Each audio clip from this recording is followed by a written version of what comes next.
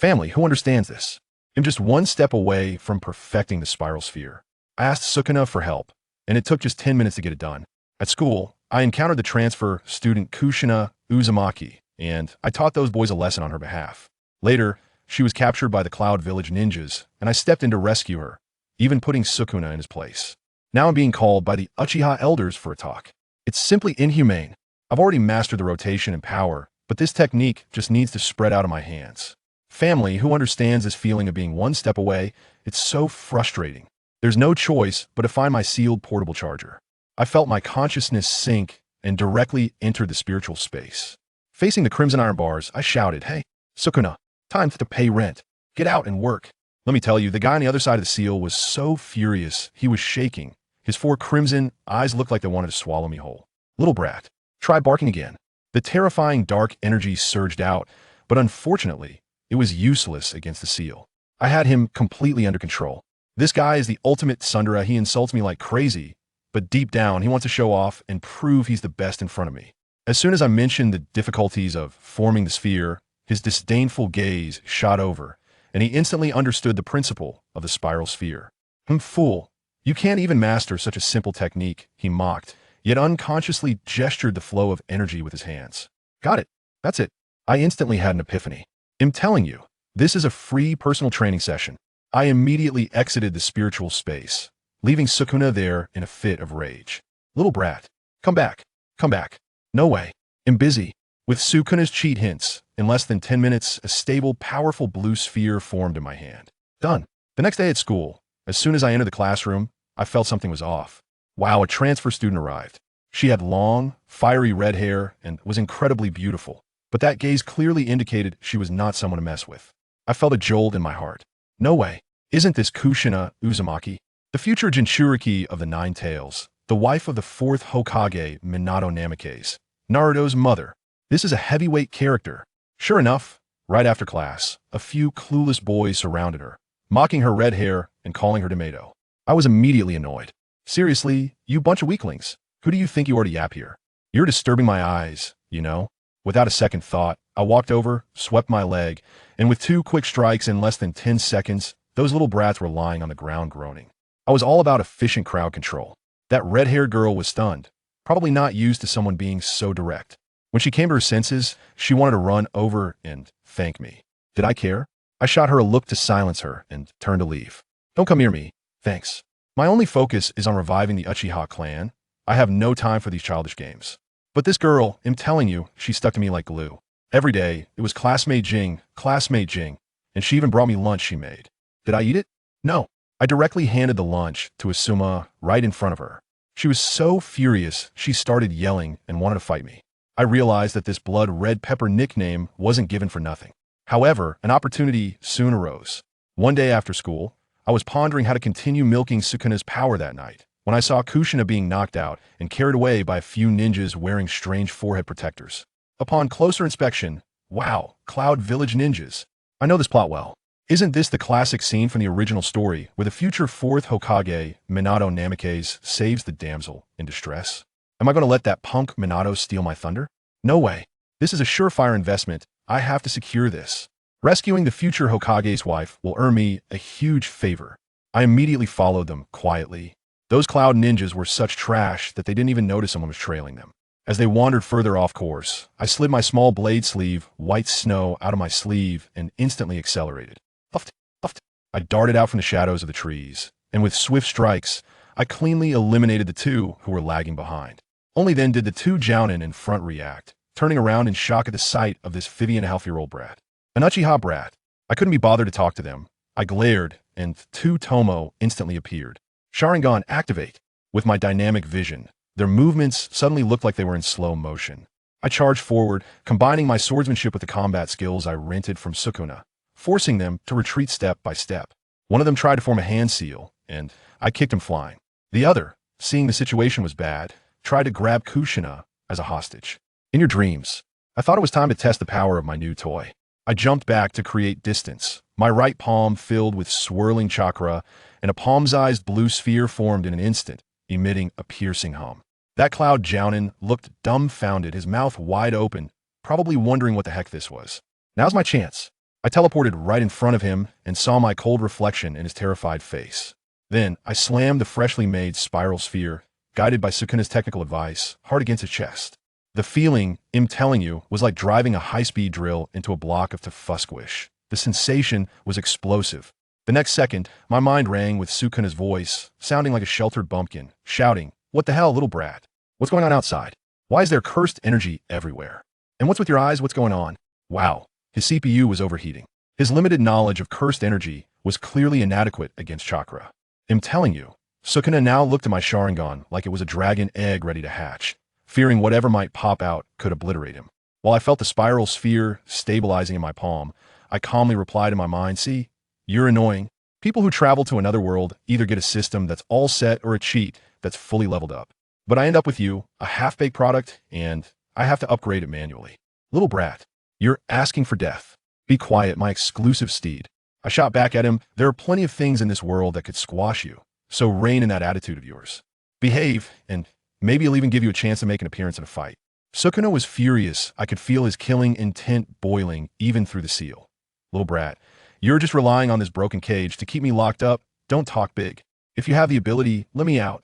I leaned in closer to the seal, face to face with him, and said, "Sukuna, don't worry. One day, I will open the seal." I smiled widely, "And then I'll personally put a leash on you." After dealing with Sukuna, the next few days at school were peaceful.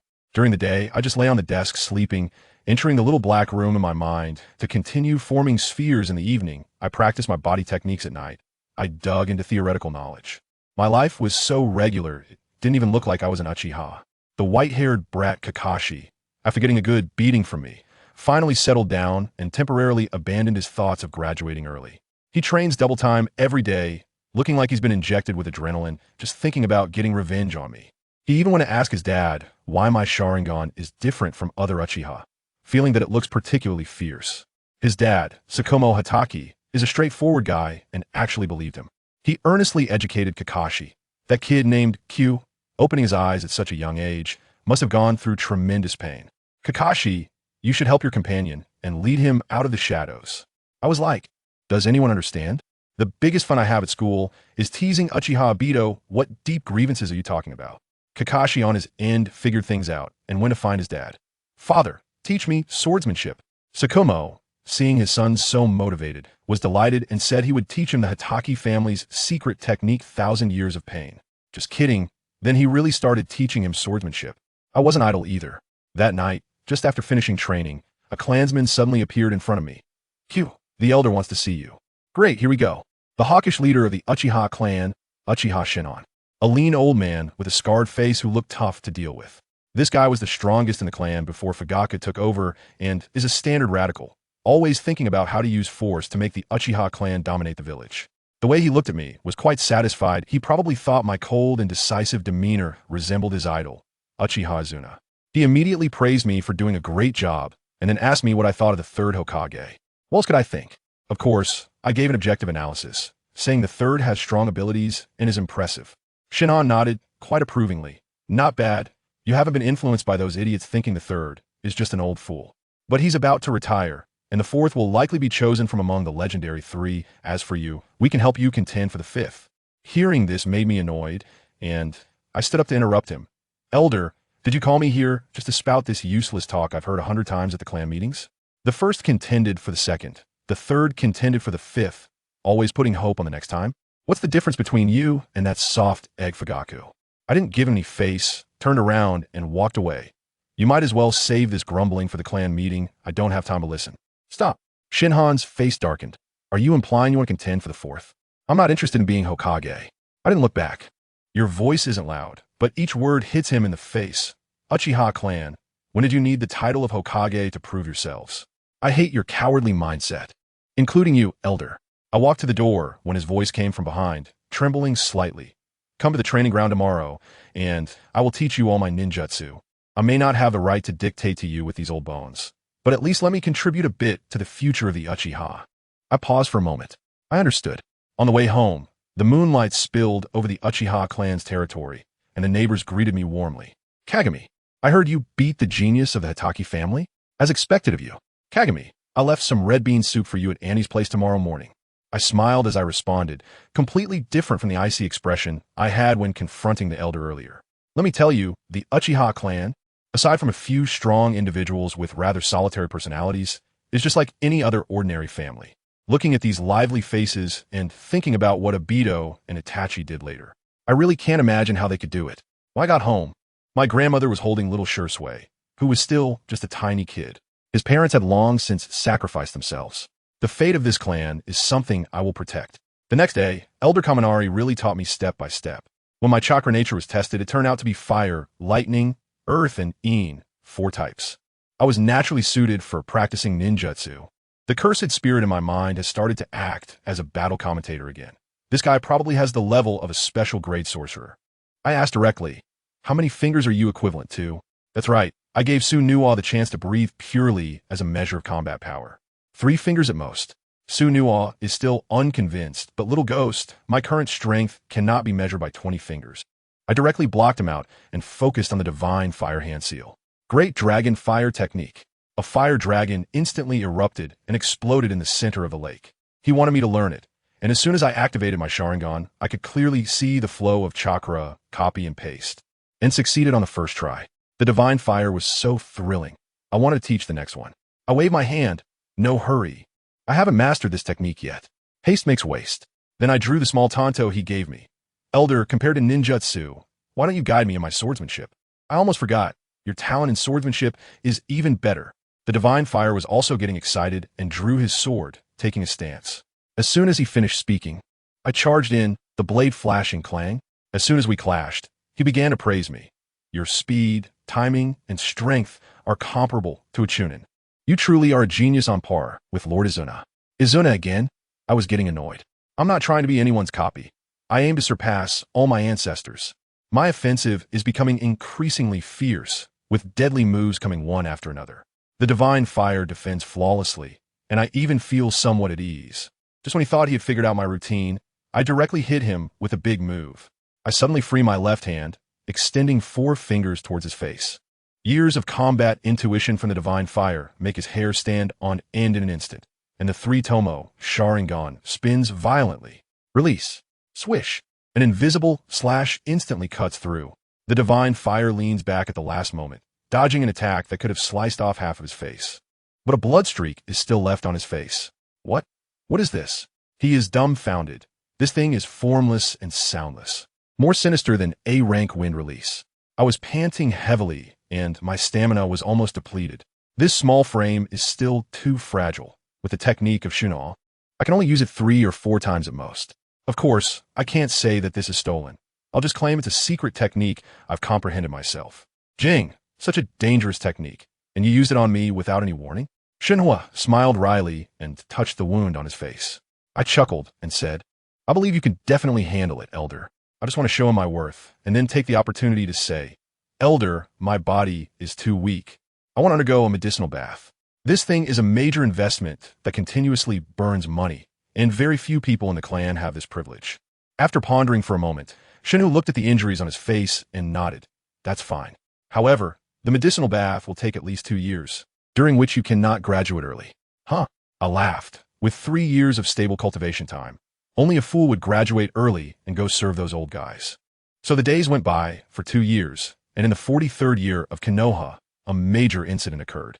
Hatake Tsukumo gave up a mission to save his comrades, and as a result, he was criticized by the entire village and fell into depression. Kakashi's strength has increased quite a bit in these 2 years, but he still can't beat me, and his gaze toward me has become increasingly complicated.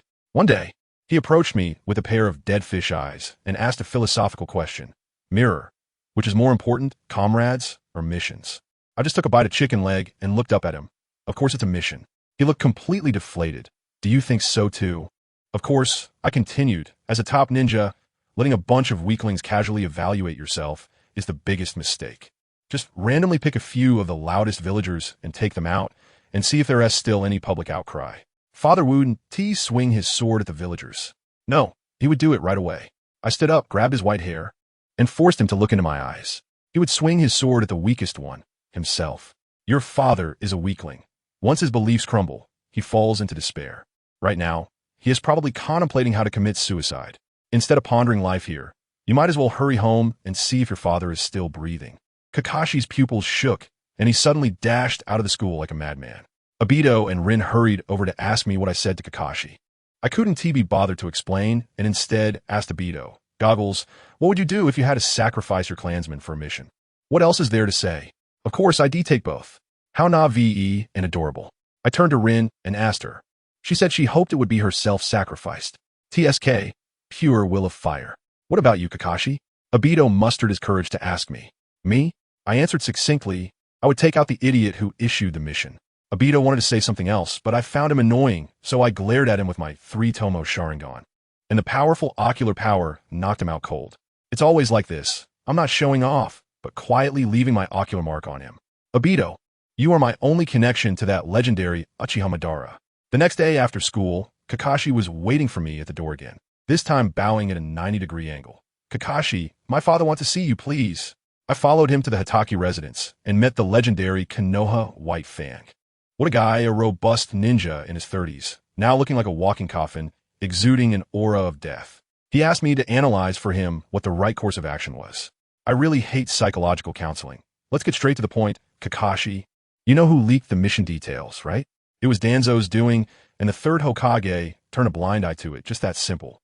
You're not thinking of ending your life because the villagers insulted you. It's because you've believed in the Hokage and the will of fire your whole life. Only to find out that it was all nonsense, so your illusions shattered, and you want to commit suicide, right?" He was left speechless by my words. I continue to stab. The third generation cannot deny the will of fire that sustains them for just one person like you. Moreover, you have a stain, which disqualifies you from competing for the position of the fourth Hokage, which is a good thing for them. They only want to turn you from a hero's gem into a stain knife used for dirty work. They want me to do what? I pointed to myself and smiled. Is there even a need to think about it? Of course, it's to deal with us Uchiha. After all, in the eyes of our Hokage, we Uchiha are the biggest unstable factor in the village. Looking at the completely bloodless face of Hitaki Tsukumo, I delivered the final blow. I won't advise you on anything. If you really can't hold on, dying would be a kind of liberation. Anyway, Kakashi's mom is long gone, and losing another parent isn't a big deal. Wow, what I said was a bit harsh, but guess what? The effect was outstanding. A few days later, that guy Hitaki Tsukumo, looking almost starved, stumbled over to me and without saying a word, plopped down and knelt before me, saying, "Big brother, teach me how to do things. What should I do?" Let me tell you, this Konoha White Fang is essentially a sharp knife. He excels at cutting people, but if you ask him to think for himself, he can get himself tangled up in it. At that time, I pointed him a clear path. Oh no, a wicked path. I said, "It's simple from now on, no matter what decision you make, even if it's wrong, just give me a way to go all the way. If anyone dares to say you're wrong, just go beat them up. Beat them until everyone admits that partners are better than missions. If they don't accept it, break their legs. If you're really furious, taking down one or two isn't out of the question. Don't worry with your achievements. At most you'll spend a few years in prison, you won't die." After hearing this, he suddenly understood, lifted his head, and his eyes were different. He said, "I understand now. Mirror Lord, it seems you've already chosen your side." I laughed at that moment and said, "Buddy, you got it wrong. It's not about which side I choose, but which side can be chosen by me that can win, you understand? I just tricked Bai into being crippled. And on the other side, the Konoha F4 is already in the Hokage's office holding a meeting, talking about me. Danzo is so agitated that he's almost spitting on the third Hokage's face. 7 years old, 3-tomo. Sarutobi, how long do you plan to let him go unchecked? Have you forgotten what those eyes lead to?" Next to him, Uchiha Kanomaru also chimed in. "The Mangeki, that kind of power is terrifying." The third Hokage took a slow drag from his pipe and said, "I have my own arrangements." Danzo exploded. "What arrangements do you have? He should be handed over to me. I guarantee I can train him to be obedient." I told you, both consultants were tempted at that moment. After all, they were once dominated by Uchiha Madara. Just hearing about the Mangeki made their legs go weak. The third Hokage saw this situation side and threw out the trump card. "I have already brought Jiraiya back, and from now on, Kakashi will follow him." When Danzo heard this, he became even more energized. Jiraiya?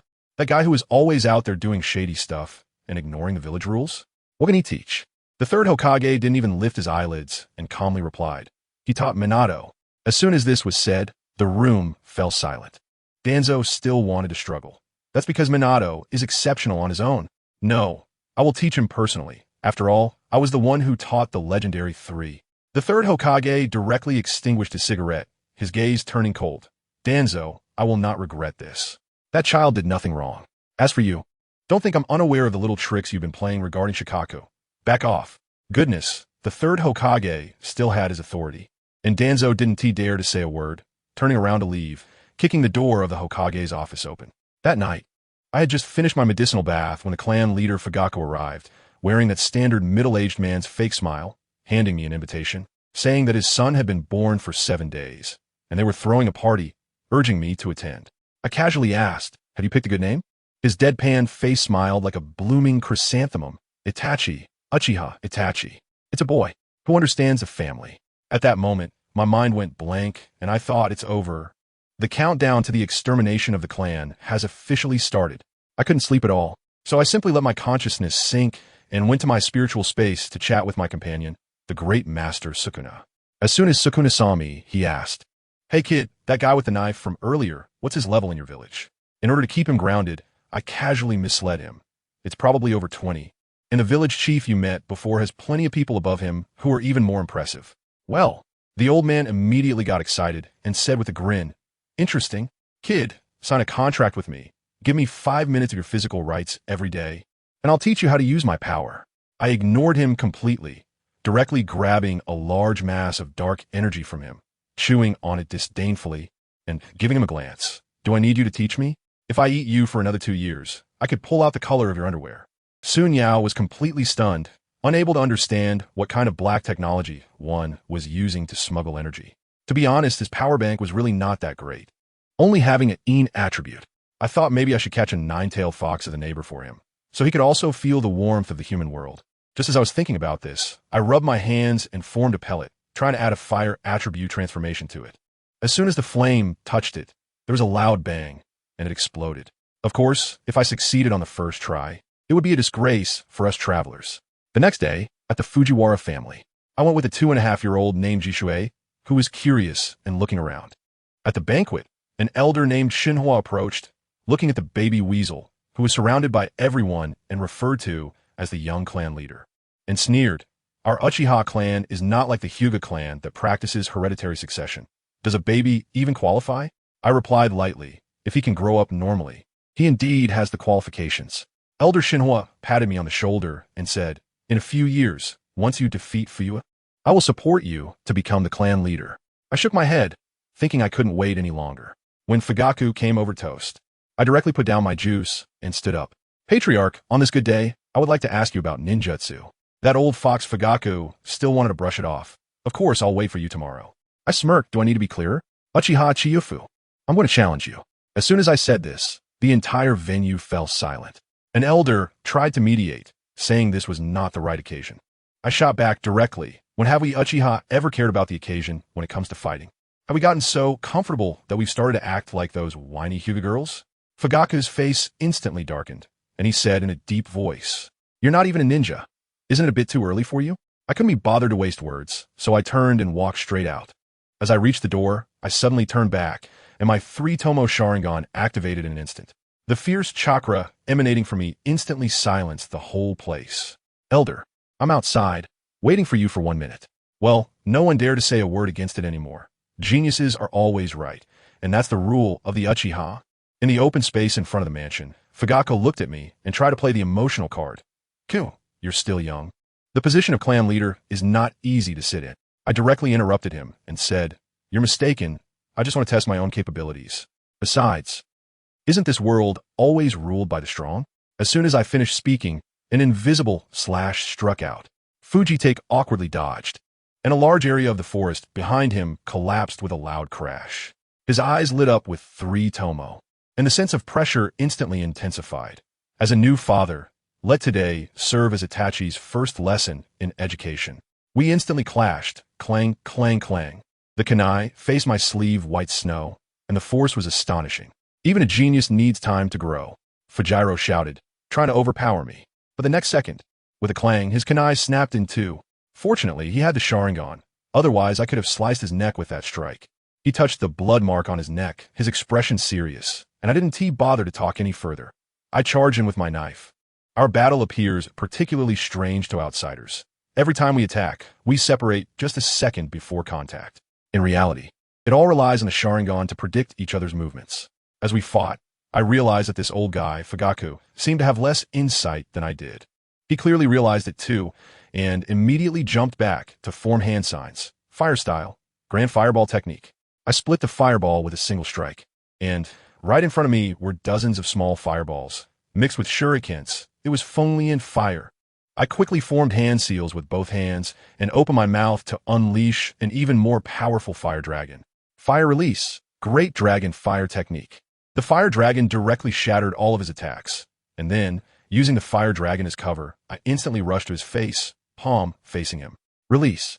With a whoosh, a flurry of slashes instantly struck his face. Boom. What exploded was a shadow clone. As I activated my Sharingan, I discovered the true body in the sky. Goodness.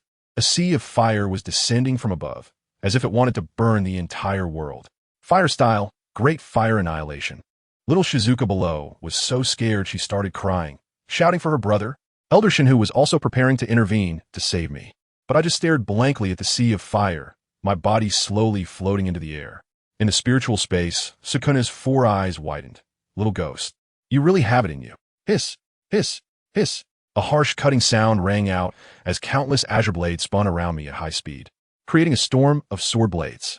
I brought my 2 fingers together, faced the sea of fire in the sky, and suddenly flicked them upward while laughing out loud. I named it Ninjutsu/Thousand Blade Flow Scene Severe. Boom! An endless blue blade flow surged into the sky like a tsunami, instantly shattering that sea of fire, crushing everything in its path. The sky's Fuji was nearly wide-eyed. His all-out move was just gone like that. He quickly unleashed 3 fire dragons to protect himself, but the fire dragons were also gradually whittled away. Just as he let out a sigh of relief, I, holding a rapidly spinning blue chakra ball, had already appeared in front of him and pressed it fiercely against his chest. Rasengan. Boom! Fuji was like a cannonball, directly smashed into the ground from the sky, creating a massive spiral-shaped pit. As the dust settled, he crawled out of the pit. His body tattered in a grotesque spiral wound on his chest, bleeding profusely, staring at me intently. Such a powerful technique. Mirror, you are truly a genius. I'm gasping for breath, my chakra is running low, and I let out a cold laugh. As expected of you. You only know how to say this. I clenched the knife and stepped towards him, just as we were about to engage in a deadly battle. Elder Shinhua flashed in and stood between us. The sparring ends here, it's already enough. But these old men wouldn't stop their verbal sparring. Let me tell you, the atmosphere in the Hokage office is simply suffocating, like an ice cellar. The 2 advisors next to him, old Danzo and the other, didn't say a word. Just watching the 3rd Hokage, Hiruzen, Sarutobi, and Danzo go head-to-head. The 3rd Hokage's face turned dark, and he forced himself to hold back his anger, saying, I believe in Shikamaru. He just went out to clear his mind. The underlying message was, you dare to say another word? He directly pointed at Danzo. If Shikamaru really defects, who will go after him? Me or Kushina? Or you, Shimura Danzo? Well, this left Danzo speechless. He knew very well what the fighting power of Konoha White Fang was, Kage level, before the yellow flash emerged. He was a record holder for single kills in the ninja world. Danzo was still calculating in his mind, thinking it's a 60 to 40 chance I can take him. But what he said sounded nice. I'll finish my spy mission and then go. The 3rd Hokage saw right through it. You, which of your shady business can see the light? You are the darkest glove in Konoha. We really can't do without you. In the end, he could only sigh and put the matter on hold for now. And what happened next? Just as this matter was set aside, the conversation shifted to 2 kids. They said they wanted a hand over Kakashi and a kid from the Uchiha clan named Kagami to Jiraiya. I told you, as soon as the words Uchiha came out, Danzo's radar went off with a buzz, and he immediately said it couldn't work. The 3rd Hokage still wanted to play the emotional card, saying Danzo Kakashi. Those are the names of our comrades. But Danzo wasn't buying it at all. He said, what comrades? Those are people who were influenced by the 2nd Hokage. Just listen to that wording, influenced. Who understands that among our family? In his eyes, the Uchiha are like some kind of evil cult, and they must undergo a severe ideological transformation. The 3rd Hokage saw that he couldn't get through to him. So he got lazy with the talk and directly ordered him to leave, saying it was almost mealtime and they should all get lost. Danzo was so angry he swung his sleeves and left, filled with hatred, thinking if I were Hokage, Why didn't the second Hokage choose me? The scene shifts to the training ground. Minato was panting while practicing a new technique with chakra spinning rapidly in his hands, but just wouldn't T-stabilize. Jiraiya, that old rascal, leaned over and said, "Hey, I heard that rolling the chakra in the direction of your hair whirl makes it easier." But when he looked at Minato, good grief, there were two whirls, one going left and the other going right, and it completely confused him. In the end, he pulled out a popsicle with 2 firecrackers from his bag, broke it in half, and asked, "Which side do you choose?" Minato casually said either side would be fine. And suddenly his mind clicked, like he had opened the meridians. He took off from the spot, and a perfect blue chakra ball formed in his hands. Then, he gave this technique a world-shaking name. Light Wheel Popsicle Inspiration Rolling Technique by Jiraiya's Dual Method. I thought at that moment, aside from his talent for naming, this guy is truly a genius. Jiraiya shook his head and said the third Hokage was looking for him, asking him to mentor 2 kids. One from the Uchiha and the other the son of Shumo. Not long after, Kakashi and Uchiha Obito were called to the Hokage's office. The third Hokage, with a pipe in his mouth, said slowly that he wanted them to graduate early and train under Jiraiya. Kakashi, feeling down because of his father's situation, just nodded without much interest. As for Obito, he was calculating in his mind, thinking, being Jiraiya's disciple? Sounds good. I want to take out your teacher. Being your disciple doesn't conflict with that. Besides, killing the teacher is already a traditional skill of your Konoha, so it wouldn't matter if I add to it. Just then, with a bang, someone landed directly on the window. With white hair down to his waist and red markings on his face, it was none other than Jiraiya. The third Hokage was so angry he almost crushed his pipe. "You idiot! Can't you use the front door?" Jiraiya jumped down carelessly, patted the third Hokage on the shoulder, then turned to the 2 kids. When he heard the Uchiha kid was named Obito, he laughed, saying he had an old buddy with the same name. Obito immediately replied, "That's my grandfather." Hearing this, Jiraiya got even more excited, pulling both kids in for a hug, rubbing his prickly white hair against their faces. Obito, with his social anxiety, almost had a panic attack, and with a dead fisheye expression, he complained, "Jiraiya-sensei, you smell too strongly of women's perfume." Good heavens, that one sentence killed the mood, and the 2 old perverts exchanged an awkward glance. Jiraiya quickly jumped onto the windowsill and said, "All right, boys, catch up to me. This will be your first test." Kakashi was just about to compete with Obito, but Obito didn't even look at him and zoomed past, leaving only his back. Kakashi was so angry he gritted his teeth and chased after him. But as they ran, something fell off. Jiraiya in front suddenly accelerated, disappearing like he had seen a ghost. "This is bad." Obito activated his Sharingan, instantly locking onto the source. That violent chakra. Oh my god, it's the 9 tails. I tell you, that scene was like a natural disaster. The black and red chakra connected heaven and earth like a pillar, and the surrounding mountains and forests were crushed to dust. The old monster inside Jing's body, Suanua, was directly excited, howling, "Little ghost, let me out. I want to slay it." Jing ignored him, silencing the wild dog by directly blocking his signal. Looking again, Minato was pressing hard on Kushina's belly, trying to seal the rampaging 9 tails chakra back. But suddenly, the situation collapsed. Kushina directly unleashed 6 tails, and with one claw, she pierced through Minato's stomach. She cried out heartbreakingly, "Minato, run. Don't worry about me." But guess what? Minato stubbornly held on, his gaze resolute. "I will never leave you." In the next moment, the consciousness of the 3 of them was pulled into the spiritual space. The Vajra chains bound the 9 tails, and Minato held a Rasengan, clashing against the 9 tails tailed beast ball. Just at that critical moment, a figure burst into this mental battlefield. Who was it? Uchiha Jing.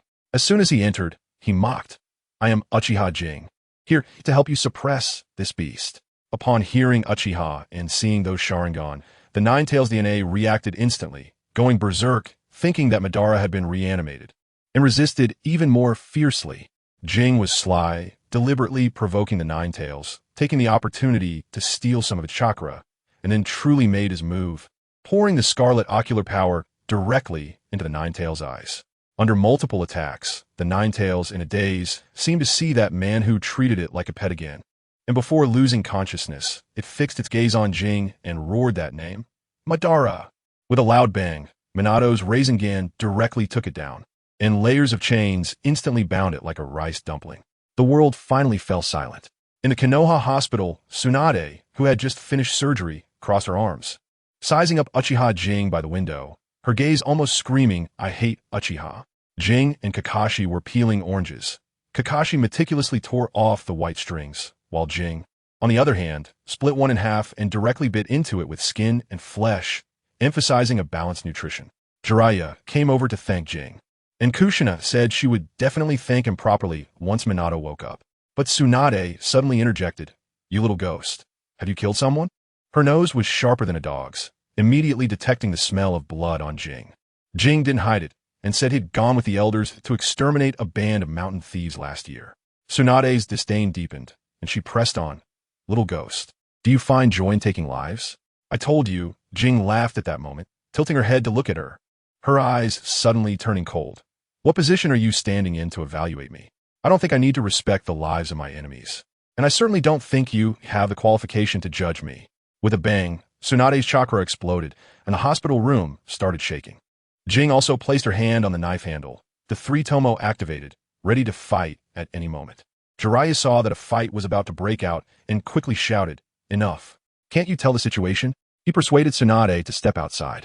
Then he squatted down and sincerely explained to Jing that Tsunade's grandfather, the first Hokage, died at the hands of your Uchiha ancestors. So she has a grudge in her heart. Jing replied, "The prejudices in people's hearts are like a great mountain." Jiraiya was stunned by this statement, then looked at her with fiery eyes and asked, "So, do you want to become my disciple, Jing?" This kid's thoughts were one thing, but what he said was another. He knew clearly that this hatred could not be resolved. But on his face, he wore that uniquely innocent smile of a child. "Of course I want to, Teacher Jiraiya." Having secured Jing, Jiraiya patted Kakashi's head and said he still needed to be assessed. When Minato wakes up, Jiraiya hurriedly left to gather materials, telling them to meet at the training ground tomorrow. As the two left the hospital, Jing noticed Kakashi following her like a shadow and asked, "Why are you following me? Your home is in the other direction." Kakashi then realized that there was no one at home anymore. Seeing his pitiful expression, Jing sighed, probably reminded of her own past. "Come back with me for a meal, but remember, just this once." Kakashi was about to say thank you, but Jing poured a bucket of cold water over him. "Let me make it clear first. If my actions benefit you, you don't need to be grateful to me. If my actions cause you pain, you can certainly hate me. Kakashi, I don't care about your feelings at all." Let me tell you, Kakashi figured it out back then. When dealing with those proud and quirky Uchiha, don't just listen to what they say. Just look at what they do, and that's enough. This guy's family is located on the edge of the clan's territory, with a big house and a yard. So he's considered one of the wealthy ones in the Uchiha clan. With his grandfather's pension and the clan's subsidies, he has never had to worry about money. Let me tell you, our Uchiha clan is really different from the Hyuga clan and those who engage in master-servant play. The atmosphere in the clan is actually quite good. When we make money, the big portion stays with us, and a small part is shared to help those orphans and widows.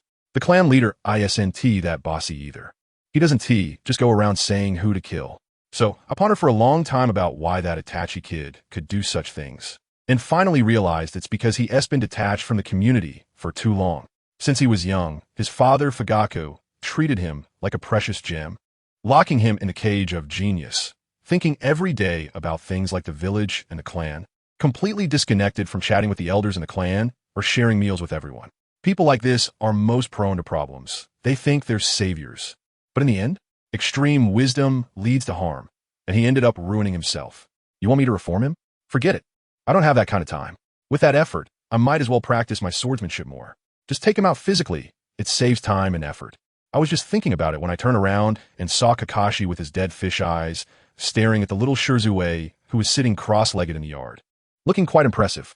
"Oh, Shirzue has started training?" he asked. I shot him a glance, of course. He's already 2 years old. If he doesn't practice now, he'll lose at the starting line. While saying this, I noticed Grandma was in the kitchen preparing vegetables, so I hurried over and said, "Grandma, didn't I say I would cook? You go rest." My grandmother was also a tough character in her youth, retiring after being seriously injured during a mission. Now she has many ailments, and her husband passed away early, which is a heavy burden for her. Grandma smiled kindly, and, seeing Kakashi, her eyes lit up. "Oh, I remember you. You're the child from Mr. Shimao's family, right?" This is the first time Jing brings a friend home. Kakashi, that kid, has a thin skin and was a bit flustered on the spot. When he saw the fish in the basket, it was like he found a savior. He took it out and started scale and gut it, moving with remarkable skill. "I cook whenever Dad isn't home," he said quietly. I completely ignored him and focused on my ingredients. We each had our own stove, starting to clang and clatter away. This guy was also a bit of a quiet type, but compared to me, the iceberg, his silence was nothing. Eventually, he couldn't hold it in anymore. Is Togi nearby? Of course, he has the same last name, Uchiha. Just turn left and walk 300 meters and get lost. I said while flipping the ingredients in the pan. You seem to really dislike him. It's not seem, it is. Because his kind of slacker is embarrassing for your Uchiha clan, right? I didn't say anything, but I could hear the oil in his pan sizzling as he fried the fish. After a while, I finally let out a sound from my nose. As we were cooking, we ended up bickering again. Your fish is burnt to a crisp. Nonsense. This is called Kakashi-style dry-fried, crispy on the outside and tender on the inside. Your vegetables are mushy. Grandma has bad teeth, so she loves this. Unbelievable. Then this guy suddenly said to me, Mirror, you're actually quite nice. The confusion in his eyes seemed to disappear, as if he was smiling behind a mask. I was on the subway when I saw an old man looking at his phone, and I got goosebumps all over. I coldly warned him, I'm straight as an arrow. Don't try this with me, it's disgusting. In the blink of an eye, it was the 44th year of the Hidden Leaf Village during the Third Great Ninja War, and suddenly I got hit in the face. The Sand Village went crazy, with a large number of ninjas rushing into our borders, burning, killing, and looting. At this time, Kakashi's father, the White Fang of the Leaf, Tsukumo Hatake, was wandering in the border mountains with a Ronin hairstyle. He said he had left the Leaf, but seeing the village suffer, he couldn't help but intervene, acting as an unofficial member, secretly helping the Leaf ninjas clean up. The frontline commander Orochimaru was also aware of this, and they tacitly turned a blind eye. Unfortunately, today was Tsukumo's unlucky day. He ran into a tough opponent. A few poisoned Senbon shot towards him, and as he dodged, he saw a red-haired boy emerge from the forest. White Fang, I finally found you. The boy looked quite handsome, but there was no expression on his face like a puppet. Scorpion. Tsukumo frowned, recognizing this kid. The genius puppet master from the Sand Village, the grandson of the old Lady Chiyo. What's worse, this kid's parents died at the hands of the White Fang. Here for revenge? The Scorpion nodded, then shook his head. No, I'm here to turn you into a figurine, an eternal work of art. Goodness, this guy is seriously delusional. Tsukumo's face darkened. I'm not a Leaf ninja anymore. Letting you go is my greatest mercy. He felt troubled. He couldn't just let someone come for revenge and stick his neck out for them. You really are arrogant, White Fang. The Scorpion extended his arms, and the ground cracked open with a bang, dozens of puppets flying out like dumplings, a storm of poisoned Senbon raining down. Who is the White Fang? The nemesis of puppet masters. With a flash of his blade, swish, swish, swish, all the chakra strings snapped, and the pile of junk the Scorpion released instantly turned into scattered parts. He pointed his blade at the Scorpion, coldly saying, Didn't your grandmother tell you? Puppet masters can't defeat me. This was truly domineering. A puppet master with a weak body is just an ATM in front of a top assassin, like the White Fang. But the Scorpion was completely unbothered.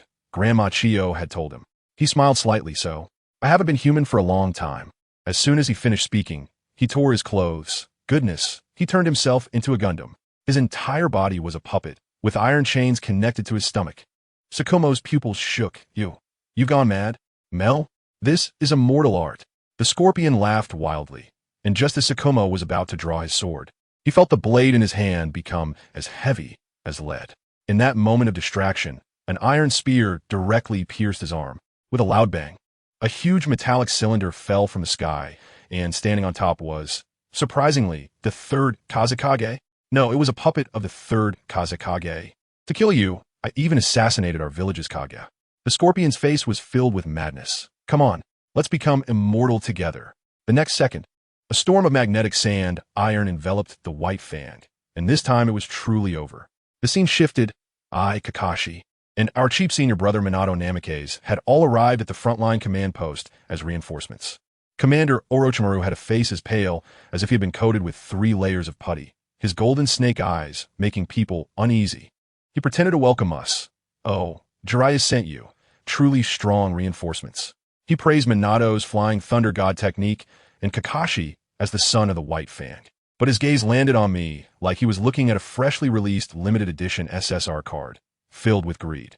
The title of the Leaf's Twin Stars was so klitsch. I said nonchalantly, just based on Kakashi, does he deserve to be on par with me? Kakashi had already been trained by me. His dead fish, eyes drooping, sarcastically replying, yes, Lord Mirror is right, I'll go back and break the legs of those who talk nonsense. Minato, standing by, played the peacemaker, urging us to bow to Orochimaru, but I couldn't be bothered. Orochimaru didn't care, directly assigning a mission, 12 miles west.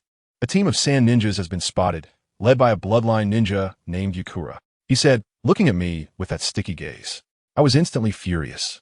When I activated my Sharingan, the crimson light illuminated the dim tent frighteningly.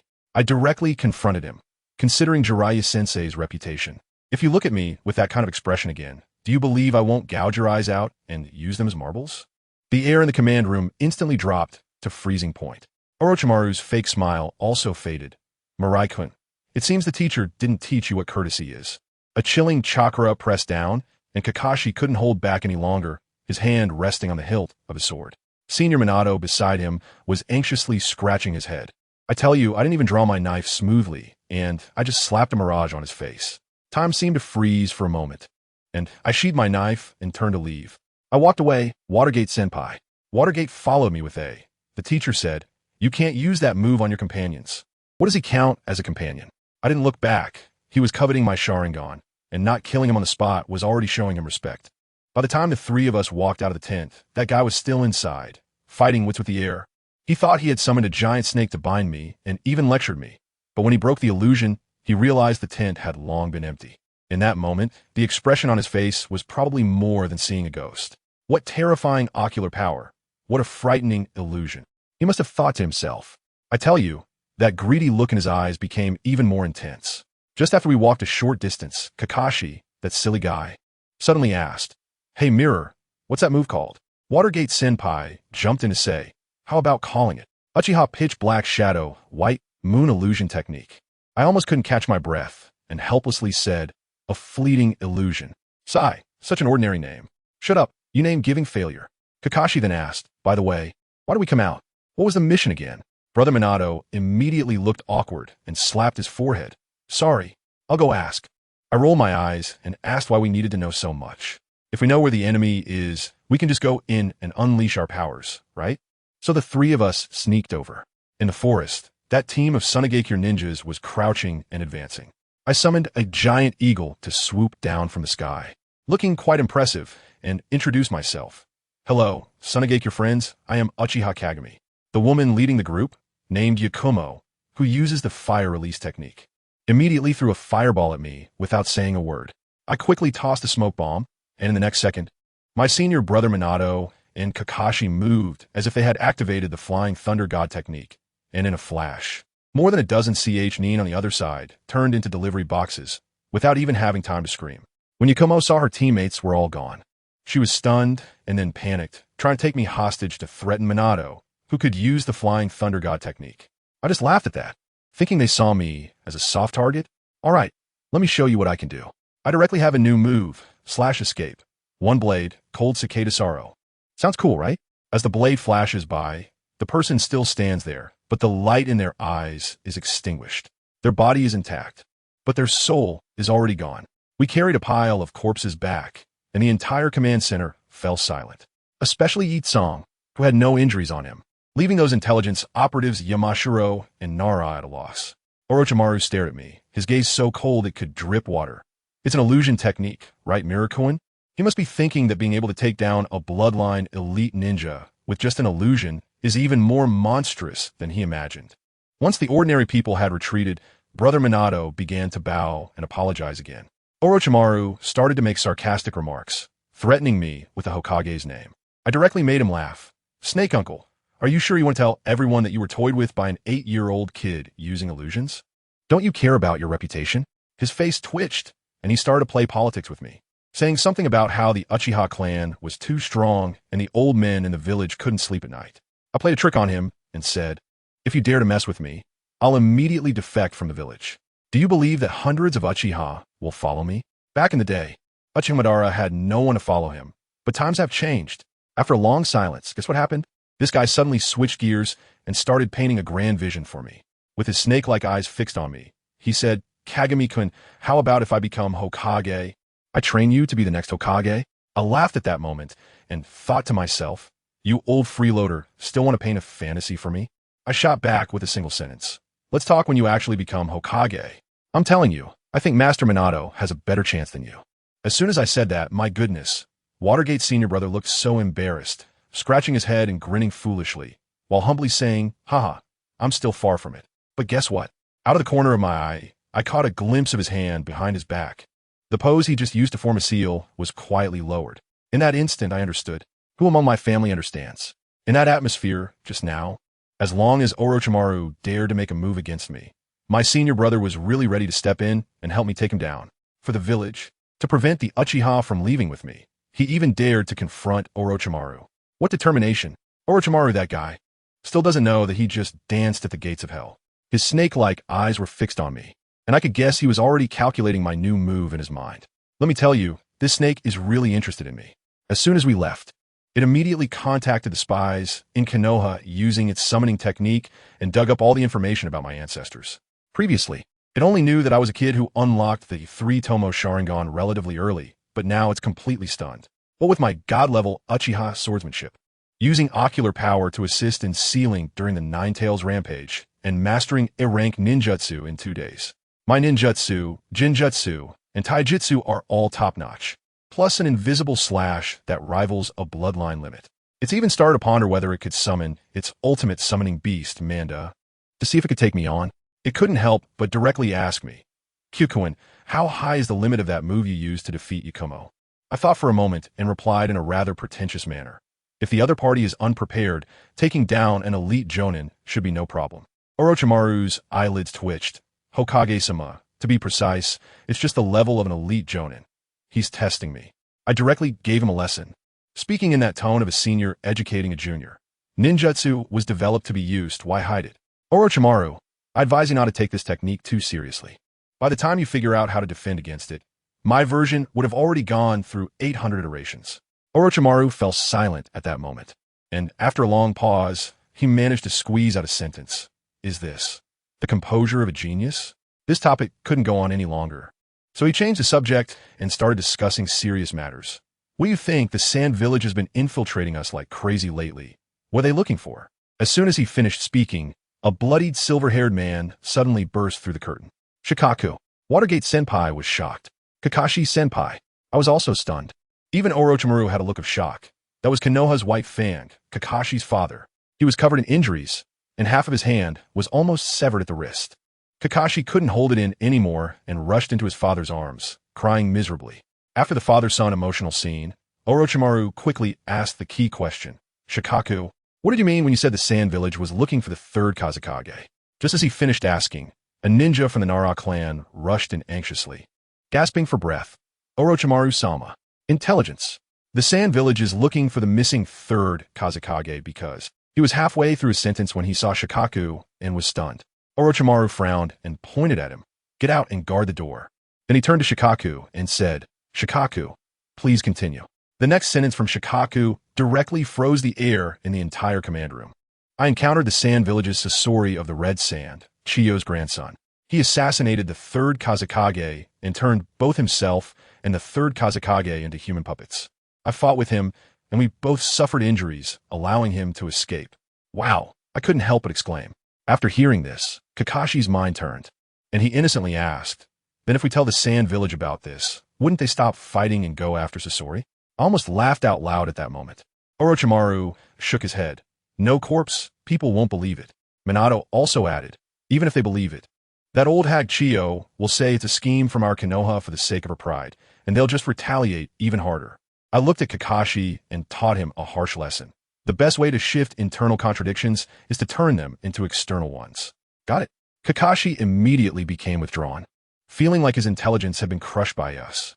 Brother Shwomo patted his head, sighed, and said he had to leave because Scorpion's target was him, and he needed to draw this calamity away. Orochimaru, rarely wanting to keep someone, said, "Brother Shwomo, you are more important than the Wind Shadow and Scorpion combined. I'll help you arrange a return to the village." But Brother Shwomo refused, saying he was used to freedom. Before leaving, he called me and Brother Minato over and asked us to take care of Kakashi. Brother Minato naturally agreed wholeheartedly, while I directly looked at Orochimaru and asked, "Lord Orochimaru, now that we have the intel, what do you plan to do?" Orochimaru instinctively licked his lips with his long tongue, his gaze chilling.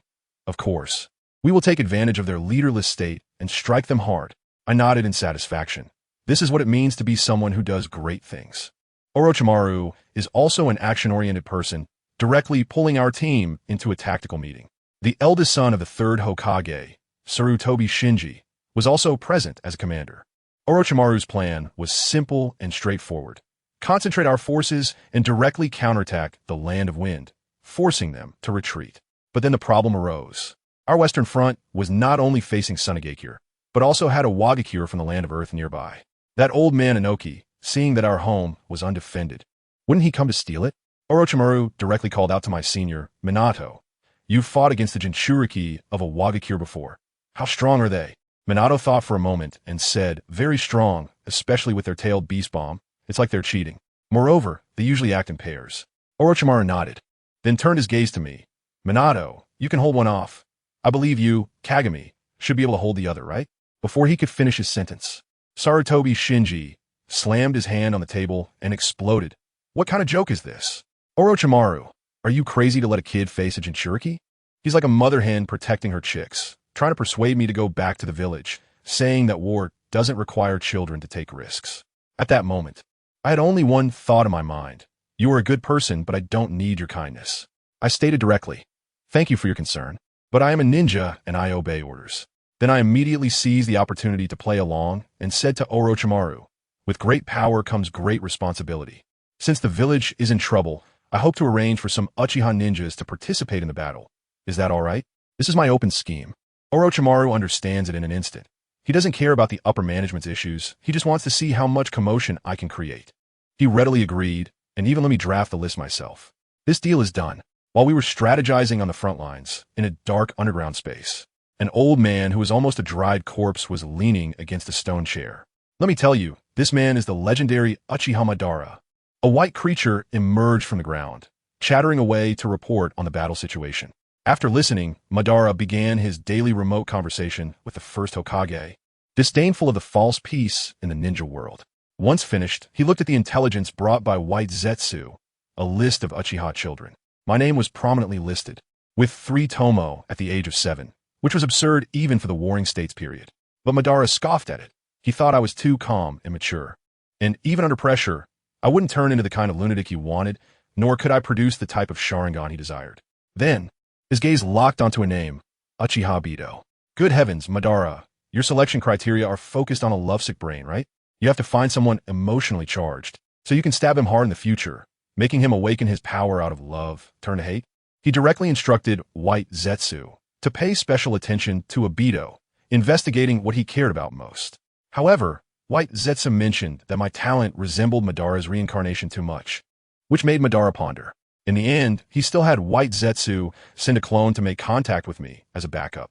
On the other side, in the Hokage office, the third Hokage was puffing smoke while reading Orochimaru's report. He was conflicted about sending the Uchiha to the battlefield. He wanted to use our blade, but feared that it would cut his own hand if it was too swift. In his eyes, I was a narrow-minded individual with a heavy family mentality. But in order to achieve a swift resolution and obtain peace, he ultimately agreed. However, this old man was quite cunning. He crossed out half of the names on the list I provided and stuffed it with a bunch of moderates led by Uchiha Fugaku.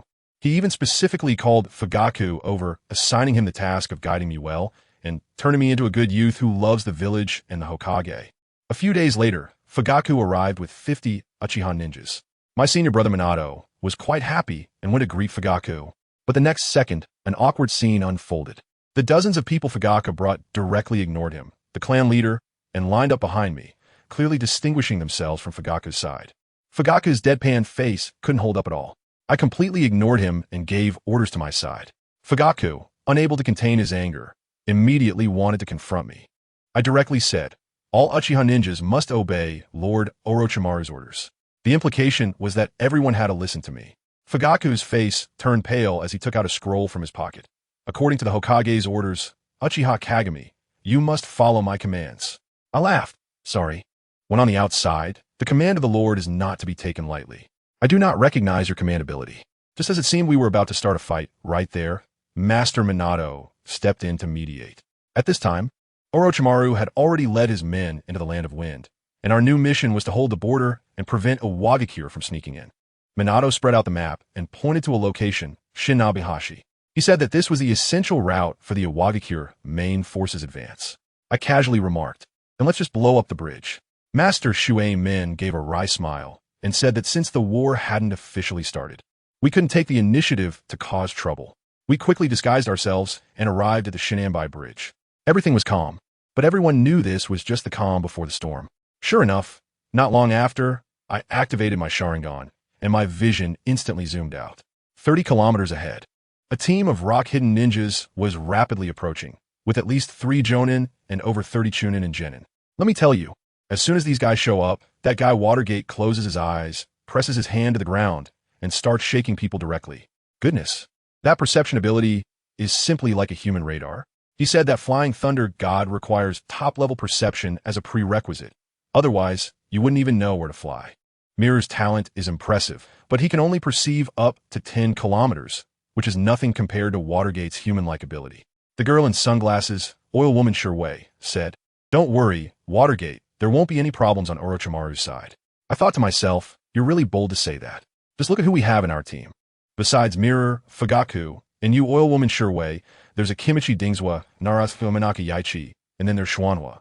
The Inazuka clan is just missing Inazuka Jio, who went to the Eastern Front to be the commander. Who understands, folks? More than half of the village's backbone has been pulled into this small team by Watergate.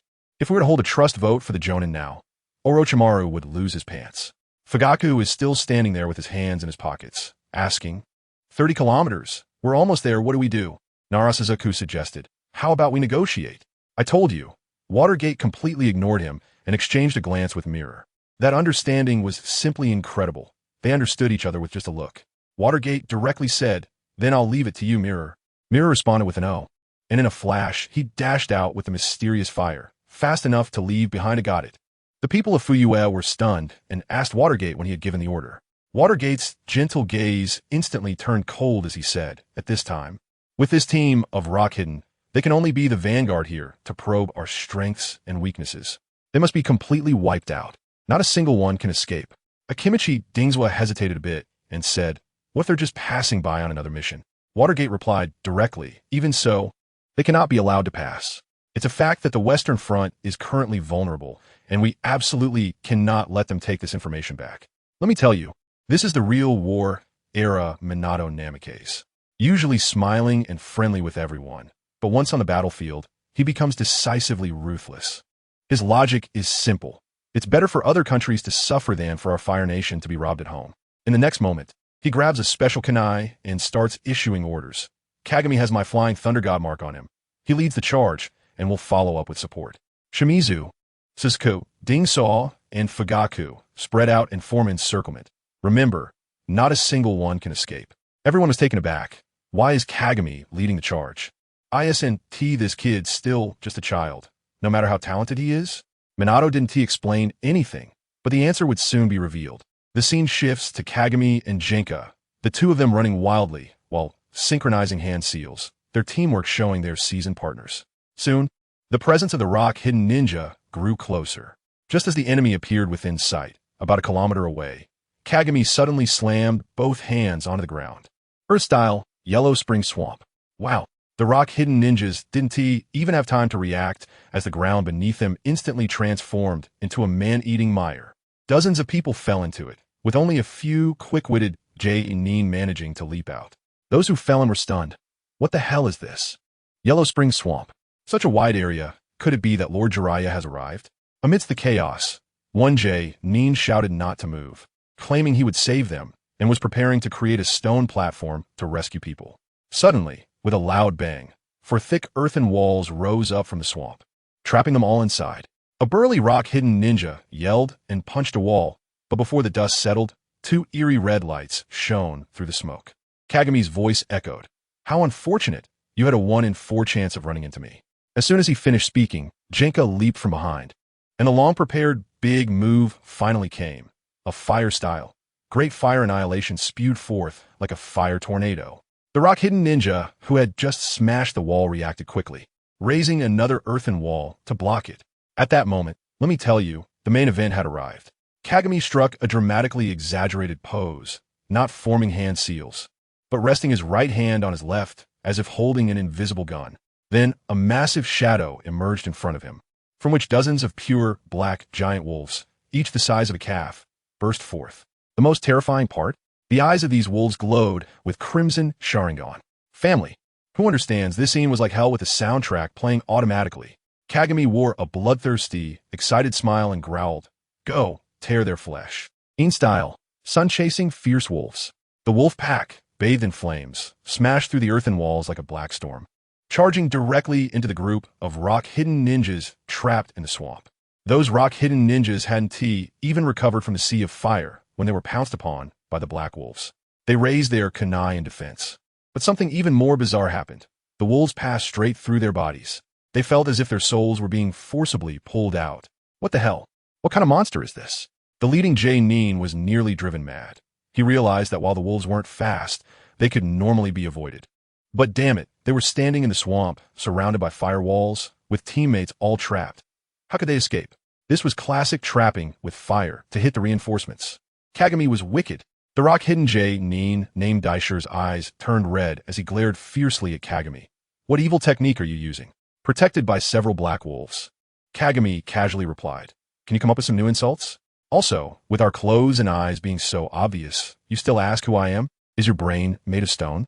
Daisher then noticed those eyes and was about to shout not to look, that they were Sharingan, but it was too late. In a daze, a black wolf passed right through him. Among the remaining two J-Nin, the female ninja completely broke down, slamming her palm into the ground, causing a massive crack to surge towards Kagami. Kagami summoned a giant eagle, taking himself and Jenka soaring into the sky. Now, the rock-hidden ninjas, who specialized in earth techniques, had no means to deal with the eagle up in the air. To be honest, Kagami was also under immense strain, his face turning pale. The chakra consumption of these two big moves was almost equivalent to that of an adult Kakashi. He was pushing himself to gain experience, quickly testing his abilities in actual combat while the war had just begun. At that moment, Minato and the others also arrived, stunned by the hellish scene before them. Fugaku felt a mix of emotions, recalling the fight he had with Kagami last year. This guy was hiding too deep, with such talent. Once he opens the Mangeki, how can I still be the clan leader? The rock-hidden team leader was still there, raging helplessly. Is this how you Konoha declare war on us? Kagami, perched on the eagle, laughed, "Stop pretending. What do you think that old man Noki sent you here for? Don't you have a clue?" The leader, exposed, angrily cursed the Uchiha clan, claiming that the Tsuchikage would not let them go. Kagami shot back. "Didn't your Tsuchikage tell you that he and his master were both beaten up by my Uchiha clan members? If it weren't for Madara's kindness, that old man would have been gone long ago." Madara. Kindness? The Konoha ninjas were left speechless. The leader, infuriated, jumped 3 feet high from the ground, trying to leap up to attack Kagami in the sky. He was simply a living target. Kagami directed the giant eagle into a dive, and as he passed by the leader, his eyes fixed on a spot on the ground. There, the earth had a slight bulge. Another female, J-Nin, was trying to slip away from underground. Minato watched from the side, nodding secretly. This kid has good judgment. First dealing with the one trying to escape. Kagami leaped down from the eagle, predicting the opponent's escape route, taking a deep breath and tightening his right fist. His entire waist twisted like a twist of dough, the Tomo in his Sharingan spinning wildly, almost drawing blood. Then, he unleashed a punch. Let me tell you, a black-red lightning exploded from his fist. Black flash! Boom! Oh. In that moment, it seemed like the sun was darkened. A tremendous force blasted a pit more than 10 meters wide and bottomless into the earth. Black-red arcs of electricity flickered around the pit. As for the female J-Nin who tried to escape, not a trace was left. This damage felt like it could create a new save point directly on a boss. The entire battlefield fell silent. This power was simply like a humanoid-tailed beast bomb. Sukuna was still babbling in his mind, saying how talented he was and that he should abandon his clan to join him, as freedom was the truth. But Kagami shot back. "You, a guy locked up and unable to even dance, talk to me about freedom? How pathetic." Then he slammed the door on Sukuna, locking him in a small dark room. So cool, absolutely. Kagami himself was not in good shape. His entire right arm was ruined, charred and numb. His body fell weakly downward. But Minato used the Flying Thunder God technique to catch him, somewhat reproachfully saying, "You were too reckless." Kagami replied, "I dare to try because you were there to catch me." The remaining battle was without suspense. The rock-hidden side was already frightened out of their wits and was quickly resolved. Fugaku initially wanted to showcase the clan leader's strength, but ended up using too much force and killed the last J-Nin, leaving no survivors. Minato took the opportunity to lightly reprimand Kagami while using the Flying Thunder God to lead everyone away. Just as they finished fighting, the scene shifted to the Wind Country, where Orochimaru was having a frustrating time. The main focus is on a young man named Rasha from Sunagakure, whose magnetic release in the desert is practically a cheat, holding back Orochimaru's forces. Orochimaru faced off against Chiyo, and after a hard-fought battle, he managed to seize the opportunity to disable one of Chiyo's hands. However, the Sand Village fought fiercely to protect her, preventing him from expanding his victory. After some consideration, Orochimaru decided to play dirty. He infiltrated Sunagakure alone to carry out assassinations and spread rumors that Chiyo's grandson, Sasori, had killed the third Kazekage. Meanwhile, at the Kanabi Bridge, Minato and the others intercepted a group from Iwagakure. Fugaku used Genjutsu to extract a shocking piece of information. Iwagakure had confirmed the border of the Land of Fire was vulnerable, and that old man Inoki had sent a Jinchuriki over. The destination was here. Upon hearing Jinchuriki, everyone's expression changed. Fugaku recalled Orochimaru's plan and thought, if one comes, what if a second one shows up? That would be up to Kakashi. He glanced at Kakashi, feeling anxious. Once his Black Flash technique was used up, how would he fight a Jinchuriki? However, Kakashi simply wiped his blade silently and said calmly, I hope it's the Four Tails. I'm quite interested in it. What the heck? Is this like picking cabbage at a market? As soon as he finished speaking, a terrifying wave of heat surged over, and a crimson figure flowing with magma rushed closer. Roaring, Leaf Scum, what have you done, my partner? Minato smiled and said, get ready for battle. It's the Four Tails you were hoping for, Kakashi. Without hesitation, Kakashi activated his Sharingan, swiftly forming hand seals, not giving the opponent a chance to chatter. Around him, blue blades were spinning rapidly, instantly forming a massive blade storm that shredded the corpses on the ground into pieces. The Four Tails Jinchuriki, also hot-tempered, launched a powerful attack, sending several boulder-sized magma balls flying. Kakashi stood at the center of the storm, drawing his fingers forward and growling the name of his technique. Slash release, Thousand Blade Flow, Scene of Severity. An unending torrent of blades surged forth like a giant dragon, instantly shredding all the magma balls and continuing relentlessly towards the Four Tails Jinchuriki. I tell you, the scene was something else. When Yunjiwei and the others saw this move for the first time, their jaws nearly dropped, and all they could say was, What? What is this thing? What is this thing? I tell you, at that moment, Watergate was right next to them, and he was also stunned, saying that this thing was definitely not wind release. There was not even a hint of chakra fluctuation. It was purely mental energy, directly using mental power to attack. Watergate said that with the intensity of this mental energy, as far as he knew, only one being could match up to Jing, and that being was not even human. Good heavens, while they were still in shock, Watergate's expression changed, saying that the Four Tails was approaching with the team. He made a quick decision to lead people to intercept them, leaving Xuanhua and Yunjiwei to assist Jing. The scene cuts back to the center of the battlefield, where an older brother caught in the blade storm, known as Laozi, was the Jinchuriki of the Four Tails from Iwagakure. At this moment, he was no longer in human form. His entire body seemed to be made of lava, with a big tail swaying behind him, resembling a lava demon. His nephew had been taken out by Jing, and this older brother was furious, activating a newly developed lava release chakra mode and charging forward, only to be wrapped up by Jing's Thousand Blades Flow technique as soon as he appeared. Seeing things were going to end badly, Laozi was also a tough character, and he was enraged. With a roar, more-tailed beast chakra exploded from him, forcefully opening a gap in the impenetrable blade storm. Three tails were revealed. Seeing that he was about to explode, Jing also decisively stopped the technique, summoned a giant eagle, and flew into the sky with Xuanhua and Jiwei. I tell you, Jing, this guy was really not holding back, his eyes clearly written with a message. What can you two do? Just don't hold me back. Jiwei, being an old hand, quickly explained that he had buried many insects underground, and once Laozi released his tailed beast transformation, he would go up and absorb his chakra. Jing gave him a glance, meaning to say, can you handle it, you little dog? He said, wait until I knock off some of his chakra. If you can do it, go ahead. If not, hurry up and run. Don't get in the way. In just a few seconds, Laozi on the ground had stabilized, his black eyes fixed on the giant eagle in the sky, opening his mouth to condense a high-density energy ball. Tail Beast Ball. The sense of oppression it brought was overwhelming.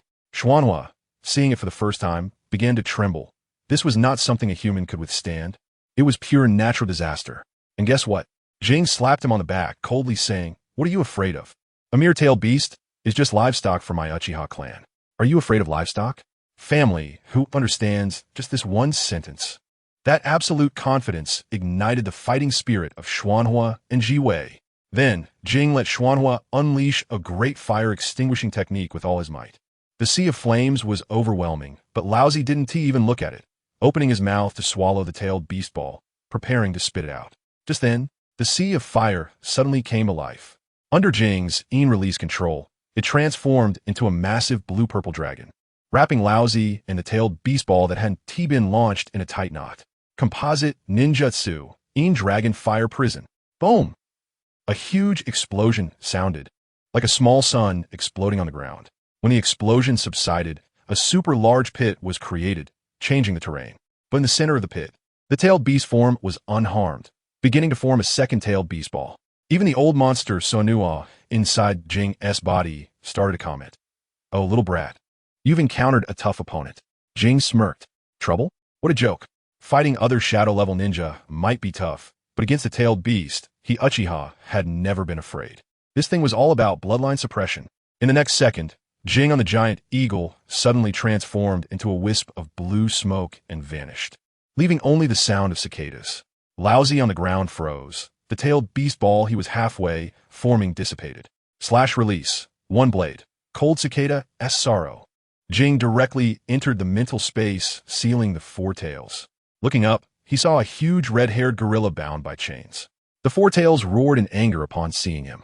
Jing's Sharingan glared, and the black-purple aura clashed with the four tails' volcanic lava. The four tails was stunned. Who are you? What s with your chakra? How do you know my name? It felt that Jing's in-release purity was almost on par with Indra from back in the day.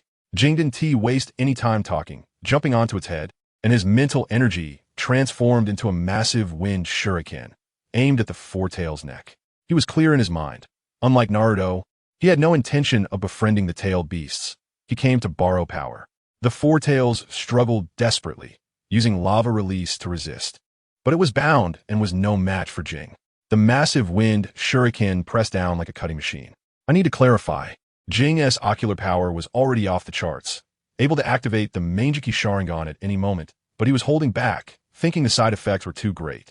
Wanted to wait until his body developed or find Hashirama cells to upgrade to a perfect level. He was all about surviving and waiting for a big opportunity. As Jing cut down, he crazily absorbed the four tails chakra, hot flames erupting from him.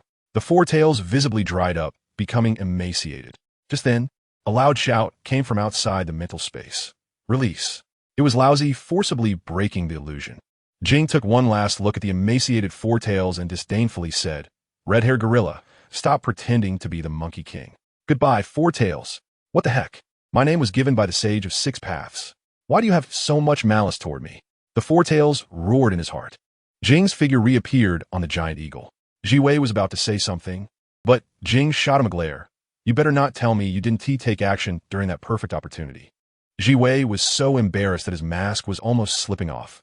Jing couldn't be bothered to listen to his explanation, directly drawing his knife and jumping off the eagle's back, charging towards the already released Laozi. I'll handle the Jinchuriki. You just watch from there and be a useless bystander. Having suffered once, Laozi dared not meet Jing's gaze, only lowering his head and dodging, looking like he was ready to be slaughtered. The two instantly engaged in battle, dragon fire against lava, exploding loudly. Laozi shouted that his lava release could burn away the flames, but before he finished speaking, an invisible slash came from his side. And if it hadn't been for his strong instincts, his head would have been gone.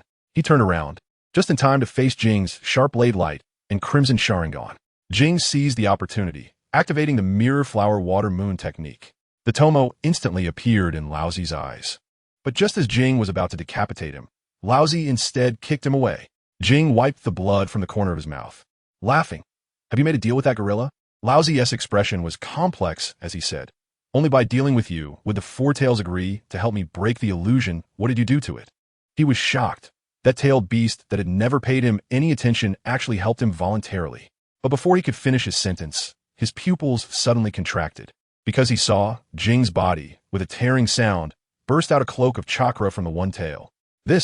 How is this possible? Laozi shouted out loud. You're the nine tails Jinchuriki. Good heavens, that shout stunned everyone flying in the sky and swimming in the water. Xuanhua and Ji Wei were petrified on the spot. The third Hokage has gone mad. Letting a Uchiha become the Nine-Tails Jinchuriki? Is this trying to replicate Uchiha Madara for another Valley of the End too? 0. But the Four Tails inside Lousy was so furious it was shouting. Fool. That's my chakra. You can't even recognize this? But Lousy couldn't hear it anymore. He was already dumbfounded by the scene before him. Just in that moment of distraction, the speed-boosted Jing was already right in front of him. A heavy punch, infused with the burning sensation of tailed beast chakra, directly branded a fist mark on his chest. Then, with a flick of the chakra tail, it slammed down hard onto the ground. This is what it means to clear the health bar with a combination move. A series of combos left Old Purple dazed.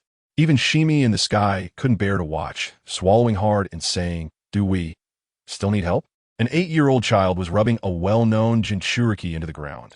The scene was too beautiful for me to look at. Just then, Shimi suddenly looked as if he had seen a ghost, pointing at a small black dot in the sky that was growing larger, and shouted hoarsely, "Kyo, retreat. It's Yagi. The third Tsuchikage Yagi is here." Damn, how could that old man, who claims to have the ability to eliminate dust release with his 2-day scales, appear here? Almost simultaneously, Minato also used the Flying Thunder God technique to teleport over. Upon seeing the tailed beast cloak on Jing, he was equally shocked. Jing was holding the unconscious old Z, his mind racing, and immediately realized that this was definitely a scheme by that old man Danzo. In the sky above, the old man was floating. Despite his small stature, he made everyone feel as if they were struggling to breathe. "Uchiha brat, put down old Z. I allow you to retreat," Anoki's voice came. Jing laughed directly, applying a bit more pressure. "Anoki, do you think I'm a 3-year-old? The moment I let go, your dust release will hit my face, right? Don't talk to me about the credibility of the shadows. That stuff isn't trusted by even dogs." Anoki's face darkened. The two began to exchange insults, starting from the first Hokage, kneeling to beg for the tailed beasts, to Uchiha Madara beating up the second Tsuchikage. In the end, Anoki was completely enraged, and with a clap of his hands, a pure white cube began to form. "Brat, with you, the Nine-Tails Jinchuriki, accompanying old Z to the grave. Our Wagakure won't suffer a loss. Get this straight. Jing's momentum was not weakened at all. If you dare to use dust release, I'll have Minato take me and the Four Tails back to Konoha. A mere Four Tails doesn't even qualify to die with me." Minato also understood the situation, placing his hand on Jing's shoulder to show they were in this together. Anoki was so angry he laughed. He didn't believe Minato's Flying Thunder God could take so many people away. Behind him, the group of Five Tails Jinchuriki had also arrived, watching closely. Dust release, original world separation technique. Anoki was tired of talking. A massive white beam of light, carrying the momentum to destroy everything, came crashing down. He didn't believe that the Flying Thunder God could take both the Nine-Tails Jinchuriki and the Four Tails Jinchuriki away. Eveliona, D. Just as Minato was about to activate the Flying Thunder God, taking as many people as he could, he was shoved aside by Jing. Jing threw old Z to the ground and surprisingly showed a smile. The tailed beast chakra surged wildly, directly transforming from the tailed beast cloak into a half-tailed beast form. With 4 massive tails thrashing behind him, the shockwave of that power pushed Minato and the others away. "It hurts." Jing felt the erosion of chakra, but more so, he was intoxicated by the feeling of power surging within him. He clenched his fists, and black-red lightning began to dance wildly around him. "I tell you, even the old monster Sukuna inside the mirror was stunned. Seeing your black flash is way more outrageous than anything in our jujitsu world. Can your little body handle it?" Black flash.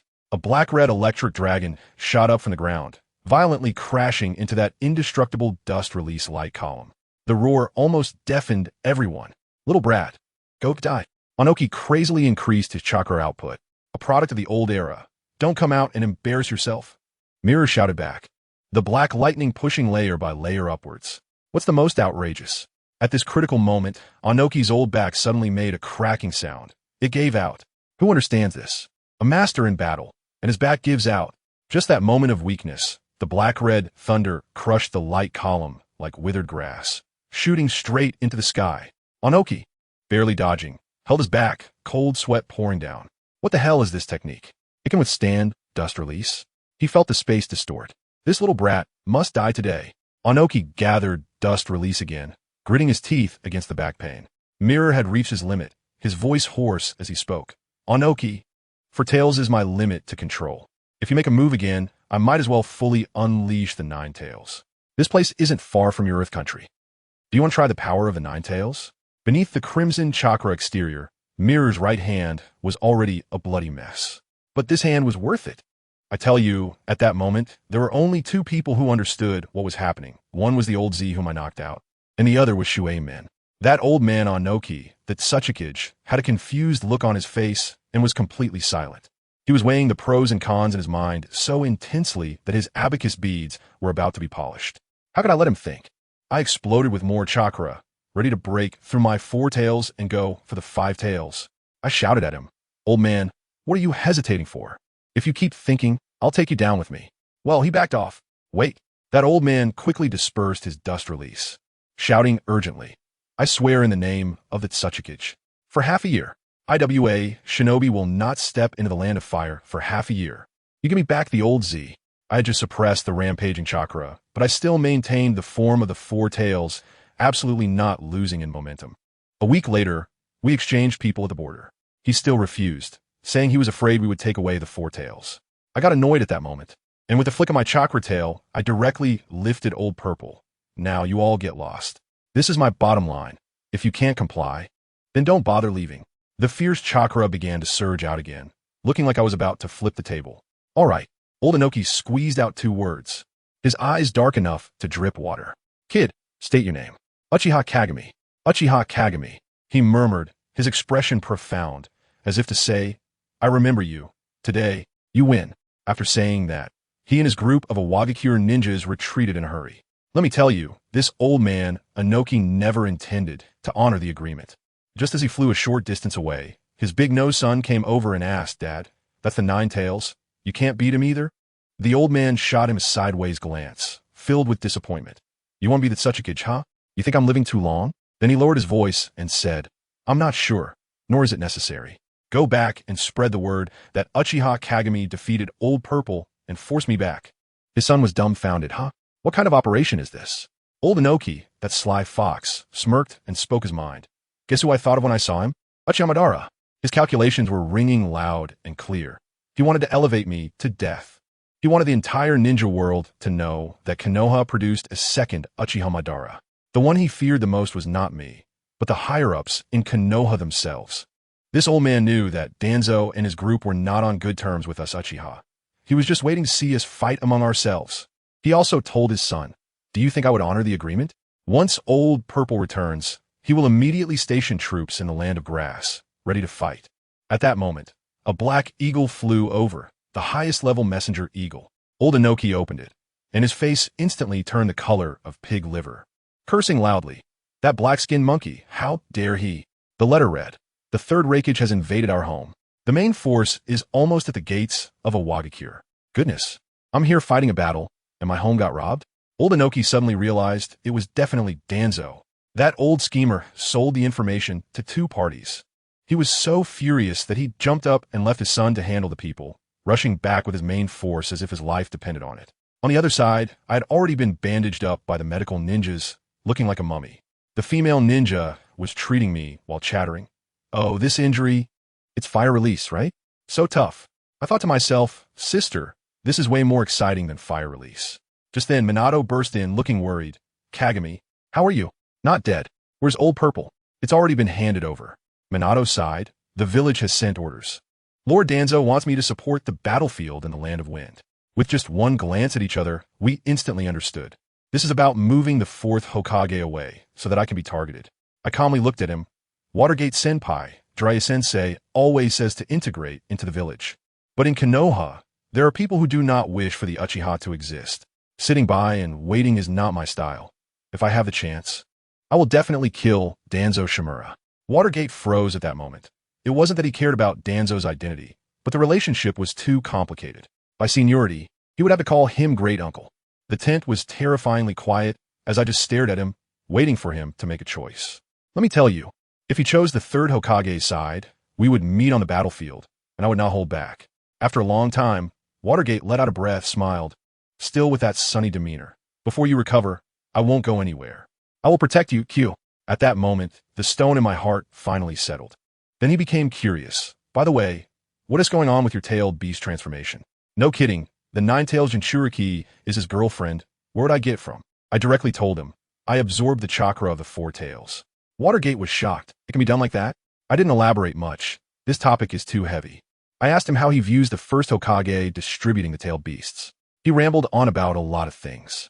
And the main idea was that the first Hokage did it for peace, and it was the best way at the time. I laughed directly. He didn't consider that it was not the tailed beast that suppressed the world, but himself. Once he dies, this balance will collapse. Minato understands this too. He asked me, so, how will you deal with the tailed beasts? I looked at him and articulated my plan and my ambition word by word. I said, a person's lifespan is limited and the power of tailed beasts is not stable enough. What can truly become the world's restraining force is the clan. It is the legacy. We Uchiha are the Damocles sword hanging over the entire ninja world. I will become the strongest in the world, and then pass this power down through the rewriting seal for generations. At that moment, Minato was stunned, struggling to breathe. He thought it was too crazy. Who could guarantee that future generations would not have ambitious individuals? I looked out the window and said softly, that's something to think about later. Besides, who knows? I might not die. Shuemin thought I was joking, chuckled, and left, turning back to say, I will support you. Once he left, that old man inside me started making noise again. Kid, this blonde is very special to you. The hoarse voice of Sukuna echoed, I want to eat you. A drop of blood, a piece of flesh. I want to savor every bit. I let out a cold laugh, fully mocking. Sunua, you must be in great pain, right? Seeing humans as food, yet trapped in a human body. You don't really understand what human malice is. What? What are you going to do? He suddenly felt a tremendous force of suction. I tell you, when I fought with the four tails before, I gained enlightenment. It's not just about using chakra, but also about the experience of plundering power. I directly rushed into my mental space, where a blade of burning flames flashed by. Sukuna was tightly sealed and dragged to the fence. One of his arms was forcibly pulled out. He instantly understood what I was about to do and started laughing maniacally. Ha! Can't help but want to take my power, huh? Come on, take it. Swish. The flame blade fell, and with a snap, I chopped off that arm.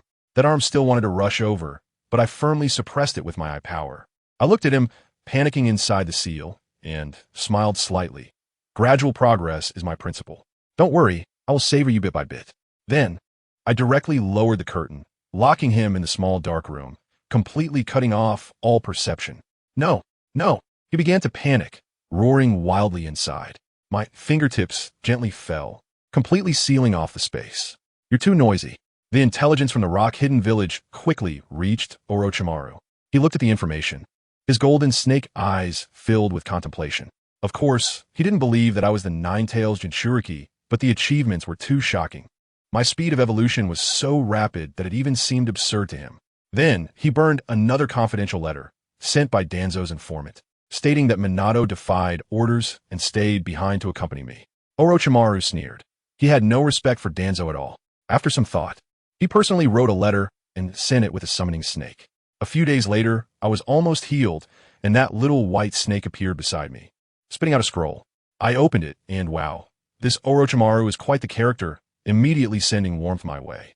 The letter was heartfelt, saying he heard I was injured and was deeply pained by it, but due to the busy war situation, he couldn't leave. He specially approved Minato to escort me back to the village for recuperation and even included a chakra activation technique he created as an early investment. I'm well aware that this guy is still thinking about becoming Hokage and cares about the third S opinion. He hasn't completely turned to the dark side yet. He is trying to win me over. However, I want to define him based on the image from my memories. After all, people can change. Of course, that doesn't apply to Danzo. That old dog has been set in his ways since the day the second died, and there's no saving him in this lifetime. I have to find an opportunity to send him off in this war. Not long after, Minato brought Kakashi along. Oh, Brother Jing, you're looking pretty hurt. Kakashi's dead fish eyes are still as annoying as ever. I glanced at him. Do you think I can't kill you with just one hand? He immediately leaned over with a playful grin to look at my arm. I've heard about it. You scared off that Tsuchikage. That's so exaggerated. Watergate explained beside me, saying that this was deliberately spread by a Wagakure to bring me down. Now, they have even given me a title outside. I raise an eyebrow. What title? The one who slays with crimson eyes. Kakashi exaggeratedly gestured, saying it was so cool. Family, who understands? Just hearing that nickname makes it feel like he won't survive past 3 episodes. right? I rubbed my forehead, too lazy to deal with him, and asked Minato, "Why did you call Kakashi back?" Minato, affectionately stroking Kakashi's white hair, said, "He's still young and shouldn't be on the battlefield. I'll take you all back to the village to recuperate." Kakashi wasn't having it, shouting that he was a Chunin now and that he had a reputation too. I looked at this little devil who had never experienced darkness and watched intimate paradise every day, his eyes filled with disdain. He immediately got angry. "Hey, what kind of look is that? It's the look of someone seeing garbage, right?" I extended my left hand and gently flicked his forehead. "You're still far from it. Go back to the village and play ninja games." "Bastard." Minato smiled and put an arm around someone before activating the Flying Thunder God. "All right, get ready. We're going home." As soon as we returned to Konoha, Minato went to find Kushina, that guy who forgets his loyalty for the sake of beauty. Kakashi had the nerve to follow me home to mooch off a meal. As soon as we entered the house, I saw Shursui practicing water walking on the pool in the yard. Kakashi shouted, "Little Shursui," and directly interrupted the focused little guy, causing him to fall into the water. Shursui's face turned red with anger, white-haired, dead fish eyes. "Don't disturb me." Then he turned around and saw me, immediately leaping over like a carp. "Brother, you're back." I held his face and told him to change into clean clothes. Kakashi was still there nagging. "Aren't you being too harsh on him? He's only 3.5. At 3.5, he can't even stand in the water properly, just like you, useless." I silenced him with a single sentence. When I came back, my grandmother's face showed joy, but she didn't get up. I walked over and placed my hand on her already shriveled ankle. The bony feel made my heart sink. "It's come to this. Why didn't she tell me?" My grandmother just gently stroked my hair, saying, "It's okay. Jishui will take care of me." I lowered my head and said nothing. I can heal her body, but I cannot heal her heart. Husband, son, daughter-in-law. She has been losing throughout her life. I can clearly feel that her desire for life is fading more and more. I gently moved her hand away and said softly, "Grandma, I'll take good care of myself, and also take good care of Jishui. If you want to go find them, just go with peace of mind." Grandma believes in you. Because the Western Front was temporarily inactive, Shuemin also got a few days off. And the name Uchiha Kagami, had completely spread throughout the village. I tell you, under the leadership of Elder Shinju, our Uchiha clan went crazy and the whole village started racking up battle achievements. At that time, even if you went to a ramen shop, you could hear the Uchiha at the next table bragging about how I took down the Four Tails in one move. The entire Konoha knew that the stability in the West relied entirely on me, Uchiha Kagami. Then, one afternoon, Uchiha Mikoto came to visit, holding baby Itachi in her arms. After sitting down, she looked troubled and said that Fugaku had sent a message from the front line, hoping that I and Elder Shinju could step in and restrain our clansmen from making such a big fuss about it. Restrain? I put down a scroll in my hand, turned my head, and quietly stared at her. Mikoto, who was originally a Nin, instinctively averted her gaze, unable to meet my eyes under my stare.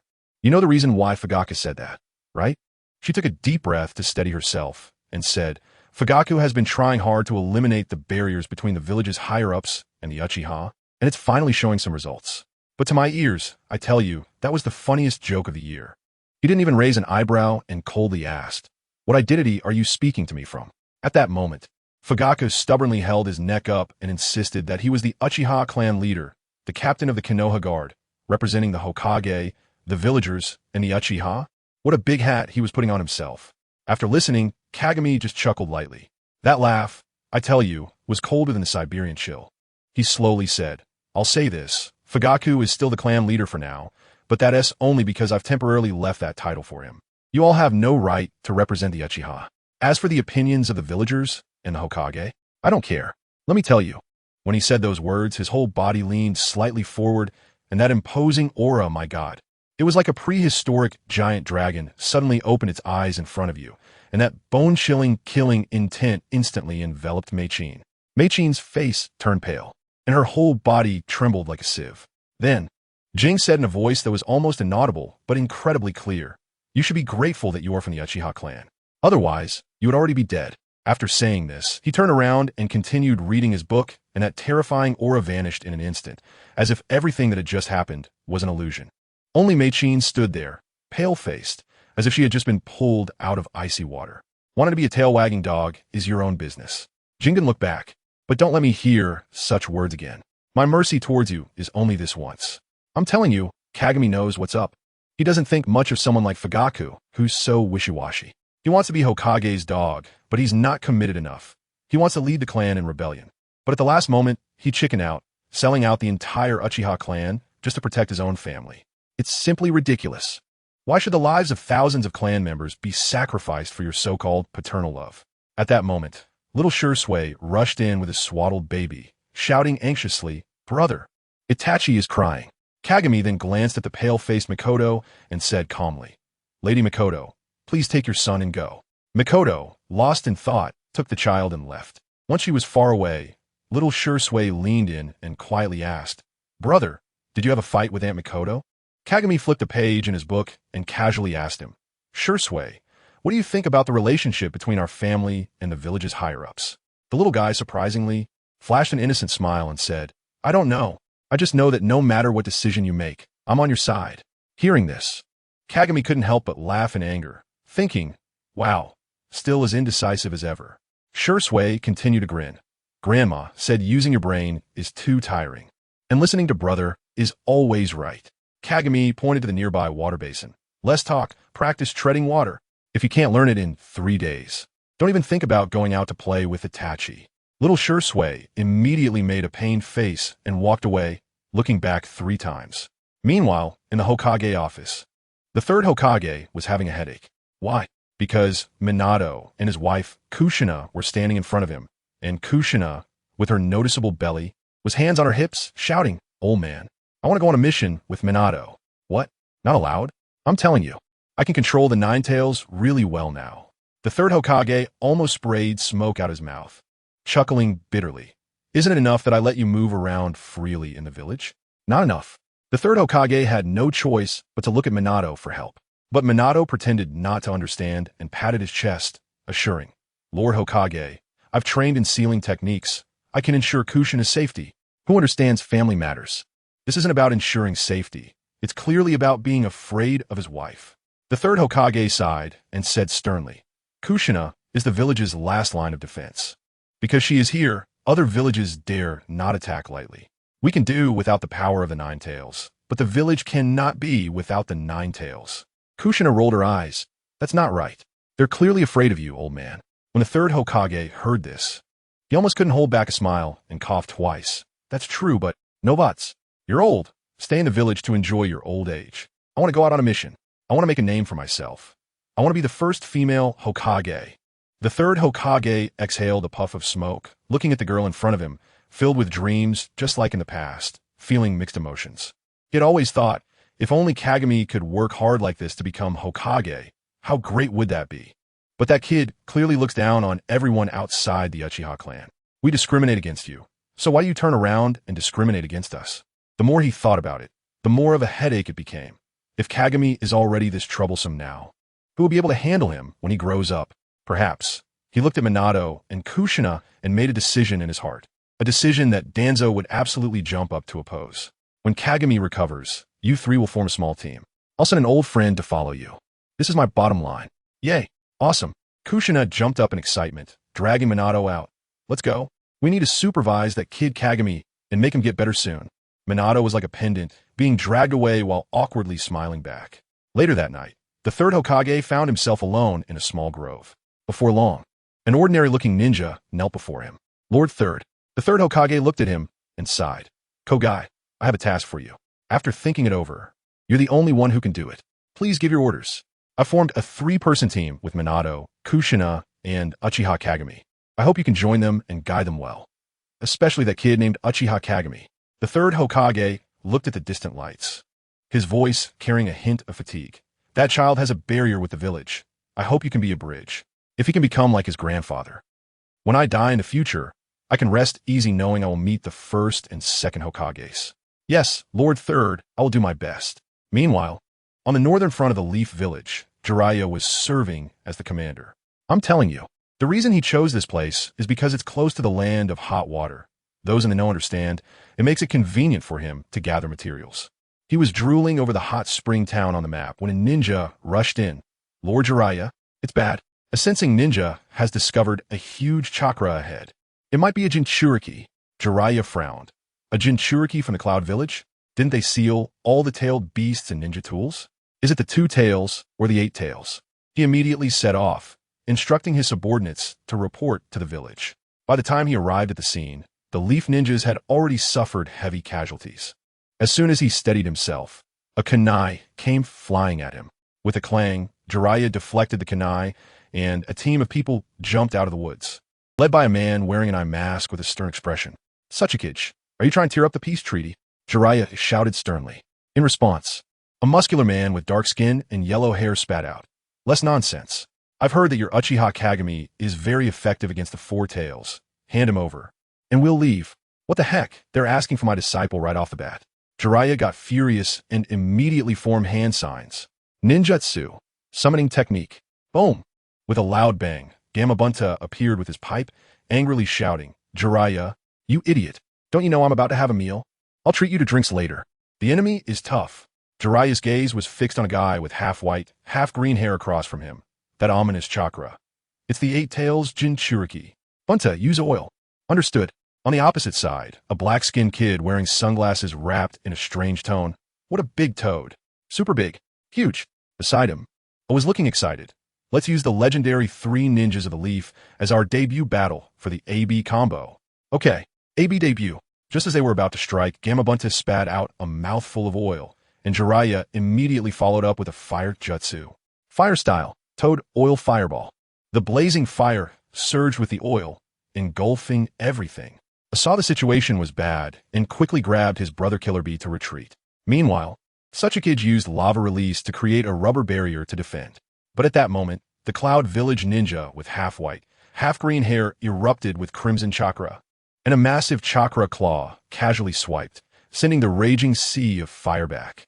Jiraiya and Bunta were forced to retreat, and he felt a sinking feeling in his heart. "This is bad. It's the 8 tails." He quickly summoned a small toad again, wrote a message, and sent it back to the command center. "Barubi, that big guy is up to you. Jiraiya will leave it to us." And Killer Bee charged back, directly confronting Jiraiya. The battle erupted in an instant, shaking the heavens and earth. The entire forest was flattened. The half-tailed beast transformation of Barubi raised its head and condensed a massive tailed beast ball, the terrifying pressure causing the ground to crack. Frosmato went to watch the thing, nearly unable to steady his pipe. "Jiraiya, I can't stop that thing." "Wenta, you go back first." Jiraiya decisively released the summoning. He couldn't let his partner face the tailed beast ball. He then formed hand signs, earth style, multiple earth wall. Layer upon layer of earth walls rose up, and then, with his white hair growing wildly, he used the needle Kazashi technique to wrap himself into a ball. Good grief.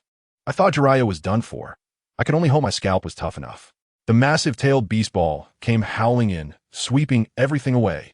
The earth walls were torn apart as if made of paper, instantly shredded. Just at this critical moment, a warm voice echoed. "Am I late, Teacher Jiraiya?" Jiraiya lifted his hair and saw Minato, Kagami, and Kushina. "Kushina, how did you—" "Wait, let me first send that thing flying." Kushina's fiery red hair danced as she instantly unleashed the chakra cloak of the 9 tails, a black-tailed beast ball forming in front of her. Boom! The 2-tailed beast balls collided with a thunderous roar. The light was more blinding than the sun.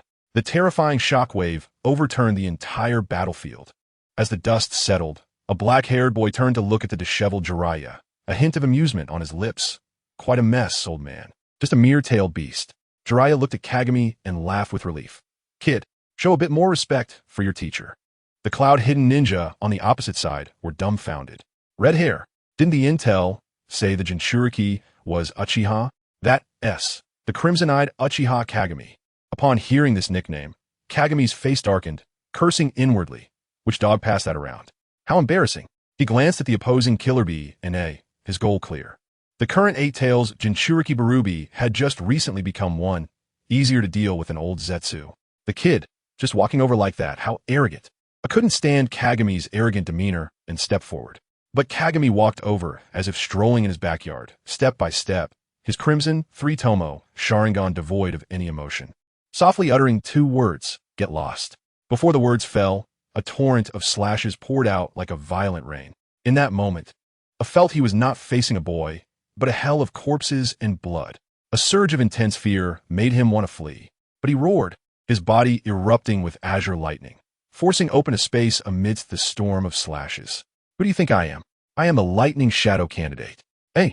He transformed into a bolt of lightning, punching towards Kagami. Bang!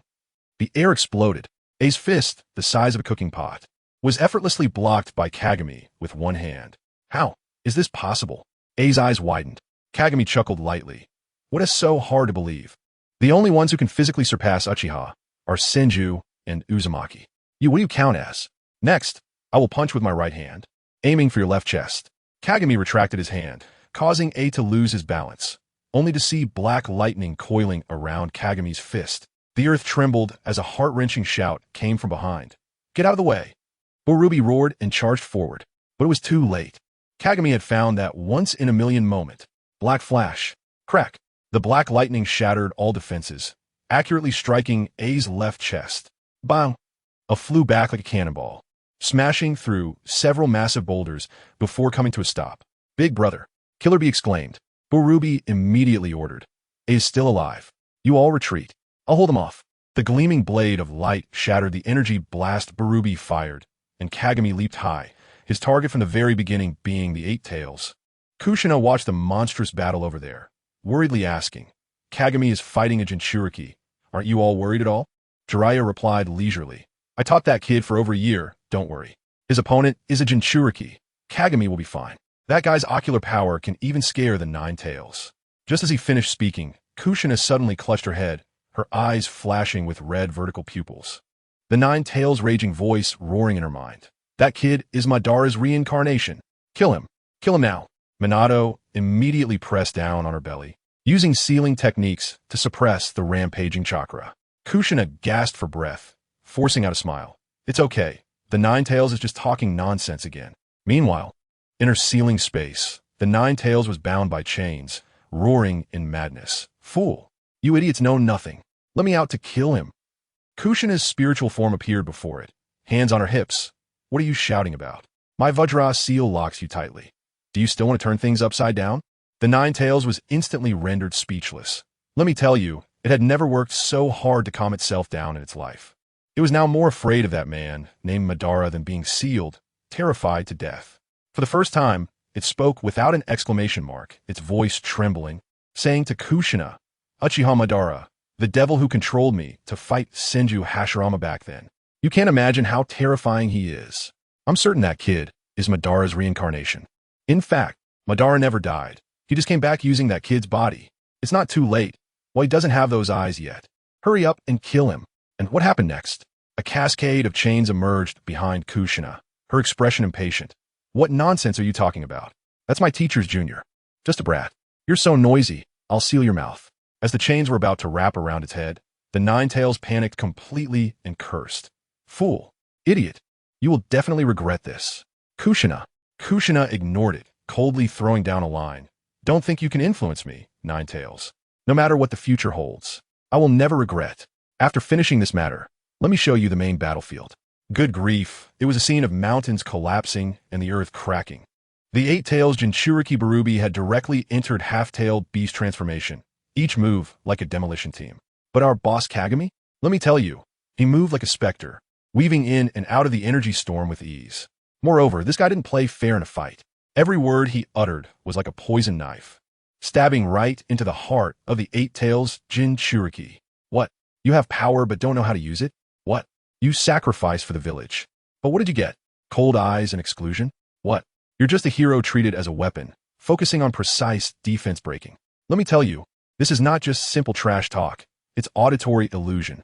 It directly interferes with your mind through sound. It's practically a verbal virus. Borubi was already in a poor mental state, relying on medication every day, and after being PUA'd by Kai, his rationality collapsed on the spot, ready to go completely berserk.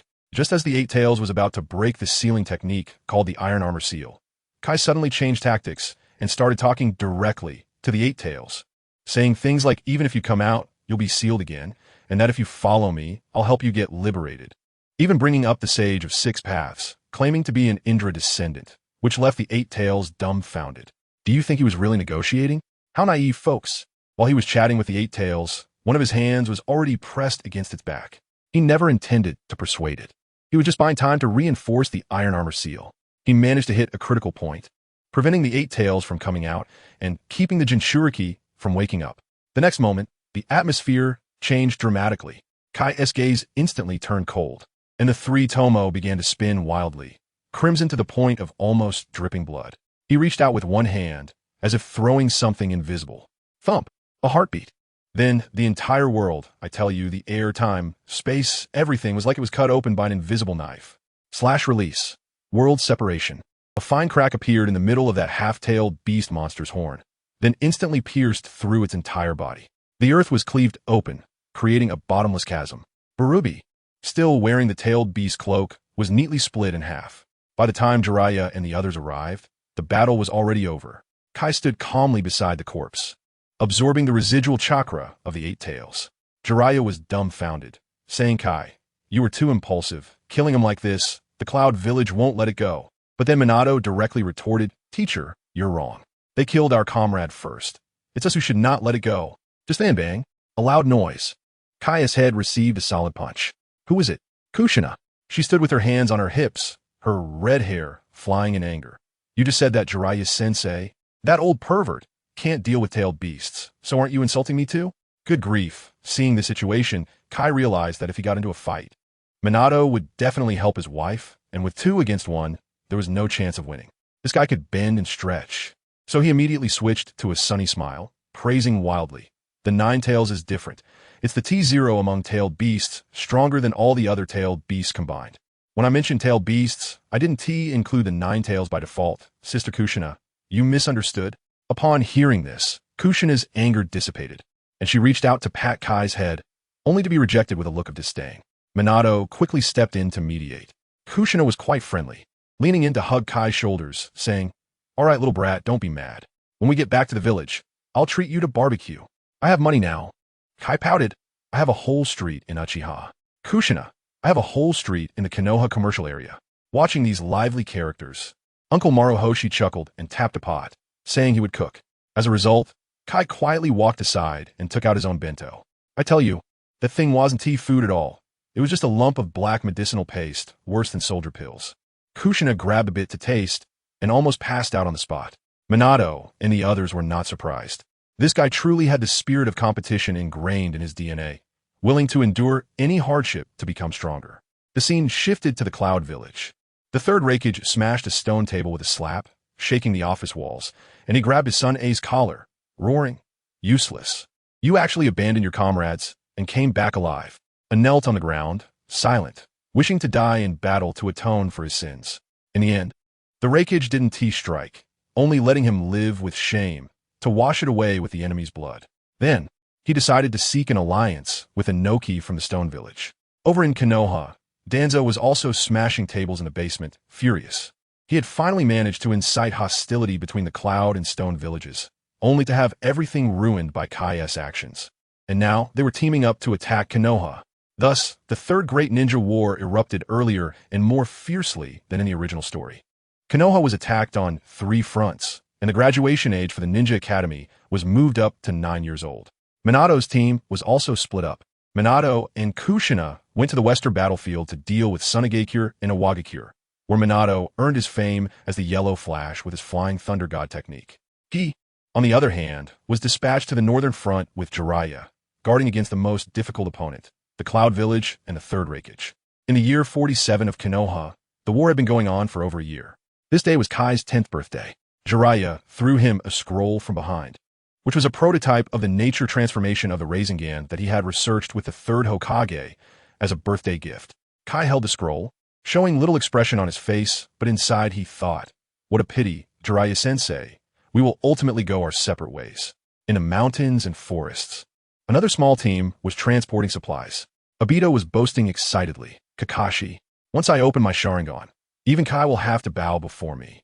The 11-year-old Kakashi, already a Nin, expressionlessly flipped through a comic book. "We'll see when you open it. Right now, you're a disgrace to the Uchiha." Just as he finished speaking, whoosh, a kunai with an explosive tag landed right next to their feet. Scatter. Boom. 5 or 6 Cloud Village ninjas appeared in the trees. And the leader immediately recognized Kakashi, the son of Konoha's White Fang, Jiraiya's disciple, the younger brother of the Yellow Flash and the Crimson Eye. The next moment, a flash of light, Kakashi had already appeared behind that person, a lightning release short blade piercing through his heart. There were too many prefixes. Kakashi sheathed his blade. His dead fish eyes calm. Just call me Hataki Kakashi. The remaining cloud ninjas instantly erupted in fury. Bastard! How dare you kill Asaru? Kakashi helplessly shook his head, mimicking Kai's tone and entering taunt mode. Cursing and calling me a bastard. Your vocabulary in the Cloud Village is truly poor. I suggest you go back and retrain. Your current IQ level seems to be lower than AI's logic. Joking aside, the serious matter couldn't be forgotten. I quickly shouted in the team's voice chat. Obito, Rin, hurry and signal for help. Send out the ambush signal and find cover. Just as I finished speaking, my hair stood on end. Good grief. A shuriken suddenly landed right next to my feet. At that moment, I only had one thought. When did this happen? I didn't react in time, and instinctively used the lightning body flicker technique to dodge. As a result, just as I stood in that spot, a shuriken as big as a door panel came crashing down. I tell you, if I was 1 second slower, I would have been dead. Then I heard a ping voice coming from behind the tree. Oh, you managed to dodge my magnet release, double blade of the sparrow. You truly are a disciple of the Crimson Eye. At that moment, I wanted to roll my eyes at him. Dude, get it straight, I'm his junior brother, not his disciple. Your intel work is a bit outdated. I looked up and saw purple short hair, a big scarf, and that iconic giant shuriken in his hand. My heart sank. Oh no, I've kicked a steel plate. An elite jonin from the cloud-hidden village, with a bloodline limit, Troy. How did this guy get inside the land of fire? Troy looked at me, as if he could see right through me, and slowly said, I originally just wanted to hijack a convoy, but I didn't expect to catch such a big fish like you. Run all you want, but those 2 dead weights of yours can't escape. As soon as I heard this, I got angry and sneered. Abandoning companions? That's our Yunin's traditional skill. Our Kiki family has no such rules. He didn't waste any time talking back to me, holding a scroll in his mouth, and, with a bang bang bang, summoned 3 more panels. He even proudly told me, it's too late. My shuriken just hit those 2 little ghosts, and I've locked them down. Damn it. I looked down and saw that Obito and Rin had 2 small shurikens in their feet. This really ramped up the intensity for me. The next moment, those 3 big iron lumps came whistling towards us. I could only shout, Obito, Rin, come to me. A burst of lightning erupted from my short knife. And with a swoosh, I split the first door panel in half, but the shards also cut my arm. There was no time to catch my breath. The second one was already here. I chopped halfway into it. Damn it, the interference from the magnetic release, combined with my arm's injury, got me stuck. With a loud bang, I was blasted away. The worst part was, I watched helplessly as the 3rd door panel flew straight towards Obito and Rin. That kid Obito was so scared he was trembling all over, but still stood firmly in front of Rin.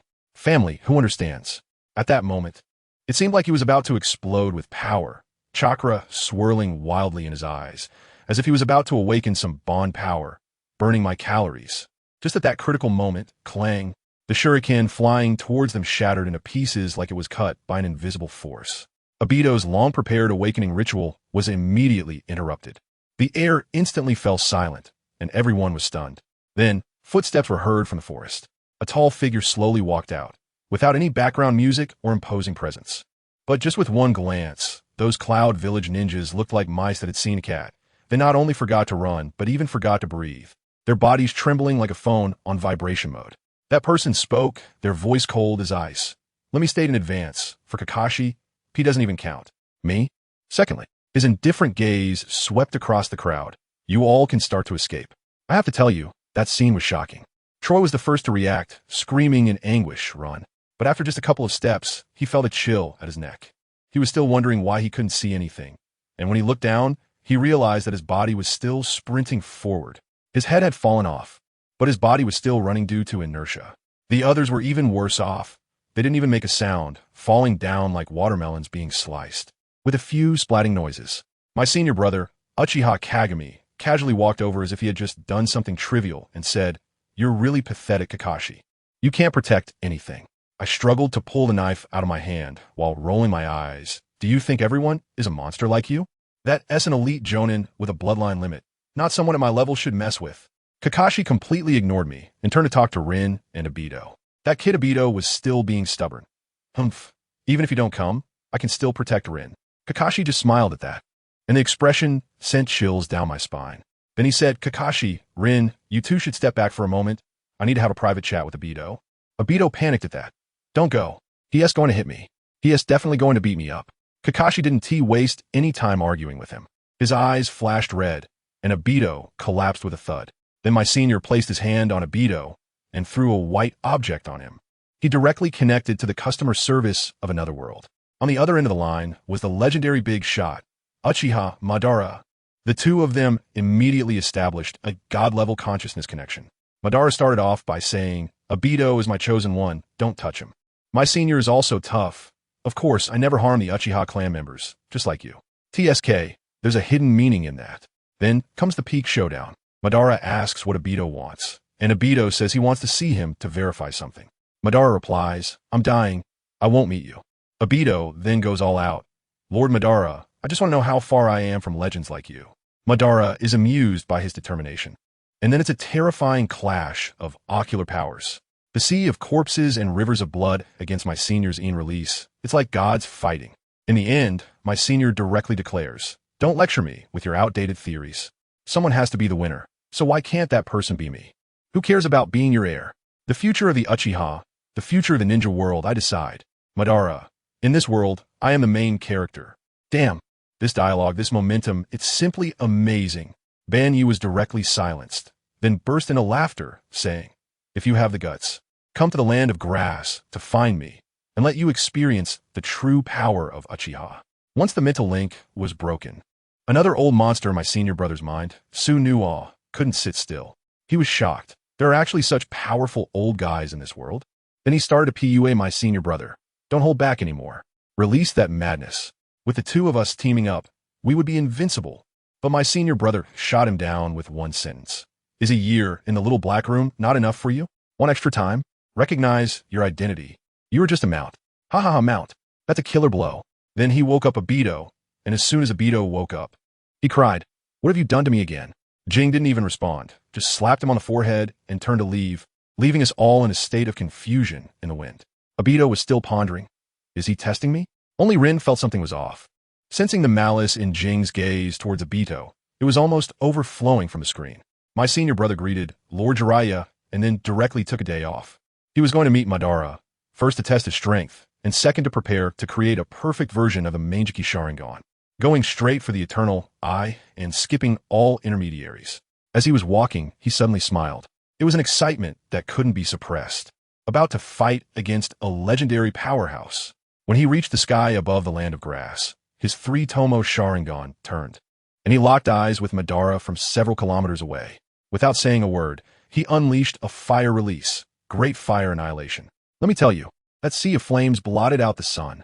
Then he added an earth release, merging rocks into the fire dragon, creating a combined ninjutsu called Dragon Star, with dozens of flaming dragon heads carrying rocks crashing down like a meteor shower. Madara remained calm and countered with a great fire destruction, breaking this technique. Then came the most explosive scene. My senior brother instantly teleported to Madara's side and slashed with his sword. As their weapons clashed, Madara said, "I'm already old, but you are too young." The two exchanged blows while discussing philosophy, asking each other if they regretted their choices and claiming that they were on the right path. Finally, my senior brother got annoyed. "Stop talking nonsense. Only those who win have the right to discuss beliefs." Madara laughed as well. "Well said. Now that the introductions are over, let's warm up." Then, I tell you, the two strongest Uchiha across eras clashed in that forest, turned to white ash with a boom. It was truly like the god of death.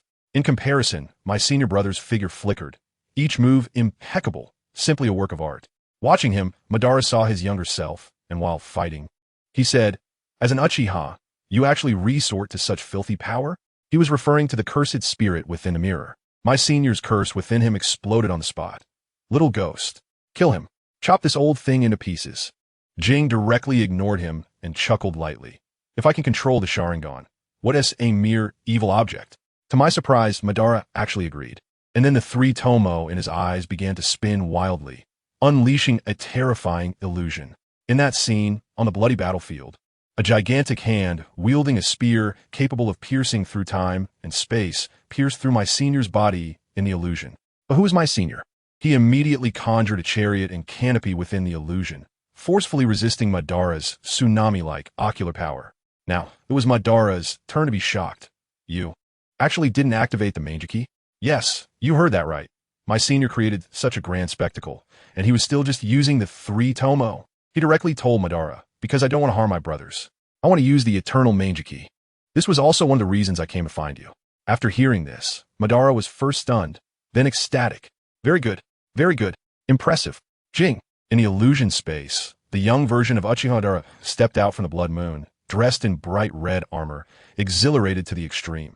Then I, Uchiha Madara, will be your opponent. In this mental duel, it was all about who was more insane and whose was harder. My senior clasped his hands together. An endless darkness surged from the chariot, with countless monsters called Y coming out, overwhelming everything. Madara immediately activated the skeletal form of Susanoo, clearing a large area of Y with a single slash, and even educated my senior. This is the ultimate ocular technique of the Mangeki, Susanoo. My senior brother smiled. What you said is comparable to the tailed beasts, referring to the 9 tails, right? Madara had a look that clearly said, of course. You're right. My senior brother curled his lips, and a shattered, dark energy began to gather wildly. He intensified the extraction of Sukuna's power, and that old monster was more than happy to cooperate, just waiting for the mirror to crash. Then, my senior brother shouted the true name of the technique, Killing Yada, Revision, Disaster of the 9 Beasts. The entire illusionary space trembled. A colossal beast with 9 black flame tails howled towards the sky. Let me tell you, that scene was something else. Banya was not to be outdone either. A deep blue Susanoo rose up from the ground, towering over my 9 tails by a large margin. He stood on that black and red war chariot, arms crossed, looking completely composed, and shouted at me, Mirror, do you not find it ridiculous to use livestock against your master? I couldn't help but laugh at the time and replied to him, Is it funny or not? Don't we have to try to find out? The next moment, let me tell you, the sky of the entire illusion world suddenly hung a blood moon. Below were these 2 powerful beings. One was the dark 9 tails I created using escape, and the other was Uchiha Madara's mighty Susanoo. Madara was so arrogant, shouting, Give it your all. Let me enjoy it, Uchiha Kagami. As soon as he finished speaking, a bright blue sword light slashed down, directly carving out a rift valley like the East African rift on the ground. I stood there without saying a word, my hands clasped together. Then the sky began to pour down a kind of black-red rain, filled with negative emotions, arrogance, hatred, sadness. Any ordinary person who got a drop would go insane on the spot. At the same time, I had the dark 9-tailed fox roll a huge black orb in front of my mouth. When Madara saw it, he laughed. Is it the tailed beast ball of release? You really can roll it out. I smirked. To be precise, this is called the Dun spiraling sphere. Of course, calling it the spiraling cannon might be more appropriate. And guess what happened? Madara suddenly jolted, holding his Susanoo's sword and slashing at the air. Then he started laughing maniacally. You really have some tricks up your sleeve? It turns out your attack had already begun. Wow, he figured out. That big black sphere was just a decoy. The real killing move was the black and red rain falling from the sky. In Genjutsu battle, it's all about willpower. Whoever cracks first loses. My move was to evoke the deepest regrets in his heart, breaking him down from within. Madara saw through my little trick, and his tone changed. This kind of distraction tactic really resembles that useless Senju. I admit it directly. Are you talking about Senju Tobarama? I quite appreciate his tactical philosophy. As soon as I said this, Madara clearly wasn't pleased and started to grumble again. Kagami, it seems you can't be like Hashirama. I exploded on the spot and directly interrupted him. Enough. What are you rambling on about? I'm not any of your previous opponents, you old guy who's always living in the past. This isn't what I expected. Madara, I'm here with the determination to kill you. So if you want to survive, bring out the unwavering belief to kill me. After saying that, I didn't give him any time to react, and, disregarding martial ethics, unleash my ultimate move. The energy cannon from the dark 9 tails shot out instantly, but it didn't explode. Instead, it spread out and transformed into a massive dark barrier, enveloping Madara's Susanoo entirely. Madara was stunned. Wasn't this a technique specifically designed to counter the Uchiha? You, an Uchiha, learn this kind of stuff to deal with me? Have you lost your mind? I tell you, once this move is unleashed, Madara will be completely blind, seeing nothing inside. And I am the only hunter in this darkness. With a bang, the dark 9-tailed beast slashed deep gashes on Susanoo. Madara stumbled, taking another heavy blow to his waist. He tried to break free, but I wouldn't give him the chance. He cut off one of my tails, and that tail fell to the ground, transforming into a giant python that wrapped around him. Even if he shattered it, it could still reassemble. Madara hacked away dozens of times before finally killing one, and he was getting annoyed. Finally, he couldn't hold on any longer. With a loud rip, his two giant hands tore apart the entire dark barrier. But when he looked up, he was dumbfounded. Where are the people? I haven't been on the Nine Tails for a long time. In the next moment, he finally realized I was above his head. I was driving that black-red war chariot, followed by countless skeletal armies, diving down from beneath the blood-red moon. When Madara saw this, he probably thought it was boring. He swung his Susanoo with one strike, and that azure blade of light instantly shattered my skeletal army along with the chariot into pieces. This is overwhelming ocular power. But did he think it was over? How naive. The sky was instantly filled with black-red lightning, and a tremendous pressure seemed to crush the earth. Madara's expression finally changed. He became excited, finally willing to use it. I'm very interested in breaking the dust release technique. His Susanoo also began to go berserk, its size swelling again, and a pair of gigantic wings unfolded behind it. Complete body Susanoo. Meanwhile, I crossed my dual blades over my chest, and black lightning danced wildly on the blade edges. The entity within me also started to get excited. Humans are born to stand, birds are born to fly, fish are born to swim. This is called instinct. And that monster inside my body, Sukuna, told me, "You say I lack human instincts." Yes, because I was born to devour humans. That is my instinct. In the next moment, a crack opened in the seal within me, and endless cursed energy surged into my body. Sukuna was also grinning in his cage, with 4 arms spread wide, and a large mouth on his belly began to chant spells. Dragon Scale, Reversal, Twin Meteor Stream. Release, Black Slash. A black thunderous slash capable of cutting through space roared from his side towards the seal. At the same time, I, expressionless, swung my dual blades. Release, Black Slash. 2 crescent blades entwined with black lightning collided with Madara's world-destroying strike. In that instant, the entire world was filled with light. Crash! The illusionary world shattered like a mirror. When I opened my eyes again, to my surprise, I had returned to reality. The weapons of Madara and I were suspended in midair, neither having struck the other. The wrinkles on Madara's old face relaxed as he looked at me with admiration. In terms of ocular power, you are even above Izuna. Mirror, you are a true genius. After saying this, his figure flickered and instantly appeared in front of me, swinging his scythe of death towards me. I was still immersed in the earlier clash of power, with my eyes closed and no reaction. Lord Ban was probably afraid that one strike would take me out, so he deliberately avoided my vital points and swung toward my face. Guess what happened next? Crack! With a sudden slap on my face, a mouth grew out, and I bit down on his scythe. Family, who understands? This scene is simply the best horror movie of 2025. Below my left eye, a third eye sprouted. Wicked as can be, the old man narrowed his pupils, pulled back the scythe, and understood. You are the evil spirit within a mirror, right? That mouth let out a hoarse voice. Wait, I will chop you, old thing, into pieces. Black patterns began to surface on my body, and an indescribable aura of evil surged into the sky. Sukuna was frantically trying to seize my body. Upon seeing this, Banyu leaned back, conjured a stone chair, and sat down, looking like he was watching a show. The meaning was clear. This is something you brought upon yourself, so tame it yourself. In the spiritual world, Sukuna's upper body had already squeezed out from the seal door, and he spread his 4 arms, tempting me. Uchiha Kagami, we are one. This is not devouring. It is fusion. You become me, I become you. Let's become the most perfect existence together. I tell you, that feeling is like the soul being thrown into a meat grinder, painfully unbearable. But it's okay. I've been waiting for this moment. I reached out my hand, looked at him, and smiled. Suli, do you know? This seal binds you, but also binds me. I have long realized that I cannot open this door with my own power alone. So, haven't you noticed? Whether it's your Black Slash, mine, or even that of Ban, the power of the 3 of us has all been infused into this seal. I have said before that one day, I will put a dog leash on you. It wasn't you who broke the seal. It was us together who broke it. The reason I am telling you this is to explain. My lips curled into a wild smile as my palm slowly rose. Everything is part of my plan. Gah! Dong! Suli suddenly looked up, and in the dim void, a black spear engraved with sealing characters appeared. My palm fell, and with a hiss, the black spear pierced through Su Li's chest, nailing him firmly to the seal's door. Su Li was silent for a moment. Then he began to laugh loudly, happier than ever before. This is so interesting. Uchiha Mirror, because of you, I have started to take an interest in humanity. You were right. Deliciousness must be savored step by step. I'm starting to look forward to your body. I turn around, leaving him with just my back and a contemptuous remark. Just wait, the chains you expect, I will personally put them on you.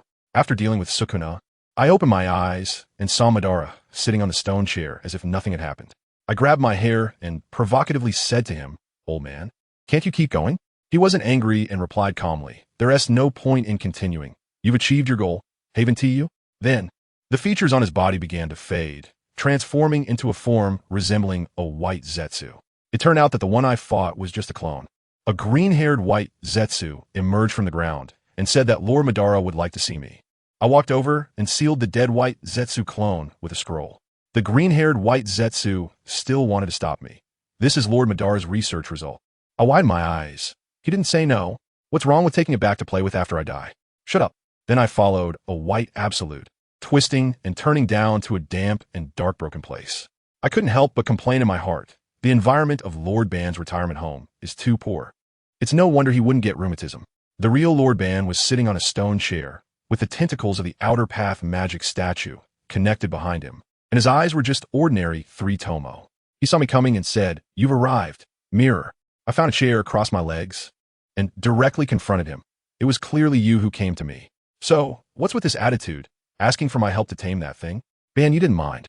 He knew I was smart and directly said, "That white absolute was specially left for you. It contains cells from Hashirama and Yang release energy. If you transplant a part of it, you won't go blind when you open the Mangeki." He thought he was going to teach me something, but I gave him a lesson instead. It's not a curse. It's an imbalance of yin and yang. Yin cannot thrive alone, and yang cannot be born in isolation. I understand this principle. There are 2 solutions. Either balance yin and yang, or fuse the 2 pairs of Mangeki. Extremes will inevitably reverse.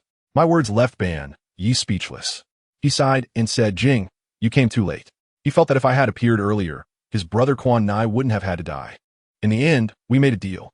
He wanted to deal with his successor, named Obito, and a few ninjas from Konoha would die, and he asked me not to interfere.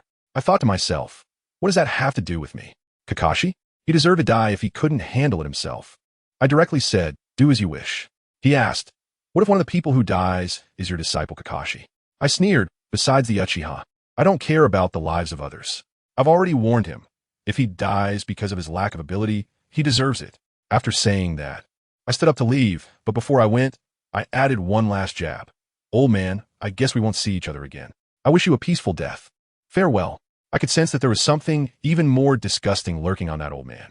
With my goal accomplished, I quickly slipped away. After I left, Ban quietly said, "We will meet again." Once I was out of that cursed place, I started my journey. This time, I summoned another spirit beast, an 800-pound big orange cat named Zu LN. Let me tell you, lying on its fluffy back while reading and traveling was incredibly comfortable. This time I sought out Ban, and I made a killing. First, I got the key to the seal of Suna, so I can let him out whenever I want. Second, I intercepted some of Ban's ocular power, which I can use to tease the Ninetales later. Third, I got a white absolute. Although I can't use it, my little brother Jishue needs it. I was arguing with my cat, trying to get him to tell the old cat lady to give a discount on the payment for the ninja tools. Suddenly, I grabbed the scruff of his neck, and the whole cat flew up. "Silly cat, you almost fell right into the explosive tag trap." A figure stepped out from behind a tree, with green bean-like eyes and wearing a ninja forehead protector. It was Kakuzu. He looked at me and said ominously, "No wonder you have a bounty of 90 million Ryo. It seems traps are ineffective against you." I dug around in my ear and thought, with only 5 asthmas, who can I look down on? Kakashi is still there bragging. "Seeing your forehead protector reminds me of the first Hokage." I interrupted him directly. "A few days ago, I just had a fight with Uchiha Madara." I left him speechless. He shouted, "You little brat, are you messing with me?" I laughed. "It was you who told the joke first.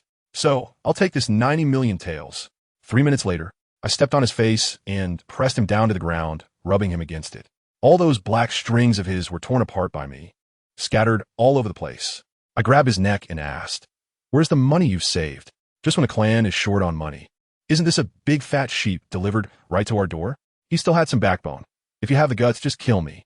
I will never tell you even if I die." I laughed. For ninjas, death is sometimes too easy. "This blessing is for you. Do you want it?" I directly used an illusion to make him experience what it's like to be unable to live or die. In the endless desert, I dragged Kakuzu with a rope, wearing his skin down to almost nothing. In the end, I pretended to be moved by his will and untied the rope, saying, "I acknowledge you. A man like you shouldn't die here. You can go." Kakuzu, with his green bean-like eyes, looked deeply at me and surprisingly believed it. "Uchiha Q, you have the same spirit as the first Hokage. Just wait, I'll come back for you." After saying that, he turned and left. As soon as he walked away, I handed a bankbook to my cat, Revolver. The password is 6742s plus the ninja character Taki. Remember it well, and take it to that old lady to withdraw the money. Now, not only do I have the final payment, but I've also covered Uchiha's expenses for a year's worth of ninja tools. Revolver was dumbfounded. Is being a bounty hunter this profitable? Can I kill him? What a joke. With such good resources, it would be a waste to kill him. When he realizes the money is gone, he will only work harder to earn more, and then I can take a cut later. Family. What does it mean to fish sustainably? This is called professionalism. Once I handle this mobile ATM, I'll let the Revolver go back. Next, it's time to get down to business. I stand in the desert, my fingers pressing into the sand, closing my eyes, and the vast chakra perception instantly spreads. The dragon vein of the ancient Lulan kingdom. Here I come. I'm here. Guess who I ran into as soon as I arrived? Goodness, there was a strong vibe of dark chakra, a feeling lacking in great virtue, completely different from normal people. I followed that scent, and you won't believe it. In the desert stood a small, orange-red dot. As I got closer, an old acquaintance. I suddenly slammed on the brakes and stopped a few dozen meters away from him, amused. Why is this ninja world so small? Or do you rogue ninjas just like to have team-building activities in such a desolate place? Scorpion. That guy over there, Scorpion, immediately turned dark-faced. Let me tell you, his chakra threads were all tightened, ready to pull out his third Kazekage figurine at any moment. A person's name is like a shadow of a tree. Although he is also an S-rank wanted criminal, he still falls short compared to someone like me who can act like a bug on the battlefield of a great nation. But he was the first to speak. Uchiha Kagami. Aren't you playing cat and mouse with Hitaki Sakomo? How did you end up here? At that time, I was too lazy to take action and fought every day. I was almost sick of it.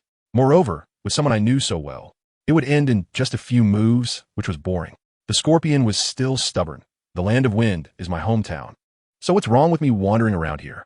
After hearing this, I had a sudden thought and directly made him unable to respond. I smiled and said, "I understand. You're here to find the ancient country of Lulan too, right? Did you get into a fight with Hitaki Kakashi and smash all your precious items? So you're in a hurry to restock here?" I tell you, in that moment, Scorpion's expression was simply extraordinary. It was like he'd seen a ghost. He must have been thinking, am I under an illusion? No, wait. I'm a puppet. Do I even need to see? How'd he know? The next second, with a bang, the third Kazekage puppet soared into the air, and Scorpion's face was so cold it could scrape off 3 pounds of frost. Crimson red eyes. All right, today I'll see if you deserve that title. I was annoyed at the time, and with a casual swipe of my finger, an invisible slash went through, snapping the chakra line, connecting the third Kazekage on the spot. The puppet fell to the ground with a thud, and while Sasori still wanted to reconnect, my voice drifted over. Your core is in the left atrium. If I slice it apart, you will truly be finished. As soon as my 3-Tomo Sharingan activated, I coldly stared at him. Your little secrets are no different from being transparent in front of these eyes. If Hitaki Sakomo didn't kill you, don't expect me to show mercy. To be honest, I don't even have the slightest interest in crushing you. As soon as I finished speaking, I used body flicker technique to instantly close the distance to his face, placing my hand on his shoulder. Family, who understands? He is clearly a puppet, devoid of emotions. But in that moment, he absolutely felt the embrace of death. I could feel that I had grasped his core. I leaned close to his ear and whispered, I want to go to the ancient country of Lulan too. Maybe I'll pick up some garbage puppets along the way to show you. You could just play along and keep me entertained. How about it? Think about it. If you refuse, you have 3 seconds left in your life. Guess what? Be back down. All right, following you, maybe I can see a different kind of art. I patted him on the shoulder and smiled. You're quite the straightforward one, Scorpion. Let's get along well. Just like that, there were 2 of us in the desert, walking one in front of the other. The sandstorm was whipping around like knives. The Scorpion was just a puppet, so it didn't matter to him, but the way he looked at me was becoming increasingly strange. Because the sand couldn't touch me at all. When it got close to me, it turned 90 degrees and dropped down as if it had seen a ghost. He must have been thinking, this guy keeps his chakra shield up just to block some sand? What kind of monster is this? Anyway, he didn't dare to make sound the whole way. I don't know how long we walked, but I stopped, pressed my hand to the ground, and smiled. Found it. Lulan is simply a peculiar city in the desert, full of tall towers, with a completely different style from the outside. The scorpion took a tattered scroll from his pocket and said to me, "It seems the royal lineage has indeed gone against the ancestral teachings." As soon as I heard that, I was like, "Oh, really? You have some gossip? Is there information I don't know?" So I asked him to share. As a result, this guy dropped a bombshell on me. My father is actually from the royal family of Lulan. I was stunned at the time. "Huh? Aren't you the grandson of that old lady Chiyo?" Scorpion glanced at me and said, "My dad is a son-in-law." I understood immediately and started teasing him while stroking my chin. "So, are you planning to stage a revenge story like a prince?" "That's so spicy." Scorpion's face looked even worse. It's impressive how realistic he makes this puppet. He explained to me that only females from Lulan can communicate with the dragon vein, and he doesn't have the qualifications. He came here purely to recruit some clansmen from his hometown, turn them into puppets, and seek revenge on Hitaki Tsukumo. "Uchiha Kagami, your target is the dragon vein, right?" He suddenly said, "Give it up. No one can take the power of the dragon vein."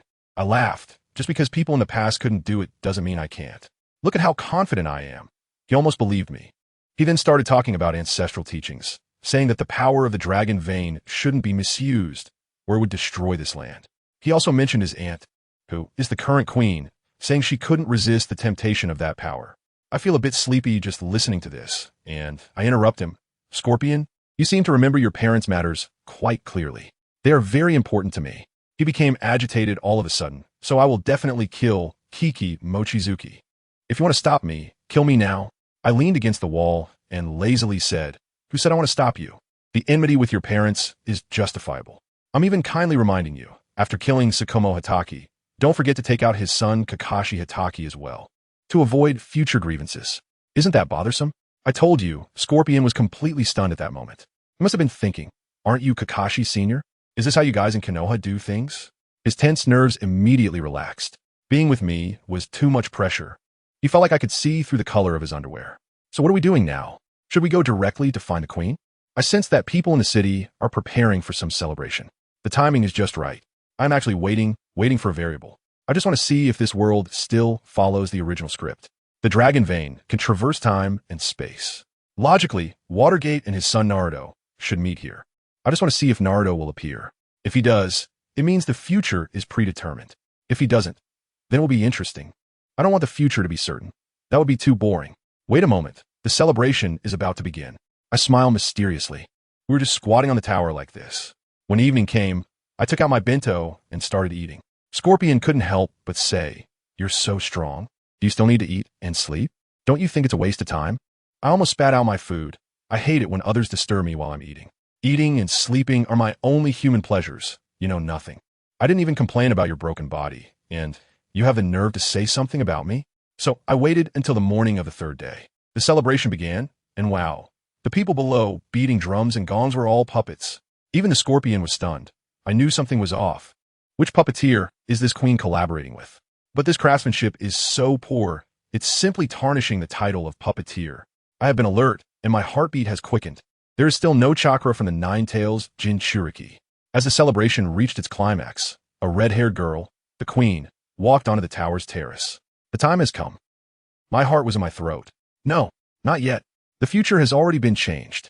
Or rather, this is originally an independent world. With a crack, the terrace broke, and the queen screamed as she fell.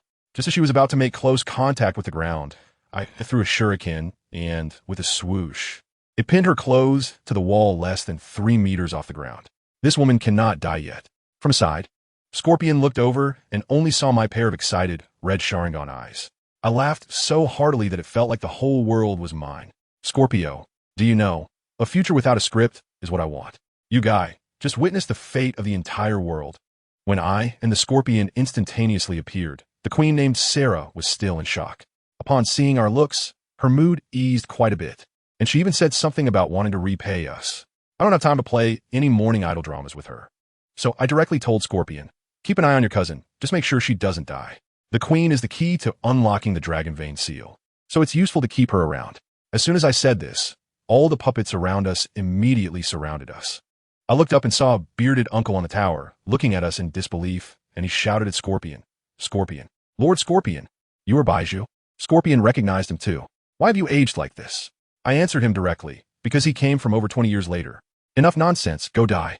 With a single lift of my hand, endless slashes erupted, instantly reducing all puppets within a diameter of 200 meters to a pile of debris. One slash directly cleaved that guy, called 100 Legs in half. What are you doing?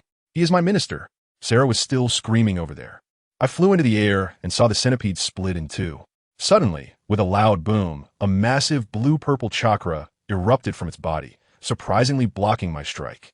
Crack, crack. Its body began to reorganize, transforming into a clay monster with a gigantic centipede for a lower half, towering hundreds of meters high, directly collapsing the tall tower. Scorpion grabbed Sarah and flew out, casually using a piece of puppet debris to gag her. The monster roared at me. No matter who you are, Scorpion, do you see this? This is my immortal body. I have surpassed you. It opened its mouth and spewed out a gigantic blue-purple fireball. I couldn't help but laugh at the time, facing a Uchiha who plays with fire. Isn't that just pure intensity?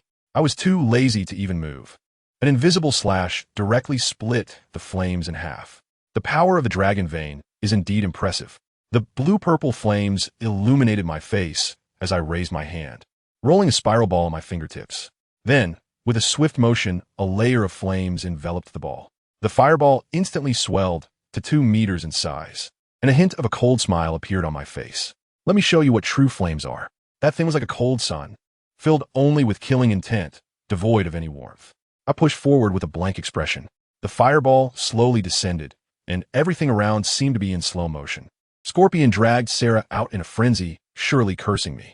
The monster, called Centipede, just stared dumbfounded as the beautiful flame fell. Time to exit. Flame release, Song of the Crimson Lotus Hell. The Scarlet Inferno ignited instantly, turning everything to ashes. As the light faded, the sky turned red, resembling hell. That so-called immortal body of Centipede was reduced to nothing but dust. I slowly descended from the sky, appearing before Scorpion and Sarah. That girl Sarah was already scared to the point of tears. Scorpion tried hard to keep himself calm, but his expression had already betrayed him. For the first time, he felt what a dimensional gap really meant.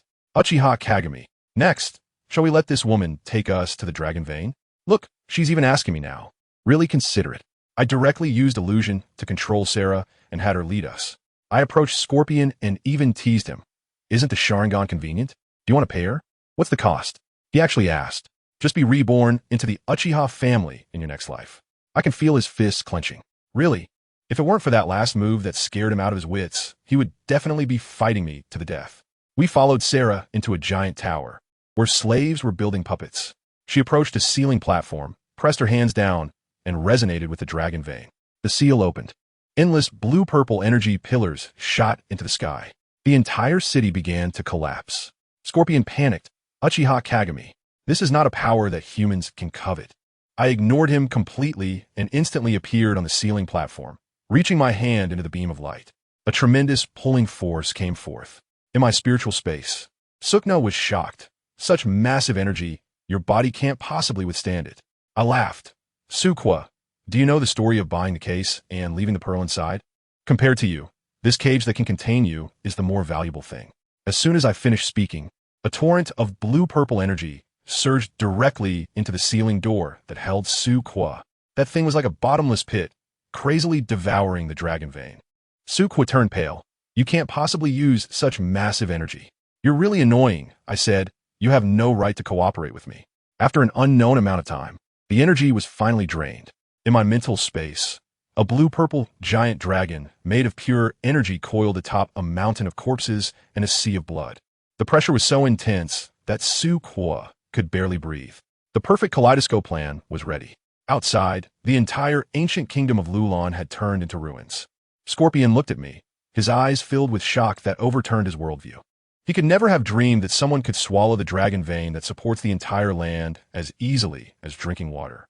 I patted him on the shoulder and calmly said, "There's nothing to be shocked about. It's just basic operation.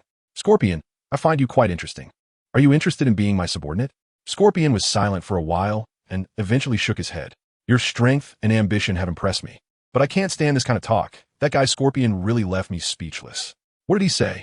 "He's an Avenger who just wants to go solo until he kills Tsukumo Hatake." "Come on, are you serious? Just you? To kill the Konoha White Fang?" I almost laughed out loud, but I had to keep a straight face and said to him, "All right, then you can leave. I feel like this place is about to collapse, so you better hurry." Goodness. That kid Scorpion must have been clenching his fists in his sleeves so hard they were about to break. Let me tell you, he was definitely thinking. Thank goodness I didn't team up with him, otherwise I'd end up having a heart attack from anger sooner or later. I couldn't be bothered to deal with him, so I directly called for an eagle driver, and whoosh, I was up in the sky. The energy of the dragon vein is indeed powerful, but thinking of using it immediately is simply dreaming. Normal people would have to learn some kind of immortal mode. But do I need that? Go learn the techniques of those few frogs. What a joke. These eyes of mine are the true version answer. I felt it at that moment. The climax of the Third Shinobi World War was about to be ignited by my own hands. I just returned to the camp, and before I could even settle down, someone rushed over in a panic, saying, Lord Jing, Lord Jiraiya asks for your presence. It's a matter of utmost urgency. I thought to myself, how did Yunin come over? As soon as I lifted the commander's tent, wow, the atmosphere was so heavy. It felt like a funeral. I glanced around and saw Jiraiya, Uchiha Fukuko, Noira-Rin, and Kakashi. That kid was standing there like a wooden post, with no sign of life on his face, just like his father back in the day. I didn't even look at Jiraiya and just stared at Fugaku. How did you get here? Jiraiya quickly tried to smooth things over. We'll talk about this later. Kakashi, Obito, sacrificed himself. I have no expression on my face at all. Of course, when I walked in and didn't see that guy Obito, I already had a feeling. I glanced at Kakashi. His eyes were still fine, so it seems the part about Obito giving him his eyes before dying didn't happen. It makes sense, though. With me here, if the plot were still the same as before, that would really be a ghost story. I walked directly in front of Kakashi. The kid looked as if he had lost his soul, slowly lifting his head, his voice rough like sandpaper. Obito is dead. I knew. No need to repeat it. I looked at him, my tone icy, so what? Kakashi struggled for a long time, tears streaming down his mask. Starting his classic routine. Where were you? Even Sensei Minato didn't respond to me. I was so close. I was so close to saving him. Who understands, family? This blame-shifting technique is simply ahead of its time. I was furious at that moment, without saying a word. I slapped him hard, knocking him to the ground. Jiraiya tried to step in, but I shot him a glare that sent him back. I stepped on Kakashi's chest, looking down at him. Do you think Minato and I are your personal babysitters, obligated to revolve around you? Who do you think you are? To have a right for us to always protect you? You usually just slack off during training. Enough is enough, and when it really matters, you fall short by just a bit. I grabbed him by the collar and shouted face to face. Why are you always thinking about how nice it would be if so-and-so were here? Why should it be that way? This is war. It's a matter of life and death. While I'm wasting these few seconds talking to you, several leaf ninjas might have died outside. Obito is not special. Neither are you, and neither am I. If you want to cry, go cry somewhere far away. Don't stand here and get in my way. After saying that, I kicked him away. Jiraiya sighed and said my motivation method was too extreme. I turned to look at him and smiled. You misunderstood. This is not some kind of shock therapy. I just simply want to hit him. Don't overthink it. I'll just assume he has a tough exterior but a soft heart. To put it bluntly, if Obito weren't Kakashi's close friend, Jiraiya wouldn't bother caring about the life or death of a lower ninja. Then, Jiraiya started to sugarcoat things, saying that Fugaku was there to replace me, and that the third Hokage was being considerate of my hard work, allowing me to take a break for a while. Haha, break? Isn't this just clearly trying to sideline me? Minato and Kushina can take a break, and I just got back from my mission, and now they want me to rest? I forced a smile as I looked at Fugaku. Then I guess the current deputy commander is also the clan leader, Fugaku. Fugaku's deadpan face responded. This is Lord Hokage's order. I understand. I turned around and waved to Fugaku with a bright smile, saying, Fugaku, come on, let's hand over the work. By the way, I also have something I want to discuss with you. Fugaku silently followed me. Jiraiya watched our backs and probably felt a pang in his heart, but as an outsider, he couldn't interfere in our Uchiha family matters. We walked together to a place outside the camp where no one could be seen.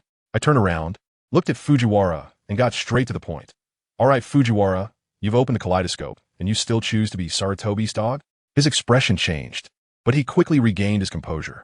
The three tomo in his eyes began to spin, transforming into the shape of a three-bladed shuriken. Mirror, you've noticed, huh? This cursed power, I didn't want you to awaken it. I saw the future. If the Uchiha rebel, there will be no good outcome. Let's compromise. I couldn't help but laugh at that moment, crossing my arms and looking at him like he was a clown. Is that what you call the future? It's just your shallow speculation. The future is invisible, and I only know one thing. The future of the Uchiha is in my hands. All right, Fugaku. I extended a hand and gestured for him to come closer, stop talking, and give it your all. Just don't die too quickly. Fugaku's eyes instantly turned cold, a chilling aura emanating from him. Wow, he started with his ultimate move right away, a deep purple chakra materializing, the half-body, Susanoo, rising from the ground. One eye shedding blood tears, igniting the eternal black flames of Amaterasu. Experienced the ultimate destructive power of our clan. He roared with all his might. And what happened? I didn't even open my eyes, casually delivering a slash imbued with red flames. And with a whoosh, his defenses, Amaterasu and Susanoo, crumbled like paper, shattering on the spot. Fugaku was left dumbfounded, standing there with a face full of disbelief. I walked step by step towards him, and the surrounding black flames automatically parted. Unable to come near me at all, I reached in front of him, looked at his disheveled appearance, and shook my head. You're Susanoo, compared to that one. No, there's simply no comparison. Using this move is nothing short of a disgrace. Is this how it ends? Too boring, isn't it? He was unconvinced. How could it just end like this? After all, he was a kaleidoscope. I saw his eyes flash with bloodlight, and in an instant, he pulled me into a black and white, illusionary world.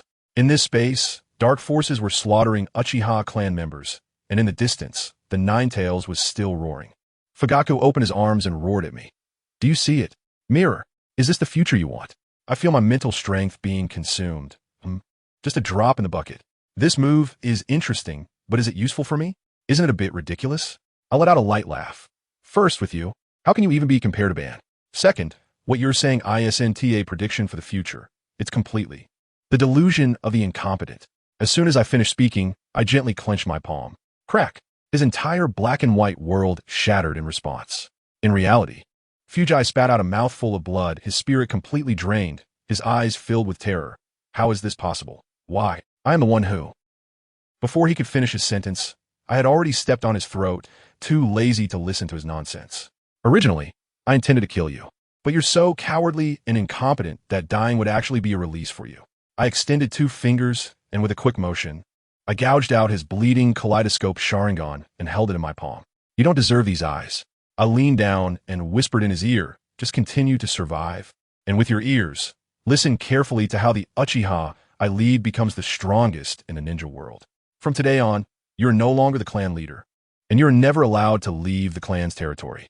What I will give you is not death, but suffering. When my people dragged the unconscious Fugaku away, Jiraiya finally emerged from the shadows. He had been there the whole time, and I knew it. I deliberately let him see, giving him a chance to choose.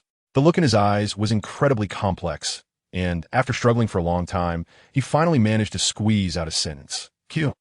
Does it have to be this way? I turned my head, the crimson in my eyes faded, and I smiled at him.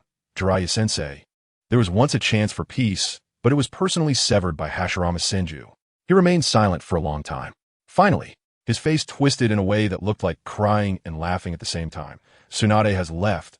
The war is over, and I want to travel now. Forgive me, Kakashi, the teacher is a coward, lacking the courage to stand by your side. At least, Konoha will still exist, right? Is this your choice, sensei? Of course. I answered firmly. The establishment of Konoha has a part of the Uchiha. I just want to take back what rightfully belongs to us. Jiraiya sighed deeply and patted my shoulder. Fugaku was seriously injured on the battlefield and is returning to the village to recuperate.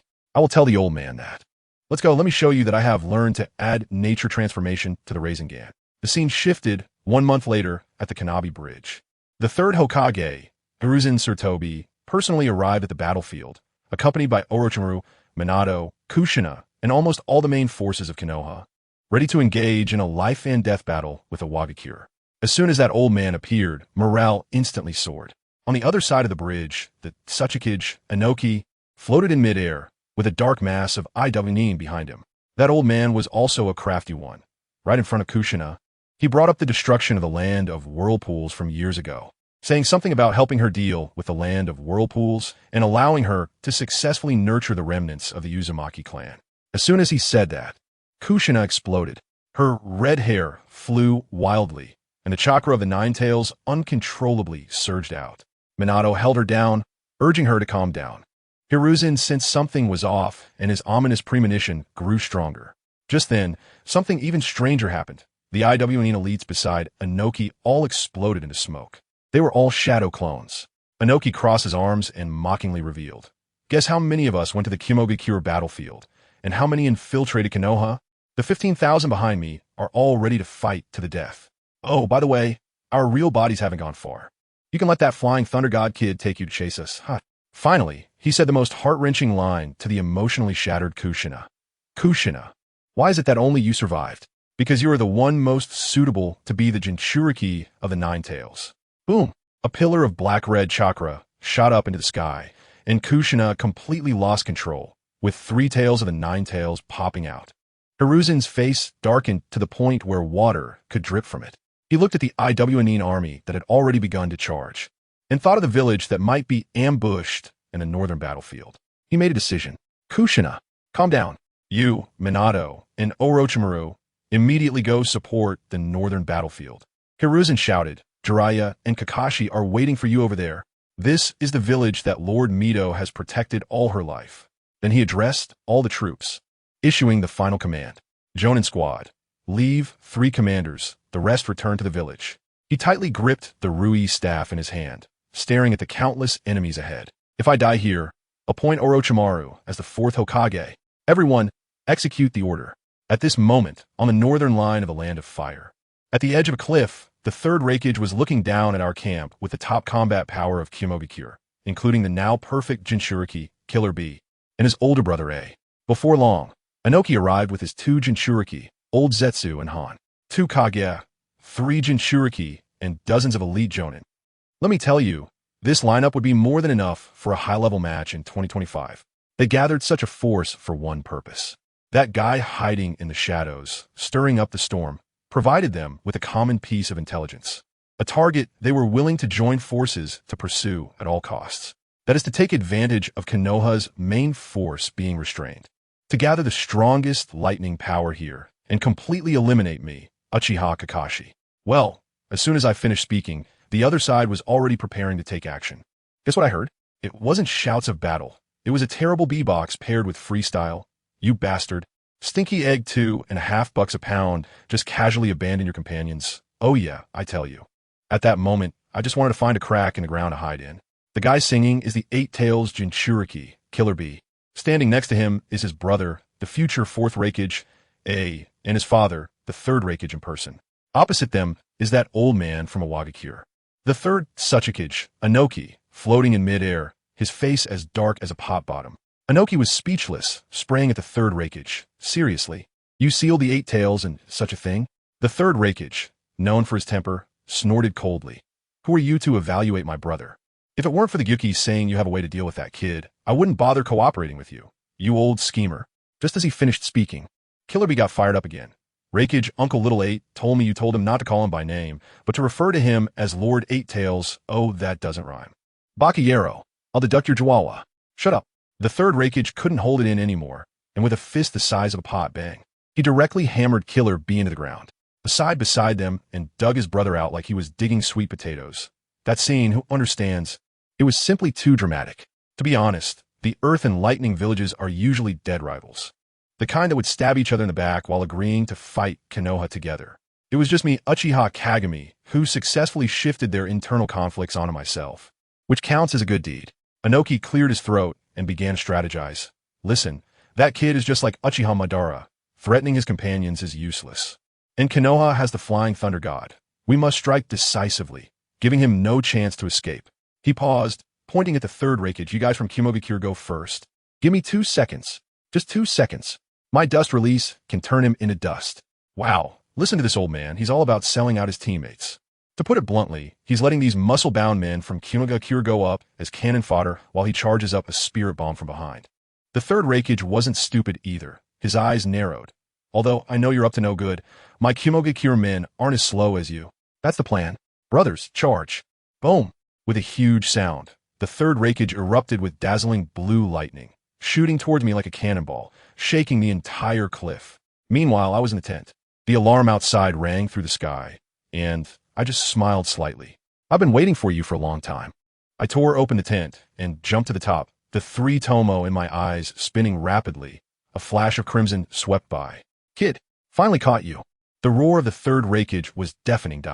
He brought his fingers together, gathering lightning. executing the Hell Stab 4 books in a way that was so fast, even the afterimages couldn't be seen. What about me? Calm and unhurried. I threw a punch as well, with ominous black and red lightning swirling around my fist.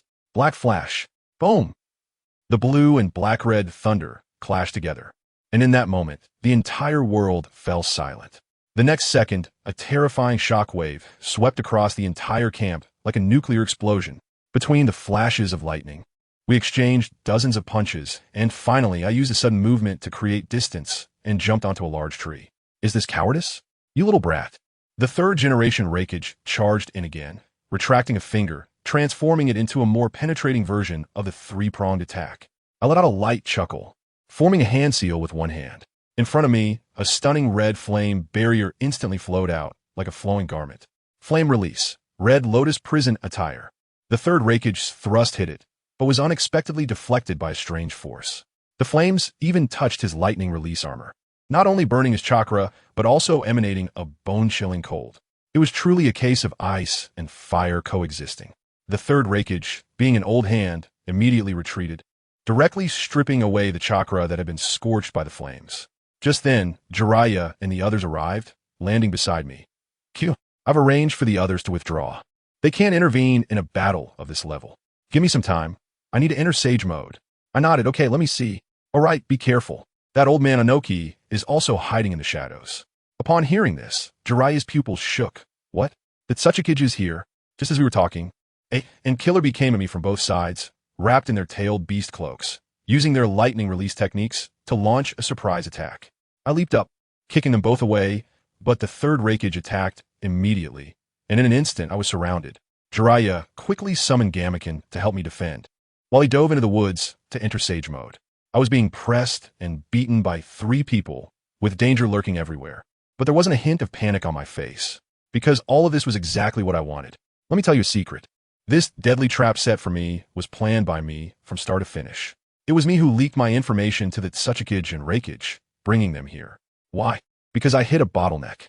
My mental energy has become outrageously strong, but my physical strength couldn't keep up, like a barrel that's 50 meters high on one side and only half a meter on the other. What I want is not to follow the old path of celestial techniques and Susanoo, which has a clear endpoint. What I want is a path of infinite evolution. The key lies in technique reversal, a skill that can transform negative energy into positive energy. But this thing is too profound. I couldn't figure it out on my own, no matter how long I studied. But that's okay. The Uchiha clan is the darling of the world. The ocular technique of the Sharingan is born from the strongest desire at the moment of awakening. So, I need a real life-and-death crisis, a stage that brings me to the brink of death, to make my wish and gain the power I want. Just then, Minato Namikaze arrived with Kushina and Orochimaru using the Flying Thunder God. Mirror, I'm coming. The opportunity has arrived. While fending off Raikage's attacks, I rushed towards Minato and the others.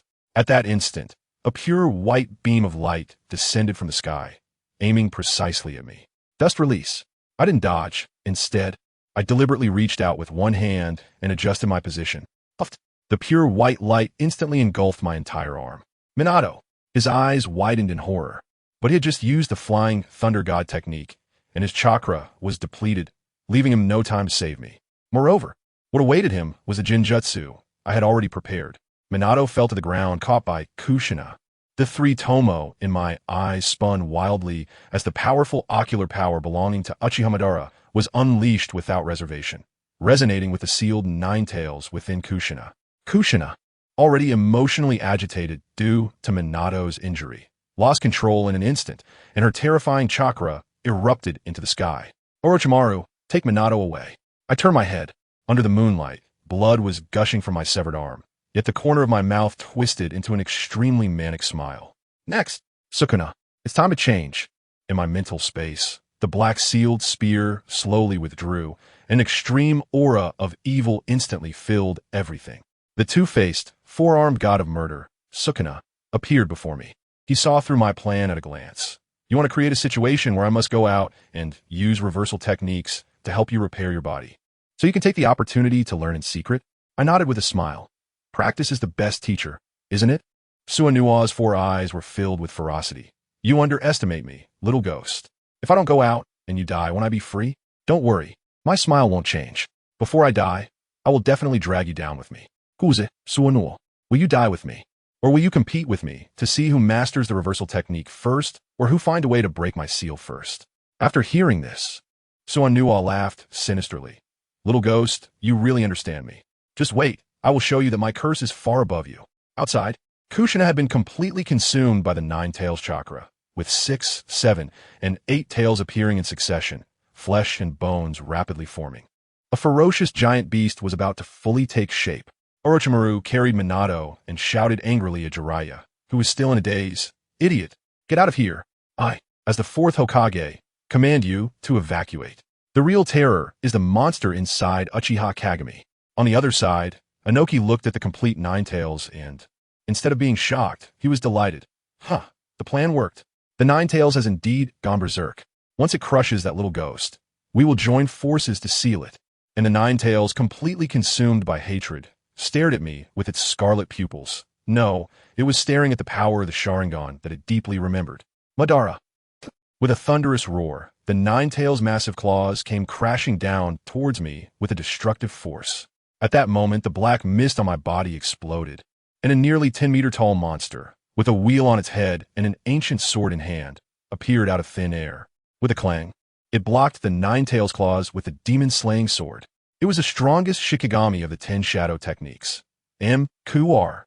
As the black mist dissipated, the black patterns on my body spread all over, and another pair of eyes opened on my face. The severed arm was visibly regenerating at a rapid pace. This body is simply too perfect. Suonua let out an uncontrollable mad laugh. He lifted his head, looking at the 9 tails with indifference, as if looking at meat on a chopping board. He formed a completely unfamiliar hand seal. You can call me Suonua. I will tame you, 9 tails. The domain unfolded, demon-slaying kitchen. In an instant, a bizarre and evil shrine made of cow bones and giant teeth unfolded behind me. This was not a closed space, but rather transformed the surrounding area with a diameter of 1,000 meters into Suonua's kitchen. Within the domain, whether it was boulders or trees, they were instantly sliced into fragments by countless invisible attacks. Boom! The 9 tails swatted MQ away with a paw, opening its mouth to unleash a torrent of chakra. But the endless slashes instantly dispersed the torrent, madly cutting into the 9 tails' body. However, the 9 tails' recovery ability was too abnormal. As soon as the slashes broke through the fur, the wounds healed instantly, rendering it completely ineffective. Suonua was not in a hurry. He let MQ continue to withstand the attacks to adapt to the 9 tails' attack patterns while he began to attempt something else. He wanted to draw upon the chakra within me to activate the Sharingan. He knew very well that these eyes were the natural enemy of such monsters. However, no matter how he urged, those eyes would not revert back to the Scarlet Tomo. What's going on? At that moment of distraction, with a swish, the 9 tails' claws pierced through his chest. Suonua was jolted back to reality by the excruciating pain and tried again, but still failed. Where's the Sharingan? I have such a large 3-tomo Sharingan. What did you do? Uchiha Kagami. At this moment, in the mental space, I was leisurely sitting in the ceiling gate, propping my chin and watching the show. Get it straight, Suonua. I'll chew my body, not that you took it. Just obediently take the hits and demonstrate the reversal technique for me. Bastard.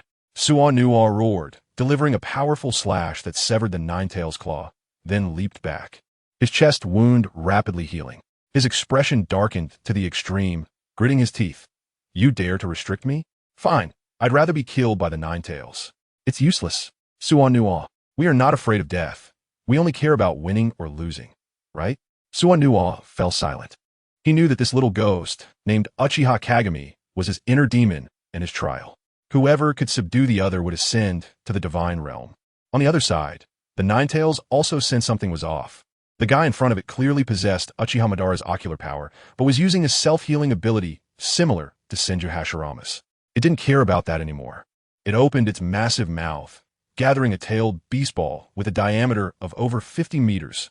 The third Raikage looked at the world-destroying energy sphere, and instead of retreating, he revealed an excited smile. I just want to fight with such a monster. So also calmed down, positioning his hands as if drawing a bow, flames swirling at his fingertips.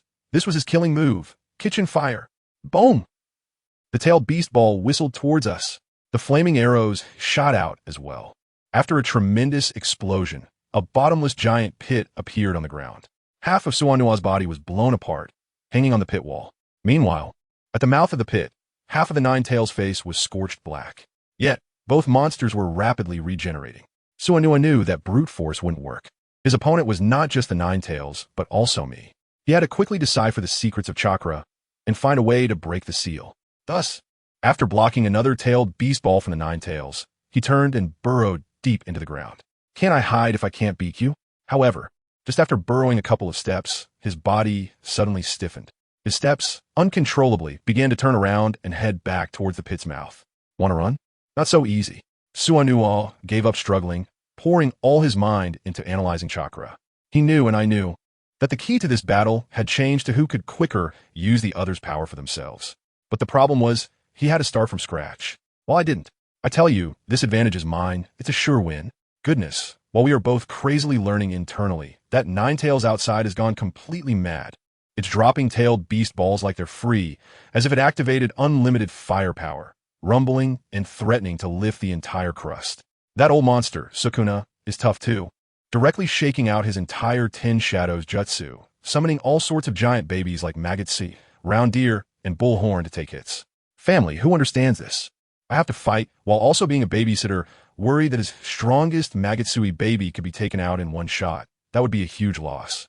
He was just relieved that the Nine-Tails, being a bit dim-witted, could only mindlessly throw skills, when suddenly, the bombardment stopped. At this critical moment, two disruptors arrived.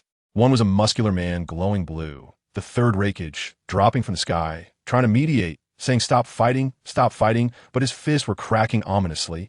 And I tell you, his gaze was practically screaming for me to get 3 words tattooed on my face. The other was an old man, the third Tsuchikage, Inoki, floating in the air, asking right away, has Uchiha Madara's reincarnation died yet? The Nine-Tails was instantly furious, thinking, what the hell do you humans know? I'm eliminating harm for the people. It couldn't be bothered to explain and directly opened fire on the map, not caring if you're the Raikage or Tsuchikage. You all have to die today. With their commotion, they inadvertently gave me a huge opportunity. While they were in a mess, I succeeded. In the spiritual world, the energy of the dragon vein, the chakra of the Nine-Tails, combined with my extremely intense emotions, erupted, and suddenly, I felt like the whole world looked different in my eyes. In my pupils, a brand new pattern appeared. A 4-pointed star resembling a thorn crown succeeded. The next second, in the real world, boom, a black-red energy column shot up from the abyss we created. Uchiha. No, I should say the brand new me emerged. Inoki was instantly dumbfounded, mumbling about Uchiha Madara. The Nine-Tails also shivered all over, but it didn't hesitate, opening its mouth to launch another tailed beast ball. I raised my eyes, activated my pupil technique, and unleashed a crescent slash infused with black and red lightning, shooting out in an instant. The tailed beast ball? It was like paper sliced right through. The momentum of that slash didn't diminish, and with a splat, it severed half of Kurama's head. I named this move Slash Dune. That's right, it means exactly what it says. From now on, in the ninja world, there will be more than just Noki playing with disintegration. In the spiritual world, that guy Sukuna was dragged back to his seal by the dragon vein chains. He didn't curse, but stared at me with his 4 eyes, his malice practically overflowing. Outside, the battle maniac, the third Raikage, charged in, claiming to be the strongest spear, thrusting straight for my heart. I smiled. The strongest spear? Come on, give it a try. In the next moment, an arm flew off. Legend? Sorry, I just shattered it. I was thinking of conveniently sealing the Nine-Tails as well. As I activated my Manjiki Sharingan, ready to unleash the complete control of the eye technique, the Crimson Demon, my right, I suddenly cracked with a snap. The eye technique was interrupted on the spot. In my mental world, that guy Sukuna was laughing like a madman, shouting crazily, Uchiha Mirror, do you think I'm someone easy to tame? Do you think I did nothing? It turned out that at the last moment of being sealed, he tripped me up with my right eye. But was I angry? Let me tell you, I wasn't angry at all. On the contrary, I found it a bit interesting, without even a hint of resistance. How unsatisfying would it be to completely subdue you? I covered my gradually dimming right eye, opened my arms, and calmly faced everyone's attacks. This fight lasted a whole day and night. When the storm finally calmed down, on the other side, Orochimaru also received battle reports. I tell you, the results were explosive. The third Raikage died fighting to cover his subordinate's retreat. The Tsuchikage, Inoki, was left with broken legs. The Jinchuriki of the Five Tails also died, trying to save Inoki. The Nine Tails was resealed by me. Then, even more explosive news came: the third Hokage, Hiruzen Sarutobi, died while single-handedly holding off over 10,000 Iwagakure ninjas to cover the retreat of Konoha's main forces at the Kanabi Bridge. That guy Orochimaru, I tell you, felt no sadness at all. After obtaining the third's flesh and blood, he immediately announced, "Return to Konoha. I will become the fourth Hokage and prepare to go to war with the Uchiha." And what about me? I directly used a special signal to summon all surviving Uchiha clan members from the Eastern battlefield. More than 300 of them, each exuding a murderous aura. In front of them, I issued the first order as clan leader. In 7 days, seize Konoha. If you don't want to participate, fine. Leave your Sharingan behind and get lost. After saying that, I opened my Manjiki, and that pressure, left the entire place in dead silence. Then, I directly stormed into the camp of the Eastern Front commander, Nara Shikaku. That smart guy still wanted to reason with me. So I gave him 2 choices: either submit or the Nara clan would disappear from the map today. An oblivious member of the Hyuga clan jumped out. But before he could finish his words, his head flew off. Nara Shikaku was also a man, and in the end, he shouted not to underestimate Konoha ninjas and charged at me. As a result, both he and his shadow were instantly turned to ashes by my attack. On the Konoha side, Orochimaru had already taken the Hokage's seat. Danzo burst in, wanting to explode in anger, but was hit in the face by a document from Orochimaru. The entire Uchiha clan had already pulled a trick right under his nose with shadow clones and slipped away. At that moment, I estimate Danzo's mind was echoing with one thought: "Hiruzen, I told you, you will definitely regret this." Of course, behind this grand scheme, there was still an old guy watching. Uchiha Madara, who didn't care what I was doing, just wanted his precious Obito to see the despair of this world clearly. His plan was quietly progressing, having Kirigakure deliver the Three Tails Jinchuriki, Rin no Era, to Kakashi. On my side, a grand army is marching towards Konoha. You won't believe it, but the ranks include not only the Uchiha clan, but also the Hyuga branch family, and even a whole bunch of civilian ninjas. They don't care who the leader is. After witnessing me throw out the corpse of the third Raikage, they know that following me means they will get to feast. Meanwhile, on our path forward, another tragedy is unfolding. Kakashi, that white-haired guy, is diving headfirst into a trap meticulously set by the enemy to save his female teammate, Rin no Era. He swears that he absolutely cannot lose another comrade. But little does he know, setting up such a flag is practically a textbook example of self-sabotage. Let me tell you, Kakashi is still fighting for his life over here, while Rin has already woken up but hasn't moved, pretending to be unconscious. Why? Because she overheard them. Those sons of bitches from the Mist Village were chatting about sealing the Three Tails inside her, turning her into a human-shaped nuclear bomb when she returned to the village. Who understands this, family? This is just a pure tool script, right? Rin understood at that moment that for the village, she couldn't get past this hurdle today. She had only one thought in her heart: "I'm sorry, Kakashi." And then, the most explosive scene happened. Kakashi had finally fought his way through, and was about to rescue her when a Chidori shot past. What happened? Rin, herself, crashed into it. Warm blood splattered all over Kakashi's face, and he was completely stunned, his hands shaking like he had Parkinson's. I felt a chill run down my back, and when I turned around, there he was, Obito. He saw everything. His eyes instantly transformed from the Sharingan into what the hell, a pattern I had never seen before? A kaleidoscope. The entire world began to twist in his eyes. In the next second, he went berserk, and countless wooden spikes erupted from the ground, piercing through the mist ninjas like candied hawthorns. He walked up to Kakashi, who was already dumbfounded, looking like a scarecrow. Obito seemed possessed, muttering that this world was hopeless, then reached out, and a wooden spike shot towards Kakashi's heart. Just at that critical moment, clang, a white light flashed, and the wooden spike broke. Who was it? Konoha's White Fang, Kakashi's father, Tsukumo Hatake. He had arrived. Obito still wanted to fight, but that white thing beside him, let us call it White Zetsu, desperately advised him. "Bro, you just open your eyes. Your chakra is unstable. You can't beat him, and Uchiha Shursui is nearby." Only then did Obito calm down, gave Kakashi a deep look, picked up Rin's corpse, and with a twist of space, disappeared. Tsukumo Hatake, without hesitation, carried the unconscious Kakashi and rushed towards Konoha. He had to quickly inform Shursui that old bastard Danzo had already started targeting the Uchiha.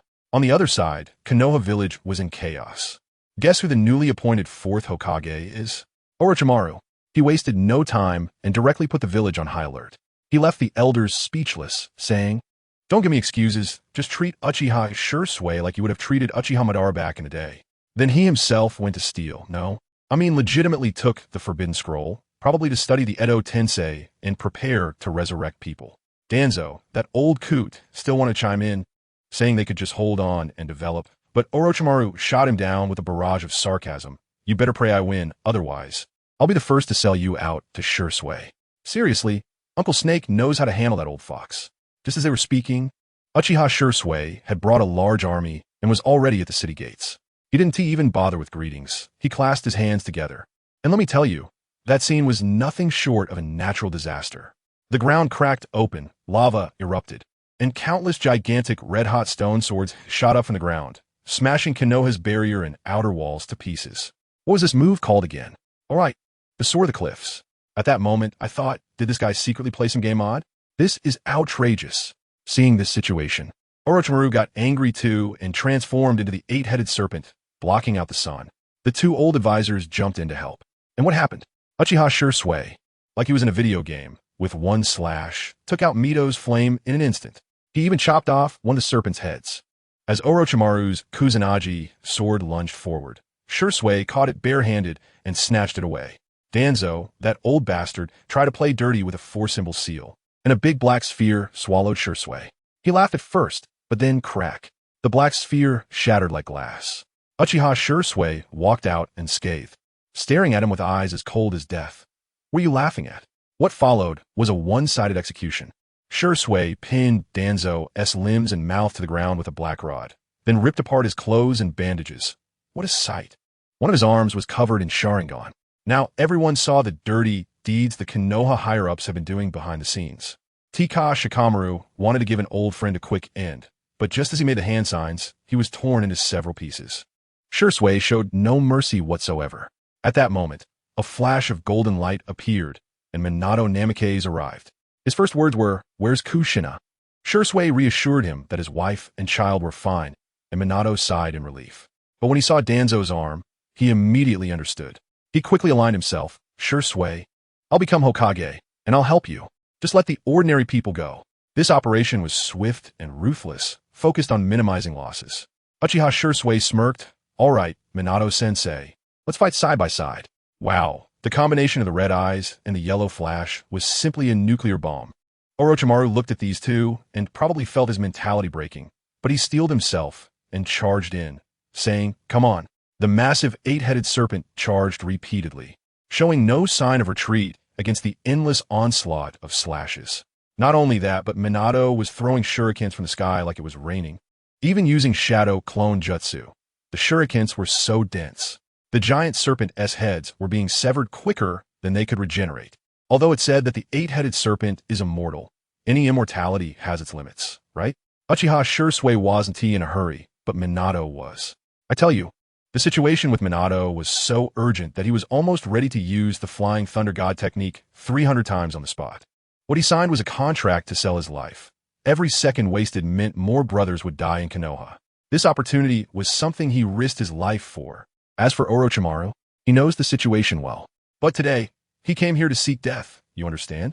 Before dying, he must create a full sense of ritual. How could he let you in it comfortably? So the scene was particularly bizarre, with Minato crazily outputting like he was on adrenaline, while I was just standing by, casually taking potshots. It's not that I didn't want to go all out. Who understands? Family? Killing him would be useless. I dare to bet with my Sharingan that this guy has more than one resurrection item. Orochimaru is like those annoying flyers stuck on a telephone pole. If you tear one down today, he'll just stick up a new one tomorrow. I couldn't be bothered with such dirty work. Just then, to my surprise, Kakashi appeared next to me, carried by Shikaku. He first scanned the hellish battlefield, stunned, and then immediately spotted the extremely ungraceful Danzo in the fire cage. After looking at my Sharingan, he instantly figured it out. "Mirror, I have important information." He was so excited. Obito was captured by Danzo for experiments, brainwashed, and even awakened a terrifying new Sharingan. I was speechless at the time, thinking, dude, your intelligence is seriously delayed, and you're blaming everything on Danzo. Danzo is practically becoming the garbage can of the ninja world. I could only raise my hand calmly. Knowing about Obito's situation, I had a grasp on it. So we would take it one step at a time. Uncle Shikaku then turned his attention to the battlefield, and he looked even more confused. He glanced at Minato, who was fiercely beating up Orochimaru, then at me, his eyes full of question marks.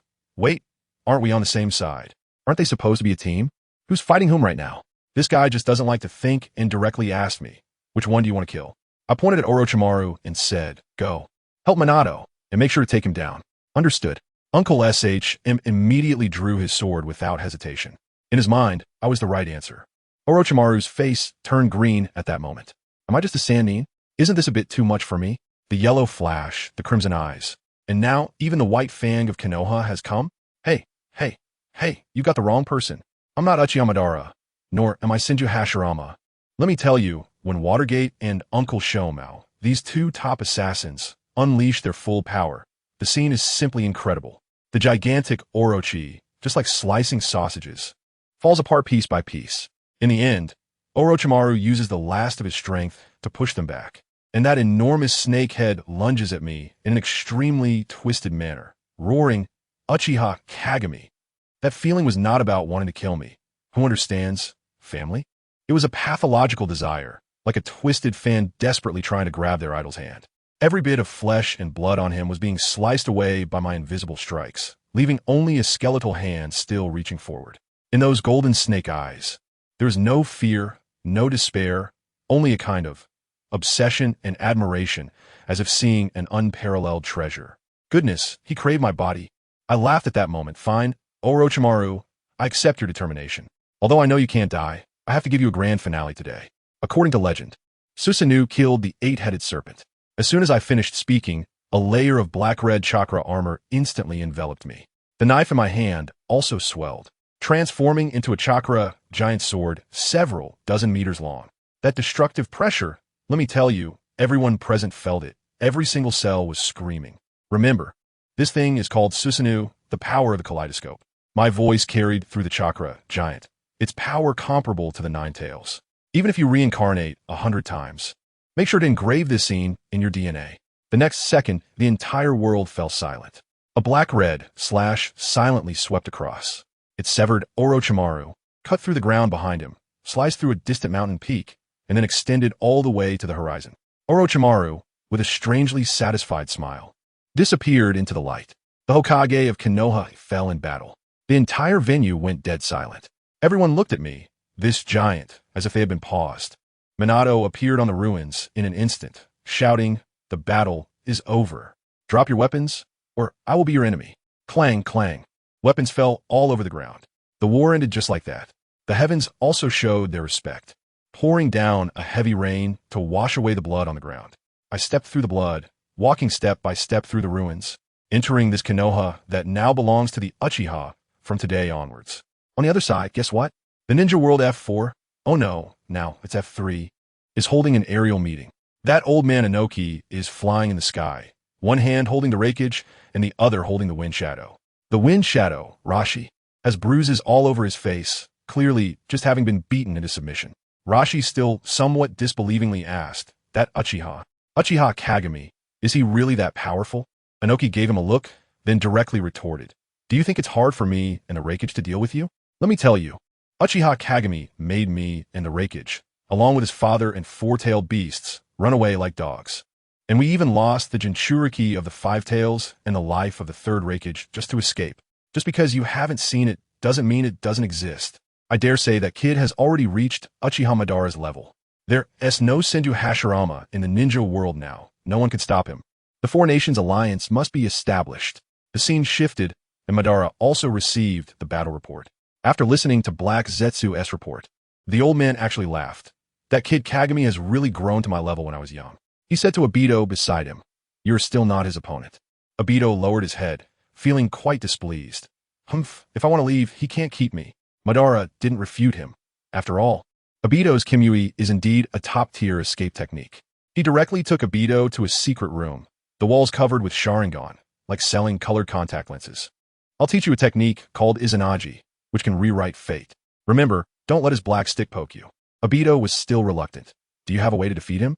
Madara shook his head. At that level, intelligence is useless unless you crush them with sheer strength. But don't worry, your potential is not worse than his. After saying that, the old man prepared to pack up and flee, moving house, fearing that the kid wouldn't follow the rules of martial arts and come ambush him. Good heavens, Madara directly created a black Zetsu, saying it was his will, merging with white Zetsu, and from now on it would be called Zetsu, urging him to hurry up and cultivate Nagato. White Zetsu then asked a very naive question. Lord Madara, since you knew he would become an obstacle, why didn't you kill him back then? Madara chuckled. Of course, it's so that after I resurrect, I can have an interesting opponent. Focus on nurturing a rival. You wouldn't understand this. You thought it was over? Not yet. Guess where that Orochimaru guy is? In a creepy underground room. He actually used Edo Tensei to summon the second Hokage, Senju Tobirama.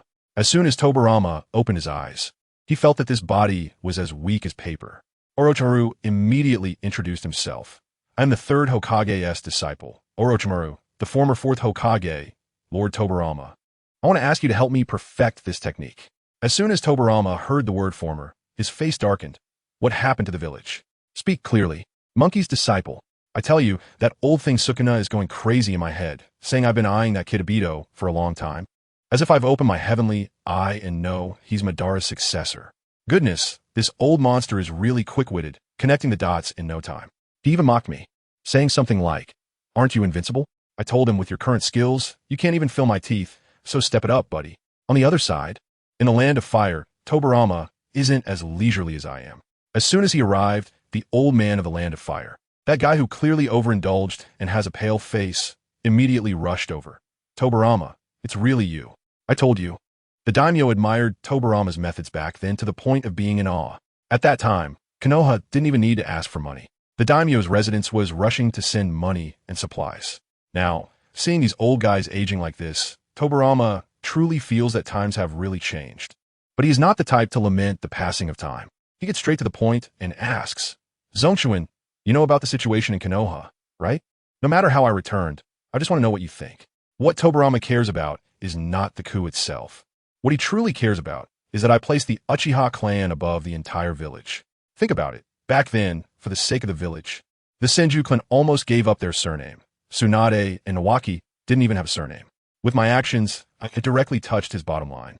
The daimyo, Zongshuin Yuan, tremblingly took out a letter, the one I wrote, and sighed in anger. The system of one country. One village established by the first Hokage and my father was meant to support each other. But Uchiha Kagami in this letter treats our daimyo's residence as a vassal. It's too much. Just as he was about to ask Tobirama for help, suddenly, Tobirama's expression changed as if he had seen a ghost, leaving behind a sentence before disappearing.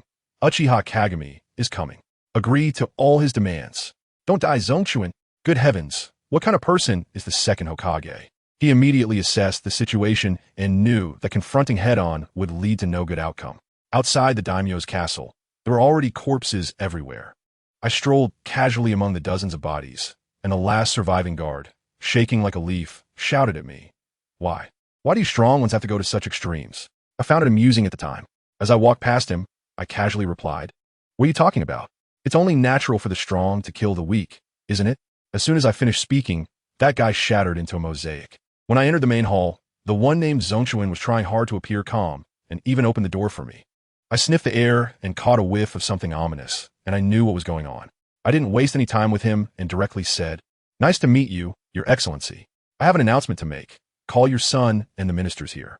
The old man turned pale, thinking I was going to dismiss him, but remembering Fei Jian's advice, he could only endure his anger and comply. While waiting for people to arrive, he tried to struggle a bit, saying something about how Konoha was in dire need of support, and he was willing to give his all.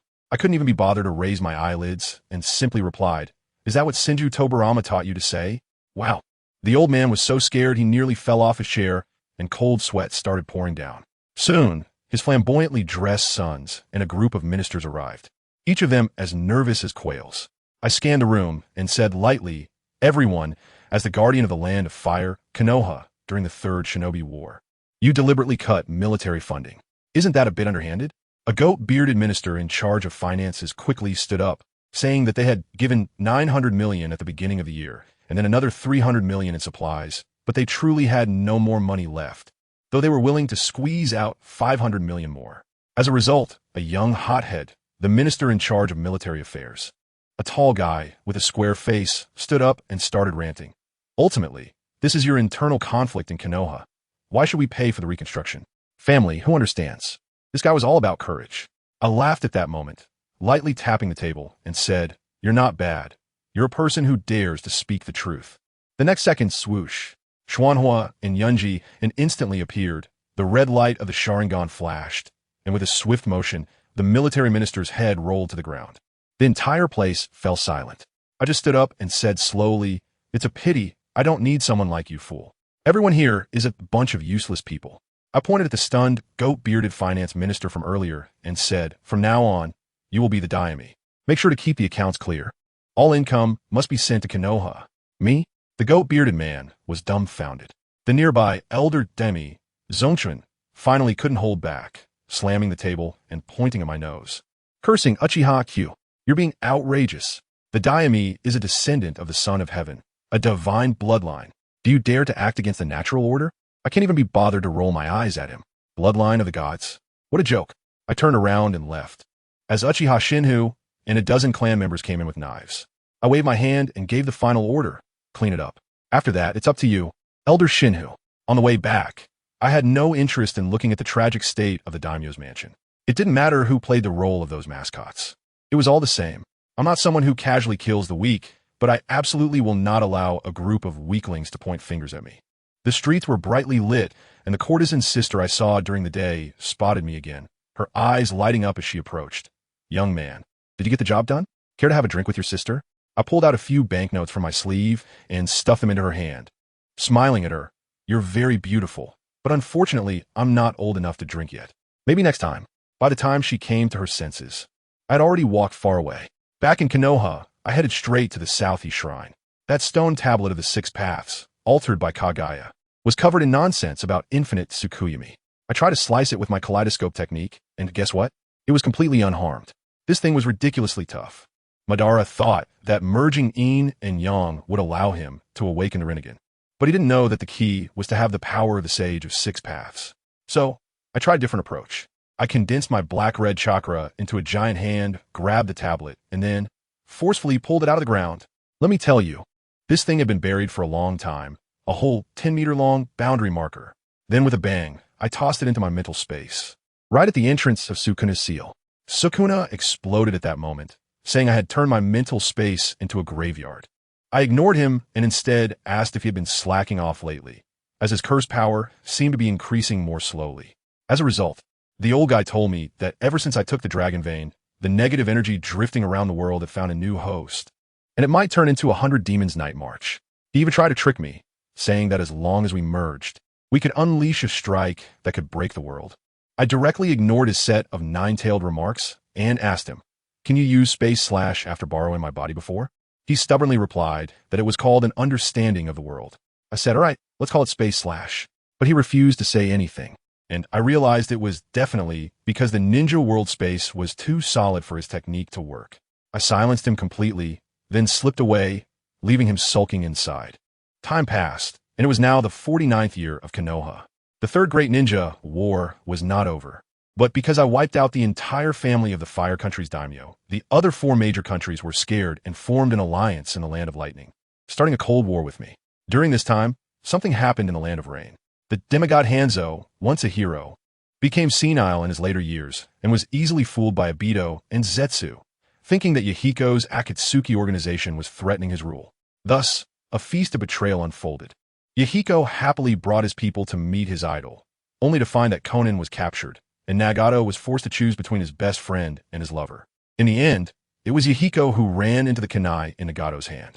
At that moment, Nagato's Rinnegan completely went berserk. Obito and Zetsu, watching from a distance, were still sneering, thinking that Nagato should come to terms with reality now. But the next second, with a loud bang, the massive Outer Path Golem was summoned. Obito and Zetsu were dumbfounded, exclaiming, "Not good, it's Madara." They never expected Nagato could summon the golem directly. This thing was connected to Madara's life. The two hurried back, and by the time they returned to the underground palace, Madara had already weakened further due to the golem being summoned.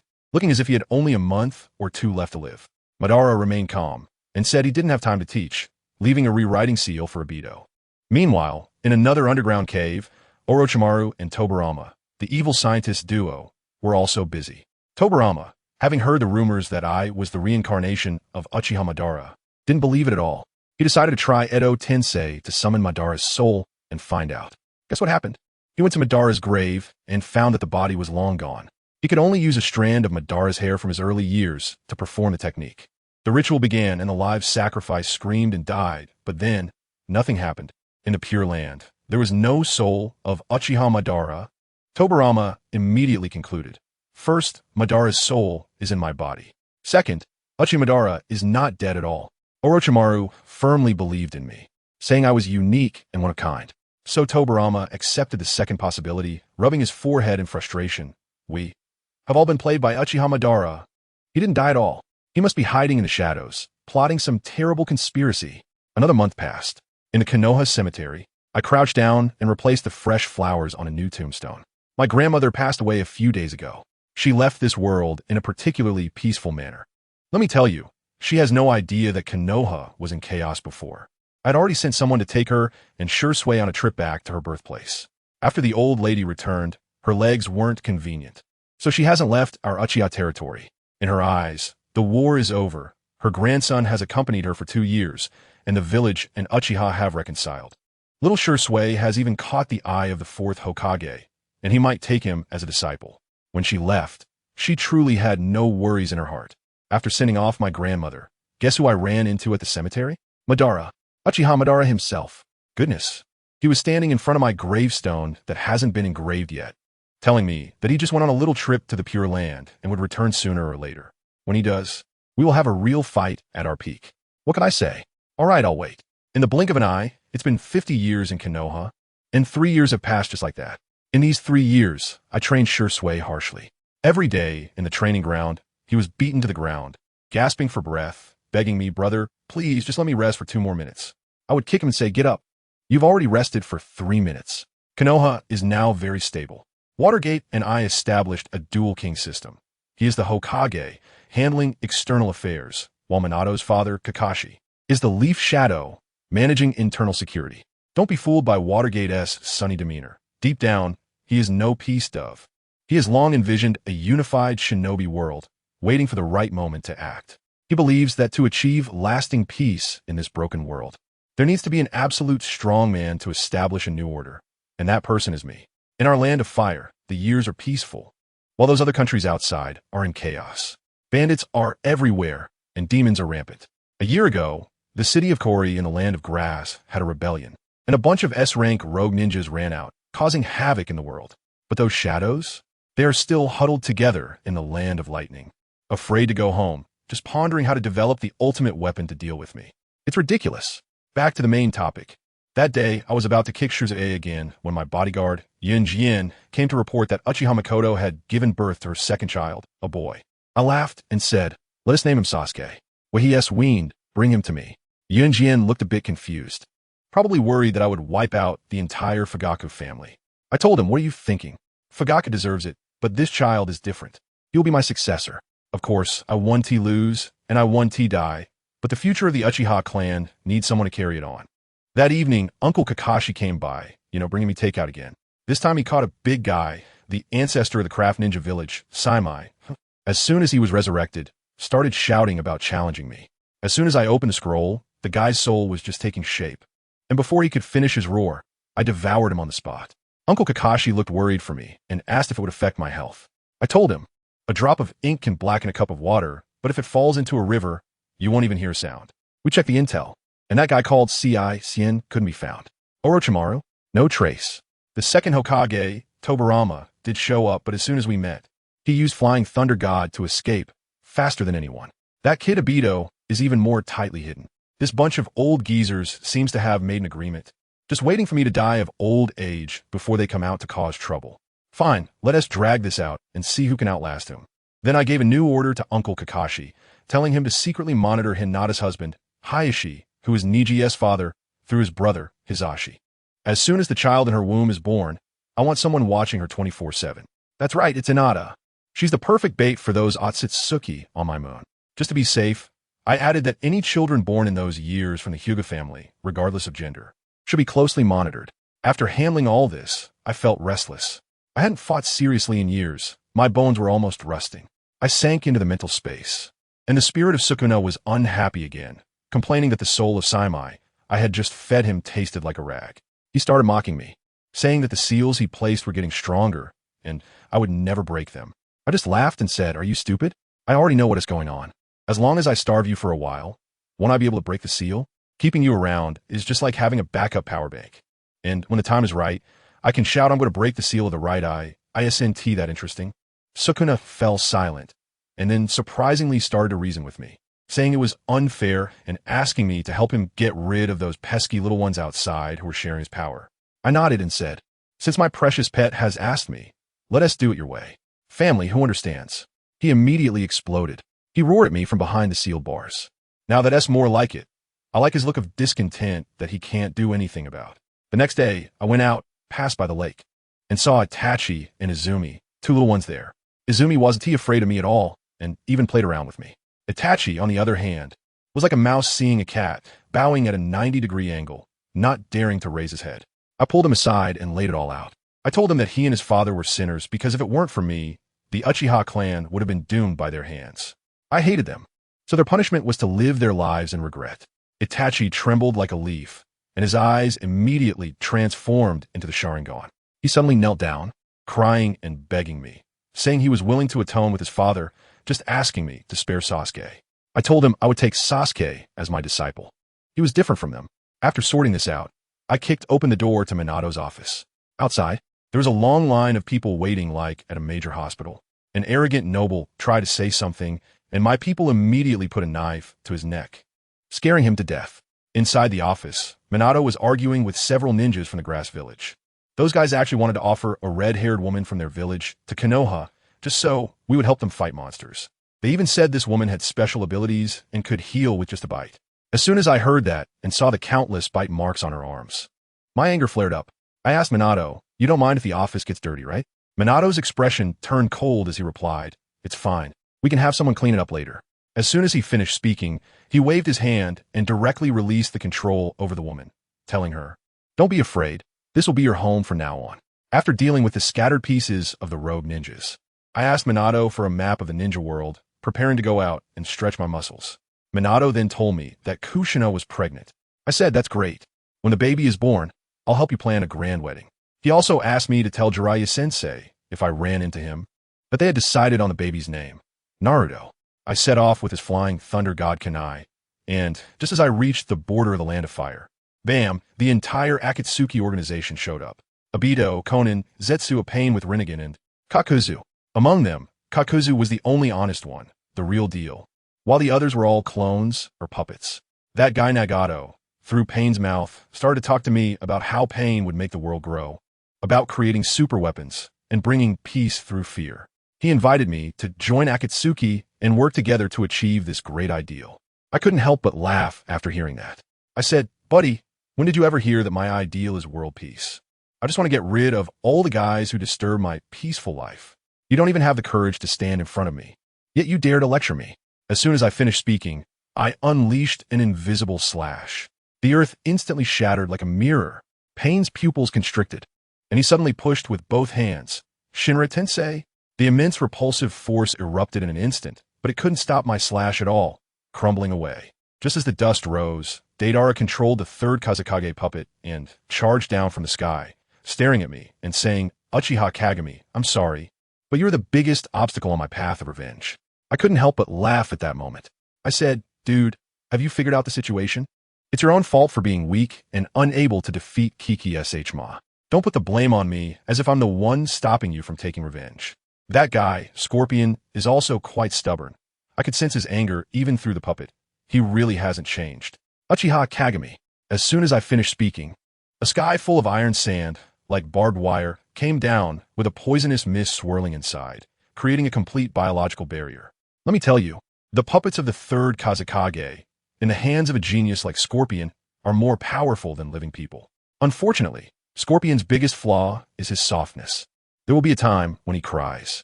For me, it's like strolling through my own backyard, casually wandering around. Of course, my vigilance is at its peak, after all. Those old-timers in the ninja world have too many strange techniques, and one misstep could lead to disaster. However, these few in front of me. I took a glance and already had a good idea. Konin, Obito, all are fake products created by the technique of transformation, with pitifully low chakra. Nagato's body of pain, on the other hand, is the real deal, but it's a very poor quality, like a shoddy product made in haste, and its combat power barely qualifies as shadow level. Measured by the fourth Kazekage Raza. Suddenly, a pulling force came, trying to drag me towards those iron spikes. I couldn't even be bothered to lift my eyelids, and just let myself be pulled over, crashing hard into them. Guess what? With a snap, it wasn't me being pierced, but that pile of iron spikes got completely broken. I looked at Sasori and laughed. Your density is lacking. Did you skimp on the materials? Sasori probably felt a bit stunned, thinking, is this guy a humanoid Gundam? But he wouldn't admit defeat. After all, he was separated by a puppet. Just then, Kaidi couldn't hold back anymore, coming in with a set of fire and wind techniques and combined ninjutsu. Fire style, wind style, raging waves of flame. That sea of fire came over like a tidal wave, shouting, "Die for me, Uchiha Kagami." Really, it's amazing what lack of money can drive people to do. I stood right in the sea of fire, wrapped in a layer of crimson flames, and nothing was wrong. With a push of my foot, I instantly dashed in front of Kakuzu, and as soon as I opened my Sharingan, he fell forward as if he had lost power. I grabbed him by the collar and tossed him aside. I said, "Don't rush, you're my mobile treasure chest. It would be a shame for you to die here." Then, that kid Obito didn't hold back either. He combined me.I with fire release to create a storm of chaos, with spiraling flames charging at me like a giant drill. Let me tell you, his me.I is something else. My slash treats space like tofu, and I can cut it open. But Obito's technique is more like stacking space and hiding in the layers. The keyword here is smooth. Try to directly kill him doubles the difficulty. I thought to myself, is this kaleidoscope like a wish machine? Obito wants to escape reality, so he gets an alternate space. Shursui wants to change people's hearts, so he gets a different celestial being. Who understands this? It's practically a wish fulfillment too. Zero version. Forget it, I couldn't be bothered to think about that. I flickered out of the way of the spiraling fire. The Akatsuki members are also shameless. They all came at me with large-scale ninjutsu, lacking any technical skill. On the side of Konin, she opened her paper wings, and a sky full of paper shurikens flew at me like knives, which I incinerated with a fire dragon. I casually asked her, "Hey Konin, are you considering switching jobs? Come work for me as the head of ninja tools." Guess what she said? "For the sake of peace. It's Jiraiya-sensei, Yahiko, and Nagato's dream. I will not follow you." Great, another idealist. I couldn't be bothered with small talk and went straight and close. She was quite knowledgeable and knew not to look into my eyes, quickly averting her gaze. But as luck would have it, my magnificent short blade, Murasame, clearly reflected my crimson Sharingan. She got hit directly and went offline. "Konin!" Nagato shouted anxiously from over there, raising his hand to use universal pull to bring her back. But that pull was like trying to move a boulder with a thin hemp rope. It snapped immediately. With a swift motion, I struck down, and with a squelch, a bloodied angel slowly fell. And guess what? When it hit the ground, it turned into a pile of white zetsu. Good grief, playing the golden cicada, shedding its shell here. That guy Obito even told Nagato about the existence of white zetsu. It seems he really considers Nagato a partner. Hilarious. Having been through the rain himself, he tears someone else's umbrella apart and pretends to have deep brotherly feelings. I laughed at that moment and shouted to Nagato in the distance, "Hey Nagato, let me give you some free news." As soon as Obito heard this, his face turned green. Nagato still retorted, "Don't call me senior. What else do you want to say after you've already made move?" I cleared my throat and said word by word, "According to my intelligence, the one who conspired to kill your brother Yahiko back then is right beside you. Our dear, good disciple, Uchiha Obito." The entire venue instantly fell silent. The air seemed to freeze. Obito broke down on the spot. "Nagato, he's trying to sow discord between us. Also, Kakashi is not my master. What nonsense are you spouting?" Zetsu and Scorpion quickly chimed in, frantically listing my dark history, talking about how I deceived Onoki. My underhanded methods, saying I never told a single truth. Family, this is a concerted effort to slander me. As a result, that foolish Nagato actually believed it. Seeing Obito's face looking pitiful but not saying anything, he got furious and shouted at me, "You still want to deceive me? Don't you dare mention Yahiko's name again." Pain, the Deva Path, charged in with his god Almighty Rinnegan, his chakra output so immense that the black rods on him were trembling. I shot him a cold glance, didn't even draw my sword, and calmly said to him, "I rarely speak the truth, and you actually don't believe me?" Fool! The person you need to protect is right beside you. Have you just protected her? He froze on the spot.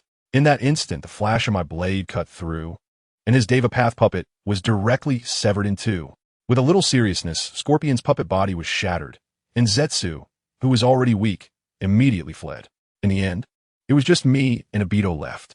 He still wanted to get close to me, saying something about understanding me, that we weren't enemies. I almost spat. I was too lazy to respond, directly unleashing a barrage of slashes that rained down on him, coldly telling him, I promised Madara not to kill you. But that doesn't mean I don't dislike you. You coward who only knows how to escape reality, what qualifications do you have to talk to me about understanding? He voluntarily stopped his intangibility, letting that giant shadow clone be sliced into pieces, probably afraid I would test the duration of his intangibility. So boring. I shook my head and turned to find my mobile treasure trove, Kakuzu. Thus, the new Akatsuki's first attempt to debut ended in complete failure. I lifted up the limp corners and chuckled, thinking that not saving money would be useful. I directly summoned my revolver. That guy was almost 900 pounds and looked like he was about to cry when he saw me. I drew a map for him. At this location, under the 7th tree to the south, dig down 3.2 meters, it's all money go. Once that's taken care of, I'll set off for the Grass Kingdom. Let me tell you, outside the Fire Kingdom, it looks like a post-apocalyptic wasteland with bandit kings everywhere and order and chaos. There are a few foolish ones who want to come and rob me. Aren't they just asking for trouble? I took them out effortlessly. My goal is clear, the Ghost Lantern City. According to the information, the monster Wu, which ran out from the Elysium box, is lurking there. The closer I get to Ghost Lantern City, the more the atmosphere feels off, like I've stumbled into the lair of some demons and monsters, with human bones scattered everywhere in a terrible stench. Suddenly, a little girl pops out to block my way. She looks quite delicate and is named Long Jia. Holding a shuriken, she firmly tells me, don't go any further. There are terrifying monsters ahead, and you will die. I laughed at that moment and said, are you robbing me, little sister? I ignored her and continued walking. She got anxious and caught up to block my way. I dodged her and casually said, just keep up, this is just a pastime. The little girl hesitated for a moment and really did follow me from a distance. Let me tell you, I have a bit of an impression of that little girl. Her family has an ancestral secret technique that can exchange one's life for another's. Goodness, isn't that just a mobile resurrection coin? I was thinking that I could prepare one for my brother Jishue in the future. After all, my weakness is too obvious. And if something happens to Jishue one day, I need to rescue him so he can choose again. I can't let him go down to report me at such a young age. As soon as it gets dark, wow, the city of Ghost Lantern is like Train to Busan, a massive crowd of zombie-like puppets pouring out, and there are so many you can't even count them. I tell you, just as I was preparing for a massacre on my side, over in Konoha, Orochimaru pulled off a big stunt for me. He used Edo Tensei to bring back the first to the third Hokage, and they directly dropped into Tsunade's little tavern. Goodness, it was like a team-building event for all the Hokages. Tsunade broke down in tears, hugging the first Hokage, Hashirama Senju, and calling him great-grandpa.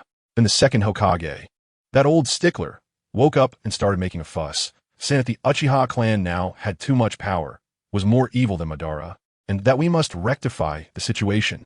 Hiruzen, the old man, just sighed, saying it was all his fault. In the end, it was still the first Hokage who showed courage. He first gently comforted Tsunade, and when the second Hokage wanted to keep complaining, the first shot him a look. And that terrifying aura, let me tell you, it nearly froze the entire room. Even Orochimaru was immobilized. The god of ninjas is not just talk. He said one thing. Tobarama, I said I will go see for myself. You all just wait here and don't do anything. Then, the first Hokage strolled into the village by himself. He looked at the new Konoha, with shops everywhere and people coming and going, a strong sense of order. Completely different from the village he remembered. He saw our Uchiha guard patrolling, and as soon as those merchants saw us, they immediately became friendly. All conflicts vanished. He must have been pondering how he and the second Hokage suppressed us Uchiha back in the day, and now, seeing this peaceful scene, he must have felt a lot. After all, he founded Konoha for this, right? He just didn't expect that it would be us Uchiha maintaining this order in the end. Of course, Danzo had to be excluded from that. Let me tell you, the first Hokage is quite a clever one. As soon as he looked up, he saw the huge statue of himself and Madara on Hokage Rock. Wow, you can imagine the mixed feelings he must have had, thinking about what the village would be like if Izuna hadn't died and Madara had become the second Hokage. However, he only sighed about it. When he reached the bottom of the Hokage building, sneaking in quietly became difficult. And guess what? This old guy is also quite the technician. He popped out directly from a potted plant in the Hokage's office. At that moment, the fourth Hokage, Minato, was about to enjoy a heartfelt bento made by his wife, Kushina, when suddenly a hand stretched out from the flower pot in the corner, nearly scaring him into using the Flying Thunder God technique. The first Hokage kindly greeted him. "Hello, current Hokage. I am Senja Hashirama, and I would like to ask you something. Family, who understands this kind of entrance, emphasizing a natural style? But do you think that's exciting enough? Let me tell you, on the other side, our dear Kage is causing a real explosion in the land of water. That place is simply a hell on earth, filled with the living dead." Yet, Kage just walked by with his hands in his pockets, not even raising an eyebrow. And tens of thousands of zombies instantly turned to ash, not even leaving a spark. The little girl, named Recon next to him, was wide-eyed and trembling. But she still uncontrollably followed him. Suddenly, a hideously ugly monster jumped down from the city wall, looking like a stitched-up creature with wings on its head. Rika saw it and started crying, saying that it was her friend Mukai, who had been turned into this by something called the Box of Ultimate Bliss. That monster was trying to show off, launching countless feather blades like a machine gun towards Kage. What happened next? Those blades flew a few meters in front of Kage and just disappeared like ice cubes dropping into boiling water. Then Kage swiftly struck with a knife, a black-red lightning bolt tearing through the sky, and with a poof, that monster was split in half, exploding all over the place. Before the monster died, it was particularly confused, saying, "I can sense fear and killing intent. How could you possibly attack me?" Let me tell you, Mirror's response was just incredible. He casually said, "What murderous intent do I have towards food? Does anyone understand this vibe? It's just off the charts." After taking down the minions, Mirror saw the real culprit, the Box of Bliss. At that moment, the cursed spirit Sukuna inside him started ranting, going on a crazy tirade. The gist of it was that the negative emotions in the shinobi world used to be a big cake, and Sukuna could eat 30 of it by himself. Now, a bunch of monsters have escaped from their seals, causing severe market competition, and he couldn't even get a sip of soup. He was so angry he cursed, saying that if Mirror was willing to die and let him out, he could easily reclaim 100 of the share in no time. Mirror couldn't be bothered to argue with him, and tried hacking at that broken box with his black blade, only to find it ineffective. All his attacks were redirected to another dimension. He thought about it for a moment. His current strength was roughly at the level of the Final Valley's band. His body was weaker than the first generation, but his recovery ability was decent. He focused on balance development, being a versatile fighter. As for the seal on Sukuna in his right eye, he didn't care at all. It was like nitrous boost in a sports car, useless most of the time, but ready to go when needed, effectively getting Sukuna to help him maintain his eye for free. Seeing that physical attacks were useless, Mirror quickly changed tactics. He formed seals with both hands, and a purple dragon-headed chain burst out from his chest, quickly binding the Box of Bliss tightly. Then he compressed and compressed again, finally swallowing it whole and tossing it into his mental space. Now, Sukuna was already lonely in there, and now he had the Box of Bliss as a neighbor. Mirror didn't forget to tease him. "You can play cards over there now. Once I catch a wraith, the three of you can have a mahjong game." Sukuna was speechless. He said, "Your mental space is ridiculous. First, it's got the dragon vein, then it's mine, and now you stuffed in a broken box. A normal person would have exploded by now." Mirror just chuckled lightly and said, "Existence is reasonable. I just use it." Finally, Sukuna couldn't help but ask him, "You clearly have the ability to expel or even kill me. Why don't you do it?" Mirror's answer was, "Let me tell you. It's about killing the heart." He said, "You can turn negative emotions into energy I can use, so why would I give up such a useful power bank? Whether it's you, the dragon vein, or this box to me, they're all the same." After saying that, he added, "By the way, stop saying things like you'll regret it. Hearing it too much really gets annoying." After dealing with the box, the little girl named Longshi was still waiting in place, mustering the courage to ask about her friend Muku's whereabouts. "Let me tell you, Mirror really knows how to act." He solemnly told the little girl, "Your friend's soul has been tainted. There's no saving him. He will never be reborn. The only thing I can do is let him completely vanish and find peace." The little girl cried terribly, and Mirror gently patted her head, comforting her to live well, then gave her a shuriken from the Uchiha clan, telling her to find a boy named Shursui in Konoha. After the little girl walked away, looking back 3 times, Sukuna couldn't take it anymore and directly spat out, "You liar. Saving that little brat soul would be easy for you, right? You're just trying to use this girl to provoke your brother into unlocking the Mangeki. Aren't you? You're even worse than me. Wow, this operation is simply that of a Hokage-level PUA master, using any means to achieve his goals. Mirror just replied lightly, "Can't you see my good heart in trying to save a poor little girl?" Then Mirror continued on his journey, wanting to finish these matters and go home sooner. Just then he suddenly stopped, looking up at the sky. The sky was falling. At first it was just a small black dot, then it quickly expanded. An enormous meteor, like an asteroid, was plummeting from the sky, trailing flames. The noise could be heard from thousands of miles away, and it wasn't over. Immediately after, a rain of meteors began to fall from the sky, like dumplings. Damn, who is this? Coming in hot right from the start, completely disregarding martial ethics. The scene shifts to the moon, where a member of the Otsutsuki clan, with white eyes, is standing in front of a gigantic golden eyeball, unleashing a frenzied assault. He mutters that the ninja world is a failure, and that Kyu is the ultimate evil god that absorbs dark power, and he must be eliminated. He even plans to sacrifice himself to take Kyu down with him, allowing his son to inherit his will and reshape the world. Meanwhile, on the ground, Kyu has already activated his black-red Susanoo, and facing the overwhelming meteor shower, he simply grips his sword and swings it casually. A massive black-red crescent slash shoots up into the sky, followed by a series of explosive booms, covering the entire sky with black thunder. When the lightning fades, the sky is clear. Immediately after, a spatial portal opens, and that Otsutsuki guy steps out without a word, firing a yellow energy cannon that could pierce mountains straight at Kyu. Kyu smirks, his left eye turning into a kaleidoscope, and counters with a black slash. The two forces collide, creating a small sun. The Otsutsuki, not willing to give up, fires another energy cannon, but Kyu directly summons 6 stone tablets, swatting the Otsutsuki away like a fly and smashing him hard into a mountain. Just as Kyu prepares to finish him off, let me tell you, the most thrilling part is coming. Without any warning, a black chakra rod pierces through Kyu's heart from behind. A man dressed in a white haori, covered in black markings, appears out of nowhere behind him, holding the other end of the black rod and coldly saying, "You're looking for me, Uchiha Kyu. I have also been searching for 1,000 years for a perfect vessel like you. It's Shinju, also known as Otsutsuki Ishiki. He has finally made his appearance." That old man Ishiki continues to act smug, saying that it's an honor for a lowly being like Kyu to serve as his vessel for resurrection, while attempting to carve a seal onto Kyu. Yet despite having his heart pierced, Kyu is still smiling, telling Ishiki, "Well, I've been found then." He almost inaudibly says, "You're very noisy." With a snap, Kyu raises his hand and slices through the black rod. The next second, the atmosphere shifts dramatically.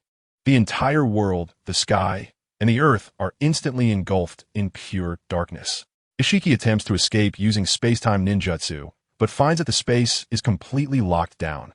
"People, something big is coming." Kyu stands before a massive black coffin, with countless corpses forming steps leading to his feet. He thrusts his long blade into the bones and puts his hands together. A gigantic dragon vein roars forth, spiraling in the air to form a bizarre black moon. Kyu wears an almost intoxicated smile, black-red tears streaming from his eyes, and in a declarative tone, he proclaims, "This is prepared especially for you trash who like to escape using space-time techniques. Domain expansion, Moonlit Night's Reverence, Hell's Yellow Springs Massacre." With a bang, in the dark space, countless gray-white skulls are instantly twisted, transforming into towering black spiral spires. That ferocious aura made me feel suffocated even through the screen. Ishiki's expression finally changes. He reforms a black rod in his hand and coldly states, "A mere lowly being, truly rude. This shall be your tomb. Prepare for yourself." I told you as soon as this guy finished speaking, I drew my knife. The blade erupted with dark red chakra, and in that moment, I felt like I was the only father in the entire arena. I looked up at him and told him word by word, "Inferior species, remember this. You must learn to call me father when facing the noble Uchiha." Boom! We collided instantly, black stick against black knife, sparks flying everywhere. Let me tell you, this move of mine is not to be taken lightly. My left eye is Yin Yang Dune, and my right eye is Moonlit Night Vision. Doesn't it sound similar to Itachi's Tsukuyumi? Hey, not even close. His is VR, mine is AR. I directly smash my spiritual world into reality, locking down the time and space of this entire area. I gave this move a really cool name, called Jinyu Huangquan Taishiling. Sounds powerful, right? This thing is an ultimate patchwork monster, combining the 10 shadow technique, dark walking technique, sealing technique, and the domain expansion method I borrowed from Sukuna.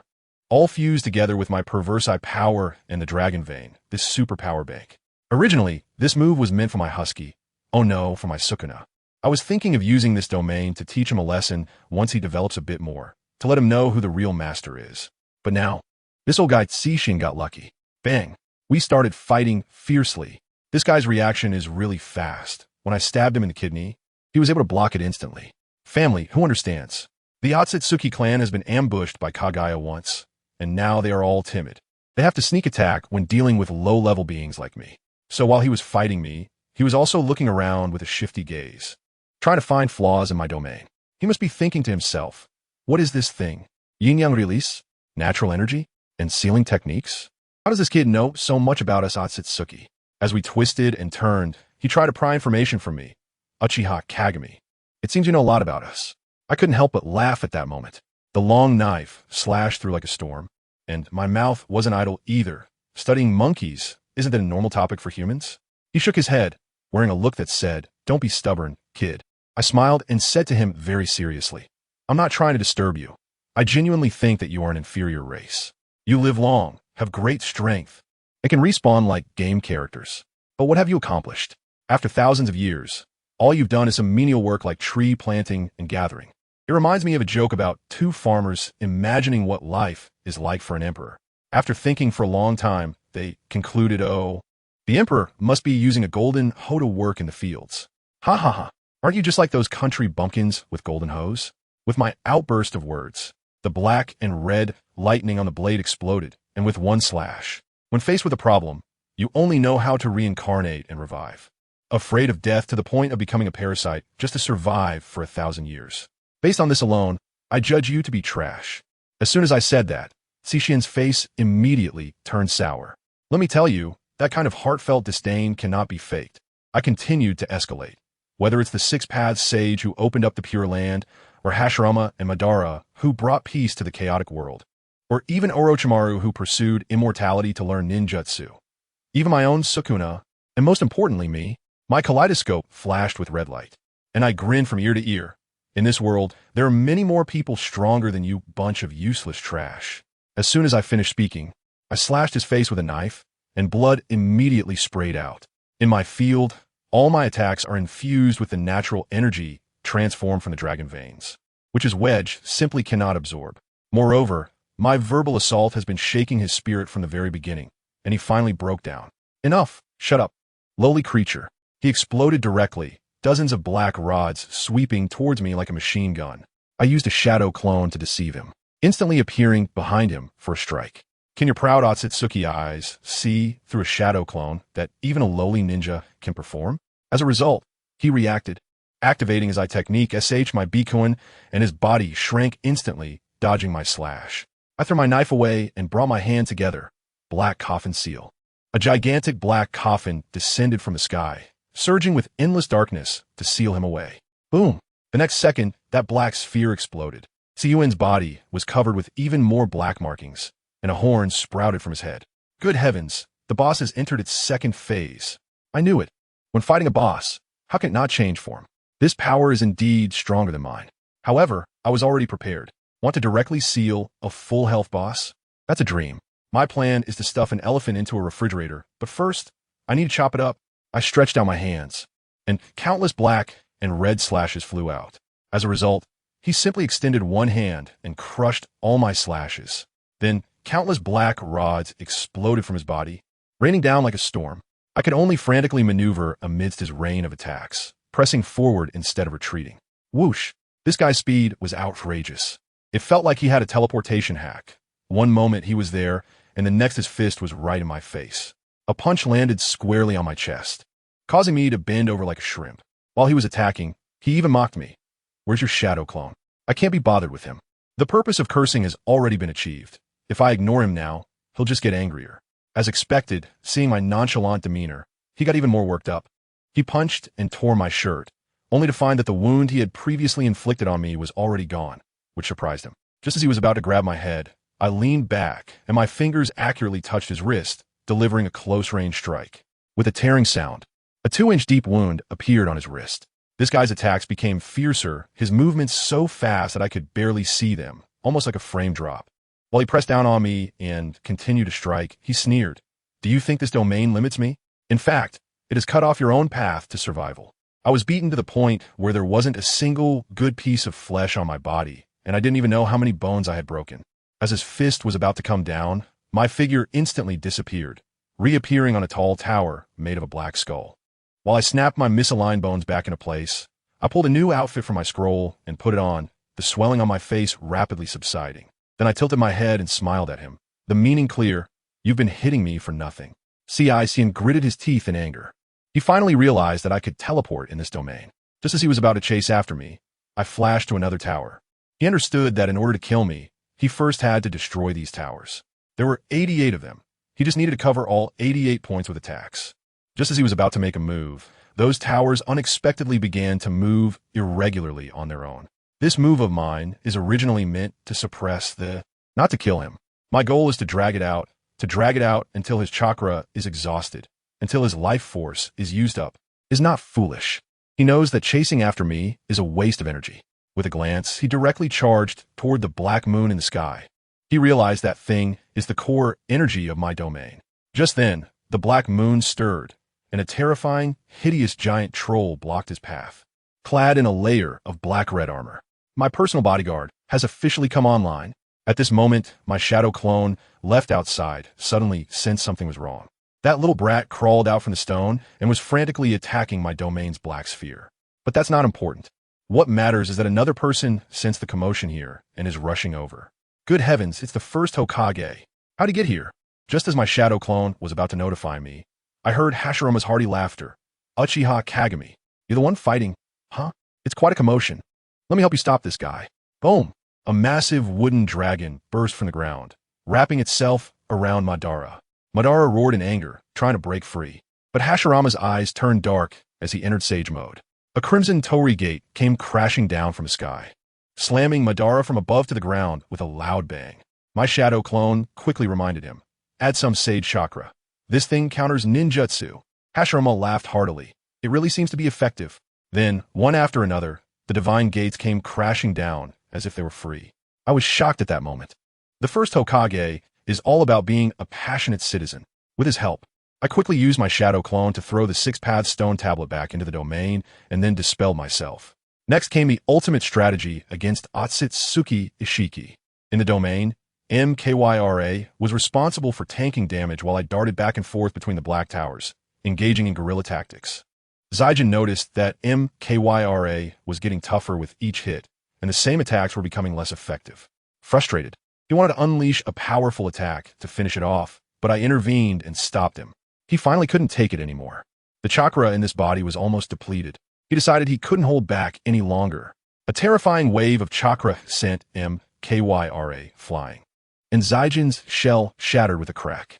A pale figure with horns on its head, the true Otsutsuki Ishiki, was officially on the scene. He simply stood there, and the sheer power made my domain start to tremble. He looked at me and coldly said, "Let me reintroduce myself, Otsutsuki Ishiki. Now, hand over your body to me." Swish! Let me tell you, that speed, I couldn't even keep up with it in my kaleidoscope. I couldn't see a single afterimage. Overwhelming power. Overwhelming speed. In just a few seconds, my body was full of holes like a broken sieve. Poof! I spat out a mouthful of black blood as his knee pressed against my chest. One hand tightly gripping my throat, the black wedge mark began to spread over my body. He looked down at me with disdain, sneering, "You should feel proud to be a vessel for a god, Uchiha Kagami." Heh! I smiled weakly, just as he pressed the wedge against me. My blood-drained eyes shone with a seductive crimson once again. Bang! I used my last ounce of strength to grab his wrist with both hands. Hey, the fish is hooked. When hunting a fierce beast up close, the most important thing is to deliver a fatal blow, because you can't withstand its dying counterattack. I am a hunter. At the same time that it was imprinted on me, the black-red patterns also crazily spread along my hand towards Otsutsuki Ishiki. I whispered softly, "Become a part of me." Otsutsuki Ishiki. Boom! The entire realm was instantly engulfed in a sea of black and red flames, and the six paths stone tablets came crashing down from the sky, pinning us both firmly in the hellfire of the underworld. Seal of the underworld form. As soon as that wedge mark appeared, it was like falling into an abyss, instantly swallowed by a strange force. By the time Ishiki realized he wanted to escape, It was already too late. The power of the dragon vein, through the 6 paths, stone tablets, suppressed him and me tightly. You bastard. What have you done? With the last hand he could move, he punched my face repeatedly, bang, bang, bang. My entire face was battered and bruised, but the more he struggled, the more sealing runes spread over my body. In my spiritual world, Sukuna was pinned in place, coldly watching as a crimson sealing gate slowly opened. He knew this was my plan, and Ishiki, through my eyes, also saw that gate, saw the gaping maw behind it. He completely panicked, lost all composure, and began howling in my spiritual world, begging to be let out, offering all his power, like a madman. I completely ignored him, dragging his spiritual body and slowly pressing him into the gate of the seal. Countless chains from the box of ultimate bliss inside the door reached out and tightly bound him. Let me go. Lower life form. I stared expressionlessly as he was dragged into the darkness of the bliss box. Then the box began to roar violently. I raised my hand and summoned the dragon vein, wrapping it around the box again and again. With another wave of my hand, 6 stone tablets pressed down on the box. Finally, I put my hands together, and countless black spears fell from the sky, pinning the box down tightly. The goal was to ensure it wouldn't escape. After doing all this, I finally breathed a sigh of relief and sat down on the ground. Su Chong broke the spears on his body, looked at the layers of seals, and grinned. You've really stuffed something incredible in here. I smiled at him. This guy will keep us busy for a long time. A truly substantial meal, right? I definitely don't want to directly absorb the Otsutsuki's genes and end up with their kind of eyes. That path is too obvious and uninteresting. What I want is to become my own ancestor. The filter of Suanua is still very necessary. I took a moment to catch my breath and wiped my right eye, a layer of gray-black substance covering it. Sukuna's lips twitched, and he must have been cursing in his heart. Damn it, that's my seal, not a blindfold for you. In the outside world, the pure black sphere slowly shrank, eventually merging into my body. I hung in midair, watching in the distance as Hashirama Senju continued to suppress Kagaya Otsutsuki, smashing him repeatedly with the divine manifestation gate, relying purely on numerical superiority. What a sight! 2 Otsutsuki, one fell to my Uchiha hands, while the other was dealt with by Senju. This moment was undoubtedly a victory for the first generation of Konoha's elite. Hashirama on the wooden dragon turned back, giving Uchiha Kagami a gentle smile. Kagami, do you have time to chat? Chapter 103, We Must Stop Madara. Uchiha Kagami glanced down and waved a finger. A black spear shot out, piercing through Kagaya Otsutsuki, who was being suppressed by the divine manifestation gate, completely cutting off his life. Hashirama furrowed his brow. He was not one to kill indiscriminately. He had been holding back, not wanting to kill Kagaya before fully understanding the situation. Uchiha Kagami's sudden lethal attack, without any warning, made him uncomfortable. He flew down and took out a sealing scroll to collect Kagaya's body. Not everyone is qualified to be a guest in the spiritual space. For such a being, a storage scroll would suffice. Watching Uchiha Kagami skillfully kill and collect the body, Hashirama's expression grew even more bitter. Ah, Kagami? Uchiha Kagami, can we talk? Uchiha Kagami turned impatiently. What do you want? Hashirama's background darkened as he lowered his head. He had just called me the first Hokage, and now he was so indifferent. Disappointment. Putting away the scroll, Uchiha Kagami fell helpless towards Hashirama's emotional state. If you want to talk, just say it straight. Stop asking questions. Hashirama immediately raised his head, his expression changing faster than Jiraiya's. Is it okay if I call you Kagami? After all, I'm your elder. Cut the crap. Ah, let me adjust my emotions. Hashirama asked earnestly, Kagami, why did you kill the village's allies? Uchiha Kagami scoffed. Lord First, times have changed. Those guys don't see us Uchiha as allies. Hashirama's face turned grim. Sore. Tobarama must have done something. He is always. Don't make excuses for him. I don't think he did anything wrong, Uchiha Kagami said indifferently. The reason I reshaped Konoha is that this village had decayed. Before it withered away, I gave it new life. If that's your question, I've answered it. Thanks to your help earlier. Goodbye. Wait. Hashirama raised his hand to stop Uchiha Kagami, his gaze sincere and even pleading. Tell me, Kagami, what is right? Did I do something wrong back then? How can we end the war? Hashirama had walked through the newly born Konoha and had deep conversations with Minato, understanding the changes in the ninja world after his death. He had ended the chaotic era, but the wars in the era of the 5 great nations were even more brutal than the chaos. The recent years of peace were still because Uchiha Kagami had the strength surpassing that of a Kage, halting the wars. Just like when when he was still alive. So, when Kagami dies, will the ninja world fall into an even crueler cycle of war? Uchiha Kagami was silent for a moment and then said, "As far as I know, wars cannot end. The form of mutual understanding among people will never be achieved. As long as there are different ideologies and values, wars cannot be eliminated. If this universe only had the ninja world as one planet, if there were no Otsutsuki Kagaya and others, Uchiha's infinite Tsukumi plan might be the only feasible peace plan. That is, all life coexists in a vast consciousness, living and dying together. Madara is not blind. He sees human hearts too clearly. That's why he decided to implement this plan, which is tantamount to the extinction of humanity. Simply put, if everyone is dead, there will be no more fighting. Before dying, let each of you have a good dream." Even from Madara's perspective, the God Tree would provide chakra to the users rather than drain it. Having a beautiful dream before death is what Madara's me.I plan is about, filled with forced tenderness. Uchiha Kagami might know a bit more than the people of the ninja world, but he has never hoped for permanent peace. He focuses on the present, not on impossible dreams. Hashirama felt an immense sense of loss, his blackened eye sockets filled with despair. But doing good deeds, one should not ask about the future. You and Madara think too much, think too far, and your brains aren't working well. Uchiha Kagami had no ill feelings toward Hashirama. After all, he was a good person. Uchiha Kagami didn't dislike such do-gooders, as long as they weren't his friends, because such people are the easiest to manipulate. He could be friends with Minato, but Hashirama was better off as a distant acquaintance. "Madara, I heard that Orochimaru said Madara is still alive. Do you know?" Hashirama initially wanted to mention Tobirama, but thought that mentioning the Uchiha in front of Tobirama and vice versa would likely cause an explosion.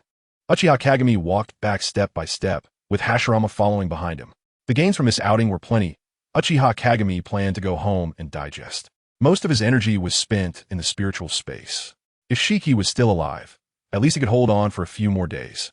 If the sealing gate were likened to a metal safe, then the seals constructed by the Paradise Box and Dragon Veins could only be considered a cardboard box. Now, Uchiha Kagami and Sukuna were jointly suppressing him. Once if Shiki was suffocated to death, that weird Otsutsuki's wedge seal wouldn't escape the sealing gate, and they could feast. Why is Sukuna helping? Obviously, if he didn't help, Ishiki would be the first to kill him. If Sukuna chose to break the net, Kagami would only lose a pendant, while Sukuna would lose his life. Uchiha Kagami currently had no energy to look for wraiths. He couldn't even finish off Ishiki. Once he digested Ishiki and rummaged through his memories, he could find the 10 tails he hid in another space and have another feast. Now, even if he found the wraiths, Uchiha Kagami didn't dare to stuff them into the sealing gate. It would be fun if something went wrong. Let it run amok. Others' lives and deaths have nothing to do with me. If they dare to come to the land of fire looking for death, I'll take them down. Anyway, Sukuna's workload had been full for the past few years.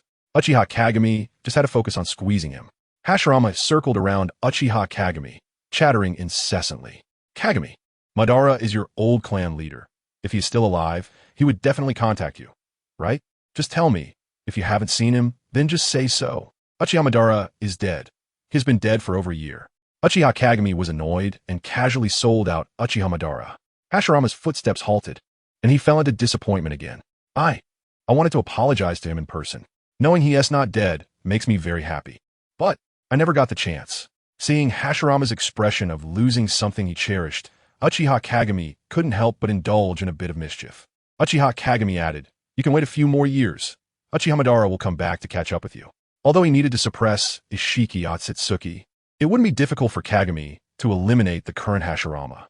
All it would take was to break the sealing technique of the impure world reincarnation, which restricted Hashirama's strength, his physical energy. Just want to see for myself what kind of drama Uchiha Madara and Senju Hashirama can put on. Upon hearing this news, Senju Hashirama did not feel joy. He frowned and sighed. "Kagami, I just saw the stone tablet from your clan, and you actually used it as a weapon?" Madara emphasized that this is a treasure of the Uchiha. "Now that I am the clan leader, Uchiha Madara has no right to manage me.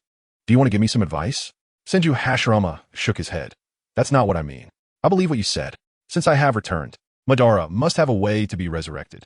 He must be planning something. We need to stop him." Chapter 104. The True Leaf Village, His True Dream. Will absolutely overturn everything that exists. The Leaf Village is doing well now. The children are living happily, and I don't want this scene to be destroyed. For the sake of our Leaf Village, Uchiha Kagami quietly watched Senju Hashirama. After a long time, he spoke softly. You are mistaken. It's not yours. It's our Leaf Village. Swish. Swish. A blonde-haired Minato Namikaze appeared, accompanied by silver-haired Kakashi Hatake. I trust the first Hokage's vision, and I also believe in your strength, Kagami. So, handle things well and come over. There is still time, Minato said with a gentle smile. Uchiha Kagami's gaze shifted to Senju Hashirama's side. Also appearing were Senju Tobarama, Sarutobi Hiruzen, and Orochimaru. A smile appeared at the corner of Uchiha Kagami's mouth as he ignored Senju Tobarama and Orochimaru, looking at Sarutobi Hiruzen. Lord Third, you already had such a grand exit. Why come back? On the war-torn ground, the previous Hokages and the current ruler of the Land of Fire faced off. The atmosphere was stifling. Sarutobi Hiruzen looked dim. He had suffered many blows in recent days. Several old friends had died, and the village's ninjas had suffered heavy casualties.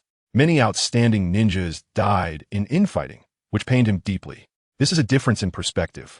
Senju Hashirama saw ordinary villagers and civilian ninjas, noticing the difference from when he was Hokage. But in Sarutobi Hiruzen's view, the elite fighting force of the village now, excluding Uchiha Kagami, was far less than when he died. The once powerful Leaf Ninja village had already split apart. His voice was hoarse and obscure. Kagami, did I do anything to wrong you? I had Jiraiya take you as a disciple to teach you ninjutsu. You wanted the nature transformation of the Rasengan, Jiraiya, and I researched it overnight. You killed the Eight Tails, and I credited you for your achievements.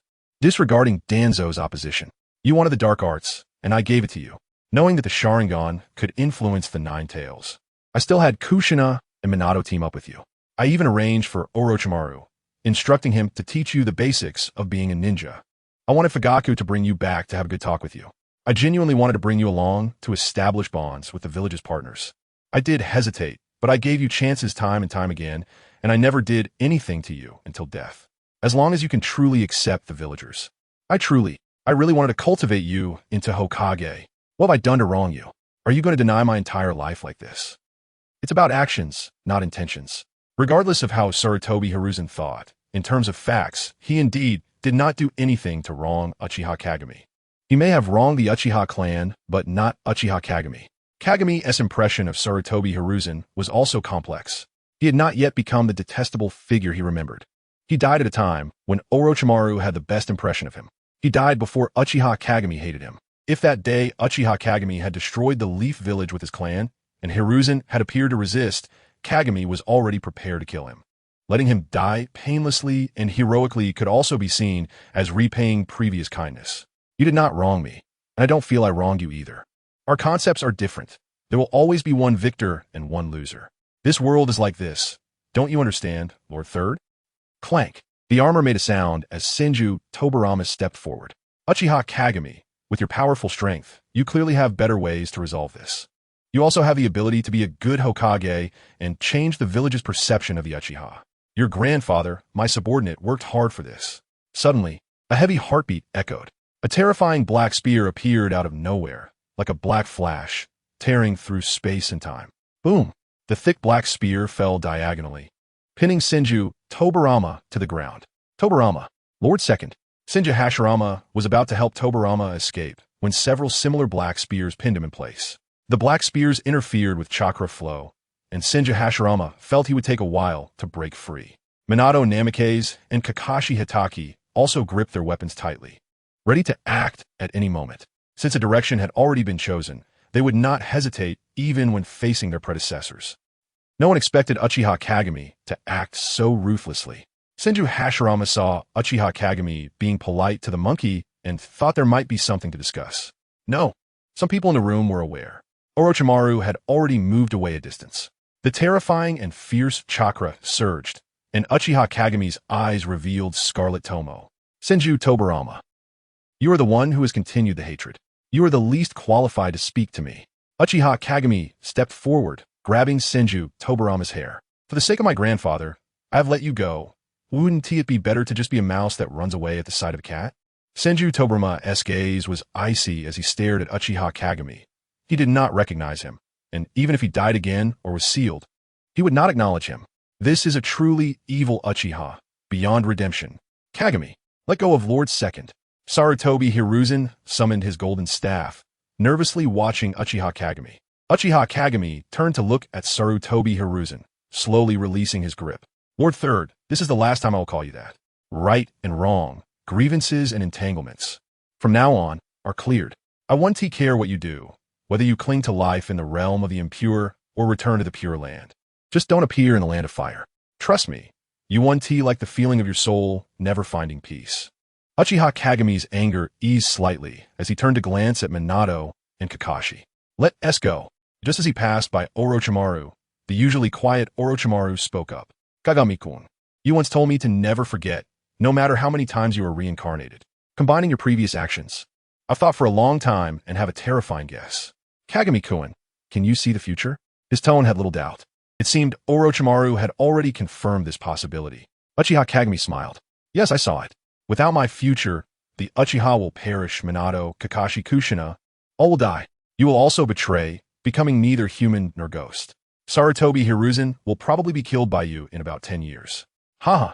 Although you aren't exactly human now, you're a bit better than what I foresaw. Uchiha Kagami's eyes pierced through Orochimaru.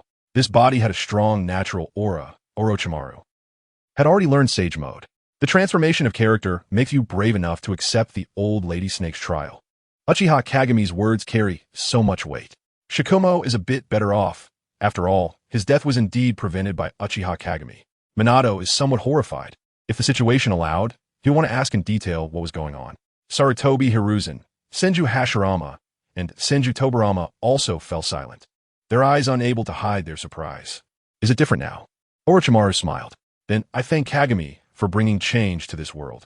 The future you described, I don't like it. I look forward to seeing how much you can change the ninja world. Expectation is useless. You are also not allowed to enter the land of fire.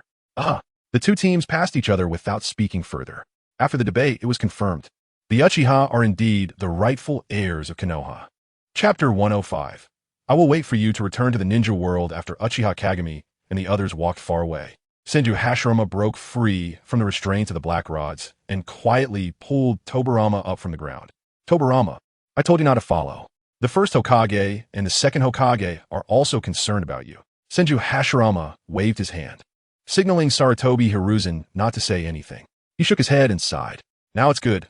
We can't even return to Konoha, thanks to your good deeds, Tobarama. Senju Tobarama crossed his arms and turned his head, 100 grievances in his heart. The most uncomfortable one is Orochimaru. He still has a lot of experimental equipment within the borders of the Land of Fire. He doesn't dare to ignore Uchiha Kagami's warning. Right now, Kagami is too lazy to deal with him. If he were willing to expend energy and a portion of Uchiha's combat power, Orochimaru would truly have no peace and wouldn't be able to do anything he wanted. Are we really not going back to Konoha? Senju Tobarama said angrily. With my flying thunder god, look at your feet before you say anything, Tobarama. Senju Tobarama suddenly realized something and looked down. A series of flying thunder god seals had already climbed up to his ankle. With Senju Hashirama's reminder, Orochimaru and Sarutobi Hiruzen also realized it and found the flying thunder god marks all over their bodies. When did you get intimidated by Kagami's chakra? Senju Hashirama's features twisted in pain. The most outstanding Konoha ninja in history actually ended up in a situation of mutual slaughter. Is it because of me? The Edo Tensei is manageable, as we can just break the mark places. Orochimaru shook his head helplessly. It seems that only a transformation can eliminate this mark. How troublesome. That guy Minato's mastery of the Flying Thunder God is actually higher than Senju Tobarama's. Big brother, are you not a match for Uchiha Kagami either? Senju Hashirama shook his head. Right now, he is stronger than the Madara I last saw. Even at my peak, I had no confidence in defeating him. As those who have seen Hashirama at his peak, Tobarama and Hiruzen were somewhat speechless. Even the god of ninjas says this. Saying this, Senju Hashirama shot a dissatisfied glance at Tobarama. The monkey was having a good talk with him. Why did you butt in?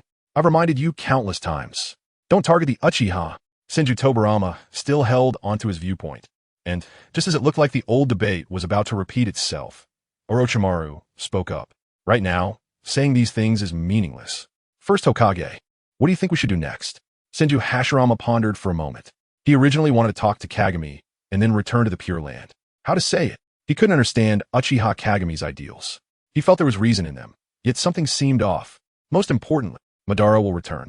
If possible, he wants to resolve the misunderstandings with Madara face to face and return to the Pure Land together. He sighed deeply. On my way here, I saw a scene more chaotic than the Warring States period.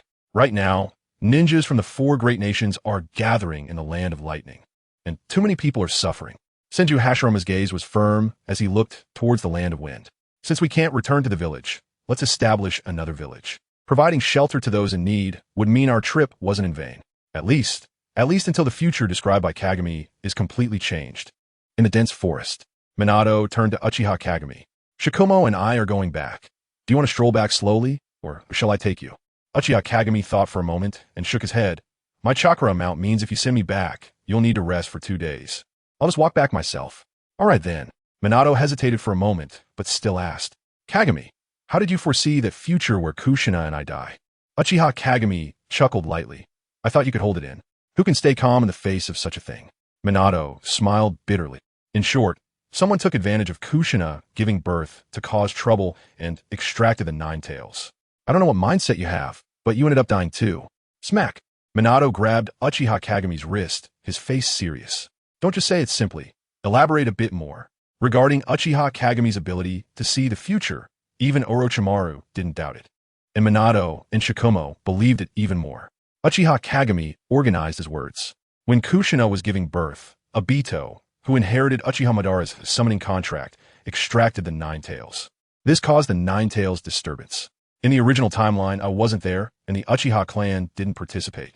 If Shikumo had already died, Minato, you should be able to judge the general situation, right? Now Minato and Shikumo are already aware of the existence of the Mangeki and know that Obito possesses terrifying strength. Shikumo has also repeatedly advised Kakashi not to continue searching, but Kakashi wouldn't listen. The two imagined a future without Uchiha Kagami. The 9 tails. If the 9 tails disturbance truly happened, without Uchiha Kagami, how much would Konoha have to pay to survive such a disaster? There's still time. Minato's gaze was firm. I absolutely won't let Kushina be harmed. Uchiha Kagami glanced at him indifferently. In fact, even if Minato knew in advance, it wouldn't matter. The Jinchuriki of the 9 tails is at their weakest when giving birth, and Obito's current space-time abilities are practically impossible to guard against. When Shikumo first met him, Obito should have just opened his Mangeki. Now, after years of settling, only 1,000 days of thievery. How can there be 1,000 days of prevention against thieves? Minato quickly realized that he might not be able to protect Kushina perfectly and tightened his grip on Uchiha Kagami's hand again. This is my lifelong request, Kagami. Please, absolutely come back before Kushina is about to give birth. Uchiha Kagami still disliked physical contact with others, especially men. He pried Minato's hand away. I understand. Don't be so handsy. After a brief pause, Uchiha Kagami sensed a strange aura nearby. Following that unusual feeling, Uchiha Kagami flew toward a certain place. Minato and Shikumo exchanged glances and followed to see what was going on. Uchiha Kagami stopped in a patch of jungle, placing his hand on the ground. Kagami, what's wrong? Uchiha Kagami's perception delved underground, discovering a small toad in the cracks of the rocks. The only ninja in the ninja world who is proficient in using toads, besides Minato, is that man. Wisps of black gas seeped underground, binding the palm-sized toad and dragging it out. It hurts, it hurts. A man's voice came from inside the toad's belly, and a hand reached out from the toad's mouth. The entrance was very reminiscent of Orochimaru emerging from Snake's mouth. One wonders who learned from whom. Soon, Jiraiya's tall figure appeared before the group. Jiraiya-sensei, Minato exclaimed in surprise. Since their parting 3 years ago, he hadn't seen Jiraiya again. Even Uchiha Kagami showed a slight emotional response. He was still satisfied with Jiraiya's earlier choice to remain neutral. TSK, that old pervert still can't change his habit of peeping. Jiraiya laughed heartily and scratched the back of his head. Don't say that. I just arrived and was worried about my beloved disciple. Shikaku, you're here too? Haha. After some light banter, Jiraiya's expression turned serious. Kagami, I came to tell you something. Based on the intelligence I've gathered, the Kage of the Land of Lightning are developing a terrifying weapon of war. Chapter 106. Let me tell you something, don't be scared. The current 4 nations alliance in the Land of Lightning is, on the surface, a superpower in the ninja world, second only to the Land of Fire. To gather intelligence from such a place and return unscathed speaks volumes about Jiraiya's abilities. It also indicates that he hasn't been idly wandering these past few years. With the combined strength of the four great nations' powerful ninjas and countless researchers, they aim to create a chakra cannon capable of annihilating several towns with a single strike. Minato and Shikaku's expressions grew grave. During the Cold War, the Land of Fire vigorously developed its civilian life, and the Four Nations Alliance wouldn't be idle either. It seems their focus is on weapons. If they really managed to create such a cannon, it might not reach Konoha, but it poses a tremendous threat to the surrounding towns of the Land of Fire. Uchiha Kagami thought for a moment. There seems to have been something like this in the original timeline, appearing during the battle instigated by Otsutsuki Kinshiki. The Land of Lightning intended to use the Eight Tails chakra as energy, claiming it could destroy the moon. Just talk. The fourth Raikage, who made this claim, seemed rather naive about power. If a mere device, powered by the Eight Tails, could destroy the moon, then Kagaya's thousand-year plan to save her mother would have been a farce. Indeed, the Four Nations Alliance cannot be ignored. Minato pondered. No matter what they are planning, we must find a way to send someone in to grasp their movements. Speaking of this, Uchiha Kagami remembered someone. Minato, do you know someone named Kushina no Yu? Minato turned his head, his gaze ambiguous. I know her. She's the director of the orphanage in Konoha, a very beautiful and gentle person. He looked Uchiha Kagami up and down. Kushina no Yu is about the same age as him, a few years older than Kagami. But Kagami seemed very mature. Perhaps his personality aligns unexpectedly well with that of the walking priestess. Most importantly, this is the first time Kagami has taken the initiative to ask about a woman. Perhaps he has reached that age. Jiraiya looked at Uchiha Kagami slyly and chuckled. I've met Director Nanu. She's a great beauty. Only Shikaku didn't think in that direction, stroking his chin and saying, I know her. She was once called the walking priestess en route, an excellent candidate for an undercover agent. But she has already withdrawn from route. Sending her to infiltrate the Land of Lightning would be inappropriate. Uchiha Kagami knew these three had misunderstood, so he straightforwardly said, that Four Nations Alliance is not worth our concern. They're just a few pitiful creatures huddling together for warmth. As long as there are enough management personnel, I will kill them all. To prevent them from thinking too much, we should send someone to warn them. If they don't reopen trade routes with the Land of Fire, I will kill all their daimyo and kage. Kagami, don't say such terrifying things so casually, Jiraiya said with a bitter face. Uchiha Kagami ignored him and continued speaking to Minato. You send someone to the orphanage to find a boy named Yakushi Kabuto. If you can't find him, then forget it. If you can, bring him to the Uchiha clan's territory. Oh, what about Director Nanoyu? Minato's smile was a bit different from usual. Bring her too. I have plans. Uchiha Kagami knew Minato misunderstood something, but didn't want to explain. To destroy a country, you only need a powerful force. But to rebuild it into a livable state, a lot of effort is required. Architects, materials, craftsmen, finances, management personnel. Uchiha Kagami used half a day to destroy Konoha and spent several years on reconstruction. Susanoo can't do the delicate work of wall building. By the way, wood release can. I should have let Hashirama open up another piece of land in Konoha for wood release. House connection. Yamato would do it. Hashirama has no reason not to, right? Forget it. I can't bring myself to ask. Just recently stripped away their nationality, then go ask them to come work for me. Considering it from another angle, a large construction project could also attract some people to work and settle in Konoha. Uchiha Kagami stopped pondering such matters. He still believes in solving problems with strength. Construction should be left to others. He turned to Shikaku. Among the root members you received, is there someone with the codename A, about 10 years old? Shikaku thought for a moment, shook his head, and said, There's no one with the codename A, but there is one about 10 years old. Only one? He is directly under the third Hokage's umbu, named Tens. Does he have any special qualities? Because he is too young, I considered letting him leave umbu. He didn't want to leave, so I kept him at headquarters to do some odd jobs. Really, the timeline is all messed up, and now the names are all jumbled. Let's have him change his name to Yamato. It's easier for me to call. Also, send him to the Uchiha clan's territory. Uchiha Kagami wanted to cultivate some juniors during these years, and among outsiders, only Yakushi Kabuto met his requirements. This guy has a strong learning ability and a high ceiling. With Yamato, perhaps he could do some interesting things with White Zetsu. It's worth a try. The clan's members like Itachi and Shursui are also good juniors. Wait, they seem to be a year or two older than him. Never mind, if they are so weak, they should be the juniors.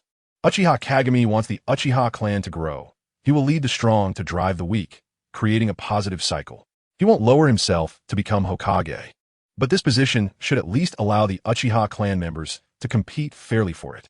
Otherwise, it will always be a knot in their hearts. Uchiha Kagami's ideal candidate is Shursui. It just depends on whether he has the capability. After the group discussed matters, Jiraiya spoke up, Kagami. The Great Toad Sage wants to see you. I won't see him. Uchiha Kagami replied without a hint of hesitation. Sigh, but the Great Toad Sage said it's about your prophecy. Uchiha Kagami fell silent for a moment, looking at Jiraiya with some disgust. The era of mutual understanding among people will never come. How much longer will your life be manipulated by that frog's prophecy? Wham! Uchiha Kagami grabbed Jiraiya by the collar, glaring at him fiercely, feeling a bit of frustration. Bang! Jiraiya was thrown to the ground, looking somewhat dazed. If you can't figure it out, just go do what you said. Go find that golden-haired gambler and travel. There won't be any prophecy, child. Don't talk to me about such things again. Jiraiya-sensei, live a little for yourself. Land of Rain. The black and white striped head of Zetsu slowly rises from the water surface. Standing around the water are Nagato and others who have long been waiting. The land of birds is not far from the land of rain. The earlier meteor shower and the commotion caused by Hashirama Senju were too significant. Naturally, Zetsu, who is responsible for intelligence gathering, had to make this trip. Everyone, what I want to say, please don't be afraid. Obito snorted coldly. Even if it's Uchiha Kagami, we're not afraid. What else could scare us? Pain of the Akatsuki looked on indifferently. Except for the disheartened Kakazu, all Akatsuki members made their attitudes clear. In the land of birds, I saw people who should be dead. I saw the Hokage of past generations, including Hashirama Senju. Zetsu wanted to organize his thoughts, but decided against it. Chakra formed a mirror-like surface on the water, and Zetsu began to project using ninjutsu. You can see for yourselves. The scene starts with the falling meteor. Chapter 107, Obito. I know you're home in the scene. Uchiha Kagami faces a powerful being capable of summoning meteors from the sky, displaying almost overwhelming strength. Then, another unknown powerful figure appears, instantly piercing through Uchiha Kagami's heart and exploding into a cloud of blood mist. Seeing this scene, Obito's heart jolted. Impossible. This is fake. Uchiha Kagami couldn't possibly be killed by such a guy. Let's keep watching, Obito. The reality is scarier than we imagined. Zetsu sighed. He too hoped these images were false. Continuing to watch, a thick black mist spread from Uchiha Kagami's body, forming a black sphere. What happened inside was not visible, but it was certain that Uchiha Kagami had indeed not died. The power displayed by Kagaya, Otsutsuki, shocked them. The ability to split mountains and crack the earth was no less than that of a shinobi. However, his attack on the black sphere had no effect. Then, Hashirama Senju appeared. Most people with a slight knowledge of the ninja world were familiar with this man's image. The face rock of Konoha, the giant statue at the Valley of the End, documented the legendary god of shinobi. Hashirama Senju, who burst onto the battlefield, launched a massive attack on Kagaya, Otsutsuki.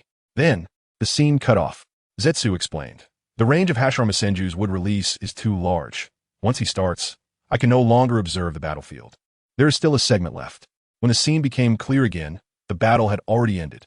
On the battlefield filled with giant trees, Uchiha Kagami and Hashirama Senju stood opposed, unable to hear what they said due to the distance. It was also impossible to discern from their lip movements.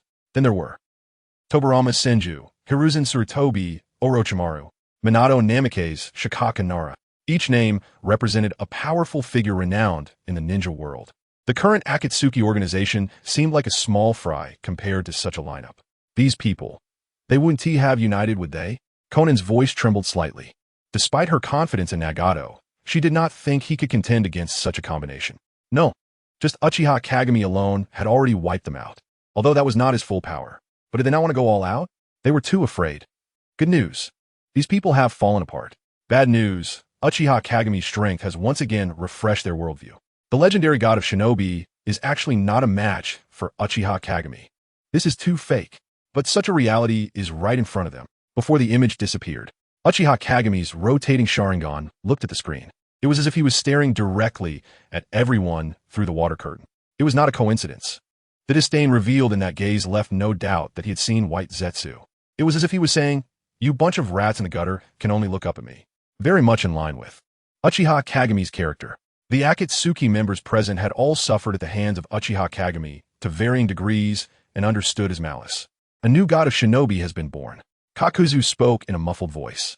Only he had personally fought against both Hashirama Senju and Uchiha Kagami. Regardless of the outcome, he had survived. He was qualified to say such things. Kakuzu gritted his teeth. He is stronger than Hashirama Senju, more evil than Hashirama Senju. With such a guy around, how can I save money properly? Can the ninja world still be saved? Give me a ninja world without Uchiha Kagami.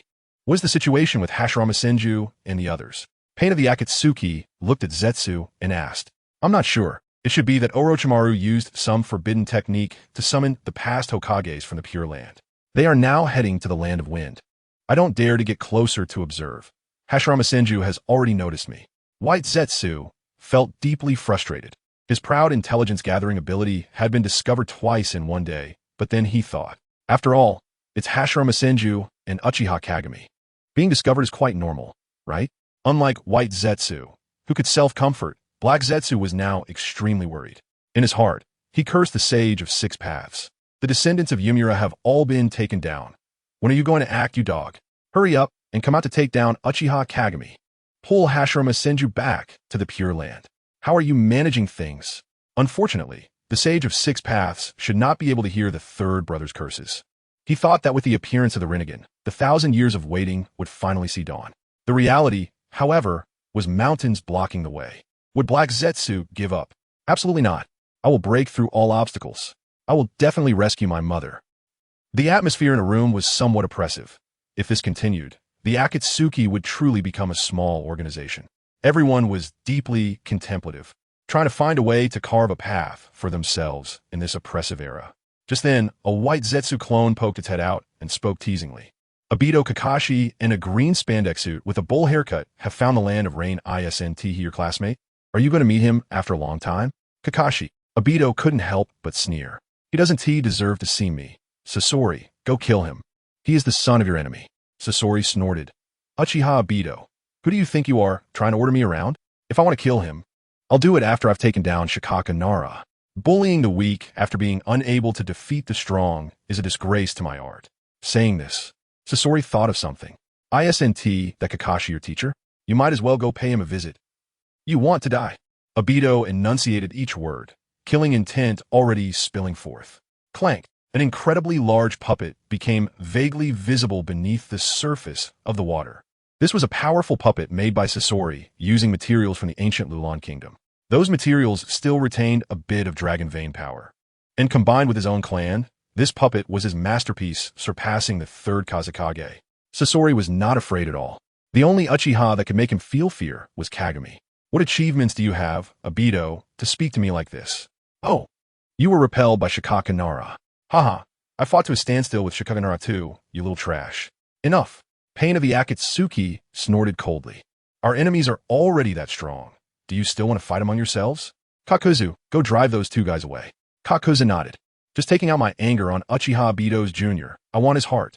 Nagato's forehead had a black line. I said to drive them away. He didn't want to provoke Uchiha Obito right now, as that would plunge the entire Rain country into an irreversible situation. Being able to suppress his hatred for Hanzo and waiting to take revenge after gaining enough strength, Nagato didn't lack for patience. He shook his head helplessly. Shaonan, you should go too. Tell that kid Kakashi not to come back. Chapter 108. Helplessness Border of the Rain Country. Kakashi and Might Guy stood in the light rain, their hair getting wet. Guy, you should go back. This is my own matter, and it will be very dangerous from here on. Might Guy grinned widely. What are you talking about, Kakashi? Obito is your friend, and he is mine too. We will definitely bring Obito back to the village. That is a man's promise. Kakashi's demeanor was somewhat gloomy. His youthful innocence completely faded from his eyes. Just like Obito, he was also slow to realize what Uchiha Obito had said. As he had mentioned before, I couldn't protect Obito and Rin. But the one at fault is me, not Obito. I can't let you go down the wrong path. Even if it means breaking your hands and feet, I will bring you back to the village. Even if it costs me my life. Obito, you're the hero of the village. If you turn back now, it's not too late. Kakashi didn't try to persuade Might Guy any further. He understood that guys couldn't be swayed by words. Thank you, Guy. Extending his palm, Kakashi sensed a faint chakra in the rainwater. Have I been discovered? Over the years, Kakashi hadn't been wasting time. He knew that to bring back Obito, the most necessary thing was to defeat him. He had asked his father how, without the Sharingan, he could reach the level of bloodline geniuses like Obito and Kakashi. His father gave him an answer. According to Tsukumo Hatake, the only ninja without a bloodline limit who had defeated a Mangeki user, was 1. The second Hokage, Tobirama Senju. The Hatake family's swordsmanship would not be inferior to the Senju. What he lacked was the Flying Thunder God technique, a skill that tests talent. What about Kakashi's talent? Tsukumo Hatake was sure that Kakashi had talents that surpassed his own. When a genius devotes themselves wholeheartedly to something, the results can be astonishing. The foundation for learning the Flying Thunder God technique lies in space-time talent, extraordinary perception, and a large amount of chakra. Kakashi possessed these conditions. As Hokage, Minato Namikaze also had the right to teach the Flying Thunder God technique. Minato promoted Kurama and the others to the Hokage's guard, teaching them the Flying Thunder God technique. But the chakra of the three of them was limited, and they could only perform the Flying Thunder God technique together. It was impossible to use it individually. With a strong desire, combined with the solid foundation laid by Jiraiya and Tsukumo Hatake, Kakashi had already learned the Flying Thunder God technique. It was just that he was not yet proficient enough to integrate it into his swordsmanship. Its current use was only for travel and escape. However, neither Kakashi nor Tsukumo Hatake knew that the simple Flying Thunder God technique did not counter Obito. It merely brought him closer to his level. What truly counters Obito is Minato, who knows the Flying Thunder God technique. In the rain, Kakashi and me.I suddenly stopped, a few meters off the ground. Sheets of white paper converged into a human shape, resembling an angel with wings. Kakuzu's figure slowly emerged, blocking the way of the two. Clang! Kakashi drew his short blade, and me.I also took a stance. The little brat from Konoha. Kakuzu's voice was filled with resentment as he unbuttoned his coat. I heard you are Uchiha Obito's junior. I came to see how much weaker you were compared to him. Upon hearing this, both Kakashi and me.I became tense. They understood Uchiha Obito's character too well. When dealing with ninjas from other villages, he would almost always go for the kill. This guy's words were filled with resentment, and they didn't seem fake. He actually survived after encountering Obito. Tension reached its peak, and me.I whispered, Kakashi, I can only open up to the 6th gate at most in case. You use the Flying Thunder God to leave first. Don't joke around. I would never escape alone, even if it cost me my life. As the atmosphere grew increasingly tense, Shounen spoke up. Hatake, Kakashi, did Jiraiya-sensei mention us? Jiraiya-sensei. Kakashi's eyes flashed. In the Rain Country, Jiraiya-sensei, coupled with Shounen's obvious appearance traits. You are. Senior sister Shounen. There was disbelief in Kakashi's eyes. But Jiraiya-sensei said you all died in the war. The three of them from before had indeed died. Shounen's voice was cold, devoid of emotional fluctuations. Go back. There's no Uchiha Obito here for you to find. Only the Akatsuki organization's empty space. In Shounen's view, Uchiha Obito would definitely share information with someone close like Kakashi, and there was no need to hide certain things. Let me make it clear. I hope Kakashi won't come again. Obito doesn't want to play with you anymore. But Kakashi knew nothing about the Akatsuki organization. He only inferred from some fragmented information that Obito might be in the Rain Country. The anticipated enemy was Hanzo of the Salamander. What is the Akatsuki organization? Is Hanzo the leader of this organization or one of its members? The unknown strong enemies in front of him, along with senior sister Shounen, plus Obito, this didn't seem like a small ninja village should possess such a powerful force. What is the Akatsuki organization? Me.I asked outright. You don't know about the Akatsuki? Shounen frowned, feeling she had misspoken. Kakuzu's mind was working much faster. Huh. That little brat Uchiha Obito didn't take us seriously. That bastard. I will definitely hang him with my earth grudge fear. His black tendrils emerged from Kakuzu's arms. These ignorant brats can be beaten half to death, and then let Konoha come to pick them up. Then we will rob you of all the money on you, and make your families pay a ransom. Whoosh! Kakuzu's figure shot out. The overwhelming water release ninjutsu, creating waves beneath Kakashi and me.I. Shounen sighed. She could tell from Kakashi's eyes that simple words wouldn't deter this guy. Is it still going to be a fight? Swipe. The lightning-laden slash broke through the giant waves, and Kakashi and me.I shot out. 8 gates of opening. 4th gate, the injury gate, open.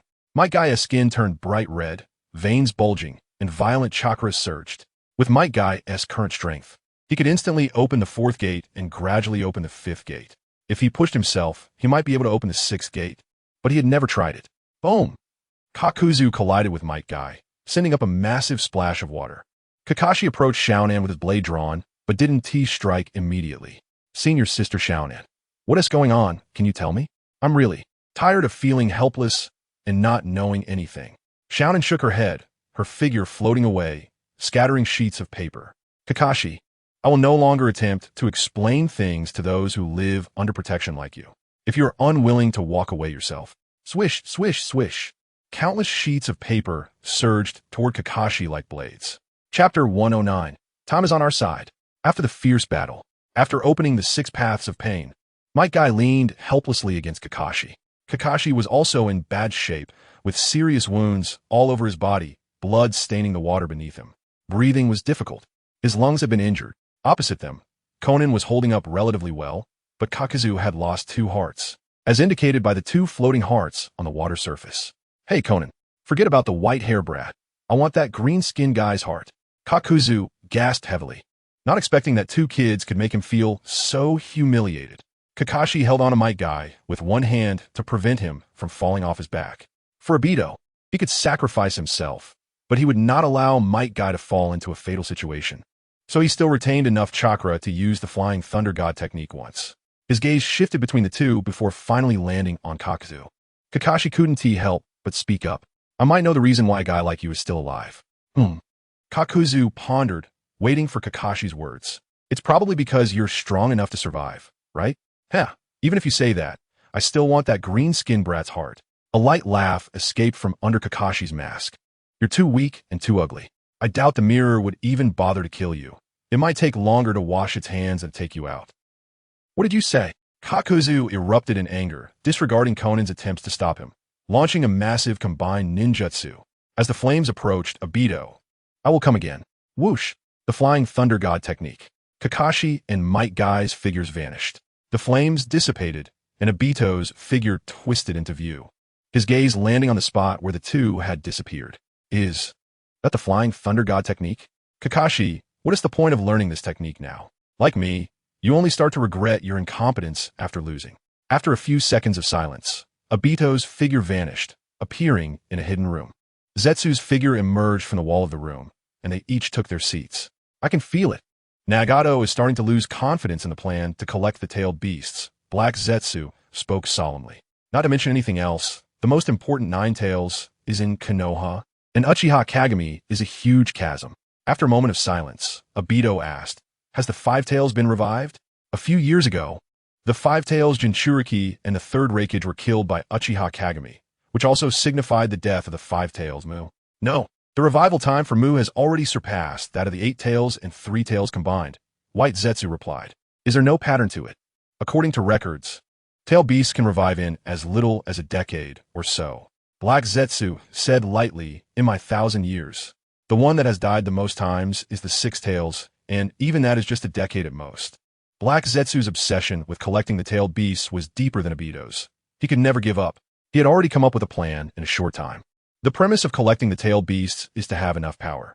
Don't even mention Konoha. We don't even have the strength to defeat the 4 Nations Alliance. They have the most tailed beasts. Orochimaru's forbidden technique gave me an idea. Maybe we can do without the 9 tails. Before the 5 tails revives, we need to have the strength to defeat the 4 Nations Alliance. We need to gather the 1 tails to 8 tails as quickly as possible, without giving Konoha a chance to react. Once we revive the 10 tails, even Uchiha Kagami won't be our opponent. Black Zetsu had some memories regarding the 10 tails. Although Uchiha Kagami's performance was strong, in his view, he was still not as good as the 10 tails, which was revered as the great sage 1,000 years ago. That was true power that could change the world. Obito lowered his head in contemplation. He had a clear understanding of his own strength. Originally, he had none. It was only after being crushed by Uchiha Kagami after opening the Manjiki Sharingan that he became aware of his own shortcomings. In a one-on-one duel against the ninjas of the 4 Nations Alliance, he feared no one. But compared to high-end combat power, Onoki, that was a man who could survive being beaten by Uchiha Madara and Uchiha Kagami, truly worthy of the title of the strongest Tsuchikage, and the Reikage, the Mizukage, the 8 tails Jinchuriki. Due to the rapid establishment of the 4 Nations Alliance, the Land of Water broke free from Uchiha Madara's control, and Madara never mentioned what he did in the Land of Water. Obito also thought about retaliating against the Land of Water, but after going there, he found it meaningless. The elite ninjas and bloodline clans all went to the Land of Lightning. What was the point of venting his anger on the old, weak, women and children? After some thought, Obito said solemnly, There are still some of Madara's legacies that I haven't learned. If the Five Tails revives before we have enough power, we need to find and kill it first. If it gets captured by either side, it won't be good for us. We need time. Black Zetsu nodded quietly. The naive Uchiha, who originally had no brains, had now matured after seeing reality. I and Uchiha Kagami are the only Mangeki users. As long as my abilities are fully developed, even if I'm not as good as him, I won't be far off. Then there's one more question. Obito looked at Zetsu and said solemnly, "How much do you know about Nagato's situation? How long will it take him to master the Rinnegan's innate technique?" Zetsu shook his head. The Rinnegan has too many abilities, and the Rinnegan's innate technique is a deep-level ocular technique. I can't see the exact time he'll master it. Most importantly, his battle with Hanzo left him severely injured, and he has to control the 6 path bodies and cultivate the Rinnegan. All of this has slowed down his progress in developing the Rinnegan. After a moment of silence, Obito said, "Let's transplant White Zetsu to Nagato. This will speed up his recovery." White Zetsu exclaimed, "I'm not worried about my clone, but Nagato is a descendant of the Senju and Uzumaki. If he adapts to the White Zetsu cells and awakens with release, this guy will be too strong. Can we still control him?" Black Zetsu pondered Obito's suggestion. The current situation was too unfavorable for him. Having Nagato as the powerhouse here was indeed somewhat lacking. However, if Nagato became strong to an uncontrollable degree, could he still use the cursed seal to control him to revive Madara? What Black Zetsu needed was the 10 tails along with Madara, which was the only way to bring their mother back. Obito's next words solidified his resolve. No matter how strong, can he surpass Uchiha Kagami? If it comes to that, we can force him to revive Uchiha Madara when he is about to die. I have to say, Obito, you're quite clever now. Obito's suggestion was good. Black Zetsu's voice was hoarse. I have a way not to rely on the 9 tails. He doesn't know. After collecting all 8-tailed beasts, he would surely have a battle with Uchiha Kagami. If he lost, he would control him to revive Madara. If he won, Black Zetsu couldn't imagine the possibility of Nagato winning, so he changed the subject. Obito, your Mangeki Sharingan technique is highly regarded even by Lord Madara. Believe in yourself. You have potential no less than Uchiha Kagami's. Perhaps he has already exhausted his potential by now. We will defeat him sooner or later. Time is on our side. Defeating Kagami. Honestly, Obito didn't have high hopes for defeating Kagami. Perhaps what he truly desired was to gain Uchiha Kagami's recognition. Chapter 1:10. Uchiha Konohamaru? By the time Uchiha Kagami returned to Konoha again, several months had passed. During this time, he wandered within the land of fire, somewhat like a disguised visit. There were always a few days like this every year. He understood very well that he was not good at governance. He only knew a general direction, and implementation was a different matter. Uchiha Kagami liked to fight, not meaningless slaughter. He still hoped that the place he lived could be peaceful. It is unrealistic to expect the people of the land of fire to live well in just a few years. However, compared to the war years a few years ago, at least they no longer had to live in daily fear, nor were they oppressed by the great nobles. Equality among everyone in a world of extraordinary beings is a joke. Having relative fairness is already rare. The grain they grow no longer has to give 8/10 to the nobles. They only need to pay 2/10 as rent, which is something the people of the land of fire never dared to imagine before. The nature of ninjas is also changing. Previously, it was villagers pooling resources or noble caravans hiring ninjas for tasks. Now, the income from ninja missions is directly allocated from the Hokage's treasury. Even the daimyo is merely subject to the Hokage as financial officer, and there is no need to mention those ministers. They are still retained because the next batch of administrators has not yet grown up. A sudden removal would cause chaos for a while, and the newly selected individuals might not be better than them. Once there's a sufficient talent pool, most of the existing officials will need to be removed. The main trade routes no longer require ninja escorts, and ninjas are responsible for the safety along the entire route, while the caravans pay tolls. Only those teams wanting to trade in unstable areas will issue ninja escort missions. This new model does not reduce the number of ninja missions. Instead, it has increased significantly, as there are personnel shortages everywhere. Most missions are directly dispatched by the Hokage, covering various constructions and border tasks. To put it vividly, Minato is now the Chancellor of the Land of Fire, and Kakashi is the military minister. Ninjas also have an additional identity as leaders of local defense forces. If these two individuals did not have strong physical foundations, they would have long been unable to bear such a high workload. Uchiha Kagami does not usually participate in decision-making. It is better to leave professional matters to professionals. His role is to serve as a mobile nuclear weapon for the Land of Fire's deterrence against external threats. It is the foundation for the stable development of the Land of Fire. External forces all know that geographical conditions determine that they cannot develop as well as the Land of Fire. However, with Uchiha Kagami around, they do not dare to act.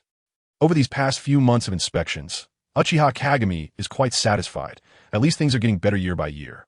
Stance déterminée attitude. Previously, he only needed Konoha, but now the entire Land of Fire belongs to the Uchiha, so it is only right to take care of his assets. Uchiha Kagami. Is it really okay to continue like this? Suchiao said solemnly. This is the country now. If you continue to act to pacify the ninja world, have you considered that our source of energy is this world's exaggerated negative emotions? If that is gone, once the energy of Otsutsuki Ishiki is completely drained, we will lose our path to ascend. Uchiha Kagami's mouth curled up. Are you worried about not having work in the future? Very diligent, commendable. Don't worry. I won't let you be idle. This world has many treasures to mine. Saying this, Uchiha Kagami followed the crowd into Konoha. His identity plaque only indicated that he was an ordinary Konoha resident, and there would be no scene of people welcoming him with open arms as soon as he revealed his identity. Such glitch as would not give Uchiha Kagami the thrill of showing off in public. To watch him act cool, at least a jonin level would be required.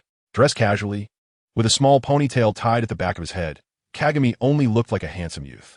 Except for those who knew him, no one would associate him with the legendary Uchiha clan leader. While wandering the streets, Uchiha Kagami suddenly felt like eating barbecue. With the ability to transform yin and yang, drugs no longer had any effect on his body. Ordinary exercise was the same. After years of suppressing his cravings, he decided to treat himself. He patted his pocket and took out a toad wallet. This was stolen from Jiraiya. Ever since the incident years ago when Jiraiya tried to blame him and Kakashi for peeping at the women's bathhouse every time they met, Uchiha Kagami had developed a good habit of emptying his pockets. Your writing fee is better spent on me, your disciple, than on you drinking and visiting brothels. Speaking of barbecue, it has to be the Akimichi clan. The civil war back then caused many ninja casualties, but they were not completely wiped out. Minato's surrender allowed the ninja clans to retain some sparks, but they were required to hand over their family's secret techniques. He lifted the door curtain. Welcome, Lord Kagami. The barbecue restaurant is an important source of income for the Akimichi clan, managed by an elder of the Akimichi clan, who naturally recognized Uchiha Kagami. A full set. Start with 3 servings. Thank you. Uchiha Kagami casually chose a spot to sit down. It was his first time eating in a restaurant outside the clan. I hope Uncle Handan won't be sad when he finds out. The Akimichi clansmen held back their fear and personally ran to the kitchen to supervise. They had to pick the best and most beautiful meat to serve. Fresh, tender slices of meat were placed on the grill, sizzling as the fat gradually seeped out, emitting an enticing aroma. Watching the meat change from red to brown, with the edges slightly curling, he felt a bit of anticipation. A thick slice of beef was grilled to perfection. Uchiha Kagami picked it up with chopsticks and stuffed it into his mouth. The rich meat aroma spread in his mouth. The texture tender and juicy, with a bit of chewiness. The satisfaction that food brings was truly long-awaited. Uchiha Kagami did not arrive during the meal rush, and by the time he ate his 7th serving, customers gradually started coming into the restaurant. Many people were amazed to see the staff continuously changing the meat platters. This seemingly thin youth can really eat a lot. The back kitchen was busy beyond belief, no longer able to care about the presentation of the grilled meat. That lord probably wouldn't mind. Just cut it and send it up quickly. Several people gathered to watch him eat, but Uchiha Kagami didn't mind. Watching the excitement is fine. Having such behavior proves that the environment is safe. If it were on the battlefield, watching excitement would be a death wish. Oh, is that Kagami? Hearing a somewhat familiar voice, Uchiha Kagami looked up. It was a man who somewhat resembled a younger Sarutobi Hiruzen. Shinobu, it's been a long time. Just as Uchiha Kagami was about to lower his head to eat again, he suddenly looked up. He saw the person that Sarutobi Shinobu was holding hands with. It was a woman with a delicate face, her cheeks slightly flushed, shy from being seen on a date by an acquaintance. Yuyue, Sister Yuyue? Uchiha Yuyue, the mother of Uchiha Izumi, and also the owner of the breakfast shop that Uchiha Kagami often visited.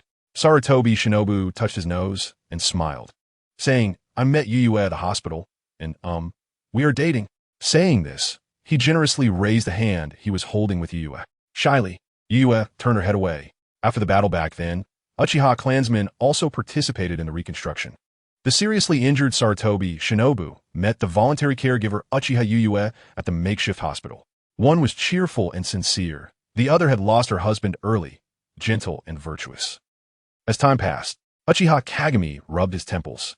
In the ninja world, starting a relationship is equivalent to confirming a relationship, heading towards marriage. According to clan rules, Uchiha Shinobu, Uchiha Kanoamaru. Isn't that too abstract? Chapter 111. Another 20 bowls. Bro, why are you standing there? Sit down. A clear yet slightly hoarse, youthful voice sounded. When Asuma got closer, he saw Uchiha Kagami, and he was startled like a person encountering a rattlesnake in the desert. Asuma and Might Guy had not participated in that internal war years ago. However, the terror that Uchiha Kagami instilled in Asuma had been there since childhood. Uchiha Kagami glanced at the red sunset behind Asuma. One of the main policies after the war was to develop the population, not just encouraging civilians to have children, but ninjas as well. Some eligible ninjas were tasked with participating in social events, and there would always be someone they found attractive. In such an environment, Asuma and Yuhi Kurinai, who were already a bit interested in each other, naturally came together. 15 or 16 years old, that seemed about right, as the ninja world was somewhat more precocious. Uchiha Kagami wiped his mouth. I'm a bit full, you guys can sit at my table. A bit. Asuma saw the mountain of plates and was secretly astonished. Is Kagami a big eater? Was there this setting before? Seems like he is quite protective of his food. After the table was cleared, Uchiha Kagami's gaze shifted between Sarutobi Shino and Hate. Shino, you should know about Hayate's family situation, right? It's common for ninjas to be without parents. And Hate is one such case. After her husband died, she was brought back to the clan with her daughter. As the clan leader, Uchiha Kagami felt it necessary to understand the situation as Hayate's guardian. Shino and Hate appeared somewhat awkward, sitting upright as if meeting the parents. Even Asuma and Kurinai felt a bit uneasy. Yes, I've spent time with Izumi. She's a very well-behaved child, and I will do my best to earn her approval. Uchiha Kagami nodded, looking directly at Shino. I won't allow you to toy with Hayate's feelings, nor will I permit her to marry outside the clan. Are you really prepared to abandon the Sarutobi surname and join the Uchiha? The two exchanged glances, and Uchiha Hate revealed a gentle smile. Shino-kun and I have already discussed it. He is willing to join the Uchiha clan, and we've decided to hold the wedding during Izumi's vacation. The purpose of this meeting with Asuma and Miss Kurinai was also to ask them to be the best man and maid of honor. Uchiha Kagami took a deep breath, recalling Sarutobi Hisashi. Should he make this old guy break the rules and come back to see his son join the Uchiha clan? The Senju and Uchiha have been enemies for generations, and actually, Sarutobi and Uchiha have been as well. During the Warring States period, Sarutobi and Senju were allies. You all can decide for yourselves. Uchiha Kagami raised his hand to call over the owner. From now on, when Shino and Hate come to eat barbecue, it will be on my tab. I'll send someone to settle the bill at the end of the year. Understood. He stood up and smiled at Hate. I might not make it to your wedding, so consider this my gift. Hate, I have something to attend to. You all enjoy your meal. Kagami-kun, take care. As soon as Uchiha Kagami stepped out, a sneaky figure approached. Hey, Kagami. Asuma leaned closer to Uchiha Kagami and whispered, what did you really mean when you said that when we were kids? When he began dating Kurinai? Kagami's words occasionally resurfaced in his mind. He often wondered, would he die young, and Kurinai would marry Uchiha? Or would they break up for some reason, and Kurinai would marry Uchiha? Asuma was one of the few classmates who had no distance from Kagami, considering he and Obito had been beaten by Kagami for over 2 years. Normally, someone of his special J-nin status should address Kagami as senpai. However, Kagami didn't care how others called him. Names were meant to be called, and there was no need for honorifics. It was just a childhood joke. Really? Uchiha Kagami couldn't help but reflect. Could it be that he truly had no credibility? If you don't believe me, I could kill you right now and let Kurinai marry an Uchiha. I believe, after finishing one topic, Asuma brought up another. His tone became much more serious. Kagami, do you know about Kakashi and my guy? They returned heavily injured not long ago. I don't know the specifics, but it should be related to Obito. Uchiha Kagami paused for a few seconds, took out his wallet, and bought a candied apple from a roadside vendor. Jiraiya's wallet clearly wouldn't be enough to cover it. He could only send someone to settle the bill later. Kagami? You know, right? They are now biting into the apple. Uchiha Kagami said lightly, they're playing a bond game. You should just focus on your love game. Asuma walked alongside Uchiha Kagami, talking to himself. Kagami, what do you think is more important for the village, the Hokage or the villagers? The most important thing is me. Uchiha Kagami finished the candied apple in a few bites, even eating the core. All right, aside from you? Asuma took out a cigarette case from his pocket, intending to offer one to Uchiha Kagami. Uchiha Kagami had no such hobby and instead shifted his gaze to the other goods in the snack street. Asuma lit a cigarette, his expression deep. I've thought carefully and reviewed everything from the start of the Third Shinobi World War until now. I've hated you, hated why you destroyed the peaceful village. But when I started going out on missions, almost everyone feels that Konoha is better now. The concentration and redistribution of power have allowed ninjas to clarify their positions. We are the ones who protect the civilians and the next generation, not just blades between nobles. Because my brother is dating hate, I've come to understand your clan better. I realized you and Obito are completely two extremes. Obito is too foolish and kind, while you're too smart and cold. Most Uchihas are just like us, only a bit prouder. But when I was a kid, I often heard those old geezers talking to the old man, saying that the Uchiha needed supervision. I admit I had some prejudice against the Uchiha when I was younger. I'm sorry. No need. Your opinion doesn't hurt or itch. Uchiha Kagami packed some marinated dishes, planning to try Ichiraku ramen later. He looked at Asuma with some impatience. If you don't leave soon, I will hit you. Asuma reflexively jumped back a step. He lowered his gaze, looking at Uchiha Kagami with a complex expression.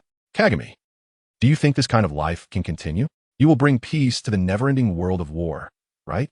I won't make any guarantees. Uchiha Kagami pushed past the blocking Asuma and walked towards Ichiraku ramen. Don't have such cowardly thoughts. If you want to maintain your life, work hard yourself.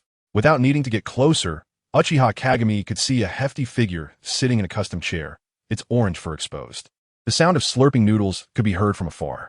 Seriously, are you all so idle that you can just run into acquaintances? Familiar cats? Boss. Another 20 bowls of tonkatsu ramen, me.I. Just put it on Kagami Dano's tab. He won't mind, me.I. Chapter 112. Approaching delivery, Lord Revolver is really generous. A cold voice came from behind, and Lord Revolver momentarily didn't react. With a paw slapping the table, he laughed. It's nothing, me.I. You sit down and have a bowl too, it's on me. Oh, so is it on yours or mine? Lord Revolver gradually felt something was off and stiffly turned his head. Kagami, Kagami, Kagami, Kagami, Lord Kagami. Uchiha Kagami looked at Lord Revolver with a blank expression, and that indifferent gaze made Lord Revolver's whole cat tremble. I said, how did you get so fat so quickly? 20 bowls in one sitting? Oh no, wait. What you just said was to have another 20 bowls, right? As I leaned closer, the terrifying pressure made the revolver shake even more. Tell me, our dear Revolver, how much debt do you owe me? Snap! The revolver fell from its position, lying on the ground like a wriggling, fat caterpillar. Lord Mirror, I have a naturally big appetite. I'm afraid of being hungry. And the more I eat, the faster I run, me.I. This is my special ability, me.I. I'm doing this so that Lord Mirror can ride me more comfortably and quickly, me.I. Uchiha Mirror kept watching him, seeing that the revolver was about to wet itself, and sighed helplessly. He gently kicked him. All right, with such a big lump rolling around. Don't scare others. Only the revolver would do this. If it were someone else, even Sure Sway wouldn't be able to avoid a beating. Because this fat cat's weight fluctuated, and apart from being fast, it had almost no combat ability. Uchiha Mirror was afraid that if he misjudged the strength of his punch, he might kill him with one hit. The revolver squinted his eyes and smiled at Uchiha Mirror, nodding. Hello, Lord Mirror, would you like to eat something? Uchiha Mirror pulled out a chair. Let's have one of everything first. It was mealtime, and there were a few villagers nearby eating noodles. Friend, you are the spiritual partner of Revolver-chan, an elite ninja of the Uchiha clan, right? After all, being able to afford such a large ninja cat. And your appetite is quite big too, truly impressive. In recent years, the ordinary people's perception of the Uchiha has changed partly because of the ninja cat clan. Many ninja cats from the cat village have settled in Konoha. There should be very few people who dislike talking cats. Over time, they became familiar with the Uchiha clan members through their ninja cat partners. Facing this unknown villager, Uchiha Mirror responded blandly, just waiting for the food. Compared to the past, when he deliberately kept his distance from the villagers, Uchiha Mirror's attitude had improved significantly. If he had been willing to lower his stance a few years ago, Sarutobi Hiruzen wouldn't have to often worry about what to do with the portrait of the previous Hokage. Ichiraku ramen. How to say it's delicious, but it still falls a bit short of expectations. It's worth the price, but it's not extraordinary. Perhaps, for Naruto back then, This was indeed a very special taste, because there were no strange looks. That child is about to be born too. I hope he can grow up normally, and he won't have to be a savior or anything. The revolver quickly finished 20 bowls of noodles, looking pitifully at Uchiha mirror. How much do you eat in a day? About 130 or 40 bowls, I guess. You just broke the record of 46 bowls set by future Hinata. No, it seems she had 46 bowls in 30 minutes. Are there any other shops that have my tab? The revolver hurriedly shook his head. No. And I don't come here to eat every day. At most, I eat 3 times a month, me.I. Uchiha mirror calculated, which would be around several thousand ryo a month. He reached out and pinched the revolver's cheek. You stupid cat, you've even learned to run up debts. Who taught you that? The revolver was scared to death, but still gritted his teeth, looking as if he would never confess. Uchiha mirror released his hand and patted his chubby face. All right, I know it's sure sway. I'll go back and break his legs. Meow. It's not little sure sway. That is, the revolver's mind raced, but couldn't think of any other person he knew. Right? It's the Hokage. The Hokage taught me. No matter what, I can't sell out little sure sway, meow. Swish. The figure of Minato Namikaze appeared in an instant. The revolver turned pale. No. What kind of ghost are you, Hokage?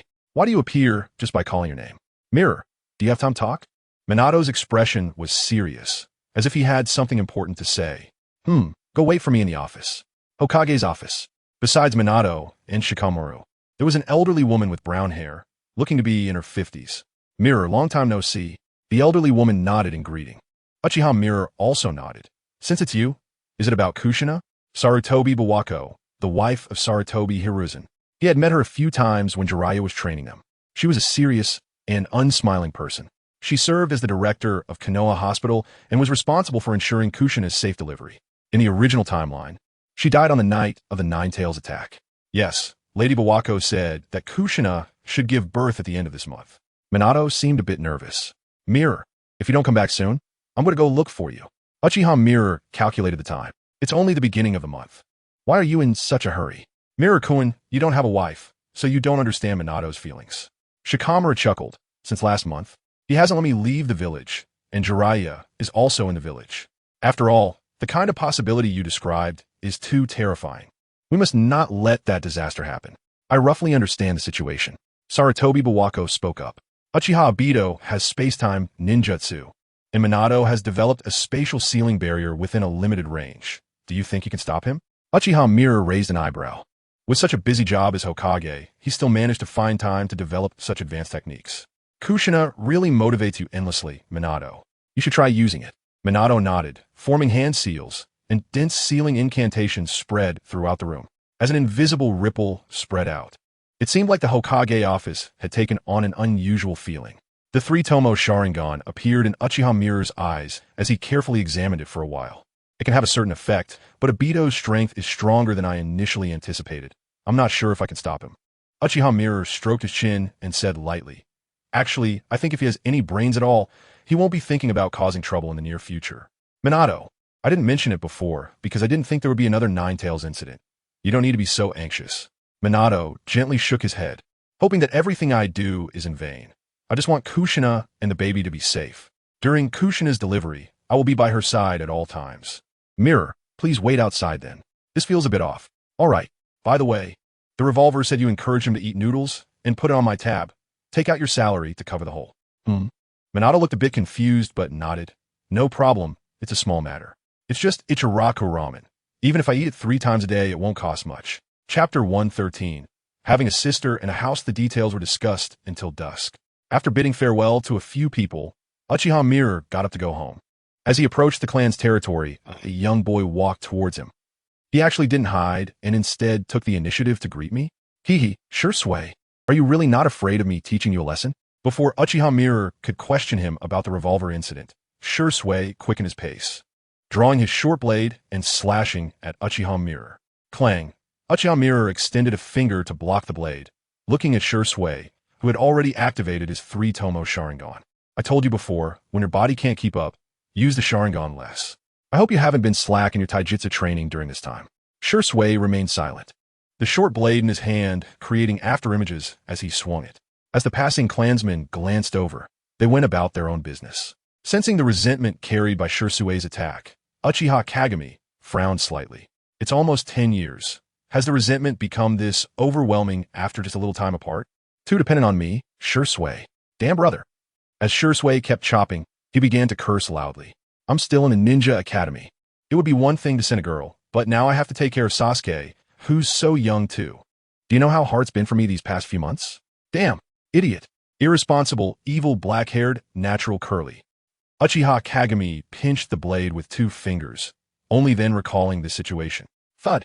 He kicked Sure away and walked towards home, his expression unchanged as he said, Our natural curls aren't bad people. Besides, you have a bit of a curl too.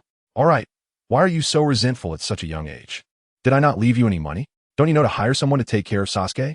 Sure got up, brushed off the dust from his butt, and naturally followed Kagami. Letting others take care of him? I can't rest easy with that. Sasuke is so cute. How's your interaction with little Longja? Sure fell silent for a while. She must have gone through some painful experiences, unwilling to speak much. I wanted to arrange for her to go to the ninja school, but she wasn't willing. Bang. Sure covered his head in pain. What are you doing? What position do you have to arrange for someone to enter the ninja school? Swish. Sure pulled out an identification card from his pocket. I'm a student council president. Of course I have that authority. You really don't know anything, stinky brother. Student council? Do ninja schools have this now? Uchiha Kagami took the ID and looked it over. The principal of a ninja school used to be held by the Hokage. But now with added responsibilities, Minato no longer had time for that. The ninja school is crucial and must be managed by trustworthy people. After discussions, Minato recalled Shinju, who was stationed in Konoha, to serve as principal. As long as they arranged for some jounin in Konoha, it would be fine.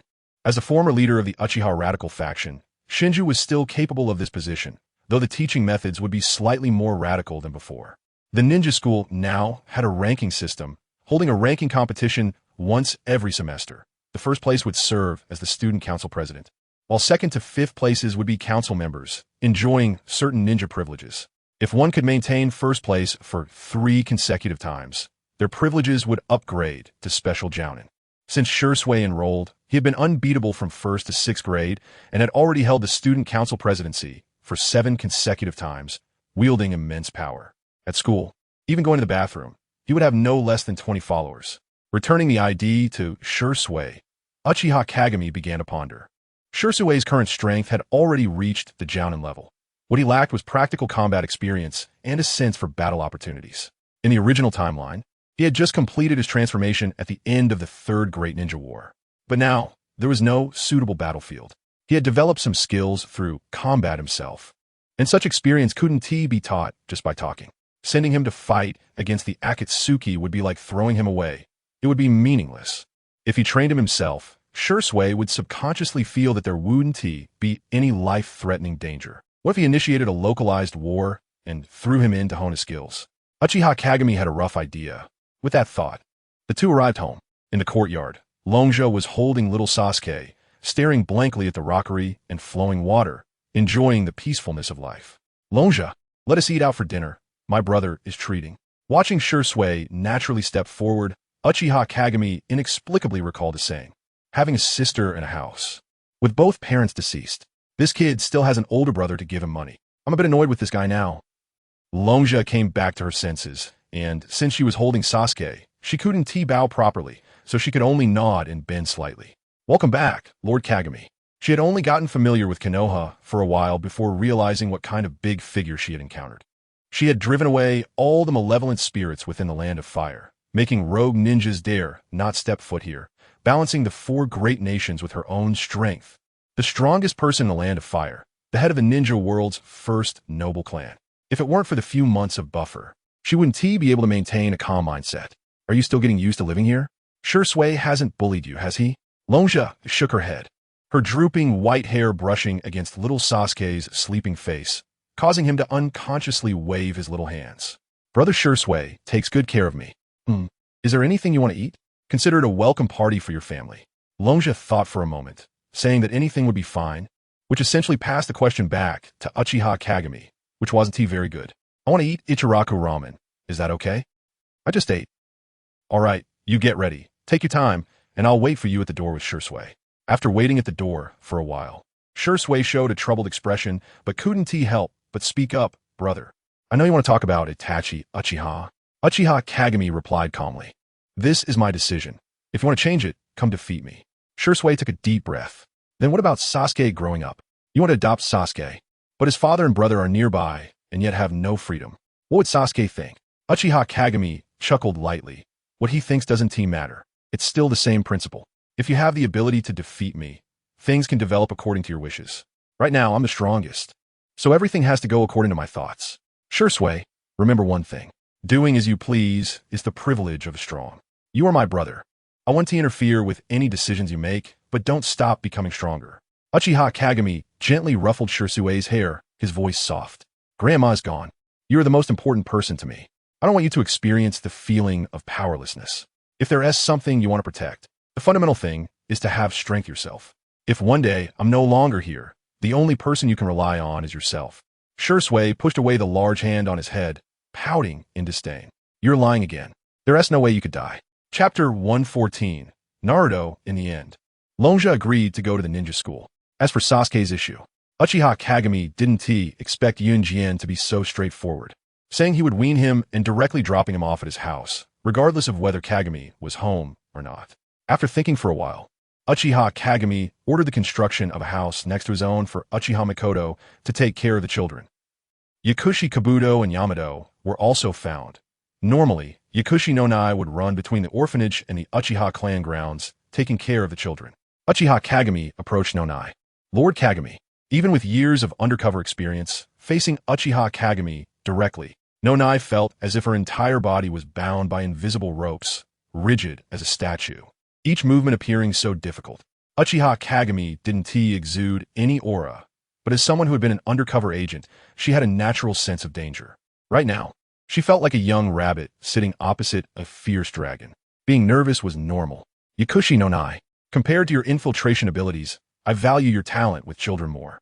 Uchiha Kagami casually sat, crossing his legs, with his hand resting on his knee. There will be suitable people to manage the orphanage. I want to select a group of children to cultivate in the clan grounds, and you will come live here to take care of them. Nonai knew this wasn't a question, but an order. Facing Danzo, she still dared to negotiate terms, but in front of this man, she couldn't muster any thoughts other than obedience. I understand, Lord Mirror. May I ask about that child, though? He is an outstanding talent, Uchiha Mirror said lightly. Just do your own thing and don't overstep, do you understand? Understood. Uchiha Mirror nodded. You go out and bring that one in from outside. Mikoto looked a bit haggard. If it were another woman in her situation, she would probably be utterly despairing. Originally, their family was under a form of house arrest, and now their youngest son had been taken away.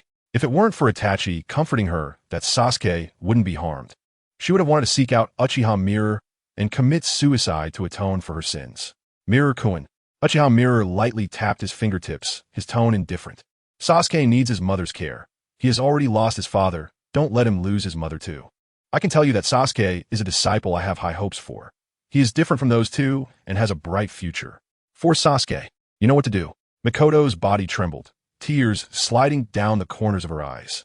Coupled with her haggard state, she looked truly pitiful. She reached for her waist. Grasping the belt, Uchiha Mirror frowned, a hint of killing intent leaking out, causing Mikoto to freeze in place as if encased in ice. Do you think I am someone to be trifled with? There was a hint of murderous intent in his words as Uchiha Mirror stood up. Presumptuous. Don't engage in such behavior that tarnishes the Uchiha name. It truly disgusts me. Uchiha Mirror left in anger. As he stepped out the door, he felt something was off. In his mind, his words meant for Mikoto to just take care of Sasuke and not bring up Fugaku and Itachi. However, based on her perspective, his words might seem a bit ambiguous. Forget it. There's no need to explain. Uchiha Mirror quickly recalled another matter. Uchiha Obito. He looked down on the so-called Four Nations Alliance, but he still took the Akatsuki organization seriously. If Obito was determined to develop in secret, finding him wouldn't be easy. Izanagi combined with the dual Mangeki Sharingan. As long as he was a bit cowardly, Obito's life-saving ability was not weaker than Orochimaru's. As for taking the opportunity to steal the Rinnegan in the Land of Rain, Uchiha Mirror scoffed at such actions. He was also looking forward to Uchiha Madara's full return to continue that unfinished battle. When it came to other enemies, Uchiha Mirror didn't mind using despicable means. But for Madara, Uchiha Mirror genuinely wanted to defeat him honorably. Soon, at the end of the month, regardless of whether Obito would come. With Kushina about to give birth, Konoha entered a state of alert. Minato directly chose the Uchiha clan grounds as the delivery location. A newly built courtyard housed Yakushi no Nayu, Makoto, and the two children, Yamato and Do, along with the swaddled Sasuke. Before being sent to the delivery room, Kushina anxiously held Makoto's hand. Makoto-chan, childbirth is very painful, right? Uchiha Makoto gently stroked her forehead, softly reassuring her. It's okay. You have to think. Naruto wants to see his mom soon too. All right. Kushina rarely showed a vulnerable side. She looked at the nervous Minato. Minato, I'm a bit scared. No matter how strong, one fears death. And Uchiha Mirror's prophecy really frightened them. Moreover, more than her own death, Kushina feared that if she died, Naruto would. Minato forced a smile to cover the worry in his eyes. It's okay. I'll always be by your side. A hint of crimson chakra leaked out, exuding a fierce aura. During the childbirth of a Jinchuriki, the seal would loosen. Quickly send her into the delivery room and stabilize the seal with a barrier. Sarutobi Buwako exclaimed. Minato, however, looked at Uchiha Mirror, who was yawning on the nearby recliner. Mirror, please use your Sharingan. Are you a Pokemon trainer? Uchiha Mirror helplessly shook his head, the three tomo swirling in his eyes. The projection, shaped by his ocular power, crashed into the Ninetales ceiling space.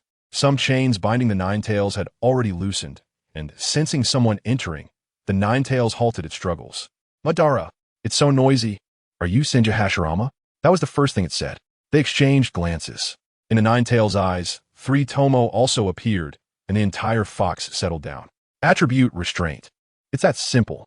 Moreover, the strength also overwhelmed. Outside, feeling the Ninetales was more obedient than when it was sealed, Kushina breathed a sigh of relief. Forcing a smile, she thanked Uchiha Mirror. Thank you, Mirror. Uchiha Mirror yawned. Normally, he would have been asleep at this time. Hurry up and give birth. I still want to sleep after that. You little brat, don't make childbirth sound so simple. Minato followed inside. With potential crises at hand, he didn't care about that little taboo anymore. The moon in the sky was very round. Uchiha Mirror leaned back in the recliner, looking up at the moon, a creation of this sealing technique, like a giant eye watching over the ninja world. He lowered his gaze, lost in thought. At the eaves, Jiraiya and Kakashi squatted. Not far away, there were several giant toads in the open space. With this lineup, if Obito dared to show up, he would be quite bold. Uchiha Makoto held the suddenly crying Sasuke, looking worriedly at the inside of the house. After setting up the time-space barrier, Minato tightly held Kushina's hand. After a long while, as a cry echoed from inside the house, the previously wailing little Sasuke suddenly quieted down, as if listening. Naruto has been born. Uchiha Mirror, rocking in his recliner, paused. He sensed a fleeting, probing gaze. Is it the Sage of Six Paths? A cold smile appeared on Uchiha Mirror's lips. You old man, the only difference between you and Jiraiya is power. You are merely a prisoner of prophecy. This night, nothing happened. Chapter 1, 6 years, Hidden Fire Village, Konoha year 56. On a night several years ago, the feudal lords of the Land of Wind and the Land of Water died simultaneously, their bodies unrecognizable. From then on, the four nations' alliance fully traded with the Land of Fire. The Third Great Ninja War officially declared over with this as a turning point. However, the four great nations did not return to their own territories, especially the newly appointed feudal lords of the Wind and Water, who stubbornly refused to return to their old homes. Moreover, the emergence of another force made the friendship of the four nations' alliance even more unbreakable. Senju Hashirama, the legendary god of ninjas, has returned from the Pure Land. He established an oasis in the nearly ruined Land of Wind, naming it the Hidden Fire Village. Originally, Tobirama wanted to name the new village after Konoha, claiming that the Uchiha's lair was the false Konoha, but Hashirama disagreed. Senju Hashirama still recognized Konoha in the Land of Fire. After all, that was the village he and Madara founded together. He originally didn't want to be a leader, but it was Orochimaru who explained the pros and cons to him. Only by declaring it in his name could those who sought peace come. Thus, the first Hokage was born. First Hokage, Senju Hashirama. In a ninja world already filled with yokai, countless people seeking refuge began crossing the desert. They sought to find that peaceful oasis. Hashirama was good at wood release, so he named the village Konoha. Madara was good at fire release, so the village leader was called Hokage. Now, Senju Hashirama named the village after his friend's fire release and designated himself as the leader based on what he was good at. Tobirama hated it. Once Hashirama made a decision, he could not change Hashirama's mind. At the beginning, the people of the ninja world were skeptical. With a try-and-see attitude, Inoki and the wind shadow Raza arrived in the land of wind. When they saw an oasis several times larger than the original Sunagakure, they had no intention of taking action at all. The residents of Sunagakure expressed their rejection of the wind shadow, who left with elite ninjas. They hoped that Raza would not come again in the future. They were the most loyal supporters of Lord Hashirama Senju.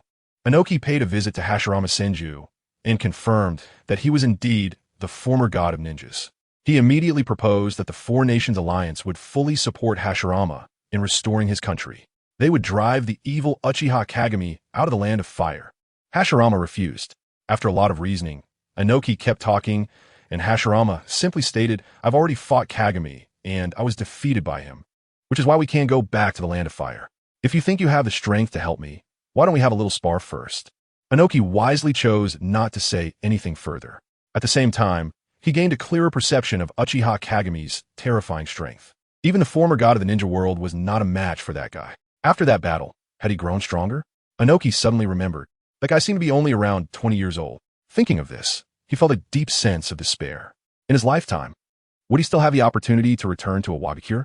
Inoki's mind was racing, and he wanted to persuade Hashirama to build the village elsewhere. How about a Wagakure? If you go to a Wagakure, then I would dare to go home. After summarizing the intelligence, Inoki concluded that Uchiha Kagami had defeated Hashirama, and allowing them to act showed that although they were not allies, they were not enemies either. Uchiha Kagami would likely not attack Hashirama's forces, unlike how he treated the Four Nations Alliance in the Land of Lightning. Perhaps one morning, they might find the body of a daimyo or shadow. Hashirama certainly would not change his base just because of Inoki's few words. After clearly refusing, he sent them away. After building a village in the Land of Wind for more than a year, they discovered the army of Miasma emerging from the Land of Demons. Hashirama and the others were maintaining the stability of Konohagakure while also stopping the army of Miasma. This made Hashirama feel even more that he should stay in the ninja world to contribute more. Occasionally, he would wonder why so many chaotic things were appearing. After investigation, Tobarama revealed the answer. Because the Uzumaki clan was exterminated. The Uzumaki clan had sealed countless monsters but was wiped out by the Four Great Nations. And the seals that had not been maintained for many years were broken, which was not surprising. This blame lies with the Four Great Nations. Hashirama and Tobarama would not blame Hiruzen Sarutobi. They did not understand the specific circumstances at that time. And could Mito Uzumaki not understand? To be realistic, Hashirama, Tobarama, Mito, and Hiruzen all had the same attitude towards rescuing the Land of Waves. If I have the ability, I will save it. If saving the Land of Waves would endanger Konoha and lead to a full-scale war, then I won't save it. Regarding Hiruzen Sarutobi's decision until his death, Hashirama only scolded him on one point. Danzo hoarded Sharingan and suppressed the Uchiha clan, which made Hashirama very dissatisfied. Tobarama's criticism was on another point. He scolded Hiruzen for driving Shikaku Nara away. He knew Shikaku's father, who was a guy who upheld the samurai spirit. Shikaku should be like this too. Having his reputation tarnished was equivalent to taking his life. As for the development of the wood release experiments, how should I put it? This was initiated by Tobarama, so if Hashirama were to scold someone, it would also be Tobarama. He had already scolded him enough. After a few years of turmoil, with the existence of the previous generations of Hokage, Konohagakure quickly developed. Edo Tensei was very uncomfortable for Hashirama. He couldn't eat or sleep, and his body was very weak. For Tobarama and Hiruzen, it was not the same. Tobarama was keen on work, and Hiruzen was also very happy to assist his teacher and continue working. The more troubling thing was, his son, Shin Nosuke, no longer bears the surname Sarutobi. Hearing that his grandson was born and named Uchiha Kanomaru, unfortunately, he couldn't meet him. He was not allowed to enter the Land of Fire, and the area outside the Land of Fire was too dangerous. Shin Nosuke wouldn't bring his son to see him. Hiruzen often looked towards Konoha at night, smoking a cigarette that didn't have any flavor, missing his son, wife, and grandson. By the way, Tsunade has officially joined the Land of Wind's Konohagakure and has also become a member prohibited from entering the Land of Fire. After getting used to the presence of her two grandfathers, she sought out Orochimaru, hoping to meet Kato Dan and Shinosuke. Tobarama stopped her.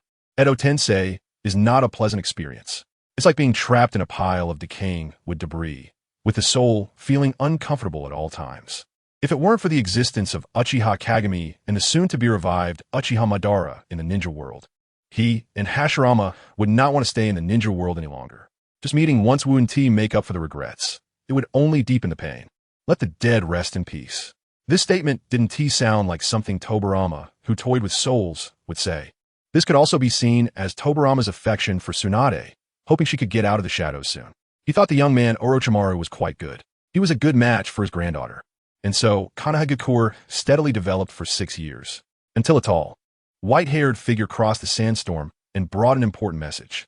Chapter 116, Redefining Ninjas. Konoha. Near noon, in the Uchiha clan's territory, a red-haired girl was hopping through the streets with a bento in hand. It was Karen, going to deliver lunch to Sasuke again. Yes, it's a heart-shaped bento. Karen was dressed neatly, her face radiating a happy smile. Seeing her aunt made her very happy. Her red hair was full of vitality. Hey, here's a flower for you. Its language is very suitable for you. The flower shop owner handed Karen a white-green flower. Karen took the flower and tilted her head curiously. What is it called? What does it mean? Squatting down, the flower shop owner quietly said, "This is a Lysianthus. Its language is eternal, unchanging, and pure love bang." Karen's little face immediately turned bright red, a mix of excitement and shyness. "Thank you, Aunt Kaiki. I'm going to give it to Sasuke-kun." Saying this, Karen ran even faster toward the training ground within the clan. Uchiha Kaiki covered her face, watching Karen's bouncing figure, revealing a doting smile. At the training ground. "Is this all you've got, Sasuke?" In the middle of the field, a boy with yellow explosive hair shouted. Opposite him, a black-haired boy with a bare upper body and visible muscles was propping himself up on his knees. His small body displayed many scars, indicating how hard he had trained. Sasuke spat disdainfully. "You're just relying on your Uzumaki physique. Just wait, during the ninja tool duel, I'll poke you with a few holes." Naruto laughed loudly. "Ha ha!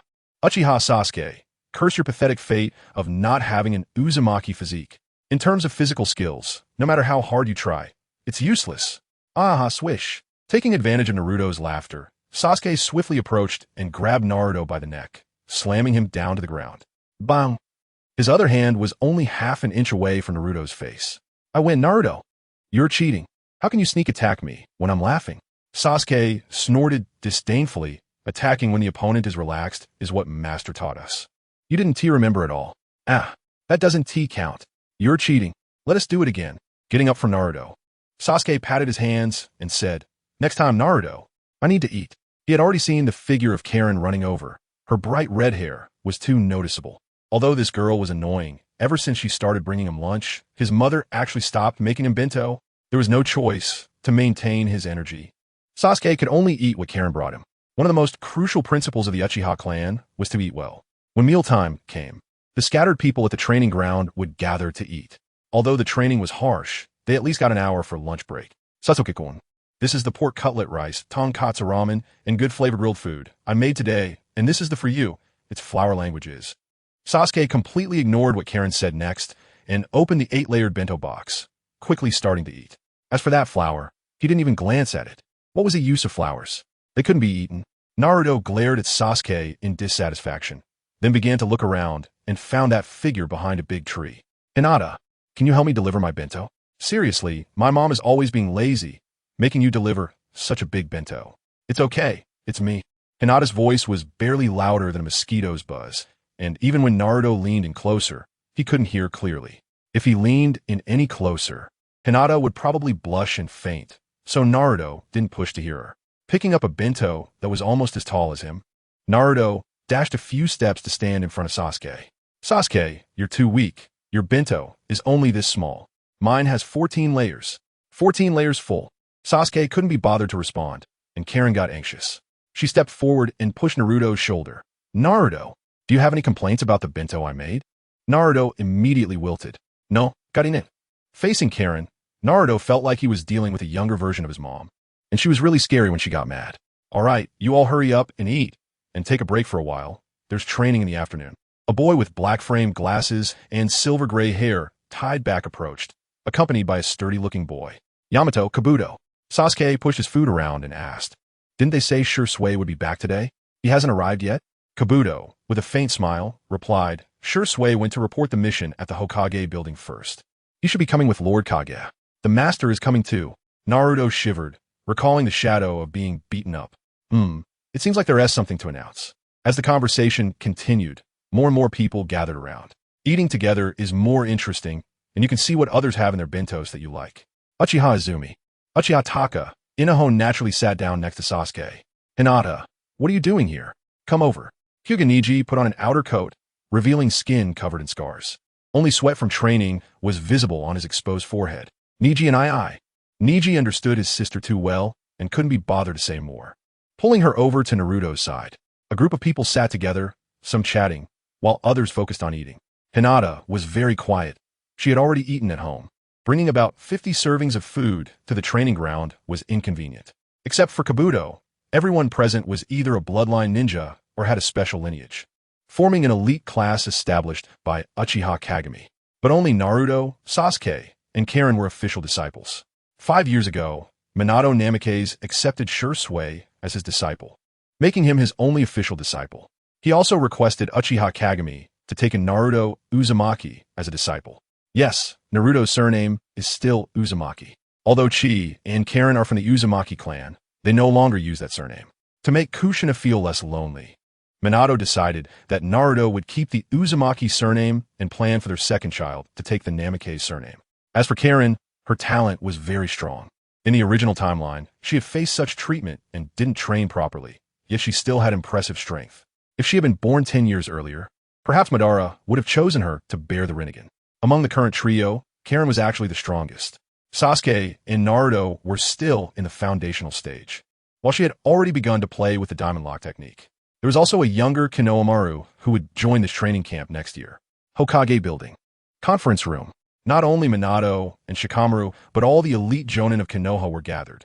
Uchiha Kagami sat in the first seat, resting his chin on one hand, and said, "Announced to the ninja world. The Land of Fire does not recognize any shadow titles other than Senju Hashirama, Namikaze Minato, and Nara Shikamaru. I have decided to hold a great ninja tournament to redefine the ranks of ninjas.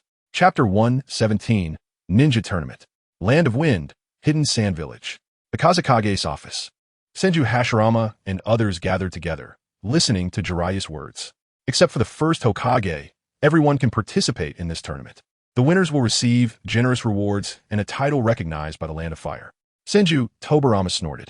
Since when did it become up to him to decide who is a shadow? Isn't this just an upgraded version of the joint Chunin exam? Something I've already played with? Jiraiya shook his head with a serious expression. It's still different. At least you, the second Hokage, the third Hokage, and you, Orochimaru, must participate. If you don't participate, Kagami said, he will send you back to the Pure Land. Why should I? Jiraiya helplessly spread his hands. Those from the Four Nations Alliance are the same. Anyone who has held a shadow title must participate. Kagami-kun wants to filter out who is worth keeping. Orochimaru spoke. Does he already want to unify the ninja world? Jiraiya shook his head. I don't know. I'm just a messenger. By the way, Orochimaru, Tsunade, you two should also inform your respective sacred places. The Dragon Cave and the Wet-Bone Forest must participate. I've already notified Mount Mayaboku, and Fukusaku and Shima will participate. If you don't participate, will the sacred places be attacked? Jiraiya smiled wryly and nodded. That's Kagami's meaning. Orochimaru pondered for a moment and grinned. Given Kagami-kun's character, the rewards must be very generous. Tsunade frowned at Orochimaru. Do you really want to participate in this tournament? This might be a trap set by Uchiha Kagami to lure you. No way, Kagami-kun wouldn't stoop to such a thing. Orochimaru shook his head, speaking calmly.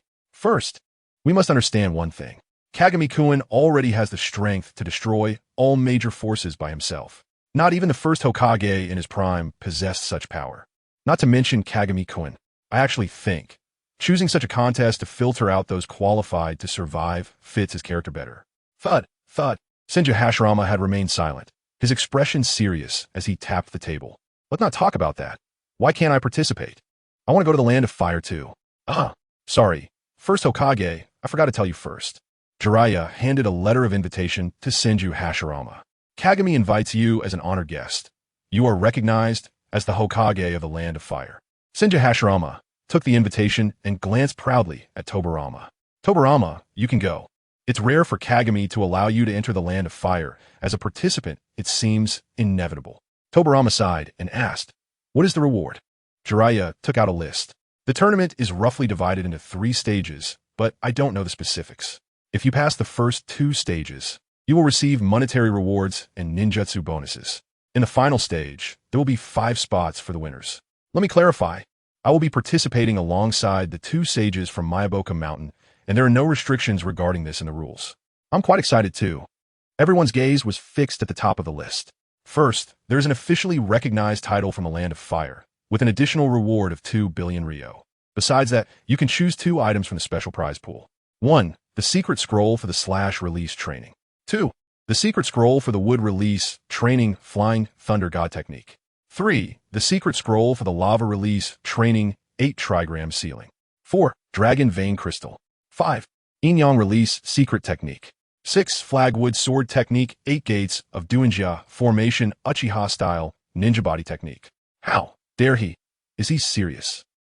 Even Senju Tobarama couldn't hide his surprise. Intelligence is the lifeblood of a ninja. Among these rewards are the signature ninjutsu of the 3 major powers of the Land of Fire. If opposing forces were to obtain these items, wouldn't they be able to develop counter ninjutsu specifically? /release. This is the strongest bloodline ability that directly breaks through dust release.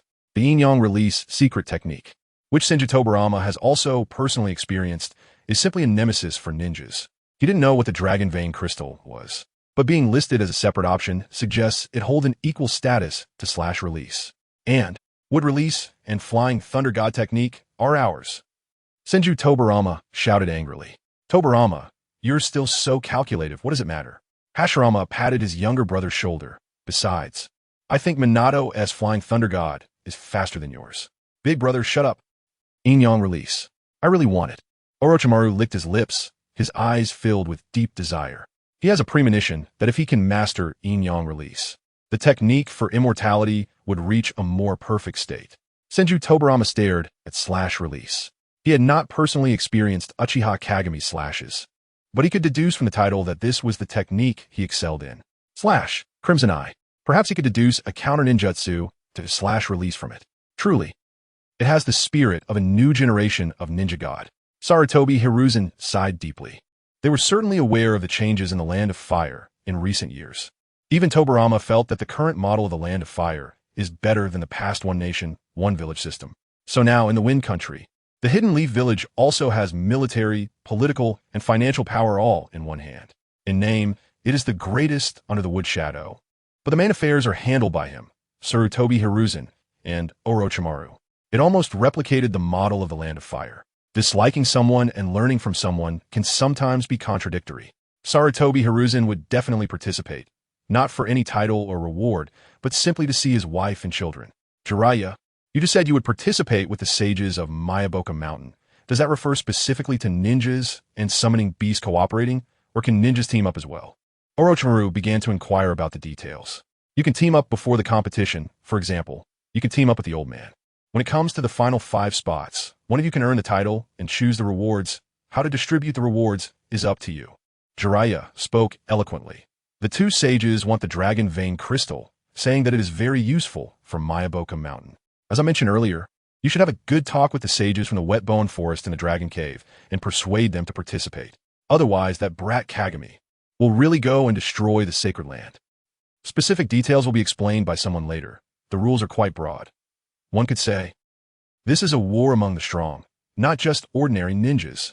Senju Tobarama frowned and said solemnly, Uchiha Kagami. Is he still getting stronger?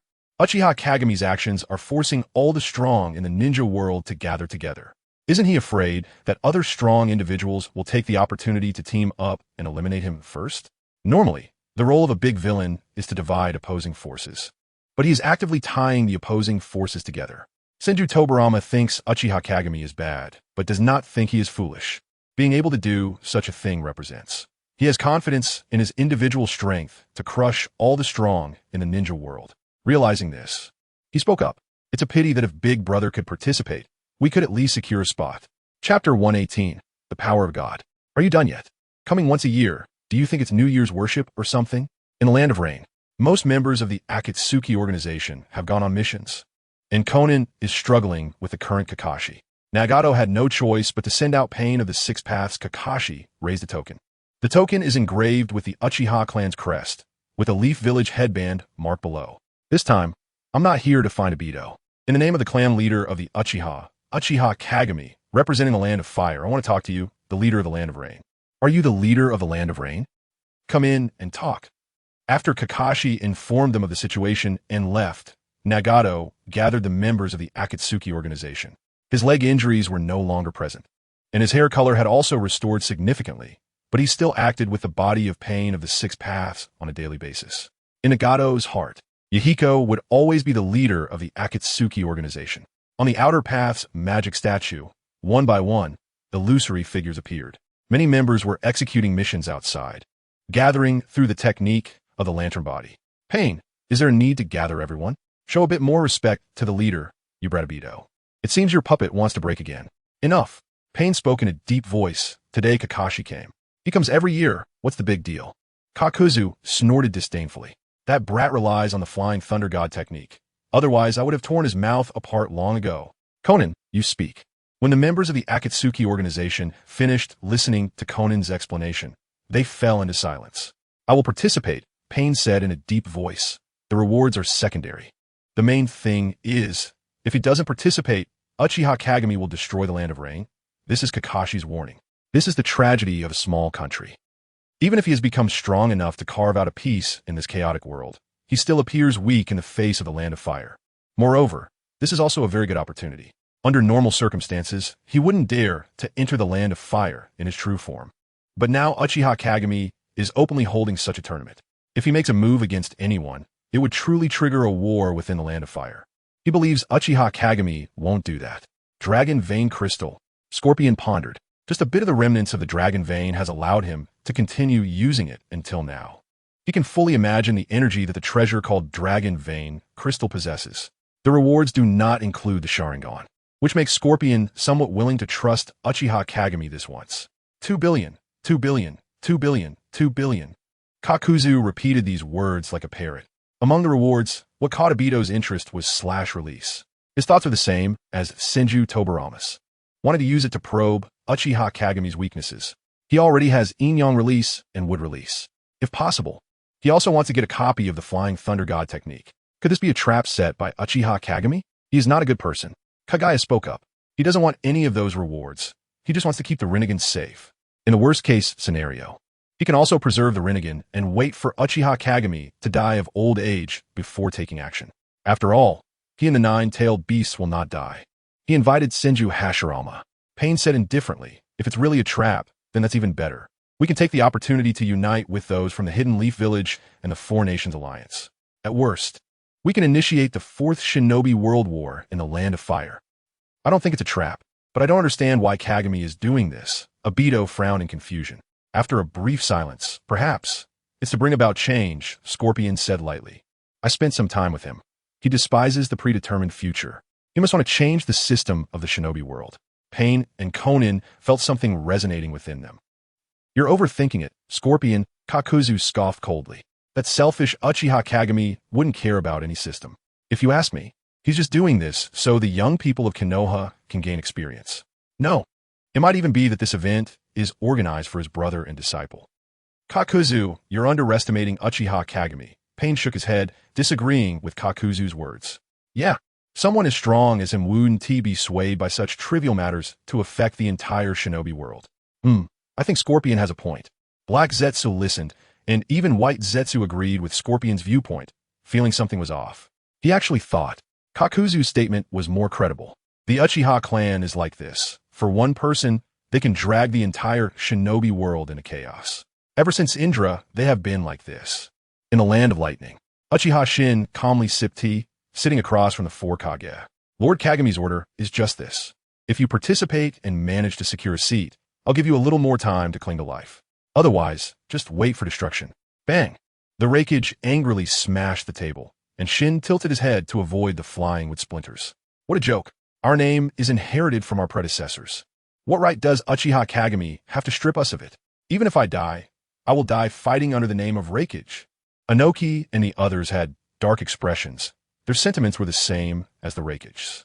Rather than participate in this humiliating event, they would rather openly go to war with the Land of Fire. Then let's go to war. Fight Uchiha Kagami to the death. Don't think that the shinobi world is at his beck and call. The scene erupted into chaos, and finally, they almost reached a consensus.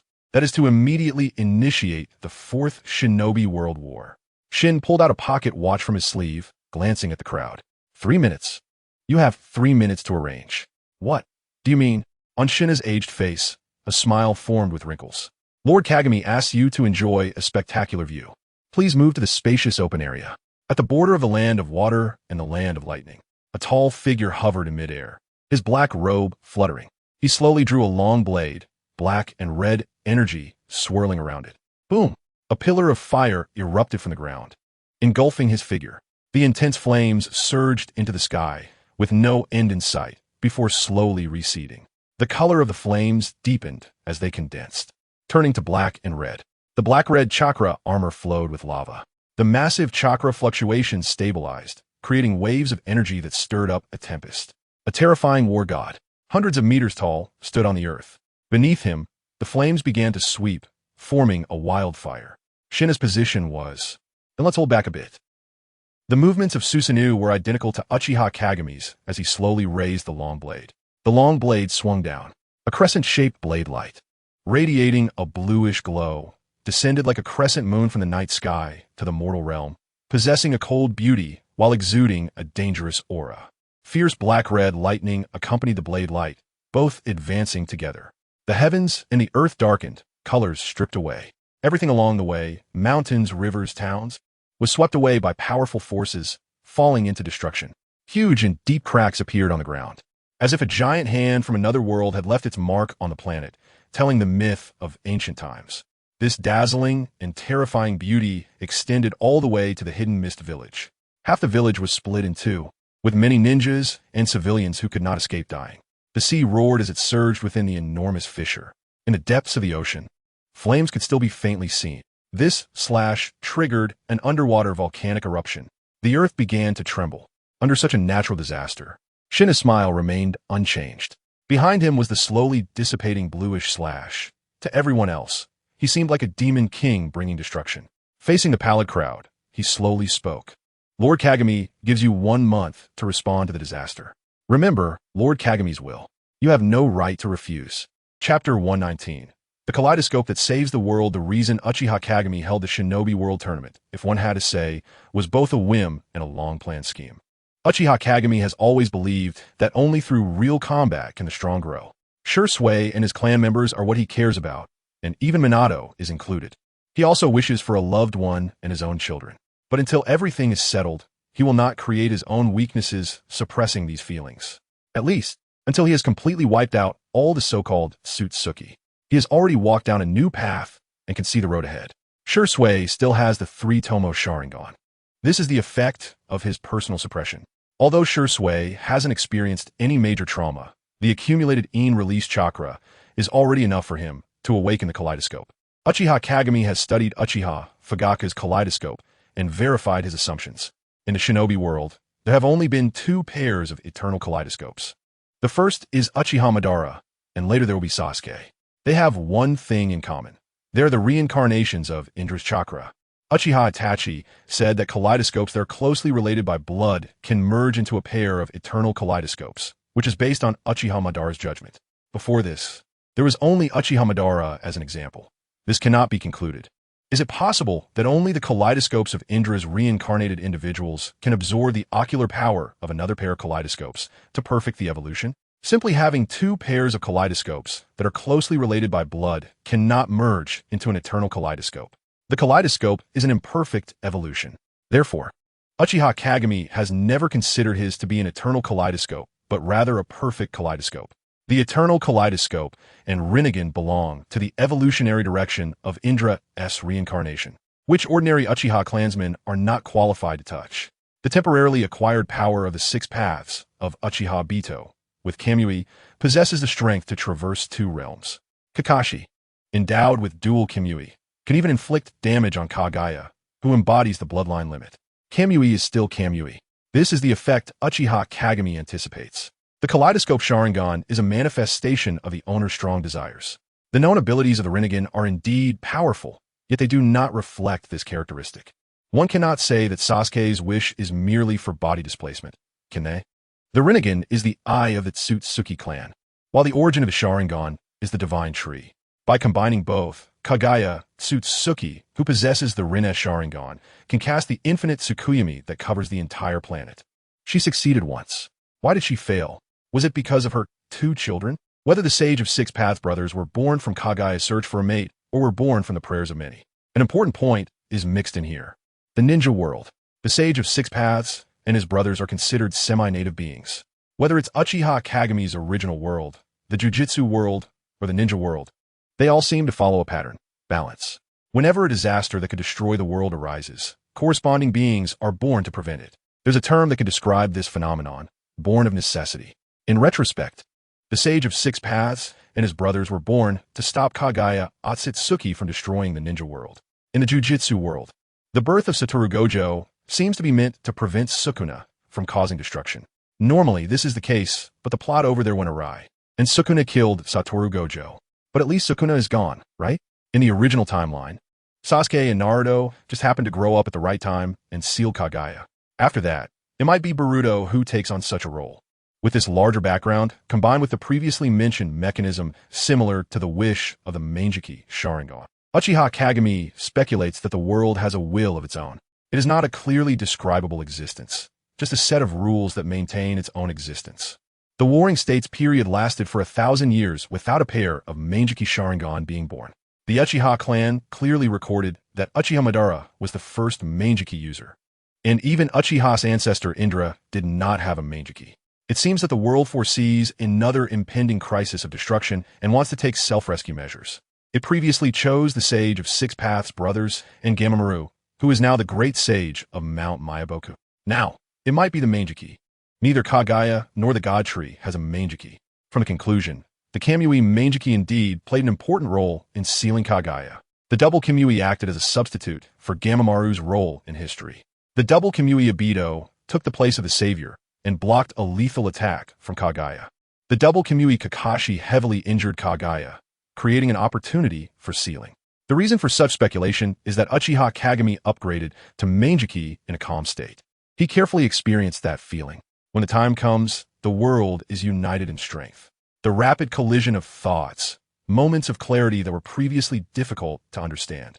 It's like an inexplicable force joins in, following your own desires, giving you a strong push.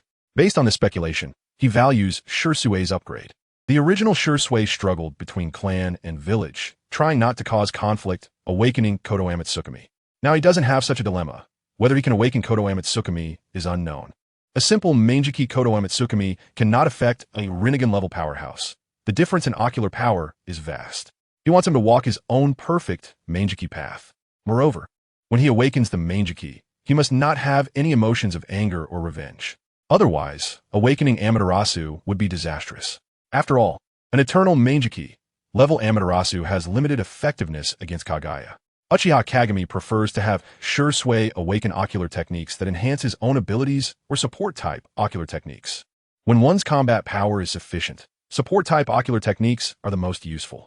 Just like the Otsutsuki's ability to change size at will, combined with taijutsu, it becomes incredibly strong.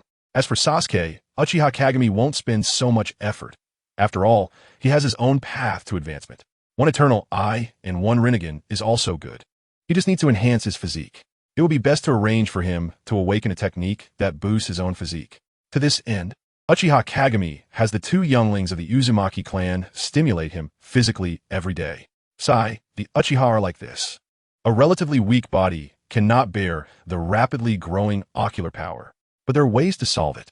The child of Uzumaki Naruto and Hyuga Hinata inherits both physique and eyes.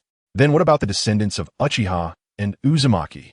Uchiha Makoto has no authority to decide on matters like not cooking for Sasuke. It is Uchiha Kagami who is matchmaking between Sasuke and Karen. Gazing at the endless chasm, Uchiha Kagami dissipated his Susanoo. He flew towards Konoha, intending to gather everyone to announce his decision. Chapter 120. Shursui, you are my target. Konoha, Uchiha clan training ground. During the afternoon break, the energetic Naruto would look for something interesting. Naruto-kun, what are you looking at? Hinata approached and looked up at Naruto in the trees. To be precise, Naruto was watching a cicada chirping on a tree. Hey, Hinata. Naruto looked up and said casually, cicadas are so pitiful. Mom said they live underground for many years, and when they finally crawl out, they can only live a very short time.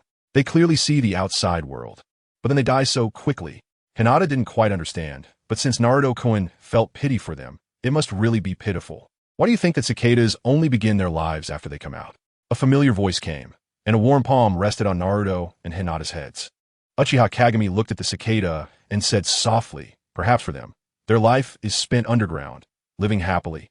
The time spent above ground is just to survive for the continuation of their species, completing their task and passing away. I actually think a cicada's life is quite perfect and joyful. Naruto turned his head, his azure eyes shining with clear innocence. Really? Uchiha Kagami smiled and shook his head. I don't know. I'm not a cicada. I just want to tell you not to judge other beings by your own standards. And don't seek validation from unrelated people. Naruto furrowed his brows. I don't understand. What are you talking about, master? Ruffling Naruto's hair, Uchiha Kagami lightly tapped the back of his head. No need to understand. Just remember, master. Sasuke approached to assert his presence. Uchiha Kagami nodded to Sasuke. This kid is willing to endure hardship. Uchiha Kagami is training him based on the same intensity he experienced as a child. Kagami still has internal and external pressures to maintain such training. The point that pleases Uchiha Kagami the most about Sasuke is his pride in his clan. Plus, his battle IQ is quite high. He has learned some of Uchiha Kagami's dirty tricks very well. It's a pity that if Sure were as obedient as Sasuke, it would be great. Uchiha Kagami squatted down and pinched Sasuke's frame. Children in the ninja world don't have the issue of not growing tall due to early training, after exercise and medicinal baths. Sasuke's physical strength is comparable to Naruto and Karen of the same age. Talent combined with effort is indeed an unsolvable matter. After some time, you can seek Might Guy to practice the 8 gates technique. I don't want to. I want to train with Master. Sasuke recognizes that green spandex suit that often runs around the village. It really doesn't team match his aesthetic. He wants to be powerful and beautiful like his master. The Uchiha Kagami gently shook his head. You're too weak, Sasuke. I've taught you the basics. You need to reach the level of opening the 4th gate before you qualify for my next stage of instruction. Sasuke pouted slightly, feeling a bit emotional. Clatter. A series of chain sounds rang out. Curly-haired Demon King. Taste my adamantine sealing chains. Bang. Uchiha Kagami grabbed the chain and casually flung it aside. That red-haired girl was thrown and crashed into a tree, leaves fluttering down. Xianglin, stop talking like that. You don't have a husband who can use Flying Thunder God like Kushina. Ouch. Xianglin pulled her head out from the big tree and shook it. Hearing Uchiha Kagami's words, her little face turned red. She looked at Sasuke with starry eyes. Sasuke-kun, would you learn Flying Thunder God for me? Sasuke's face darkened. I want to learn, but definitely not for you. I want to learn Flying Thunder God too. After all, it's my dad's jutsu, so I should learn it first. Unfortunately, Naruto, with your clumsy nature, you can't possibly learn Flying Thunder God, and even if you did, it would be useless. You should focus on mastering the family dumpling technique first. Uchiha Kagami looked around. The current training ground only had Naruto, Sakura, and Hinata, as well as Niji. The others had all reached the age for missions. It was Sure who brought them all here today. By the way, a few days ago, Sure inexplicably received a sleeve of white snow as a gift. According to the original timeline, that day was supposed to be his death date. Sure, you explain it. Now 17, Sure was already a Jonin of Konoha, and without counting the Kodoeme Tsukumi technique, he was much stronger than in the original timeline. He could use Flying Thunder God. While Kakashi was still at the stage of Flying Thunder God / Sure had already caught up and learned the second stage of Flying Thunder God, which was essentially a flash and then another flash. His reaction speed was only slightly inferior to Minato's. After all, he was originally someone who earned the name Shunshin Sure. Of course, his title had changed now. It was now Uchiha Black Flash, along with Konoha's Yellow Flash and the Orange Flash of the Cat Country. They were known as the 3 great flashes of the Land of Fire. Originally, Sure was not satisfied, but without using Flying Thunder God, he found that he couldn't match the speed of the Orange Flash in a straight line. This guy really wasn't lying. The more he ate, the faster he ran. Currently weighing half a ton, the Orange Flash had hit a bottleneck and couldn't gain weight anymore. My brother decided to hold a grand martial arts event across the ninja world. No age limit, no strength limit, team participation allowed, everyone can join. You all know about the ranking system in the Ninja Academy. The event consists of 3 stages. Any ninja who survives the first stage, even if they are foreign ninjas, will qualify to choose to become a registered ninja of Konoha. Shursui spoke slowly, leaving gaps for everyone to ask questions. Kabuto pushed his glasses. Is this a selection? May I boldly speculate that Lord Kagami intends to use this as a preliminary preparation for unifying the ninja world?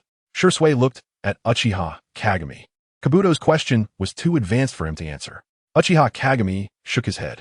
Unifying the ninja world has never been hindered by the so-called Four-Nation Alliance or the first Hokage. Oh, they should be called the Kage now. The naming is really unoriginal. You don't need to think too much about it, for me. It's just because I'm too bored and want to organize a stage play for enjoyment. Sasuke's eyes sparkled with excitement. That's right. This is what he envisioned his ultimate form. The mere ninja world is just a stage for the Uchiha. We can participate, right? Naruto clenched his fists, extremely excited. I want to prove to everyone that I will be a better ninja than my dad. TCH, we haven't even graduated yet. You're not even a ninja. Sasuke poured cold water on him at the right moment. I already said there are no restrictions. Naruto, of course, you can participate. Uchiha Kagami said with a light smile. Not allowing Senju Hashirama to participate was partly due to his strength. The main reason was his personality. If he participated in such an event, many people wouldn't be able to fight. Shursui showed a difficult expression. Bro, are you serious? Yamato and the others are one thing, but Naruto and the others are only 6 or 7 years old. Uchiha Kagami remained unperturbed. When I was a little older than them, I was already on the battlefield. That said, Uchiha Kagami only wanted to give these little guys a chance to try within a controllable risk range. Once there was a life-threatening crisis, he wouldn't be able to sit still, and neither would Minato. Shursui, you are the target of my calculations, yet you are still foolishly concerned about others. Chapter 121, Grand Martial Arts Event, Prelude. In the snow-capped mountains bordering the Land of Fire, a team of armored warriors emerged. Land of Iron. Long ago, ninjas agreed not to attack this country, serving as a neutral nation that avoided several ninja world wars. But this time, they no longer had the qualification to remain neutral. The shocking rift of the Land of Lightning could be seen from the high mountains of the Land of Iron. That is a power from a completely different dimension. It's simply a miracle.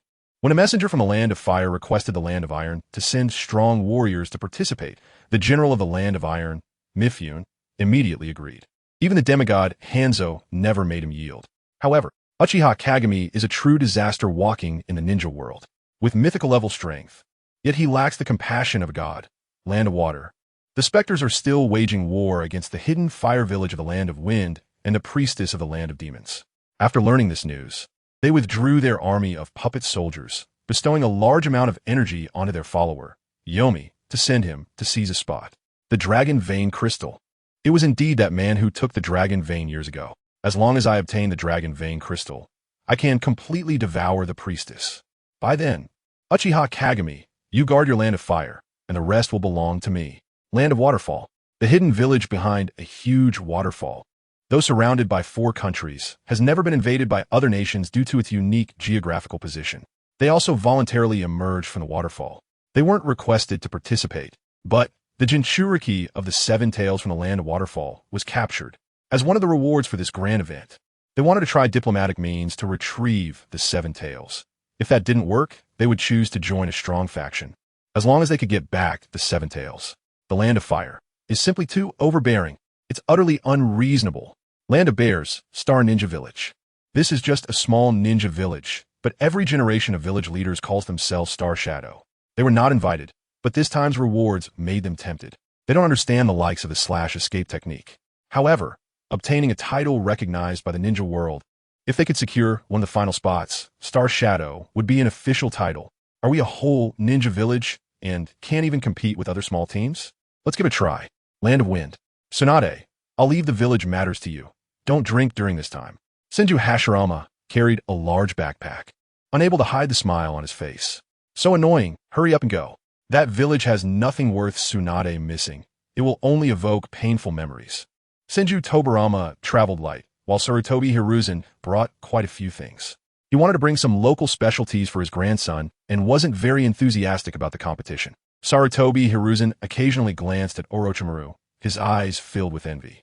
3 stunning, elegantly dressed snake maidens surrounded him. Orochimaru, are you an idiot? Hurry up and learn our combination technique. You must not lose to those 2 stinky toad successors. Orochimaru's expression was impatient. Lady Jashin, Jiraiya has at least studied for decades. Asking me to learn it in a few days is too much to ask. Orochimaru had indeed learned Sage Mode, but most of the time, he was researching immortality techniques. To him, Sage techniques were merely a piece of the puzzle. He has already researched it. Unless he completely abandons his human identity and becomes a snake, the immortal techniques won't grant him longevity. Given the choice, he still wants to be human. Of course, if there is no choice, being a snake is fine too. Kenshin Shunsher fell silent for a moment and changed the subject. Orochimaru.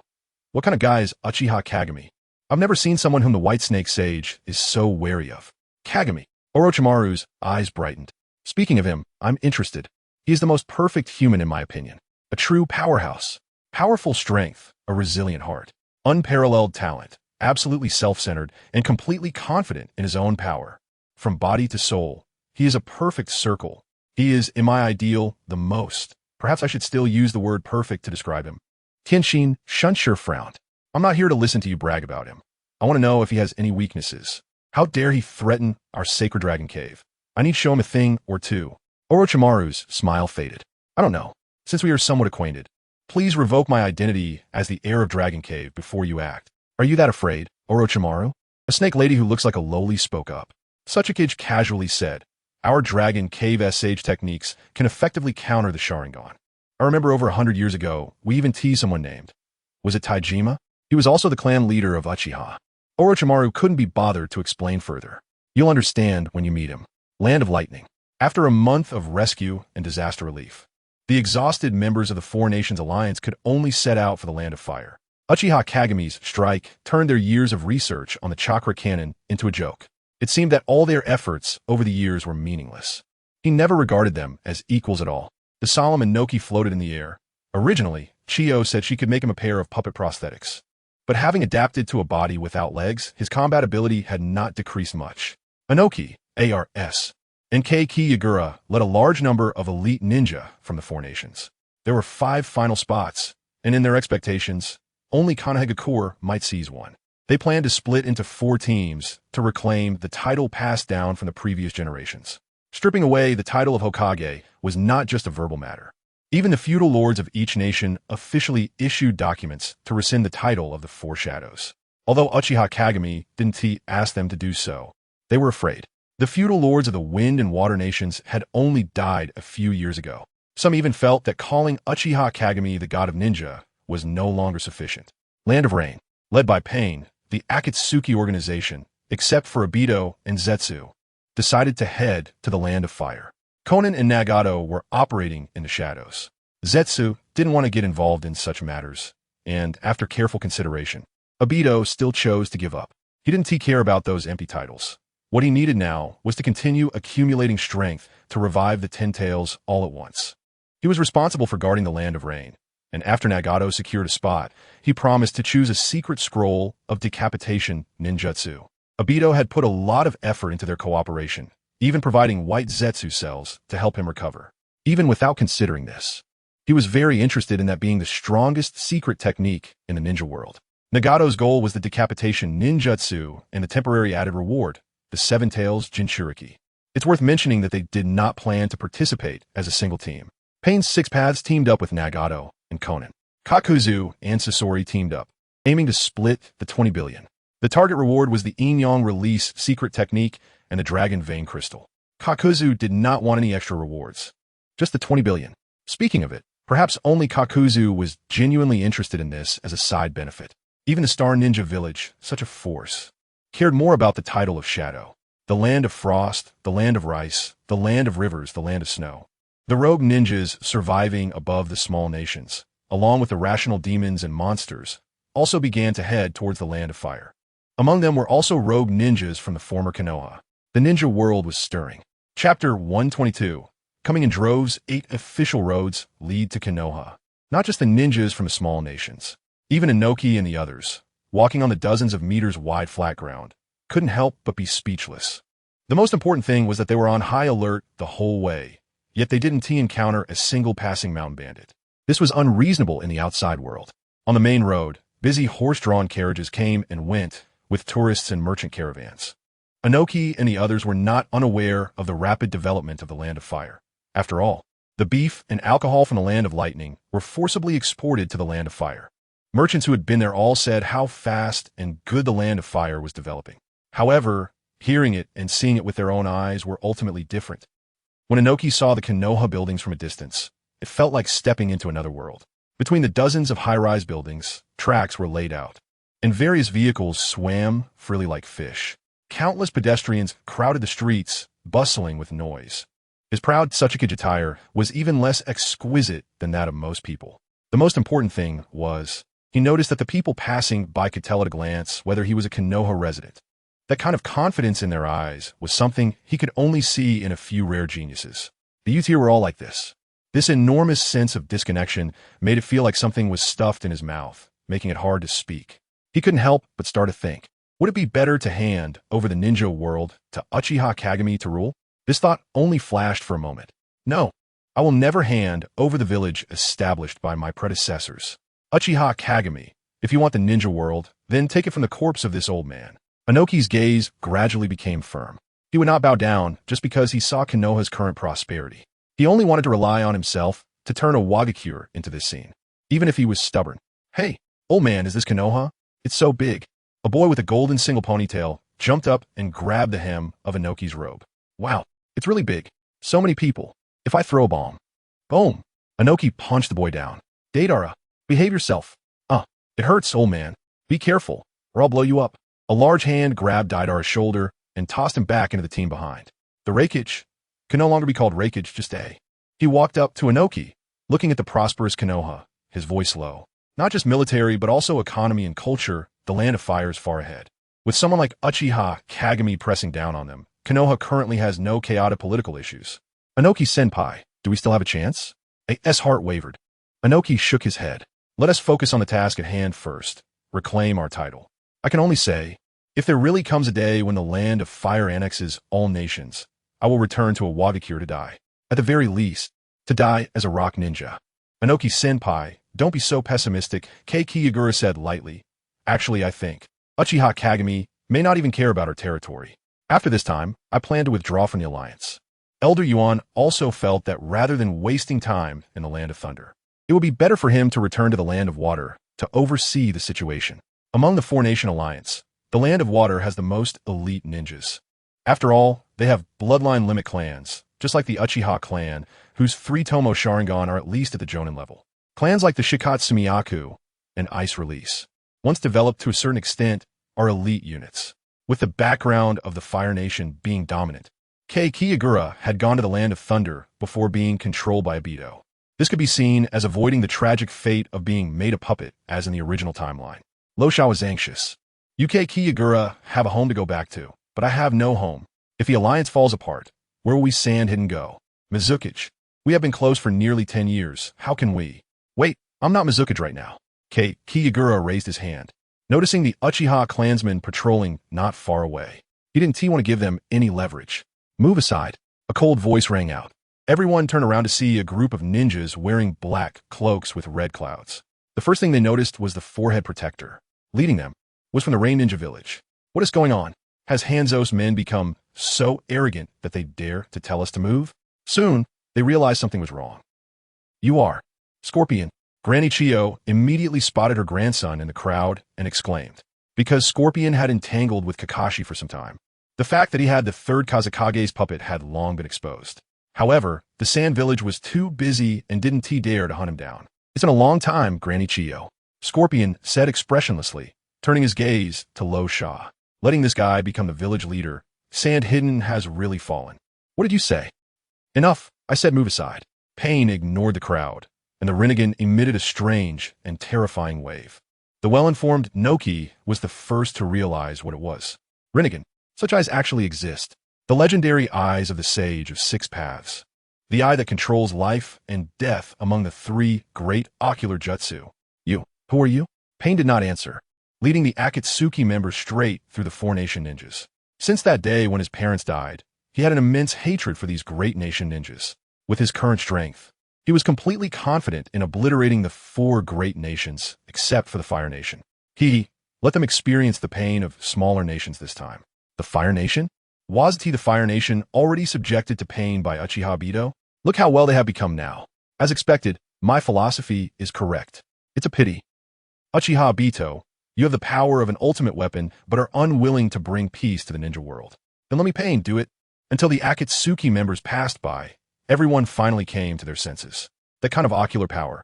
Naka's voice trembled slightly as he recalled the day he lost his legs. This guy's ocular power, in his feeling, had already reached the level of Uchiha Obito that night. When did such a terrifying powerhouse emerge in the ninja world? Even a guy like Scorpion is willing to follow him. Granny Chio pondered.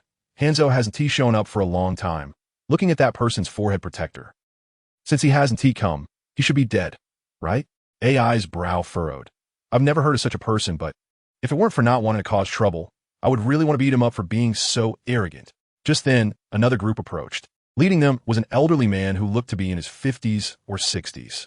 He had a long beard and his head was wrapped in bandages. He wore layered green armor and carried a katana. He stopped. I am Mifune from the Land of Iron. Pleased to meet you all. So it's Mifune. Even you have come. Naka's words did not imply any disdain for Mifune's strength. He just felt that even the neutral Land of Iron would participate in the struggle. Surely, those with notable names in the ninja world would come here. Chapter 123, Seizing Eyes. At the center of Konoha, the Hokage building. The former Hokage building, compared to now, was completely a small mound. After multiple renovations and expansions, the current Hokage office is nearly 1,000 square meters. Senju Hashirama's head swayed like a windmill, marveling. In a vast Hokage office, the only seats available, apart from the Hokage's desk, were a sofa on the side. He looked out at the beautiful scenery through the large glass windows and felt deeply gratified. Turning his head to look at Uchiha Obito, who was leaning on the sofa. Obito, Minato said that many things were your guidance. Why don't you become Hokage? Minato is great, but I think if you became Hokage, Madara would also be pleased. You could definitely surpass me. Uchiha Obito looked at an entertainment magazine and said, surpassing you is something I achieved long ago. You never had much talent. I just wasn't interested in becoming Hokage. Senju Hashirama, LL, Obito, at least to the first Hokage. At least don't speak so bluntly. Sarutobi Hiruzen said with a wry smile. With Senju, Tobirama not present, Uchiha Obito did not mind Orochimaru and Sarutobi Hiruzen. He closed the magazine. It's you old folks who always like to take advantage of your age and say such things. All right, enough reminiscing. You and Orochimaru should go out. It will still be a few days until the formal start. We have matters to discuss with Senju Hashirama. With the previous generation present, Minato felt embarrassed to sit and accompanied Sarutobi Hiruzen and Orochimaru out the door. Looking at the automatically closing and locking door, Senju Hashirama also found it novel. Although it was only the first day, he already didn't want to leave. There were too many novel and interesting things here. Most importantly, on the way here, he caught a glimpse of an extraordinarily luxurious casino. What he didn't know was that Konoha usually had no gambling houses. The relevant departments considered that the foreign feudal lords coming to watch might have such needs. To let those feudal lords experience Konoha's hospitality, those who came by palanquin will be given train tickets for the return trip. Only Minato, Obito, and Hashirama remained in the room, and his expression grew serious. Obito, do you wish to dominate the ninja world? I can help you. History has proven that his actions at the time were wrong. It wasn't his foolishness, just the limitations of the era. Moreover, during his lifetime, the ninja world did achieve a certain degree of peace, which made him feel that everyone could coexist peacefully. Now, a similar moment lay before him. He felt that having a correct leader for the ninja world was a better choice. When true peace arrives, he believed that even if Madara returned, he would do anything. Even if he did, he didn't think Madara could defeat Obito. I don't need your help. I didn't keep you here for that. Uchiha Obito pulled out a large scroll and threw it in front of Senju Hashirama. The sealing book was taken away by Orochimaru, and the wood release we found is incomplete. Write down your clone with dragon and so on. Huh? What do you mean, huh? I didn't even ask you to bring back the sealing book. What is wrong with you writing a few ninjutsu? Oh.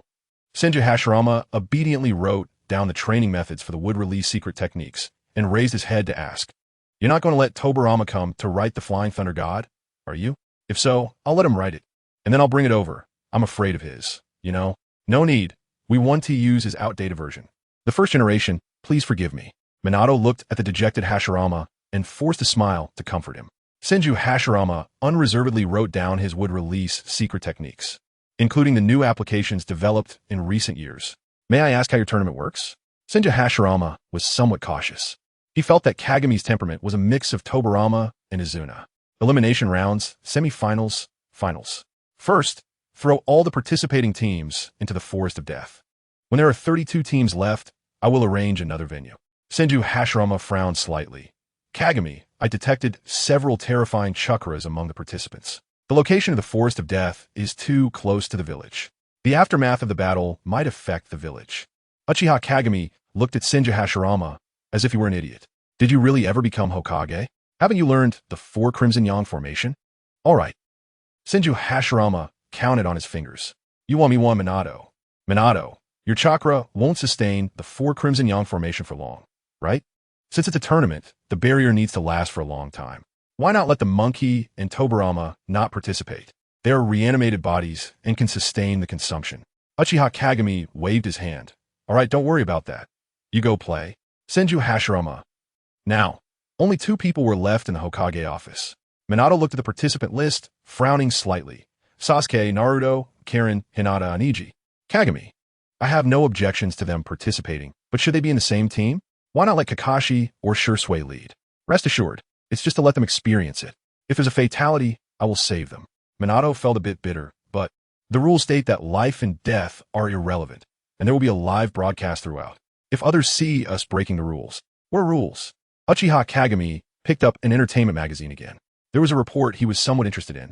It was about planning to film a documentary on Senju Hashirama and Uchiha Madara, emphasizing their equal status, as well as the legitimacy of the Uchiha's rule over the Land of Fire. Uchiha Kagami had never cared about such issues. He didn't even hide it. He was just the history of bringing people into Konoha. What is this? When I enter the country, will there be great scholars to debate for me? Uchiha Kagami casually said, Minato, the rules are set by us. What if I openly break the rules in front of them? I am willing to give them relative fairness, and they should be grateful to me.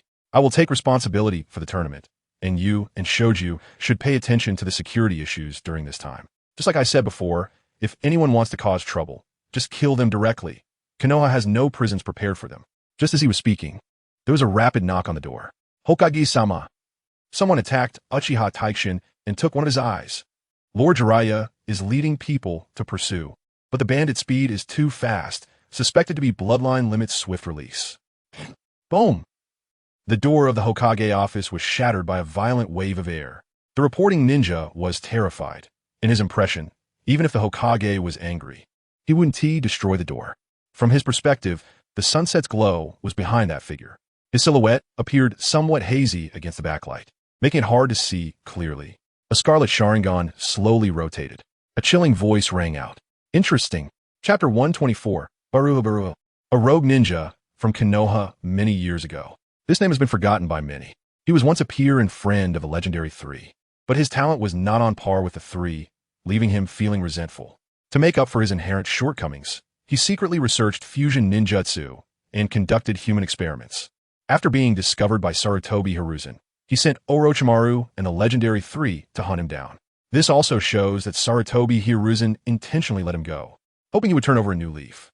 Otherwise, why would he send his peers to hunt him down? It would be strange if they didn't go all out.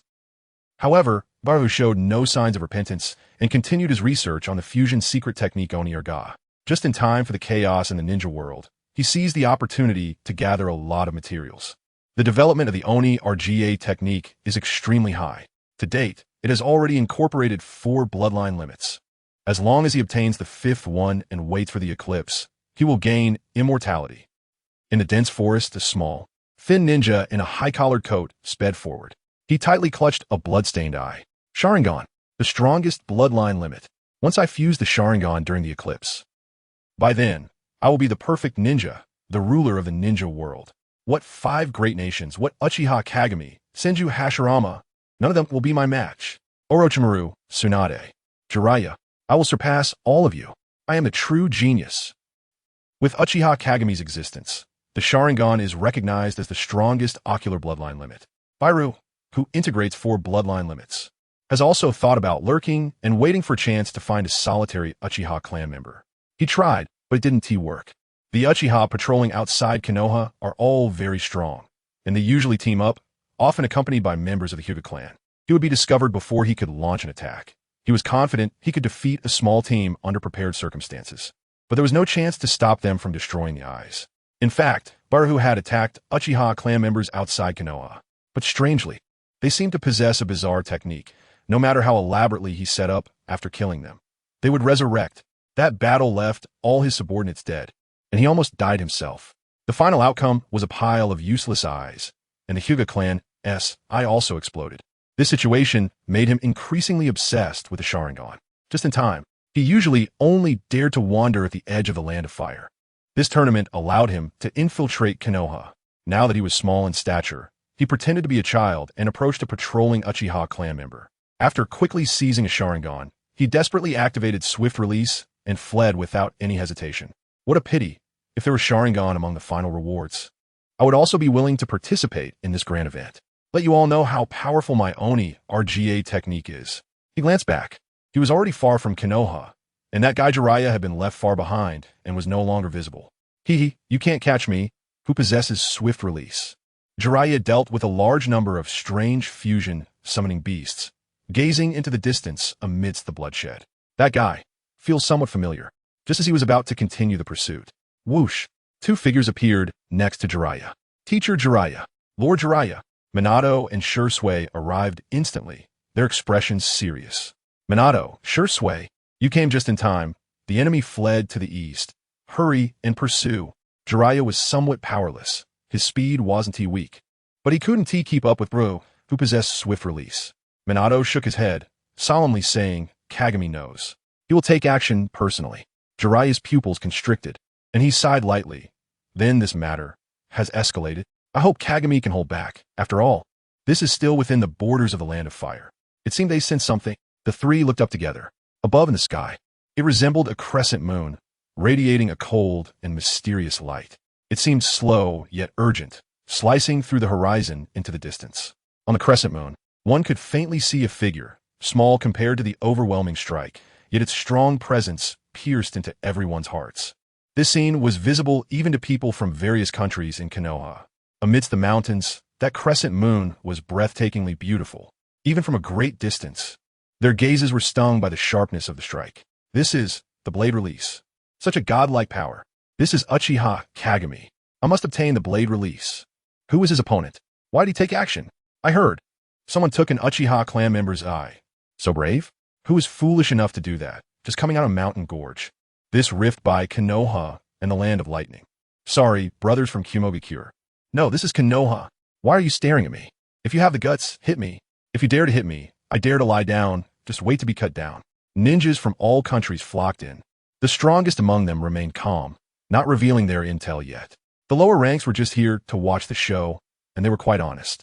Many ninjas of varying ranks stirred trouble, and Konoha specifically designated a place for beheadings. In half a day, hundreds have been executed. TSK. The blood in the cracks of the stone slabs was terrifyingly black. Bairu looked at the massive strike descending from the sky, standing frozen.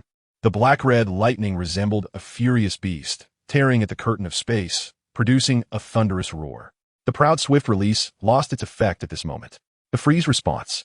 The freeze response is a self-preservation instinct controlled by the brain's limbic system, helping the individual reduce movement to avoid attracting the attention of predators. This phenomenon exists not only in humans, but also in many animals.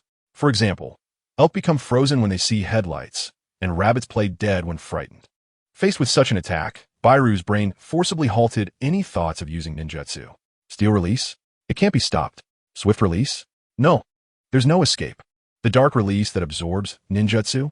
It would be meaningless. Stand still, do not move.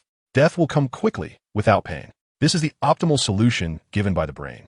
Zing! The piercing sound of the sonic boom shattered Bairu's eardrum. This breathtakingly beautiful massive strike shattered less than a meter from him, turning into countless twinkling particles. Bairu. Uchiha Kagami hovered above Bairu, speaking without a trace of emotion. Very well, since it's you, there will be a better way to die. Do you, a bug coveting the Sharingan, also wish for a quick death? Bairu's dark red eyes trembled violently. He had a strong premonition. He would regretting not having the courage to rush toward that strike just now. Hiss! A protruding black rod pierced through his cheek. In an extremely humiliating posture, like a dead fish, he was dragged towards Konoha. Chapter 125. the ninja world Konoha Square. In this vast square that could accommodate hundreds of thousands, people were crowded together. The Akatsuki organization, ninjas from 4 countries, Senju Hashirama, the reincarnated Orochimaru. Everyone was waiting for a result. No one believed that guy could evade Uchiha Kagami's pursuit. They were curious about the consequences of seizing the Sharingan. If it was just a swift and clean death, there were plenty of reckless ninjas among them. That kind of invincible power, with a bloodline limit present in an entire clan, who wouldn't be tempted? Soon, a streak of light appeared above everyone. Bairu's high-collar coat was stripped away, revealing a frail body wrapped in bandages. His mouth, resembling that of a slit-mouthed woman, was pierced by a black rod. The cold, crimson eyes scanned the crowd, and even Nagato, who possessed the Rinnegan, unconsciously looked away. Uchiha Kagami spotted Orochimaru in the crowd, along with Jiraiya, who had hurried back. Orochimaru, Jiraiya-sensei, do you remember this guy named Bairu? Bairu. Orochimaru pondered, as if recalling something, his pupils suddenly constricting. Bairu, how did you end up like this? Jiraiya finally understood the strange sense of familiarity. The handsome boy who often followed the 3 of them, later the Konoha Jonin Bairu. And then the Konoha rogue ninja Bairu. Bairu, with a black rod piercing through his mouth, could not produce a complete sound, only a series of whimpers. He desperately wanted to pull back his head, not wanting his former acquaintances to see his current appearance. The gazes of those people, filled with pity, confusion, and bewilderment, felt as if they would kill him. Uchiha Kagami turned to the crowd and spoke indifferently. There was once another bug who coveted the Uchiha Sharingan. He pointed to a corner of the square, where in a black cage, a skeleton was propped up by several black rods. Shimura Danzo. Some of you should have heard of him. His soul is still there. If you get a bit closer, you should be able to hear his wails. The Uchiha clan is not fragile flowers. I can accept that you kill Uchiha. Even through schemes and tricks, it's fine. But I will not allow the Sharingan to appear in the hands of lowly beings. What a pity. Uchiha Kagami looked at Bairu with indifference. You are a lonely outcast without kin, so bear this sin alone. Whoosh. The black rod shot out with Bairu, landing beside the cage, holding Danzo. The black rod twisted and deformed, binding his limbs, leaving his body in a spread eagle position. An invisible hand extracted broken corpses from his body. Those were the bloodline limit ninjas he had devoured and fused. Do you want to use this technique to reach a higher realm? Uchiha Kagami wantonly denied everything about Bairu. Just a crude needing, acquiring a bit of power momentarily, led you to the illusion that you were also a genius? You are no different from back then. No, you are even more grotesque now. Now, you shall accompany that bug. Bairu constantly endured physical pain. The physical punishment meant nothing to him. If you want to prove yourself, then I will deny everything about you. Uchiha Kagami's wide sleeves fluttered, his cold voice resonating in the extremely quiet square, reaching everyone's ears. Anyone who seizes the Sharingan is an enemy of the Uchiha clan, and it is a fight to the death. That was the old rule.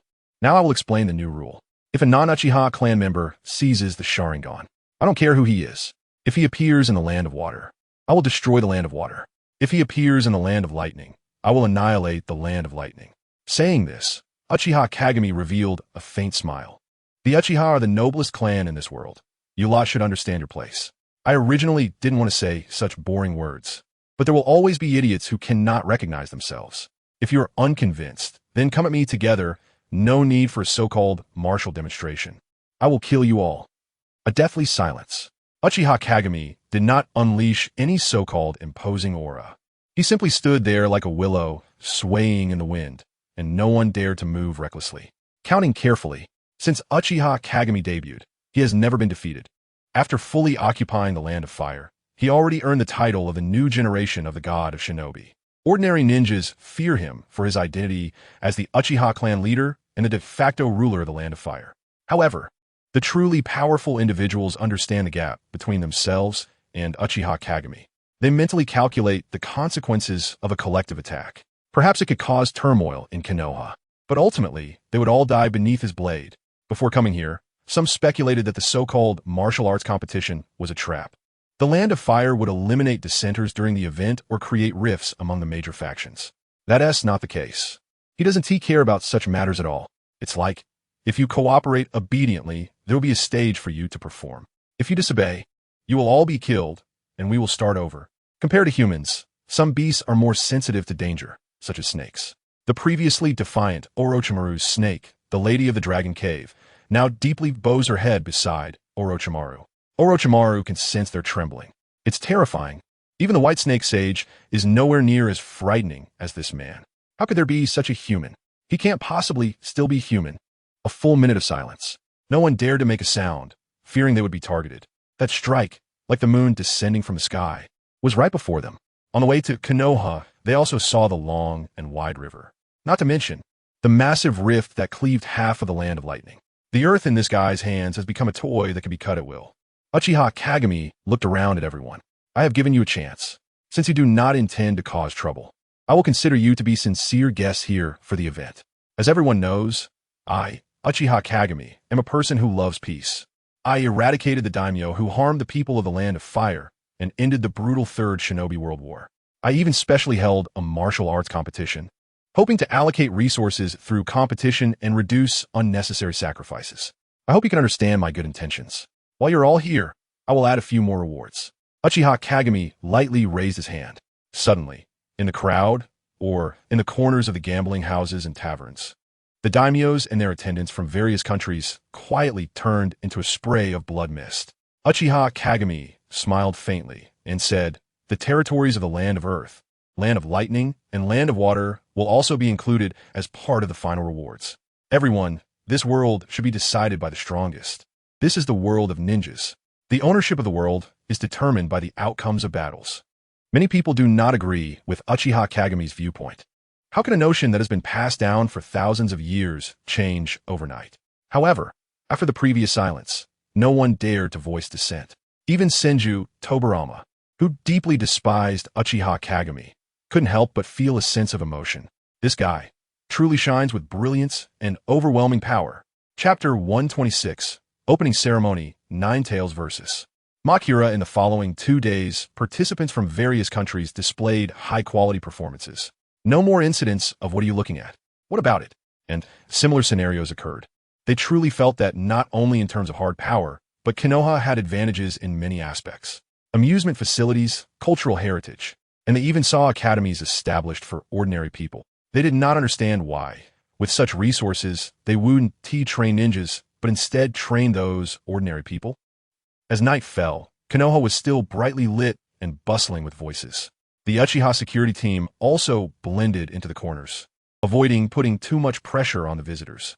Regarding Uchiha Taikyu's handling, there was a 1-year period of self-reflection for the clan, and they would not be allowed to join the security team again for 5 years. As a patrol team, they should always be on guard and be prepared to use Izanagi at any time. Whether it was village security team members or the patrol teams within the Land of Fire, the standard was 3 tomo, and they had to learn Izanagi. On the top floor of the Hokage building, Uchiha Kagami, the Minato couple, and Orochimaru along with the 3 snake ladies gathered. "Kagami-kun, long time no see. What do you need from us?" Before seeing Uchiha Kagami, the 3 snake ladies had been mocking Orochimaru for being cowardly. But now, the 3 snake ladies were trembling, while Orochimaru maintained an elegant demeanor, not losing his composure. Tomorrow, the martial arts competition will officially start, and there should be an opening ceremony performance tonight. Uchiha Kagami looked at the 3 snake ladies with a calm gaze. "I remember you can create quite a magnificent mirage. What is the maximum range you can cover?" The 3 snake ladies secretly nudged each other, and eventually, the slightly older Taian Shinjin was pushed out to respond. Reporting to Lord Kagami. "If we 3 sisters work together, we can probably create a mirage covering half of Konoha today. However, it has no attack power, just a bit of confusion effect. In your Sharingan's view, it's just a little trick." Nodding lightly, Uchiha Kagami turned to Kushina. "Release the 9 tails." Huh. Kushina and Minato were both shocked. "What are you doing?" "If you release the 9 tails, I'll die, you brat." The 3 snake ladies couldn't help but glance sideways. This woman is the Jinchuriki of the 9 tails. How dare she be so rude to Uchiha Kagami? Could it be? "Kagami, what do you mean?" Minato quickly reacted. He believed Kagami would not harm Kushina. "Kushina, you are not suited to be the Jinchuriki of the 9 tails," Uchiha Kagami said slowly. Both Kushina and Uzumaki Mido could rely on their powerful innate abilities to forcibly draw upon the 9 tails power. Under such circumstances, it will be difficult to reach the perfect Jinchuriki stage. It's hard to reconcile with a wild beast that is wary of you. In the original timeline, Minato and the 9 tails reached a reconciliation. Naruto had the advantage of speaking, and there was another significant factor, the external pressure from Uchiha Madara. So strictly speaking, it was still Minato and the Nine Tails that had better compatibility. The Yin Nine Tails clearly represented negative energy, and under Minato's training, its temperament was better than the Yang Nine Tails. Nearly 30-year-old Minato had also reached a certain level in the development of Sage Mode, and his hard power had reached its limit. What limited his strength was the amount of chakra, and in this regard, Kushina lacked nothing. With the Nine Tails in her, besides gaining a long-range attack method with the Tailed Beast Bomb, there wasn't much else of use. In high-level battles, if she encountered a Mangeki, the Nine Tails would instead be her weakness. I have a way to extract the Nine Tails while preserving Kushina. I want to change the host of the Nine Tails, and that would be you, Minato. The Nine Tails within Kushina began to roar furiously. Damn it, what host? I don't need to reside within a mere human's body. Damn, Uchiha Madara, you'll never control me. Minato was silent for a moment and then smiled. Okay, thank you, Kagami. He wanted to liberate Kushina from the cage of her life, and if he could take her place without harming her, he was more than willing to do so. Kushina frowned tightly. Kagami, the power of the Nine Tails is too. Halfway through her sentence, she fell silent. The Nine Tails is indeed strong. But when the Nine Tails faced Uchiha Kagami's Sharingan several times, it was just like those ordinary ninjas, without any power to resist.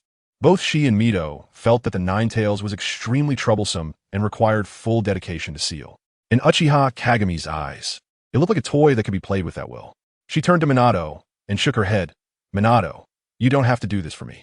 Binding the Nine Tails is a very uncomfortable experience. It's okay, enough, stop acting like it's a romance drama, Uchiha Kagami said impatiently. I need to give Minato a boost, otherwise he won't keep up with the others. And how can he qualify to be Hokage? Isn't the Nine Tails just a chakra recharger? What are you all so hung up about? Sighing, Kushina became aware of the ceiling space and looked up at the chains binding the Nine Tails. Nine Tails? Foolish woman, are you really going to listen to that guy? The Nine Tails coldly sneered. Don't you understand? He wants to trick you into unsealing me and then take my power. He tried to do this when he obtained the Mangeki, but he failed at that time. Now he has the ability to devour my power, but doesn't want to bear the responsibility of killing you. So he wants to trick you into sending yourself to your death. Wake up, Kushina. Are all you ninjas fools? Being led around by Uchiha Madara, Kushina rarely showed a smile to the Nine Tails, as if bidding farewell to a sworn enemy. I believe Kagami. I also believe in Minato. I want to believe in you. But I can't erase your hatred. I don't have that ability. I'm very happy now, Nine Tails. A peaceful village, and although Minato is busy, he still makes time to be with me. Naruto can be mischievous sometimes, but he's a really good kid. I love him very much. It was Minato who saved me from the abyss of pain, and I believe he can help you relieve your suffering. Goodbye, Nine Tails. Roar. A thunderous roar silenced the bustling market. Before the panic spread, a tall man with white hair and a mask stood atop a flying frog. He struck a pose for a kabuki performance, his voice echoing through Konoha using ninjutsu. I am the sage of Mount Maiboku, the Toad Sage. Known as the Toad Sage, here I am, now presenting to everyone the opening ceremony of the Great Ninja World Tournament, featuring the performance Nine Tails versus the otherworldly deity. Magushura, please enjoy. In the night sky, above Konoha, a dreamlike mirage unfolded. Pavilions and towers, mountains and water pavilions shone beautifully under the moonlight. Boom! A gigantic Nine Tails crashed into the mirage, and keen observers could see 3 Tomo in its pupils. After a bizarre wave, a being over 10 meters tall, Magushura, emerged from the shadows. A chilling aura surrounded it, exuding a terrifying presence. Bam! The 2 colossal beings collided with a resounding crash beneath the moonlit night. Within the mirage, Chapter 127, Frog Squad in the Ceiling Space. Behind a crimson door, Sukuna sat on the box of paradise, resting his chin on one hand, a faint smile playing at the corners of his mouth. The strongest cursed spirit battling the strongest beast of the ninja world? Quite interesting. The first time Sukuna saw the Nine Tails, he regarded slaying it as his fate, harboring a strong desire to strike. But now it's different. When he first occupied Uchiha Kagami's body, he was confident he could defeat the Nine Tails, and now, as he was about to devour Otsutsuki Ishiki's sealing technique, the Nine Tails seemed insignificant in his eyes. Sensing Sukuna's disdainful tone, Uchiha Kagami said lightly, Sukuna, do you think we can compete with Ishiki from back then? After pondering for a moment, Sukuna replied, it will take time to fully digest him. If you mean the power he displayed at the end, we're still a bit lacking. Uchiha Kagami's lips curled slightly. If the Nine Tails finds a suitable Jinchuriki, it can unleash a power even stronger than Ishiki's in a short time. When Naruto used the heavy particle mode, he truly suppressed Ishiki. It's like the Nine Tails opened the 8th gate. Are you serious? Sukuna expressed doubt. That kind of guy? After all, the Nine Tails has no standing in front of the Sharingan. They can ignite the soul and explode the life. If my first partner was the Nine Tails, I would choose to reconcile with it and genuinely regard it as a partner. Uchiha Kagami turned his head and gave Sukuna a mocking glance. You a heartless guy are the real monster. Even the title Sukuna is just a figment of a ghostly name. He has a name. He is called Kurama. What qualifications do you have to evaluate the Nine Tails from a spectator's perspective? The tailed beasts are servants of the Mangeki Sharingan. Your position is about the same. When I say we, do you really think you are an equal to me? Sizzle, sizzle, sizzle. Countless slashes fell upon the ceiling door. The mental space belonging to the cage half shook violently. The sea of blood roiled. The dragon vein howled. But that crimson door remained unmoved. The black curtain slowly fell, and Uchiha Kagami's final gaze was imprinted in Sukuna's eyes. How about this, Sukuna? Once Ishiki is completely decomposed, I will give you a chance to leave the seal. You're lacking. A real painful strike. The perspective returned to above Konoha. Under Uchiha Kagami's control, the Nine Tails pushed Magushura back relentlessly. The large fox showcased outstanding taijutsu skills, rather than merely swiping its claws and tail. Magushura had fought Ishiki last time, and this time, without the Susanoo support, it also had the strength to stand against the Nine Tails. Uchiha Kagami controlled the Nine Tails to start with the low-level tailed beast bomb, gradually increasing the firepower, giving Magushura enough time to adapt. Meanwhile, above the Hokage building, a shadow clone of Uchiha Kagami pressed a hand on Kushina's abdomen, a mass of crimson chakra slowly being injected. For an ordinary Jinchuriki, extracting the tailed beast would mean death, and to save them would require a life-for-a-life method. But Kushina was different. She had enough time to wait for rescue.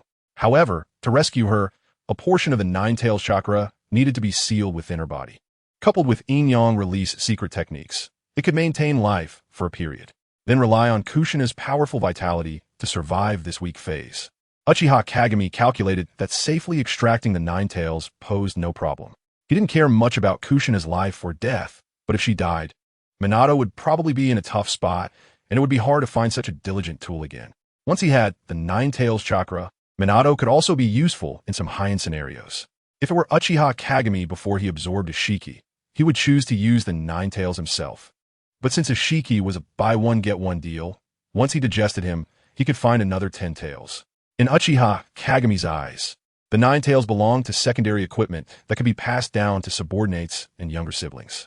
Just like he gave Shirogane to Shursui. The long knife, Mangetsu, and Orochimaru's tank Waiken now had little value for him. But they were still cool. At least they still had decorative value. As the shadow clone withdrew its hands, a bit of color returned to Kushina's pale face. Minato held her hand tightly, his expression relaxing slightly. He didn't understand medical ninjutsu very well, but he could tell that Kushina had escaped danger. Kushina, how do you feel? Kushina took a few slow breaths and revealed a gentle smile to Minato. Minato, it's very quiet. Since that day began, it's been a quietness I've never experienced. Tears streamed down both their faces. The shadow clone couldn't bear to watch any longer and dispelled itself. Besides this shadow clone, 4 other shadow clones of Uchiha Kagami were stationed at the corners of the village. A huge crimson barrier enveloped the sky above Konoha like a platform. The 4 red suns formation revised the flat red sun shield. Withstanding the fierce attacks from the Nine Tails and Megura, this layer of red barrier only showed slight ripples. Among the crowd below, Hashirama, who had just come out of the gambling house with empty pockets, looked up at this scene. Can one person really support the 4 red suns formation? Kagami, your chakra might even be more than mine. Impressive. He had also gotten to know the Nine Tails, and seeing someone stand up and perform taijutsu was quite novel to him. Noticing the Tomo in the Nine Tails' eyes, Senju Hashirama smiled wryly and shook his head. You and Madara are being too excessive with the Nine Tails. I guess I don't have the right to say such things. He gazed at Megura.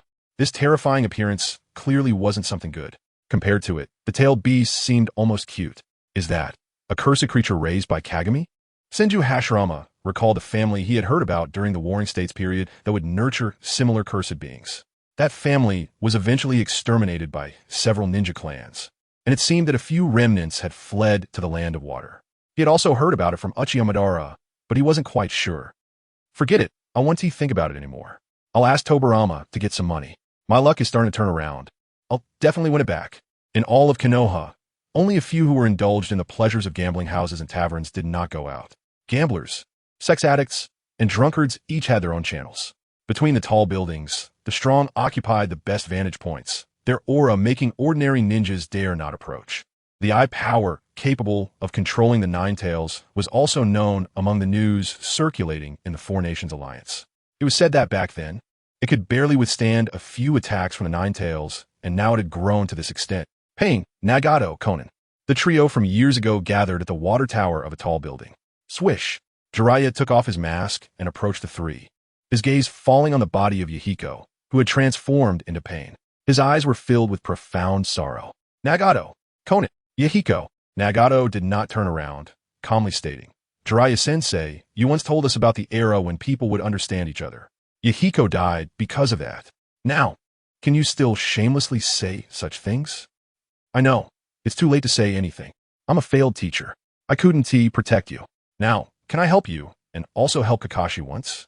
I want to form a team with you, and I hope you can let Obito meet Kakashi. How about reassembling the frog team?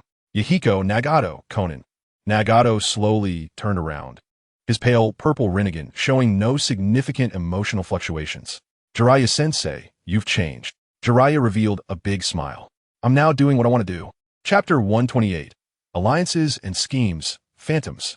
Uchiha Kagami used his eye power to comb through the Nine Tails from the inside out, including its memories. He found no sign of the so-called heavy particle mode.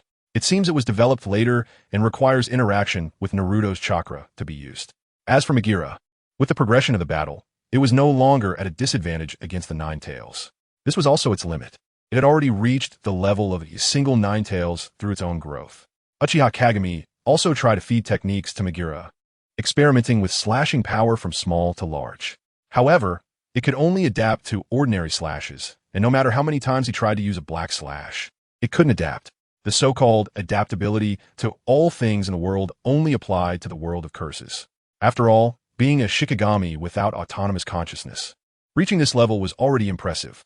If it donned the Susanoo, it could serve as a meat tank against Otsutsuki for the ninjas of various countries. As long as their safety was guaranteed, they could watch such a giant beast battle for as long as they wanted without getting tired. However, Uchiha Kagami was a bit tired of it. His main goal was to find the heavy particle mode, and since it wasn't there, he might as well end it early and go home to sleep.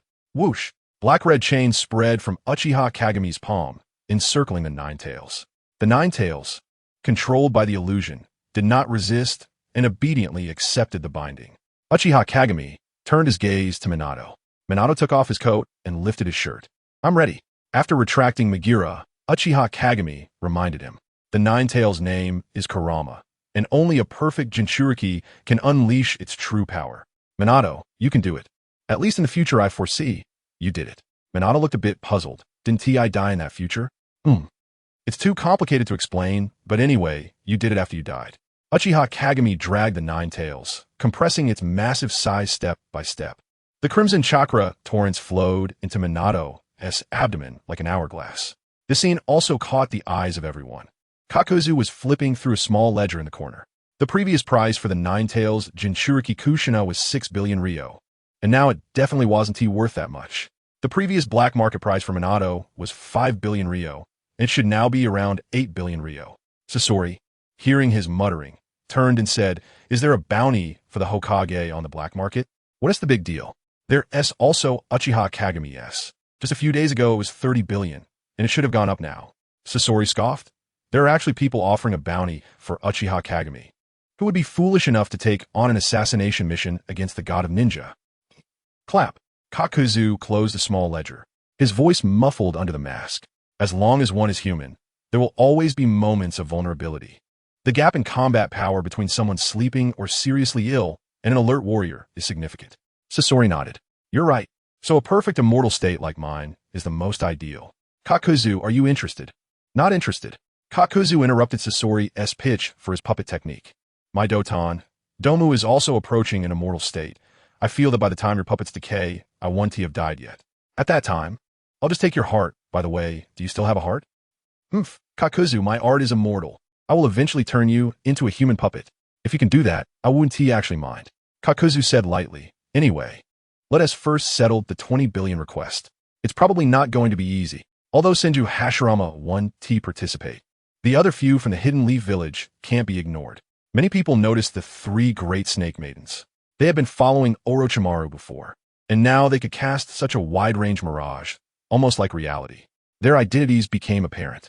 The Serpent Sage of the Long Earth Cave. Why not try to find allies? I just need 20 billion. Sasori thought for a moment. His main goal was the Dragon Vein Crystal. If it could increase his chances of winning, he wouldn't mind teaming up with others. Konoha. Openly replacing the Nine-Tails Jinchuriki?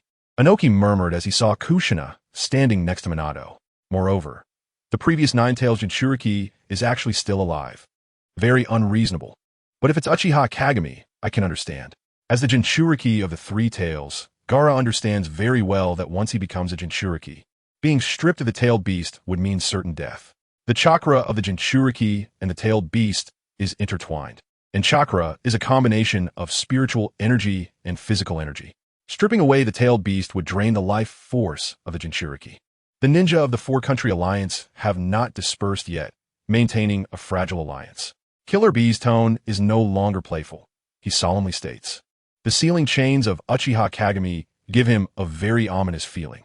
That kind of thing restrains tailed beasts. Does Uchiha have that many things to restrain tailed beasts? Raza furrowed his brows, looking at his son Gaara among the crowd behind him. Should I let Gaara participate? What if the Uchiha from Konoha tries to seize Shikaku? But if we cannot secure a spot in this martial arts event, what will become of Sunagakure? We can go back home. Now even the Earth, Lightning, and Water countries are on the shelf, and the 4-country alliance dares not speak up. This damn alliance is finished. If the 4 countries unite to fight for just 1 or 2 spots, it would still be a sure win. But everyone wants to reclaim their names and territories. There are also other enticing rewards. Once a spot is reclaimed, it's not just the title of Kage. Now that there are no daimyo, going back means becoming the de facto ruler. Uchiha Kagami looks down on those lands. How could they let go of them? Raza's thoughts churn. Noki and those guys have clear goals. They will go all out to seize spots, and at least one of the rewards will be land. Joining one of them is useless. The Wind Country is not on the rewards list. Damn, I'm a Kazekage. You Konoha actually want to assign the Wind Country to the Mizukage. There's only one way left. Find suitable allies to cooperate. I want the title and the Water Country. Me.I and Noki have experience fighting against Uchiha Kagami, and their relationship is good. Even if the 4-country alliance breaks up, these two will likely unite. The only target left is the Water Country. Even if there is competition later, Raza dares to compete with Gaara. Many others share similar thoughts as Raza. In a situation where only one reward is a necessity, they all want to find similarly powered groups to unite. It's not like the Chunin exams, where there are no restrictions on numbers. The more people, the better. Raza, with his worries, leads the Sunagakure crowd to leave first. As they pass through an alley, a man in a black robe approaches them. He exudes an unimaginable chilling aura. So, the leader of the Wind Country's ninja. Huh? Your ancestor caused me some trouble too. I'm short on subordinates, and I have my eyes on your group. Raza frowned, coldly saying, who do you think you are to speak so boldly to me? The man in the black robe grinned, his smile chilling. A thick dark aura spread behind him. I am Wraith, who will establish the kingdom of 1,000 kings in the future, rivaling Uchiha Kagami. Chapter 129. Trial. There was no street battle in the alley. Neither Wraith, possessed by Wraith, nor the Sunagakure group dare to fight in Konoha. Killing the opponent doesn't matter, but if a bystander gets hurt and attracts the guards, it would be over. Raza's face darkened. I know you. Wraith from the land of Marsh. Do you think I would believe in such a vile being? Wraith scoffed. Who else can you find? I've observed. The chakra of that Rinnegan user is terrifying and their organization is strong. The Senju Tobarama from Konoha is also an old adversary. I believe these 2 groups can secure 2 spots. Since you're not with the Lightning Country, it shows you're not on the same side. If the Lightning and Earth countries unite, they can surely grab a spot. If they disperse, they might even get 2. As for the remaining spot, Wraith sneered, with you plus the Water Country, I'm confident I can defeat you. Raza's expression grew increasingly grim. Then why waste words? Let us see who prevails on the battlefield. We of Sunagakure will definitely defeat you. All right, I'm here to discuss seriously. Don't talk nonsense with me. Wraith waved his hand. You wouldn't overlook Konoha, would you? Even if Uchiha Kagami, Minato Namikaze, and Tsukumo Hatake don't participate, are there no other strong fighters? I suspect Uchiha Kagami will allocate at least one spot for Uchiha Shursui. Who in the ninja world doesn't know that Uchiha Kagami is protective of his own? If all Uchiha participate to assist Uchiha Shursui, that's a terrifying force. Even I need to gather some strong hands to secure a spot. Most importantly, our goals are different. Wraith grinned maliciously, his eyes as black as ink. I only want the Dragon Vein Crystal, the title of Kage, and another reward for you. Moreover, if our cooperation goes well this time, we may have further opportunities to collaborate. I can help you reclaim the Wind Country, and you help me conquer the Earth Country. Raza scoffed, you can't even get past the land of demons, yet you dare to speak so boldly. If it weren't for Konoha's sudden appearance, I would have already conquered the land of demons and the Wind Country. Wraith said nonchalantly, my ability to withstand Senju Hashirama for so long should prove my strength. In fact, Senju Hashirama hardly intervened. He only repelled Wraith's army during the incursion into the Wind Country. Hashirama had realized that Wraith and the priestess were one. Eliminating Wraith also meant killing the priestess. He initially intended to help the priestess suppress Wraith, but it was Tobirama and Orochimaru who stopped him. After the chaos in the ninja world, there were indeed many innocent victims, but there were also some criminals who willingly sank into depravity. Konoha couldn't directly eliminate them. Otherwise, news would spread, and no one would dare to seek refuge in Konoha. They could only capture everyone first and then filter out the most heinous, sending them to the battlefield against Wraith's army. Surviving would count as atonement, while dying would be repayment. It was necessary to retain a certain level of opposing force.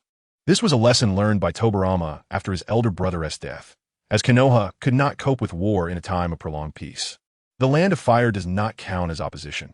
If they come over, it would be called overwhelming. In fact, Senju Tobirama realized that Uchiha Kagami proposing the Ninja World Martial Arts event should have this aspect in mind.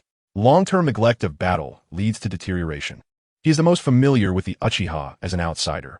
If the Uchiha neglects combat for a long time, after a few generations, they will regress severely. The third great ninja war gave rise to monsters like Uchiha Kagami. Ultimately, Sunagakure reached an agreement with Wraith. Future plans were not discussed. They only agreed to cooperate in this martial arts event, with Wraith wanting the Dragon Vein Crystal and Sunagakure wanting the Water Country. In fact, Raza had already thought that when it was about time to stabilize the spot, he would backstab Wraith. He believes Wraith must be thinking the same. Then, let us see who wins in the end. Neither side noticed a miniature puppet hidden in a crack in the corner of the stone. No, Chio noticed, but she said nothing. This could be a little selfishness for Grandma. In a dark room, a miniature puppet climbs on a scorpion's palm, and with the connection of chakra threads, one of Scorpion's eyes reflects an image. It shows only the conversation between Sunagakure and Wraith, but there is no sound. However, both Kakuzu and Scorpion are seasoned ninjas, and reading lips is a basic skill. Sand Hidden and that guy called Wraith collaborated, huh? Jiao Du sat at the head of the bed counting money, and said with a cold smile, I originally wanted to find that monster to collaborate. Impossible. His goal is the same as mine. Both are the Dragon Vein Crystals. Scorpion shook his head and said, actually, he is monitoring Sand Hidden's group to find Chio and Zuki to collaborate. In his view, these two old-school powerhouses are much stronger than all of Sand Hidden's other ways combined. Speaking of which, what exactly is the Dragon Vein Crystal? Just this name makes you so obsessed? Is it really valuable? Scorpion fell silent for a moment, shook his head. I don't know either. But since Uchiha Kagami has listed it as a separate reward, its value is at least equivalent to one of his secret scrolls for the blades of Kenjutsu. The Dragon Vein is an incredibly vast power. I once thought no one could tame the Dragon Vein, but he did. As for the Dragon Vein Crystal, I think it's at least equivalent to the chakra amount of a tailed beast, and it has even more effects. Then this thing should be very valuable. Jiaodu nodded and looked at Scorpion. Is there anyone else we can collaborate with? I feel it's tough with just the two of us. Let us look for more collaborators. After all, I just want the money. Scorpion pondered for a moment and said, how about we go find the Water Country? We just need to show them the footage of Sand Hidden and Wraith conspiring. In my calculations, Sand Hidden and Wraith's camp is also easier to deal with. That works, but let us be clear, the money. All right, I got it. A sleepless night. Countless ninjas were running around, forming alliances. Perhaps before they arrived, they still had confidence in themselves. But once they truly witnessed the strong in the ninja world, They realized their own insignificance. They began to team up, hoping to pick a fruit from the great tree of the fire country to fill their stomachs. Clanland. Uchiha Kagami's residence. Kagami, Kakashi, and Shursui sat facing each other. Kakashi, have you found your teammates? Uchiha Kagami asked lightly while sipping tea. Kakashi looked at Shursui. I came this time to invite Shursui. What do you say? Shursui smiled wryly and shook his head. No, my brother requires me to team up with Longja for the competition. All right then.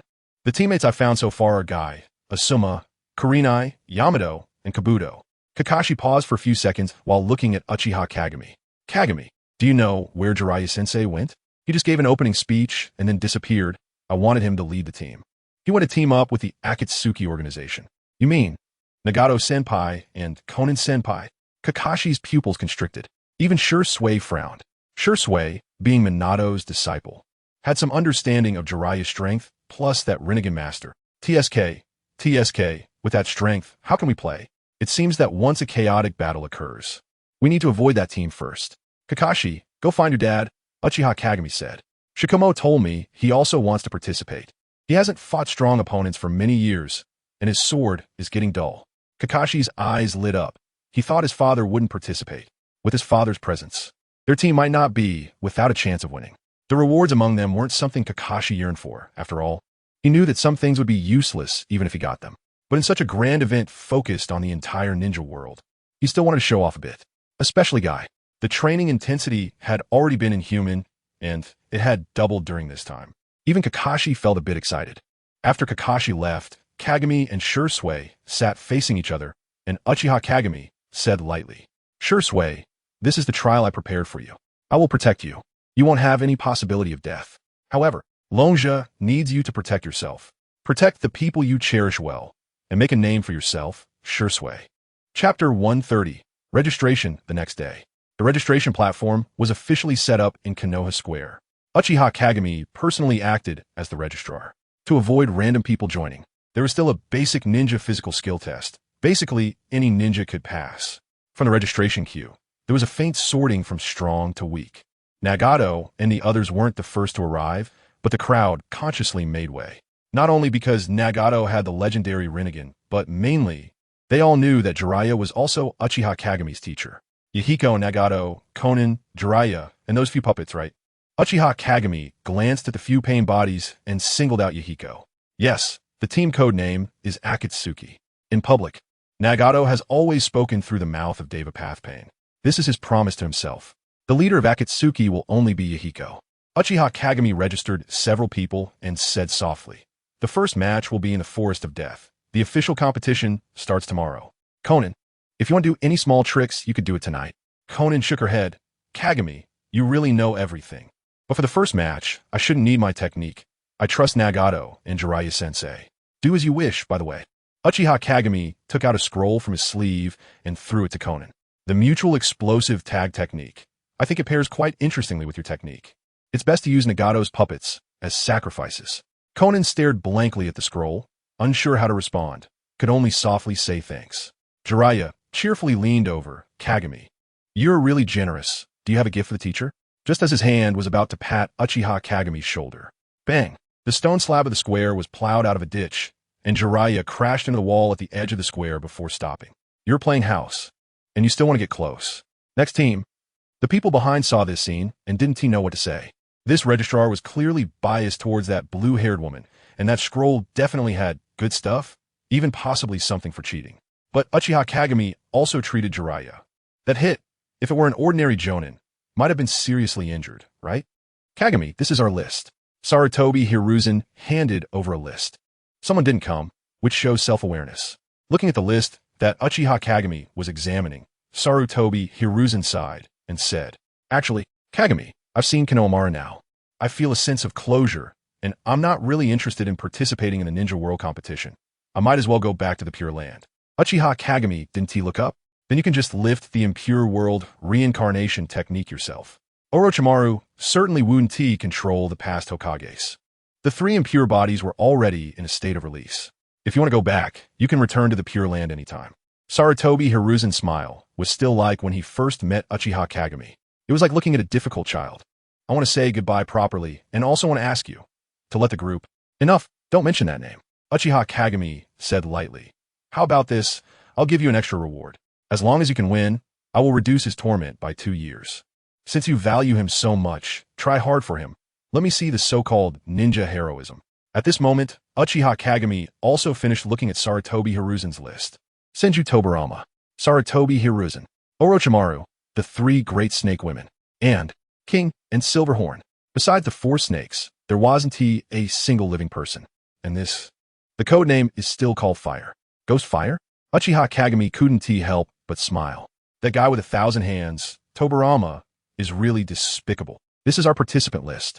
In the end, Noki and AI still plan to unite to ensure they reclaim the territories of the Earth and Lightning countries. Noki and AI have come to an agreement. After obtaining the quota, Noki will reclaim the title of Hokage.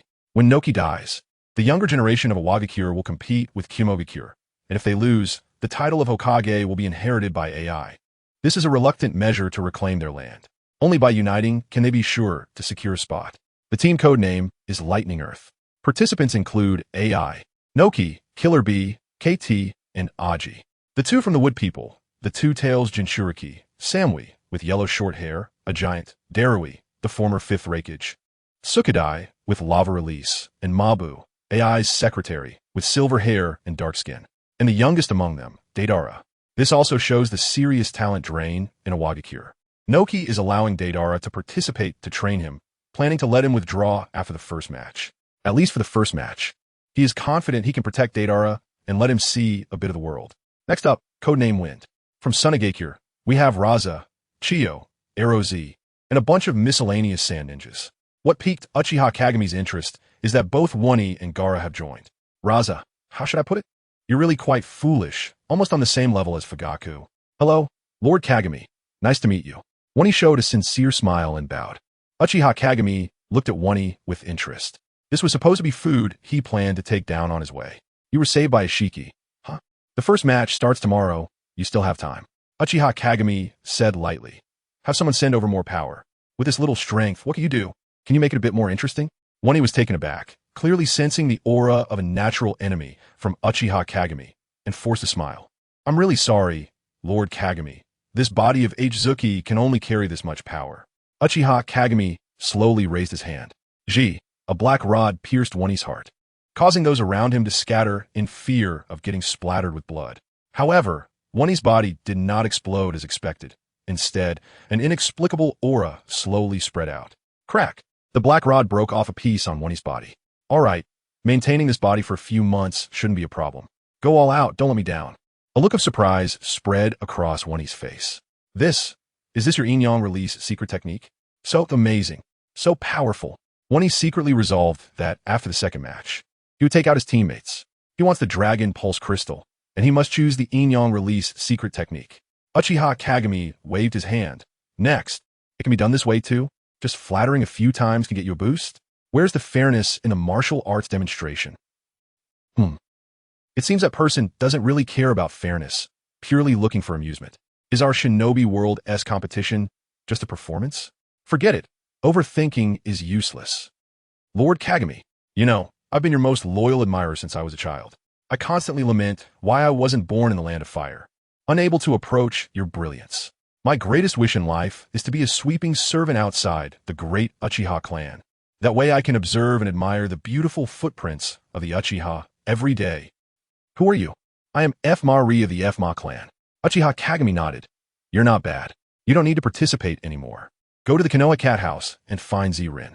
From now on, your clan will assist the Ninja Cats. Thank you so much. Chapter 131, The 3 Sacred Lands. As dusk fell, Uchiha Kagami finished registration. The Konoha Plaza was still filled with people waiting, and they were directly announced out. Those were all rogue ninjas and mountain bandits that Uchiha Kagami looked down upon. He would find them dirty if they died in the forest of death. Thus, a total of 472 people participated. Besides the well-known major powers, there were also people from assassination organizations like the Prajna and Shinyuan clans, and the 3 evil shinobi. This was a good opportunity for them to enhance their notoriety, and they didn't plan to achieve ultimate victory, just to make a name for themselves. Even the Underground Exchange had sent a mysterious team. Uchiha Kagami has always suspected that the mastermind behind this organization is Kaguya. The Underground Exchange is a trading hub spread throughout the shinobi world, indicating its high intelligence capabilities. There are not many people in the whole shinobi world who can do this. Uchiha Kagami currently has no intention to find Kaguya, and is not collecting tailed beasts either. He just wants to give this great filial son a bit of operational space, to avoid forcing this guy into hiding completely. Personally, Uchiha Kagami hopes that Kaguya Otsutsuki breaks free from her seal. Kaguya, who devours chakra fruits, does not even need to talk about combat power. At least her energy level is definitely above Ishiki. She is the only Otsutsuki known to Uchiha Kagami, besides the Otsutsuki god, who has consumed chakra fruits. This guy must be more delicious than Ishiki. Uchiha Kagami even plans to help Kaguya at the right moment. He wants the abilities of Kaguya Otsutsuki. However, he does not wish for her to be resurrected through Uchiha Obito's body. The obsession in his heart makes him yearn to battle the strongest version of Uchiha Obito, to completely crush the legend of the Uchiha clan. As for Kaguya Otsutsuki, we'll see when the time comes. If it really doesn't work, I'll capture an Otsutsuki with Rinnegan to serve as a vessel for Kaguya Otsutsuki. Time is on Uchiha Kagami's side. He will wait until a delicious meal is digested before cooking the next delicious dish. In the center of Konoha, there is a building belonging to Uchiha Kagami, and Shursui bought a house across the street through his own efforts. Sometimes, Kagami would stay in a modern penthouse. Uchiha Kagami leaned against the floor-to-ceiling window, watching the bustling crowd. The empty room was very quiet. It's strange. I clearly don't like loneliness. A faint smile. However, this feeling of watching others enjoy themselves is also quite nice. With the continuous enhancement of strength, some of Ishiki's memories have also been extracted. According to Ishiki's speculation, the Otsutsuki god is no longer here. Theoretically, he may have been killed by someone else, or he may have consumed too many fruits and continuously reincarnated, ultimately crossing dimensions and transcending the concept of life and death. Thus, he no longer needs to rely on a vessel for reincarnation, willingly abandoning his physical body. Human ambition is endless. Once one has power, they crave even greater power. Uchiha Kagami is no exception. For known enemies, he is prepared and has absolute confidence in his victory. Sooner or later, he will want to break through the existing dimensions, knowing there are stronger realms. How could he not pursue them? That should be his last battle in this world. Whether living or dying, whether winning or losing, Uchiha Kagami can accept it. Dying in pursuit is also a glorious exit. This is also why he wants to cultivate Shursui. The Uchiha clan is very important, but it cannot occupy his entire life. I, above all, am the most important, as long as Shursui possesses the power to protect himself and his clan, so that he won't be easily taken down by random threats. He can face the future without any reservations. He won't be bound by the still water. If everything is laid out well, he still cannot grow. Then it is the still water that should feel ashamed. Boom! After a small puff of white smoke, a white slug with blue stripes on its back appeared. Are you ready? Uchiha Kagami asked lightly while looking out the window. Everything is ready, Lord Kagami. The slug's voice was warm, like a neighborly sister. Once this is over, I will help you reshape your body and change your self-destructive predicament. Thank you very much, Lord Kagami. No need to thank me. Actually, this can be considered as killing you. Uchiha Kagami smiled lightly. Both you and that toad are not in good condition. What about the snake in the dragon cave? The slug paused for a moment. The white snake sage is the most successfully evolved among us. If she could transform into a dragon, she will be completely free from the shackles of lifespan. She will coexist with this planet. Is that so? It seems she doesn't dare to come because she fears I will interrupt her evolution. She really underestimates me. I am quite interested in helping her shed her snake form. Uchiha Kagami stroked his chin and pondered for a moment. Since it has been mentioned, I will take a trip to the dragon cave to arrange things. As for that confused toad, that's fine. It will probably die as soon as it leaves Mayaboka Mountain. Isn't its body still quite robust? Yet, it actually sent 3 little snakes to deal with me. You all have connections between the sacred places, right? After you go over, reverse summon me. Please wait a moment. Summoning you requires time to accumulate chakra. After waiting for an hour, Uchiha Kagami felt the fluctuations of the summoning technique. Although the slug used a large amount of chakra, as long as Uchiha Kagami had even a slight thought of resistance, this summoning technique would still fail. Boom!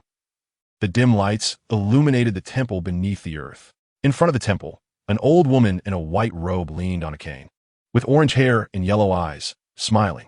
Hello, Lord Uchiha Kagami. It's a pleasure to meet you. I am the White Snake. Uchiha Kagami nodded. Hello, White Snake Sage. The initial pleasantries were polite, but his next actions were quite impolite. 3 tomo appeared in his eye sockets, and the instantly chilling ocular power enveloped the transformed White Snake Sage. This made the cold-blooded snakes feel a chill. Uchiha Kagami saw through the White Snake Sage's illusion. The White Snake Sage before him was not her true body, but a special clone formed by a large amount of Sage chakra.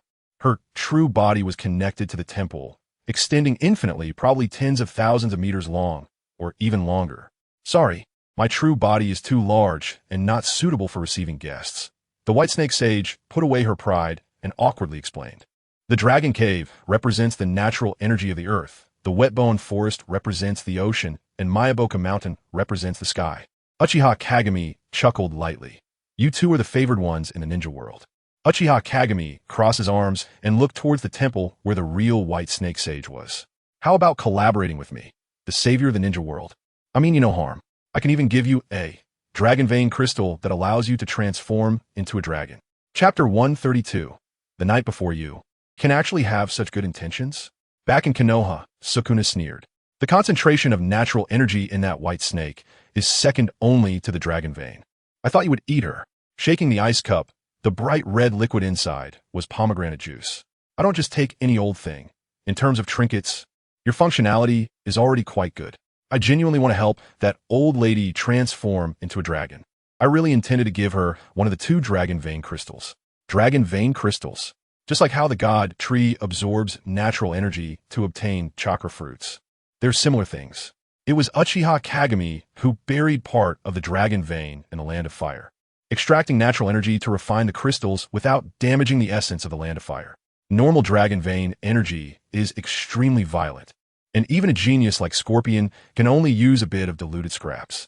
The energy of dragon vein crystals is far less than chakra fruits, but it is still considered a top-tier treasure that normal life forms can use. If a normal ninja obtains a dragon vein crystal, there's a suitable example, Jago. Dragon vein crystals can allow a ninja to enter Sage mode. If the output frequency is not high, it becomes an almost infinite source of natural energy. Moreover, it won't go berserk like Jago because he couldn't control his power. The power of dragon vein crystals is stronger and more stable.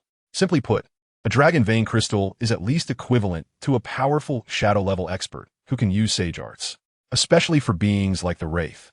Dragon vein crystals can fill in their shortcomings. He might become strong enough to reach the level of eternal Mangeki Sharingan. If the White Snake Sage transforms into a dragon, she might be even stronger, as her current power is already comparable to Nagato. She is considered one of the strongest sequences in the ninja world. Combat power is a very elusive thing for ninjas. The vast majority of ninjas are like glass cannons. Only ninjas who develop both illusion and physical strength are considered strong in Uchiha Kagami's eyes. In terms of illusion talent, Shursui is the strongest that Uchiha Kagami knows. Now his 3 tomo accumulated ocular power has reached the level of Uchiha Kagami's 3 tomo. If it weren't for Kagami constantly suppressing it, he would naturally have awakened the Mangeki. Shursui's shortcoming is his body. Even if Shursui has trained since childhood, his durability will eventually be surpassed by Sasuke in a few years. Shursui and Itachi can be considered more emotional Uchiha leaning towards illusion. Uchiha Madara and Sasuke focus more on comprehensive development. Perhaps it is due to Indra's chakra that they awaken only after their bodies can withstand a Sharingan. While Uchiha Kagami was contemplating customizing Shursui's ocular technique on Shursui's side. In the Uchiha clan's territory, Shursui was living in the residence today, flipping through a scroll. It was surprisingly the Yin-Yang release secret technique, one of the final rewards. After Uchiha Kagami summarized the Yin-Yang release secret technique, he taught it to Shursui. Shursui learned the knowledge of Yin release very quickly, but Yang release was quite challenging. The most common Yang release should be medical ninjutsu and the Akimichi clan's expansion technique. Specialization in fields is the norm. Shursui could learn the extremely difficult Flying Thunder God technique, but he was really at a loss when it came to Yang release. Yang release, deriving its power from the life-controlling physical energy, gives life to forms. Besides his older brother, Shursui had several others around him who could use Yang release. Risha's Dragon Fate Rebirth technique is a high-level Yang release secret technique similar to a bloodline limit inheritance technique, but there is no possibility of learning it. After all, One can't ask someone to demonstrate it, as using it would cost them their life. There was also another one, Z-Gun. Z-Gun's talent, which converts fat into power, is actually the original version of the Akimichi clan's secret technique. It is also a manifestation of yang release. Shui also tried to eat and drink excessively, but unfortunately, his body's digestion couldn't keep up at all. Being able to eat is also a very strong talent. Among those few small ones in the training ground, even the one with the smallest appetite, Niji, eats more than Shui, let alone Hinata. Shui felt a bit distressed, not noticing Risha, who entered with tea and snacks. Risha was born in the same year as Shui and is now 17 years old. With white hair that reached her waist tied in a low ponytail, her expression remained as cold as ever. Eat something first. The martial arts demonstration starts tomorrow, right? Get to bed early tonight. Risha had been living here. Compared to those like T who still had their adoptive mothers, she was truly alone in the world. Despite years of living together, there was no so-called feeling that developed over time. The relationship between Shui and Ri-Zi is more like that of siblings, just accustomed to each other's presence. Shui caresses his brow, looking at Ri-Zi with a hint of melancholy. He recalls Uchiha Kagami's words. It's a strange feeling. Shui understands that everything his brother does is for his own good. As long as he follows his brother's plans, he can gain immense power, perhaps even second only to his brother. Shui doesn't mind such arrangements, but he is very clear about Uchiha Kagami. Except for a very few people, in his brother's eyes, everyone else is just a pawn on a scale, and to achieve his goals, he wouldn't care about their lives or deaths. If it meant he needed Ri-Zi to die to become stronger, his brother would definitely do it. Imagining that future, Shui knows he won't hate his brother.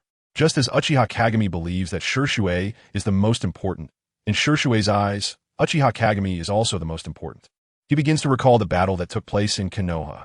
His grandmother never knew about that incident until her death, and even he only learned about it when he officially began his mission. What should I do to follow my brother's plan while protecting Ri-Zi? This wish. Shui covers his eyes. When he feels powerless, he can make a wish to the Sharingan. The Sharingan, the eye that reflects the heart. But brother, since you want to create an environment for me to awaken the Mangeki, why tell me all this beforehand? I don't understand. Do you want me to follow your plans, or do you want me to break free from my reliance on you? Forget it. The boat will go straight when it reaches the bridge. We'll know when the time comes. At the Namake's household, in the spacious and bright living room, 5 little ones and a huge orange fat cat are gathered. Crunch, crunch. Zor is holding a large bag of fish jerky, continuously digging in and shoveling handfuls into his mouth. Zor, stop for a second. It's your chewing that's making it impossible for us to discuss tactics. Naruto jumps onto the desk, one hand on his hip and the other pointing at Zor. Crunch. Zor finishes chewing and looks at Naruto with his dark eyes. You all chat. I'm just storing up fat for tomorrow. We can eat again tomorrow morning. I've already contacted Uncle SH. There will be 300 servings of ramen tomorrow morning. But fish jerky provides protein, while ramen is mainly glucose and trace elements. You need a variety of foods to accumulate fat. Meow. Sasuke and Niji exchange silent glances. Among the people and the cat gathered, he and Niji eat the least, which often troubles them. Finally, on the food issue, Naruto and Zor reached a consensus. Clap. Karen slaps her small hand on the table. All right, let's decide on a leader first. I choose Sasuke-kun. No way. I want to be the leader. We're the Uzumaki team. How can we let Uchiha be the leader? Isn't it because you rode on Zor, trying to get there first that you signed up? It should be called the Sasukeran team. Just as the 2 Uzumaki kids are about to argue, Uchiha Sasuke crosses his arms and snorts coldly. So childish. I think Niji's abilities are more suitable for being the leader, Sasuke says calmly.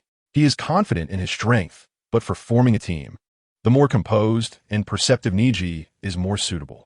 With Sasuke's choice, that means Karen's vote also goes to Niji. Hinata actually wanted to choose Naruto, but Zor was the first to cast his vote for Niji. Zor and Naruto have been playing together since they were little. He knows whether this little guy can be reliable or not. In the end, the leader of the Uzumaki team is Hinata. After a busy day, Minato returns home. He sees Kushina covering the 5 little ones and the big fat cat with a blanket on the sofa, revealing a warm smile. The children from various ninja clans can also live and cooperate harmoniously together. That's wonderful. Chapter 133. The martial arts tournament begins. Early morning. Many people have had a sleepless night. At the top of the building, Uchiha Kagami opens the floor-to-ceiling windows and slowly steps out. He forms a hand seal with one hand. Invisible ripples spread out, and all ninjas with sensing abilities are shocked by such terrifying chakra fluctuations. Whoosh! A line of fire erupts from Uchiha Kagami's mouth, igniting the entire sky. Boom! The sound of thunder rumbles within the sea of fire, causing everyone to look up in awe. That person really loves grand spectacles. Opening with a battle at the level of the Nine Tails. And now this kind of opening method. This sea of fire isn't going to fall down, right? People will die. Are you stupid? If we were outside, we would definitely die. But this is Konoha. To destroy Konoha, to kill us. I don't think I'm worth that price. You're right. Even if we can't compete, seeing such a magnificent scene is worth the trip. Yeah, it's a pity that it's so difficult to get citizenship in the Land of Fire. I've heard that many competitors have planned to just endure the first round and then withdraw, which would qualify them to join the Land of Fire. I'm really envious. I'm not envious of them. I envy the Wind Demon Clan. Damn it, why can't I say something nice? This is so frustrating. You should fix your habit of swearing first. Roar. In the sea of fire, flames surge, and a gigantic fire dragon roars out. Just as Minato arrives at the Hokage's office, he helplessly smiles and scratches his temple. If it weren't for the situation last night, the streets would be in chaos right now. Uchiha is like this, loving meaningless displays. In the ceiling space of Minato, the Nine Tails lets out a cold snort. Although he is quite displeased, the seal of Nameki's Minato is better than that inside Kushina. The main ability of the Diamond Lock is binding and restraining, while the space constructed by the 8 trigram seal is much friendlier. At least, after many years, Kurama can finally lie down. Haha, don't say that. Sometimes a sense of ceremony is also very important, especially for humans. Kurama, you'll understand one day. Don't call my name. Bastard. How do you know my name? You yellow-haired kid. Kagami told me. It's a nice name, Kurama. Fool. I said not to call my name. Damn it. I want to eat you. Let me out if you dare. Not yet. Nameki's Minato stands before the Crimson Gate, looking at the black-red shadow of the Nine Tails behind the door. I hope that one day, we can understand each other. When that time comes, I will let you out. Not yet. There are too many who covet you. I will help Kagami deal with them. One day. Nameki's Minato reveals a gentle smile. I look forward to seeing you running freely on the earth. Heh, ignorant little brat. That Uchiha Kagami is the greatest evil in the ninja world. You possess sealing skills almost on par with the first Hokage, yet you've been deceived like this. I trust Kagami. Even if he deceives me, I will still believe him. The figure of Nameki's Minato slowly fades in the ceiling space. At least, you now believe he is not Uchiha Madara, right? No different. Both are detestable evil Uchihas. The massive fire dragon is thousands of meters long. Swirling above Konoha, the heat waves roll, dispersing the morning mist. The same grand escape technique can be achieved with earth style. But to manipulate fire style like this, it's simply unprecedented. His mastery of ninjutsu has already surpassed that of my teacher. Inoki pondered with his head raised, creating dust release from nothing. The second Suchikage has an unprecedented talent for ninjutsu. Experts see the essence, while novices see the spectacle. The fire style displayed by Uchiha Kagami is an ultimate interpretation of chakra transformation. It's entirely just showing off. This style fits the stereotype that the ninja world has of the Uchiha clan. Combat emphasizes flair. One must showcase their skills before taking down the opponent. Coupled with the sealing technique for the Nine Tails he demonstrated last night, along with that terrifying and bizarre summoning beast. Inoki recalled the night Uchiha Kagami first obtained the Manjikyu Sharingan. The wounds inflicted by the third Reikage healed in an instant on that body. Uchiha Kagami truly is a flawless ninja, the most perfect in history. He might embody the limits of what a ninja can achieve. And he continues to advance. Inoki's feelings towards Uchiha Kagami were complex. On one hand, he feared and despised him. On the other hand, he felt admiration for this young man who constantly breaks through his limits. Reflecting on the final battle of the Third Great Ninja War, Inoki could deduce that Uchiha Kagami also paid a great price and took enormous risks to obtain such power. The first encounter with that little brat. That brat pretended to be the Nine Tails Jinchuriki, forcing a compromise on himself. In retrospect, it was full of flaws. But in that urgent situation, that little brat dared to take risks. Inoki felt that because he couldn't sense Uchiha Kagami's fear, he thought he was invulnerable. Therefore, he missed the only opportunity to eliminate Uchiha Kagami early. Why? Why weren't you born in the Land of Earth? If that were the case, I could entrust everything to you and go see the 2 previous generations with peace of mind. With a sigh, Inoki turned to see Daidara's starry-eyed expression. So cool. Really so cool. It would be even cooler if it could explode. Hey, old man, do I have fire chakra? I want to add fire style to my explosion style. I can definitely do it. Looking at Deidara's determined gaze, Inoki felt quite gratified. Of course, he wouldn't compare Deidara with Uchiha Kagami. He had seen the young people from Konoha in the past few days. In terms of numbers, at least Deidara could still hold his own against them individually. Uchiha Kagami. You might as well be even stronger. Strong enough that the ninja world means nothing to you. You shouldn't exist in the ninja world. A massive fire dragon spiraled a few times before charging towards the forest of death. Swish, swish, swish, swish. Four enormous black rods were inserted into the corners of the forest outside Konoha, raising a crimson barrier that enveloped a vast area, including the forest of death, up to the clouds. Boom! The fire dragon slammed into the crimson barrier, transforming into a long line of fire that wrapped around the barrier layer by layer. Flame flow, for crimson sun formation. Uchiha Kagami's voice echoed in the air. From this moment, it will last for 3 days. At most, 90 participants can join the second round. If more than 90 are present by the end of the third day, I will randomly eliminate any one of you. The originally planned 32 teams have become unsuitable due to the gathering of numerous ninjas. But that's okay. Rules can be changed at any time. Now then, the Ninja World Tournament. Begin. Chapter 134. Kagaya Kimimaro in the Crimson Sky. Forest of Death.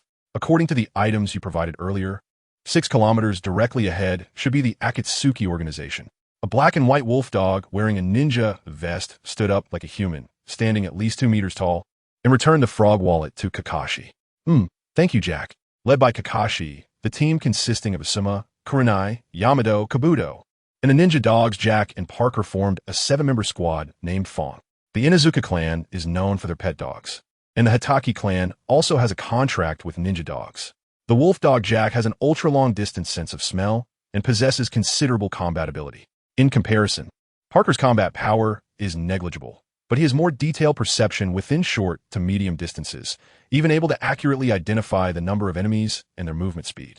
Father, are we going to find the Akatsuki organization as soon as we enter? Kakashi was somewhat taken aback. Among those present, he and Guy knew the Akatsuki organization the best, having visited them about once a year. Each time, they would be driven away by Conan and a few others or face Nagato's direct intervention. The Rinnegan's ability to control corpses is no secret. Each Rinnegan clone possesses unique abilities. Plus, with the Rinnegan's original wielder Nagato, along with Jiraiya Sensei and Conan, Kakashi felt that such a lineup could rival even the first Hokage. When on a mission, call me Captain, Hitaki Sakumo sternly admonished. He then turned to the group and said in a deep voice, "Let me make it clear, this is not a game for us. I absolutely believe that Kagami will randomly eliminate any one of us if the number exceeds the specified limit. This is our own choice with a great probability of death. If anyone wants to withdraw, I can request Kagami for you to withdraw right now. In exchange, you will never be able to be a ninja again. As ninjas, how could we ever retreat at such a moment? That would be so unyouthful." Captain, Guy raised his arm, tears streaming down his face. This is the perfect stage for youth. How could we possibly back down? Yes, this is our own choice. Asuma crushed his cigarette, but his eyes firm. Watching everyone express their determination, Hitaki Sakumo's serious face suddenly relaxed. Haha, I was just joking. I wouldn't dare to ask Kagami to let you withdraw. I can see your determination as ninjas, so let me teach you something. Hitaki Sakumo's expression became serious again. This is a lesson I learned during my travels over the years. As ninjas, there are times when we must face difficulties head-on, but sometimes avoiding confrontation is not shameful. It can actually be quite useful. Hitaki Sakumo pointed to the side. Let's avoid the Akatsuki organization and prioritize dealing with outsiders. Sigh. Hearing this, Guy was already planning to charge into the Akatsuki organization with the 8 gates. Hitaki Sakumo smiled, his slightly wrinkled eyes crinkling. Companions are the most important. I will protect you all, don't worry. You are the future of the village, and you need to inherit the spirit of our predecessors. For Hitaki Sakumo, participating in this tournament held little significance. He was already a high-ranking and influential Hokage, responsible for the affairs of the Land of Fire, while Minato was more like a friend to Uchiha Kagami, and he was Kagami's retainer. If he wanted something, all he had to do was ask, and Uchiha Kagami would not be stingy. However, he had realized that he was gradually aging, and his growth in strength had stagnated. Compared to the exceptionally talented Minato, even the legendary Konoha White Fang seemed inferior. He needed to nurture outstanding successors to inherit his position. Simply saying it was not enough. Hatake Tsukumo planned to lead by example. He was even prepared for the possibility of dying in this tournament. Speaking of which, the person he favored the most was me.I. Guy's character and strength were well suited to be the Hokage guarding the Land of Fire. But there is a very serious problem. Kai is a bit forgetful. If he doesn't meet someone often, he might forget their name and appearance. It's manageable as an executor, but as a leader, it's a fatal flaw. At the start of the competition, the 4 Red Suns array opened in all directions, and everyone entered from different sides. In the first half hour, there were still battles happening. On the super giant screen in Konoha Square, it was divided into 36 small squares, monitoring the scenes occurring in the Death Forest. The ninja world is not short of surveillance equipment, but achieving this level of clarity relies on the technical support provided by the 3rd Hokage, Hiruzen Sarutobi. The telescope technique is indeed a complex ninjutsu. Near the Death Forest, on the outskirts of the 4 Red Suns array, a towering tree grew, overlooking the entire forest.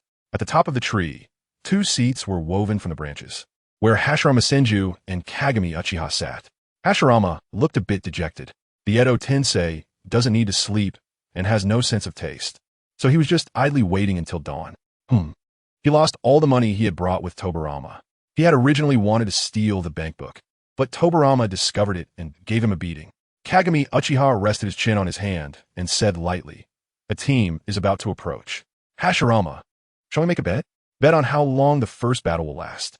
Hashirama shook his head with a bitter smile. "I don't want to gamble with someone else's life. That's not good. It's ridiculous. Isn't it more noble to gamble with money? Is there any money in a ninja's hands that hasn't been stained with blood?" Kagami Uchiha's lips curled into a faint smile, his voice cold. "The first of the 3 prohibitions for ninjas is money, isn't it? My proposal for such a bet isn't considered illegal." "Hashirama, that's just how you are. You think you're noble, but in reality, you're ignorant. Stop scolding." "I know I'm ignorant. Then, how about a bet? If I win, you tell me when Madara will return. How about that?" "Sure." A hint of a smile appeared on Kagami Uchiha's lips. "If I win, you have to do something for me, as long as it doesn't involve harming my comrades." "It's fine."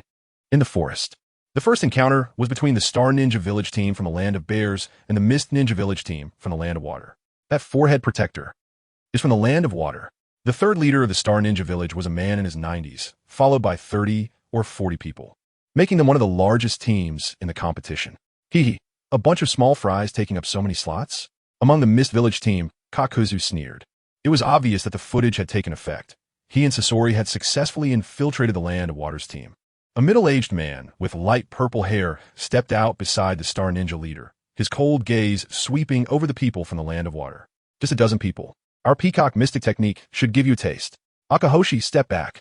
The old leader shouted and greeted the people from the Land of Water. "I am the 3rd Star Shadow of the Star Ninja Village.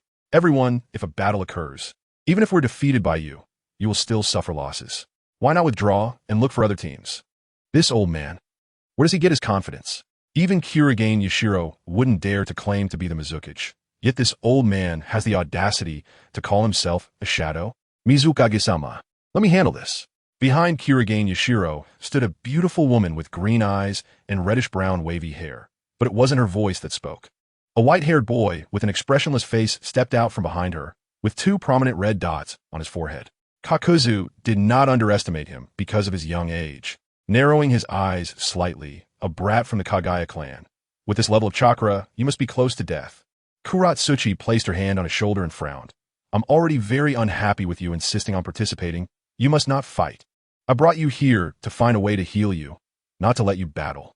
Junmaru lightly shrugged off Kuratsuchi's hand, saying calmly, "It's fine. My value exists to help Mizukage-sama clean up this garbage."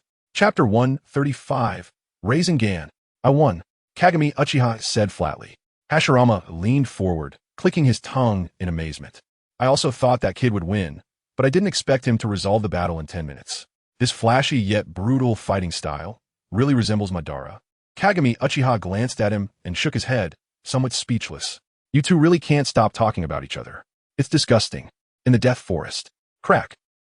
Junmaru broke off a damaged bone and threw it away, retracting the other bones that protruded from his flesh back into his body.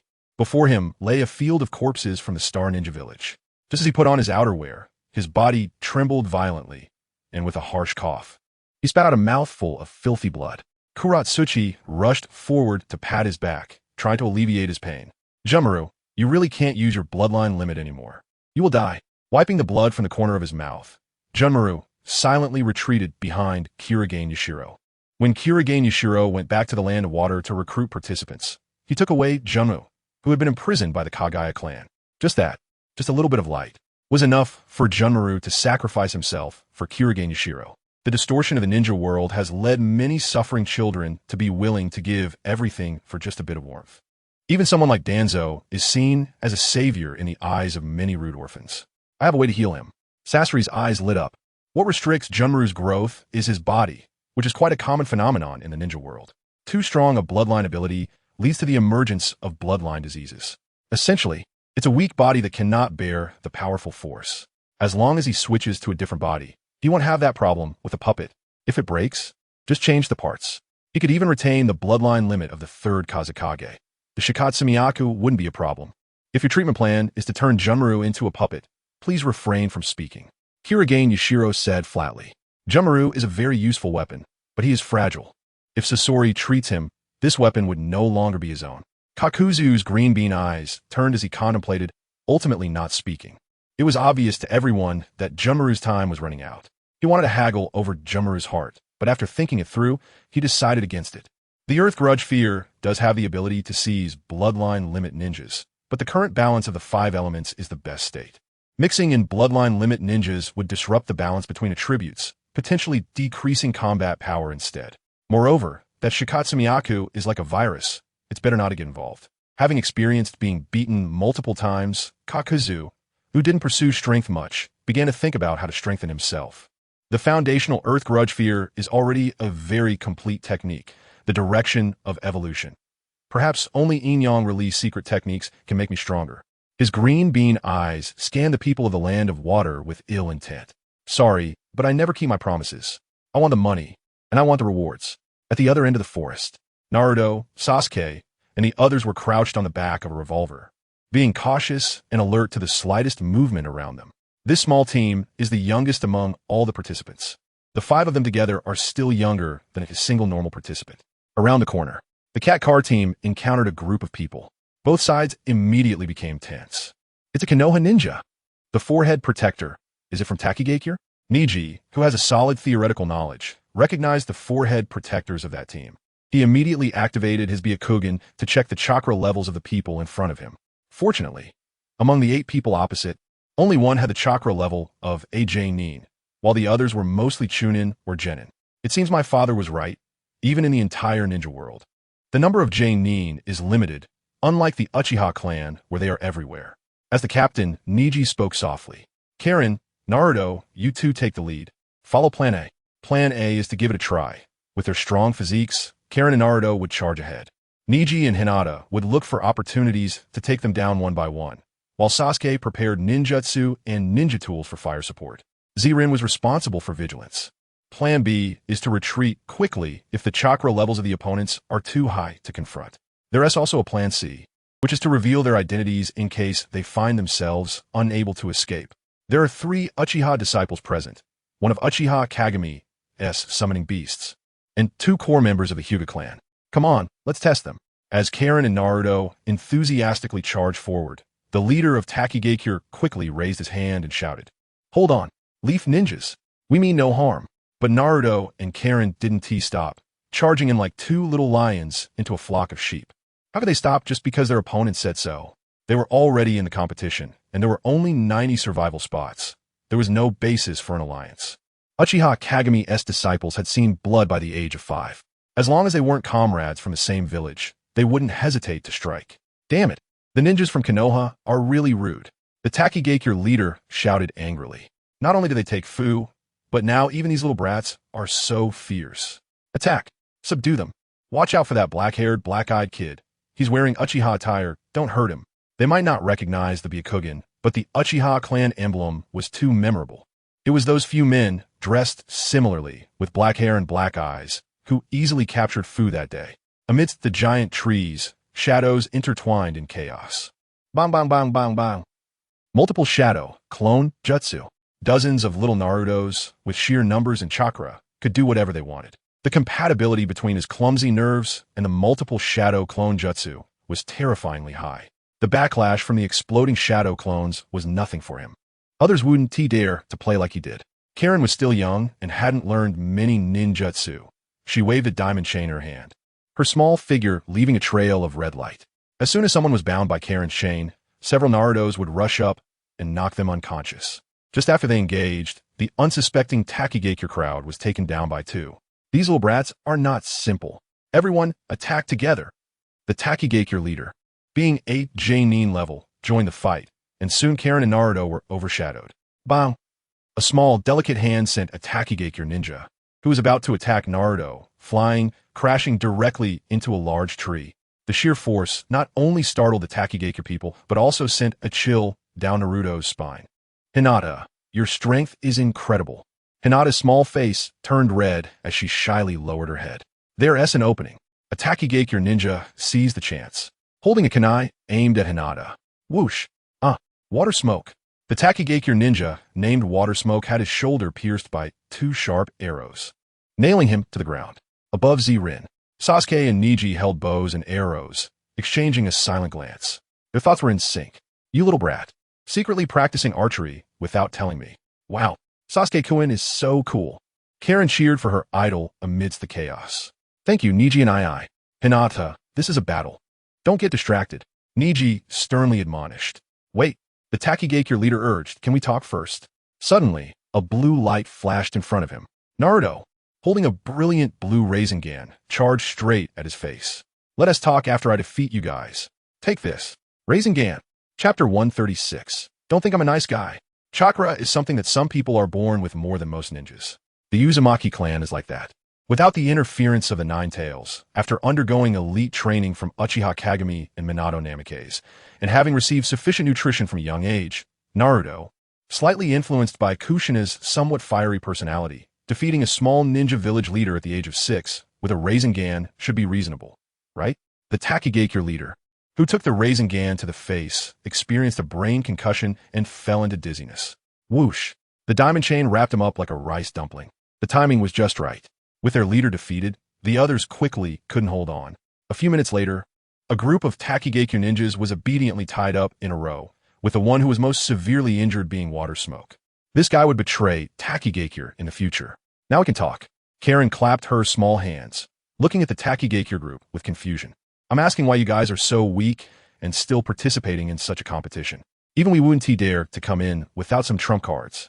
The Takigakure leader, now awake, was at a loss for words.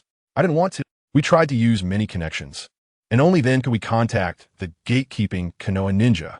But as soon as that person heard our request, he immediately ignored us and didn't even return the gifts. He then recounted the tragic experiences of Takigakure.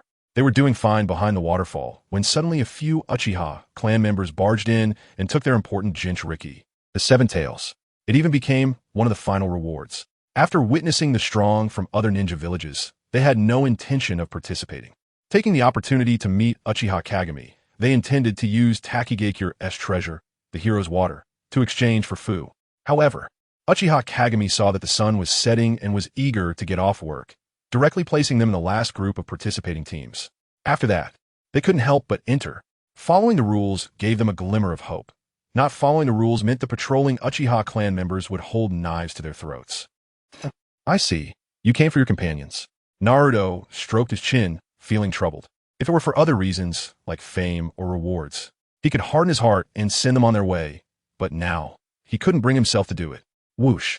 Sasuke drew a short knife from his waist. Regardless of your reasons, since you've already entered the competition, you should be prepared to die. If you can't bear to see it, Naruto, I'll take action. Sasuke was already very annoyed. These dogs had been slandering the Uchiha clan, which irritated him. It's well known that tailed beasts are originally pets of the Uchiha clan. Otherwise, why could the strongest 9 tails be easily controlled by the Sharingan? The Uchiha are just reclaiming what belongs to them. How did it turn into theft in your mouths? Neji remained silent, agreeing with Sasuke's sentiment. He was thoughtful, considering more, and guessed a bit of Uchiha Kagami's thoughts. The main reason must be sure sway. These people should also have a part in it.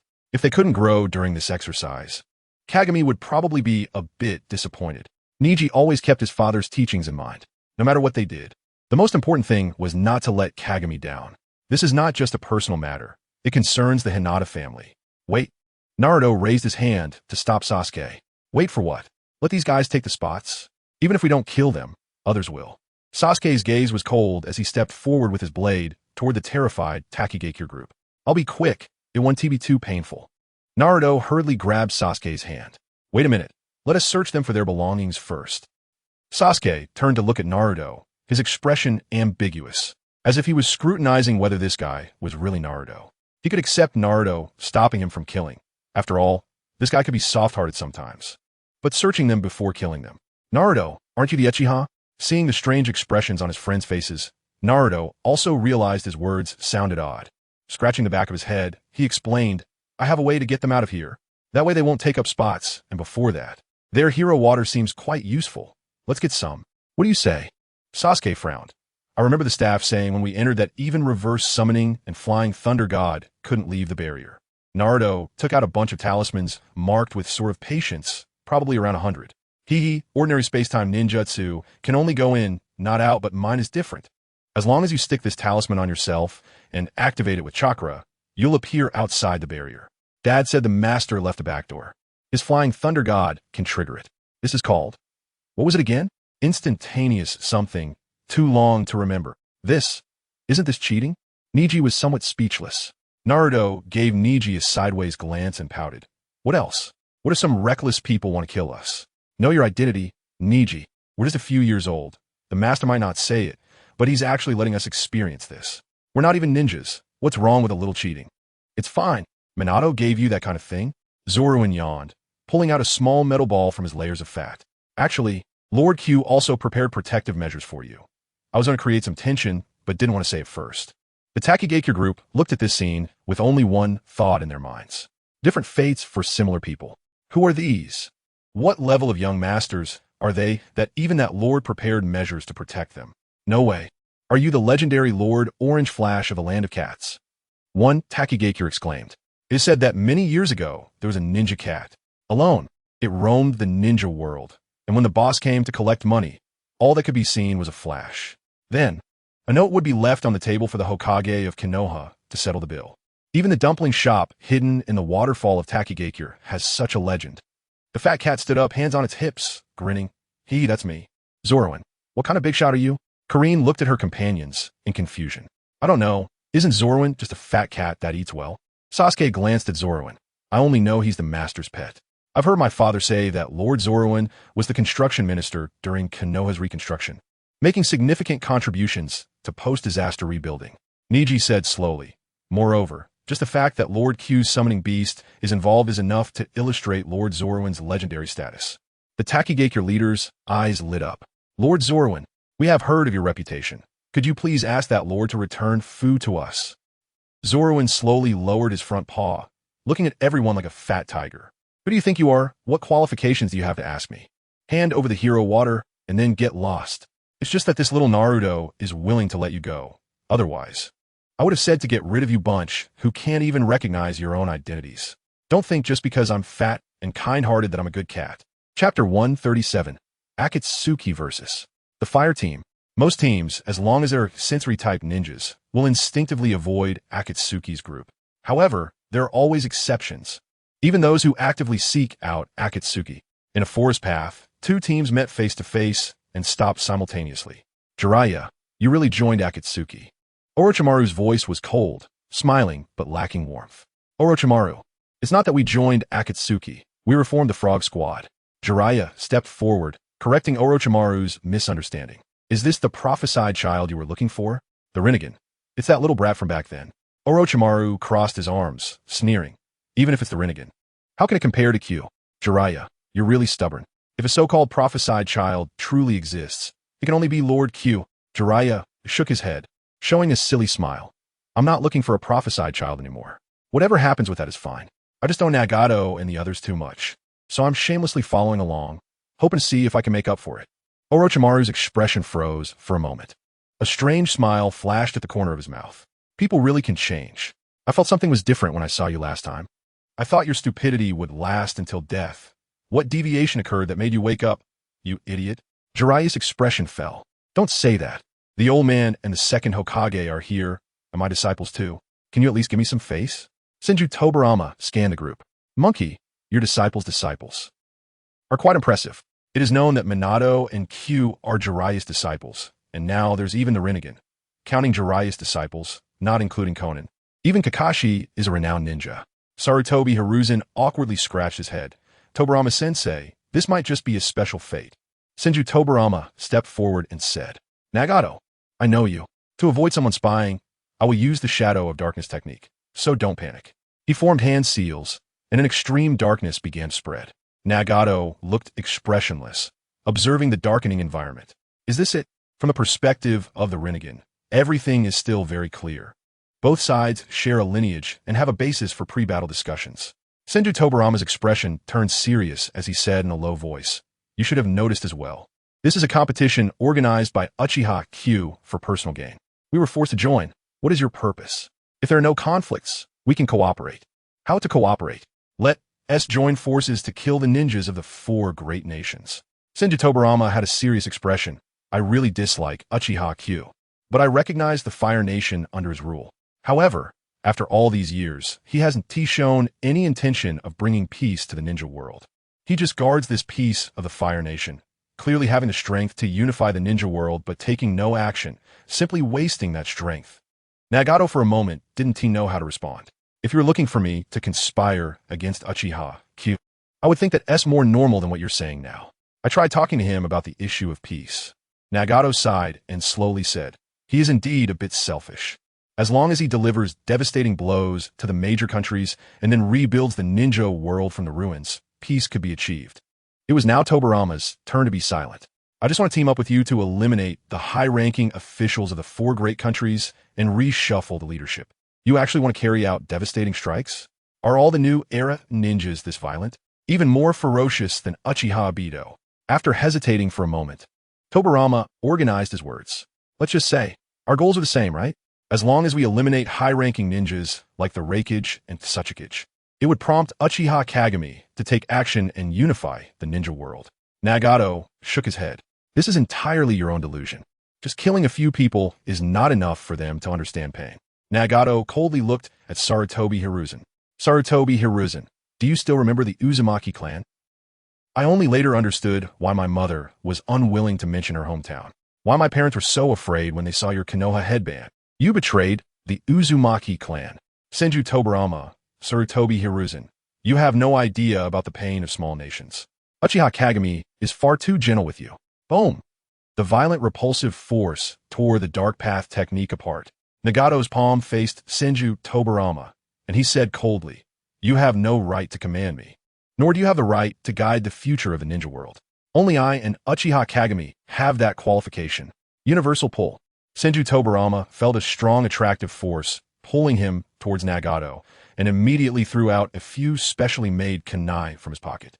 Noticing the special patterns on the kunai, Nagato naturally recognized this as Senju Tobarama's signature technique, Flying Thunder God. Bang!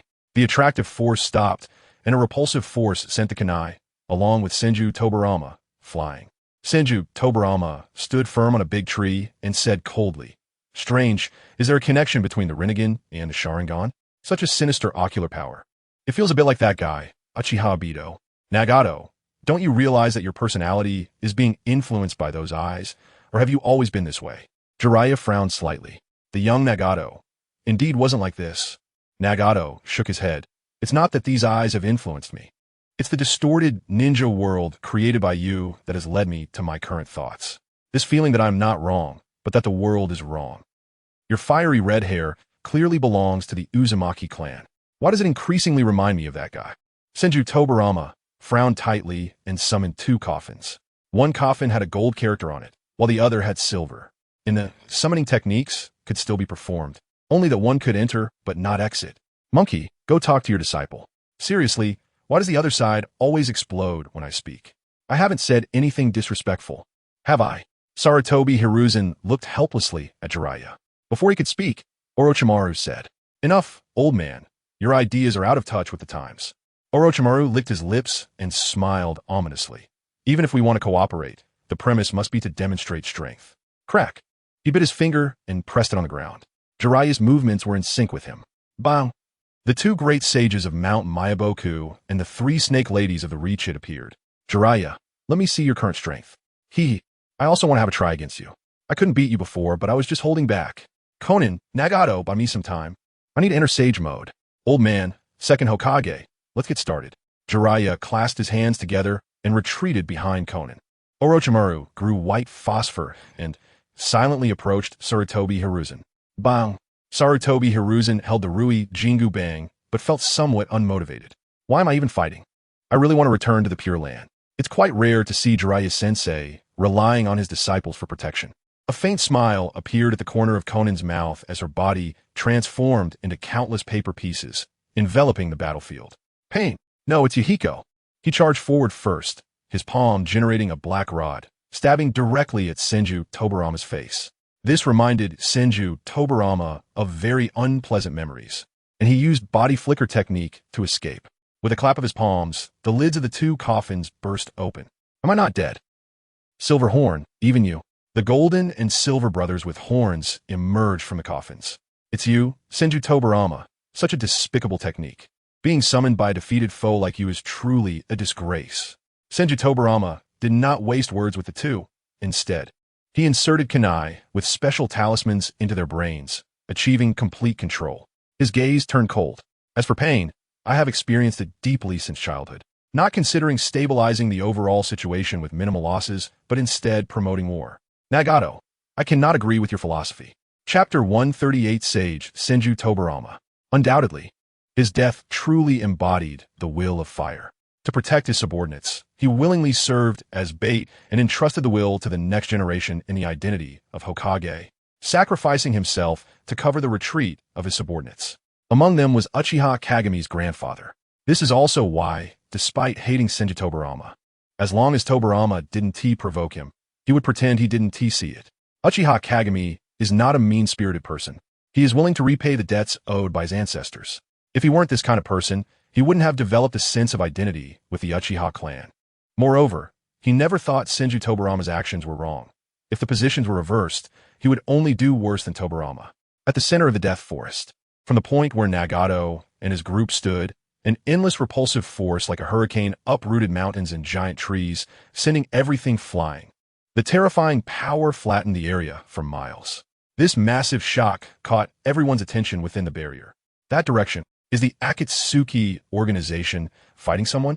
Is it the Lightning and Earth Alliance forces, or those from the Fire Hidden Village?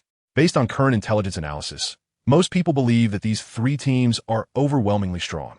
Senju Tobarama, along with Sarutobi Hiruzen and the Four-Snake combination, moved, controlling the golden and silver horns to advance amidst the repulsive force. The strength of the gold and silver horns summoned through impure world reincarnation is not as strong as in life, but they are still useful for intelligence gathering. Using repulsive and attractive jutsu is at the ability of the Rinnegan. The strength is acceptable.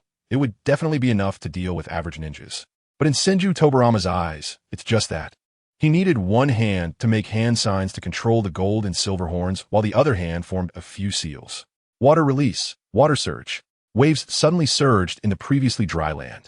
The range of the technique was too large. The hungry ghost path couldn't absorb it in time. Nagato frowned slightly. That person is the second Hokage. It's not an exaggeration to overestimate him. Jiraiya grinned and jumped onto the summoning beast summoned by the animal path with a few others. Jiraiya-sensei, how much longer do you need? A few minutes. It'll be quick. Look, even Orochimaru over there isn't doing well. Little Jiraiya, little Nagato, be careful not to be marked by the flying thunder god. The sage Fukasaku, who was on Jiraiya's shoulder, said in a deep voice. Senju Tobarama once severely injured Uchiha Izuna with the flying thunder god, leading to his untimely death. And that was a Manjiki Sharingan-level existence. Nagato was startled and quickly checked his pain puppet for any flying thunder god marks. Currently, there are only two pairs of Manjiki Sharingan in the ninja world, Uchiha Kageme and Uchiha Bido. They still do not know that Uchiha Kageme's Manjiki is different. However, even by Uchiha Bido's standard, the power of the Manjiki is evident. Even Nagato finds that strange space-time ability quite tricky. The Manjiki that Sage Fukasaku was familiar with belonged to Uchiha Madara's generation, and he associates the concept of Manjiki with Uchiha Madara. Fortunately, Fugaku's Manjiki is not known to the world. Otherwise, the reputation of the Manjiki in the ninja world would plummet. The second Hokage and the old man are both in the Edo Tensei state, and even Orochimaru was able to survive in Kageme's hands. Just let it go, Nagato. You don't need to tell me. I would do the same. After confirming there were no marks, Nagato stepped forward into the Azura path, his palms splitting open to reveal a metallic sheen. His head split open like a watermelon, revealing a deep cannon barrel. Boom, boom, boom, boom, boom. Countless missiles and even laser beams shot out. Under the terrifying firepower, the Golden Horn and Silver Horn were directly blown to pieces. To deal with Edo Tensei ninjas, one must apply sealing techniques after destroying them. Otherwise, the battle cannot end. Sealing techniques, not necessarily for dealing with these things. Swish! The human path pane instantly appeared in front of the slowly gathering Golden Horn and Silver Horn, extending his palm. He grabbed the heads of both. Buzz, a strange buzzing sound, and the souls of Golden Horn and Silver Horn were gradually pulled out of their Edo Tensei bodies. What is this ability? In front of the Rinnegan, it's just the Edo Tensei technique. Nagato snorted coldly, adding chakra to speed up the extraction of Golden Horn and Silver Horn souls. Boom! Suddenly, violent chakra surged from Golden Horn and Silver Horn, forcibly breaking through the human path. Above the lake created by Senju Tobarama, crimson chakra enveloped the two, with several giant tails swaying behind them. What is going on? How could these two be Jinchuriki? Nagato and Jiraiya were extremely surprised. The Akatsuki organization's goal is to collect all tailed beasts. Even if they don't know them intimately, they should have general intelligence. These two are not even on the list. I've heard of Golden Horn and Silver Horn. The saying that having an elder in the family is like having a treasure comes to mind. Sage Fukasaku squinted his eyes and said solemnly, the two brothers possess the bloodline of the Sage of Six Paths and can freely manipulate the 5 great ninja tools of the Sage of Six Paths. By consuming the flesh and blood of the Nine Tails, they obtained Nine Tails chakra. They are respected as the 2 rays of light in the clouds. Because they killed the second Raikage and the second Hokage, they became the most notorious criminals in the history of KyouMasters. Nagato's eyes brightened. Sage Fukasaku, you mean? They have Nine Tails chakra. What he was most troubled by was how to obtain the Nine Tails from Konoha, if there were another way. He exchanged glances with Conan. They absolutely had to seize Golden Horn and Silver Horn. For that, it would be worth using that technique. Below in the water, Golden Horn and Silver Horn in Nine Tails chakra mode retreated to Senju Tobarama's location. That's soul extraction technique. Senju Tobarama frowned. The Rinnegan's abilities are indeed too numerous. It even has means specifically for dealing with souls. He needed to take down that Rinnegan clone first. If he accidentally had his soul extracted, it would be troublesome. Orochimaru, are you ready? He turned his head. At this moment, Orochimaru appeared in a completely inhuman form. 2 sharp horns grew from his forehead, and his entire body emitted several translucent snake-like chakras. Purple eyeshadow extended, covering both sides of his cheeks. The exposed skin was covered in white scales, and the 3-headed snake lady transformed into blue, green, and orange giant snakes that coiled around him. Sage mode. Having an unwavering will is the key to becoming a sage. Orochimaru gathered his disheveled hair with both hands and smiled. I'm ready, better than ever. Your sage mode is a bit different from my brother's. Senju Tobarama sensed Orochimaru's significantly increased chakra and compared it to the image of Senju Hashirama in his mind. The sage mode of the Dragon Cave is stronger the less human it is, which is different from Lord Hashirama's. Orochimaru explained, looking up at the tall figure on the strange bird. Speaking of which, I haven't seen you in this form before. It's really ugly, Jiraiya. Ha! You're not much better, Orochimaru. Swish! Jiraiya, accompanied by 2 sages, descended forcefully, completing the technique in mid-air. Sage art, Gomen, oil, wind release, fire release. The combination of the 3 brought a scorching wave of oil crashing down. Chapter 139 instant, /Sajar, inorganique rebirth. This is a rebirth ninjutsu that can grant life to lifeless inorganic matter and control it. It is not simply a technique that uses chakra to control matter. Water is also an inorganic substance. The lake surged with giant waves, forming an enormous water serpent under Orochimaru's control, colliding with the overwhelming wave of oil. Boom! Exploding liquids splattered everywhere, with some even hitting the edges of the 4 Red Yang formation, being burned into a mist. Sage art. White extreme technique. Walking on the waves, Orochimaru unleashed a red, glowing dragon from his mouth. The red dragon held a black orb. Centered on that black orb, the red dragon began to spin rapidly. Then the red dragon drilled into the black orb. Boom! The black orb exploded, emitting a strong light and a piercing sound. Even Nagato's Rinnegan could not look directly at such a strong white light. The simultaneous explosion of air vibrations made the others feel their bones tingle, slowing their movements. Orochimaru could ignore the effects of strong light with the snake's cornea, and Tobirama had developed a similar ninjutsu. It's just that it doesn't rely on vision. If he couldn't even do this, how could he fight against the Uchiha? Riding on the battle opportunity created by Orochimaru, a high-pressure water line shot out from Tobirama's mouth. It sliced through the strange bird in the sky. Monkey. Understood. Sarutobi Hizuchi raised a huge earthen wall. Shadow clone technique. With 4 consecutive bangs, 5 Sarutobi Hizuchi stood atop the earthen wall. Wind, fire, lightning, earth, water. 5 natures. Great Rasenganwith technique. Little ones, be careful. Boom. 5 different attribute ninjutsu converged at one point, creating a devastating explosion that could be seen from dozens of miles away. Among those closer, Noki looked up at the explosive scene, frowning.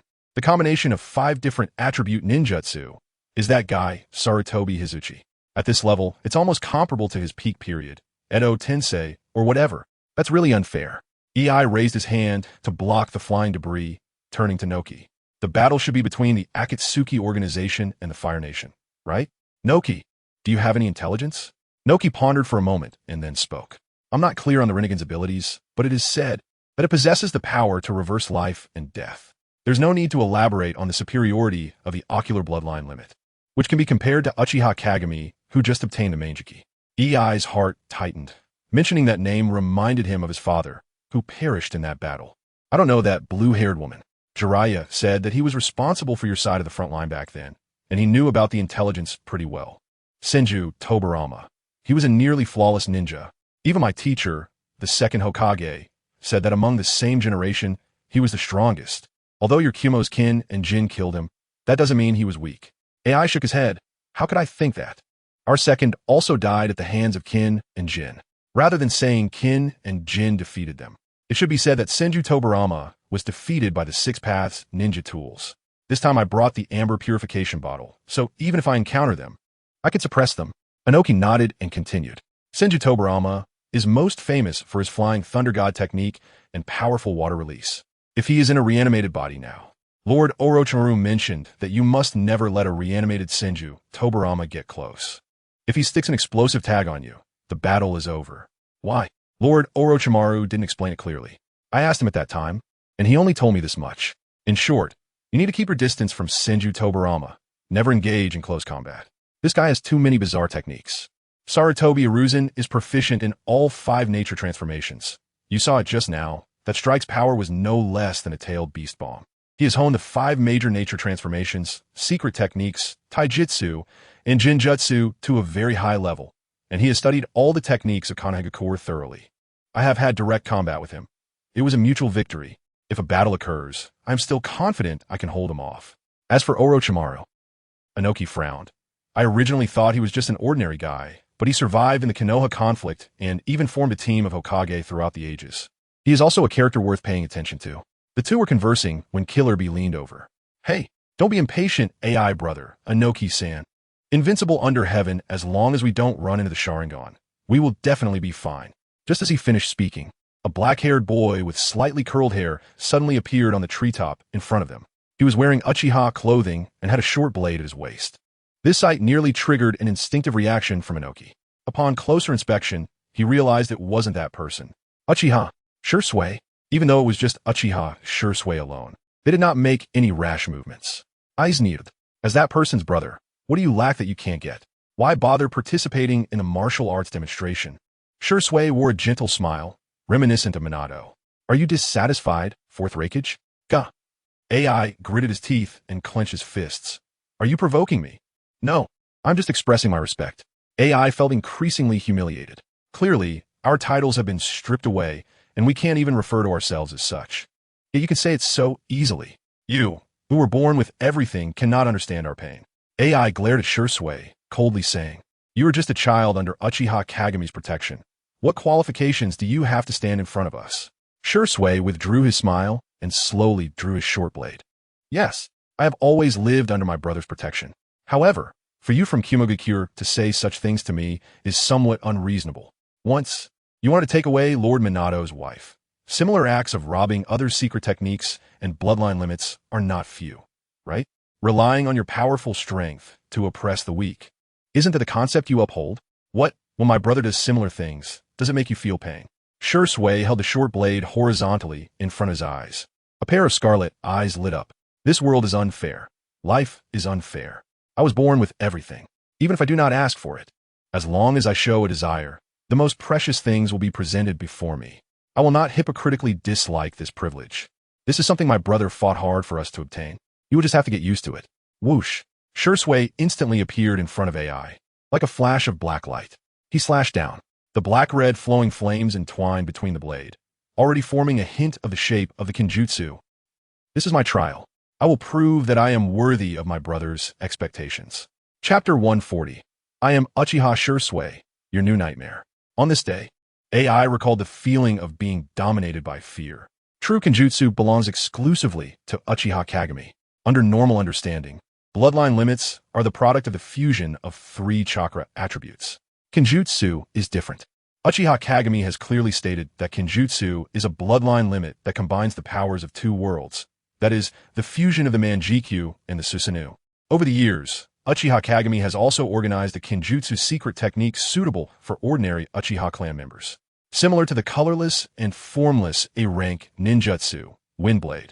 It is the release Kenjutsu that Uchiha Kagami used when he was young, which has certain requirements for swordsmanship and the opening of the Sharingan. To put it simply, Uchiha Kagami's Kenjutsu is the supreme version, while the clan members is the youth version. Shui's training lies between the two, considered the standard version. By applying the Sharingan's ocular power to the formless slashes, combined with certain power techniques, he reaches the initial level of Black Slash. The difficulty of training is much greater than that of the Flying Thunder God technique.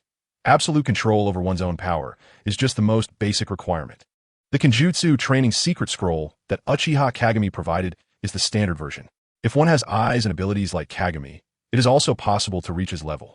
Of course, that is only theoretical. Just like Yamato has Hashirama cells and can learn with release ninjutsu, but compared to Senju Hashirama, it is still a world apart. Shui's short blade danced with an impenetrable rhythm, the slashes carrying strands of black-red lightning. In contrast, AI's lightning release armor met each of Shui's slashes, blocking them with his arm armor. The attack frequency of both was too fast for anyone else to intervene. AI's lightning release armor, whether in terms of attack power or defense, was inferior to his father's. Only in terms of speed, he surpassed his father. The black-red lightning and deep blue thunder expanded in range, like cumulonimbus clouds gathering, a hurricane sweeping through. Whoosh, whoosh, whoosh, whoosh, whoosh. Clearly, it was a one-on-one battle, yet it was so fast it felt like hundreds were in a chaotic fight, with sonic booms and shockwaves rising and falling. In close combat, AI could keep up with Shui, but the gap in insight between them was too great. Shui's 3 Tomo had an insight comparable to a typical Manjikyu. It can be said that, except for lacking the exclusive ocular techniques of the Manjikyu, his Sharingan's base values are at the Manjikyu level. As the slashes continued to accumulate, AI could no longer block everything with his arm armor. The blade light tore his clothes, leaving shallow wounds. It could be seen that AI's exposed upper body was covered in countless cuts and sword scars. The most terrifying was a huge slash mark from his left shoulder down to his right rib. He glanced down at his wounds and sneered. This is a gift from Uchiha Kagami. After that battle, I've been licking the pain of my crushing defeat at every moment. One day, I will. Speaking such words to me only makes you look incompetent. Shui interrupted AI's speech, sneering disdainfully. What will happen sooner or later? Do you dare to say in front of my brother? And talking about gifts, you really know how to flatter yourself. Are you so proud of surviving under your brother's swipes to drive away the flies? You foolishly regard your brother as an enemy. But ever since he surpassed you, he has completely ignored you. An eagle soaring in the sky does not care about the ants in the mud. Not just AI, but also Noki and others felt their cheeks redden. Shui casually glanced at everyone, a light smile at the corner of his mouth, meaning unspoken. It's laughable. We don't fall for Uchiha's tough talk. Damn it. AI shouted angrily, throwing a punch. Shui changed his strategy, shifting from offense to defense, while still chattering away. Getting anxious already? Weren't you going to start the trash talk segment? Just a few sentences in, and you're already cursing. It seems Kakashi-senpai's assessment of you was quite accurate. A bunch of little black monkeys with underdeveloped brains. AI's face turned black with rage, his movements growing more violent. If both sides were fighting with unwavering will, verbal attacks would be useless. But AI clearly has a huge psychological flaw. When facing the Uchiha, he always positions himself as the victim, the avenger. From a first battle with Uchiha Itachi leading to Barubi's death, to witnessing his father's death before his eyes. Even though he doesn't want to admit it, he truly has developed a psychological shadow towards the Uchiha. For 10 years, he has trained with a belief in inevitable death, just to stand before Uchiha Itachi in a dignified manner. He doesn't want to boast about how impressive he is. He just wants to prove the son of the third Raikage also has the courage to face you. Yet, now, he can't even defeat that person's brother. AI's movements became faster and more frantic. The more urgent he became, the more mistakes he made. A prerequisite for fighting the Uchiha is not to look directly at the Sharingan. AI adhered to this basic principle from start to finish, remaining vigilant. But with the lack of results over time, he relaxed for a moment. Just a moment. Shursui seized the opportunity. Both Minato and Uchiha Itachi had emphasized the importance of seizing the moment in battle. In fights of equal rank, victory or defeat can be decided in an instant. He twisted his body at an incredible angle and used the reflection of his blade to project his crimson gaze into AI's eyes. Jinjutsu, Sharingan, Mirror Flower, Water Moon. It's not a particularly advanced secret technique. It simply uses the reflection of the blade to cast a Jinjutsu. Simplicity doesn't mean ineffectiveness. AI's eyes darkened, and his movements paused. Whoosh! Shursui wasted no time, striking towards AI's neck with a single slash. Clang! A sword resembling a large needle flew in, deflecting Shursui's blade. Killer Bee shrugged his shoulders, red chakra spreading. Yo, little bro, don't make such dangerous moves towards my big brother. Shursui looked at the crowd that had gathered. They hadn't intervened earlier, partly because the two were locked in battle and also out of consideration for AI's dignity. After all, AI was once the leader of a great ninja village, one of the few strong figures in the ninja world. Shursui was that person's brother, but his fame was limited to the Land of Fire. Attacking from the very beginning would have been too disgraceful. Now that AI has failed, there's no helping it.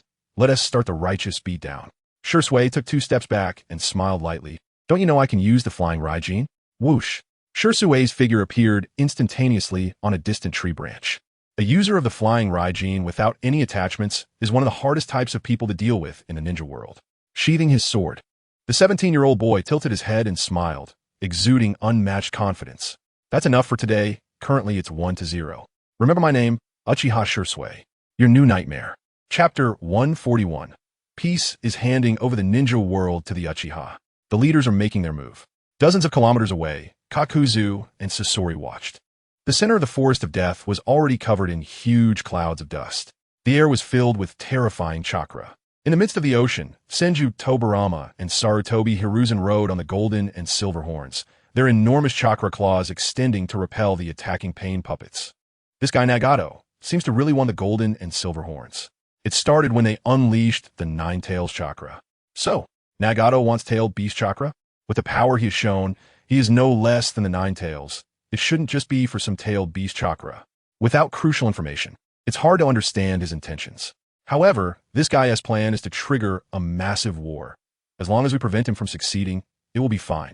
Senju Tobarama is not the hot-blooded type. He has been gathering intelligence and contemplating counter-strategies. Unless it's someone like Uchiha Madara or Senju Hashirama, who can completely overpower 10 opponents and target a single person. Even the Uchiha Izuna, who was once said to be flawless, fell at his hands. After several encounters and the destruction of a few pain bodies, Senju Tobarama has gathered quite a bit of information. First is the Rinnegan vision sharing. Nagato is undoubtedly the main body, and the 6 Rinnegan puppets he controls share his field of vision. With an all-encompassing view, and given that the previous dark infiltration technique has also failed, Senju Tobarama initially considered the human path, which can extract souls, to be a primary target, managing to kill it twice when the opportunity arose. But it was repaired by the Hell Path. The Animal Path S summoning, the Azura Path S weapons, the Hungry Ghost Path S absorption techniques. Senju Tobarama's gaze fell on the Deva Path pain. From the expressions revealed during Nagato's battle with Konan, he deduced the Deva path's peculiarities. Currently, it is known that he possesses powerful repulsion and attraction techniques. Having experience being pierced by Uchiha Itachi's black rods, Senju Tobarama knows that it is a product of yin-yang release. The purity of Nagato's black rods is far inferior to Uchiha Itachi's, but they are still the same thing. Thoughts collided rapidly as Senju Tobarama spoke softly to Sarutobi Hiruzen. Monkey, when I attack, that should be the leading pain, while Nagato and Konan are distracted.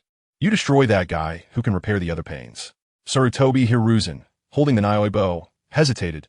Tobarama-sensei, that should be Jiraiya's disciple Yahiko. If you do that, things will really escalate. He can see that on the other side of the battlefield, Orochimaru is fighting fiercely with Jiraiya, yet neither has gone for the kill. It's not entirely accurate to say that. Jiraiya still goes for the kill, because he knows that even if he kills Orochimaru, he has ways to resurrect. The most important thing is, if Jiraiya doesn't T-attack with the intention to kill Orochimaru, he really isn't Orochimaru's match. Even if Orochimaru doesn't understand the two great sages of Mayaboka Mountain, does he not understand Jiraiya?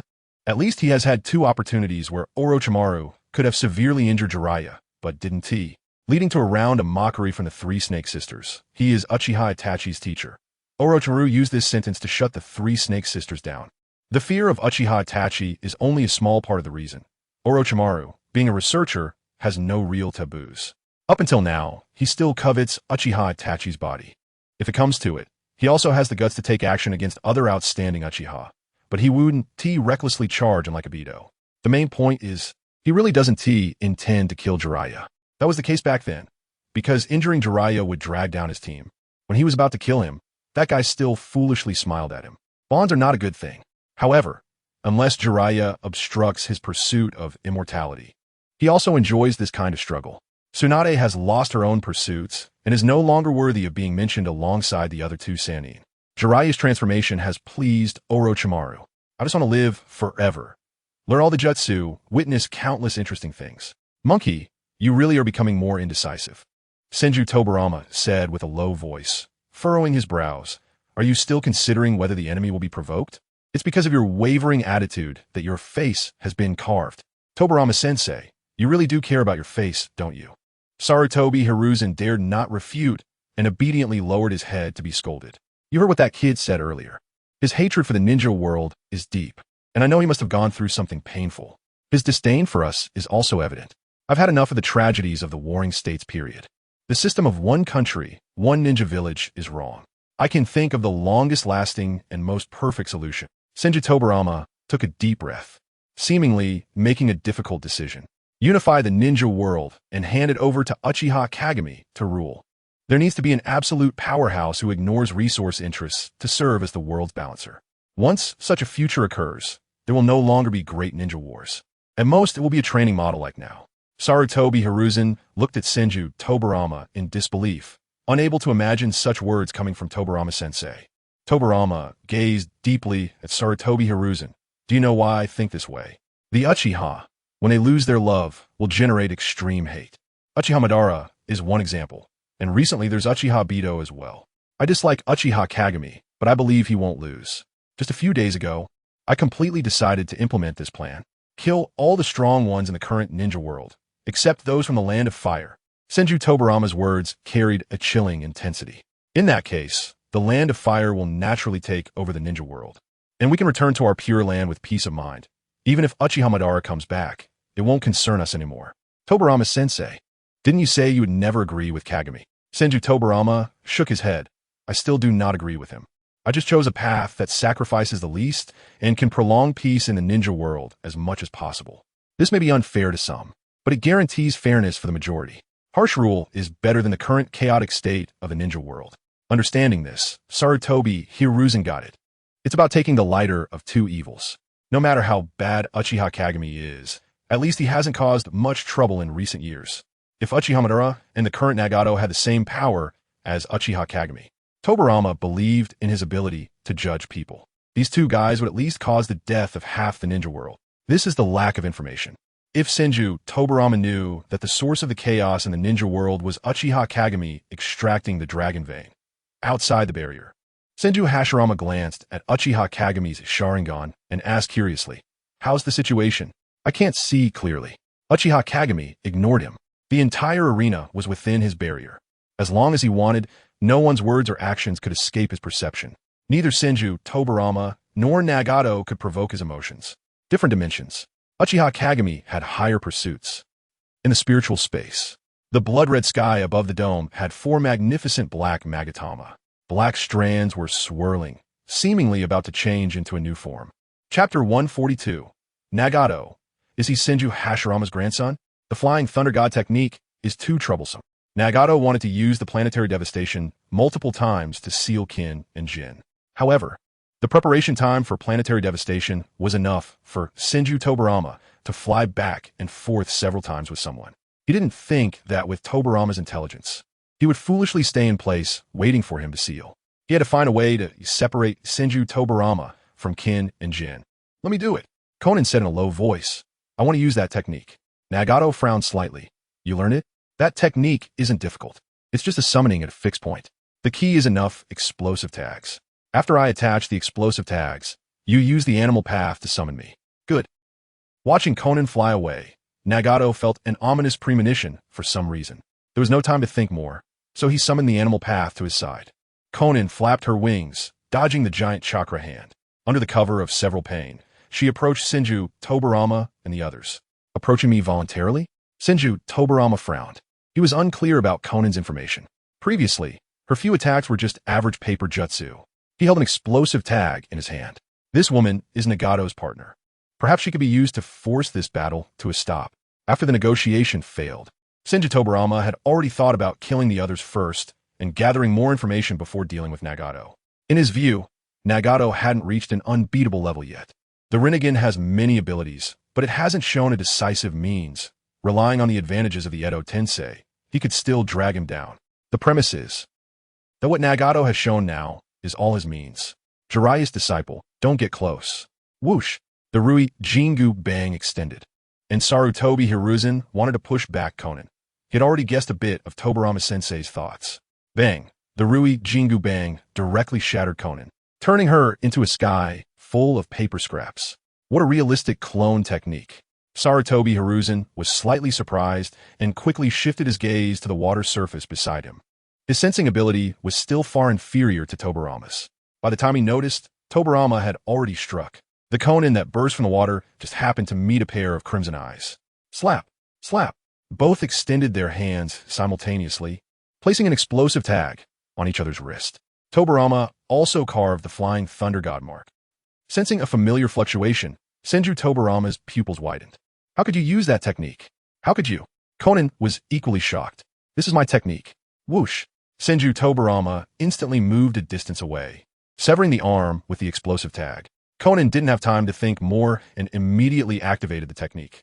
Otherwise, if Senju Tobarama used Flying Thunder God again, this technique would be useless. Watching the explosive tag starting to ignite, Senju Tobarama grabbed the severed arm and used Flying Thunder God to escape. Sarutobi Hiruzen was fine, but if that girl had a lot of explosive tags, it was still too close to Orochimaru. At the same time, he pressed the hand seal. However, he adjusted the number of summons, estimating that injuring that girl would be enough. If he really killed her, it would be endless trouble. Conan was about to do the same as Senju Tobarama, sever her arm, and then let Nagato summon. Whoosh! Nagato appeared beside her in an instant, reaching out to tear off the igniting explosive tag and tightly hugging Conan. A row of wooden stakes emerged from Nagato's side, bending to form an archway. Bang bang bang bang bang bang. Bang bang bang bang bang bang bang. Two violent explosions made Jiraiya and Orochimaru stop, their gazes turning toward this direction. This is the mutual explosive tag technique. How could there be two explosions? The powerful perception in Sage mode allowed the two to quickly determine who was in each explosion. Orochimaru and Jiraiya rushed toward Nagato's position at the same time. The Rinnegan, as a substitute before seizing the Mangeki Sharingan, isn't bad. The power Nagato exhibited made Orochimaru's heart race. He had a special filter for dojutsu users. He looked down on Byakugan and average Sharingan as well. However, when it comes to the three-tomo Sharingan, Izanagi is a standard feature. He wouldn't go to the trouble of taking it. The Rinnegan, since it is known as the Supreme I, it should bring me closer to Lord Mirror, right? Orochimaru, what do you want to do? Jiraiya, seeing Orochimaru rushing towards Nagato faster than himself, became a bit flustered.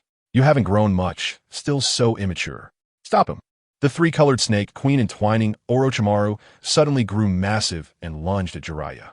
Orochimaru charged towards the diminishing smoke, his eyes filled with greed. A gust of wind blew, thinning the smoke and revealing the scene. Orochimaru's pupils constricted sharply. That is, would release. Crack. The arched wooden stakes slowly opened, and Nagato's cold gaze fixed on the approaching Orochimaru. He slowly raised his palm. Shinra Tensei. A terrifying, repulsive force erupted. The invisible shockwave lifting the water's surface along with the ground beneath it. Orochimaru sensed danger and quickly bit his finger, wanting to summon the Rashomon for defense. But it was too late. The advantage of performing techniques without hand signs was too great. If the three Snake Queens were still with Orochimaru, they could have bought him time to defend. Boom! A series of massive explosions. The invisible repulsive force carved a nearly 100-meter wide, bottomless chasm into the earth, extending all the way to the barrier. The lake area created by Senju Tobirama was completely swallowed by the deep chasm, and the earth was revealed once again. This strike from Nagato, filled with hatred, was truly a full-powered Shinra Tensei. Along this straight line, many unfortunate ninjas were completely obliterated. On the shattered ground, Orochimaru's body was twisted into a mess, clearly on the verge of collapse. Crack! A pair of hands pried open Orochimaru's mouth, and a new Orochimaru, covered in slime, emerged. The pointed horns on his head were gone, directly knocked off by Nagato's attack. Removing his sage mode, the reassembled body of Senju Tobirama appeared beside him. However, Sarutobi Hiruzen and the brothers Kinkaku and Ginkaku were near Nagato. They were bound by a small wood dragon. How is that possible? The explosive tags were one thing. Why do you have wood release? Wood release, ISNT, something you can just learn with training methods. No one understands better than Tobirama how difficult it is to master wood release. To uncover the secrets of wood release, he had even used his brother's body for experiments, trying for years without success. The simple combination of water and earth for wood release is entirely different from his brother's.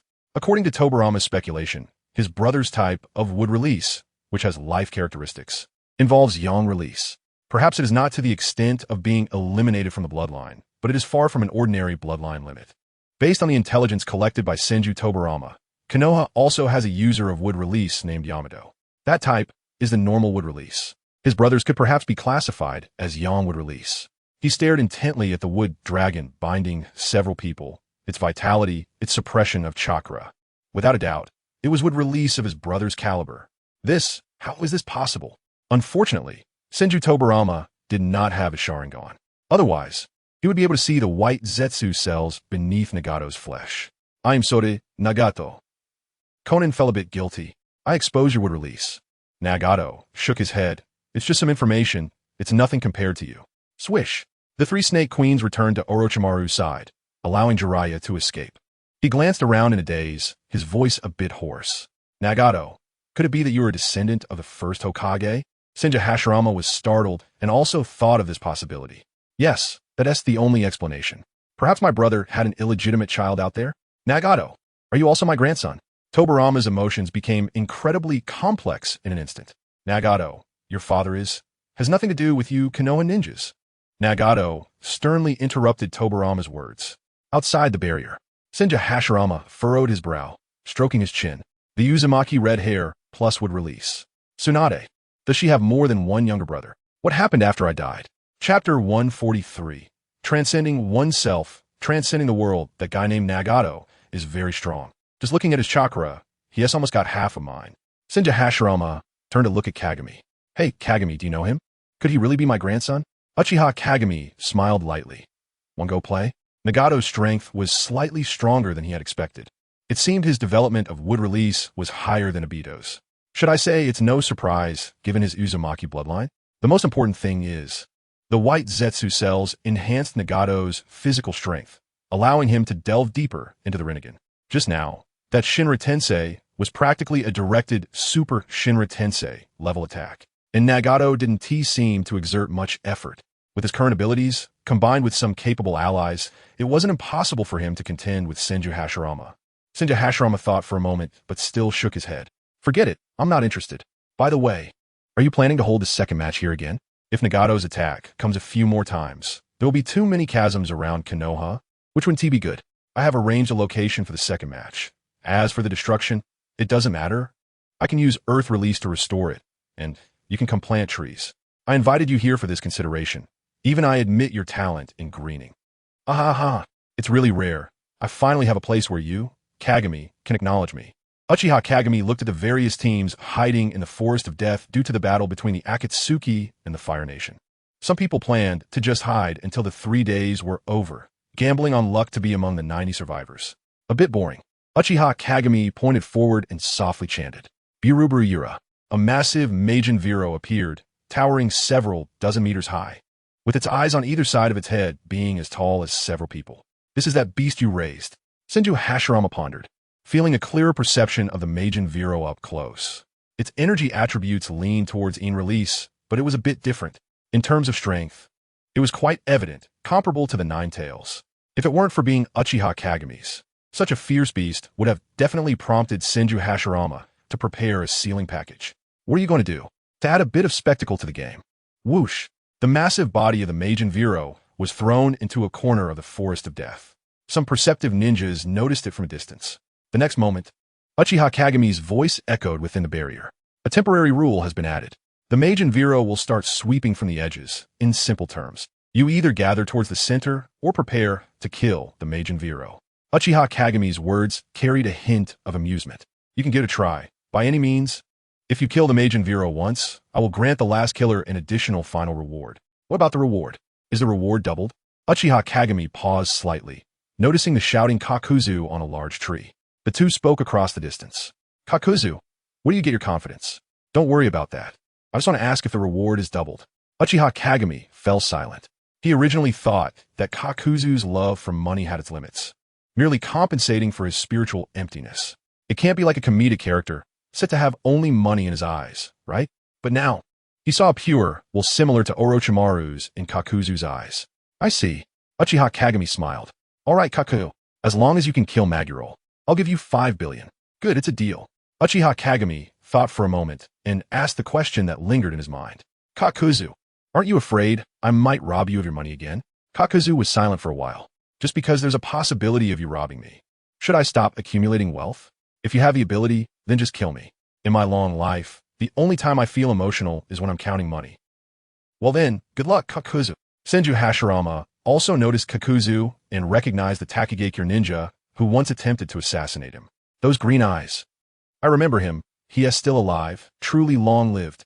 This was the first time Senju Hashirama saw a living person he had encountered in his previous life, besides Tsunade, and he felt quite pleased.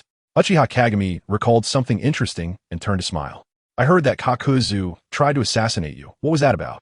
Senju Hashirama fell into memories and slowly said, there were many people like that in those times who tried to assassinate me, wanting to establish a new system.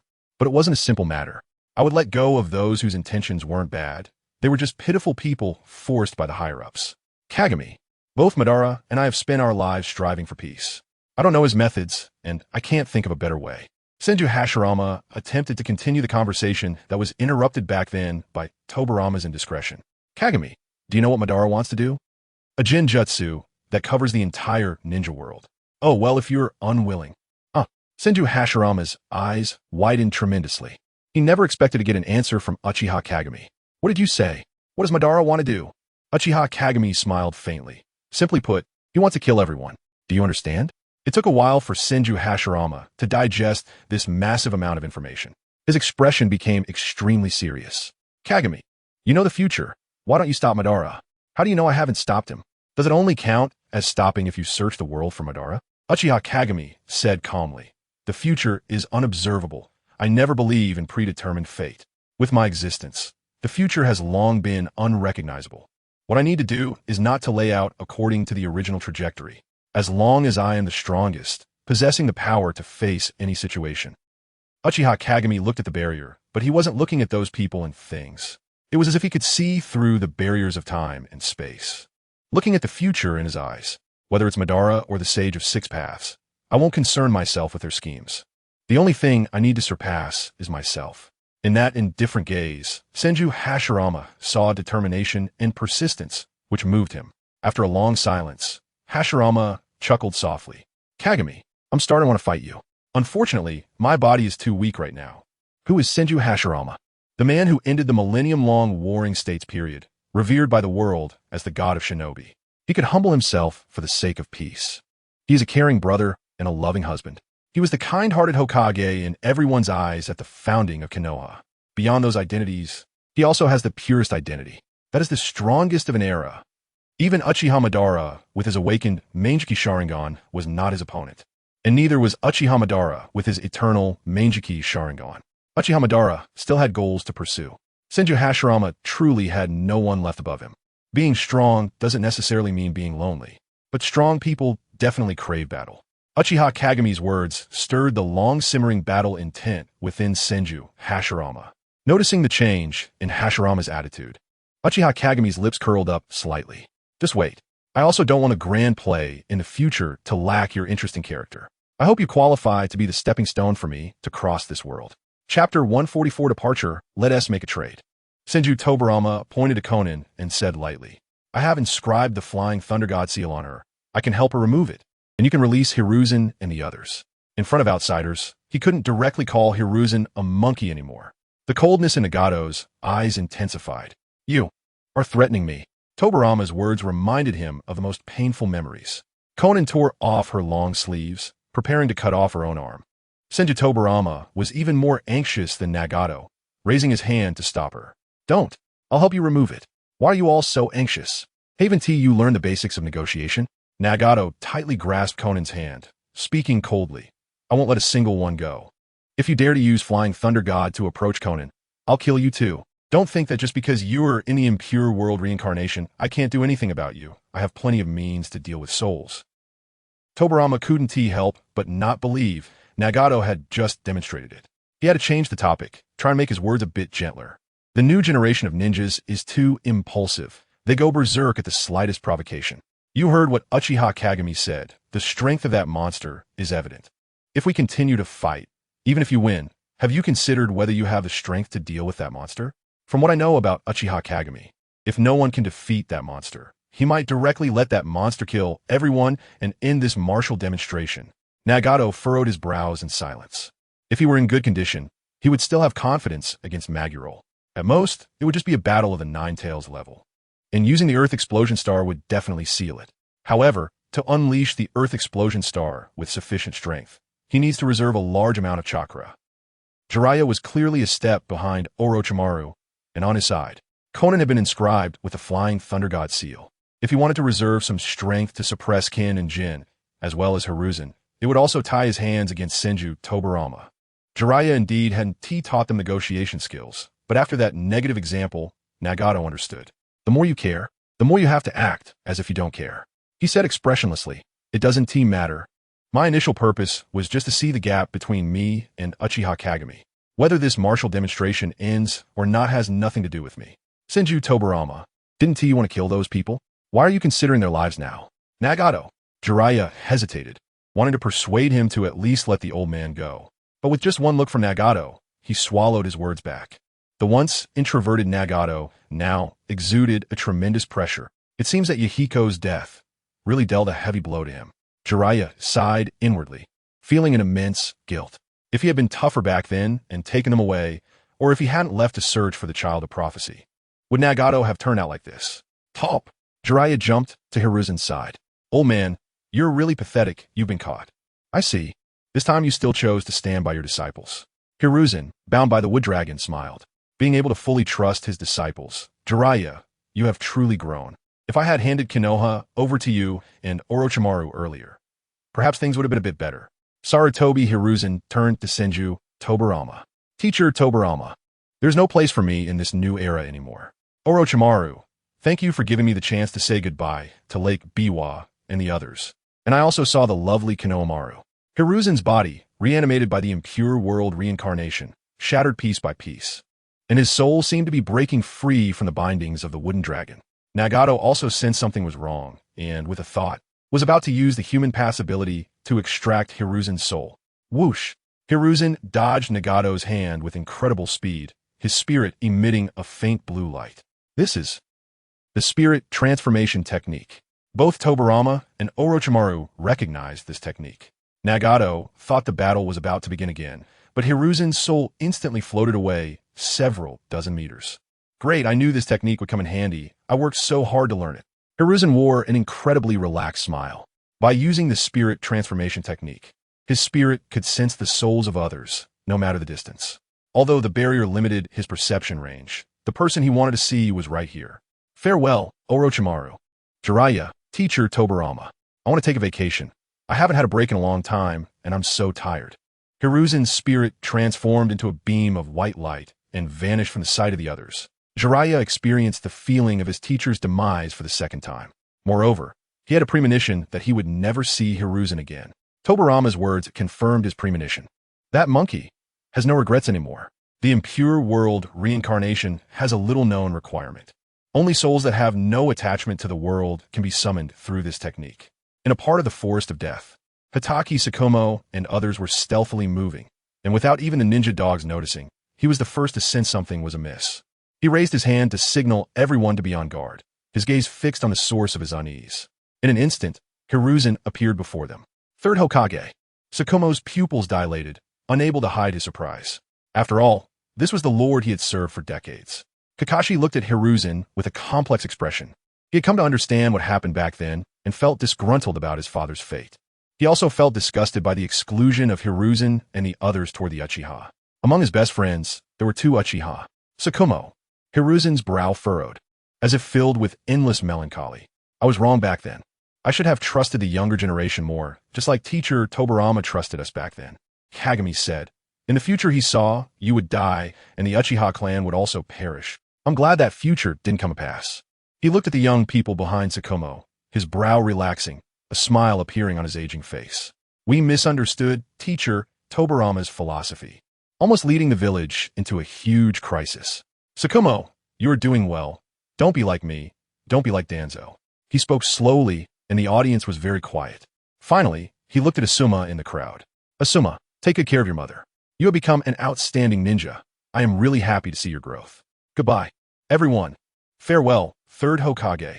Watching Hiruzen's departing spirit, Tsukumo murmured. He still remembered when he was just a child. That kind elder telling him about the will of fire. It was something he remembered for a lifetime and had never forgotten. Hiruzen's spirit continued to fly. He was heading to his last place. In the forest, Zwaluin carried 5 small ones in circles toward the center. This was the most effective way to buy time. Behind them was the evil entity, and ahead was a super strong enemy. Zwaluin had complained more than once that Kagami was making things too chaotic, lacking any gaming experience. Suddenly, he slammed to a stop, almost throwing the child on his back off. Demon! Zwaluin bared his teeth, his hefty body shaking uncontrollably. Hiruzen's translucent spirit floated before everyone, smiling wryly as he introduced himself. I am Sarutobi Hiruzen. Children, you may not know me, but I mean no harm, you can rest assured. Chapter 145, Fire Ashes. Firefight no, I know you, Niji said. I have studied the records of Konoha. You are the third Hokage, the longest-serving Hokage. Speaking of which, we are also your juniors, Lord Hiruzen. Hiruzen's expression changed, resembling a chaotic oil painting, with both expectation and unease in his eyes. His lips trembled, ultimately transforming into a kind smile. Is there still a child who remembers me? Sasuke frowned. He was also a top student, not just Niji who knew history. No, speaking of which, only Karen and Naruto here are still clueless about the situation. Hiruzen, what are you doing here? Sasuke had read not only Konoha's history, but also the Uchiha's chronicles, which went back 100 years before the founding of the village. Hiruzen and Uchiha were sworn enemies. If it weren't for Sarutobi Shinji now marrying into the Uchiha, easing the relationship between the two clans, Sasuke would have wanted to fight. Sasuke, what a nostalgic name. Hiruzen looked at him and smiled. My father was also named Sasuke. I heard your name was taken from Kagami. Sasuke felt something was off, but couldn't pinpoint it. Old man, do you know Teacher Kagami? And you know Sasuke? Naruto, lying on Zwaluin's back, was calming him while curiously looking at Hiruzen. Sasuke shot him a glare, feeling a bit ashamed to be on the same team as this idiot. Niji had just made things so clear. Were you even listening? Hiruzen glanced at everyone, took a deep breath, and said, time is running out, before the evil entity arrives. I must complete this last task. Karen, Naruto, Sasuke, I owe your parents and clan a debt. Apologies are meaningless now. Consider this my atonement. I will pass on my understanding and knowledge of ninjutsu to you through chakra. Whoosh! Hiruzen's spirit simultaneously surged into the minds of the three. The powerful mental energy impact instinctively caused Sasuke to activate his Sharingan. The Sharingan, which originally had one tomo, slowly revealed a second tomo. A vast amount of ninjutsu knowledge flooded into his mind, mainly related to lightning and fire release, along with some applications of yin release. On Naruto's side, it was the shadow, shuriken technique, body flicker technique experiences, and the nature transformation knowledge of the Rasengan. For Karen, he imparted a wealth of sealing techniques, breaking down and analyzing every sealing character. Clearly, Hiruzen had a detailed understanding of the three and provided them with the most suitable knowledge. If learned normally, this knowledge would take years, even decades. Hiruzen presented each ninjutsu in the simplest way, sacrificing his own spirit to ensure the three understood quickly. A few minutes later, Hiruzen reappeared, looking even more ethereal. One could almost see the trees behind him clearly through his spirit. This can actually be done. Naruto's eyes widened. The feeling of this knowledge being poured in was incredibly unique. Hiruzen smiled playfully, like a mischievous old man. I do have the title of ninjutsu professor. Karen looked at the unfamiliar old man before her. She had the ability to sense others' chakra with her Kagura's heart, possessing a perception ability that surpassed most dojutsu users. The old man's chakra was clearly about to disappear, yet it felt incredibly warm. Like a bonfire, a fire that was about to burn out. His final gaze fell on Naruto. He always felt that he had a special bond with this child. Everyone, what I want to say to you in the end. Under the sunlight, Sarutobi Hiruzen's leaves fell, drifting like fallen leaves. You must grow up well and live well. Farewell. The complete disappearance of his spirit was like he had never existed at all. It was only their first meeting. They hardly exchanged a few words. Yet Naruto felt as if an important person was about to pass away, his heart inexplicably aching. Did he really make such a decision? Hiruzen, you are a qualified Hokage. Send you Hashirama aside. The will of fire was the initial wish proposed by him and Madara, hoping that the village he created could continue to prosper, allowing future generations to live in peace and no longer experience war. But in the end, it led to divergence. Uchiha Kagami looked at the place where Sarutobi Hiruzen disappeared, his eyes calm as water. The third Hokage ultimately failed to display the might of a ninja. But he interpreted the title of ninjutsu teacher quite well. In Kagami's view, the elderly Sarutobi Hiruzen was no longer suitable to be Hokage. As the highest authority, indecisiveness was the greatest flaw. However, as a teacher at the ninja school, he would excel more than anyone else. Hokage of a ninja school, Sarutobi Hiruzen. Perhaps a monument like this could be erected in the Konoha cemetery. There was no time for Naruto to feel sorrow, as Karen hurriedly grabbed a handful of ZK's hair. ZK, run. I sense that big guy is approaching. Boom! The monstrous me.I rampaged between the giant trees, showing no intention of evading. Everything along its path, whether trees or rocks, was violently shattered. Its speed was rapid, and some ninjas who couldn't escape were easily crushed like ants. Ordinary ninjutsu couldn't even cause it to pause. After being subjected to repeated torment, me.I had already entered the ranks of high-end combat power in the ninja world. Boom! From several kilometers away, an endless azure-purple chakra beam erupted, interspersed with black arcs of electricity, its power terrifying. Bang! me.I instinctively raised its hand to block. The beam crashed between its arms, exploding into countless sparks and smoke. Its legs seemed like sharp swords piercing into the earth, retreating hundreds of meters before alleviating the massive impact. Following the principle of no injury when there's smoke, me.I simply shook its head and recovered. Compared to the tailed beast bomb of the Nine Tails, this kind of attack was simply nothing. In the distant forest, a humanoid puppet nearly 100 meters tall stood, smoke still lingering from its open mouth. On the shoulder of the giant puppet stood Scorpion, Kakuzu, and a group of people from the Mist Village. Such strong attacking power. Comparable to my tailed beast bomb. Ki Shikamaru pondered, feeling even more wary of Scorpion. Kakuzu squinted his bean-like eyes and said in a deep voice, "It's effective. Let's fire a few dozen more." Scorpion coldly glanced at him. "Do you think I can use such an attack casually? The energy for such an attack comes from the life energy of many of my clan members, using Dragon Vein energy as a catalyst. This kind of attack, Scorpion named it Dragon Vein Cannon. It takes a long time to charge to fire a Dragon Vein Cannon, and it consumes the already limited Dragon Vein energy. Once used up, it's gone. This is also why Scorpion is eager for dragon vein crystals.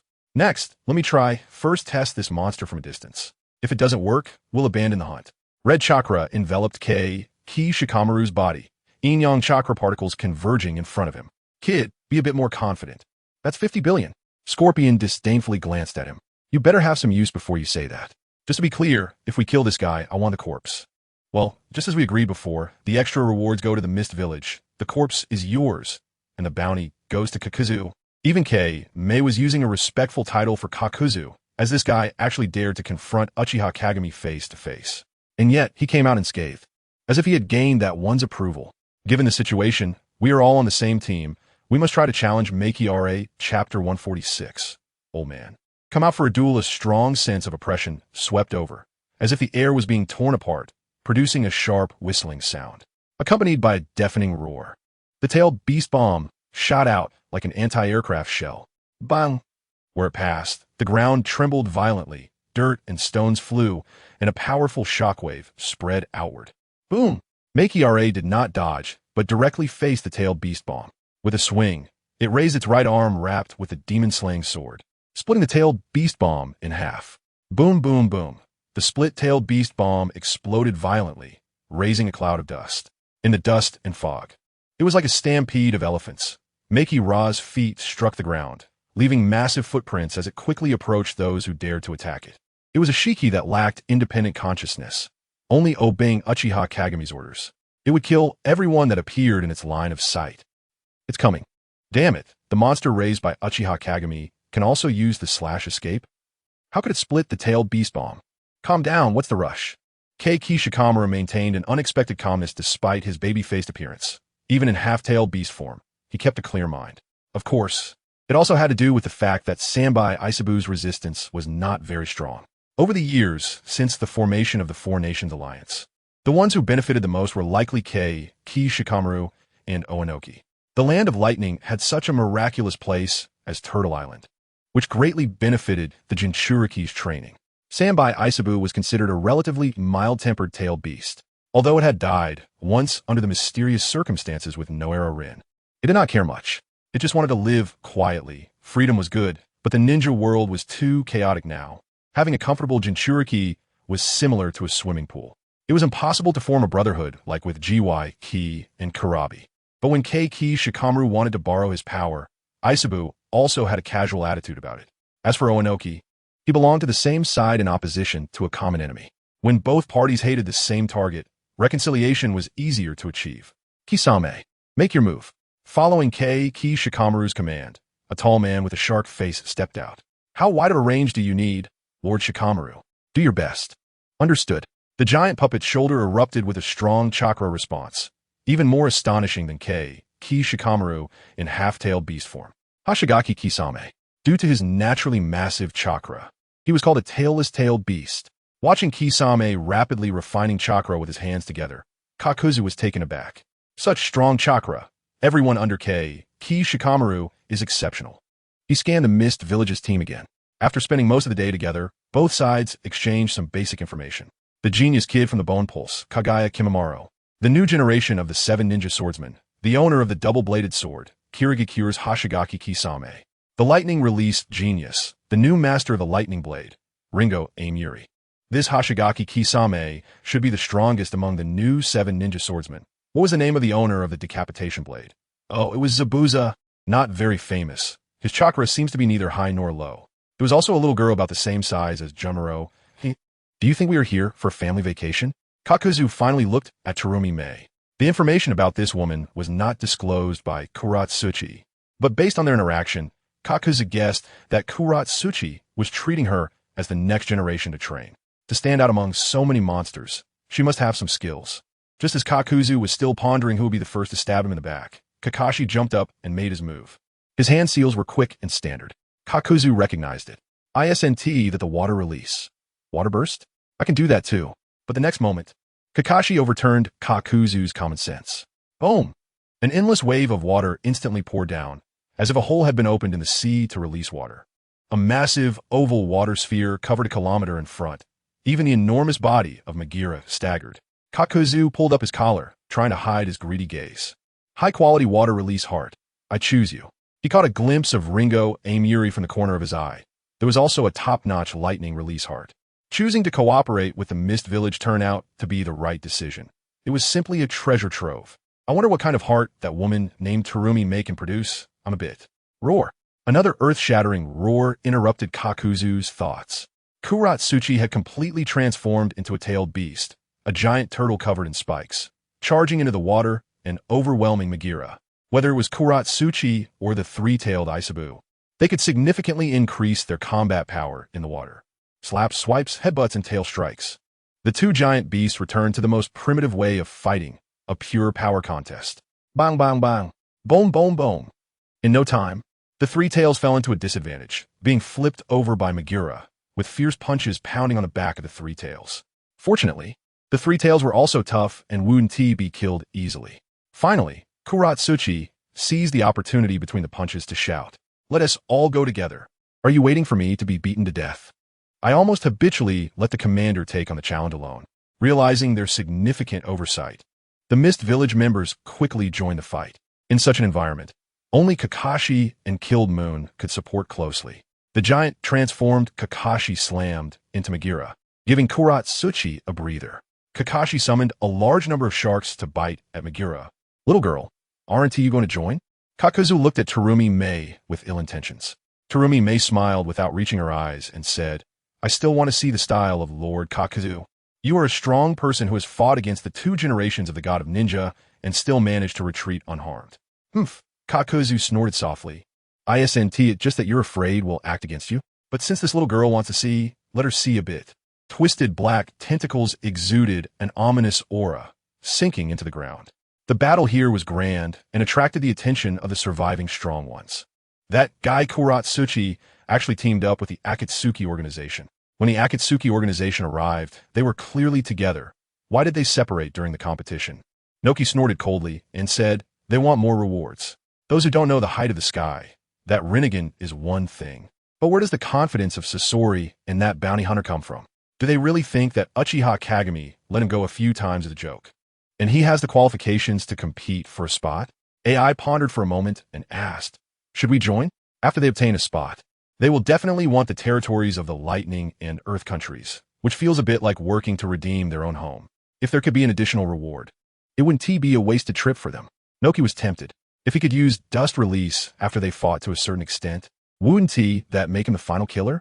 It sounds promising. It's worth a try. But just then, whoosh, Uchiha Shirsue's figure appeared in front of everyone. That same calm smile, filled with confidence, made Noki and the others furious the moment they saw it. "Oh, everyone seems quite leisurely. This time, I challenge you, Noki-senpai. How about a one-on-one?" "Arrogant," Noki shouted angrily, his small body shooting out. Meanwhile, in another part of the Death Forest, after just dealing with a team of bounty hunters, Kakashi and his group saw a group of people walking out of the shadows. Whoosh whoosh, the thousand needles shot out, coated with dark poison. Konoha White Fang. The deep resentment in the words was almost overflowing. "It's Chio." Chapter 147. Severed Fingers. Sarutobi Hiruzen's departure left both sides of the battle in a brief calm. In this situation, neither Jiraiya nor Tobirama had any intention to fight. Tobirama frowned slightly. "Nagato, can't you just return the Kin and Jin brothers to me? You can release their restraints and ask them yourself if they are your people." Nagato sneered, which was his response. Tobirama sighed. He now suspected that Nagato was his nephew's son and didn't want to bother with such matters. Once they got out, he would investigate thoroughly. If Nagato really was the grandson of his elder brother, it would also be a companion for Tsunade, not just Hashirama. Tobirama also felt sorry for Tsunade's current situation, but he wasn't good at verbal expression. "Then forget it. I'll give these two to you." Without the Six Paths ninja tools, the Kin and Jin brothers were not weak, but they were not essential combat power. Just consider it a meeting gift. "Do I need to remove the Flying Thunder God mark now?" Nagato felt that Tobirama must have misunderstood something, but he didn't bother to explain, and certainly wouldn't proactively reveal the existence of the White Zetsu cells. "No need, a mere Flying Thunder God mark. I have my ways to deal with it. I don't believe that such a mark can't be eliminated with Yin-Yang release." Nagato was not reassured about Tobirama getting closer to Konan. "Do as you wish, Orochimaru. We're leaving." Tobirama placed his hand on Orochimaru's shoulder, watching Tobirama's disappearing figure. Nagato frowned. The Flying Thunder God technique is really annoying. He turned to Jiraiya. Jiraiya-sensei, how much do you know about the Flying Thunder God technique? Do you know how to practice it? Jiraiya shook his head. Minato also learned it directly from a seal book. The three of us, including the old man, never learned the Flying Thunder God technique. Now, those with the Flying Thunder God technique might only be the higher-ups of Konoha and the Fire Hidden Village. Jiraiya-sensei, aren't you considered a high-ranking member of Konoha? Konan found it very strange. Jiraiya awkwardly scratched his head and smiled. I'm not being treated as a rogue ninja now, which is already based on Minato and Kagami's face, and Jiraiya raised a finger and said seriously, actually, the Flying Thunder God technique is not an unsolvable ability. Preset ceiling barriers and large-scale attacks can restrain the Flying Thunder God to a certain extent. Generally, Flying Thunder God users do not have the quick reflexes of Minato and the second Hokage. The movement range depends on perceptual ability. Normally, the Flying Thunder God technique is just a space-time type of body flicker technique. Nagato nodded thoughtfully. Indeed, there is another example. Just like Kakashi used the Flying Thunder God technique, he could still sense it within his Rain Tiger's range. He just didn't want to kill. What should we do now? Jiraiya asked, consciously considering himself a team member. Sarutobi Hiruzen's last words had a great impact on him, further solidifying his belief in his disciples' intentions. Nagato's gaze turned to the still roaring brothers, Kinkaku and Ginkaku, and he said lightly, being restrained is quite troublesome. In order to prevent Tobarama Senju from lifting the Edo Tensei, I need to refine them into the 6 paths of pain. Just wait here. With our strength, we are sure to secure a spot. This is the very center of the barrier, and I have already locked in the advancement. He had no intention of killing the other people inside the barrier at present, or rather, he felt that killing just these people would be of no use. It wouldn't be enough to make the ninja world feel pain. Only by rebuilding Konoha like Uchiha Kagami did, and by eliminating Hanzo's remnants to rebuild the Rain Country like he did, could a new system be established. The battle on the Akatsuki side had just paused when other battlefields began to erupt. In a vast water area, a group of strong fighters had somewhat suppressed the demonic entity, Makira. However, they had not achieved results for a long time and discovered a situation that filled them with despair. It was gradually adapting to our techniques, and the damage it could inflict was becoming smaller and smaller. 3 cobblers can match a Zhuge Liang, let alone a group of elite ninjas from the ninja world. Makira's characteristics were quickly understood, and they even thought of a solution. They needed to strike it down with a technique it had never adapted to before it could adapt. I know this too, but if even the tailed beast bomb can't kill it, what technique can deal with it? Dust release would release. / release. I know this as well. You can find someone among us who can do it. Kakuzu's face darkened as he spoke. There is another way. Composite ninjutsu. You mean? Kakuzu looked at Sasori. Your puppet, how much energy can it hold? Sasori frowned. You want to use my puppet as a medium to combine everyone's power for an attack? No way. It would overload and destroy my puppet. Kakuzu let out an evil laugh beneath his mask. Can your puppet even compare to Makira? Once we succeed, you'll obtain a disaster-level puppet equivalent to the 9 tails. That makes some sense. Composite ninjutsu involves too many issues, and we have not cooperated before, so there is no way to use it in sync. That is why we need this puppet as a medium to adjust for errors. Kakuzu spoke professionally. I have a lot of experience with composite ninjutsu. Just tell me your abilities and chakra amounts, and I can adjust a suitable plan. We will fight while retreating. Buy me some time to think. Seeing his confident tone and gaze, everyone couldn't help but believe him. After all, he was older than Elder Yuan, and compared to the old Yuan who was falling apart, this one was still vigorous. His displayed combat power was also considerable. Although it didn't team match the rumors of being that powerful, it was possible he was hiding his true strength. Kagutsuchi also received the news, and after a brief thought, agreed to Kakuzu's plan. They began to implement a kite-flying tactic. Sasori retracted the giant puppet into the ceiling scroll, as it was too easy to become a target. Summoning the 3rd Kazekage puppet, they flew in the sky, while everyone stood on the puppet and fought while retreating. The iron wings of the 3rd Kazekage were large, but with so many people standing on it, it looked very uncoordinated. If this scene were seen by the Suna villagers, they would probably be so angry they would spit blood. This was an insult to the strongest Kazekage. Makira adhered to the setting and did not completely chase after them, instead clearing out ninjas hiding along the way like ostriches, believing they wouldn't be discovered. On the Suna and White Fang side, the first step for strong fighters to start a battle is to clear the field. The surrounding trees had already been flattened. In the empty battlefield, The first to be eliminated was Sukuna'sHelp. A few members of the white fan team were also injured, but there were no fatalities. The black mist of the demonic entity spread across the battlefield, resembling a pitch-black dragon, exuding a strange and evil aura. Tsukumo Hatake stared intently at the demonic entity. He had spent years collecting evil artifacts for Uchiha Kagami, so he naturally had information on it. However, the distance was too far, and the witch from the land of demons still had diplomatic relations with Konoha. They said they would resolve it, so he couldn't lead people to encircle it. Now that the demonic entity had arrived, but the witch had not. Did Moroku from the land of demons die? That doesn't seem right.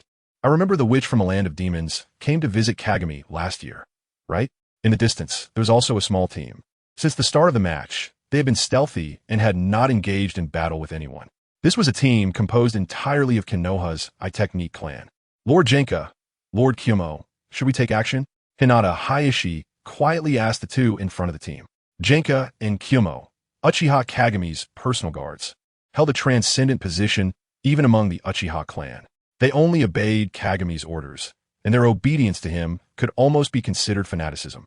Even if Uchiha Kagami ordered Genka to kill his own father, he wouldn't hesitate. No need. Lord Kagami's order is to not eliminate the demonic entity. It seems he can handle it. Next to Hayashi, Hinata Hizashi's pupils contracted. What? Aren't we supposed to help Lord Tsukumo? Instead, we are to protect the demonic entity. Kyumo turned his head indifferently, his scarlet Sharingan emotionlessly gazing at Hinata Hizashi. Do you have any objections to Lord Kagami's orders? Hinata Hizashi, recognize your identity. If it weren't for Miss Hinata, you wouldn't even have the qualification to leave the Hyuga clan's territory. Hayashi, take care of your brother. This time, just lose a finger. Chapter 148, Final Circle. First match of the martial arts tournament. Day 3. If we go any further, we might enter Nagato's perception range. The revolver slowly slowed down as it spoke to the few people on its back. Are you referring to that strong person with the Rinnegan? Niji frowned. There was still some distance from the central area, but the chakra responses behind them were also terrifying. They were currently in a precarious position, caught between two ultra-dangerous zones, with no way to advance or retreat. My suggestion is to withdraw from the competition, Niji said in a low voice. Over the past 2 days, they had encountered several scattered teams, and, if they couldn't win, they would signal the revolver to escape. Additionally, having received the favor of Sarutobi Hiruzen, Niji felt that he had done well enough in his accompanying task. Only they had the option to withdraw at any time. Hinata had no strong opinions, and Karen completely followed Sasuke's lead. The gazes of the few focused on Naruto and Sasuke.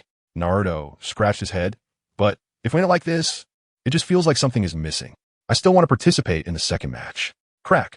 While eating a rice ball, the revolver said, well, it's not impossible, me.I. I know Conan, that beautiful girl with blue hair.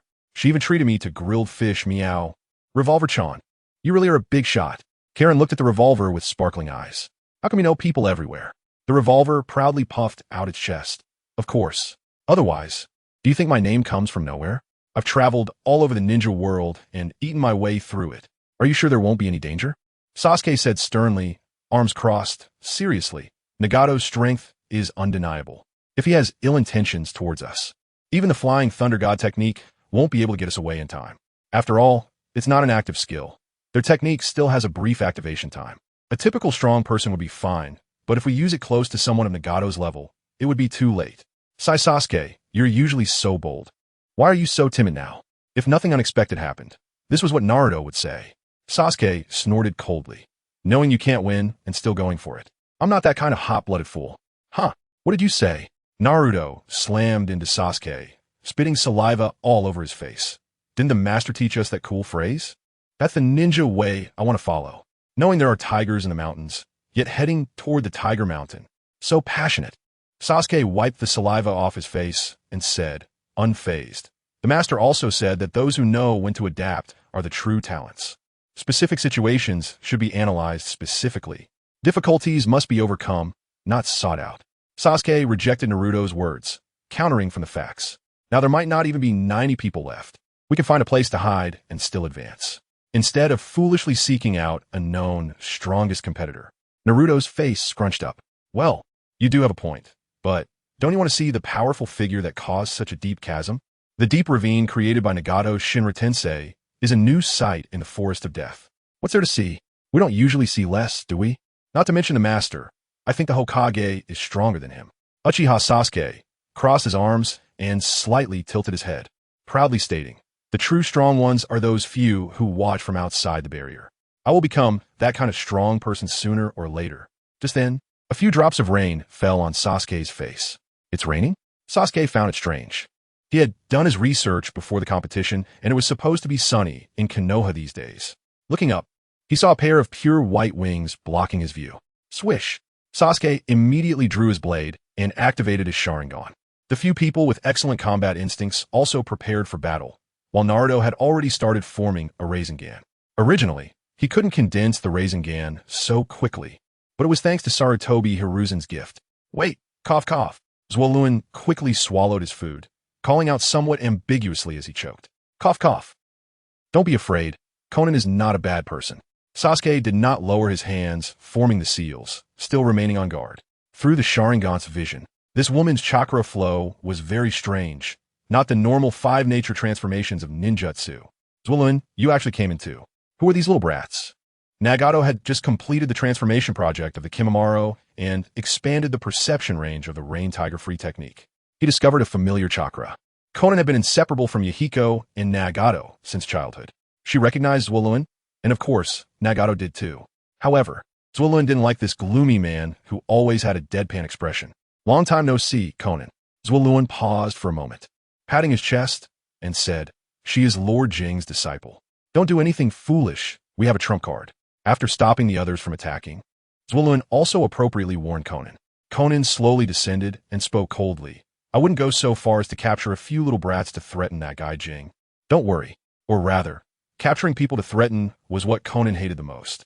Swoosh. Sasuke stepped forward, pointing his short blade at Konan. Hey, use honorifics for Lord Jing when you talk to me. You woman. Naruto hurriedly dispersed the Rasengan, grabbing the hem of Sasuke's clothes. Sasuke, don't be impulsive. Who was just saying those who know when to adapt our talents? But that guy's really too rude, big sister. Although he thought Sasuke's words were too extreme, Naruto decided to stand by Sasuke. Usually, arguing was fine, but they had to maintain a united front when dealing with outsiders. Seeing the several little ones standing together in defiance, Zwolluen started to mediate. I think Lord Jing wouldn't care about such things, and this lady is actually Lord Jing's senior sister, you know. I forgot to tell you, Nagato and Konan are also disciples of Lord Jiraiya. Huh. Karen's mouth dropped open. I thought that old man with white hair who often roams around doing nothing had defected and joined another village's team. Roaming around doing nothing is a complete slander. Miss Karen Jiraiya walked out from behind Konan. You little brats participating in the competition is one thing, but you still haven't left? I remember Minato gave you the key to go out. It's the perverted sage. Not the perverted sage. It's the toad sage. Slap. Jiraiya flashed to Naruto's side, vigorously ruffling Naruto's blonde hair. Don't mess around. The shampoo I'm using is very expensive. Don't mess up my smooth hair. It wasn't until Jiraiya appeared that the atmosphere on the scene finally eased. He looked into the distance and said sternly, it's not suitable for you little brats to play anymore. Hurry up and leave. Time moved to the last 3 hours of the countdown. Chapter 149. Stealing kills. Several battle zones had been completely transformed by the destruction of the Forest of Death. Truly worthy of being a living legend in the ninja world, Shurzue looked somewhat disheveled, with a kunai wound on his shoulder and several sunbon stuck in him. His dark blue combat outfit was stained with blood. Ninjas are not unchanging machines. After Shurzue's first challenge, they thought of ways to restrict the Flying Thunder God technique. They wouldn't go easy on Shurzue just because they feared Uchiha Kagami. They had come to kill. Would they wait for their own deaths one by one? Nagato was willing to let Kakashi go time and again because Kakashi posed no threat to their lives. Even when Senju Hashirama was invincible, countless ninjas attempted to assassinate him. The method they devised was to seal Shurzue with the amber purifying pot. Fortunately, Shurzue had always been vigilant about this 6 paths ninja tool from KyouMasters and managed to escape at the last moment. But it came at a cost. A moment of distraction left him injured, although it might sound somewhat pretentious. Shurzue pulled out the kunai, a hint of excitement appearing at the corner of his mouth. This is the first time I've been injured in training outside. Everyone is still quite impressive. Shurzue formed seals with one hand and held his blade upright with the other. Swish swish. Unlike the smoke effects of the shadow clone technique, one after another, Shurzue seemed to step out from his body. Slowly, they spread across the field, numbering in the hundreds. Inoki looked at the sensing ninja in the team. Shadow clones? The sensing ninja's pupils widened, cold sweat pouring down. His lips trembled as he said, "No. That's not right. In my perception, none of them have chakra reactions. Even a main body has disappeared." Inoki frowned. Without a main body, they were illusions, mirages like the second Mizuki's. It didn't matter. As long as they were all within the attack range, that was enough. Inoki extended both hands. Dust release. Limit removal technique. A massive pure white square encompassed all of Shirzue within the attack range. But the next scene left everyone utterly shocked. One after another, Shirzue charged out of the dust release's range, expressionless as they swung at the crowd. It's fake. An illusion. No entity could block dust release. Even Uchiha Kagami would need to use a slash technique to break through. They couldn't believe anyone could survive under dust release. Then there was only one possibility. These were all illusions. Clang. Samui's small knife clashed against Shirzue's sleeve of white snow, producing a ringing sound. That's not right. It's the real thing. As soon as she finished speaking, Killer Bee's 7 swords pierced through Shirzue. Bagaya deer, Komei deer. Little Samui, they are attacking phantoms. Whoosh. Samui was taken aback and thrust her knife toward her heart. Bang. Karabi leaped out, blocking the fatal blow for Samui. Don't get distracted during battle. How have I taught you? With the shadow of his teacher, Ruby's death, looming over him, Karabi deeply cares about his companions, paying attention to everyone's condition. At the same time, he had to deal with the onslaught of more than 10 Shizukus. Karabi, you are strong. Shizuku rarely shows a smile in battle. Is that so, young man? Can you tell me how this move of yours works? Sure. Phantom Flying Thunder God Technique, Chaos Snow Moon Flower. Each one is a phantom, and each one is a real entity. Hey, should I say you really are the disciple of the 4th Hokage?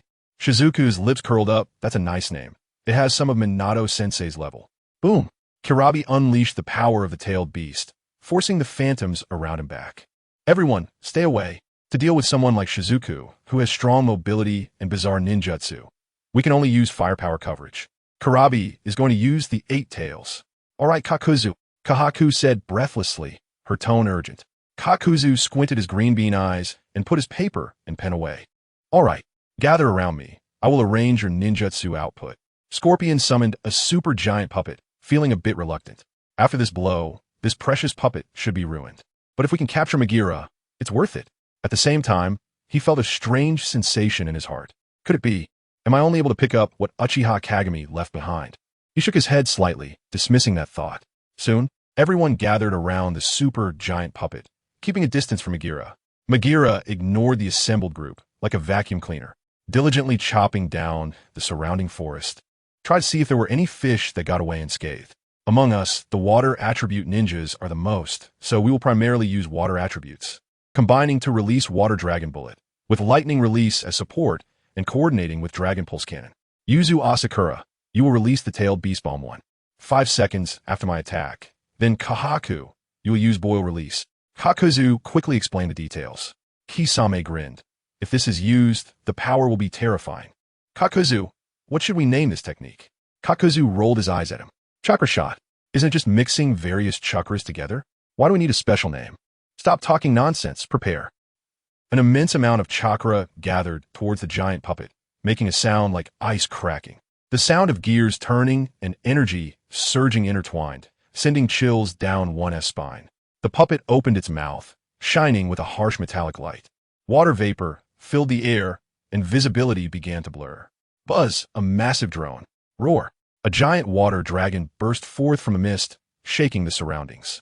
In terms of size, it was comparable to Uchiha Kagami's flame dragon. Lightning crackled atop the water dragon, charging straight toward Megira. It was like a 2-stage shot. A force surged into the water dragon, colorful. After a brief fusion, the azure water dragon was rendered black, radiating high temperatures, suddenly accelerating. Boom! Finally merging into a pillar of light, it tore through the darkness like lightning, roaring out with an unstoppable momentum. It seemed capable of splitting the earth in two. Mist hidden, Akatsuki joint. Chakra shot. Boom, boom, boom, boom, boom, boom. The massive pillar of light pierced through Megira's chest, its might unabated, crossing dozens of kilometers, violently crashing into the barrier of the 4 Red Yang formation. The barrier shook, even more so than the turbulence caused by Nagato's previous attack. This is the power of unity. Megira swayed, as if about to topple.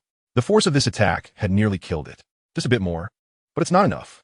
The huge cavity in its chest slowly healed, and it seemed like it was about to recover. Whoosh! Two figures appeared in front of it. They didn't give a moment to breathe. Sage art, inorganic rebirth, water release, hard spiral water blade. The water domains scattered around Megira just happened to become weapons for the two. Boom! A gigantic and magnificent water vortex rapidly stripped away the last bit of skin from Megira. From a distance, Scorpion watched the white-haired figure. The energy core tightened painfully. Megira, my Megira, another white-haired leaf village bastard. Senju Tobarama. His shout was filled with endless grief and determination. The voice was hoarse and mournful, like a wounded beast's last roar in desperation. Chapter 150 True Ninja. The attack that nearly killed Megira poured nearly all their chakra into it. Even the chakra of the three tails, Isabu, was drained. They could only watch helplessly as Senju Tobarama and Orochimaru fought over the kill. We still have time. We must seize Megira's corpse.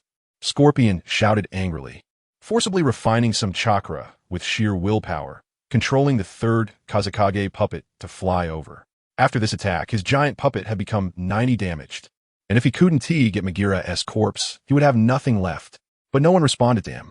Everyone fell into immense disappointment, especially Kakuzu. His dark green pupils dilated, not knowing what he was thinking, with no hint of anger at all. The water vortex stopped, and Orochimaru was also waiting to claim Megira's corpse. He was sure they had taken down Megira, this monster that could rival the Nine Tails. Heavy rain poured down, and on the shattered ground, there was nothing. Megira was a product of Uchiha Kagami's technique, so naturally, there was no so-called corpse. What Scorpion wanted from the beginning didn't exist. Instead, it was Kakuzu who suffered. That was a physical monster, or did Kagami retract it? Orochimaru muttered to himself, not too disappointed. 5 billion in experimental funding and an additional reward was already generous enough. Turning around to see Scorpion driving the puppet over with a fierce expression, Orochimaru smiled. Has he been blinded by rage, Red Sand Scorpion? Snake-like chakra transformed into countless small snakes, shooting out. Boom, boom, boom, boom, boom, boom. A series of explosions engulfed Scorpion. Without Megira, I'm also very interested in your body. Let us capture it for research. Orochimaru was curious about any ninjutsu and want to learn the human puppet technique as well. Suddenly, boom, the earth let out a tremendous roar. Roar! The roar of the bull demon resounded. The violent airflow could be felt even from a distance, as a massive bull-headed octopus-footed monster howled to the sky. Then its entire body was wrapped in octopus tentacles and began to spin. Dust flew, and giant trees were uprooted. The terrifying tornado flattened the remaining forest. Orochimaru and the others had to stop their assault and deploy their defensive measures. Quite impressive power. In the distance, above the strange bird were Nagato and the others. After turning the golden horn and silver horn into the 6 paths of pain, Nagato gained a clearer understanding of the tailed beast's chakra. This was only part of the 9 tails chakra. In the vision of the Rinnegan, the chakra of the 8 tails is far greater than the small amount of 9 tails chakra in his hand. If I can collect 9-tailed beasts like this, and bring forth the 10 tails from mythology, I will definitely gain power that surpasses Uchiha Bido. The strange bird flaps its wings and flies towards the 8 tails. Originally, Nagato intended to find the lightning and earth teams, as they at least have 3-tailed beasts. This demonstration gathered most of the tailed beast Jinchuriki, and Nagato dared not act too aggressively, fearing that Uchiha Bido would notice something. However, since the land of rain lacks tailed beasts, capturing an 8 tails for breeding shouldn't raise any suspicions, right? First, let's capture the more difficult 8 tails, and then consider the others later. It would be best if we could catch them all at once. I wonder if the chakra from the Gold and Silver brothers is enough? If not, there's no avoiding a war with Konoha. Nagato no longer hopes to achieve his goals through negotiation. Kakuzu is still somewhat resolute. The tailed blade represents 5 billion. This is the hard-earned boss he plotted for.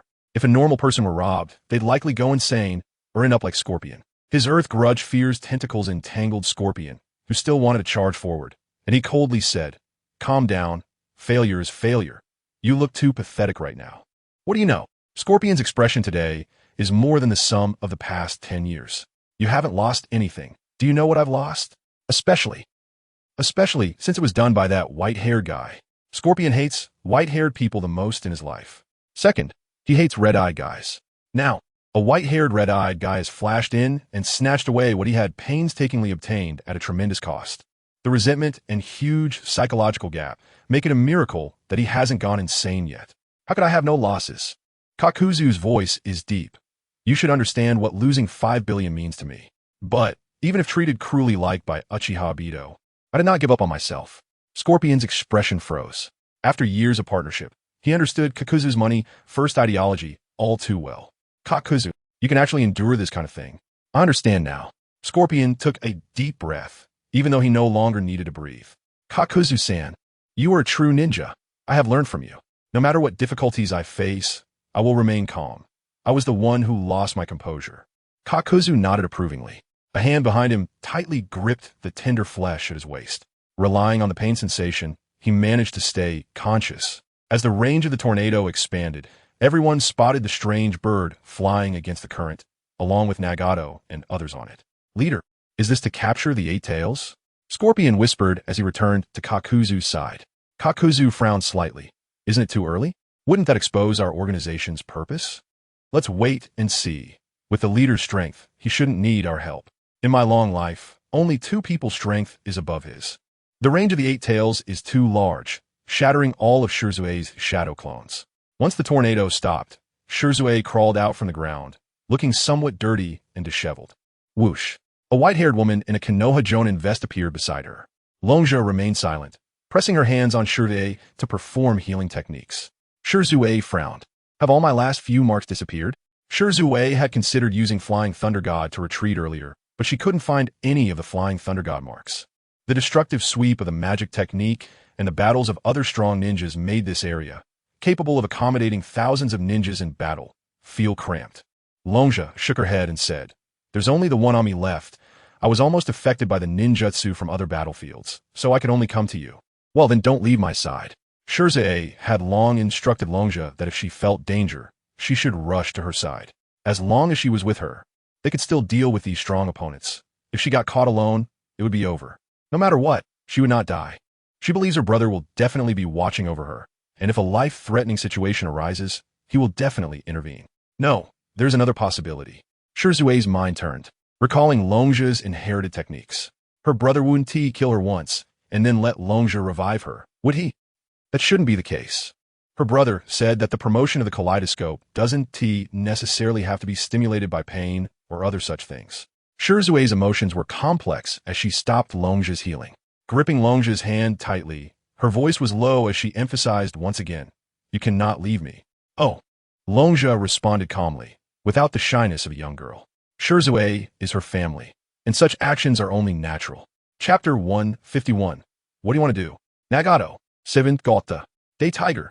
A concentrated ultra-high-speed straight punch compresses the air and explodes instantly. The air cannon, like a white tiger, blasts the mutated giant monster, the Morio.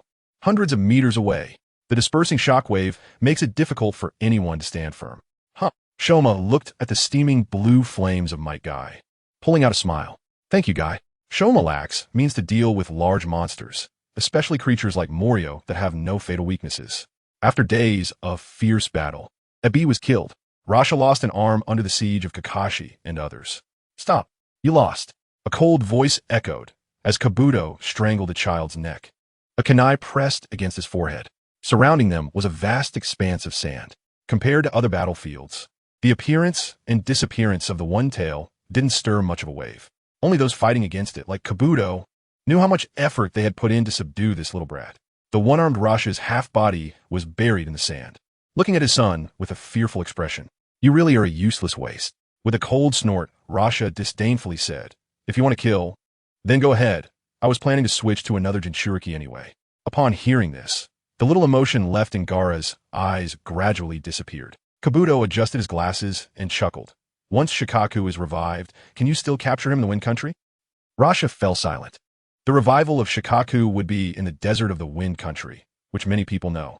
But now in the Wind Country, will the resurrected Shikaku wait for him? He would probably be suppressed by wood release as soon as he shows up. Give me Shikaku back, and we'll leave. After a moment of contemplation, Rasha spoke in a deep voice. I've changed my mind. Kabuto moved the kunai forward. turning his one-handed grip on Gaara into an embrace from under his arm. You don't deserve to be this child's father. Let me raise him. Bastard. That is our sans Shikaku. Kabuto's eyes narrowed slightly, a cold smile at the corner of his mouth. As long as you call him Gaara, I might still be interested in talking to you. He whispered softly in Gaara's ear. Can you feel it? The deep love in the sand protecting you.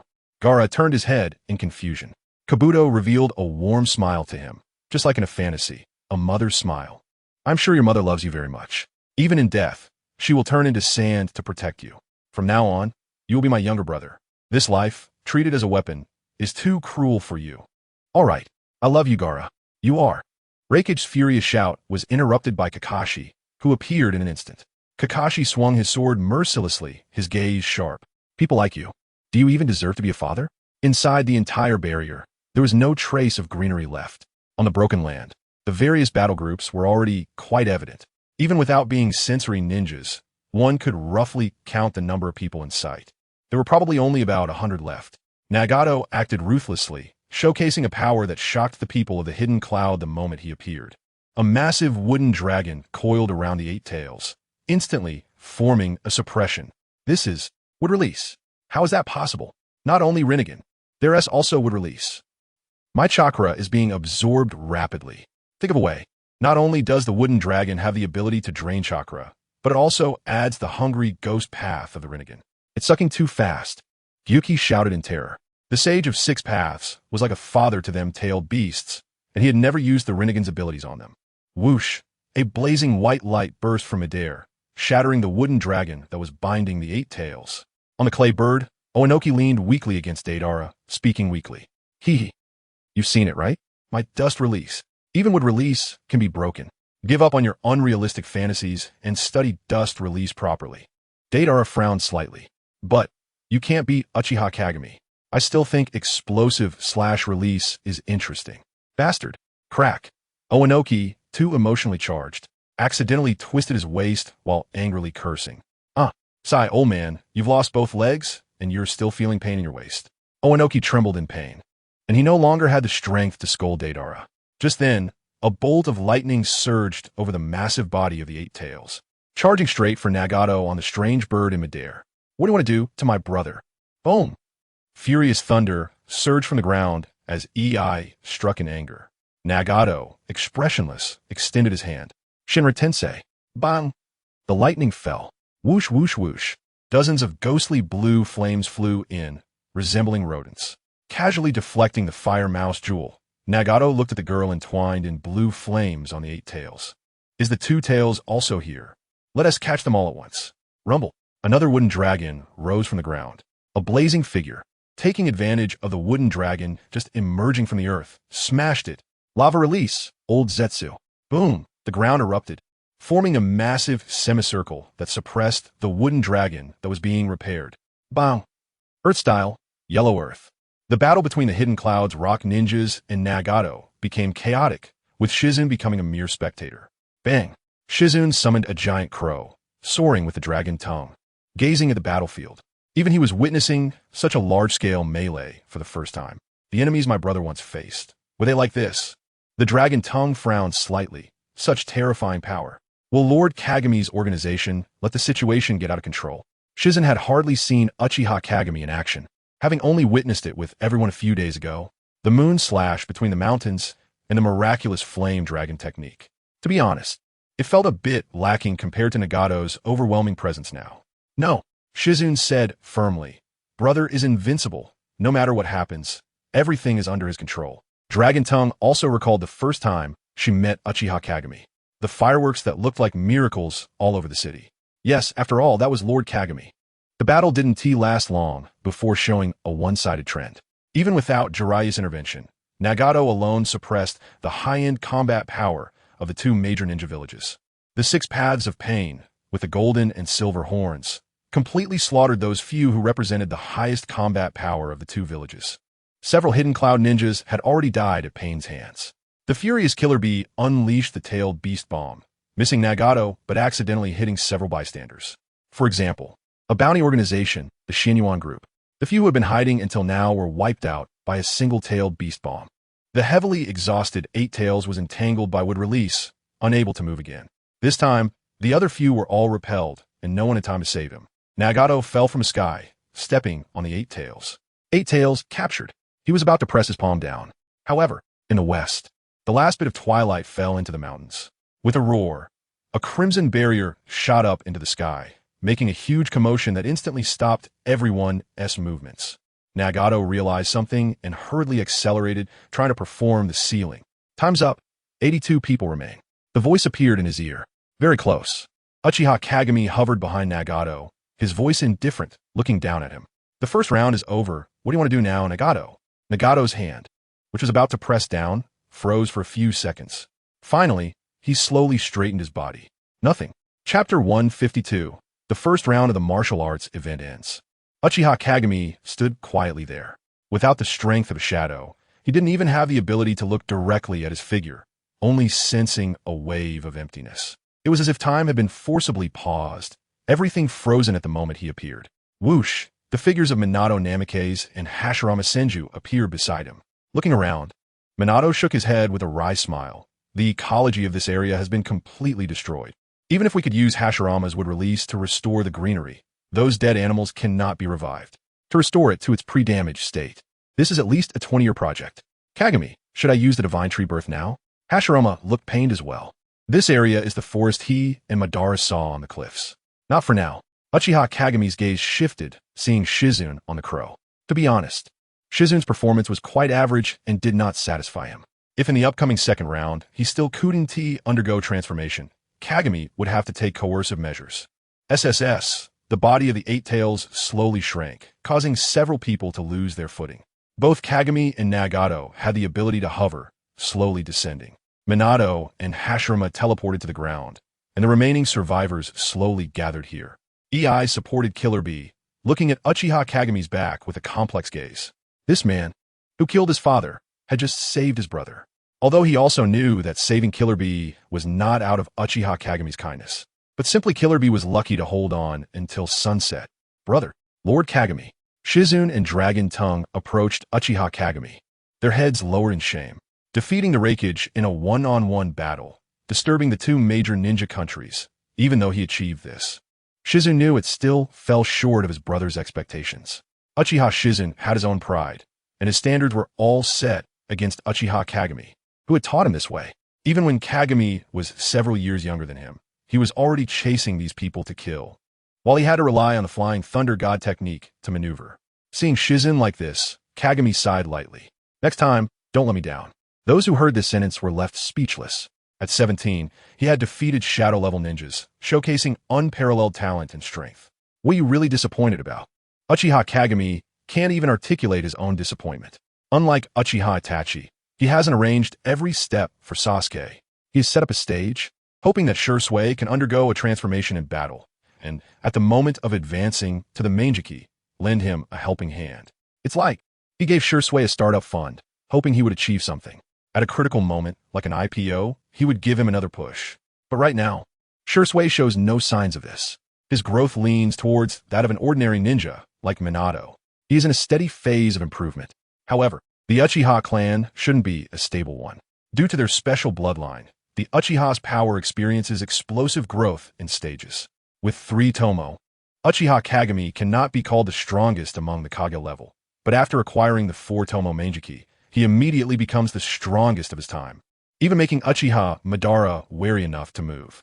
If Shursui cannot find this opportunity in the next step, then he can only try a few more times. Otherwise, what else can be done? Give up on Shursui? Uchiha Kagami flicked his fingers, shooting out a bit of yang-release chakra to heal Shursui's injuries. He announced loudly, since everyone is here, let's not waste time and start the second match directly. Do you really want to say that before helping your brother? Is this a blatant, underhanded tactic? We don't need treatment. We don't need time to recover chakra. However, no one dared to refute, and they quickly took advantage of the time, while Uchiha Kagami explained the rules to heal and refine their chakra. I will place 10 tokens in the arena for the second match, lasting for 2 days. The 10 people who possess the tokens can participate in the third match. Uchiha Kagami opened his palm, revealing a deep blue crystal. A rich aura of energy spread out, containing an extremely powerful chakra. Dragon Vein. Scorpion couldn't help but speak up. He was too familiar with this kind of energy, having been together with it for 10 years, and just losing it. The energy contained in this crystal was even greater than what he had used for 10 years. Could it be? This is the dragon vein crystal. Glancing at him, Kagami said, "This is a fragment of the dragon vein crystal, containing about 1/30th of the energy of a complete crystal. Consider it a reward for the second match's participants. Since you all fight fiercely, I feel a bit embarrassed not to give you something first." You would feel embarrassed. Scorpion stared intently at the crystal. Just 1/30th is already more than what he had used in 10 years. He more concretely understood the gap between himself and Uchiha Kagami. "Kagami, I have a question." Jiraiya raised his hand to ask. "You said the 10 people possessing tokens. Does that mean a team can have multiple tokens? If a team gathers 10 tokens, can they declare the match over immediately?" Uchiha Kagami stuffed the crystal back into his pocket, indifferent. "If a team can grab all 10 scattered tokens, then it can end." Looking around, Kagami said, "I try to take care of the weak as much as possible. If you can't even keep one token for 2 days, it's better to give up on unrealistic fantasies and just die. Don't think it's unfair. To be honest, you should feel honored that Nagato is willing to compete with you. With wood release and abundant chakra, Nagato has already reached the standard line of strength that Uchiha Kagami recognizes." Hearing this, Nagato, who had previously felt resentful, relaxed his tightly furrowed brows. Uchiha Kagami paused for a moment, his gaze shifting to a group of people in the crowd, their clothing exceptionally neat, appearing more like a group that had traveled than one that had come to battle. Sensing Uchiha Kagami's gaze, that group immediately stepped forward in unison. Xuanhua, Yunjian, the Hyuga brothers, and also Tetsu, Uchiha Izumi, and others. There were more than 10 people. They must be the team protecting Shursui, many thought to themselves. Shursui himself wouldn't think like that. As a fellow dojutsu user, if he had such a team by his side, he would have noticed long ago. "You all can withdraw. The second match doesn't require you." "Understood." Uchiha Kagami's gaze shifted. "Just to clarify, the survival rate in the second match won't be this high. Those who want to withdraw can say so." Noki let out a sigh of relief. He thought there would be no withdrawal phase since the second match follows immediately after the first. He nudged Deidara. "You should withdraw." "Huh, old man, I haven't blown anyone up yet, and you want me to withdraw just like that?" The quiet atmosphere was suddenly disrupted. He was about to shout something, but suddenly his throat felt blocked, and he couldn't make a sound. Turning his head with difficulty, he found that it was his previous enemy, Uchiha Shursui. With his back to him, Shursui forced a smile. "Brother, he's just a loud-mouthed kid. Let him go this once." Through Shursui's back, Deidara was stunned. In his view, the world was colorless. There was only a pair of scarlet and beautiful Sharingan. The oppressive crimson faded away, and Uchiha Kagami's, "I'm not a great villain. I just want to teach him a little lesson. Since he spoke up, I'll let it go." Chapter 153. Summoning Technique, Wetbone Forest Lord Kagami. "We also want to withdraw." Kabuto was leading Gaara, with Yamato following behind him. Starting to adopt orphans at such a young age. Should I say? As expected of the adopted son of Yakushi no Nai. "What? You say Gaara is an orphan? With a father like that, he might as well be an orphan." As Kabuto was about to take Gaara away, Raza panicked. Covering his severed arm with one hand, he hurriedly said, "Lord Kagami, Gaara is my son. He is the treasure of Sunagakure." Swish, an invisible and formless dividing line split Raza in two. Just as the look of terror surfaced in his eyes, it quickly faded away. His torso accurately fell to either side, with severed limbs scattered. Blood flowed abundantly. The leader of Sunagakure, just over a month ago, was still the man who was the fourth Kazekage. Just like that, he died. Uchiha Kagami's indifferent gaze fell on Chiyo. Does Sunagakure have any other thoughts? Not long ago, her brother died at the hands of Konoha ninjas, and previously Scorpion's parents were also killed by Konoha ninjas. Now, Shikaku has been taken away, and the Kazekage is dead. Chiyo's heart sank deeper and deeper, seeing no possibility of Sunagakure's revival. But now she couldn't even express her disappointment. She had to respond. Otherwise, the last spark of hope for Sunagakure would be extinguished. Sunagakure has no objections. The lurking specter in the crowd couldn't help but sneer. These ignorant humans still dared to provoke that man. Even if I obtained the dragon vein crystal and devoured the priestess, I wouldn't dare to contend with that monster. A few heavily injured individuals also chose to withdraw. Among them was Might Guy. He originally didn't want to withdraw, but the aftereffects of opening the 8 gates left him in a state of exhaustion, making it too dangerous to seamlessly transition into the second match. Kakashi took the lead to help him withdraw, and similarly, Asuma and Kurinai also withdrew. The first match was already so brutal, it could be expected. The death rate in the second match would be even higher. Lord Kagami, may I ask if the extra rewards can be claimed now? Wouldn't it be too unfortunate if I died in the second match and couldn't get the rewards? Orochimaru said with a light laugh, but he was also a bit nervous. Uchiha Kagami's method of killing Raza, he and Senju Tobarama couldn't detect any traces. If the roles were reversed, he felt that he too would be instantly killed. If it weren't for the numerous soul marks scattered around, he wouldn't dare to ask for the reward now. Uchiha Kagami stroked his chin and nodded. All right, what do you want? The secret scroll for /escape training, Orochimaru said without hesitation, stating what he desired the most. In his view, whether it was Yin-Yang escape or dragon vein crystals, their value was far inferior to that of /escape. He was self-aware. It wasn't as if obtaining the training method would mean he could learn /escape. But this was the only way to peek into the divine power. He believed that Uchiha Kagami, with a stature, would never present something trivial. Since it could be ranked as the top final reward, it must have corresponding value. Everyone's gaze fell on Orochimaru. It felt like watching someone win a jackpot. Among them, a group of people had fiery eyes. If they could act, they would have already torn Orochimaru apart and devoured him. Fine. Uchiha Kagami looked at Shui. Give him your scroll, and I'll write another one for you later. Shui summoned a somewhat worn-out scroll and gently handed it to Orochimaru. Orochimaru received it with both hands, moving even more cautiously, as if he were holding an invaluable treasure.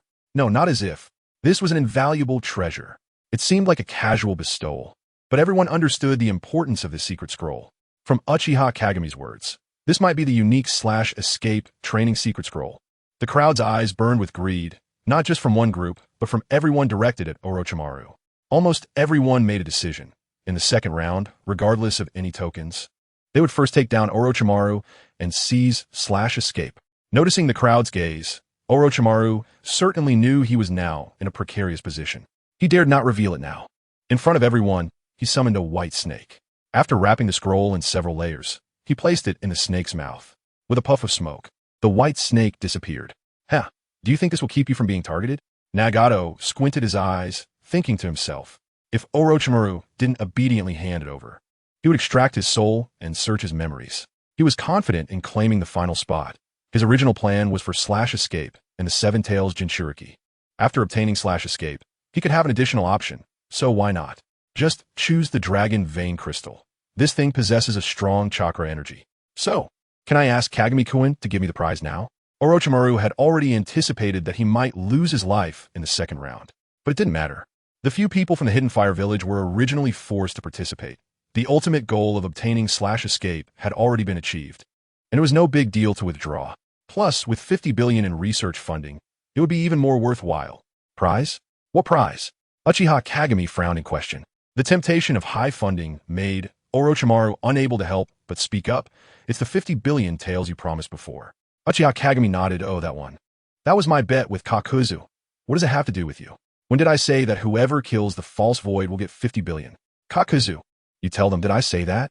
Kakuzu stepped out of the crowd. He breathed a sigh of relief, feeling much less frustrated. Uchiha Kagami never said that. Understood. I misunderstood, sorry. Uchiha Kagami clapped his hands. All right, those who want to leave can go. Everyone present here is going to be a participant in the second round. Bang!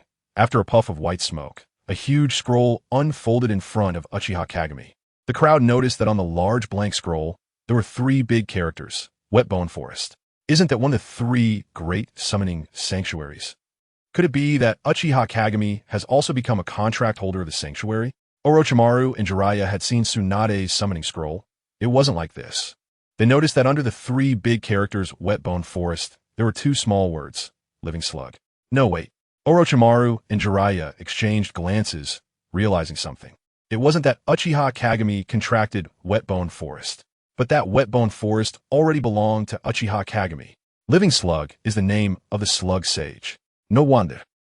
No wonder this event didn't force the inheritors of Wetbone Forest to join. They had already belonged to Uchiha Kagami. Uchiha Kagami chuckled lightly. Ordinary Venus can't withstand your chaos. I've discovered a great place. There, you can fight to your heart's content. Clap.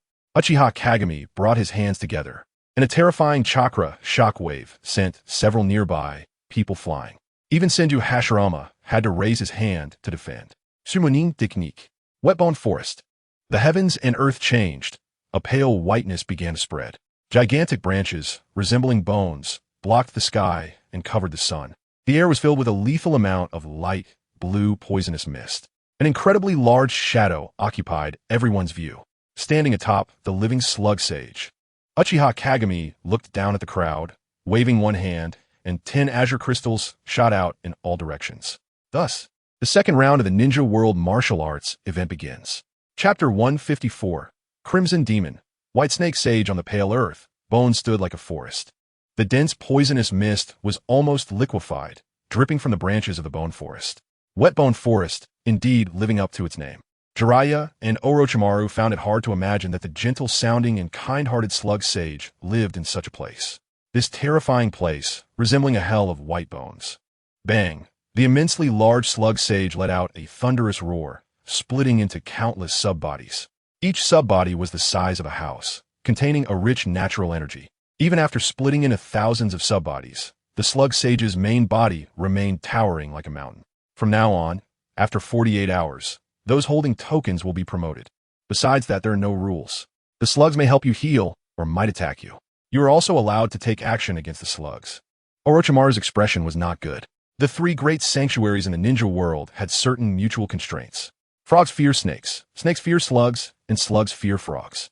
This saying is widely circulated in the ninja world because the slug's venom is highly corrosive to snake skin. The 3 snake sisters following him felt extremely uncomfortable as soon as they entered Wetbone Forest. The great sages of the 3 sanctuaries are equal presences. Facing the slug sage made them feel a suffocating sensation akin to facing the white snake sage. Wait! The 3 snake sisters' pupils constricted sharply as they sensed something. A terrifying aura was approaching. Something was coming. The earth trembled. Boom! A massive crack opened in the pale ground, and an incredibly huge white snake burst forth from the soil. That is, the white snake sage. Senju Hashirama frowned and joined his hands together. Kagami, is he an enemy? He had sage mode, and in his perception, the natural energy of this giant snake was extraordinarily powerful. It actually can summon wet bone forest to the surface. Uchiha Kagami, you are simply the second sage of 6 paths. The white snake spoke in human language, filled with joy. The old slug sage cannot leave the sanctuary. Among the 3 sages, only I can move freely, and my state is also the best. The essence of transcendent ability promotion is to devour and merge. Just like the Otsutsuki clan, raising the 10 tails to absorb natural energy and gain chakra fruits. Uchiha Kagami absorbs spiritual energy and transforms it into chakra. On a microscopic level, humans rely on food to sustain life. The white snake sage was already at a critical point. She needs a large amount of natural energy to help her evolve into a dragon. The original goal was Miyaboka Mountain. She is wary of the great toad sage, who has a connection with the 6-path sage, and plans to invade Miyaboka Mountain once that old toad dies. The Wetbone Forest is not on her menu. The slug sage cannot leave the Wetbone Forest, but she is not confident about winning in the Wetbone Forest. Both the great toad and she have given some natural energy to their clansmen, and this slug can feed itself and its entire family. Who knows how strong she is? The white snake sage greedily absorbs the natural energy of the Wetbone Forest, and the thick mist visibly thins out a bit. However, not long after, blue star-like spots appear on her massive white snake body. She has been poisoned. It's okay. She just needs to digest it. Since the Wetbone Forest has reached the surface, it has become my food, just as she is about to continue absorbing, unknowingly. In her orange-yellow snake eyes, the crimson color of the Sharingan covers her, revealing 3 tomo. How rude. Uchiha Kagami walks toward the immobilized white snake sage. Step by step. I haven't said you could feast yet. Boom! The massive body of the white snake sage is pulled up from the earth, stretching for thousands of meters with no end in sight. Uchiha Kagami nods in satisfaction. After feeding on the dragon vein crystal, it should serve as a step. In the dark right eye, tomo appear one by one, forming a crown of thorns with 4 tomo. A black-red eye power mark lands on the forehead of the white snake sage. Crimson Demon. Complete control. When the black-red completely saturates the pupils of the white snake sage. Everything about her is under Uchiha Kagami's control. The terrifying length on the ground is just a small part of her. The vast majority of her body is still in the dragon cave. Almost enough. Uchiha Kagami looks up at the moon, smirking slightly. I'll be coming for you soon. Just wait. The white snake sage quietly lies in front of Uchiha Kagami, and if not for the size difference. Her posture looks like a pet snake anticipating its master's caress. No matter how unreasonable things happen, once they involve Uchiha Kagami's name, they all become reasonable. Even the wet-bone forest can be completely summoned, subduing the white snake sage. Seems not that hard to accept. Not at all. The three snake sisters are so anxious that they can't maintain their human forms. What is going on? The chairman just came out of the mountains and was swallowed up by someone. What should we, the subordinates, do? Lord Kagami, you. Once again, the Tianqing divine princess is pushed out to speak, calling out, but she doesn't dare to continue. She doesn't even know how to speak. Uchiha Kagami slightly tilts his head. It's you. You did well on the previous task. Once it's over, you'll take over the Dragon Cave. The White Snake Sage can't go back. Understood. The Dragon Cave will definitely follow your will. We will look to you. No need. Do as you please. Uchiha Kagami doesn't think much of these three little snakes. They are okay for occasional artistic performances, but otherwise, they are of no use. The massive body of the White Snake Sage encircles the Slug Sage, and with a thought from Uchiha Kagami, looking at the stunned crowd, Uchiha Kagami calmly says, "What are you looking at? The competition has already started." The crowd finally comes to their senses, scanning around and finding that indeed several people are missing, especially a certain white-haired, red-eyed guy who disappeared the moment Uchiha Kagami threw out the crystal. The three snake sisters turned back only to realize that Orochimaru had long since vanished. Suddenly shocked by the White Snake Sage, they completely forgot the most important thing. Nagato forms hand seals, waiting for a moment, his brow furrowed. "What's wrong?" Conan asks with concern. "The abnormal energy here is too dense. I can't use the Rain Tiger free technique." Uchiha Kagami looks thoughtfully at Nagato. In terms of vitality, Nagato might be slightly higher than Kushina and Karen. However, he has not awakened the adamantine sealing technique that they possess. Otherwise, he wouldn't have been able to deal with the Eight Tails without it. Is it because he carries the Rinnegan? Uchiha Kagami is not interested in delving deeper. With Nagato's would release, awakening the adamantine sealing technique would significantly enhance his strength. Nagato's abilities are already too numerous and varied. In Uchiha Kagami's view, his own ocular technique setup is the simplest and most reasonable. Release, Black Slash, is responsible for output. The Yin-Yang transformation assists with enhancement, and it also provides healing. Crimson Demon controls, and Moonlight Visitation is a spatial confinement. That's enough. Uchiha Kagami has been focused on enhancing the limits of these abilities or developing interactions between a few ocular techniques. There is no need for flashy tricks. As long as he can kill while ensuring he doesn't get killed, that's all that matters. He has a clear plan and steps for his evolutionary direction. This martial arts demonstration is not merely held for the purpose of stopping Shursui. It is also part of the plan. Beneath the wet-bone forest, in absolute darkness, a small blue starfire lights up. The strong who have died in the martial arts demonstration so far, except for Sarutobi Hisashi, who actively dissipated himself.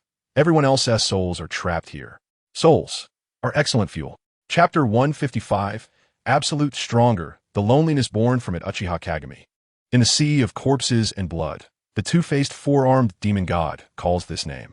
Since you can unseal me at any time, I'm curious. Why haven't you tried to subdue me with Crimson Demon? Previously, when you dealt with the one styleless prison, you must have been preparing to deal with me. Uchiha Kagami's spirit appears in front of the Scarlet Gate, staring at Sukuna not far away. I've had such thoughts, but people change over time. I gradually change my mind. Uchiha Kagami approaches the gate. Then, he directly passes through the gate, entering the sealed door. Sukuna's four eyes widen suddenly, bones cracking, as if he is about to pounce at any moment. However, he holds back.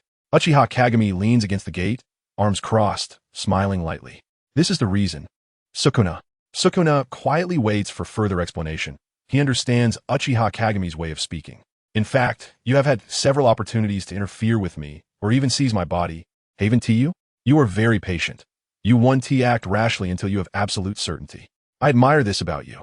The ninja world is too small. Everything feels good when it's done as one wishes, but over time, it can also become monotonous. The reason I don't subdue you now is to keep a backup plan. The gods of this universe are dead. If the other Otsutsuki are just known entities, then it's too boring. I still believe that only through the collision of sufficiently strong individuals, with one side's defeat as nourishment, can one reach a higher realm? Sukuna smirks at Uchiha Kagami. Just like in the stories, you're afraid of feeling lonely from being too invincible. So you want to cultivate an equally matched opponent? I recall a foolish woman's words. Absolute stronger.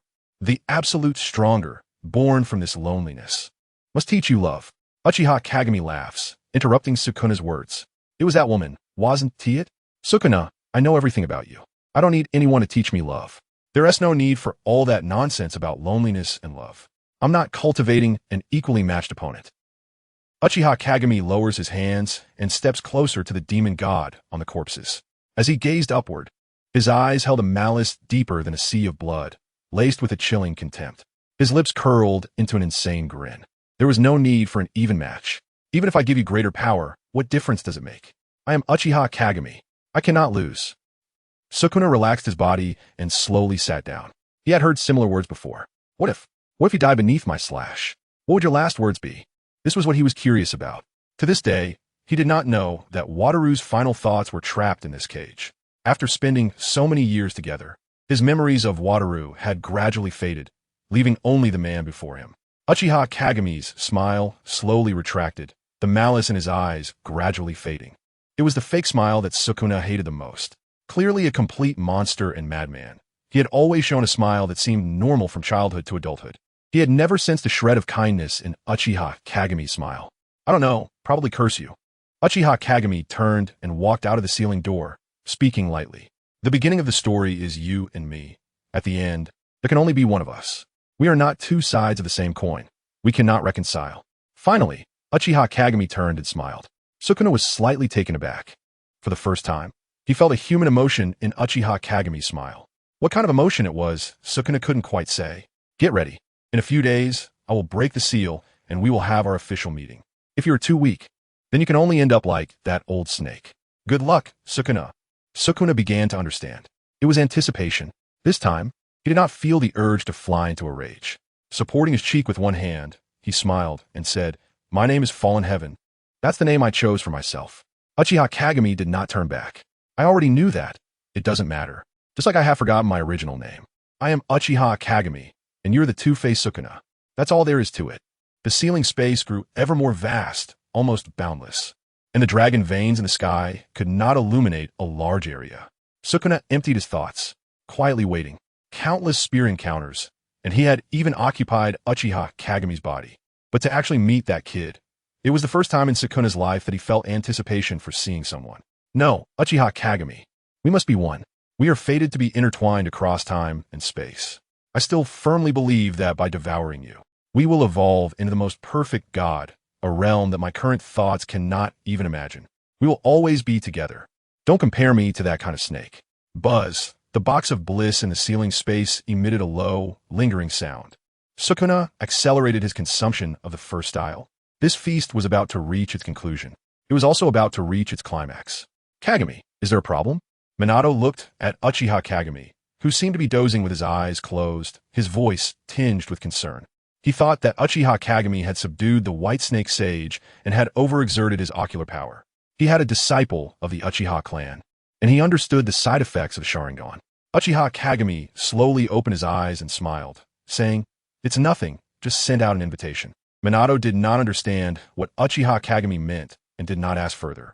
He glanced at Hashirama, who had run over to chat with the slug, and whispered, Kurama just told me that the Nibi contacted him.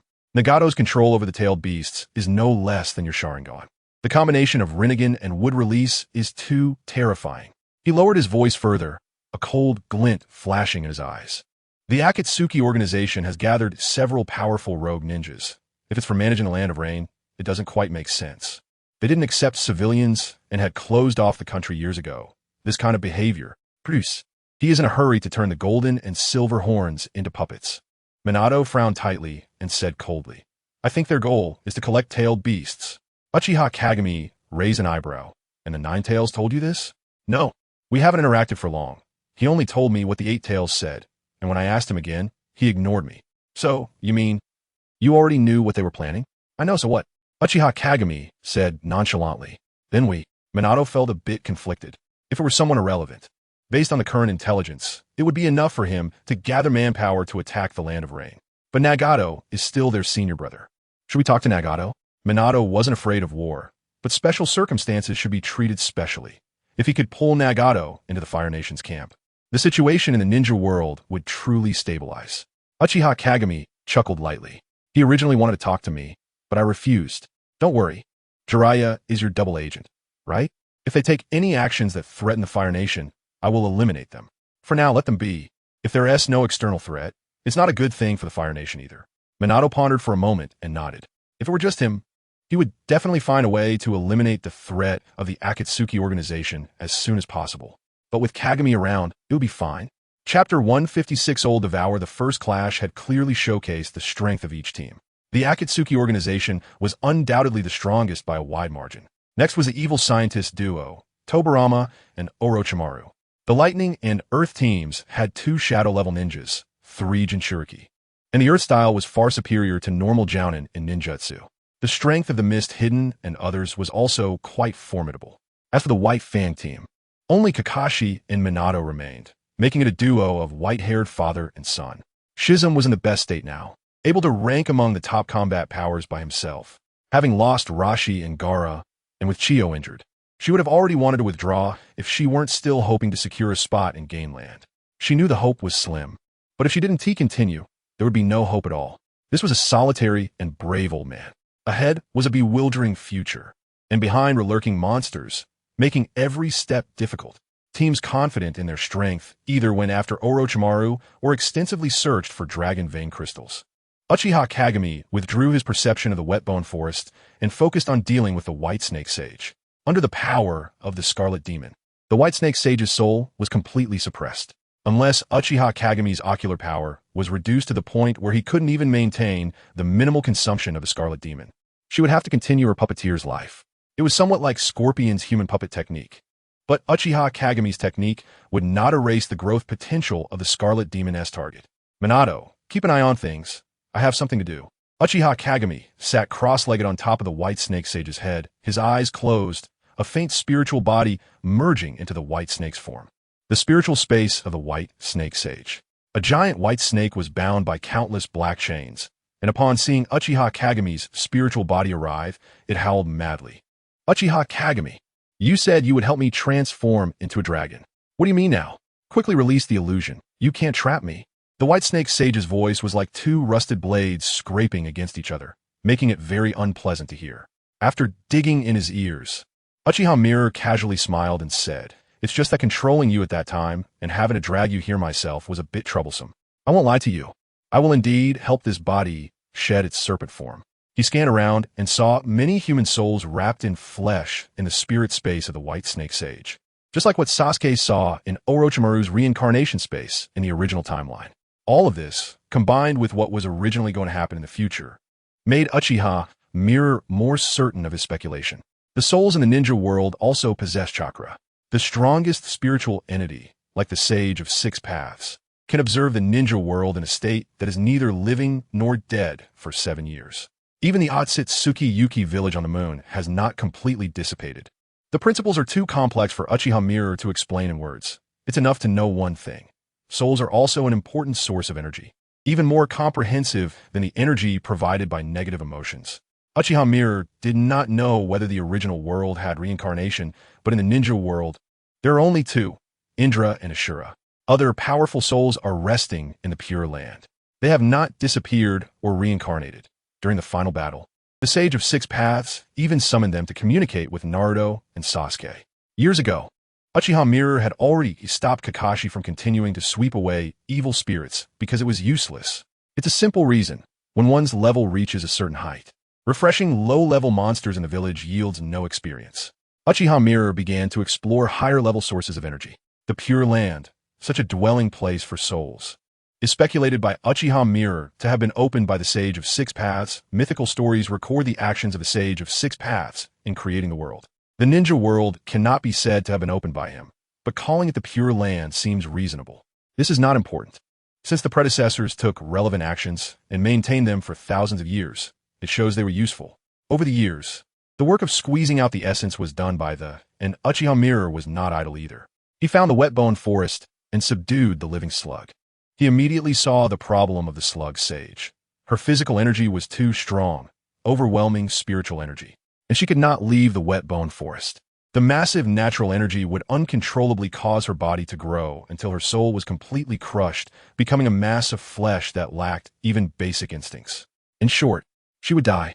Therefore, she was very eager to heal others to disperse her excess physical energy. Since that is the case, why not create more Holy Land successors? She had tried this, and the numerous white bones in the wet bone forest were the result of her intention to contract thousands of people. Not everyone is qualified to summon the slug. At least there are requirements for the amount of chakra. Many who meet the requirements already have their own summoning partners. To curb this distortion, there are two methods. One is to enhance soul energy, and the other is to reduce physical energy. Uchiha Mirror could do both. The simplest way is to periodically give her a dose of yin-yang transformation, which would yield an extremely powerful sage. However, Mirror wouldn't do that. Why should he? He wasn't a babysitter for the creatures of the ninja world to protect them. His tolerance for his favoritism towards Shursui and others was already the ultimate expression of his emotions. Uchiha Mirror pondered and slowly raised his hand in the spiritual space. A black red slash materialized and condensed. The white snake sage's angry curses abruptly stopped as she realized something. Hey, Uchiha Mirror. No, Lord Mirror. I'm willing to submit, just like that slug. I can be more useful than her. There is no need to go this far. I know countless secrets of the ninja world. As long as it's something that has happened on the earth, it can't escape my hearing. I am very useful. I have no interest in the secrets of the ninja world. Uchiha Mirror smiled lightly. If I had to say a reason for not letting you go, it's that your voice is too unpleasant. With a surge, the black-red slash extended infinitely, shattering the white snake sage along with the other human spirits. Ethereal blue starfire spread throughout this space. Outside, the massive body of the white snake sage trembled, seemingly unchanged. Uchiha Mirror slowly opened his eyes, holding a deep blue energy in his hand. He swallowed it in one bite. A refreshing sensation coursed through his body. The kaleidoscope Sharingan autonomously manifested under the impact of the massive energy. He chuckled at himself.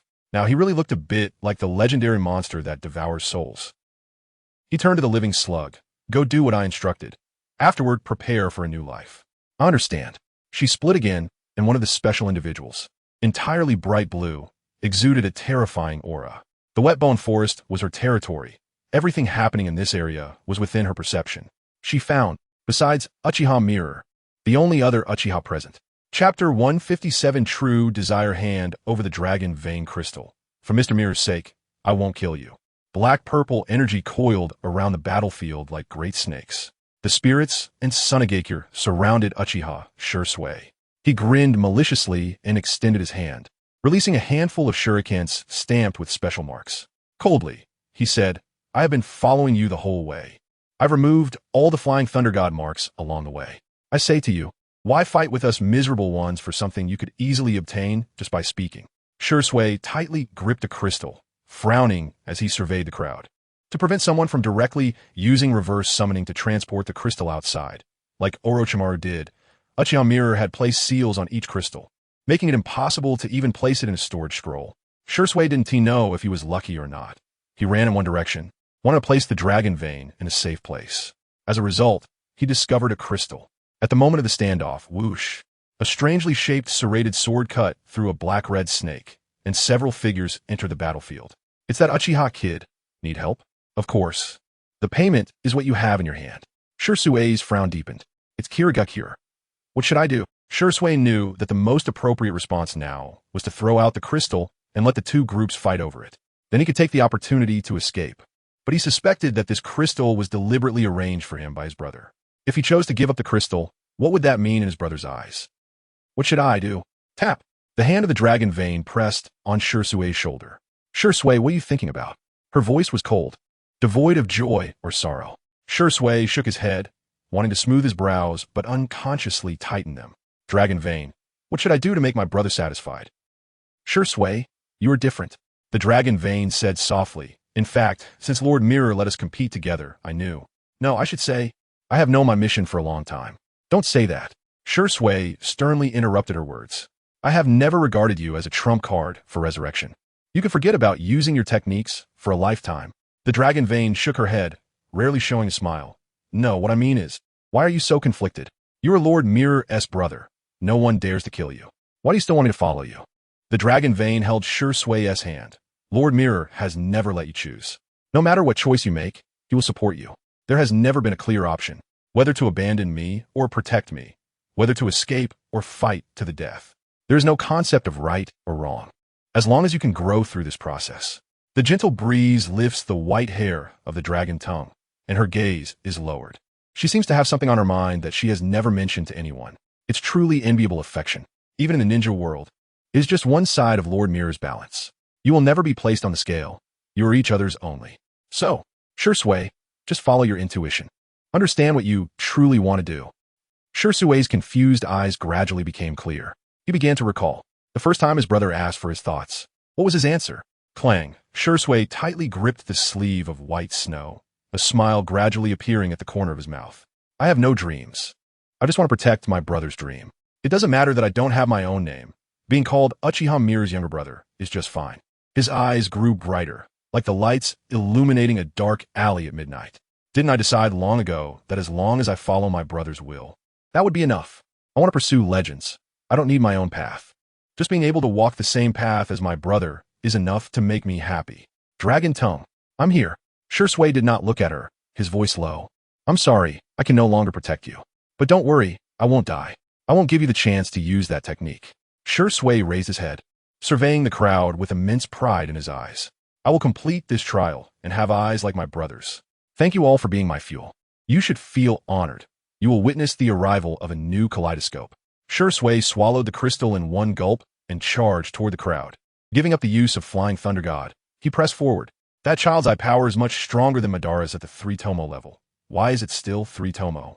Senju Hashirama asked in confusion, looking at Uchiha Mirror standing beside him. The two stood atop a giant white bone tree, gazing in the direction of Sure Sui. And your kaleidoscope? How should I put it? It feels different from what Madara said about the eternal kaleidoscope. Without the Sharingan, you can't explain it clearly.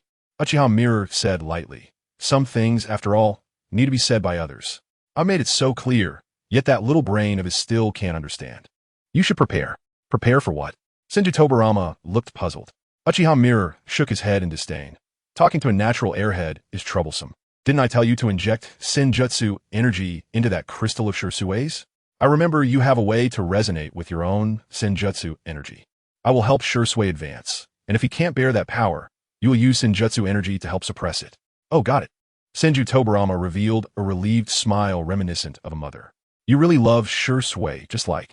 Halfway through his words, he recalled the past and fell into self-pity. Uchiha Mirror silently gazed into the distance. What I can do for you ends here. If you want to truly catch up with me, you'll need your own effort from now on, Sure Sui. On the other side, Senju Tobarama was working hard to break the seal on the crystal in his hand, trying to send it out. Swish, Pain's 6 paths standing in 4 directions. Watching Nagato and the others appear, Tobarama noticed the crystal hanging from Nagato and said solemnly, I've already given you the gold and silver horns. You have your own tokens. And you still want to snatch ours? They were taken by me. Don't act like you were giving them away. Nagato coldly looked at Orochimaru. Hand over the decapitation technique. I'll let you go. Orochimaru smiled without sincerity. Then there's nothing to discuss. Nagato, you're not Mirror. You don't have the capital to act recklessly. The Rinnegan and Wood Release aren't as flawless as you think. 2 sharp horns slowly protruded from his forehead. Orochimaru had been prepared to enter Sage mode at any moment since the second match began. Senju Tobarama performed the summoning technique. 3 coffins rose, labeled 1, 2, and 3. While stealing the body organization of the gold and silver horns, Senju Tobarama also stole the bodies of past Reikage. The Cloud Village has raided Konoha many times without much gain, only to have Tobarama dig up their ancestors' graves. In just one day, the battles in various groups reignited, showing signs of determining the final promoted candidates ahead of schedule. Chapter 158, Between Light and Darkness. The second divine, outside the wet bone forest. It was already the second day at dusk, and night was about to fall. Uchiha Mirror's gaze was fixed on the battle situation that was gradually reaching its end. Sure Sui was already in a perilous situation. Once the fire is truly ignited, people won't care who your relatives or friends are. Fortunately, this group of wraiths and the Mist Ninja were also sabotaging each other, allowing Sure Sui to barely hold on until now. His eyes bled, the extreme eye power causing his eyes to burn with pain. But now, Shui felt an unprecedented sense of exhilaration. Among the Uchiha, his character could be considered kind, except for his occasional sharp tongue. Otherwise, he wouldn't have subconsciously saved Deidara. However, no matter how kind an Uchiha is, there is a madness and obsession embedded in their blood. A normal person's emotional breakdown lasts only a moment. But once an Uchiha's emotions break down, their entire personality undergoes a drastic change. Uchiha Mirror narrowed his eyes slightly. He stood at the highest point, surrounded by a rising flow of scorching flames. He slowly raised his hand, condensing a pure black energy sphere at his fingertips, emanating terrifying power. The crimson flames gathered toward the sphere. The extreme high temperature instantly evaporated the poisonous mist that filled the wet bone forest. The deep red, eerie flames seemed to burn the hearts of people, causing everyone's gaze to involuntarily sweep toward this place. Except for Uchiha Shui. At this moment, he was completely immersed in his own world, only feeling that some wonderful change was taking place. That is, Scorpion retreated behind Kakuzu, whispering, "What the hell? Does Uchiha Mirror really want to kill us all at once?" Kakuzu wanted to use his experience to tell Scorpion that it wouldn't happen. If Uchiha Mirror really wanted to act against them, he could have done it the day before the match started. There was no need to wait until now. But on second thought, Uchiha's actions are fundamentally unreasonable. He might just act on a whim and execute total annihilation. Perhaps we shouldn't besiege this Uchiha kid? Is Uchiha Mirror this petty? Kakuzu felt a bit unsure. Fire release, Red Lotus Hell. The Red Lotus sun shines upon the wet bone forest, centered on Uchiha Mirror. The sky of this land is divided into two colors. One side is bright yang, and the other is dark yin. Yin and yang separate dusk and dawn. He is the towering mountain that divides light and darkness. On the other side, Nagato and Orochimaru and the others also stopped, frowning as they looked at the blazing sun above. Senju Tobarama snorted. Is he going to break the rules again? The rules he set for himself. He changes at will. Orochimaru looked at the sky, showing a very uncomfortable expression. In his perception, that flame seemed very unfriendly to him, who possessed natural energy. And the reality was just as he sensed. As the sun grew larger, the white bone forest of the wet bone forest cracked inch by inch, turning into powder. Endless natural energy was swallowed and refined by it. This was not an art of destruction. Rather, it was a purification method for the wet bone forest, combining fire release and yin-yang release. Simply put, this is Uchiha Kageme's God Tree. Uchiha Kageme ignored the 48-hour time limit he had set for himself. Since Shui had come this far, the second trivial match could come to an end. Those who survived afterward, Uchiha Kageme was willing to take them to the final battleground. Boom!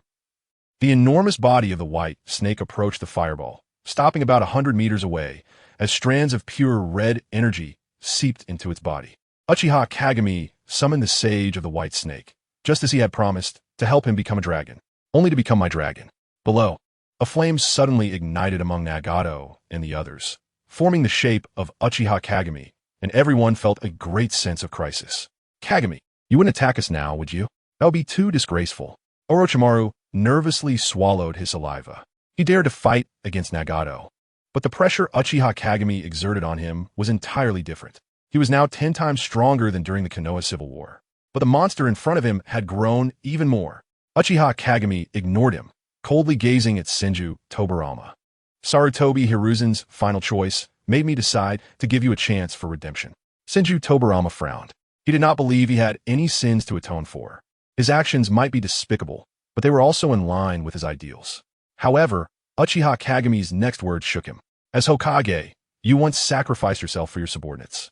My grandfather also sacrificed himself for his comrades. I will give you a dignified conclusion. Dedicate everything for Shui, for the descendants of your subordinates. What do you want to do? Uchiha Kageme turned his gaze to the distance. I want Shui to obtain eyes like mine. No. Senju Tobarama shook his head and said solemnly, I understand your eyes, but you have no brothers whose eyes you can transplant, yet your ocular power surpasses Madara's. I know you have embarked on a new path. What I want to ask is, what do you want to do in the future? Uchiha Kageme turned back and said lightly, as for my future ideals, I will only share them with those I am willing to talk to. I am generously offering you a choice, not allowing you to ask me such things. Whether to burn yourself like Sarutobi Hiruzen or to accompany Shimura Danzo. You can only choose one. Orochimaru was dumbfounded. Isn't this a death sentence no matter how you choose? It would be better to die than to accompany someone like Shimura Danzo. No. Strictly speaking, the second Hokage has long since died. Senju Tobirama fell silent for a few seconds. He handed the dragon vein crystal in his hand to Orochimaru, smiling lightly. I was already prepared. You are not a magnanimous person. It was my responsibility for not handling the Uchiha issue well, but if time were to rewind, I would still do the same. Uchiha Kagami. Without you, the Uchiha clan should not exist. I am not afraid to accompany Danzo, nor is it because of you. You just won. I have not admitted defeat. Edo Tensei. Release. The paper fragments of the Edo Tensei enveloping the spirit flew away. Under normal circumstances, once Edo Tensei was released, the soul would autonomously return to the Pure Land, known as ascending to heaven or becoming a Buddha. However, within the Wetbone Forest, the soul could not be liberated. Senju Tobirama was not like his brother, needing Uchiha Kagami to teach him step by step what to do. He sensed Shirsue's position and flew towards it. Meanwhile, this Uchiha Kagami's clone also transformed into a burst of sparks and dissipated. Nagato and Orochimaru exchanged silent glances. Boom! Nagato took decisive action. With the lessons learned from the previous encounter, he needed to quickly take down Orochimaru before Uchiha Kagami announced the end. Uchiha Kagami's main body hovered between the white snake and the sun. His thoughts rapidly turned, calculating the energy ratios needed for each step. The entire natural flow of the Wetbone Forest was certainly not something Shursui could bear. This was something Uchiha Kagami needed for himself. Shursui, I have prepared a path for you that is most suitable for you. Now, Uchiha Kagami's voice suddenly echoed in Shursue's heart. Empty everything, think of nothing, do nothing. Your body is under my control. Many elders who deeply love their juniors lay the best paths and choose the best companions for them. However, many juniors do not wish to accept such a life. Uchiha Kagami did not force Shursui. From the moment his ocular power began to manifest within Shursue's body, it represented Shursue's willingness to accept Uchiha Kagami's arrangements. I understand, brother. One of Shursue's eyes was completely rendered black and red, with no tomo visible. Blood demon. Swish. Senju Hashirama arrived in an instant, his expression serious. Is it starting, Kagami? The voice of Shurs had not changed, but his tone was much colder. Everyone could clearly see the shadow of that person on him. Let's begin first. Shursue's body vanished in an instant, faster than he could use Flying Thunder God. Talp! The Morio looked up in terror, facing the Shursu that had appeared before him. From his soul's perspective, this was not Uchiha Shursui. It was Uchiha Kagami. Just as he opened his mouth to make a sound, what came rushing toward him was a dense black and red slash, lightning flashing. In an instant, not just his body, even his soul was cut into fragments. Boom! A figure suddenly appeared. It was a stunning woman with a pair of purple-red wings behind her, resembling an angel. Someone recognized her. It was the priestess of the land of demons, Miroku. Why was she here? Is this really the time to be pondering such questions? Miroku clasped her hands around a transparent bell, emitting a faint red glow. The light flowed like lines, intertwining with the shattered energy of Morio, forming a mysterious power. Shursue's eyes resembled a vortex, swallowing this torrent of energy. Morio and the priestess were symbiotic. Miroku's figure began to gradually fade, but she showed no fear of her demise, smiling as she said, "Thank you, Lord Kagami. The fate of the priestess and Morio has come to an end. Ziwang can also live a happy and joyful life as a normal child." Ignoring Miroku's last words, he turned to the mass of azure soft tissue surging from the ground. An extremely rich natural energy was going berserk, and this mass of flesh was madly proliferating, quite terrifying. The soul of the living slug had already left, sending its body here, placing a hand on the twisted flesh. Shursue's body absorbed this natural energy, with signs of petrification appearing on several areas of his skin. Hashirama. Understood. Senju Hashirama's eyes showed black markings as he entered sage mode. Boom! A massive wooden figure rose from the ground, just like Hashirama's movements, pressing down on the azure mass of flesh, suppressing its proliferation. At the same time, the dragon vein crystal within Shursue's body emitted a faint light, achieving some kind of resonance. Senju Tobirama had arrived. This was the first time he saw Uchiha Shursui up close. Really, he looks a lot like Kagami. So that's how it is. Breaking through the barrier of the Manjiki Sharingan in one go, reaching the stage of eternal Manjiki. Clap! Senju Tobirama put his hands together, and the spiritual body dissolved, causing a light rain to fall. It nourished Shursue's soul. Tobirama was somewhat caught off guard, facing his brother's soul dissipating. This isn't what we agreed upon. But within Shirsue's body, there was still his sage chakra, and he understood what Kagami was doing, feeling a bit relieved. Boom! All life in the wet bone forest felt their hearts beat in rhythm with an inexplicable drumbeat. To this, Noki and the others were already well aware. They were to witness, once again, the birth of a pair of divine eyes. Within Shirsue's eye sockets, the fourth tomo slowly gathered. Chapter 159, Early Appearance of the Amber Master, Flying Thunder God / Tobirama. The terrifying vortex pushed everyone back. Uchiha Kagami carefully experienced the process of Shirsue's eyes evolving. With his current strength, he could clearly sense the line in the dark. It truly verified his speculation. The promotion of the Manjiki involved the participation of the world's will. The resonance he felt during his own promotion appeared. His gaze passed through the wet bone forest, landing on Naruto and Sasuke in Konoha. Tracing back to the source, he saw the Sage of Six Paths in the realm between life and death, crossing the boundaries of time and space, the distance of life and death. Uchiha Kagami's four-pointed Sharingan met the pale purple Rinnegan's gaze. He sat in the void, surrounded by a pure black staff, with the truth-seeking balls rotating behind him. Kagami. He had thought that with Uchiha Kagami's strength, the two would eventually meet. He just didn't expect it to be now. Both knew that some things about the original ninja world's future did not need to be elaborated. It was the Sage of Six Paths who spoke first. The person you sealed back, then, was the clan member your mother feared, right? Uchiha Kagami did not answer him, but instead asked back, I thought you would be some hidden puppet master. Is it really just this little bit of power you have left? The Sage of Six Paths' lips moved slightly. There's nothing I can do. I've entrusted everything to the children. In the prophecy of Gamamaru and myself, my descendants will eventually find the right path. It's just that the prophecy seems to have gone wrong. You are not the blue-eyed boy, and there is no sign of playing and frolicking with the tailed beasts. Of course, the child of prophecy is Uzumaki Naruto, not me. The Sage of Six Paths shook his head. The prophecy of Gamamaru changed from the moment you opened these eyes. You're the child of prophecy. Uchiha Kagami scoffed. Enough, talking to you fate-obsessed types is annoying. Since you guard the Pure Land, you should also understand the mysteries of the soul. If the child of prophecy fails, this is your trump card to seal Kagaya, right? No, I believe the child of prophecy can seal Mother again. This is the power I have accumulated for the ninja world. I was born from the blessings of all beings, given life by the ninja world. I am deeply wary of the clan members my mother feared. Uchiha Kagami silently observed the Sage of Six Paths. After a long time, he finally understood something. It's you.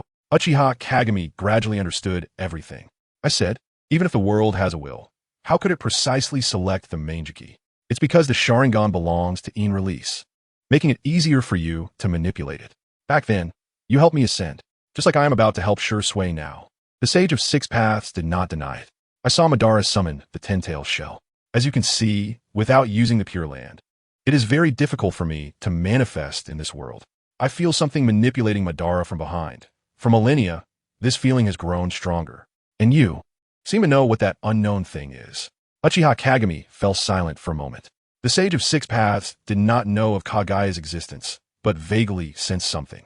The original timeline's Akatsuki organization collecting tailed beasts could not have escaped the notice of the Sage of Six Paths. They also had the Outer Path-esque golem. One could say that even if the Sage of Six Paths had a stroke, he could figure out what they were up to. But he did not intervene to stop them. The resurrection of Kagaya Tsutsuki in the original timeline had too many coincidences. Any mistake in any link would lead to her resurrection failing. The Sage of Six Paths spoke nicely, claiming to entrust all power to Naruto and Sasuke. But later, he still appeared to summon them back from the starting ball space. This shows he has the power to intervene in the world. At the very least, as long as he first collects a few tailed beasts and hides for a few decades, the Akatsuki organization would age and die off, unable to do anything. Fishing. The old sage is not afraid of his mother coming out. What he wants to find is that puppet master. In other words, the original timeline's purpose was to seal his own mother and Kagaya together. That was the Sage of Six Paths' goal. Uchiha Kagami remained silent for a long time, and the voice of the Sage of Six Paths rang out again. So Kagami, the person you sealed, is he the mastermind behind the 1,000-year battle between Indra and Ashura? No. Uchiha Kagami does not have the habit of speaking in riddles. His name is Tsutsuki Ishiki, and he is Kagaya's superior. The pale purple Rinnegan visibly trembled. Kagaya was already the strongest being the sage of six paths had seen, even in his eyes. Uchiha Kagami was not as strong as his mother in her prime. But Uchiha Kagami actually sealed Kagaya's superior. What is going on? Alright, I don't have time to discuss this with you. This time, you don't need to help. I will customize Sukuna'sHelp techniques. Wait, the sage of six paths could hardly restrain himself from standing up. What does that Suki Ishiki mean? Isn't mother wary of the clan from beyond? Or are those people already in the ninja world, and I didn't notice? Uchiha Kagami's ocular power slowly receded. You can't make the right decision. Rather than overthinking, it would be better to give the yin-yang power to Uchiha Madara or Senju Hashirama. I have said it before. The future of the ninja world will be decided by me. You, a sage who has been dead for 1,000 years, should honestly live in the realm of myth. Uchiha Kagami withdrew his consciousness. For the people here, time had not passed. No one could perceive that Uchiha Kagami had just visited the border between life and death. He began to sort through the energy gathered within Shusui's body. If Shursui were to operate it himself, this power would be enough to cause him to explode and die dozens of times. First, the first one. The four tomo of Shursui's left eye spun rapidly, forming a pattern of wheel blades. Unlike the original timeline's Mangeki, the hollow area was larger, and the outer edge of the wheel blades was not curved like a windmill, but shaped like the tips of four shurikens. Shursui's wounds began to steam with gas, healing at high speed. The knowledge required for yin-yang transformation was too vast. Uchiha Kagami had tried to teach Shursui, but couldn't manage it. After all, not every PhD can teach another PhD. He can only take a step back. Mangeki Sharingan technique, early appearance of the Amber Master. Using the living slug sage's body as energy, it not only grants self-healing abilities comparable to Senju Hashirama, but also greatly extends lifespan, at least a few hundred years as a baseline. The second ocular technique of the left eye. Flying Thunder God / Tobarama. A soul-slicing strike that transcends time and space. Wherever the eyes gaze, the spiritual body of Tobarama can instantly descend. Damn, the voice of Senju Tobarama sounded. Why am I not dissipating? You at least. Erase my consciousness. Uchiha Kagami's voice was frivolous. Since we want Shursui to replicate my ocular jutsu, we must also arrange a pet for him. Senju Tobarama, even when fighting Uchiha Madara, I acknowledge your tactical abilities. Teach everything you know to Shursui, and then I will set you free. Boom! Uchiha Kagami inscribed a seal, locking Senju Tobarama's consciousness within Shursui's eyes. After that, it would be up to Shursui to handle things on his own. And then, it was the right eye. Chapter 160. Rising Dragon, toward the moon. The right eye slowly opened. Hidden in God. Shursui's greatest talent lies in Jinjutsu. Uchiha Kagami made up for his shortcomings and also enhanced his strengths. Opening hidden in God, he could create a world of Jinjutsu that ordinary people could not escape from. Beings trapped in this illusion would gradually forget their names and eventually become Shursui's puppets. Yes, is the effect of Tsukuyami combined with Koto Amatsukami. The extent to which this could be achieved depended on Shursui himself. The last one, Bishamon Mirror. Using ocular power to construct a real individual. The strength of this individual depends on the caster's ocular power. If the previous ocular jutsu considered Shursui's own characteristics. This last one is completely. Simply put, at level 60, Shursui can summon a real clone of Uchiha Kagami at level 60. If Shursui finds something more suitable, he can replace it. However, Uchiha Kagami does not think he would have such an idea. Having completed all this, even Uchiha Kagami felt a slight fatigue. So, Shursui, the path ahead will depend on you to walk it yourself. As Uchiha Kagami's consciousness left, Shursui regained control of his body. Boom! The suddenly erupting chakra knocked the nearest giant wooden statue off balance.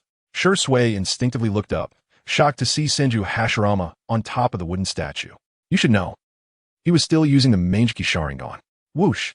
A light blue figure appeared above Senju Hashirama's head without warning, and with both hands holding a blade. He struck down instantly. Caught off guard, Senju Hashirama's raised arm was severed, paper scraps flying everywhere. What are you doing? Tobarama! Senju Hashirama shouted excitedly at Tobarama, who looked lifeless. At this moment, a dull voice echoed in Shursui's mind. Kid, close the Mangeki first. Don't casually shift your gaze. People can die. Upon hearing this, Shursui covered his eyes with one hand, realizing that his brother was gone. His brain began to receive information about his body. The body transmitted unimaginable pain, layer upon layer, crashing into his brain like a raging tide. It felt as if every cell contained a crazed ant gnawing away. Shursui was a qualified ninja, but facing such pain, he couldn't help but roar, his face twisted in agony. Just as Shursui managed to calm down a bit, that voice sounded again. This is just an echo. Uchiha Kagami helped you complete your advancement while experiencing pain more than 10 times what you perceive. Senju Tobarama watched the entire operation of Uchiha Kagami, and he was even a part of it. He couldn't understand how Uchiha Kagami, facing such soul-level extreme pain, could still arrange every step so intricately. It was like a machine devoid of emotions. But this is a paradox. If Uchiha Kagami had no emotions, how could he go to such lengths for Shursui? Uchiha Kagami. Senju Tobarama began to understand why Orochimaru, despite having died at the hands of Uchiha Kagami once, still revered him. That unparalleled willpower is truly beautiful. You are Senju Tobarama? No. In my current state, I no longer deserve the name Senju Tobarama. But you are Kagami's child, so show me a bit more respect. In the ocean of Shursui's consciousness, there was a white-haired man with a stern face, arms crossed. Upon closer inspection, one could see that his feet were bound by black chains. Shursui slowly received the information about the ocular jutsu, not forgetting to retort, "You got it wrong. I'm the younger brother, not the child of my brother. Idiot. I'm talking about your ancestor Uchiha Kagami. Have you forgotten your grandfather's name?" "Sorry." Shursui perfunctorily apologized. Then he learned how to use those chains, sinking Senju Tobarama's consciousness into the water. "All right, I've apologized for my slip of the tongue. Now you should pay the price too. It's just a trinket that my brother gave me. Don't act like an elder." Before his consciousness gradually faded, Senju Tobarama's last thought was that Shursui only somewhat resembled Kagami. His personality is just a smaller version of Uchiha Kagami. They are all so unpleasant. Damn evil Uchiha. "Shursui, how are you?" Rizetsu's long hair was disheveled, and her body was covered in dirt. As a jonin, she couldn't even get close during the recent storm. The crimson in Shursui's eyes faded, replaced by normal black pupils. But in Rizetsu's eyes, even without using the Sharingan, Shursui now felt somewhat unreal to her. Looking at his hands, he gently relaxed his grip, although saying this feels a bit arrogant. "I am really a bit terrifyingly strong now." The onlookers had no mind to speak. Their gazes at Shursui were quite similar. It was nothing but envy and jealousy. Being born from a good lineage really allows one to do as they please. Just the stinging pain in their senses made them aware that Shursui was now much stronger than before, especially just now. With just one glance, he severed the arm of the god of shinobi, Senju Hashirama. Their gazes could not see Senju Tobarama, so they naturally assumed that it was Uchiha Kagami's slash. Moreover, without that black red effect, it was completely unavoidable. Rumble. The wooden statue collapsed, and the recovering Senju Hashirama leaped to Shursui's side. With a complex expression, he patted Shursui's shoulder. "In a sense, you're also my brother now." Then, he revealed a simple smile. "Hey, Uchiha's brother." Shursui didn't like Senju Hashirama's lifeless hand, shrugged, and said, "Although you're the first Hokage, please don't try to get close. I only have one brother." Disappointed JG. Suddenly, the ground rumbled. Everyone's gaze turned toward the sky. That blazing sun was still there. What Uchiha Kagami had to do was not over yet. It should be said, he was about to do what he wanted to do. A deep blue crystal appeared in Uchiha Kagami's palm, tracing a perfect arc as it landed on the white serpent's forehead. The entire wet bone forest was continuously shrinking under the burning flames. The natural energy accumulating on the white serpent reached a terrifying level. Crack! A scale suddenly shattered. Whoosh! Countless scales of the white serpent fell off. What appeared in everyone's sight were neatly arranged, huge, silver-white scales, shining with a mysterious and majestic light. The newly born scales seemed to carry the vicissitudes and legends of time. Like brilliant gems embedded in a massive body, they emitted dazzling and colorful light, mesmerizing all who gazed upon them. The white snake slowly opened its eyes, revealing a pair of beautiful azure pupils. The crystal on its forehead spread and grew, forming a pair of deep blue dragon horns. A high-pitched dragon roar echoed through the sky, tearing at the hearts of those who heard it. If there were any spiritual beasts present, they would all be cowering and trembling. Even the many strong figures from a ninja world were greatly shocked. The white snake began to transform from its head. It gradually changed into a dragon's head and swallowed the blazing sun. Boom! The terrifying aura spread in circles, completely shattering the wet bone forest. The earth turned over. Uchiha Kagami stood between the dragon horns. Those with dragon vein crystals come forward. The final battle of the demonstration will be decided on the moon. Boom! The white snake. No, the white dragon. Breaking free from the Earth's constraints. It soared toward the moon. Chapter 161. Capture the child wielding the rebirth eye.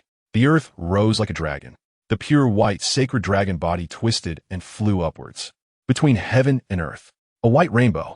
It started with the people of Konoha. Gradually, the entire land of fire. Everyone on this land. All witnessed this scene. Time seemed to freeze at that moment. Their eyes widened, mouths slightly open, wanting to exclaim in awe, yet unable to utter a word. Such a sight has already surpassed their understanding. The atmosphere was torn apart. The cloud shattered. A few people tightly clinging to the white dragon's body gazed at the horizon, seeing the sun that had long set. Even Anoki, with rich flying experience, had never looked down at the ninja world from his height. He turned his head and looked at the solitary figure of Uchiha Kagami standing at the dragon's head. The last bit of obsession in his heart completely faded away. Kakashi held tightly to his short blade. Both he and Shikaku had obtained a crystal, drawn together with the white dragon by an inexplicable force. Kakashi, in this world there really is nothing that Kagami-kun cannot do. Kakashi adjusted his mask, casually saying, I knew about this long before you, father. Nagato and Orochimaru were close to the white dragon due to their ongoing battle. Unlike most of the crowd focused on the dragon's head, Orochimaru pressed against the scales of the white dragon, sensing the vast and majestic life force like a mountain. This is the ultimate form he has been pursuing, the final fantasy of all serpents. The dragon. Nagato's confidence was also shaken. Whether the strongest weapon he had envisioned could surpass this terrifying white dragon remained uncertain. Moreover, the man riding the white dragon, the moon created by the legendary sage of 6 paths, was getting closer and closer. Nagato had never imagined that humans could achieve such a thing. Crossing the infinite distance between the earth and the moon, reaching that mythical place. Above the dim sky, a full moon had illuminated the ninja world for 1,000 years. Suddenly, countless lights ignited around the dark moon. Those were burning meteors, tens of thousands, filling the view. They were like arrows of angry divine punishment, aiming to punish the unruly creatures of the earth. What is this? No special perception ability was needed. Anyone with eyes could see that this meteor shower was heading towards the white dragon. Nagato recalled a scene he had monitored. Uchiha Kagami had fought against a mysterious powerful being that descended from the heavens.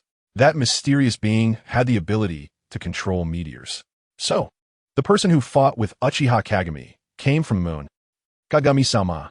The white dragon emitted a soft female voice clearly. The soul of the living slug sage had taken over this body. It should not be said to have taken over. This body was created anew for the sage. Living. Perhaps she should be referred to as the white dragon sage. Should we avoid this? Uchiha Kagami gently shook his head, gazing at the moon above. Among the sprawling temples and palaces, a boy stood in terror beneath the giant rebirth eye, desperately urging the power of the rebirth eye. He slowly raised his hand. Boom! As the meteors came crashing down, their flames intensified and exploded instantly. If one were on the ground of the ninja world, they would see a series of brilliant fireworks blooming around the moon. A breathtaking sight, passing through the flames as they approached the moon. The body of the white dragon gradually shrank until it was only a few dozen meters long. The people it carried were lifted by an invisible force and slowly descended. Despite being reborn, the white dragon remained as gentle as ever. On the surface of the moon, the vast plain resembled a silver sea, tranquil yet desolate. The pockmarked craters were the marks carved by time, emitting a kind of cold, lonely beauty. After all, this was not true outer space. This moon was merely a sealing creation of the sage of 6 paths brothers, and apart from its desolation and basic elements like oxygen, it was not much different from the ninja world. We have really arrived at the moon. Is this the world created by the legendary sage of 6 paths? Little Jiraiya, I heard from the old man that this should be created by the sage of 6 paths and his brothers. Fukasaku sage was still perched on Jiraiya's shoulder.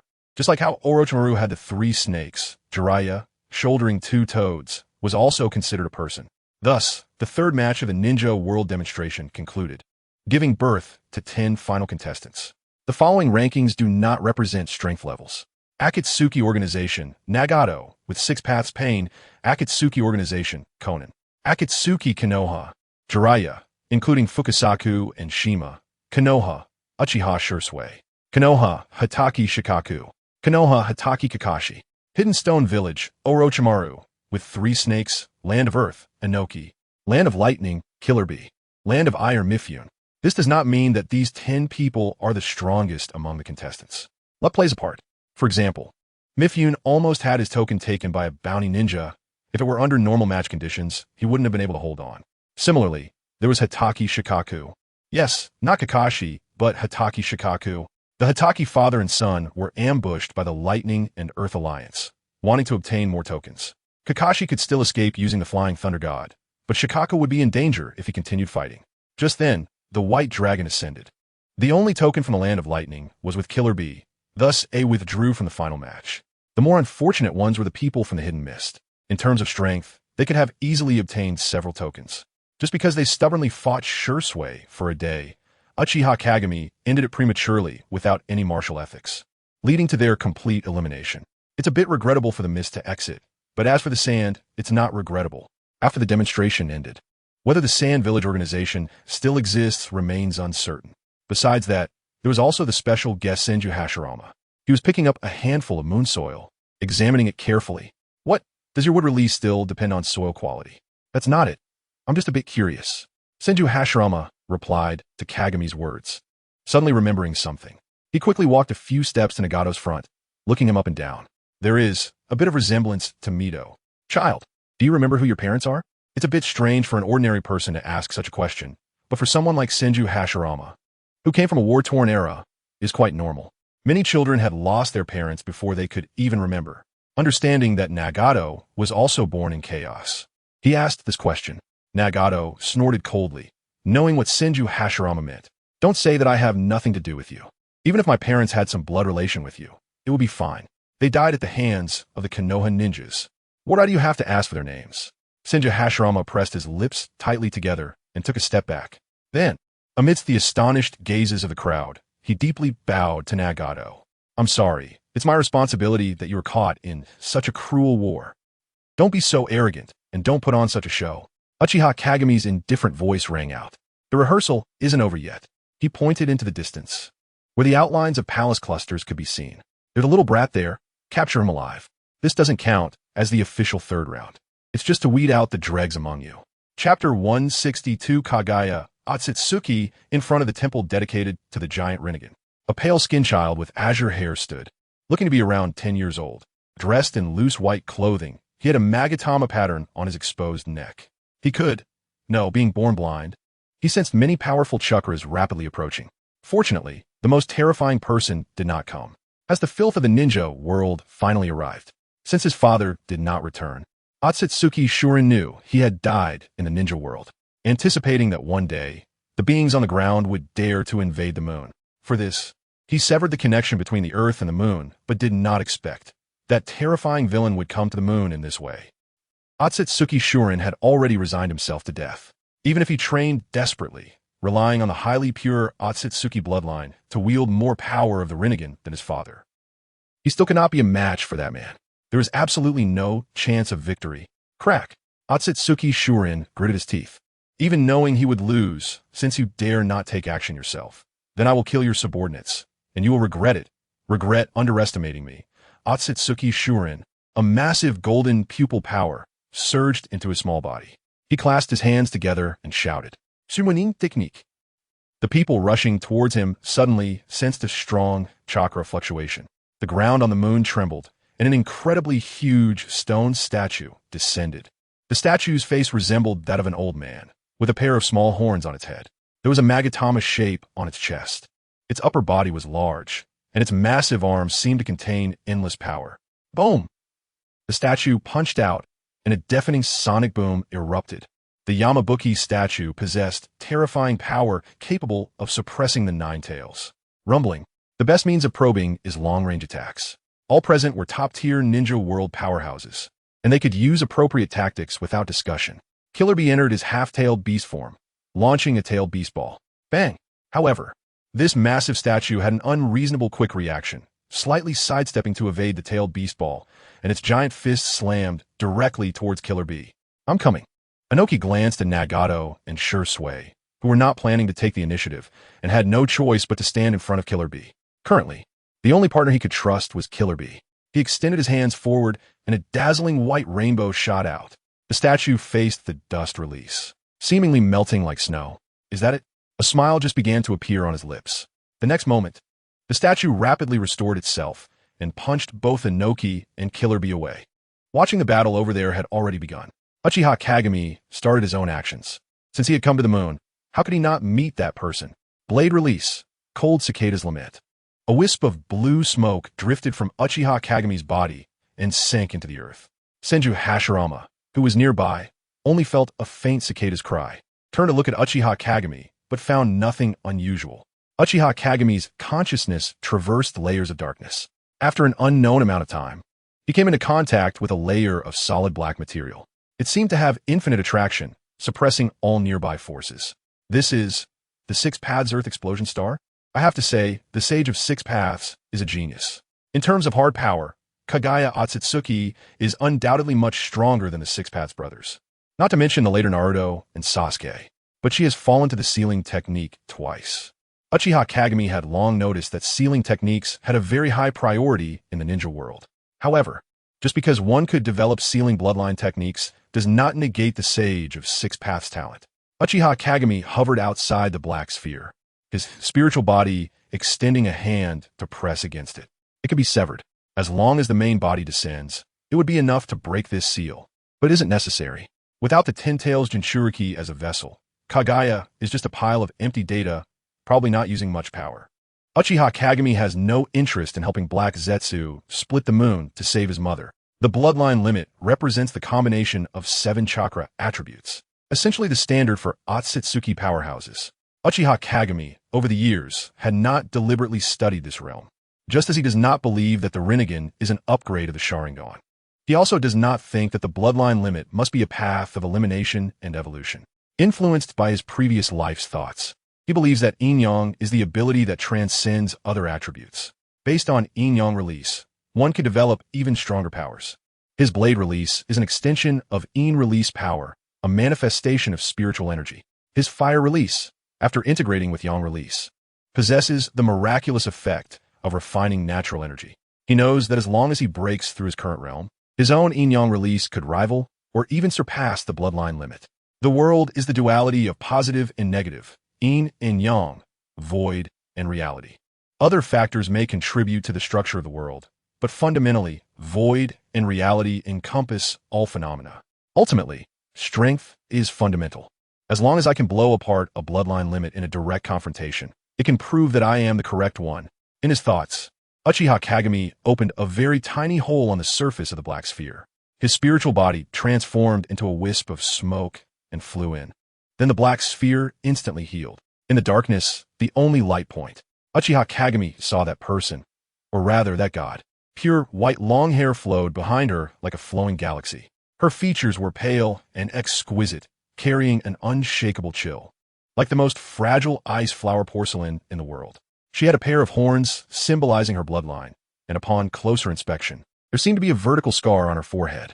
Even with her eyes tightly closed, seemingly in deep slumber, that kind of cool, aloof aura would evoke a sense of unattainable fear in people.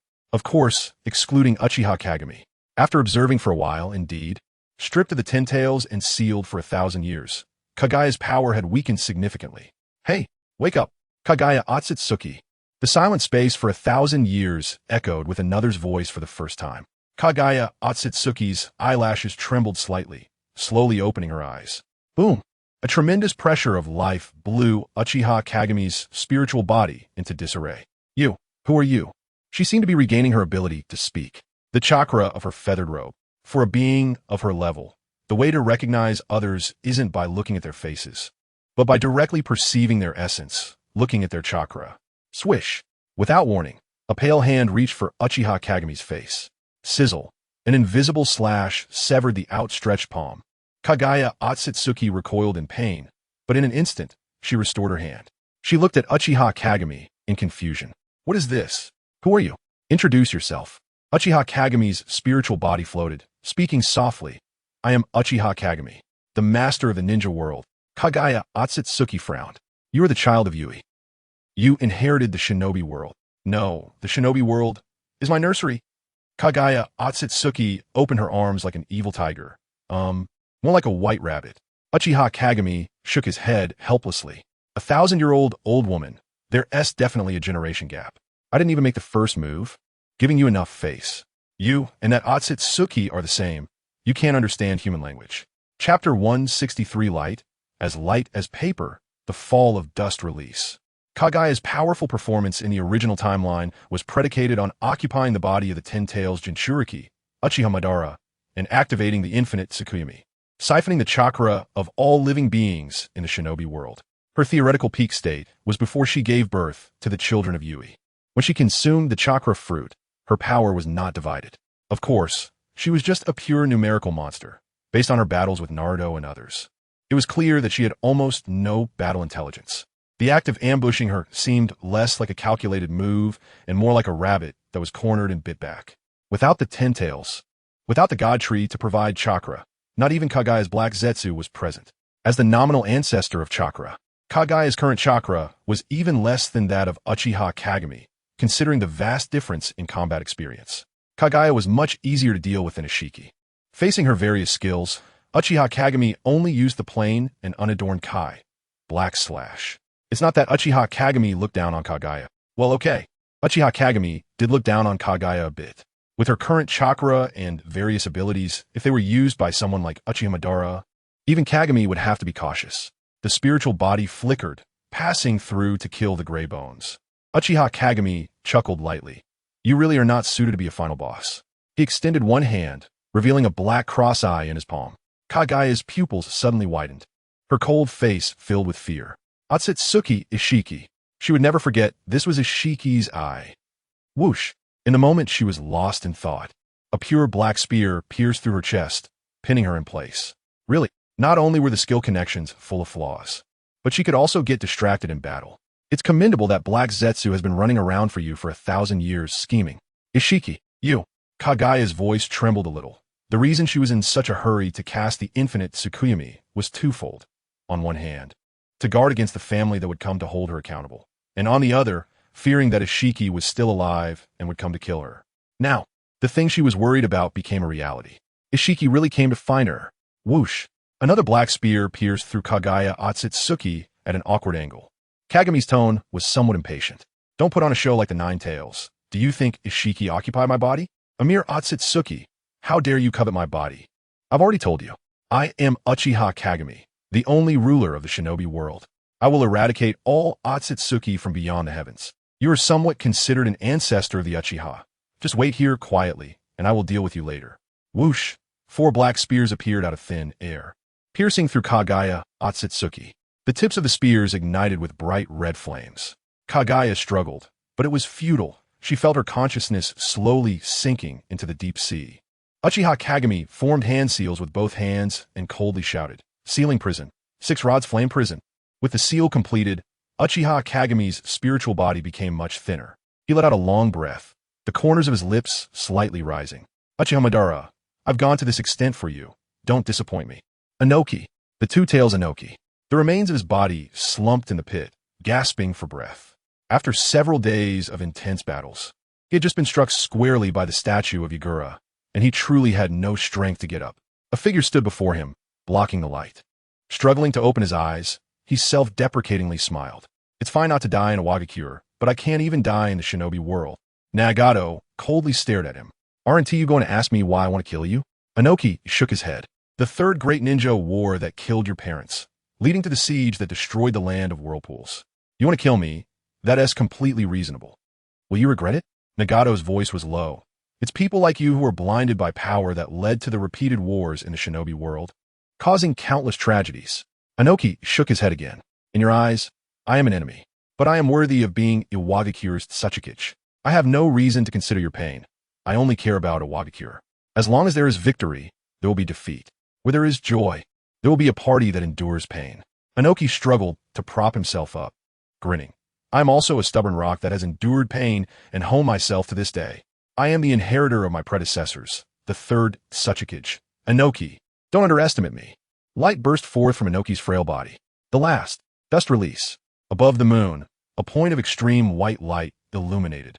Even the distant lands of the shinobi world could see it. Light as paper, scattered without form. The light flashed and disappeared, brilliant yet fleeting. Nagato's figure appeared, unscathed. Not only because the Rinnegan has the property of absorbing ninjutsu, but mainly because this last dust release had most of its power acting on Inoki himself. Upon seeing the gold and silver horns turn into puppets, Inoki would rather be shattered to pieces than become that kind of pathetic thing. The final stage of the Shinobi World Tournament. The first casualty. The third Tsuchikage, Inoki. Nagato was expressionless, turning to look at the position of the Eight Tails. Killer Bee in the distance. He had unfinished business to attend to. Nagato had already somewhat realized that there was no need to hide his intentions. Uchiha Kagami had many titles and nicknames, one of which was I that sees the future. Such powerful strength, a flawless will. That man could not possibly be unaware of what he wanted to do. Being evasive only makes one a laughingstock. Uchiha Kagami would not fear the appearance of the Ten Tails. In fact, he didn't attack the Land of Rain to seize the Outer Path Golem because he was anticipating the birth of the Ten Tails. In the Shinobi world, in a corner of Konohagakure, two figures appeared on a large tree, their entrance method quite mysterious.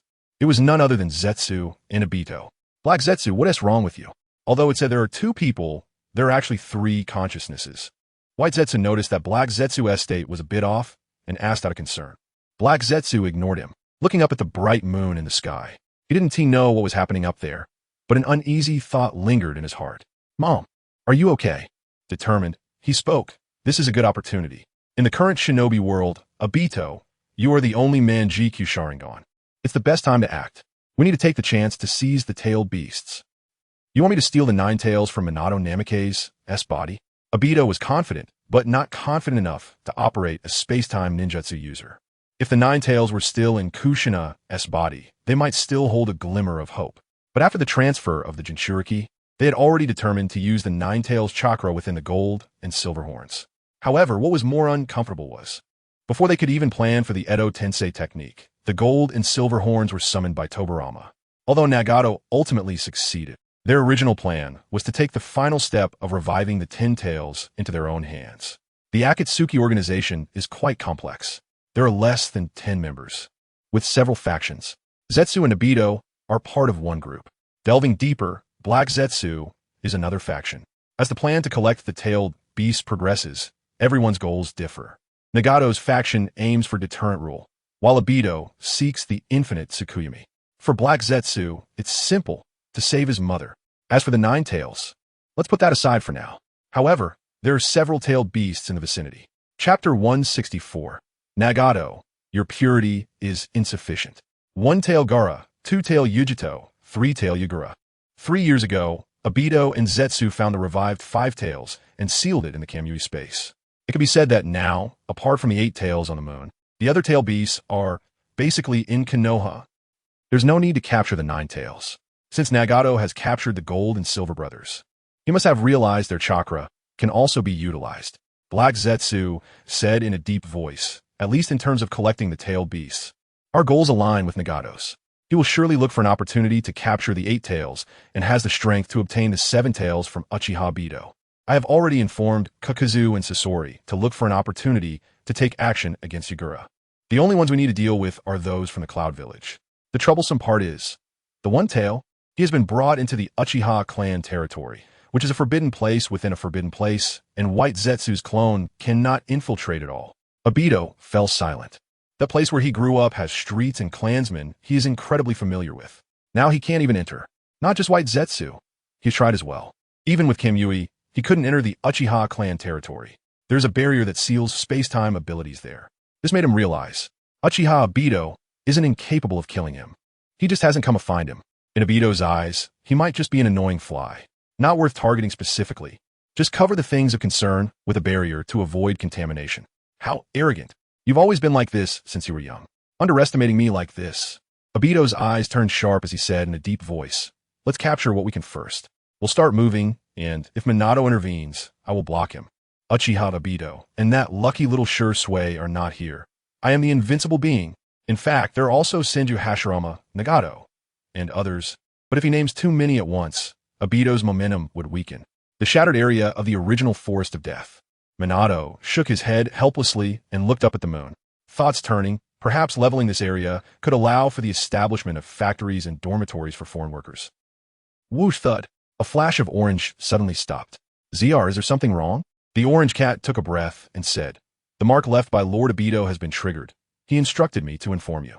As for what comes next, as long as it doesn't endanger Konoha, you don't need to worry, me.I. Is that so? I understand. Minato vaguely guessed something and casually glanced at Kakuzu and Sasori, who were clad in red clouds and black robes.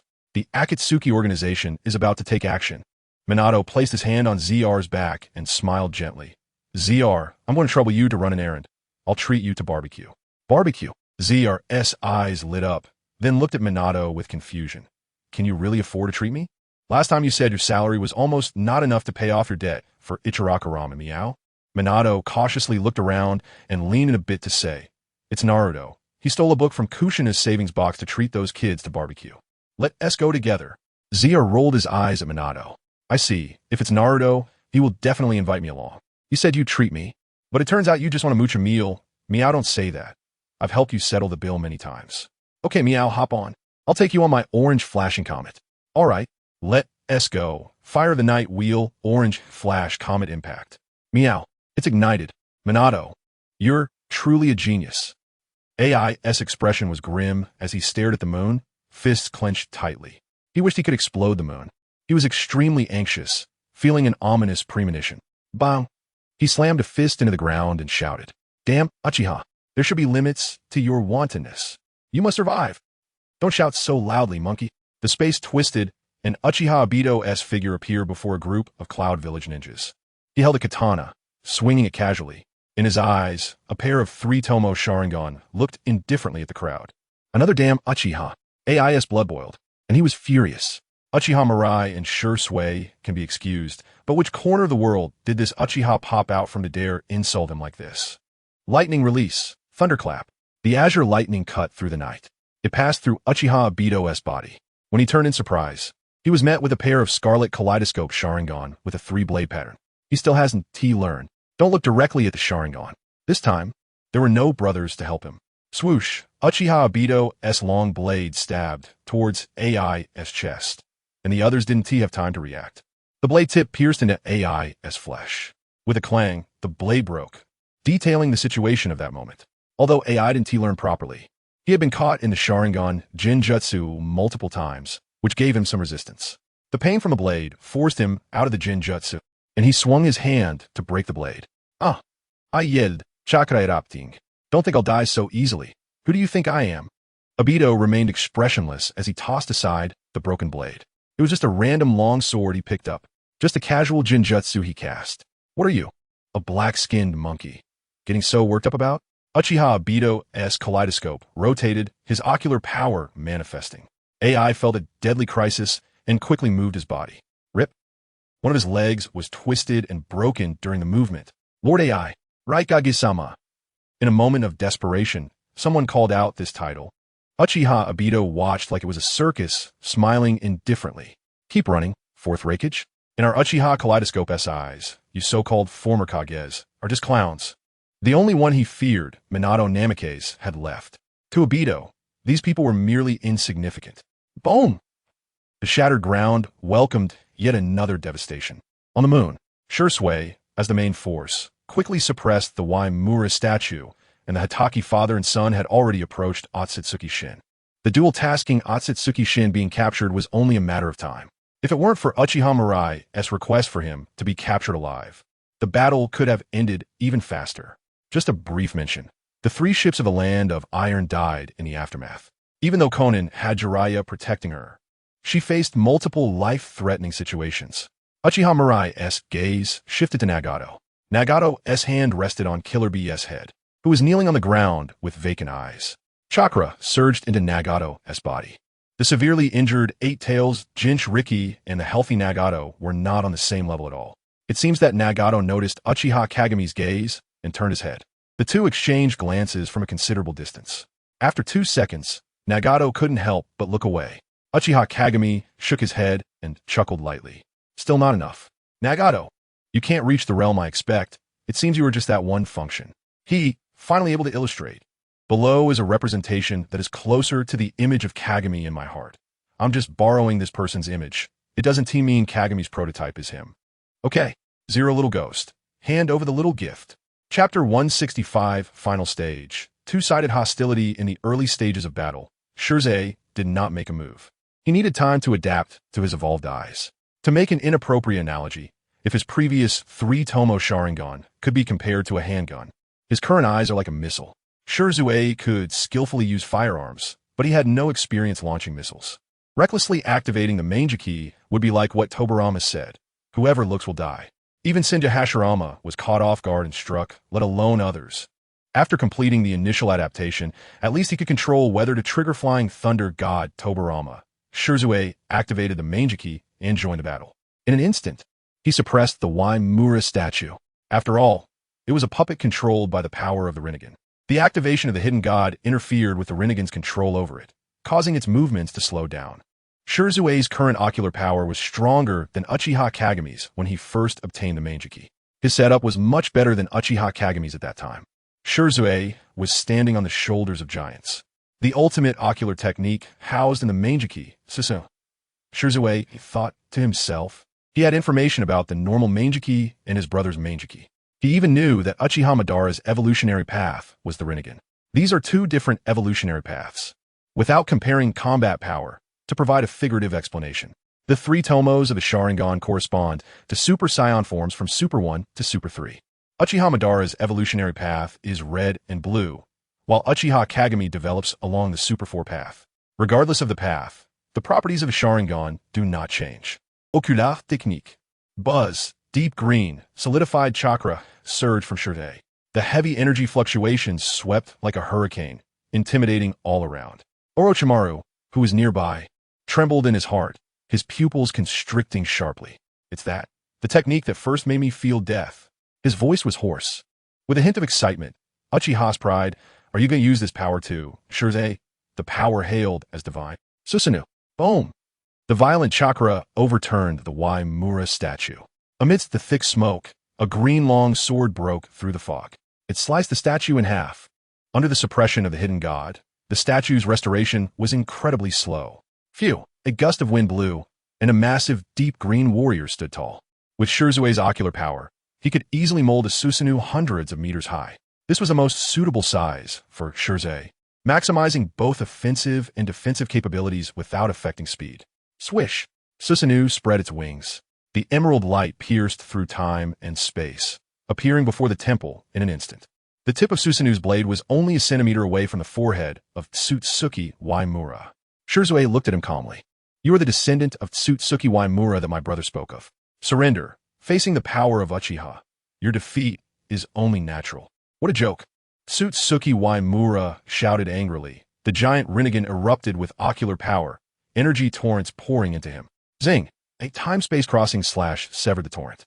Tsutsuki Waimura had no eyes, but with his perception ability, he could vaguely sense. Something had appeared without warning, severing his connection with the giant Rinnegan. What is that? Losing the support of ocular power, Tsutsuki Waimura slumped helplessly. After all, he was just a child. Merely controlling the Waimura statue had already exhausted him. Not to mention dealing with the Hitaki father and son. The power Shirzei displayed now completely shattered his faith. Father, the descendant of the sage of 6 paths. Too strong. Shirzei did not answer him. He used Susanoo to grasp his body, spreading its wings and flying towards Uchiha Kagami. The others exchanged silent glances before following suit. Orochimaru paused for a moment, staring intently at the giant Rinnegan. He could clearly sense the terrifying energy contained within this giant eye. If he could seize this eye, he would evolve to an extremely high level in a short time. Not to mention Uchiha Kagami. He knew the strength of Senju Hashirama, but with this eye, he was confident he could defeat Senju Hashirama. Clang! Just as he was about to take action, a black spear pierced into the metal wheel surrounding the giant Rinnegan. Looking back, Orochimaru sighed helplessly and shook his head. Is this your prey, Kagami-kun? You have surpassed the god of ninjas, and with this, how far will you evolve? Tsutsuki Waimura, a representative of bloodline regression, possessing a kinship identity recognized even by Tsutsuki Urashiki. The original eye of Tsutsuki is the Byakugan, the Uchiha Sharingan. The golden Rinnegan of the Tsutsuki clan and the blue Rinnegan of Urashiki are all direct evolutions of the Byakugan. In Uchiha Kagami's view, Tsutsuki Waimura's current situation is like an ink painting that has run out of ink halfway through. He still hasn't grown eyes. The person on the ground is the one who killed my father. He yelled at Uchiha Kagami, struggling with all his might. Uchiha Kagami had no interest in arguing with such a brat. The reason for wanting to capture him alive was not to raise this Tsutsuki. He approached Tsutsuki Waimura and placed his hand on his head. A small white dragon emerged from his sleeve. The black Uchiha-style Byakugan had the ability to change size at will, but could not be used on any life other than itself. The birth of the white dragon was facilitated by the white snake sage providing the body, living slugs as the soul, and the dragon vein and wet bone forest as refining materials. Uchiha Kagami's yin-yang release needed them together. In a sense, the white dragon was also a derivative of Uchiha Kagami's life. Just as the Sage of Six Paths created the tailed beasts, Uchiha Kagami created the white dragon. A light purple chain emerged from the small mouth of the white dragon, connecting to Tsutsuki Waimura. Others could not see it. However, Nagato could see it. That white dragon was devouring Tsutsuki Waimura's soul. This is the power of the Rinnegan. No, it should be said, it's a power similar to the Rinnegan. Nagato looked at Uchiha Kagami, his wariness deepening. He also observed the power Shirzue displayed. Gaining the perception of this person is not beneath me. The Mangeki Sharingan. Truly powerful. Thud. Soon, Tsutsuki Waimura's soul was completely devoured, collapsing to the ground. No one present would comment on this. They were all ninjas. What's wrong with killing a person, even if it's a child? They had all done it before. Even Senju Hashirama wouldn't criticize Uchiha Kagami for a stranger. Uchiha Kagami scanned the crowd. Only 3 had died, 7 people. That is fine. Not too embarrassing a number. He placed his hand on Tsutsuki Waimura's corpse and said lightly, I've changed many rules, but I want to change the last 5 spots. Senju Hashirama, I allow you to participate in the battle, not counting toward the final spots. The strands of black and red made everyone deeply uneasy. Uchiha Kagami smiled faintly at the corner of his mouth. There is no time limit. The 5 who survive. I will declare your victory. Be prepared. Don't let several of you get killed at once. That would be too boring. The black and red patterns gradually covered the body of Otsutsuki Kagaya. The hollow pupils condensed into the utmost black. The faint sounds of countless wails lingered in everyone's ears. The instinct of living beings made them tense. Something is about to appear. The most evil and sinister. Sukuna of 2 Faces. Chapter 166 Week, 2 Week, Sukuna. The black and red smoke rose. The eerie, unsettling notes danced irregularly. The silver-gray surface of moon seemed to be tinted with a faint blood color. The murderous intent was as tangible as reality. Orochimaru took a deep breath. He retreated behind the others. Inside Uchiha Kagami, there was a terrifying monster. On that night, he had clearly sensed its existence. For a period of time, that monster occupied Uchiha Kagami's body. At that time, Orochimaru had fled the scene with Jiraiya. He originally thought that with Uchiha Kagami's current strength, he should have long expelled that monster. Was it after completely taming it that he kept it nurtured inside him? Orochimaru did not know the specifics, but he knew that keeping a distance at this moment would do no harm. Spiritual space. Boom! The heavy seal gate burst open, and an endless sea of blood filled the entire space. On the 6-path stone tablet, Uchiha Kagami extended one hand and smiled. How do you like the vessel I prepared for you? Top. Stepping through the sea of blood, Sukuna took steps through the seal gate. No maniacal laughter, no howls. Sukuna looked up at Uchiha Kagami, the corners of his lips slightly raised. Compared to your body, it's still lacking too much. Uchiha Kagami tilted his head and smiled lightly. Don't say such nonsense. No one is qualified to compare with me. The black and red aura completely enveloped Otsutsuki Kagaya's body. This blazing flame flickered. Gradually, a tall figure emerged within it. Thud! The internal organs violently convulsed. Not just Orochimaru. Everyone sensed a deadly sense of crisis. Snap! Nagato grabbed Konan and Jiraiya and soared into the air. If it were just him, he wouldn't fear fighting that terrifying existence. But with Konan here, he couldn't let loose. Senju Hashirama frowned, seeing Orochimaru retreating using Earth Release, and immediately chased after him. He asked, "Do you know what that thing is?" Orochimaru's expression was heavy as he said, "If my deduction is correct, just like the power of the sacrifices from various villages, Lord Kagami is also an unknown Jinchuriki. That guy, is the monster relying on Lord Kagami's body. With Nagato and Orochimaru's reactions, even the others knew they should run. In an instant, they understood how to play the last game. Ghost-catching game. That monster was definitely not something they could deal with together. The key point of this last game was to ensure that they were one of the final 5 survivors. Shizen did not recklessly stay in place and immediately took the Kage family, using the Flying Thunder God technique to escape the scene. Step whoosh. One foot stepped out of the flames, suddenly stirring a strong wind that blew the flames away. Sukuna of 2 faces.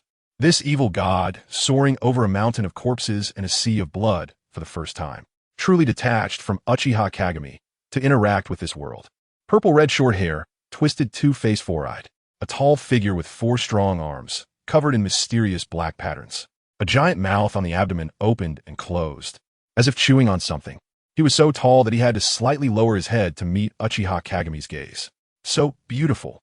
From this perspective, you are simply a treasure of perfect beauty. Sukuna's voice was hoarse, barely concealing admiration. Uchiha Kagami smiled, his eyes narrowing slightly. Who allowed you to look down at me, you mongrel? Boom! The overwhelming pressure descended, as if the world itself. Bang! Sukuna's knees slammed violently into the ground, creating a large pit. To put it simply, he was kneeling in front of Uchiha Kagami. Bastard! Sukuna roared angrily, the giant mouth on his abdomen uttering strange syllables. Sizzle, sizzle, black and red slashes shot out from the giant mouth, which was precisely release. Black slash. 2 black slashes spun and merged, forming a massive pure black slash that tore through the atmosphere, causing a sonic boom. Crack! Uchiha Kagami raised his hand, grasping the solidified slash. Crunch! Starting from Uchiha Kagami's fingertips, the massive slash shattered inch by inch. Clatter! The black fragments resembled a shattered mirror. Uchiha Kagami extended 2 fingers and waved downwards. Crack! Thunder suddenly appeared in the void, striking down on Sukuna's nape like a guillotine. He pressed down heavily. Bang! Sukuna's head made close contact with the ground. Uchiha Kagami's disdainful voice reached Sukuna's ears. Is that all you can do? Sukuna, just with that, you don't even have the qualification to look me in the eye. Whoosh! Sukuna's body instantly vanished, and the next moment, he appeared in front of Uchiha Kagami. One of his eyes traced 6 black lines, resembling the character. The Otsutsuki-style black eyes. A massive fist struck Uchiha Kagami's chest, producing a thunderous sound like a mountain collapsing, sending him flying hundreds of meters. At the same time, the sky above Uchiha Kagami darkened, and a pure, black lid appeared. In an instant, the lid combined with the coffin below, crashing shut, trapping Uchiha Kagami inside. Snap! Sukuna's 4 hands clasped together, chanting loudly. Muddy dark, the voice of the 2 celestial bodies falling from the sky. Not only is it a sealing vessel in one of the abilities, but once the seal is formed, it triggers the 8 slash against the space, shattering everything within the seal, including time and space. The power of this technique surpassed all of Sukuna's previous abilities. In short, it was a closed field of only 8 slashes. Uchiha Kagami is no ordinary person. No one understands better than Sukuna. There was only one opportunity to strike. Facing him, there was no need for any probing. He unleashed his most powerful strength right away. He wasn't worried at all about damaging Uchiha Kagami's precious body. Because, crack, a massive crack appeared in the sealing vessel. Uchiha Kagami placed one hand on the edge of the crack, revealing his face. Some of his clothing was torn, exposing delicate skin with a few faint white marks on it.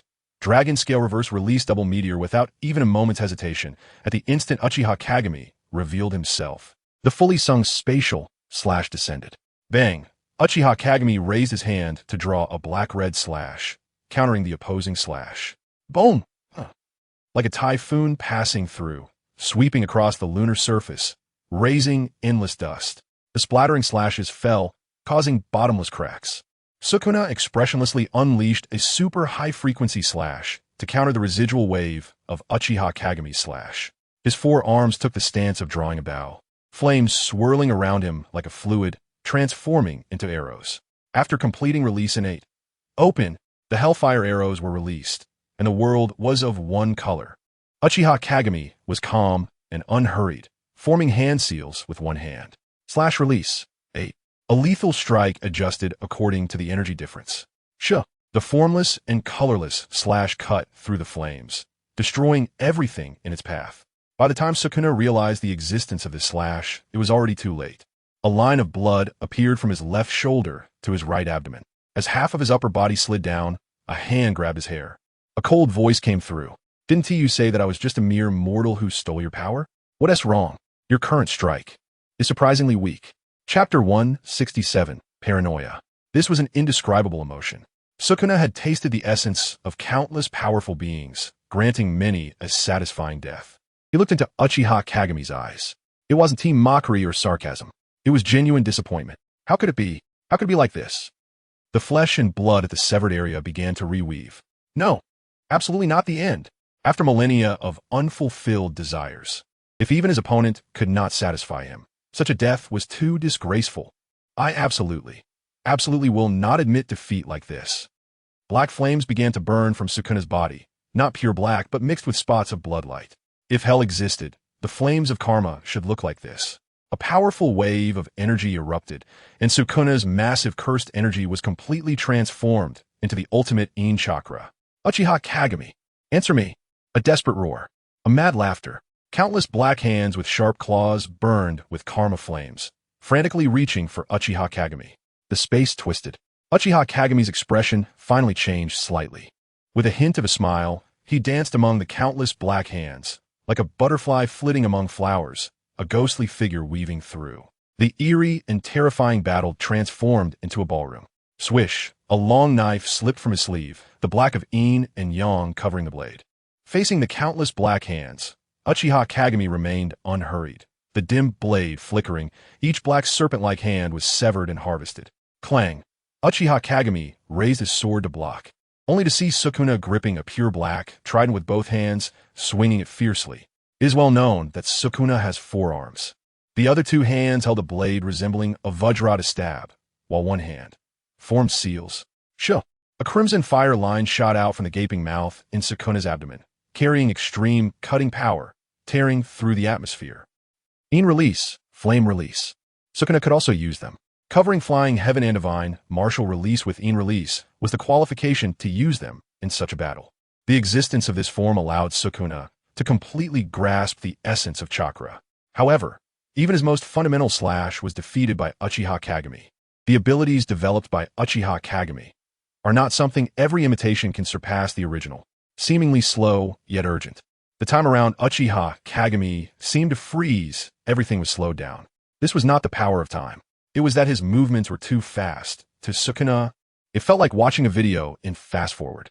First, he cut through the trident. Then he leapt upward, effortlessly dodging the vajra and flame release beam. With Sukuna's reaction speed, he could only barely tilt his head up in that instant and saw Uchiha Kagami holding the knife high above his head, ready to strike down. In his field of vision was the pure black blade and the crimson eyes. His flowing black hair, as if it had come to life, danced wildly under the pull of an invisible force. It gave an inhuman sense of unreality. Black energy flowed through the air like ink. Behind him, amidst the rolling flames, there seemed to be a giant gate to hell. From the crack of the hell gate opening, endless wails could be heard. Maintain the calm of your breath. Don't forget this pain. Accept the guidance of suffering and reach a higher realm until you become my ascension to godhood. / release, hell gate. The gate to hell swung open. A strike beyond Sukuna's understanding. A strike that transcended the power of 2 realms. An exquisitely beautiful destructive strike. Great sounds faded into silence. Heaven and earth lost their color. The strike fell, leaving a long scar on the surface of the moon. The black light continued to extend until all the visible meteors were obliterated. Gradually, as the black light slowly dissipated, even the rolling stones and the slight sound of the wind became particularly clear. Uchiha Kagami took a deep breath, his body swaying slightly. The crimson in his eyes faded. Not far away, Sukuna, who had been cleaved in 2, silently gazed at the heavens. He did not care about the life flowing away, nor did he care about his body being cut in half. He was savoring the strike from just now. He felt Uchiha Kagami's slash. It was fundamentally different from his own slash used for killing. What kind of person is Uchiha Kagami? Despicable, shameless, tyrannical, selfish, arrogant, malicious, greedy. His flaws are countless. Sukuna quite liked this kind of villain. But within this slash, Sukuna did not sense any malice. Uchiha Kagami, holding the knife with both hands, did not seem to be slashing at people in his eyes. Instead, it felt like he was praying. Who was he praying to? A guy so proud would never pray to the so-called God. Oh, it should be praying to himself. If I die, it means I'm just that insignificant. Sukuna recalled what Uchiha Kagami had once said. Any life capable of thought will change with the passage of time and different experiences. There are villains who can lay down their weapons, and good people who can also fall into depravity. Sukuna felt that Uchiha Kagami would also change. After all, he had already gained such powerful strength and achieved his initial ideals. As long as you want, this world will be yours. Are you not satisfied? Yes. Of course, I will not be satisfied. Sukuna was almost moved to tears. He finally understood the only common point between him and Uchiha Kagami. They will never be satisfied. He roared with his split-open mouth. I cannot die. It is not the time yet. Uchiha Kagami, before I completely kill you, I absolutely will not die. Save me. Asking the opponent who dealt him a fatal blow for help, what a strange thing it was. Tap, tap, tap. Uchiha Kagami walked over to him, crouched down, his hair falling down. He smiled, a smile full of happiness, clinging to life, wagging his tail in desperation to survive. Good, Sukuna. Sukuna's split-open mouth smiled. It was terrifying. I will admit, we are indeed different. I also want to see the realm that transcends the world. I'm really happy. It's simply unbelievable. Have you wanted to escape this world from the very beginning? Uchiha Kagami placed his hand on Sukuna's body. Wisps of blue and white air flowed out from the mouth of the white dragon. His expression was calm, neither happy nor sad. Not quite. I just care more about the scenery along the way than the destination. Sukuna's wounds began to heal slowly. Even if I ultimately die at your hands, and you ascend to a higher realm, it doesn't matter. This sounds like the arrogant villain character who is bound to fail. Uchiha Kagami slowly stood up and looked into the endless depths of the universe. He had experienced familial love and friendship. He was not an emotionless seeker of the path. His ideals were not so lofty. If he had to explain his reasons, it was just a kind of obsession. But I just want to do this. I want to witness the breathtaking scenery that transcends the world. Chapter 168. Transformation. Su now supported himself on his knees and stood up, moving his arms slightly. Although he didn't want to admit it, he knew that he would definitely follow the path that Uchiha Kagami had laid out for him, like a hunting dog with a predetermined route. But it was a bit different. A normal hunter would not feed the hunting dog too much to prevent it from losing its hunting ability. Uchiha Kagami's actions seemed more like preparing for a beast-fighting competition. A classic trick. Back then, he broke through his limits under the pressure of the Nine-Tails and others to obtain the Mangeki Sharingan. Now, he wanted to use the same method to break through the boundaries of the world, to place oneself in a desperate situation and then be reborn. A fight between trapped beasts. Such sayings might explain Uchiha Kagami's behavior. Considering this, Sunao's eyes were filled with cold, killing intent. Wasn't he also a beast fighting against others? Uchiha Kagami turned his head as if waving away his servant. What are you still doing? Don't you understand what I told you before? Your task is to kill a few people and end the Ninja World Tournament. Sunao did not rush to move. Smiling coldly, I understand a bit now. There is really no need to hold such a competition, no need to involve so many people. You could achieve what you want without it. A sense of ritual? This is your farewell party to this world, isn't it? Uchiha Kagami pursed his lips and shook his head. I said it doesn't matter if you win. Do you really think you will win? You don't even understand reverse flag planting. It's a shame you're still the curse of that place. His figure slowly flew up, heading towards the giant Rinnegan. Sunao was already completely immune to this level of mockery and sneered. Aren't you afraid I will kill Uchiha Shursui? No matter how cold you are. You must care about that kid, right? It's fine, go kill him. Uchiha Kagami did not look back. Dying once would be a valuable experience for him. As he approached the giant Rinnegan, a golden light shone upon Uchiha Kagami. This eye, which gathered countless Byakugan, held immense power. It was one of the targets of Uchiha Kagami's operation. A blurry phantom gradually solidified before the Rinnegan. It appeared in a semi-transparent state, neither a soul nor a simple image. With an aged face, pure white pupils, and azure hair, it had two sharp horns on its forehead. Otsutsuki Yui, a mythical figure who, 1,000 years ago, teamed up with the Sage of Six Paths to seal Otsutsuki Kagaya. He wore a frown and spoke in a deep voice. The descendant of Yui. Whoosh! The sound of tearing wind rang out. Before he could finish his sentence, Uchiha Kagami waved his hand and destroyed him, spitting in disdain. What a joke! Such a residual consciousness still wants to deliver lines. Uchiha Kagami stepped onto the platform. the tomo in his eyes spinning as he activated the Manjiki Sharingan. The black-red chakra began to seep into the Rinnegan. In the gaps of reincarnation, the Sage of Six Paths stared expressionlessly at the moon. He could not understand Uchiha Kageme's actions and could not figure out what his purpose was. But there was nothing he could do. He did not possess the power to stop Uchiha Kageme. Unless, should he give his power to Ashura? Suddenly, a ball of azure light invaded this space, a spirit somewhat resembling Yui. My consciousness left on the moon has been destroyed. Brother, do you know what happened? Indra's and Ashura's chakra can exist for 1,000 years, and Yui, who is equal to the Sage of Six Paths, can certainly exist in a chakra form as well. However, after his death, he had only been sleeping in the Pure Land, waiting for the possible emergence of enemies whom his mother feared. The Sage of Six Paths paused for a moment, tapping his staff, and some information entered Yui's consciousness. You actually allowed such a monster to grow until now. The Sage of Six Paths showed a pained expression. Kageme is not a bad kid. It's just that sometimes. I'm not talking about him. Yui pointed at the moon in the image. I'm talking about that one called Su now. You must have seen it long ago. That's not a monster of the ninja world. And the war between your two sons that has lasted for thousands of years has led to the deaths of so many people in the ninja world. Yui scolded. I haven't done well. The Sage of Six Paths looked at Yui with a complex gaze. But your descendant has done even worse, right? Yui was left speechless. After his physical body died, he did not, like the Sage of Six Paths, patrol the ninja world. He only left a bit of consciousness on the moon and slept in the Pure Land. The destruction of his consciousness awakened him, leading him to find the Sage of Six Paths to understand the situation.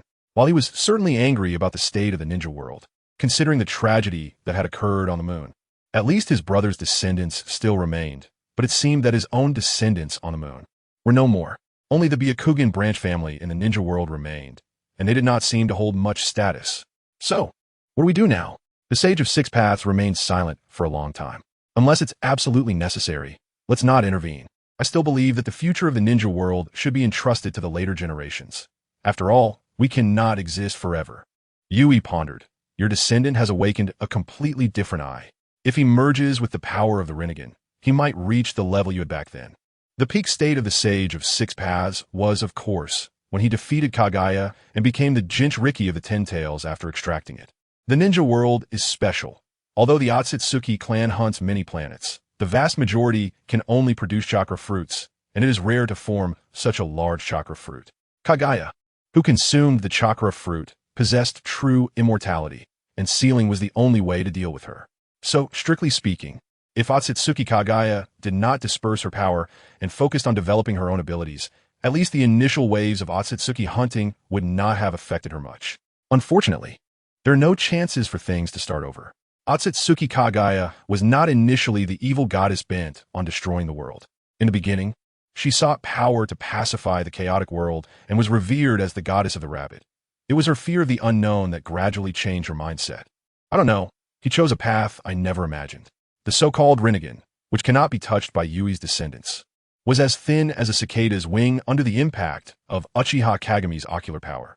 The black-red chakra stained the golden Rinnegan, like a giant beast from the abyss savoring a delicacy. The chakra power accumulated over 1,000 years by the Otsutsuki clan on the moon was an enormous force, even possessing the ability to move the moon and destroy the ninja world. Moreover, compared to something like the first form, it did not possess subjective consciousness. It was merely a vessel for containing chakra power. As time passed, the size of the giant Rinnegan grew smaller and smaller. It was being digested. In Uchiha Kageme's pupils, the kaleidoscope pattern resembling a thorn crown spun and split into 4 tomo. He sensed it. That feeling, he grasped it. What he did to Shursui and the white dragon became an important experience for this transformation. His eyelids fell, slowly closed. A slight tremor, slowly opened, like an endless, murky black sea being stirred. A blood-red full moon rises from the sea. Roar! Uchiha Kageme can't help but look up. A thunderous roar erupting from his eyes. A red dragon, a black dragon, burst forth from his eyes, intertwining and merging, forming an immense red-eyed black dragon. The mountain-like black dragon circles once and dives down, swallowing Uchiha Kageme whole. The massive dragon body curls into a sphere, constantly compressing and compressing again. A sphere covered in black and red scales floats. Thump, thump, thump. The sphere seems to have a heartbeat, moving like a fetus. The sky is filled with endless blood red. Chapter 169. The moon and the ninja world. Orochimaru looks up. The blood-red sky. Even someone like him, who regards flesh and blood as nothing and dares to touch forbidden techniques, feels a chill from such terrifying pressure. Kagami, is your evolution truly endless? On the other side of the moon's surface. Crack boom. The emerald green Susanu's blade shatters. It crashes to the ground, piercing into the earth. Inside Susanoo, Kakashi and Tsukumo clearly sense the gap in strength.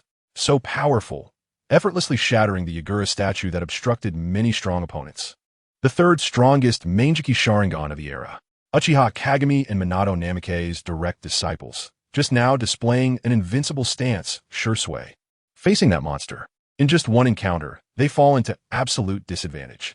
The two-faced, four-armed demon seems indifferent to the giant before him, turning to look into the distance. The gap is widened. Uchiha Kagami, what method will you think it'll let me catch up to you? Sukuna feels no shame about this. After thoroughly understanding himself, he realizes, if Uchiha Kagami's belief is no destruction, no establishment, die without regret, then his is to live on, no matter the means. To live on alone. The strong in his ideology do not fear solitude, do not need the understanding of any living being, kill when they want, eat when they want. Complete freedom. He won't take this opportunity to escape from Uchiha Kagami. Being unable to escape is one aspect, but more importantly, he knows that Uchiha Kagami will help him enhance his strength. Only by killing Uchiha Kagami can I obtain true freedom. A grin spreads across his face. I will enjoy this fight. I will praise you on your corpse. Turning to look at the prepared Shursui, Sukuna's expression suddenly changes, filled with disdain. Uchiha Kagami has done so much for you, and this is the result? The Uchiha Kagami of your age had much more power than this. Cold sweat drips down Shursui's forehead. Facing Sukuna, he perceives that monstrous killing intent more clearly than Kakashi and the others. Incredibly pure, completely not regarding humans as kindred. This is the first time he faces such an enemy. Suppressing the tension in his heart, he smiles and says, "This comparison is invalid. Such words won't make me feel ashamed. Not to mention me. Throughout the history of the ninja world, there has never been anyone who could compare with my brother." Sukuna pauses slightly, a hint of a smile appearing. "I like guys who are self-aware. I was originally too lazy to kill you. It seemed pointless. Now, I will show mercy and slay you." Roar. Sukuna steps forward. Dark red lightning suddenly erupts in midair. Black flash. So fast. Because of Uchiha Kagami's usage. The term black flash is not unfamiliar to the people of the ninja world. Minato Namikaze had spent some time learning black flash from Uchiha Kagami. He had basically grasped the principle, but it was not applicable. The lower limit of black flash's power depends on physical strength. The black flash Minato launched was weaker than a wind release Rasengan to the face. Minato had also discussed this technique with Shursui for similar reasons. He chose not to practice it.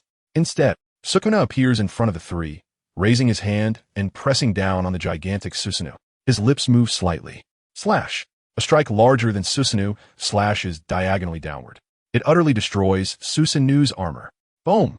The immense impact forces Susanoo back several thousand meters. Watching the green giant being slashed away, Sukuna raises an eyebrow. He adjusted the strength of the slash. That strike should have been enough to slay the three within Susanoo. Such a situation of being knocked away should not have occurred. As the dust settles, the giant-mouthed Susanoo stands tall. However, the originally deep green Susanoo is now covered in black streaks. Natural energy? Sukuna murmurs. He is certainly not unfamiliar with it. The dragon vein laid on the prison is a gathering of vast natural energy. Inside Susanoo, Shursui's eyelids reveal black patterns as he enters sage mode. Originally, he needed to accumulate for a long time to enter this state, and it would not last. But now, having absorbed the living slug's shed body, he can enter this state at any time. The sage chakra is enough to give Susanoo another layer of armor, barely blocking Sukuna's strike. Tsukumo-senpai, Kakashi-senpai.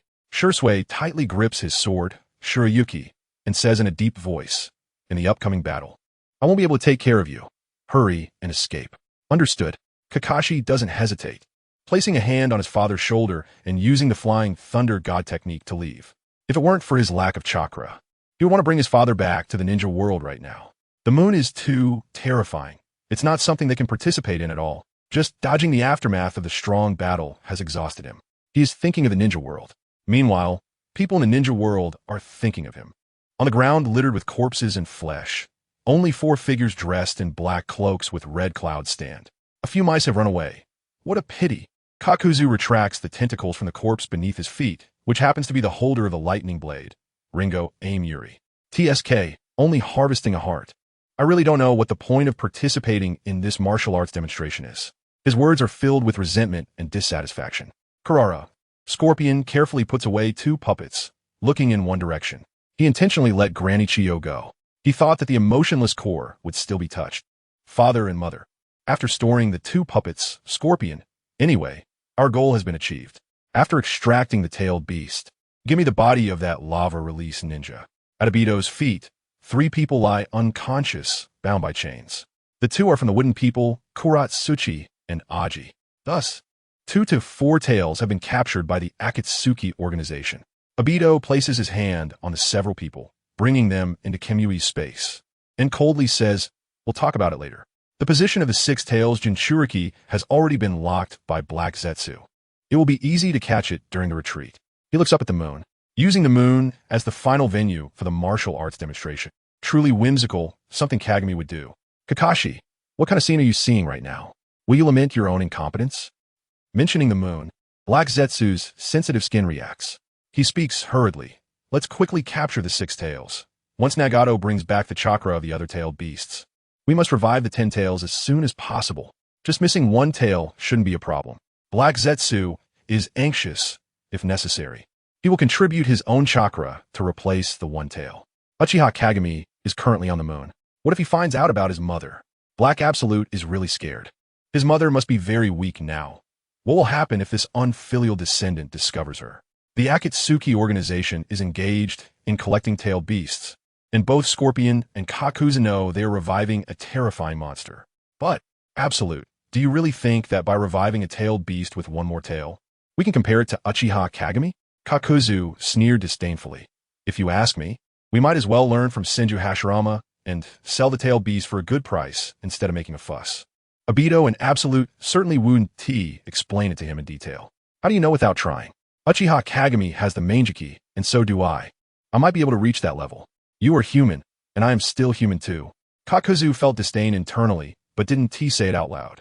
Although Obito is far from Uchiha Kagami, the combat power he displayed earlier still scared him. He single-handedly crushed the cloud, mist, and rock villages. Among them, there were 2 former Kage. Not far away, AI's body was pierced by the grafting technique. The corpse was a sight to behold. Chapter 170. This / 20 years of imprisonment, I don't know whether to hide or help. On the left is the battlefield where the impact is gradually dissipating, and on the right is the blood-red sky that keeps spreading. In the center area, Jiraiya is in a dilemma. This is the longest Jiraiya has maintained Sage Mode.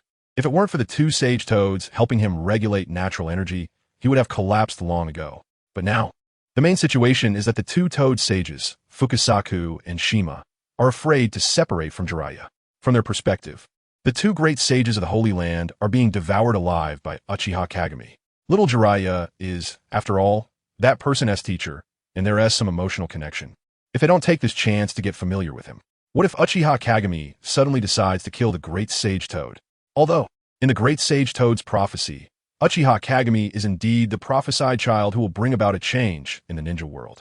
Really, if I had known, I wouldn't have chosen Minato first. I should have waited a few years. The 2 Toad sages exchanged glances, and Fukasaku looked at Nagato, saying in a deep voice, "Little Nagato, I know you are worried about Konan. We have a way to send Konan to my Bokuzen. Let us go help Shizen."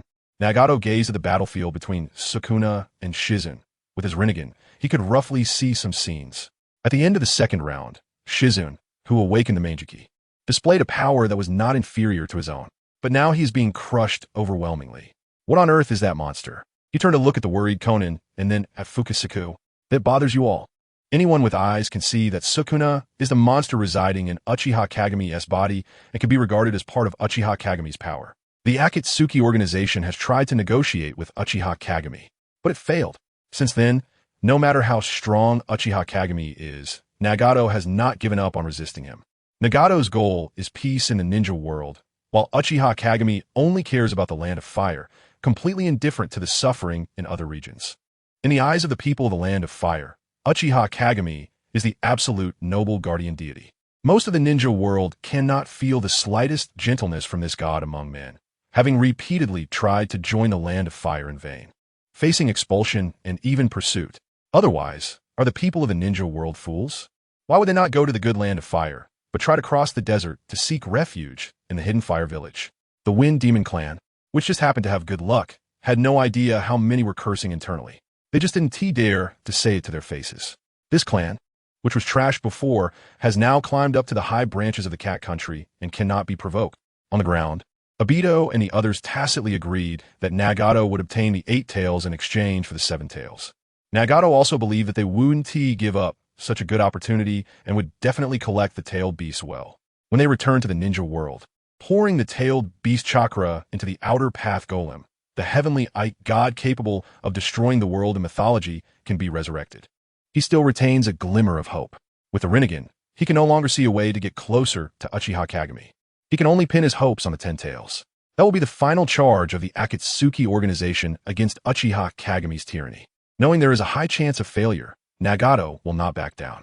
His willpower is influenced by his physical condition. With a healthy body, Nagato's conviction is extremely firm at this moment.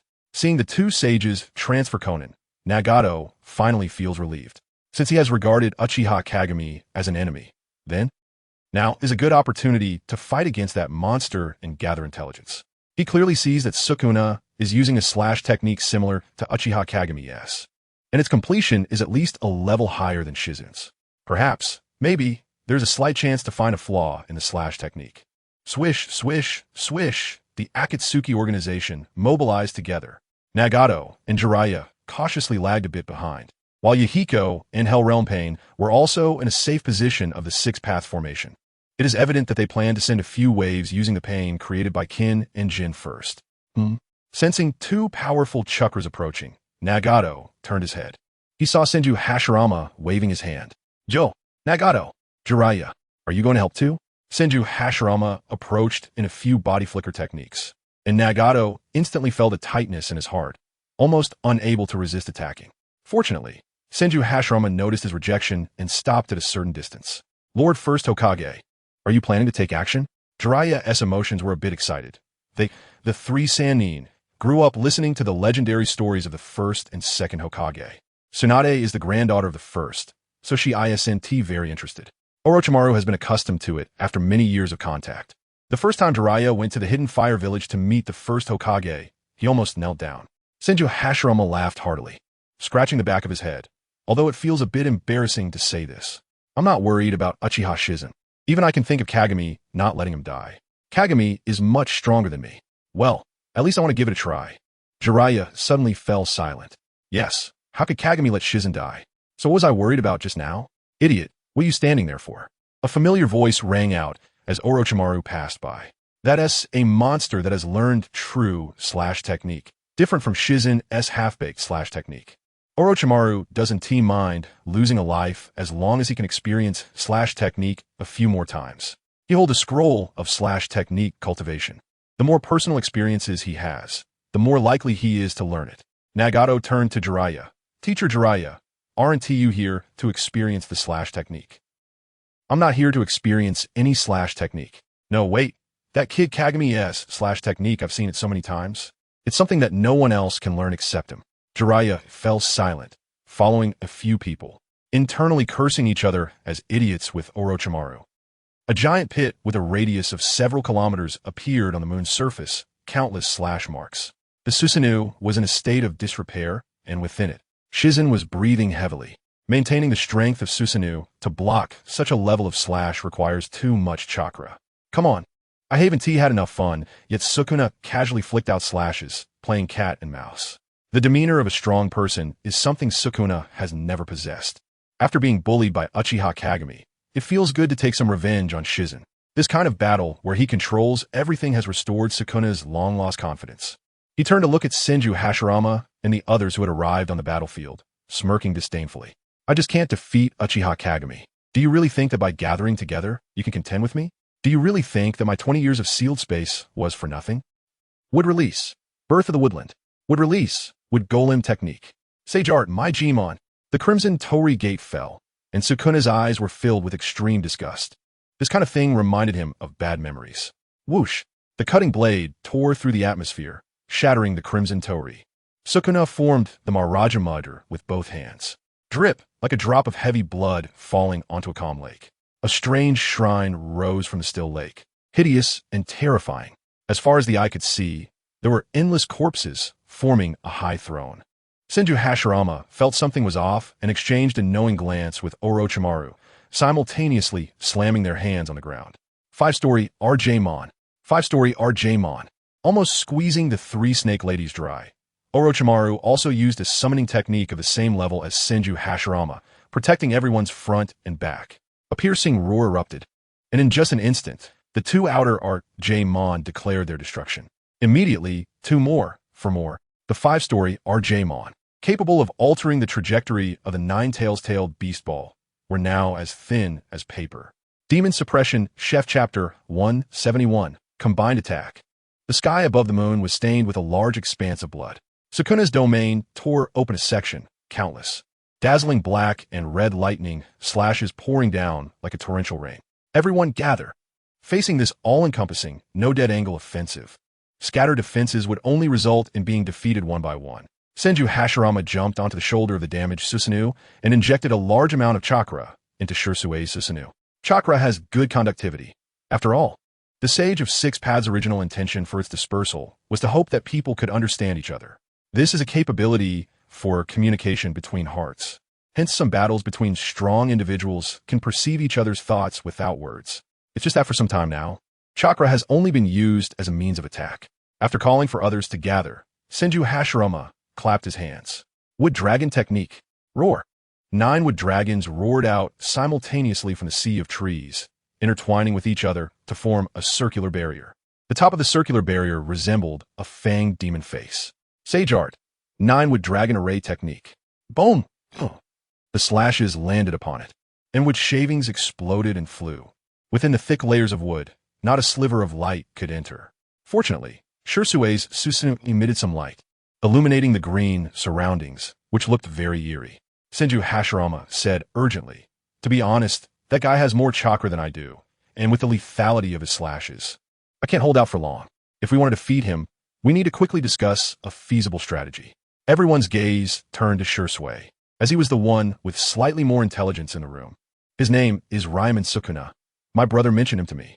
He is an existence similar to my brother's companion beast, and one could say, apart from the Manjiki Sharingan techniques, he possesses almost all of my brother's abilities. Then what are we waiting for? Jiraiya looked at Orochimaru and proposed his combat plan. Conan has already been sent away by the two sages. Orochimaru, if you die for a bit, this training session can end. Orochimaru's face darkened. Idiot, why can't you die instead? Shrugging, Jiraiya said calmly, it would be a pity for me to die. There are many fans waiting for the updates in heaven. You can die, and it's no big deal. Don't tell me you can't live anymore. Orochimaru's cultivation of breathing techniques was indeed quite good. He hadn't gotten furious with Jiraiya yet, and ominously said, you can die too. At worst, I'll just use Edo Tensei on you again, and you can write that thing again. Not that thing, it's called intimate. Enough with the nonsense. Teacher Jiraiya. Nagato interrupted. He looked deeply at Shirsui. Have you tried Jinjutsu? Shirsui shook his head. I haven't had the chance. His attack frequency is too high, and the more chakra I use, the stronger his slashes become. It's obvious he is not taking this seriously. What is your ocular technique? Nagato naturally asked. Shirsui glanced at Jiraiya, then turned to Senju Hashirama. Noticing Shirsui's hesitation, Nagato proactively said, I have an ocular technique that can create a powerful seal. It said that the moon was created by the Sage of Six Paths using this technique to deal with enemies. The conventional step for shinobi is to use body techniques against those they can't defeat with Jinjutsu. If Jinjutsu doesn't work, then it's time for sealing techniques. To ensure that the technique takes effect, we need to control him so that he doesn't team move for a few seconds. The weakness of Nagato's Chibaku Tensei is that it can be destroyed by long-range attacks before it takes shape. Of course, the gravity sphere will interfere with chakra manipulation, so an ordinary person wouldn't have the ability to destroy it. Nagato didn't think that with that guy's strength, he would fail to notice this point. The two sages' magical toad song and Orochimaru's white snake technique should be worth a try. First, we'll interfere with his hearing and try to find his flaws. Jiraiya said seriously, Shirsui, You don't need to elaborate on your ocular technique. That's your secret. Can you talk about the effects it can cause? Seeing Jiraiya speak, Shursui nodded, feeling a bit embarrassed about what he initially didn't want to say. Actually, there's nothing wrong with going into detail. My ocular technique has 4 forms. I've used the other 3, and they had no effect. Even the Flying Thunder God / Tobirama was easily defeated by Sukuna. So, I can summon a real clone equivalent to my chakra amount, my brother's real body. Then why aren't you using it? Orochimaru exclaimed, Kagami really favors you too much. In his eyes, Shursui now was more suitable for his own body than Uchiha Kagami. Because in his view, the evolved Uchiha Kagami's body was no longer something he could control. However, attempting to take action against Shursui carries a risk. It would be better to go directly for Uchiha Kagami. Based on Orochimaru's understanding of Uchiha Kagami, even if he said he wanted his body to his face, it would just result in dying once. If he dared to make a move against Shursui, Kagami would truly scour the world for him, not resting until all his soul fragments were eradicated. A cold glint flashed in Orochimaru's eyes. Wait a minute. Let us see if there is a chance to get some of Shursui's blood. He had previously conducted research on Hashirama cells with Danzo, and now he didn't dare to think about Uchiha Kagami for the time being. He would try to get some of Shursui's cells instead. He was truly too obsessed with the power of the Uchiha. After discussing a few more points, the group finalized their strategy. The total time added up to just a minute or 2, and the shield formed by the wood dragons was completely shattered. Sukuna embraced himself with 4 arms, looking down at everyone with a cold smile. Have you settled on a strategy? Who is going to die first? As soon as he finished speaking, whoosh, countless slashes erupted from behind Shursui, cleaving a gap in the slashes within the demon suppression chef's domain. It was like different colored ocean currents colliding. Sukuna's pupils suddenly contracted. He saw the person standing behind Shursui. Black and red energy swirled around the tall figure, long hair and dark blue robe fluttering without wind. His emotionless eyes stared silently at him. Within those eye sockets, there were unmistakably the eyes he was most familiar with. Uchiha Kagami, how is this possible? He abruptly looked up at the distance, where the endless blood color showed no signs of receding. No way, Sukuna realized. That man, how could he possibly have only that little power? Is it a special transformation technique? Even the slash escape. Ugh, that's my technique, damn slash escape. In that moment of hesitation, a loud and unpleasant croaking of frogs rang in his ears. At the same time, a red light dragon shot towards him, exploding instantly, emitting a strong light and a piercing sound. Bang! Senju Hashirama clasped his hands together, as if in prayer. The remnants of the tree sea converged into a gigantic guanine statue, towering several hundred meters high. The current body couldn't use the true 1,000 hands. Only 100 hands would do. Wood release is quite convenient, though. Sage art. Wood release. 100-style guanine. Sage art. Susanoo Bishamontan. Flying Thunder God / Countless wooden giant hands fell from the sky, their palms igniting like starfire. Directly below Suin were Shursui and Kagami, clad in Susanoo, slicing down in perfect synchronization. An inconspicuous black ball slowly ascended. Focus on it. Boom! A tremendous roar. Chapter 172. Heaven and Earth. Nagato's hands tightly clasped, veins bulging. In the explosion smoke, the black ball burst forth with brilliance. Earth Explosion Star.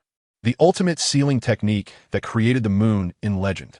The ultimate destruction and creation of ninjutsu. The small black ball, like a mysterious star in the dark night, emitted a bizarre and powerful gravitational pull, causing everything around it to involuntarily draw closer. The stones on the ground broke free from the moon's restraint and rushed towards the black ball like a torrent. Even the light was distorted as if it were a black hole. Shursui, who had been warned, immediately used the Flying Thunder God technique to escape. Before leaving, he sent another Yasaka Magatama towards Suin at the center of the smoke. Back among the others, Shursui looked at the black ball, radiating infinite gravity. Marveling, truly a powerful sealing technique. Nagato did not respond. Hashirama's hand was on his back, providing continuous support with overwhelming chakra. One could see a figure being drawn in along with the smoke towards the black ball. Bang! Bang! Massive stones suppressed it, quickly burying that figure. Shursui breathed a sigh of relief. The oppressive feeling Suin had given him was too great. He glanced at his emotionless brother beside him. As expected, it was just a clone with his brother's abilities and combat instincts, lacking autonomous consciousness. Retracting his vision, The Susanoo mirror quietly dissipated. With Shusui's visual prowess, he couldn't maintain this clone for long. Just then, whoosh, a flash of blood. A hand with sharp black claws pierced through Shusui's chest, grasping the still throbbing heart in hand. Everyone was horrified. Bang! Without hesitation, the heart was crushed. Shusui struggled to turn his head and saw Suin's half-buried lower leg in the ground. A chilling laugh echoed. Hee hee, ha ha ha ha. Suin grinned savagely, launching a surprise attack the moment his opponent thought they had won. This is the trick ninjas like. How do you think I learned it? Attack! Orochimaru shouted, noticing Shusui's spilled blood out of the corner of his eye. Nagato's pupils constricted. He felt the terrifying chakra within the Earth explosion star. If he didn't suppress it, he would surely be blasted apart.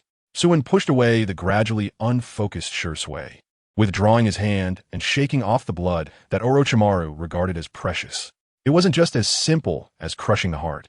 As his palm passed through Shusui's body, he had executed several 8 slashes, and at that moment, Shursui was barely maintaining his human form. His internal organs, bones, and even his brain were all ground into bits. Even with the rapid regeneration of the morning's Amber Master, it was too late to recover. Suin turned to the others, a sinister smile on his face. All right, I'm tired of playing. Let's just kill you all at once. I won't care about the Uchiha mirror's rules. He raised his palm, fingers merging, resembling the sharpest blade in the world. But Hashirama was looking behind him, his eyes filled with complex emotions. So that's how it is. Madara. Suin's pupils constricted, and he turned sharply. Clang! Uchiha Shursui slashed at Suin's raised claw, sparks flying. Missing the strike, Shursui instantly vanished. All that could be seen was that one of his eyeballs was gradually losing its light. Thank you for the reminder, Tobarama. Shursui's voice echoed in his mental space. Senju Tobarama's spiritual form snorted. Never let your guard down until you ensure the enemy's death. This is a ninja's fundamental quality. Suin looked at Shursui with interest, his thoughts quickly clarifying the situation. Is an Uchiha? If it were 3 Tomo, it wouldn't let my slash go to waste. The Sharingan is truly unreasonable. It actually caused my sneak attack to fail. How boring. Shursui forced a smile, bitterly saying, Don't say that. I lost an eye just to survive. Suin shook his head, indifferent. Why bother? It just extends the time of death a little. I told you, I'm already tired of playing. Suin's terrifying aura completely retracted, yet it felt even more heart-stopping than before. His clasped hands slowly pushed forward from his chest. Very slowly. It looked very slow, but everyone's spirits fell into a stupor, their eyes only seeing the black-red lightning flickering at Suin's fingertips. Compared to the battle with Uchiha Mirror, your playtime is truly dull. The tearing slash followed the movement of his palm. It descended. The crescent-shaped slash rippled through time and space. This is inevitable death.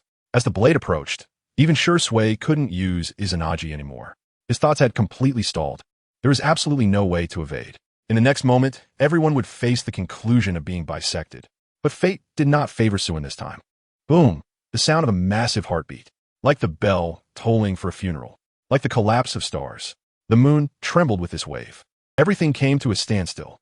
The blood-red sky suddenly faded and converged.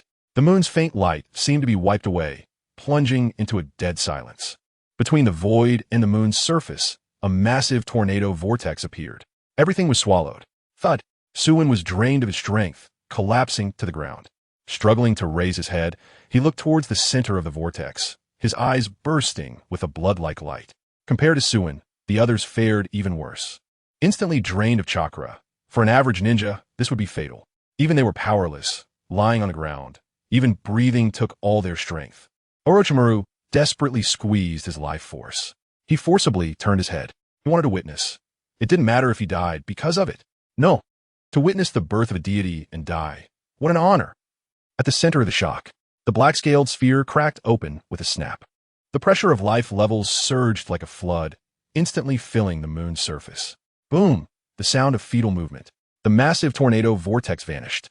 In the void above the moon, a pair of crimson eyes appeared. Cold, indifferent, devoid of any biological emotion. Within the crimson eyes, one by one, Tomo emerged. It was like the world was being created. An inexpressible echo. A stream of light in myriad colors. The light shone on the black sphere with a crack, causing it to melt like snow. A slender body stepped out, clearly stepping on air, yet the ground trembled. The bare body, with every piece of flesh perfectly distributed, was a sight to behold.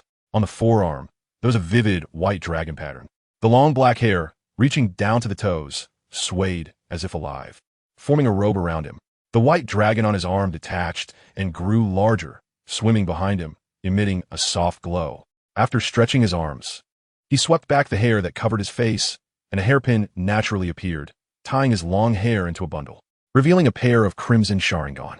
5 tomo rotated, connecting into a multi-blade shape resembling a lotus, with edges faintly glowing in blue and gold, dreamlike and surreal. The body slowly rose, raising a hand towards the sky. A scarlet sun rose. Chapter 173. I alone am supreme. The interaction between yin and yang is called resonance. It refers to the interaction between these two concepts as they intertwine and oscillate. Yang transforms into chi, yin transforms into form, the beginning of all things. Uchiha Kagami kept his right hand raised, the scarlet, fiery orb growing larger as it ascended. The red light illuminated the moon. From the perspective of the ninja world, it resembled a blood moon. As time passed, 2 blood moons appeared in their eyes. Only those on the moon knew that the other was not a moon. What are you going to do? Yusuke barely regained a bit of strength, lifting his head higher, his gaze following the ever-rising scarlet fireball. Uchiha Kagami certainly wouldn't answer his question, even if he could hear Yusuke's voice. He looked up until he was at a sufficiently high distance. Clap! Uchiha Kagami clapped his hands together. An endless chakra burst forth. It formed a pure black, terrifying slash that seemed to consume light. The black moon slash tore through space and time, colliding with the scarlet sun. The explosion in space could not be transmitted to the moon.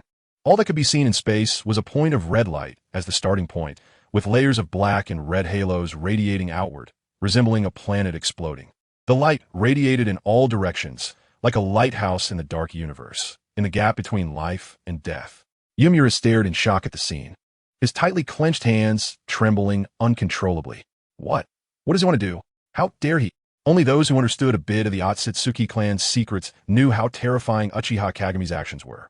He was declaring to the Otsutsuki clan, who hunted planets, the ninja world is right here. This was an outright act of betrayal against the ninja world. It was no longer a simple act of betraying the village or the country. The Sage of 6 Paths couldn't help but grip his staff tightly. But he was calmer than his brother. Don't be anxious, Yumura. What is meant to come will come eventually. I believe Kagami has a certain level of confidence to act this way. There's a saying, a thief can only steal for 1,000 days, while a guard can't guard against a thief for 1,000 days. Indra and Ashura's chakra has already been reincarnated. And there are even existences like Kagami that surpass me, taking advantage of our still being. Perhaps we can end the Otsutsuki threat in this generation. Yumura wasn't as optimistic as his brother and said solemnly, I admit that the current Uchiha Kagami is very strong, giving me a sense of oppression similar to that of Mother back in the day. But, brother, that is a terrifying existence that even Mother feared greatly, willing to turn the entire ninja world into weapons to fight against. With our current strength, can we really resist the invasion of that clan? Yui was silent for a moment. She looked at her younger brother. What else is there? She retorted. You could go to the moon, meet Uchiha Kagami, and tell him not to do this. Let us see if he would listen to you. The consciousness that Yumura left behind was eliminated without even saying a complete sentence. Now, sending him to the moon to meet Uchiha Kagami made him a bit afraid that the kid would indiscriminately take his soul as well. Seeing that his brother had nothing more to say, the Sage of 6 Paths sighed. Of course, we can't just follow him in everything, Yumura. I hope you can help me. Transfer our power to a more suitable person as a limitation on Kagami. Yumura nodded helplessly. Sigh, originally, that kid Sharon would have been very suitable to inherit my power. He might even be able to awaken the Rinnegan. I will look for a descendant of mine. No, the Sage of 6 Paths interrupted him, speaking solemnly.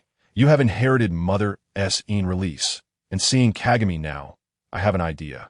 Yin-Yang release might be another path outside of the bloodline limits. There is a special Ashura reincarnation, perhaps. It's unclear how much time passed. The people on the moon gradually regained some mobility. Jiraiya struggled to lift his feet and walked to Orochimaru's twisted corpse. His neck was twisted 180 degrees, with a stiff smile at the corner of his mouth, his eyes vacant. Because of his death, the 3 snake ladies automatically ended the summoning. It was uncertain whether they, feeling weak all over, would be treated as food by the snakes in the dragon cave. With a long sigh, Jiraiya bent down to help Orochimaru forcibly close his eyes. With Jiraiya able to move, the others had even less to worry about. Nagato and the others nervously watched the standing Yusuke, but Yusuke's gaze did not fall on them. Talp! The tip of his foot hit the ground, making a light sound. Oh, it took so long to kill an Orochimaru. Yusuke, are you putting in any effort? Uchiha Kagami strolled over. Yusuke grinned. It's all your fault. Uchiha Kagami, before I kill you, I didn't really want to kill anyone. With 4 arms stretched out, Yusuke casually said, all right, put me back. I now feel that your body is much more interesting than outside. Uchiha Kagami shook his head. I don't want such an ugly guy like you living in my body. I prepared a more comfortable dog cage for you. Yusuke frowned. This lord doesn't even plan to resist this time, and yet you dare not let me go back. I still want to personally experience how far you've evolved now. Hey, Uchiha Kagami still had the bad habit of not letting people finish their sentences. Uchiha Kagami raised a hand to point, and Yusuke's mouth suddenly closed, almost biting his own tongue off. All over his body, only his 4 eyeballs could move wildly. Unfortunately, Yusuke did not have Uchiha's eyes and could not use them to speak. Wow, so impressive. Senju Hashirama sincerely exclaimed, Kagami, I can't see your strength at all. Thank you for the compliment. A perfunctory response, Uchiha Kagami brushed past Senju Hashirama and walked in front of Nagato. Nagato swallowed hard, forcing himself to remain calm. I could be considered a participant, right? The exhibition has already ended. The implication was that you cannot kill me. I have a spot among the remaining 5. Don't be nervous. I'm not a demon. Uchiha Kagami raised his hand towards Nagato's face, just borrowing the Rinnegan for a moment. What is the difference between this and wanting to kill me? Nagato wanted to express strong objections, but found he couldn't even blink. What kind of technique is this? Swish, not feeling any pain. Nagato only saw one of his eyes being dug out by Uchiha Kagami. Holding it in his palm, for a while, Uchiha Kagami formed seals with his other hand. Boom! A gigantic head suddenly appeared on the moon's surface with a bizarre shape. The Rinnegan is the embodiment of the connection to the pure land. Yama. Yama's mouth opened wide, revealing an endless dark purple abyss. Uchiha Kagami moved 2 fingers, and a black spear materialized, piercing through Suo Zhuang's chest. The massive force drove Suo Zhuang into Yama's mouth, heading toward the Pure Land.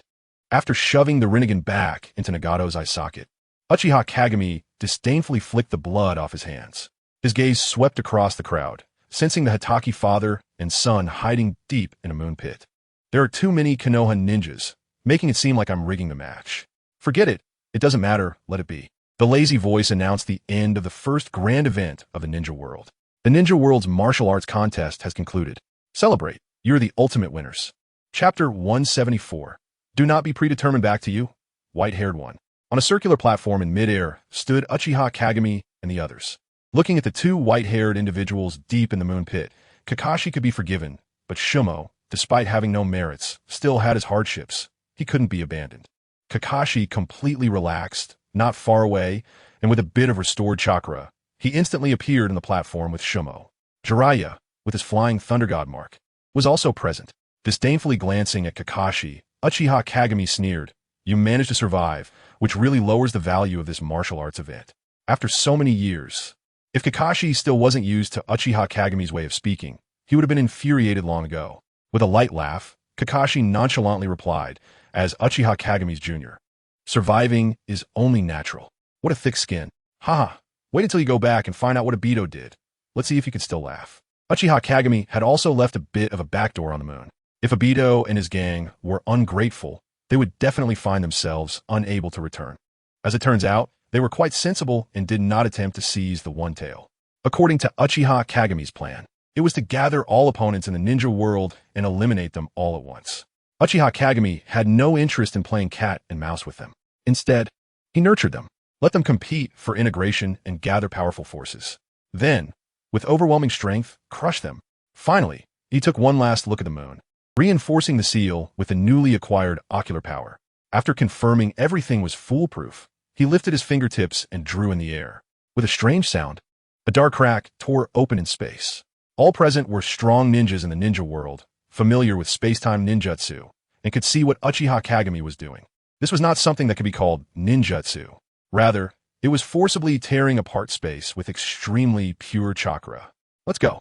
Uchiha Kagami was the first to dive into the black cavity, with the others following closely. Ninja World, Land of Fire, Konoha. The opening ceremony of the Ninja World Martial Arts Contest featured Nine Tails versus Makyo. The closing ceremony was prepared by Minato Namikaze. The major affairs of the nation lie in rituals and military. Military represents war. Military power has always been the most important since ancient times. The original rituals gradually evolved into ceremonies over time. This also highlights the importance of national strength. The strong in the ninja world understand Konoha's military superiority, but the vast majority of civilians and low-level ninjas lack a clear understanding. Every year or two, some management personnel would inexplicably start to go against Konoha's orders. Never underestimate the extent of human foolishness. Therefore, it is necessary to occasionally show some strength to keep them in line. During the martial arts event, the daimyos of various countries were casually wiped out by Uchiha Kagami. During this time, ordinary people in the ninja world had already begun to erupt into wars, vying for power and profit. Minato Namikaze captured the heads of all notable armed groups in the ninja world and brought them to Konoha. He felt the time had come. He could use this opportunity to stabilize the situation in the entire ninja world, and Kakashi's generation had also grown up, allowing him to arrange for them to stabilize the surroundings. His wish finally had the prospect of realization. Minato Namikaze placed great importance on this closing ceremony, intending to leverage Uchiha Kagami's fame to plan the ninja world structure. Namikaze home. You weren't this nervous even during the wedding ceremony. Kushina, with a slight bulge in her abdomen, reproached as she helped Minato adjust his clothing. Minato looked at Kushina with great tenderness, gently placing a hand on her abdomen. Of course, I'm nervous. Our child shouldn't have to experience the brutal wars like we did. What a beautiful future this is. With such a future right in front of me, how could I not be nervous? After the last transfer of the Nine Tails, Kushina's recovery was slower than expected by a few days. After Minato had someone check, he discovered that she was already pregnant. Kushina was rather oblivious. Having already had one child, she didn't even realize she was pregnant a second time, thinking she had just gained a little weight recently. Kushina smiled gently, leaning against Minato's embrace. Have you thought of a name for the child? Minato pondered for a moment. I haven't decided on a boy's name, but if it's a girl, I want to name her Midori. Midori. As long as it's not a name you just made up, Kushina thought it would be fine. Midori, the name of Uchiha Kagami's grandmother. The first child's name comes from a respected teacher, and the second child's name is meant to pay homage to Uchiha Kagami's grandmother. I have to say, while I also borrowed the name of an ancestor, I'm really not fond of this kind of custom. Uchiha Kagami leaned against the doorframe and said lightly, little brat, when did you arrive? Even after being a married couple for so long. Kushina's face turned red as she broke free from Minato's embrace. I knocked on the door. You were too engrossed in your base desires to notice. What base desires? Kushina quickly walked over to Uchiha Kagami, wanted to tug at his collar like when they were kids. But upon realizing the height difference, she found it a bit awkward to raise her hand too high. Bang! Without further ado, she punched Uchiha Kagami in the chest. That hurts. Little brat, are you wearing armor or what? Ignoring the playful Kushina, Uchiha Kagami naturally sat back on the sofa. Is everything almost ready? Uchiha Kagami was not asking about the preparations for the closing ceremony. He was asking about Minato Namikaze's preparations to rule the ninja world. Uchiha Kagami had no interest in ruling. His pursuits had already surpassed this world. After the anticipated final battle, regardless of victory or defeat, he would not remain in the ninja world. Before leaving, helping the juniors clear away some currently unmanageable enemies and assisting Minato in fulfilling his wishes was merely a matter of convenience. After that, if there were any difficulties, they would have to deal with them on their own. He couldn't stop for them. Minato sat down and said solemnly, I've dispatched ninja troops everywhere. If uncontrollable situations arise, I've given them the authority to act as they see fit. There is no better opportunity than now. We must thoroughly establish a ninja world structure centered around the Land of Fire. In my plan, it will initially take 5 to 10 years to complete the integration, and once everything stabilizes, what do you think about Shursui as the next Hokage? At least before aging, Minato Namikaze could ensure he wouldn't be corrupted by power, but he couldn't be sure if his thoughts would change after he grew old. After all, even Hiruzen Sarutobi showed some signs in his later years. If the future pattern is already set, the power of Hokage is too great. Apart from Uchiha Kagami, the supreme emperor of the ninja world, he can almost decide anything. To maintain the youthfulness of this position, Minato Namikaze decided that he must abdicate before the age of 40 and preserve this tradition. Unconstrained power is the greatest enemy of peace. With this thought in mind, Minato felt fortunate that Uchiha Kagami could still restrain himself. Hearing Minato's words, Uchiha Kagami shook his head. Do not predetermine a candidate. What's the difference from old traditions? Since you want to unify the ninja world, then everyone within the ruling territory has the right to compete for this position. If you favor Shursui, you can nurture and support him, but do not make decisions unilaterally. To be honest, I am more optimistic about Sasuke than Shursui. Uchiha Kagami smiled faintly. What we can do is give them the opportunity to choose. ISNT it. Minato smiled in relief. Yes, I almost stuck to my own opinion. Thank you for reminding me. Chapter 175 The Descent of a God Pure Land. It is a silver-gray grassland, with countless glowing flowers drifting above this field. Calm and peaceful, incredibly serene. Only a sudden sharp black tower disrupted this tranquility. Sukuna sat cross-legged inside the black tower, like an old monk in meditation. The soul flowers drifting on the grassland, one by one, with a penetrating fragrance, eventually fell into his belly. Thoughts collided, memories were read. This is an extremely wonderful experience, like savoring 1,000 years of history in the ninja world. Sukuna discarded the chaotic thoughts and immersed himself wholeheartedly in this feast. In the gap between life and death, the Six Paths sage brothers gazed at the Pure Land, their brows furrowed. This is our last foundation, you village said hoarsely. He was dissatisfied with his brother allowing his sons to fight, but he could also understand. Their mother, in order to combat the Otsutsuki clan, wanted to use the ninja world as a nursery. The Six Paths sage was not that ruthless and came up with a compromise. To open up the Pure Land and gather the souls of the deceased from the ninja world. This is not a forced action. Just like Konoha's Shikamaru who died in the original timeline, he did not go to the Pure Land and waited all along. For instance, if some evil Senju with white hair invented the Edo Tensei, the Pure Land would not constrain it. Under the premise of sufficient chakra strength and with an unwilling heart, one could reincarnate repeatedly like Indra and Ajura. This was the resting place prepared by the Six Paths sage for the deceased. In case of extreme necessity, they would also borrow their power. The Six Paths sage looked indifferently at the flickering soul fire on his staff. When he saw Uchiha Kagami summon the King of Hell, he knew it was not good and hurriedly absorbed a few soul flames. Among them was Uchiha Madara. He understood Uchiha Madara's plans, after all. Such a thing as the Rinnegan cannot be obtained without his omnipotent power opening the permissions for it. Thoughts swirling. The Six Paths sage said solemnly, You village, take my yang release power and find the reincarnation of Ajura, the one named Senju Hashirama. Tell him everything, including the threat of the Otsutsuki clan and Uchiha Kagami's actions. The situation is already very clear. Uchiha Kagami wants to evolve again, intending to raise this demon god to a terrifying level. He can see the future. Perhaps he really can deal with the Otsutsuki from outside, but this monster is the result of his deliberate indulgence. If this monster kills Uchiha Kagami, we must consider such a situation. No matter what, having power in oneself is the key to turning the tide. You village looked deeply at him, snorting softly. Have you finally decided to take action, brother? I thought 1,000 years would completely obliterate your decisiveness. The Six Paths sage's gaze gradually sank. Sighing, I am just afraid of the unknown. Kagami has his pursuits, but I cannot gamble the survival of the ninja world for it. It is not that the Six Paths sage does not understand, but Uchiha Kagami's pursuits are here, and his ninja world is also here. Both wish to solve the calamities of the ninja world. Only one is slightly radical, and the other is more conservative. Konoha. The morning light spread out, bringing a hint of coolness. But soon, the loud sound of gongs and drums dispelled this coolness. A team set out from the Konoha gate, led by a tall figure with black hair and red eyes. Uchiha Genka. After years of training, as one of the earliest followers of Uchiha Kagami, he also learned the secrets of the Manjiki Sharingan. However, he did not possess the talent to awaken the perfect Manjiki, even if Uchiha Kagami was willing to help. He could not wield such power. He still had a chance with an ordinary Manjiki. At this moment, his ocular power had reached a critical point. With a little stimulation, it might awaken.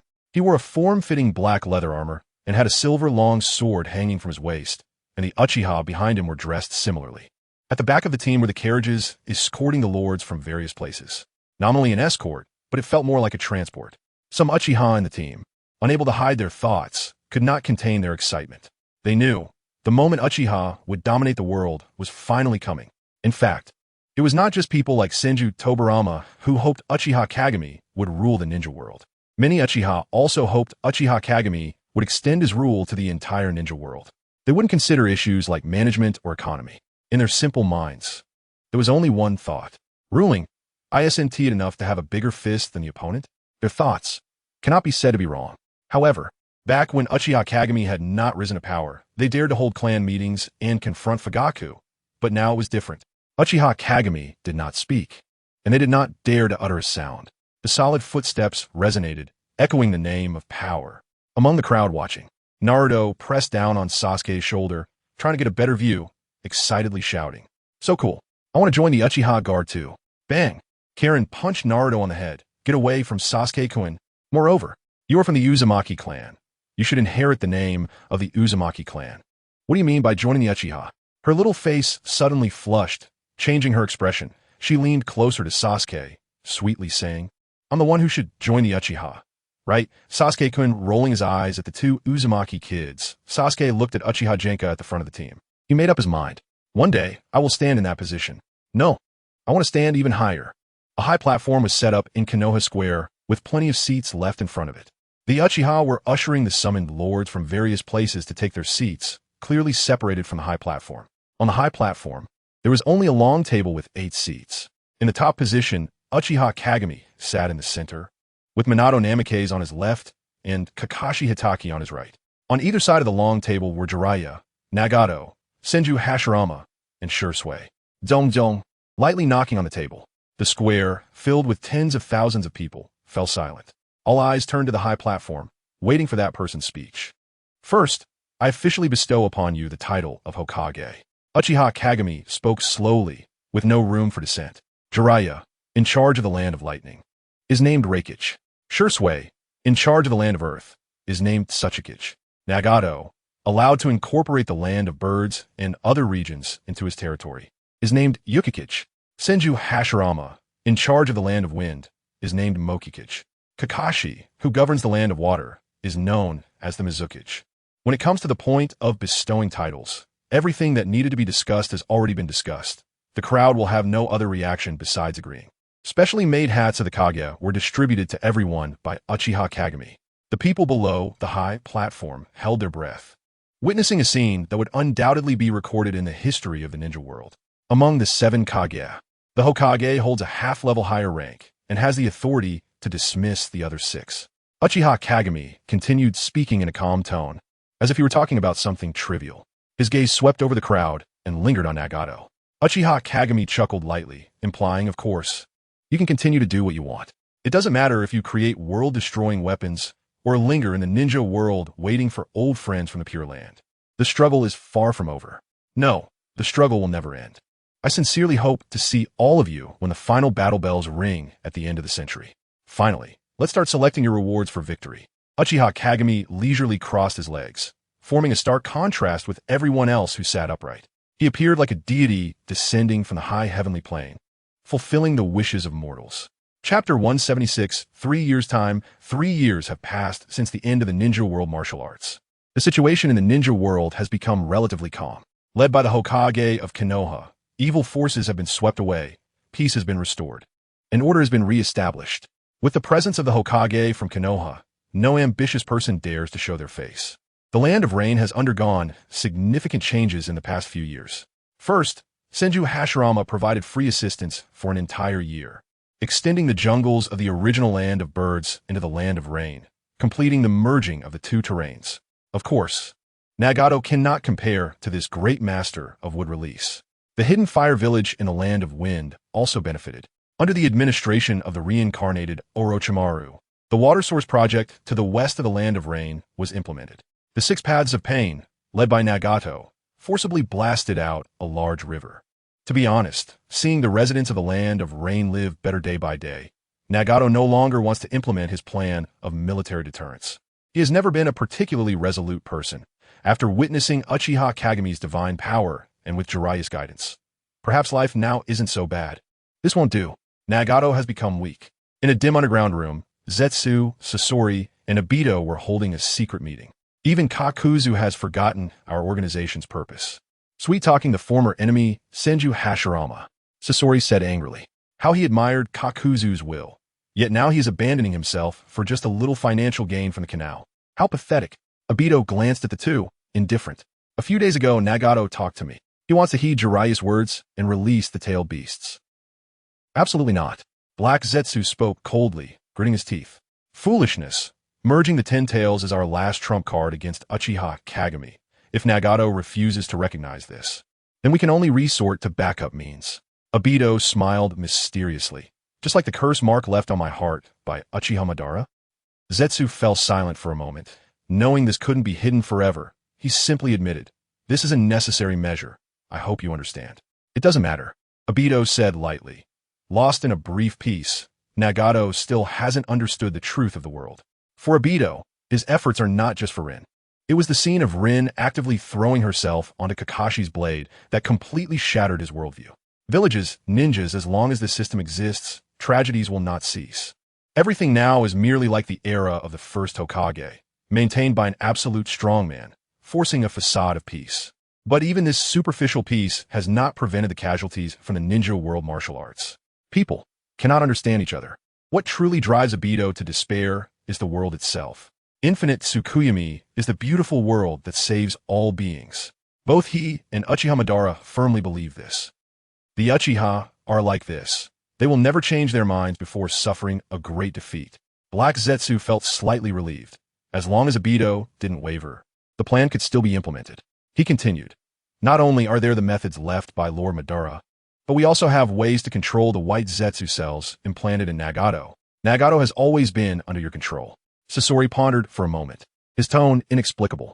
Zetsu turned to him and said solemnly, Sasori, the reason we let you know this is because we recognize your will. We promise to help you eliminate all obstacles, giving you a chance to have a one-on-one fight with Hitaki Sakomo. Hatred is sometimes more steadfast than ideals. Sasori had previously rejected Uchiha Kagami's invitation and insisted on continuing his revenge plan. Just based on this point, he is already trustworthy. I have the 2 tails here. Nagato has the 7 tails and 8 tails, as well as the chakra of the Golden Horn and Silver Horn. The key is the Rinnegan. Obito stood up and said coldly, next time we meet, let us and Nagato, who told him to start dreaming such impossible dreams. On the tower in the center of the Land of Rain, Yahiko, Nagato, and Konan gazed at the distant sunset. Konan squatted down, hugging her knees, like a little girl with glistening eyes. Nagato looked at her back. He could clearly feel that Konan was gradually moving out of the shadow of Yahiko's death and beginning to have hope for the future of the Land of Rain. Very good. He turned his gaze to the Devapath Pain, who stood beside Konan like a sculpture. Yahiko, only you standing beside Konan seems so fitting. Only you can bring happiness to Konan. Gently removing his Mizuki's hat, he smiled softly in the shadow of the hat. Wait until everything stabilizes. Once I make Obito and the others let go of their hatred, I will bring you back, Yahiko, the Rinnegan's natural ability. Perhaps I possess these eyes for your return. You are the one truly suited to be the Mizuki. If this is my destiny, I gladly accept it. Even in death, I have no regrets. He, who possesses the Rinnegan, is unable to see. In the distant sky, a pair of Byakugan eyes filled with endless, deep malice are watching this place. Konoha, Uchiha Clanland, training ground. Yo, Sasuke, are you still training today? 3 years have passed, and Naruto, who has received ample nutrition and the best medicinal nurture, is much taller than an average 10-year-old child. At first glance, he looks like a 14 or 15-year-old boy. Although he pays great attention to his hair care, his daily training is significant, and he still inevitably has some frizz. At this moment, a 2 or 3-year-old girl is sitting on his neck, her small hands gripping Naruto's hair. She has a head of soft crimson long hair, blue eyes, and is as delicate as a doll. This is Bluffing Karen, the daughter of the 4th Hokage. With blonde hair bearing the surname Uzumaki and red hair bearing the surname Bluffing. Acquaintances often tease the 4th Hokage about this. Hello, big brother Sasuke. Little Karen greeted shyly with a flushed face. After wiping the sweat from her face, her bare upper body was covered in scars. Not only has Sasuke been engaged in physical training, but over the past few years, he has also joined the team sweeping away evil, experiencing countless bloody battles.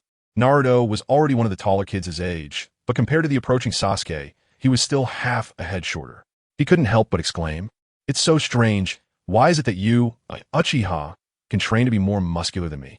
Sasuke, with his head lowered and wrapping the bandages around his hands, replied flatly, "Don't bother me when there's nothing going on."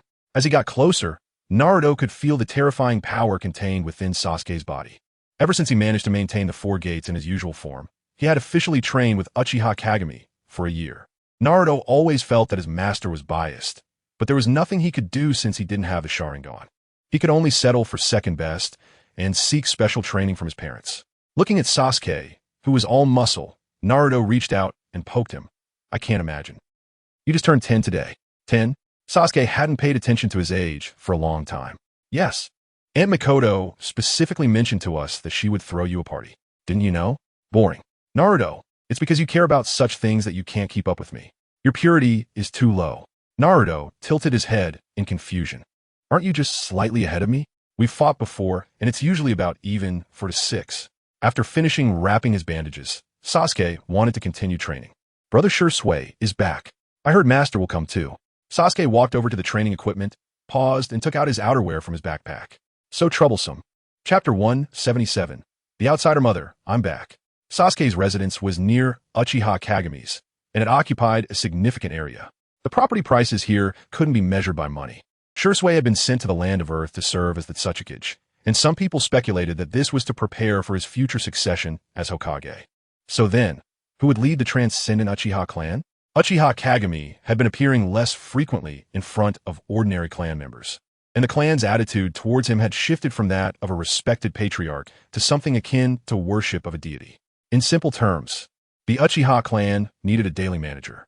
Currently, that role was filled by Jinkaku and Kyumo, although their strength surpassed that of all other clan members. They hadn't reached the point of total domination. Jinkaku, who had already unlocked the Manjiki Sharingan, was criticized by the clan members. "Can you even call that a Manjiki? It's just a variant 3 Tomo at best. Even if it's slightly stronger than us, it's limited." Jinkaku felt wronged, but couldn't voice it. After all, this was a Manjiki certified by Lord Kagami, though it had an imperfect prefix. This also made Jinkaku realize his own mediocrity and began pouring his efforts into training Sasuke, not in terms of strength, but in daily management. It's quite strange for a group to not have factions. In situations where Uchiha Kagami was present, the Uchiha clan naturally sided with him. As he increasingly withdrew from management, the Uchiha clan split into the Sure faction and the Sasuke faction. The reason the Sasuke faction could compete with the Sure faction was that Jinkaku and Kyumo's support led some Uchiha clan members to speculate that it was Lord Kagami's hint. While it was called a factional divide, it was merely minor squabbles, comparing whose achievements looked better while drinking and chatting. This benign competition, which didn't harm the foundation, helped them vent their energy, and no one cared. Brother Sure, as Sasuke, the leader of the Sasuke faction, entered the door, he saw Sure sitting on the living room sofa, who greeted him warmly. Sure was flipping through a book titled Productivity and Production Relations, a study on ninja productivity application. Section 3, authored by Orochimaru, with friendly revisions by Jiraiya. Closing the book, Sure turned around and smiled. "You're reading Section 3, huh? Mr. Orochimaru's theories are quite profound." "Yes, my understanding is still quite shallow." Sasuke sat down and began discussing issues with Sure. Standing beside them, Naruto, along with the flower on his shoulder, had wide eyes, completely unable to understand what they were talking about, although he had seen that book on his dad's bookshelf. Bang! Suddenly, a girl with long fiery red hair pounced on Sasuke, taking a deep breath. "Wow, the scent of sweat is so rich. Sasuke's sweat smells so good." Sasuke lifted one hand, grabbed Karen, and tossed her aside. She landed right on a fat cat that was eating, causing the food to get squished. "Meow. Karen, what are you doing?" Hearing the commotion, Mikoto peeked out from the kitchen with a serene smile. "Sasuke, I prepared the bath water. You should go take a bath first." "I know, mother." "Then, brother Sure, I'll excuse myself first." On a nearby tree branch, a boy with 2 tear marks looked through the window at this scene from afar, a smile unconsciously appearing on his lips. Itachi-kun. Under the tree, a girl leaned against the trunk, her gaze toward the boy filled with pity. "Actually, we could tell Sasuke the truth and sincerely ask Lord Kagami." "No." Uchiha Itachi decisively interrupted Izumi's words. "I'm already very satisfied. It's okay if I never leave this place. Occasionally seeing Mother and Sasuke, seeing them live happily, I'm already immensely satisfied. Sasuke doesn't need to know about my existence and my father's. To him, we are merely stains." Uchiha Itachi propped his chin on one hand, squinting with a smile. If I had any wish, it would be, I hope to die as a person useful to Sasuke. Then what about me? The girl voiced her question from the bottom of her heart. The boy fell silent for a moment, giving a bitter smile. Izumi, you don't need to be so fixated on someone like me. You can have a better future. Uchiha Izumi stopped speaking, leaning against the tree trunk, quietly watching him. Changing the thoughts of an Uchiha. How easy could that be? Unknown time and space. On an ancient stone platform. The following scene is from the perspective of an ordinary person. A large demon with red eyes and black hair used the massive stone platform as a dining table, using its sharp claws as cutlery, cutting into an ugly creature with 10 tails on the platform. The creature screamed in terror, its tails flailing like tentacles. Shoo! The dark claws easily sliced it, and the viscous juices seemed to emit a rich aroma, making the huge demon lick its sharp teeth with its long tongue. Soon, this dish was completely devoured by the demon. The following is the actual scene. Black long spears interlaced and pierced through the massive body of the 10 tails. This was indeed a small 10 tails hidden away. Uchiha Kagami stood at the tip of one of the spears, immense chakra surging in. Unlike Kagaya and the Sage of Six Paths, who had implanted the 10 tails into their bodies to become Jinchuriki, Uchiha Kagami absorbed the 10 tails as nourishment, planting the divine tree, absorbing the natural energy of the ninja world, and harvesting chakra fruits. That was something only ordinary Otsutsuki clan members would do. Uchiha Kagami, who looked down on Otsutsuki, would never do such a thing. The low-level collection steps could be left to others. Uchiha Kagami aimed to exploit a higher level. For Uchiha Kagami, devouring the 10 tails was not a difficult task, and he had long known the location of this alternate space from Ishiki's memories. The reason he waited until now to act was simply that he had only just fully mastered the power he gained after his promotion. In a more mystical sense, it meant that he spent years stabilizing his realm. You can't become fat in one breath. Progressing step by step was still Uchiha Kagami's principle of action. When the roar of the 10 tails in the other dimension ceased, it suddenly fell silent. Uchiha Kagami sat on a stone platform, as if he had just eaten and was taking a moment to digest. He raised his head, feeling something. After a while, he still didn't dare to come down. Such a timid fellow, waiting for his friends to gather before taking action. Very cautious, isn't it, Uchiha? In the universe beyond the moon, a crimson sun had been radiating light here for 3 years. On a nearby meteorite, Tsutsuki Urashiki, with pale skin and light blue hair tied in a high ponytail, gazed at the ninja world with a stern expression. Occasionally, he would glance at the moon.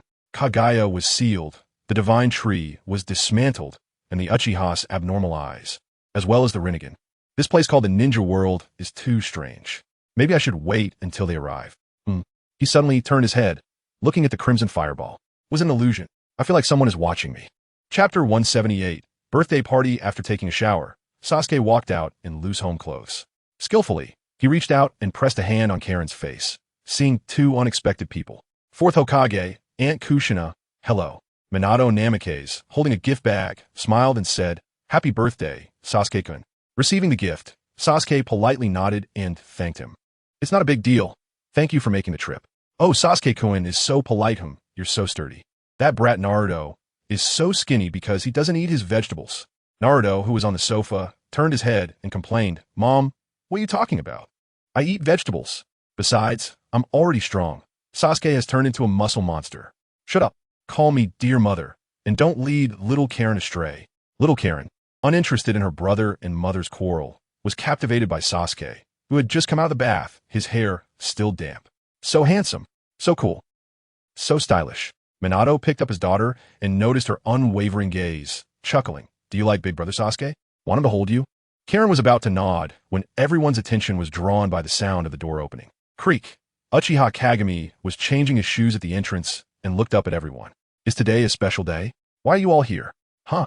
Naruto leaned against the sofa's backrest and said, "Master, I heard from Shursui that you were coming to Sasuke's birthday party today, so I came. Otherwise, I wouldn't celebrate for this brat." Uchiha Kagami looked at Shursui. Shursui scratched his head. "I thought you knew today was Sasuke's birthday and chose this day to tell me." After changing into plush cat paw slippers, Uchiha Kagami said lightly, "I just wanted to talk to you and Sasuke about something. Since it's a birthday, let's talk about it tomorrow. Also, don't act like I'm some missing person returning. I come back every month, don't I?" Uchiha Kagami was very sensitive to gazes. Since he entered, those eyes had been fixed on him. He locked eyes with the owner of those starry eyes. "Little girl, who are you?" "It's Karen. You saw me when I was born." Kushina's voice was still as loud as ever. Uchiha Kagami looked at Karen, then at Chi, who was busy in the kitchen with Mikoto. She had no hair when she was born. With this chakra, I thought she had another one. I have to say, this little girl has a high bloodline concentration and shows signs of reversion. Uchiha Kagami could almost foresee her future, awakening abilities not less than Karen's. "What do you mean? You little brat. Do you think I can't give birth to a cute daughter with red hair?" Uchiha Kagami dug at his ear. "Minato, how come your ears haven't gone deaf after all this time?" Minato smiled wryly. "Actually, Kushina has become much gentler. Kagami, have you ever thought that maybe you're just too good at making people angry?" After all these years, everyone had changed somewhat, but Uchiha Kagami's mouth was still as foul as ever. "Compared to Kushina, I'm the gentle one, right?" Uchiha Kagami lifted his tea and locked eyes with Karen. "Still looking? What's so interesting?" "You're handsome." As soon as Karen finished speaking, she blushed and dove into Minato's arms. "Excluding your strength, you're just a big handsome guy with a bad personality." Kakashi, peeling an orange, laughed while dramatically lifting his mask to eat the orange and then putting his mask back on. "You still know about my strength?" Just as Uchiha Kagami finished speaking, Kakashi felt his hands go weak and his mask was just perfectly pulled down.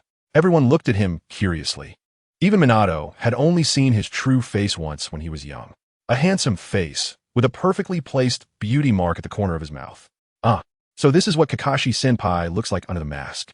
I thought you'd have a sausage mouth or buck teeth or something. Yeah, although I think you're not as handsome as Sasuke-kun, you're still a top-notch handsome man. Why wear a mask?" Uchiha Kagami crossed his legs and sneered. Maybe he thinks being masked is cooler. Before looking at Paradise for Lovers, this guy likes to read novels about how ninjas should die, full of Nibby vibes. Hey, don't say that. I'm still the Mizukichi.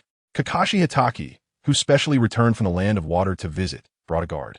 An unwritten rule is that the guard is the first choice for the next generation of Kage. Terumi Mei, who had been holding her breath since Uchiha Kagami entered, lost her composure as she looked at Kakashi's face. To be fair, Uchiha Kagami was still a bit more handsome than Kakashi.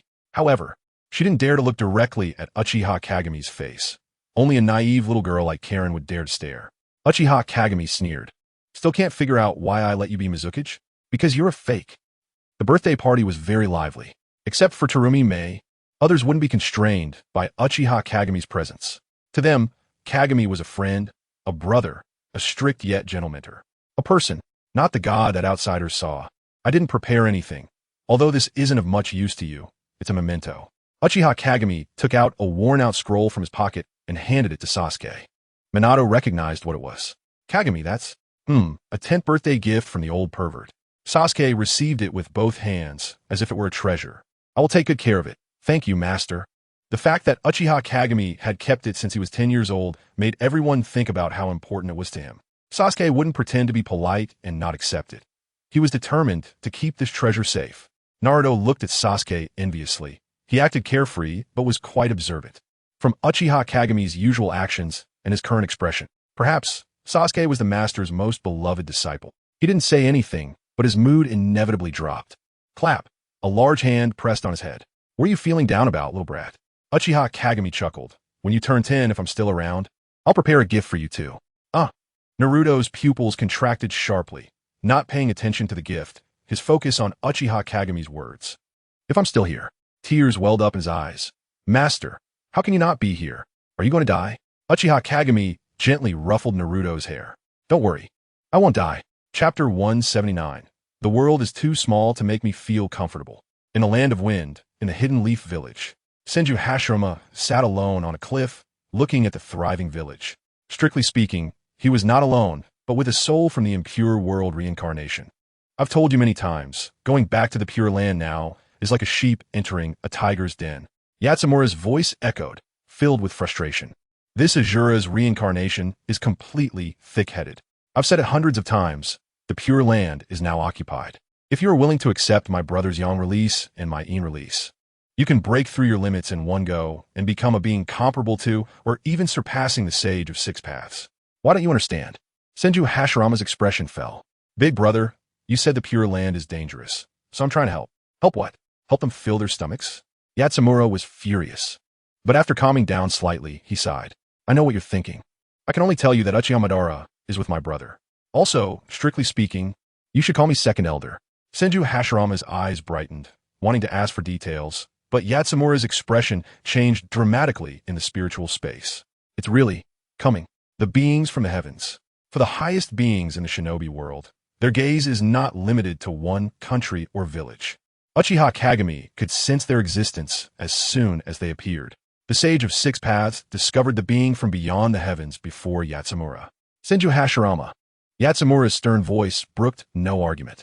A disaster that will determine the fate of the shinobi world is about to arrive. You're the person my brother and I believe is most suitable. You must accept this power. Senju Hashirama hesitated. But isn't Kagami there?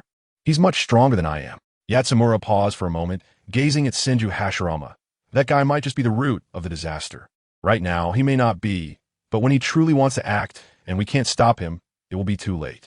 Don't resist any longer. Having power and not using it is different from having no power. You should understand this. In Konoha, at the Uchiha Kagami's residence, 10-year-old Sasuke, 20-year-old Shursui, and 26-year-old Uchiha Kagami.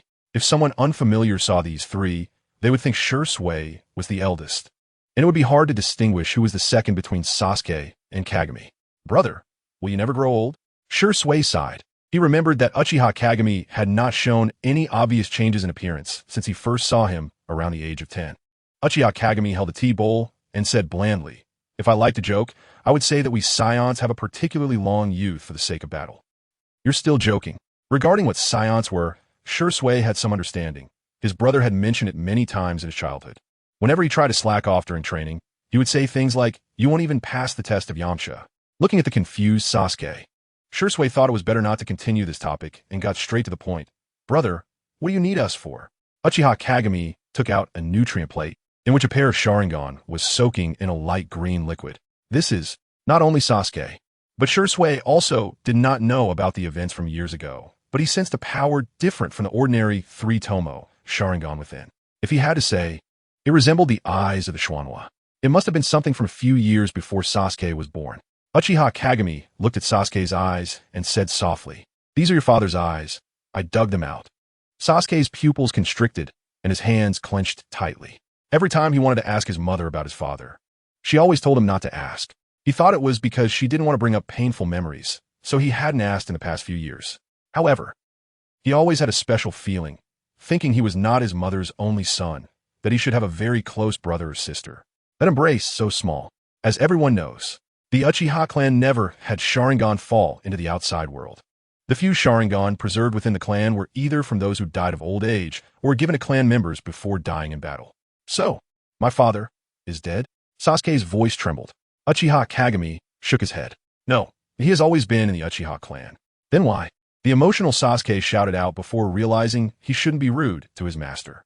"Please, tell me the truth. It's too cumbersome to explain in detail. Relax your mind." Uchiha Kagami's eyes flashed red, and Sasuke entered a blood-colored space. Some parts were from past realities, and some from a future of the original timeline. "Sasuke, you are my disciple. I won't hide things from you for your own good. You have the ability to make your own judgments, and I will respect your choices, even if you choose to stand against me." In the illusions Sasuke witnessed, Uchiha Kagami did not vilify Fugaku, instead presenting the helplessness of Fugaku losing control over his clan, and the pressure from the third Hokage. He showed the moment Fugaku awakened the Manjiki after witnessing his best friend's death, until Uchiha Kagami dug out his eyes. Then, the story unfolded from Uchiha Kagami's perspective. Starting with Sasuke's birth, in that fantasy, there was no Uchiha Kagami. The Nine Tails incident, Uchiha Shursui was harmed. Uchiha Itachi awakened the Manjiki. Uchiha Itachi struggled between his clan and his village, until the night of the clan massacre. After a long time at dusk, Sasuke Uchiha's tightly closed eyes streamed with tears. When he opened his eyes again, Manjiki Sharingan, "Brother." Shursui looked at Uchiha Kagami in surprise. He thought his brother would arrange for Sasuke to awaken a perfect Sharingan just like he did for him. Uchiha Kagami took a sip of tea and said blandly, "Sasuke is different from you. He could take a localized evolutionary route and may even surpass you. We cannot take that path. That's why I open a new road." He looked at Sasuke gently and said, "Sasuke, in this choice between a clan and a village, I have made my choice. That is the clan. I am strong enough. So I am the victor. I don't need you to choose. I just pity you a bit." that life would have been controlled by Uchiha Itachi. I will continue to teach you, although it won't be for long. You can hate me, you can want to change, as long as after I'm gone. You can defeat Shursui. Uchiha Kagami pushed the nutrient plate forward. I arranged for Orochimaru to perform surgery for you. Uchiha Kagami looked at the setting sun. His final words were not just for Sasuke, but also for Shursui. This world is too small to make me feel comfortable. If possible, I hope to see you again in a new world. Uchiha Kagami lowered his head, his gaze penetrating the endless layers of the earth, staring at the core of the planet. I already know you are there. Chapter 180. The Tsutsuki clan begins to act. In the heavens, the being lying on the meteorite, Tsutsuki, opened his eyes. How is the intelligence gathering going, Pirashi?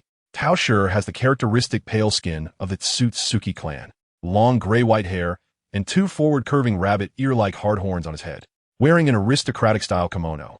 He is the kind of guy who can easily be associated with the word arrogance just by appearance. He sits down, a plain and unremarkable figure, Jin Shur. Hey, Xiao Tao.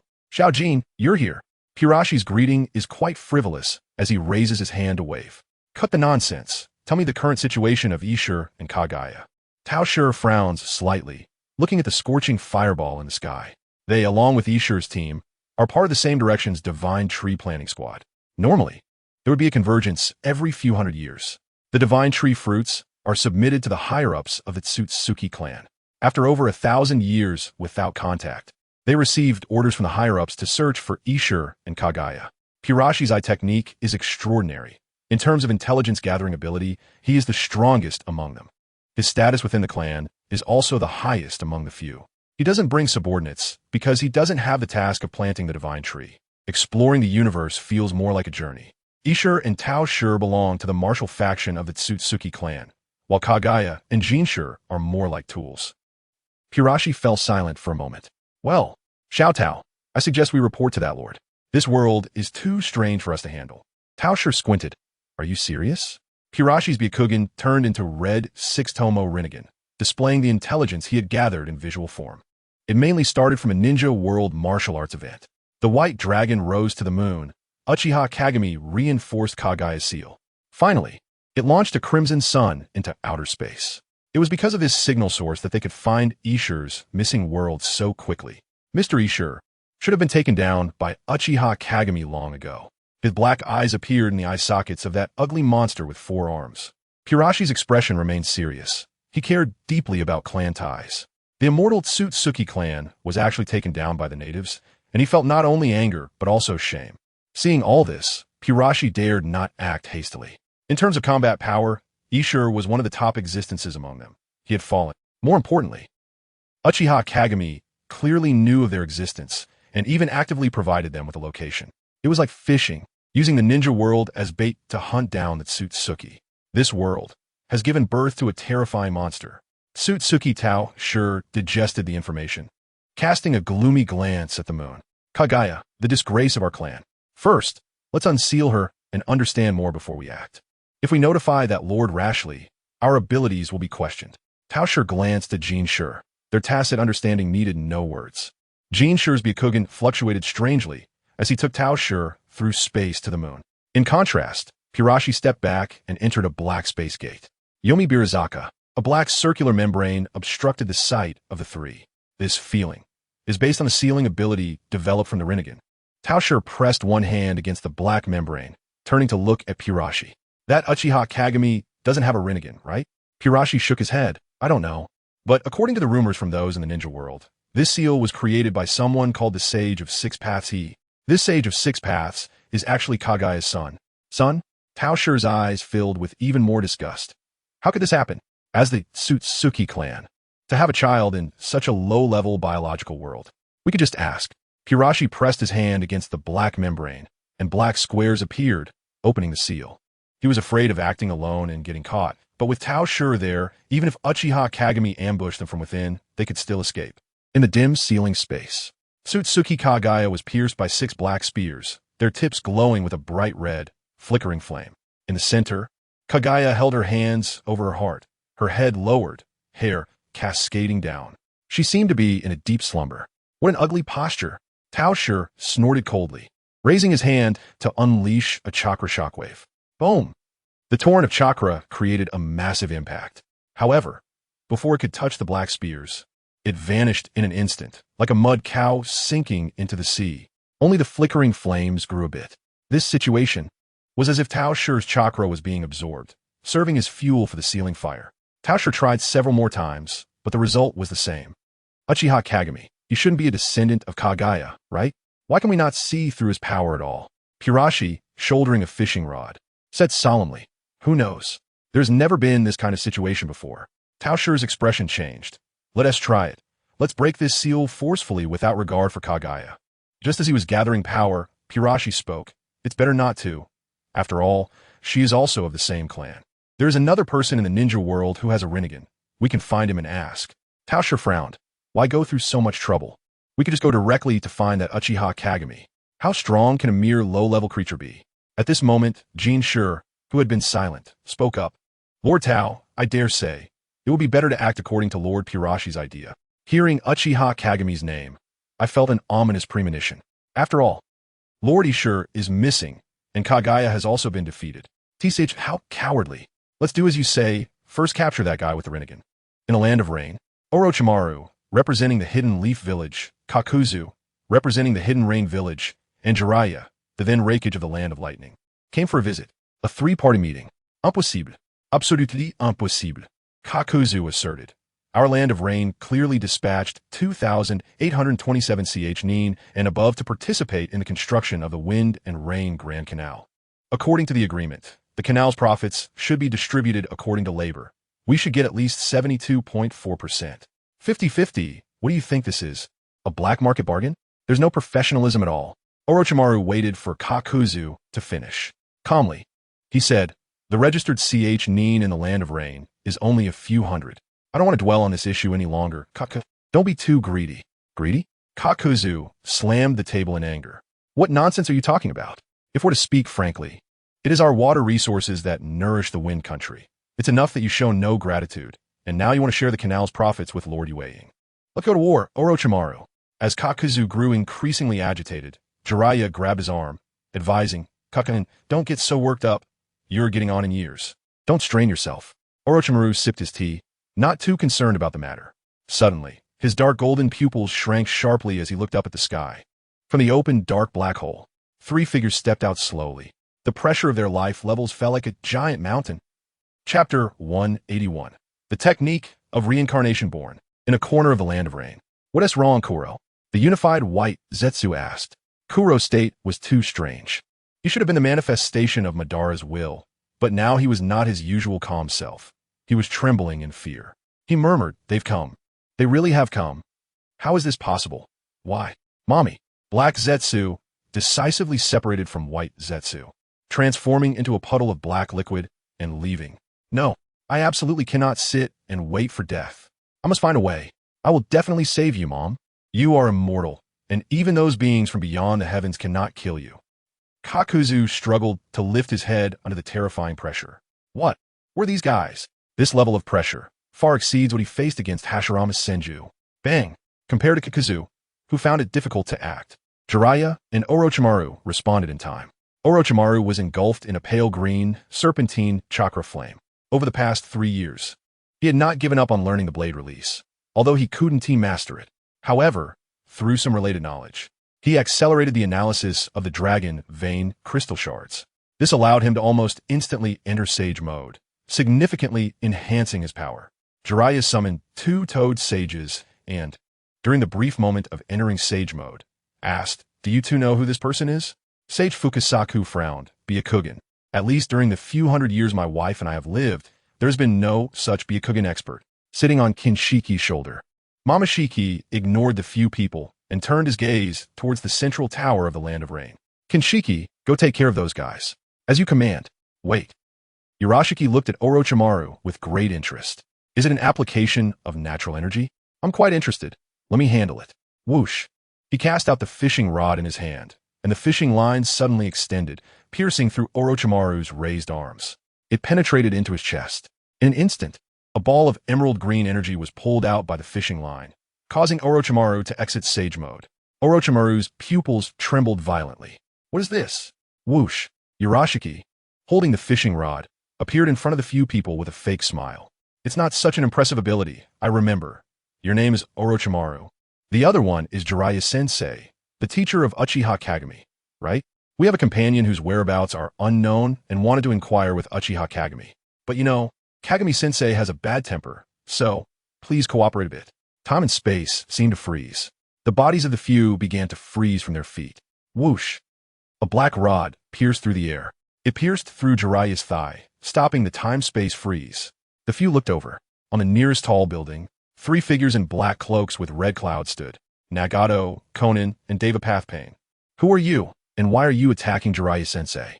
Devapath-Pain spoke indifferently. Momoshiki spat, sneering. That red-haired Rinnegan. What puppet game are you playing? Moreover, it's not even an original eye. How pathetic. Whoosh! A black rod rapidly flew towards Nagato. Shocked, Nagato swung out the black rod to block.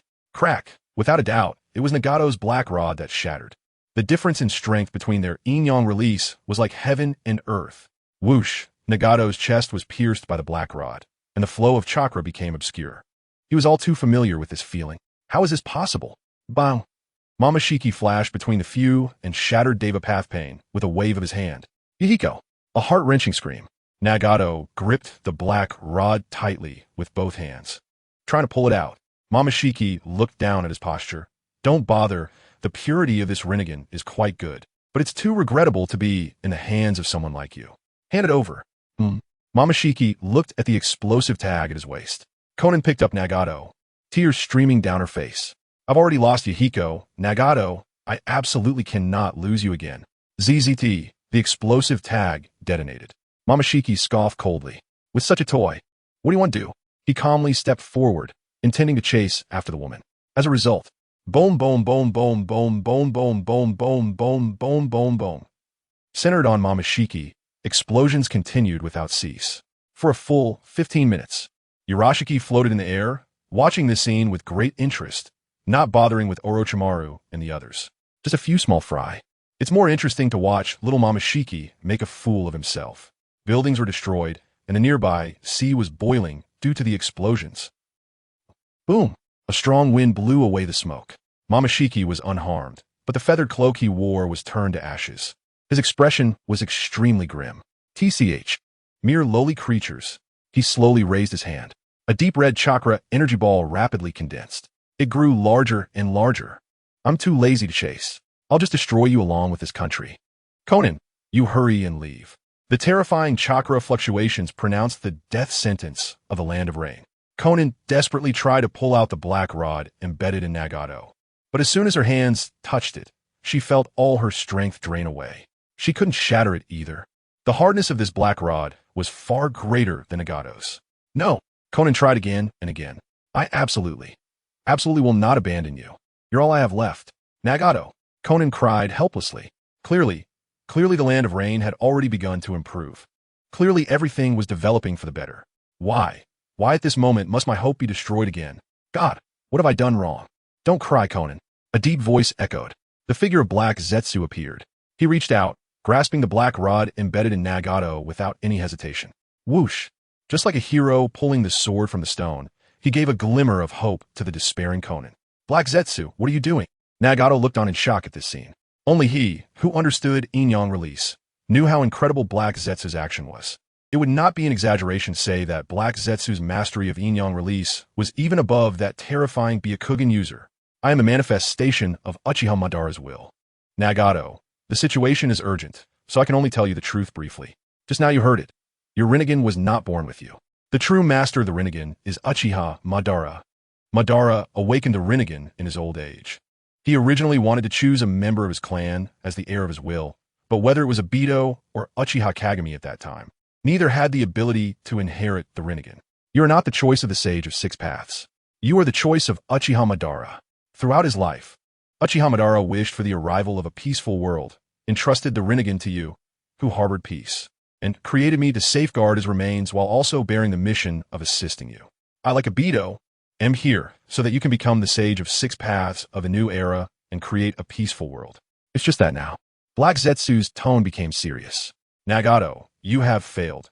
In the face of that world-destroying catastrophe, you do not even have the ability to resist.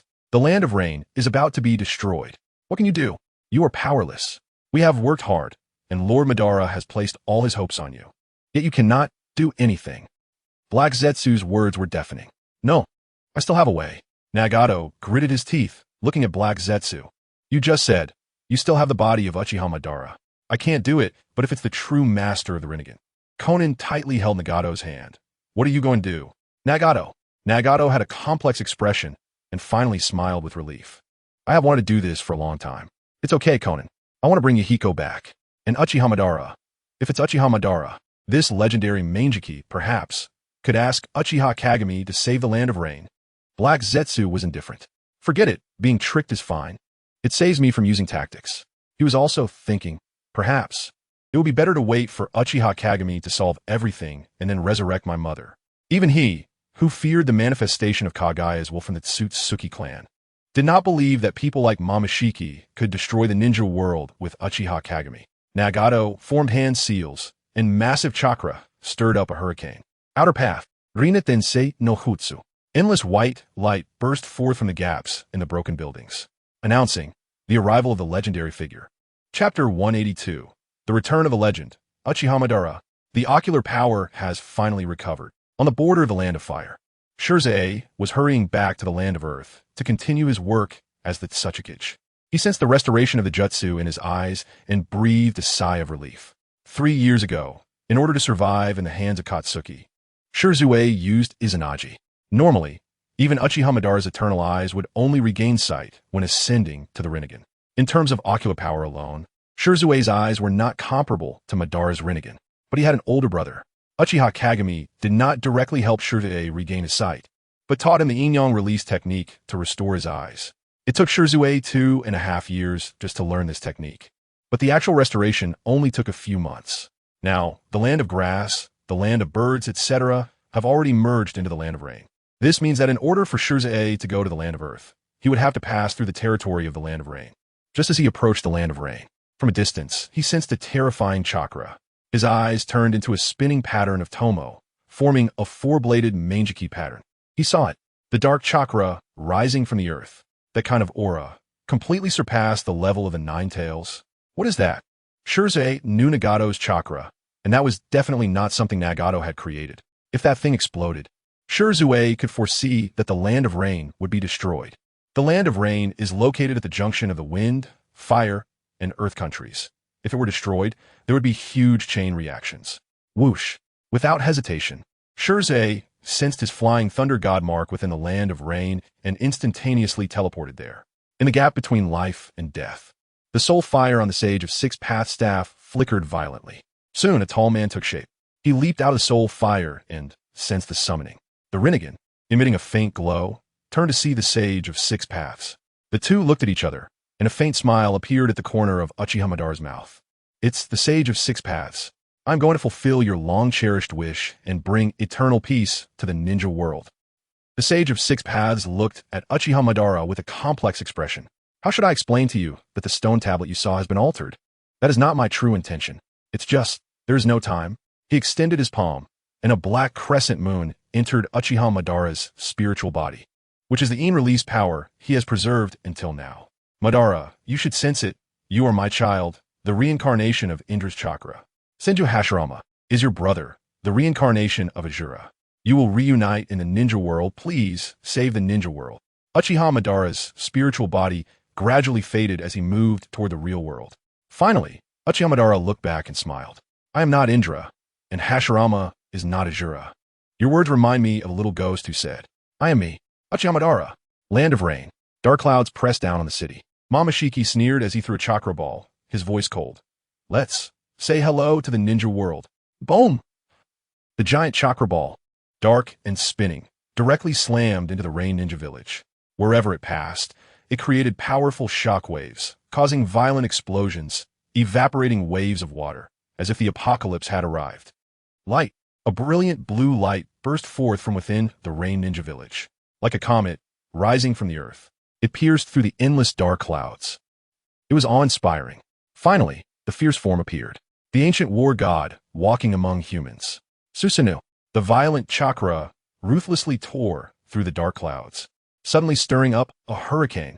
A man dressed in a dark red plate armor of the Warring State style stood among the deep blue giant, his long black hair moving without wind. His eyes were tightly closed, and an unparalleled pressure influenced the sky. Just standing there was enough to instill awe in people. This was not an innate aura, but a sense of oppression forged through countless bloody battles. Boom! The 100-meter giant blade of Susanoo rose from the bottom. A dazzling brilliance struck the bottom of the giant chakra ball. Boom, boom, boom, boom, boom. An extreme explosion. The chakra ball altered its trajectory, soaring upward. Bang! After a brief pause, the explosive shockwave made all the towers in the land of rain sway precariously. This is Uchiha Madara. Nagato's aura was extremely weak, and his life representing crimson hair had turned gray. One hand supported his wobbling figure. Nagato turned his head with hope. Is it him? But in his eyes, he saw Konan, whose tears were flowing uncontrollably. Why? Why hasn't Yahiko come back? Nagato couldn't understand. Filled with unwillingness and regret, his eyes lost their light. Suddenly, the space beside him twisted, and a hand reached for Nagato's eyes. Crack! That hand stopped just half an inch from the Rinnegan. The sound of armor clashing rang out as a figure grasped his hand and pulled him out of the phasing space. What do you want to do, Obito? Uchiha Madara's eyes were tightly closed, and a look of disdain appeared at the corner of his mouth. Obito, who collapsed on the ground, had a bad expression. One hand covering his heart. Was that the effect of the curse mark just now? It's nothing. Just wanted to help you retrieve the Rinnegan. Uchiha Madara shook his head in disappointment. Only your own eyes are the strongest. Why don't you understand? If you could break through your limits like Kagami, how could you still have this level of power after so many years? Obito flared up like a cat whose tail had been stepped on. What qualifications do you have to judge me? Uchiha Madara gently pushed aside Konan and retrieved his own eyes from Nagato's eye sockets. He said slowly, Why? Of course, because I am Uchiha Madara. Boom! The power of the Rinnegan surged like a tidal wave, pressing down on Obito. At this moment, Black Zetsu transformed into liquid and wrapped around Uchiha Madara, saying in a deep voice, The tailed beast that the outer path golem lacks is in Obito's Kamui space. Uchiha Madara silently looked at Obito.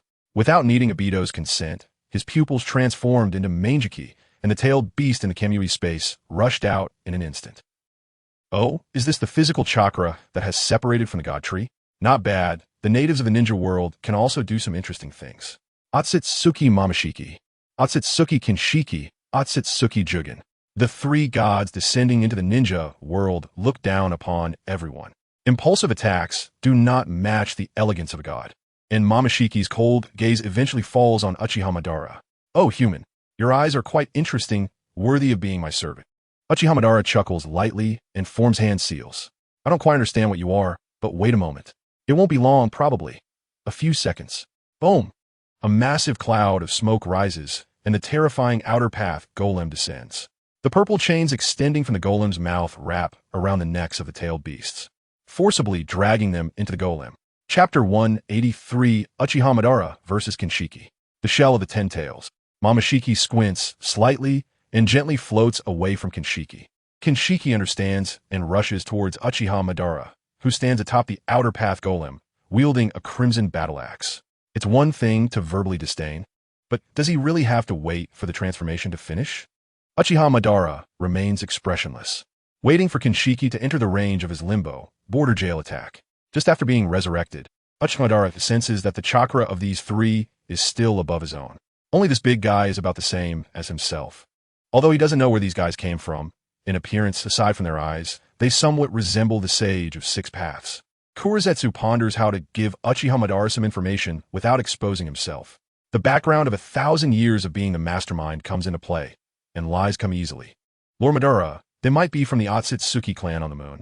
According to the information we've gathered, they should be descendants of the sage of 6 paths brother. Fortunately, Kurizetsu communicates mentally with Uchiha Madara, so Mamashiki and the others can't hear it. Otherwise, this black menstrual blood would surely evaporate. Uchiha Madara notices the Byakugan of the few individuals and mutters to himself, the brother of the sage of 6 paths. Is it the Byakugan? The Senju and Uchiha are descendants of the sage of 6 paths, and that unknown brother's descendants have the Byakugan. Regardless, let's give it a try. Limbo Border Jail. Uchiha Madara's Rinnegan exclusive ability can create shadow clones equivalent to his own abilities. and those without Rinnegan and the power of 6 paths can't even perceive their existence. 2 Limbo clones approach Kinshiki. Just as they are about to knock him away, swish! Kinshiki swings his battle axe, unexpectedly deflecting the 2 Limbo clones. The crimson battle axe swings down towards Uchiha Madara. Clang! A piercing sound reverberates. Kinshiki is pushed back by the invisible clone. There are 4 Limbo clones. Uchiha Madara's expression changes slightly. From the earlier contact, he sensed the immense strength this big guy possesses. More importantly, he can see the Limbo clones. Godly strike! Kinshiki, who was sent flying, transforms into a purple lightning bolt and charges forward, unstoppable. The Otsutsuki clan has no concept of techniques. Their use of chakra is simple and brutal. It's also because they don't need it. Compared to their abilities, ninjutsu is clearly weak, pitiful, and helpless. After all, even Indra, the creator of ninjutsu, aimed for the weak to use chakra better. Momoshiki and Kinshiki watch leisurely, disdainfully saying, "What a weak Rinnegan technique," merely creating a few clones of similar strength. This technique is utterly meaningless to those who possess the same level of ocular power. Momoshiki has never seen such a low-level Rinnegan technique in his life. At least it can show some elegance when bullying weaker opponents, which is its only merit. It seems you don't qualify to be my servant. Splash! The purple chains force all the tailed beasts into the mouth of the outer path golem. The golem roars ferociously, and its form begins to change dramatically. The 10 tails. Momoshiki and Kinshiki exchange glances, both smiling. They just arrived, and someone is already helping them gather the 10 tails, saving them a lot of effort. Moreover, this 10 tails is much stronger than a normal 10 tails. This world might just produce real chakra fruits. They can't help but feel excited. Within the entire Otsutsuki clan, only that legendary god has ever eaten chakra fruits, and there hasn't been a production of chakra fruits for nearly 1,000 years. Momoshiki wouldn't dare to hoard a chakra fruit for himself. But if he could collect one to give to that great one, the rewards within the clan would surely be substantial. Meanwhile, Kinshiki, transformed into purple lightning, directly shatters Uchiha Madara. This legendary ninja, known as the Azura of the ninja world, crumbles with a single touch. No, Kinshiki turns his head. The earlier sensation was not one of flesh and blood at all. He sees a sky full of wood chips. This is what he just shattered. Tap! A tall man with black hair and red armor stands above him, arms crossed, sneering. You can see the Limbo clones, but not the wood clones? Oof. Kinshiki, under the high-speed impact, unreasonably twists his body and swings his axe. Bang! This time, the sound comes from below him. I overestimated you. Don't say with clones. You can't even see the shadow clones the guy developed. The ocular powers of you guys are quite strange. It's as if you're from a hidden family that has never participated in this ninja world's 1,000-year warring states. Your use of ocular power is as naive as a child. Uchiha Madara selectively forgets that he himself cannot see through shadow clones, using shadow clones to probe for information. Uchiha Madara hasn't used this combat method in a long time. Just because he hasn't used it in a while doesn't mean he forgot. A ninja must make good use of every bit of their strength. If I am weak and my enemy is strong, then I need to gather intelligence and win with wisdom. Yes, Uchiha Madara admits that these guys have chakra amounts above his own. But so what? Throughout the first half of his life in battle, there was always someone who crushed him with chakra. Does that mean that battle can be decided simply by comparing chakra amounts? Up until now, Uchiha Madara has gathered some intelligence. Those 2 unknown guys seem to be after the 10 tails and are also waiting for the 10 tails to transform. Since they are from the Byakugan clan on the moon, their inheritance would be more complete than the war-torn ninja world, closer to that mythical era. There should also be records about the 10 tails. So, do they also want to become the 10 tails Jinchuriki? Heh, Uchiha Madara shows no signs of panic. Although unexpected strong enemies have appeared, he has never fought in an advantageous position throughout his life. This kind of pressure only excites him. He just wonders, what is that kid Kakashi doing now? Bang, bang, bang. Kinshiki continuously shatters Uchiha Madara's shadow clones, his movements becoming increasingly frantic. What on earth is this? It looks even more fragile than paper. It's undoubtedly that guy. For a moment, he deliberately let Uchiha Madara get close to him. Then, Sage Art, Gale Release, Light Fawn.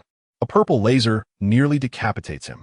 Fortunately, at the last moment, he turns his head in time, only getting his hard horn shattered. From then on, he dares not let his guard down. Being skilled in taijutsu, He actively distances himself from Uchiha Madara. But Limbo, Border Jail, is not just about creating invisible clones. Limbo clones can instantly swap places with the main body. That is to say, within a limited range, it's an infinite flying thunder god.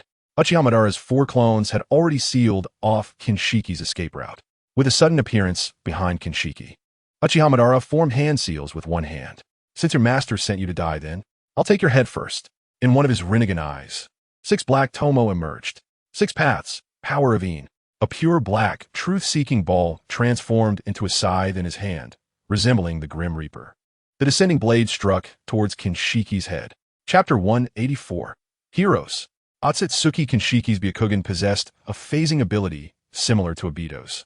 During their recent clash, Uchiha Madara had already detected this. However, his ability didn't function in the same way as Kimui in battle.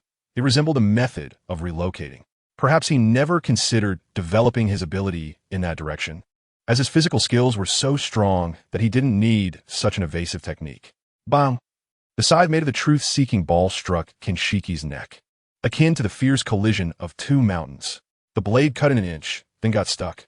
So hard, Uchiha Madara's arm exerted force, pushing in another inch. It's not so indestructible after all. Roar! Accompanied by Kinshiki's furious roar, Crimson Chakra erupted. His fingertips ignited with scarlet flames and pressed down fiercely. Boom! The violent impact forced Uchiha Madara's body and his numerous clones back. Uchiha Madara adjusted his position and landed on the now drastically transformed Outer Path Golem. Its 10 tails flailed wildly, causing countless buildings in the Land of Rain to collapse. Xiaonan had already taken Nagato's body far away, watching the devastated Rain Village, her eyes gradually losing their light. A large amount of water vapor rose, and light rain began to fall from the sky. The Land of Rain was crying once again. Fate is like this. When you are full of hope for the future, it will give you a heavy blow. Conversely, a glimmer of opportunity may appear before complete despair. Swish! Several figures appeared suddenly beside her. The dark golden snake eyes flickered with faint light. Thanks to his Uzumaki clan's physique, along with some unclear factors, he isn't dead yet, but regardless of what he says, he will die in 2 minutes. Please. Orochimaru. Jiraiya lifted the lifeless Nagato, his face dark and terrifying. A white snake extended from Orochimaru's palm, biting down on Nagato's neck. Orochimaru smiled ominously. I can't guarantee if he can be saved, but this is a good opportunity to collect experimental material. The visual technique of the Uchiha stopped due to Nagato's interference. However, the few individuals frozen in place inevitably sank into the water, unable to mobilize any power. It was Shirzue. Jiraiya possessed the Flying Thunder God mark of all the Flying Thunder God users of the era. He was not only Shirzue's teacher, but also his brother's teacher. Sensing Jiraiya's location, Shirzue immediately intervened to rescue him, no matter how one looked at it. Orochimaru's relationship with Jiraiya was complicated, so he casually lent a hand. As for Kakuzu, who cares? Do you understand the current situation, Senior Xiaonan? Shirzue's kaleidoscope appeared in his eyes as he gazed at the battlefield. The terrifying chakra reactions that were almost all above him. The ninja world. How did so many monsters suddenly emerge? I don't know. Those 3 appeared out of nowhere. One of them, dressed in black. It should be Ketsurygon. He said the Rinnegan isn't Nagato's. Nagato used the Rinnegan's technique to revive Uchiha Madara. Xiaonan's brows furrowed tightly. Her eyes filled with endless sorrow. Rather than asking this woman, you should go ask Uchiha Kagami in Konoha. The voice of Senju Tobarama resounded. With a cold snort, he added, that guy knows everything. He must know the origins of those few. And that bastard Uchiha Madara. Yes, I could just call my brother over. Shirzue's thoughts stirred, and he was about to move when he paused. Brother can't possibly be unaware of what is happening here. This was not a mere assumption of Shirzue, but a judgment based on Uchiha Kagami's strength. The individuals before him were indeed powerful, but they were nowhere near the pressure his brother had placed on him. Letting these few continue fighting would eventually threaten the Land of Fire. Why? Hasn't brother come? Shirzue's thoughts raced. Uchiha Kagami had repeatedly emphasized that he wouldn't stay for long. Shirzue didn't know where he was going, only that with his current strength, it was impossible to keep up with his brother's pace. Taking a deep breath, Shirzue adjusted his direction and looked towards the raging battlefield. His brother is invincible, but his brother won't always protect him. He has his own dreams and his own path to pursue. I will eventually have to face danger on my own to be able to keep up with your pace. Boom! The emerald green Susanoo spread its wings and rushed towards the battlefield, just like a fledgling taking flight for the first time, breaking free from its shelter. Uchiha Madara and Kinshiki were exchanging blows, with most of his attention on Momoshiki and Urashiki. He had already grasped Kinshiki's attack patterns and abilities. If Kinshiki were his only enemy, Uchiha Madara was confident of victory. The two spectators needed to be more wary. Boom! The massive green tomo of Susanoo dispersed the dust, shooting accurately towards Kinshiki. Bang! Kinshiki's body was smashed into the ruins. Uchiha Madara's lips curled slightly as he observed Shirzue and Susanoo with interest. You are Kagami's younger brother, Shirzue, right? Uchiha Kagami has trained you well. Shirzue looked at the legendary Uchiha Madara. Mr. Uchiha Madara, it seems you know me? Uchiha Madara, facing the chaotic situation, spoke calmly, to avoid harming his brother. Uchiha Kagami once sought me out. I believe I was also used by him once. Uchiha Kagami. The Kinshiki that burst out of the ruins did not continue fighting. He received a summon and returned to Momoshiki's side. Since the battle began, neither side had introduced themselves. Aside from exchanging a few taunts, there had been no real communication. Shirzue and Madara's conversation revealed some information. In fact, Uchiha Madara hadn't anticipated that there would be anyone in the ninja world who didn't know him. Uchiha. Momoshiki narrowed his eyes slightly and said in a deep voice, that pair of Rinnegan is one thing, a product of ancestral return. That green human's eyes are somewhat similar to the sealing power of Kagaya. Senior Momoshiki, didn't you hear? Urashiki chuckled. That guy is Uchiha Kagami's younger brother. It's not surprising that he possesses similar powers. No, it's very strange. Momoshiki's expression darkened. If it's just a single mutation, it could be treated as an exception. But if this kind of eye forms a clan, it would strike at the Otsutsuki clan. It must be eradicated. Let's act, Urashiki. The Ten Tails gathering is almost complete. Kill the Rinnegan, and don't damage the green human's eyes. They need to be studied. All right. Urashiki grinned. I'm very interested in that green giant. Leave it to me. Watching the three Otsutsuki poised to strike, Uchiha Madara couldn't help but feel some apprehension, glancing at the Ten Tails. It was still a bit of time. Lacking one tail of chakra, the conversion speed was slower than expected. Suddenly, Uchiha Madara looked up and gazed into the distance. He sensed that incredibly familiar chakra approaching rapidly. You rascal. The excitement of battle filled Uchiha Madara's eyes, and the corners of his mouth couldn't help but rise wildly. Hashirama. Chapter 185, Bishamon and Mirror. How is Jisue doing now? Uchiha Madara suddenly asked. Pretty good. My brother sometimes mentions Mr. Madara. Oh, Uchiha Madara raised an eyebrow. What does he say? Jisue couldn't help but smile. Not good things. I think you wouldn't like to hear it. He, indeed a cocky little brat. Swish. Facing three Otsutsuki, Uchiha Madara took the initiative to launch an attack. By the way, let me remind you, use shadow clones wisely against them. Regular ninjutsu won't work. If you can use sage techniques, then use sage techniques. If not, then use taijutsu. At the same time, Senju Tobarama in Jisue's spiritual space also spoke. It's something even an idiot can see. Does it need to be specially mentioned? Using shadow clones against Byakugan. Isn't that something even a low-ranking ninja knows? Listening to Senju Tobarama's mockery, Uchiha Jisue retorted blandly. Tobarama, you really hate the Uchiha, don't you?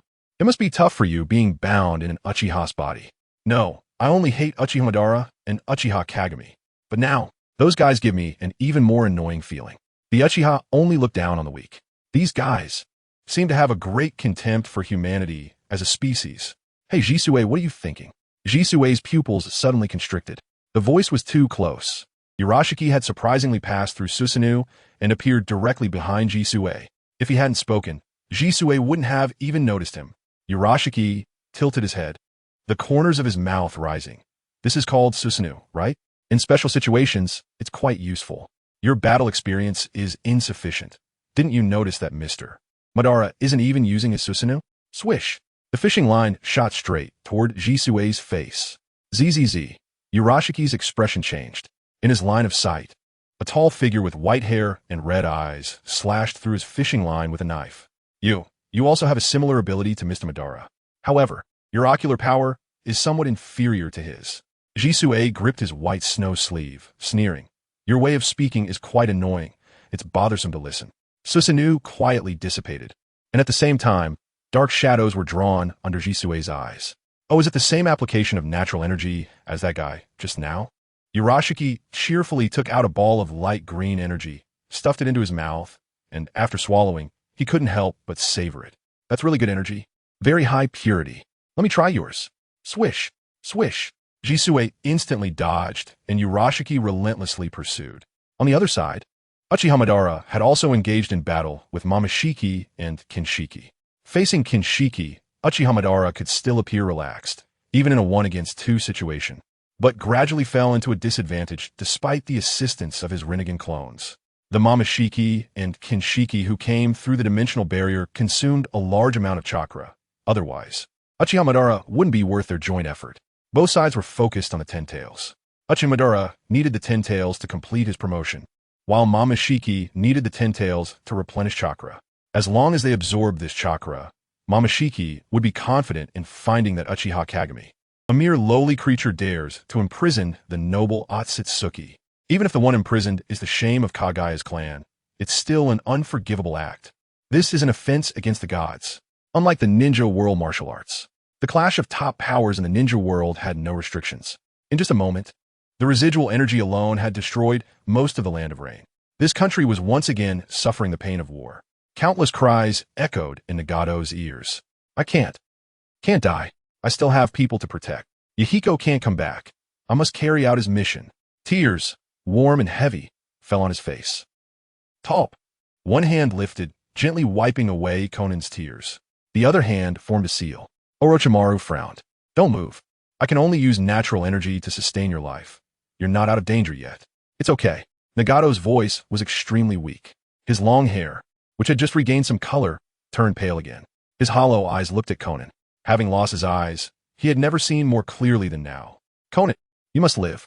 No matter how painful it is, you must live. Because you are mine and Yahiko's. Nagato's voice suddenly stopped. His body abruptly began to twist and convulse. Azure branches growing from his body, nourished by Nagato's body, would release flower tree world birth. Countless thick vines instantly created a vast forest. Like life itself, they sought out the crying people and sheltered them. The ruins and tree roots intertwined into an indescribable scene. On the decayed earth, flowers representing life bloomed, bright red. With the blooming flowers, Nagato completely disappeared. Jiraiya clenched his fists tightly, his nails digging into his flesh, bleeding without him realizing it. He had witnessed too many tragedies. Why doesn't Kagami make a move? Clearly, he has the power to stop all tragedies. Jiraiya wouldn't have such thoughts. Everyone has their own path to choose. This reasoning Kagami had already told him.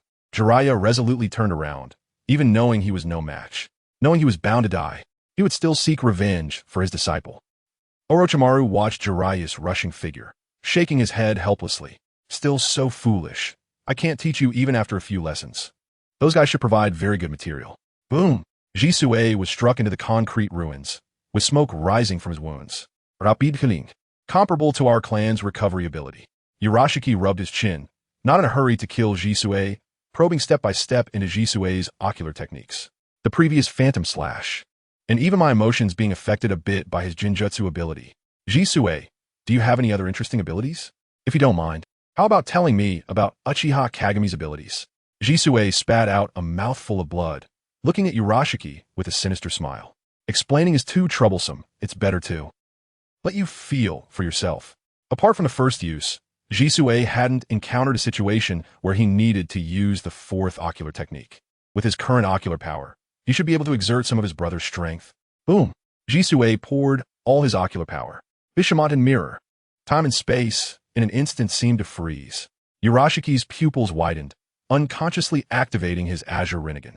The battling Momoshiki and Madara also couldn't help but cast their gazes.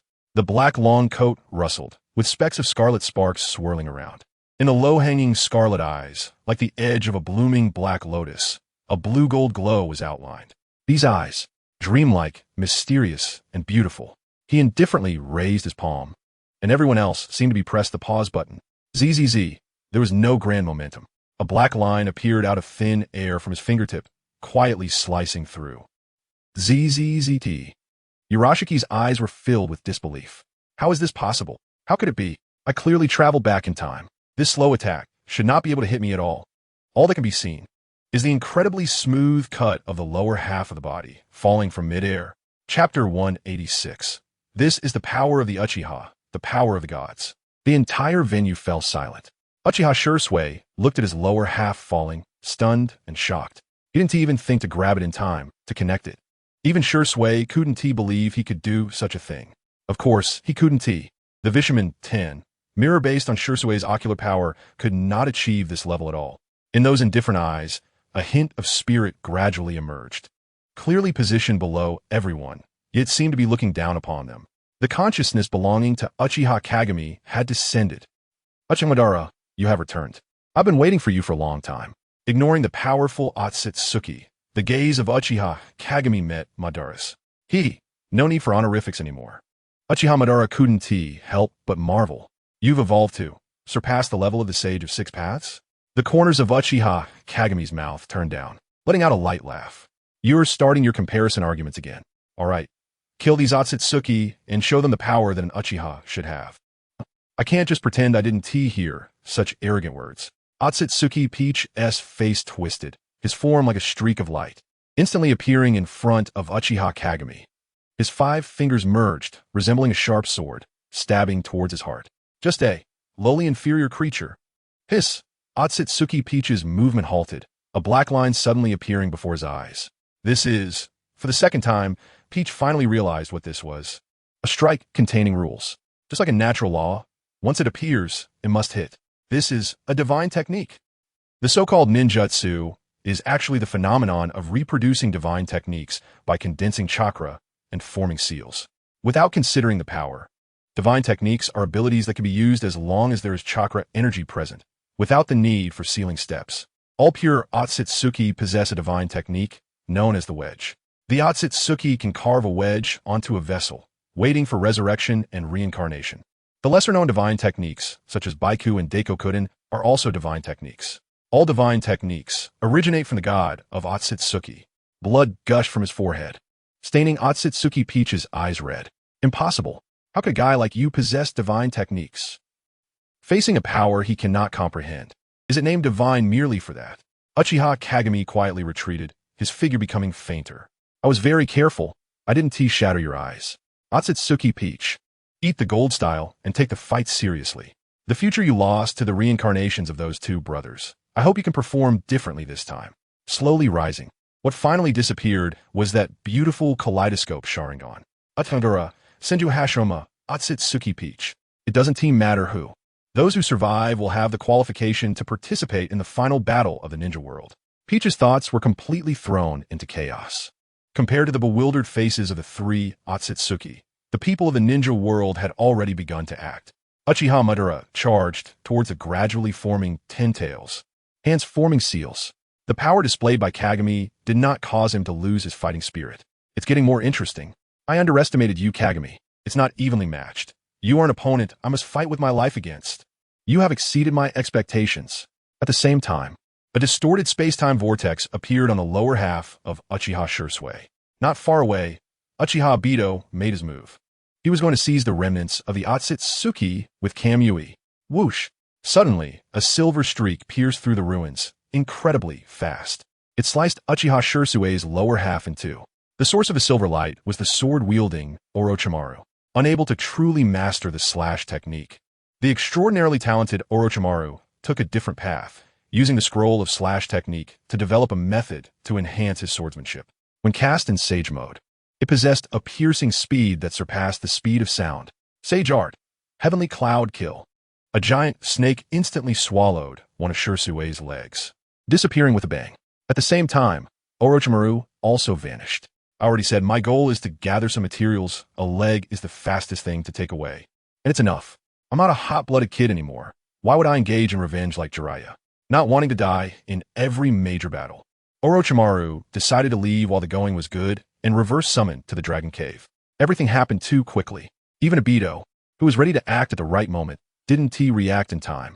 When he was about to use his left eye's Kamui to check on the leg. Boom! A purple chakra torrent rushed towards him, forcing him to stop his movements and use intangibility. You bastards! Dare to humiliate me like this. Otsutsuki Peach, who had always acted nonchalantly, was completely enraged. The power of Uchiha Kagami was too terrifying. leaving him momentarily unable to react. But a mere lowly snake, a mere inconspicuous Sharingan, actually dared to attack his own body. Such a humiliation. Boom! The purple torrent exploded, unleashing a terrifying force. However, Uchiha Obito stood unharmed on the ruins after the explosion. me.I, surpassing cause and effect in the horizon. The eyes in the divine realm. Even when facing the Kagaya of the bloodline limit, he could perform excellently. His cold gaze fixed on Otsutsuki Peach. I've had enough. Uchiha Kagami is one thing, Uchiha Madara, and you guys, what qualifications do you have to comment on me? Huh. Uchiha Obito raised his hand and stabbed it into his own heart. Together with the curse mark and his heart, he crushed it with one hand. The mental training that Uchiha Kagami had imposed on him since childhood bore fruit at this moment. Madara's pupils contracted slightly, not expecting Obito to forcibly break through the suppression of the curse mark with sheer willpower. Uchiha couldn't help but throw his head back and laugh. I acknowledge you. Obito. No, you don't need my acknowledgement. Kulme. Let these so-called Otsutsu witness the power of Uchiha. Clap. Uchiha Madara joined his hands together. 6 paths, 10 tails coffin seal. The massive 10 tails surged toward Uchiha Madara's body. Don't think you can succeed. Peach howled as he charged in. There's still time. There is plenty of time to stop this guy from merging with the 10 tails. Sage Art, Divine Gate. A booming voice rang out. A crimson torii gate descended from the sky, locking onto Peach. Bang! Peach waved his hand to shatter the torii gate and charged again. There stood a tall man controlling a wooden dragon, blocking his way, arms crossed. But he didn't look at him. Instead, he turned his head away. Long time no see. Madara. The fluttering white feather crystals seemed dreamlike. The pure black staff symbolized the authority of the sage. All things converged into the 12 orbs of the truth-seeking balls rotating behind him. His snow-white long hair floated. It seemed to have also gained new power. Hashirama, Chapter 187, 1/silence, climbing to the peak. Roar. The wooden dragon roared, as if recalling its former rival. It was no longer just the wood dragon technique, but the true living wooden dragon. Yin and Yang give birth. Uchiha Madara faintly perceives a hint of Uchiha Kagami's aura from Senju Hashirama, recalling his previous words. It's really, not that you were like us, but that we were chasing after you. I heard from Black Zetsu that you were driven out by Kagami and built some kind of hidden fire village. Uchiha Madara, possessing unprecedented power, is not in a hurry to show it off. Instead, he calmly converses with Senju Hashirama.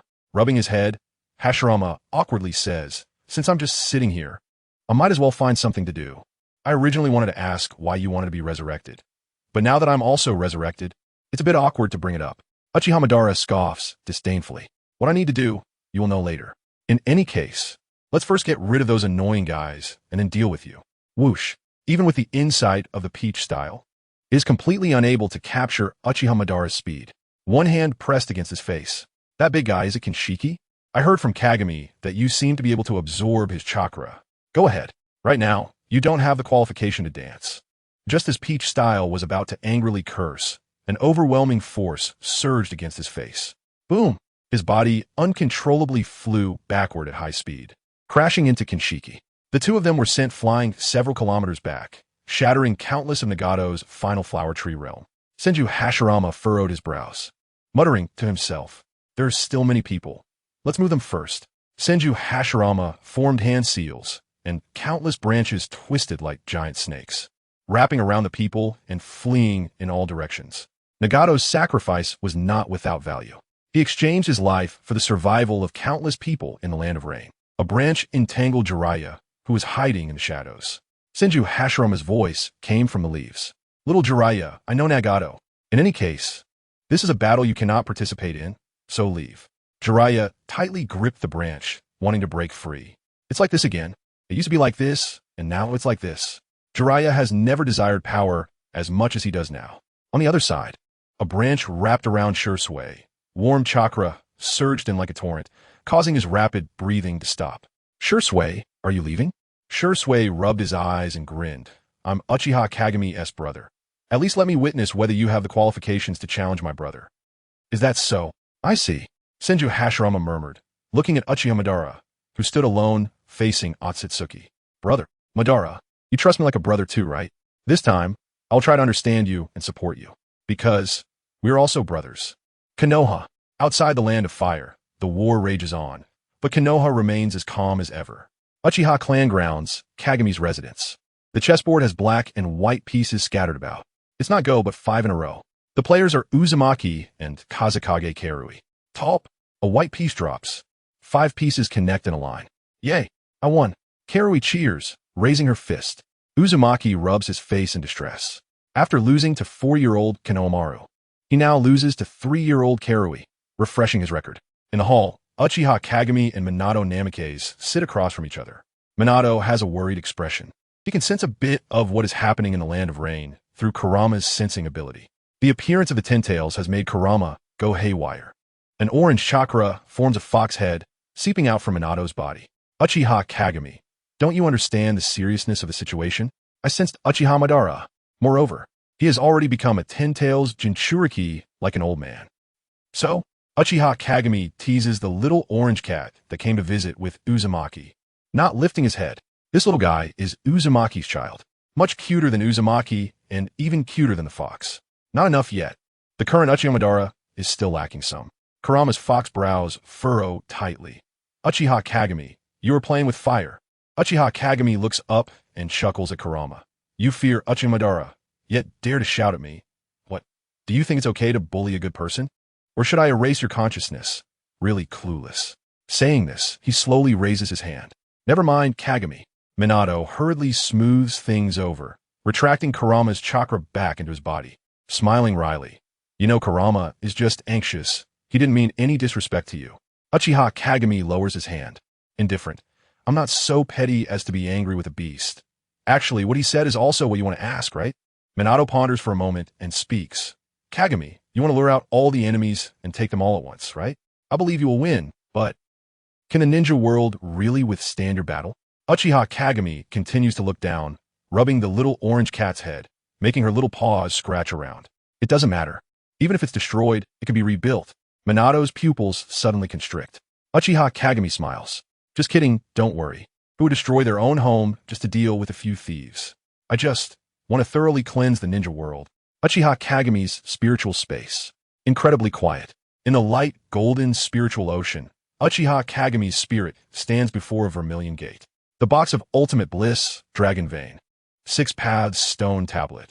Everything has been worn down to the most primitive energy, merging into the light golden ocean. Only remains the sealing gate. It has remained until now. It helped Uchiha Kagami bind the sleeping spirits and get through the weakest period. With the growth of power, Uchiha Kagami has come to know its origins. The omnipotence comes from the authority of the Otsutsuki god. After the Otsutsuki god broke through dimensions and entered a higher dimension, the remnants left behind are in the ninja world. Originally, this drifting power would be attracted by the Otsutsuki god's genes, ultimately falling into the hands of a girl named Ada in the future. Omnipotence can materialize anything, turning thoughts and ideas into reality. It is the power of gods to create worlds. A special cause and effect led this power to fall into the body of a Uchiha child.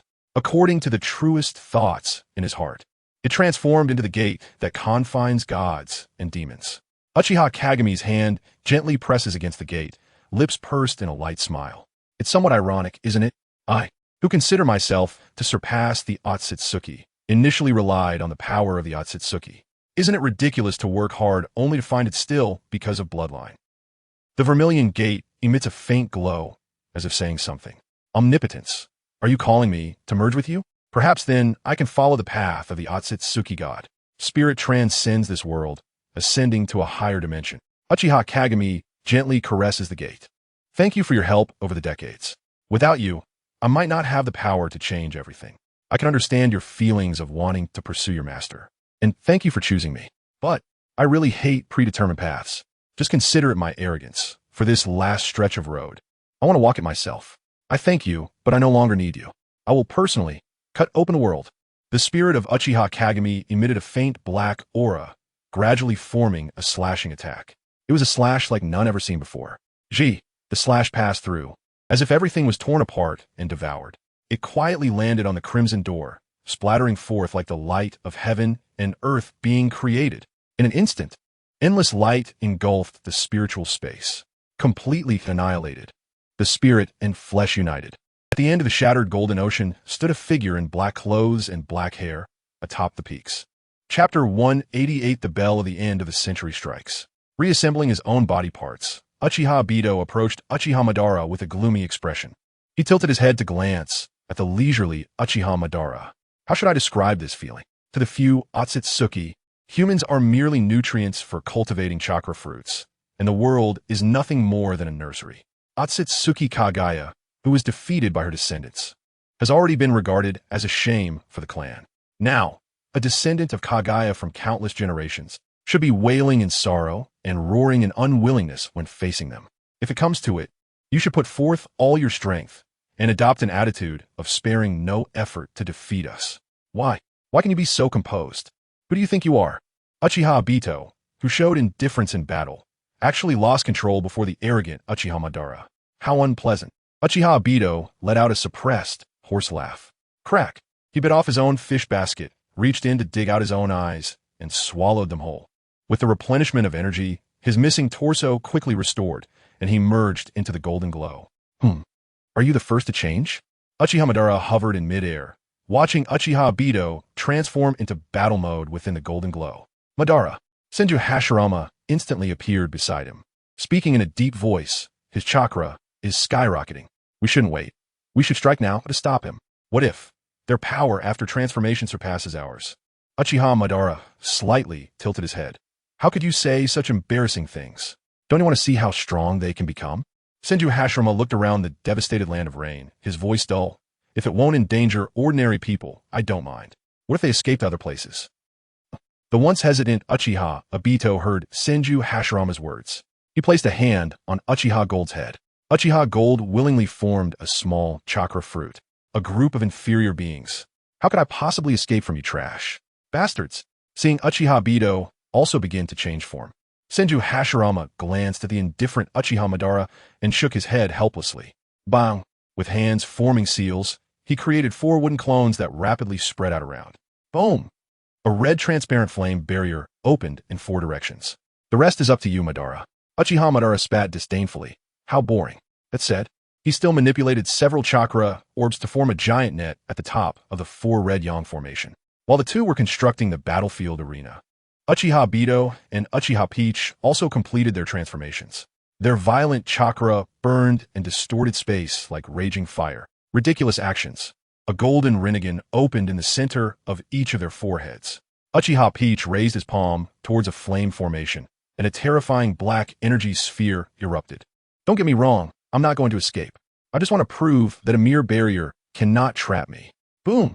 After a violent explosion, the 4 red yang formation remained intact. Uchiha Peach's expression changed slightly. How is this possible? A mere ninjutsu. Senju Hashirama grinned. Otsutsuki-sensei, it's sage arts. I infused sage chakra into the 4 red yang formation, and it seems quite stable. Uchiha Peach smiled grimly, quickly adjusting his mindset. I'll give you a slight compliment. You can at least be considered monkeys that can use fire. Are you ready? Uchiha Madara crossed his arms, the light purple Rinnegan spinning with its tomo. If you lose again now, I hope you won't come up with any excuses. Crack. Uchiha Peach gritted his teeth and clenched his fist. You arrogant fool. Do you think you are Uchiha Kagami? Boom. Violent chakra erupted within the 4 red yang formation, and the 4 figures collided instantly, with light and shadow swirling. In a corner, the distance between Shirzuei and Obito was not far. Shirzuei was a disciple of Minato, and Kakashi was the team leader for Obito. Strictly speaking, they were contemporaries. Shirzuei looked curiously at the foreign Sharingan. He still had some impression of Obito, as his family lived just a few hundred meters away when they were kids. Noticing Shirzuei's gaze, Obito snorted coldly. Kid, what are you looking at? Shirzuei smiled brightly. Why so irritable, Kakashi-senpai's disciple? Very accurate. Shirzuei accurately struck Obito's weakness, dealing critical damage. Boom! At the moment their Sharingan met, Shirzuei sensed the distortion of space-time in front of him. A faint smile appeared on his lips, and the formless shadow that erupted from his pupils slashed through the distortion, instantly arriving in front of Obito. Swish! The formless slash severed Obito's arm. In the spiritual space, Tobirama felt as refreshing as drinking a cold soda on a hot summer day. Finally, this technique named after himself struck an Uchiha. Senior Obito. Shirzuei appeared before Obito and said softly, You imperfect Sharingan, how dare you look me in the eye? I know a bit about you. And since Kakashi-senpai can't bring you back, I'll control your remaining life. God concealment. Before he could even escape into the Kamui space, Obito's defeat was sealed the moment he met Shirzue's gaze. His mind fell into a world of illusion. In the end, he would become a puppet controlled by Shirzue. But before that, he could still live out his imagined life in the illusion world. It could be considered a wish fulfilled in a certain corner. Recovering a bit of strength, the corner that crawled out from under the water saw the firelight filling his vision. He paused for 2 breaths. He sank down again. The world above the water is too dangerous. In the gap between life and death, the Sage of Six Paths observed the great changes in the ninja world, his brows unable to relax. Suddenly, he sensed something. He turned his head. From the shadows, a tall figure slowly walked out, possessing 4 arms like a ghostly deity. Sensing the chilling aura that almost transcended comprehension, the Sage of Six Paths remained calm.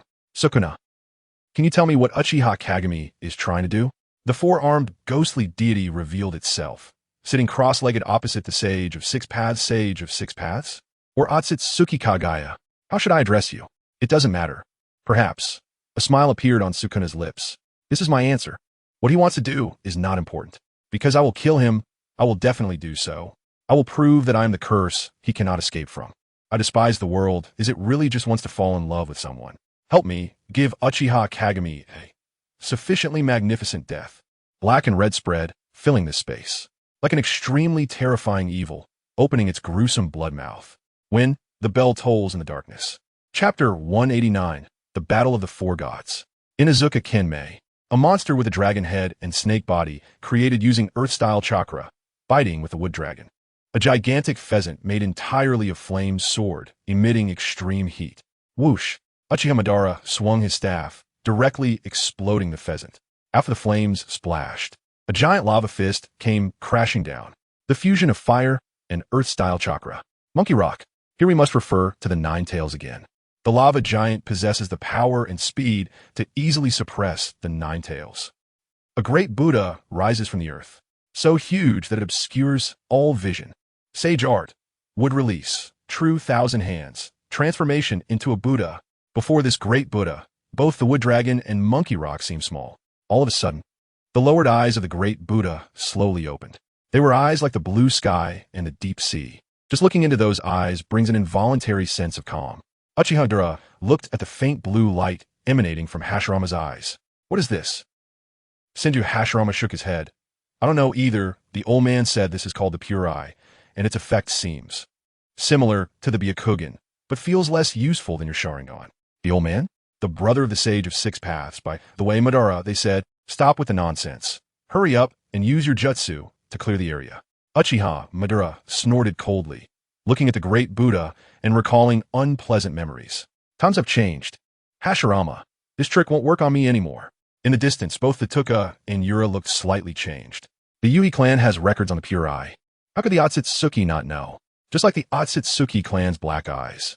The pure eye is also a variation of the Byakugan that is not part of the reincarnation eye. And it is even rarer, especially Yura. For the first time, feeling uneasy. He knows the abilities of the pure eye. Originally, it was fine if it couldn't break the barrier, as he could escape using space-time techniques at any time. The pure eye has the ability to see through space-time movements. The two on top of the great Buddha finished their conversation, and Senju Hashirama clasped his hands together, smiling. This is the first time you've seen me use this jutsu against an enemy, right? Fortunately, I wasn't being watched from behind. Otherwise, I wouldn't be able to exert my full strength. Uchiha Madara tightened his grip on the staff, his expression darkening. Of course, you're someone who can kill the children of your brothers for the sake of the village. Senju Hashirama, who was trying to tease Uchiha Madara, slumped upon hearing this. Sorry. Stop talking nonsense. Hurry up and make your move. Under Uchiha Madara's urging, thousands of Buddha hands fell with a thunderous crash, like a shower of stars falling. Unstoppable. Boom, boom, boom, boom, boom, boom, boom. Surge. Tuka didn't try to absorb the ninjutsu and directly fired a deep red energy cannon. Just hearing that guy shout, one knows this wooden thing also has the natural abilities of sage art. These two guys on the opposite side not only have the rare eyes of the Otsutsuki clan, but they also possess that disgusting sage art. The most terrifying part is that this world can actually give birth to a monster like Uchiha Kagami that defies common sense. The deep red energy ball strangled the great Buddha's hand, visibly being eroded, yet the incessant palm strikes showed no signs of stopping. In the corner of the four red yang formation, Shizumizu stood within Susanoo, gazing at the battlefield. In his thoughts, of course, his brother is invincible under heaven and earth. However, such straightforward violent ninjutsu still gave him a great shock, compared to Uchiha Madara's strong and aggressive dominance. The man standing atop the great Buddha is of another kind, majestic, grand, and with a spirit that few can rival, as if a demon lord descended from the heavens. Truly a god of the human world, truly worthy of the previous ninja god. Shizumizu couldn't help but marvel. His elder brother has become stronger than during his prime. Tobirama said solemnly, a bit of fantasy rising in his heart. Perhaps his elder brother now could stand toe-to-toe with Uchiha Kagami. The limitations of his perspective made him unable to comprehend the level Uchiha Kagami has reached now. In the center of the battlefield, without a doubt, Uchiha Madara, who possesses the Ten Tails and the Rinnegan, is the strongest. In terms of perspective, Tuka has the broadest view. The two understand best what level Uchiha Kagami has reached. This is also what Tuka cannot understand the most. Energy emphasizes the law of conservation. For a ninja world of this size, giving birth to a strong person like Uchiha Madara is already incredibly rare. How could there possibly exist someone who touches the rules? Tenku Sabaki Ryu Ci, Dragon Palace. A black-purple, giant royal ribbon fish surged from Ura, spitting out a purple-red chakra ball, creating a vacuum zone under the relentless assault of the Buddha's palm. His voice was somewhat urgent. Tuka, get out first. Our chakra is insufficient. Let's absorb the 10 tails that Ichishi brought. Tuka's expression darkened. Do you think Ichishi's 10 tails will still be there? It goes without saying that everything of Ichishi has been completely consumed by Uchiha Kagami. Not to mention sealing it, even the last consciousness transmission cannot be sent out. He looked at the seemingly indifferent Uchiha Madara, sneering. It's fine, I see something interesting. The black thing residing within Uchiha Madara. Kagaya isn't completely stupid after all. She actually created a seal with self-awareness. You hold off that vegetable. I'm gonna have a chat with Uchiha Madara. Tuka broke through the Buddha's palm and charged straight at Uchiha Madara. Yura, even if it's 2 against 1, I want to tell you to run. Now you want me to duel? You should find someone with stronger chakra to practice with. Are all the martial factions in the clan like this? Damn it. Yura spat, saying that he wouldn't run away as Tuka, not him. A black spatial door appeared behind him, activating the Yomi's path. Not daring to hesitate, he jumped right in. Boom, boom, boom, inside the Yomi's path. Known as the gate to the underworld, the black void experienced violent tremors. Cough, cough. Yura's figure had just disappeared and reappeared, spitting out a large mouthful of blood, looking up in disbelief at the towering man leaping down from above. Ha ha ha, what novel experience. I can see it. You went into a black tunnel. What a joke. Yura roared. Even the recorded ability of the pure I in the clan can only see the landing point of the Yomi's path. To be directly punched out of the Yomi's path. How can this be possible? It's completely unreasonable, exceeding comprehension. Unfortunately, this is reality. After transforming, Yura became irritable and angry, and being suppressed multiple times drove him even crazier. Spreading his arms to form wings, his feet became like eagle claws, increasingly inhuman. You bastard. Don't act all relaxed. I am a noble Otsutsuki Yura. Chapter 190, Uchiha Kagami Strike. After the Ninja World Tournament, there has been a significant deviation in the strength of ninjas. In short, the power has collapsed. For example, Kakashi's strength is now comparable to that of the previous generation's Kaga level, becoming the perfect Jinchuriki. Minato Namikaze's strength can be considered the strongest Hokage after the first Hokage. Even at the end of the Warring States period, he could contend with the 2 titans of the ninja world. Nagato and Shursui displayed strengths in the later stages of the war that were completely on par with the Edo Tensei version of Hashirama Senju. The swordsmanship of Kakashi Hatake reached a realm of perfection. Orochimaru, who endlessly evolves. Jiraiya, also known as one of the legendary 3. Obito Uchiha, possessing the dual Kimui and the cells of Kagaya. The strongest of the new generation, Sasuke Uchiha, is about to attain the eternal Manjikyu Sharingan. It was like a world where most were at a power level of 30, yet many strong individuals with values over 80 emerged, creating a huge gap. Among countless strong ones, there were 2 surpassers whose power was calculated in the hundreds. After 1,000 years of reincarnation in the ninja world, these 2 brothers still stood at the pinnacle, Madara Uchiha and Hashirama Senju. Why were they fighting against the Otsutsuki, who descended from the heavens?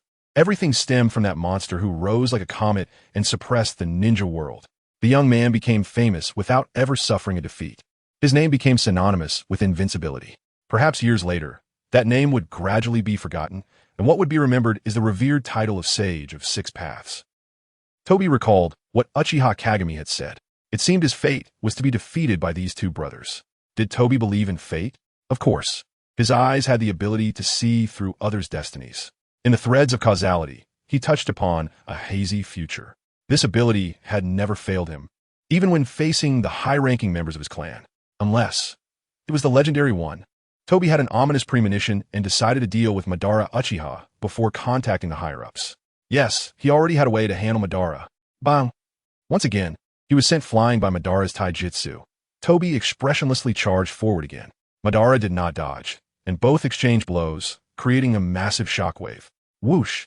Toby clasped his hands, and a long spear emanating red light appeared out of thin air. The pure black staff clashed with the spear, sparking flames. Toby was not like Kagaya, designated as the one to nurture the Ten Tails. He was a warrior responsible for warfare and plunder. Thousands of years of combat had endowed him with powerful taijutsu abilities. And Madara? He may not have experienced as many years as Toby, but throughout his growth, he always had equally matched opponents, which Toby lacked. His speed and technique were impressive. Madara fell into his old habit and began to critique. Clang! The staff pressed down against the red spear, and Madara sneered. Your strength is still not enough. Toby gritted his teeth. If I had a 10 tails of that level, someone like you would have been crushed to dust long ago. Letting you devour my subordinates, is already my greatest concession. You wouldn't be so naive as to ask me to abandon my superior strength for a so-called fair fight, would you? Struggling desperately, Toby suddenly grinned menacingly. That won't be necessary, because you have already lost. Whoosh! An invisible ripple spread out, freezing time and space. Time froze. Attack. Kagaya's will. In just an instant, Madara broke free from that strange stasis. Whoosh! A black hand pierced through his chest. Having consumed the complete chakra fruit, Kagaya, the one with the least practical combat experience among the known Otsutsuki, was still the highest ranking existence. Even after receiving the Sage of Six Paths gifts and merging with the Ten Tails, Madara could not resist the erosion of this higher-level chakra. Black lines began to spread slowly. Madara turned his head expressionlessly to look at Black Zetsu. After 1,000 years of plotting, finally succeeding, this desire to express could not be suppressed. Madara, I am not your will. I am Kagaya's will. Everything I guided you to do was to resurrect Kagaya Otsutsuki. Although I couldn't gather the chakra of the entire ninja world, you are now sufficient to serve as a vessel for her. Madara remained motionless, as if trapped by an inexplicable force. Toby and Black Zetsu both laughed maniacally. Well done, Kagaya. The black fluid gradually spread over Madara's entire body. Toby laughed menacingly. Your sins will be put aside for now. I will report to the elders. And once we kill Uchiha Kagami. Who are you calling? Madara said blandly, showing no signs of panic or surprise from the beginning. Black Zetsu realized something was wrong. He could feel his yin-yang release power eroding Madara, but where's Mother S-Will? Why isn't Tia descended? The wedge is a compressed package of the Otsutsuki clan's reincarnation. Kagaya Otsutsuki was sealed away and couldn't inscribe a wedge for the Sage of Six Paths in time, so she could only separate Black Zetsu as a data carrier for resurrection. Now, Black Zetsu inserted himself into Madara's device, releasing the data. Normally, Kagaya would be resurrected on Madara. But nothing happened. Madara's gaze lowered as he chuckled softly. What are you expecting? Black Zetsu, do you know? Before the resurrection, the Sage of Six Paths warned me to be cautious of you. After all, the power I bestowed upon you is not strong enough to pull out a black rod of Otsutsuki level. The desire to express after a scheme succeeds is the same for anyone. Originally, I wanted to directly separate you. It was Kagami who told me. Madara revealed a chilling smile, sending shivers down Black Zetsu's spine. You're the last power he prepared for me. Now I understand what this is. Madara slowly extended his palm, and Black Zetsu sensed something was off, wanting to detach from Madara, but now he could not move. The palm pressed against Black Zetsu's head. I will take Kagaya Otsutsuki's abilities. Boom! A black torrent surged violently, completely engulfing Madara's body. Crack!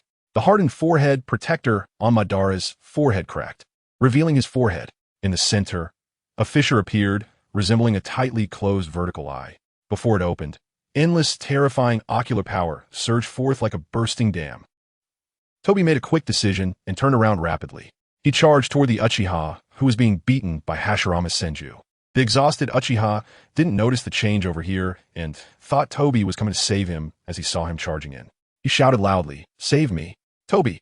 A powerful suction force came, and the Uchiha was delighted, making no resistance as he was drawn by Toby's universal pull. It was only when they got closer that he realized something was wrong. What is? Which hand? Is it the Hanakagaya? No, the Otsutsuki clan must never harm their own kind. I'm not a servant like Kinshiki. I am pure Otsutsuki blood. I haven't left a wedge yet. What are you doing? Bastard Toby, how dare you? The Uchiha's roar did not last long. As under Toby's power, he transformed into a chakra fruit much larger than Kinshiki's. However, Toby did not choose to consume it. Instead, he clapped his hands and shattered the chakra fruit. Under the pull of chakra, fruits scattered like flesh, coalescing into a hexagram formation. In the current, extremely disadvantaged situation, it was too late to notify the elders. Only by sacrificing a pure Otsutsuki could one transcend time and space, projecting power into the ninja world. The strange formation emitted a terrifying red light. This time, Uchiha Madara did not arrogantly wait. He began his pursuit as soon as he moved against Momoshiki. Sage Art. Ian released Thunderstrike. Deep purple lightning rained down on the hexagram formation, having no effect whatsoever. Momoshiki clasped his hands in prayer. I humbly request the descent of the divine. Bang! Time and space shattered like a mirror. From within the hexagram formation surged a tide of deep purple chakra. An incredibly powerful force crashed into Momoshiki's body. In an instant, the sky lost all color, becoming eerily pale. The terrifying energy erupted, causing even Uchiha Madara to instinctively raise his hand to shield himself. At the same time, from the land of fires, Konohagakure, a black-red slash cut through the sky. On the blade stood a tall figure. Uchiha Kagami. He made his move. Chapter 191. /release, Crimson Demon. In a land of rain, the surface of the water was littered with ruins. The four-sided sun flame formation stood tall. The sky was a ghastly white. Momoshiki's appearance had also undergone a tremendous change. It was impossible to distinguish gender. This was a beautifully exquisite face like porcelain. Pure white hair flowed behind him like a flowing galaxy. Fingernails changed from black to deep purple, speckled with blue glimmers, resembling the deep space. The large horns compressed into a pair of pure black small horns, exquisite and beautiful. Momoshiki's golden Rinnegan also changed, with purple spreading, rendering it a purple-gold color. A faint purple flame ignited around him. In the purple flames, Momoshiki gave off an ethereal, illusory feeling. Boom! Just the small action of opening his eyes released a powerful pressure, creating a shockwave. Divine might like a prison. Bang! Uchiha Madara crossed the staff in front of him, blocking the shockwave. Frowning, he said in a deep voice, "Is it still you, Momoshiki? How should I address you, strong one?" He slowly raised his hands, glanced around, then slightly shook his head. Not just in appearance, his voice was also neutral. "You can call me Otsutsuki Yutsu, servant of the gods." Yutsu manifest. Momoshiki looked at Uchiha Madara indifferently. "Did you consume Kagaya? This world has gone out of control."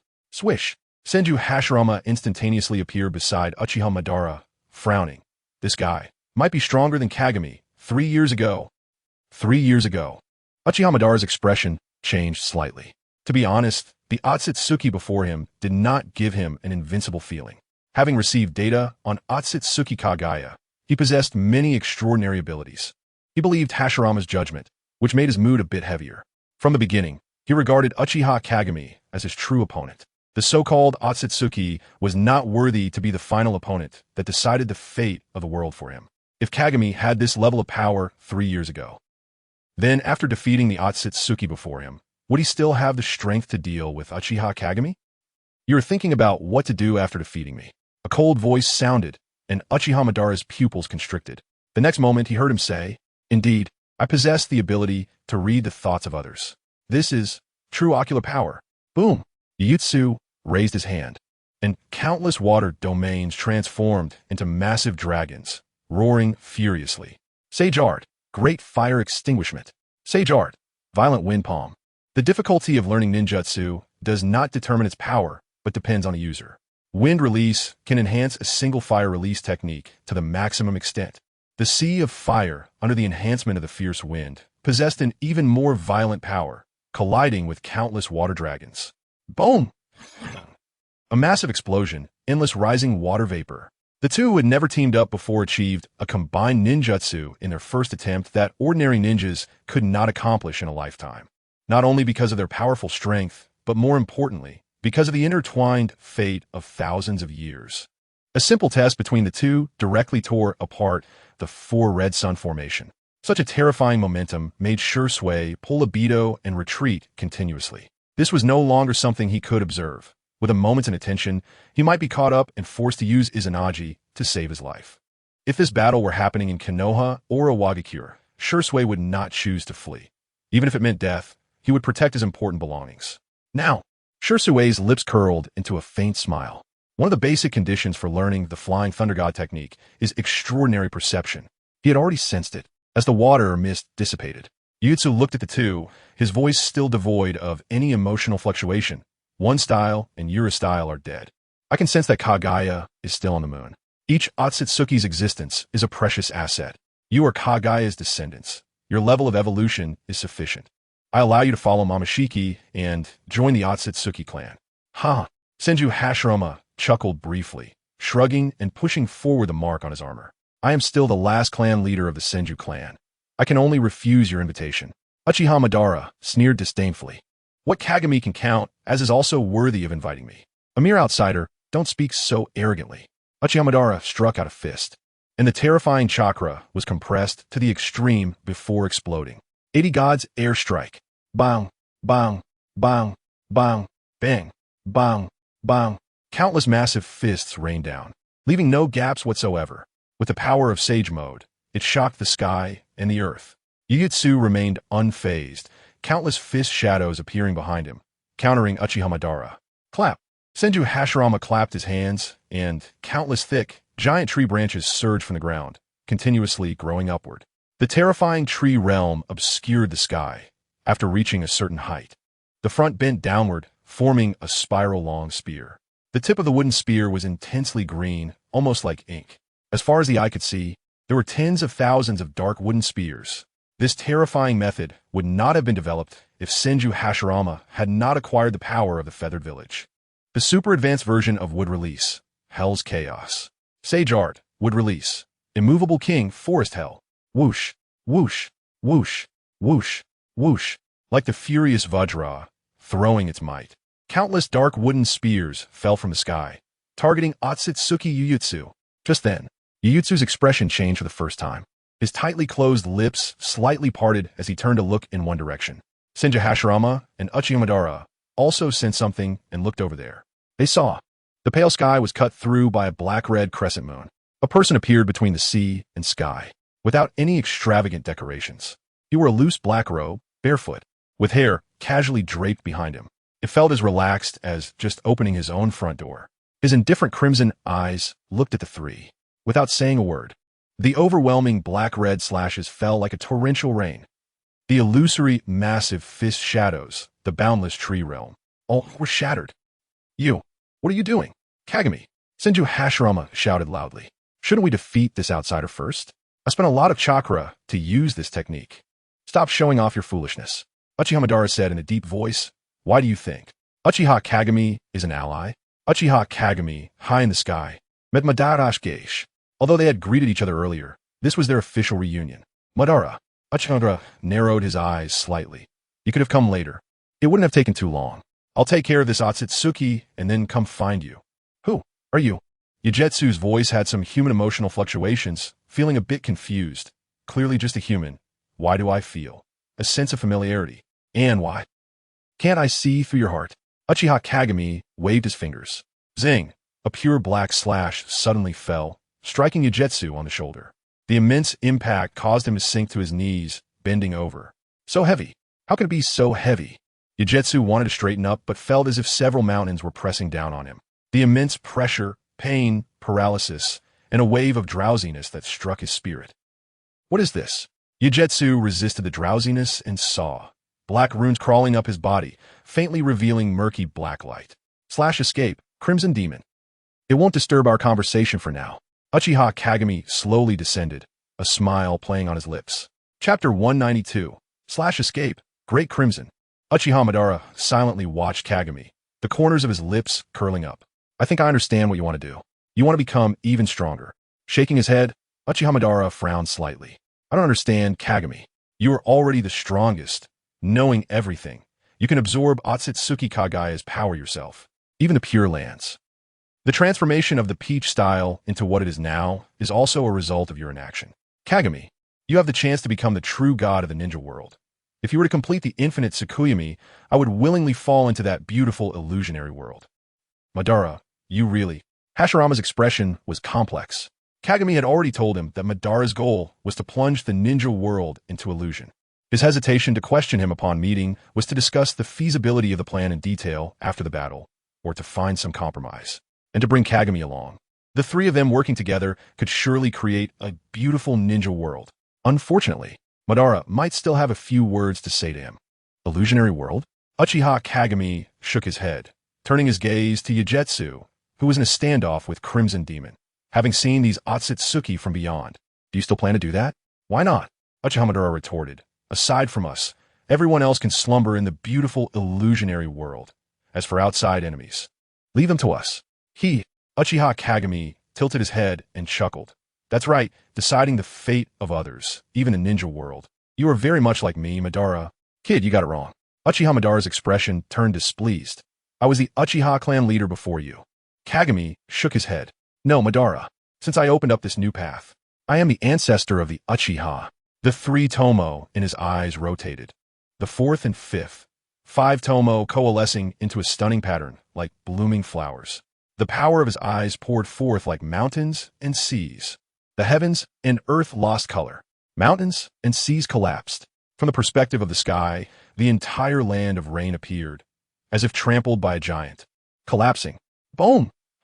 The deep purple tide surged, and Yagetsu finally broke free from Crimson Demon's restraints. Those purple-golden Rinnegan eyes locked onto Uchiha Kagami's double pupils. It can't be wrong. That is, the aura of a god. His expression instantly became fervent. The contrast between stillness and movement too great. Tell me, where's the remains of the god? If I consume it, I can become the new god. An extremely dense chakra gathered into a gigantic purple hand, reaching out toward Uchiha Kagami. Release, black slash. The black-red slash erupted with lightning, striking the purple giant hand. Boom! The energy at the point of contact blasted a bottomless pit into the ground. So fragile. The ninja world. Uchiha Kagami flew back and turned, soaring into the sky. Keep up, everyone. Don't try to lecture me on grand principles. In midair, Uchiha Kagami suddenly turned back, smiling lightly. You are the strong ones I value. Abandon everything. Just remember one thing. Give it your all and kill me.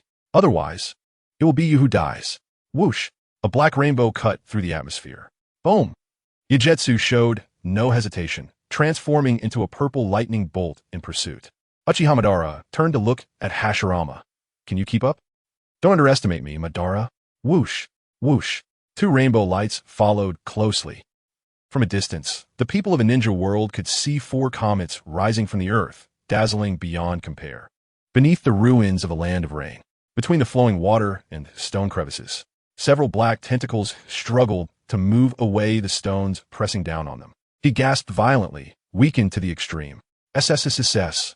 A white snake swam beside him, speaking human words. You are really lucky, Kakuzu, to have survived this. I'm very interested in your ninjutsu.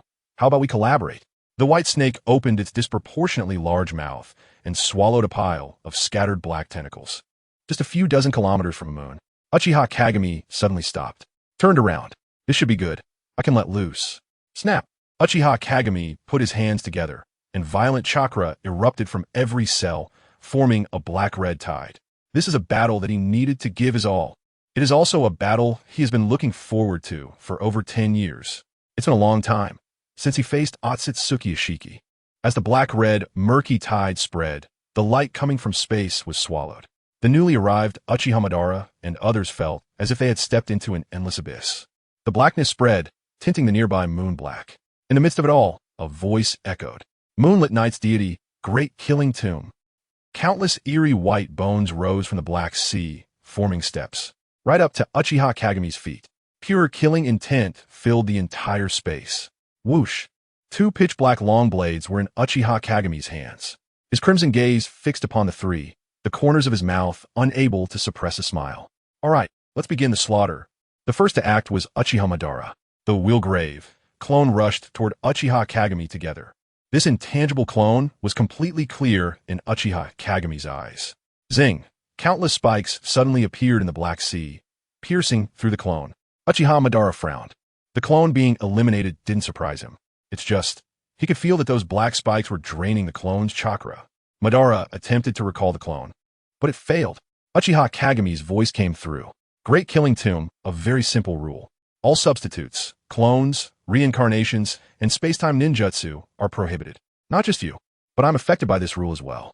Just to clarify, I will naturally gain a power boost due to the limitation on myself. Uchiha Kagami gripped the double blades, slowly stepping down from the staircase of bones. Pure combat, bloodshed with every strike. Before I die, this space will absolutely not be destroyed. I have said it, to fight in the most primal form. So the first one I choose. Whoosh! Uchiha Kageme's figure instantly vanished. It was not a space-time ninjutsu, but speed to the extreme. It was as if his moving image was pulled away, directly appearing in another position. By the time Senju Hashirama reacted, his armor had already been sliced open, a huge cross-shaped wound extending from his shoulder to his lower abdomen. A chilling voice echoed in his ears. Get serious, you fool. Cold eyes looked at the bewildered Senju Hashirama. Genuine killing intent. If you can't get your spirits up, Uchiha Kagami revealed an evil smile. Should I go kill Tsunade first? Boom. A heavy fist struck the blade, and Uchiha Kagami flew out like willow fluff. Senju Hashirama took a deep breath, pressing his hand against the wound on his chest. With his self-healing ability, he couldn't even stop the bleeding. His gaze gradually became firm, and Senju Hashirama grinned. Sorry, Kagami. I really didn't react in time. It's not that I wasn't serious. Madara, I think we need to join forces. This guy, Kagami, really wants to kill me. TCH, natural air-headed fool. Uchiha Madara spat. A chakra orb covering the wound on Senju Hashirama's body. Uchiha Kagami's gaze turned to Yayue. The guy who was just mad now had turned expressionless, looking like a split-personality patient. Yayue was analyzing the peculiarities of this space. Uchiha Kagami did not stop them, allowing them enough time to adjust. He looked up at the black moon in the space. So cold. I specially came to find you. Yet you don't even want to say hello? Above the black moon, a tall figure slowly emerged, for arms holding various magical tools. Behind his head was a blood-red, blazing sun. With a grim smile, I intended to launch a sneak attack. It really is difficult to deal with you, a dojutsu user. I can't even surprise you. Sukuna put down two magical tools and clasped his hands together. It's better to greet each other like this. Uchiha Kagami. Boom! The blood-red, blazing sun transformed into a scorching slash, illuminating the dim black realm. The black blade of Uchiha Kagami burned with crimson flames. Just like that, two slashes redder than blood burst forth with endless ferocity. Slash escape, great crimson. Slash escape, great crimson. Chapter 193, Final Chapter Part 1, 26 years ago. Two souls from different time and space converged in this strange world. The vast universe, infinite time and space, the probability of such an event happening is not just small. It is almost impossible. Born of fate? Archenemy? Jinchuriki? These terms are hard to describe the relationship between Uchiha Kagami and Sukuna. Childhood fears, followed by disgust, hatred, disdain. Until Uchiha Kagami thought, perhaps, I should give you a perfect ending, let you reach the pinnacle, and then dye my hands. Clang, the black blade and trident intertwined in a blur, the clash of weapons producing a sound that made one's teeth ache. Their movements did not look fast. With every strike, they held a solemn, killing intent to kill each other. The black blade swept through the crescent slash, aiming to cut Sukuna in half at the waist. Boom! Two arms firmly grasped the long knife, and Sukuna swung the trident down like a collapsing mountain. Uchiha Kagami twisted his hand holding the knife, deflecting the palm, retreating while leaving a slash mark on Sukuna's chest.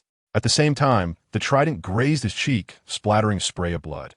Uchiha Kagami wiped his cheek, looking at the bright red blood on his fingers. Savoring the fragrance of blood, he revealed an incredibly radiant smile, like a boy discovering something beautiful. Yes, even now, his appearance still resembles that of youth. Time has not changed his appearance, nor has it altered his thoughts. It is like this. This is my pursuit. I have never feared death. I detest a calm and peaceful life. I am, after all, a madman who longs for battle. Endless battle intent, almost tangible, like a god or a demon. Uchiha Kagami, surrounded by black and red flames, appeared like a demon from hell. The Black Sea trembled, also in fear. What are you all waiting for? Sukuna, with bloodied hands, formed seals and grinned. We are facing Uchiha Kagami, an overwhelmingly powerful monster. Let's go together. Come, slay the god. Boom.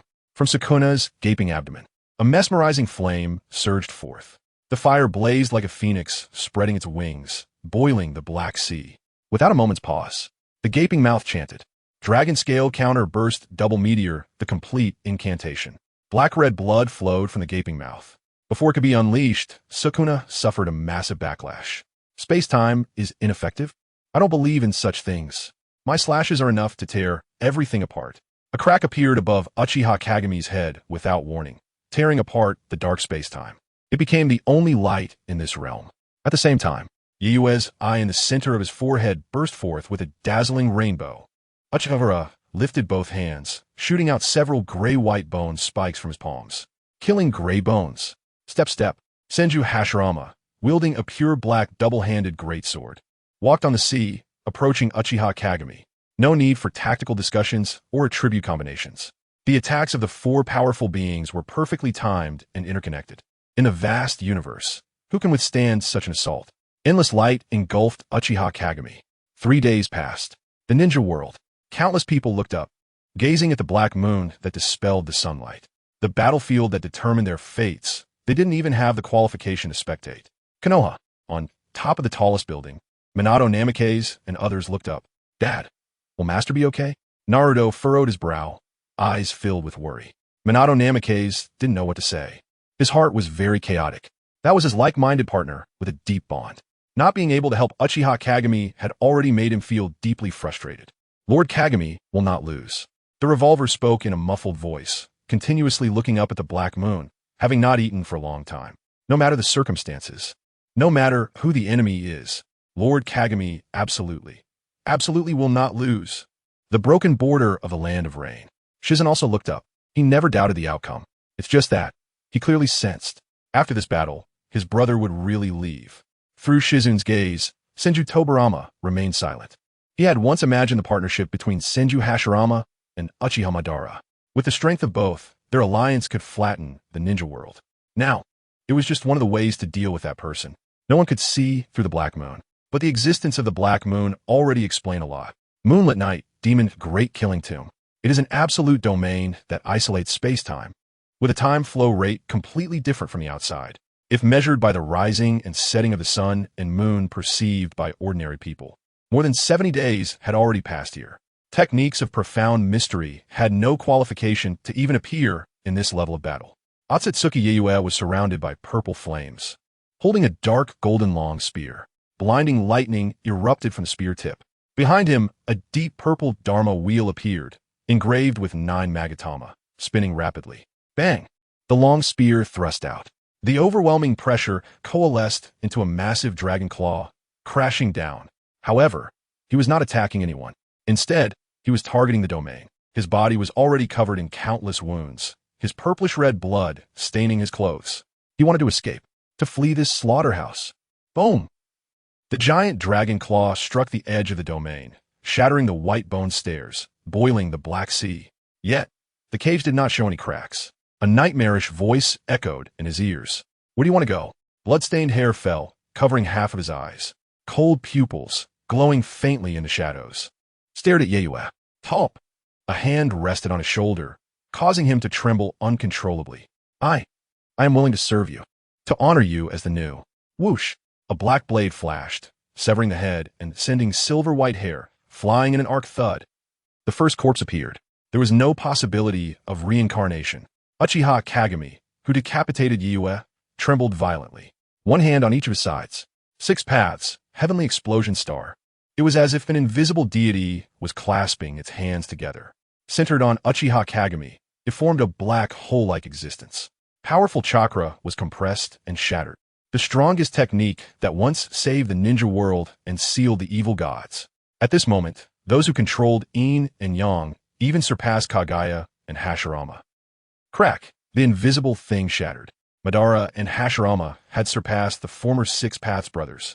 But Uchiha Kagami was not Otsutsuki Kaguya. Bang! A sound like a stellar explosion erupted as a white dragon roared out from Uchiha Kagami's body. The white dragon roared, clenching Uchiha Madara tightly. Uchiha Kagami appeared in front of Senju Hashirama in an instant. Fingers like blades pierced the heart of the god of ninja. Chapter 194, Final Chapter Part 2, complete. Everything happened in an instant. Before he could say goodbye to Senju Hashirama, the crimson slash obliterated him, along with Uchiha Kagami's arm. The most prominent forearm feature of Sukuna had now only two left. Half of his face was shaved off, revealing deep bones. Judging by the number of limbs of an ordinary person, he was the only person present with all four limbs intact. Uchiha Kagami looked at the severed arm. After the fusion of soul and body, his physical strength reached a terrifying level. Conversely, the amount of chakra required to heal was enormous. Clang! He raised his hand to summon the black blade that fell beside him. Uchiha Kagami grasped the knife with his severed arm, raised his head, and revealed a smile. No need to recover. Before completely exhausting his power, he just had to take them all down.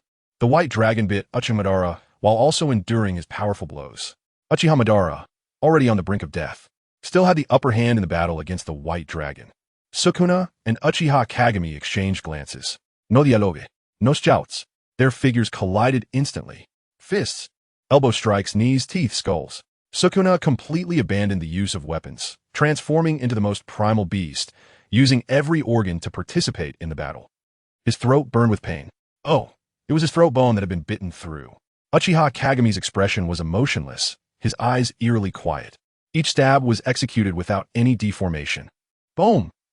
Huge chunks of white dragon blood flew everywhere.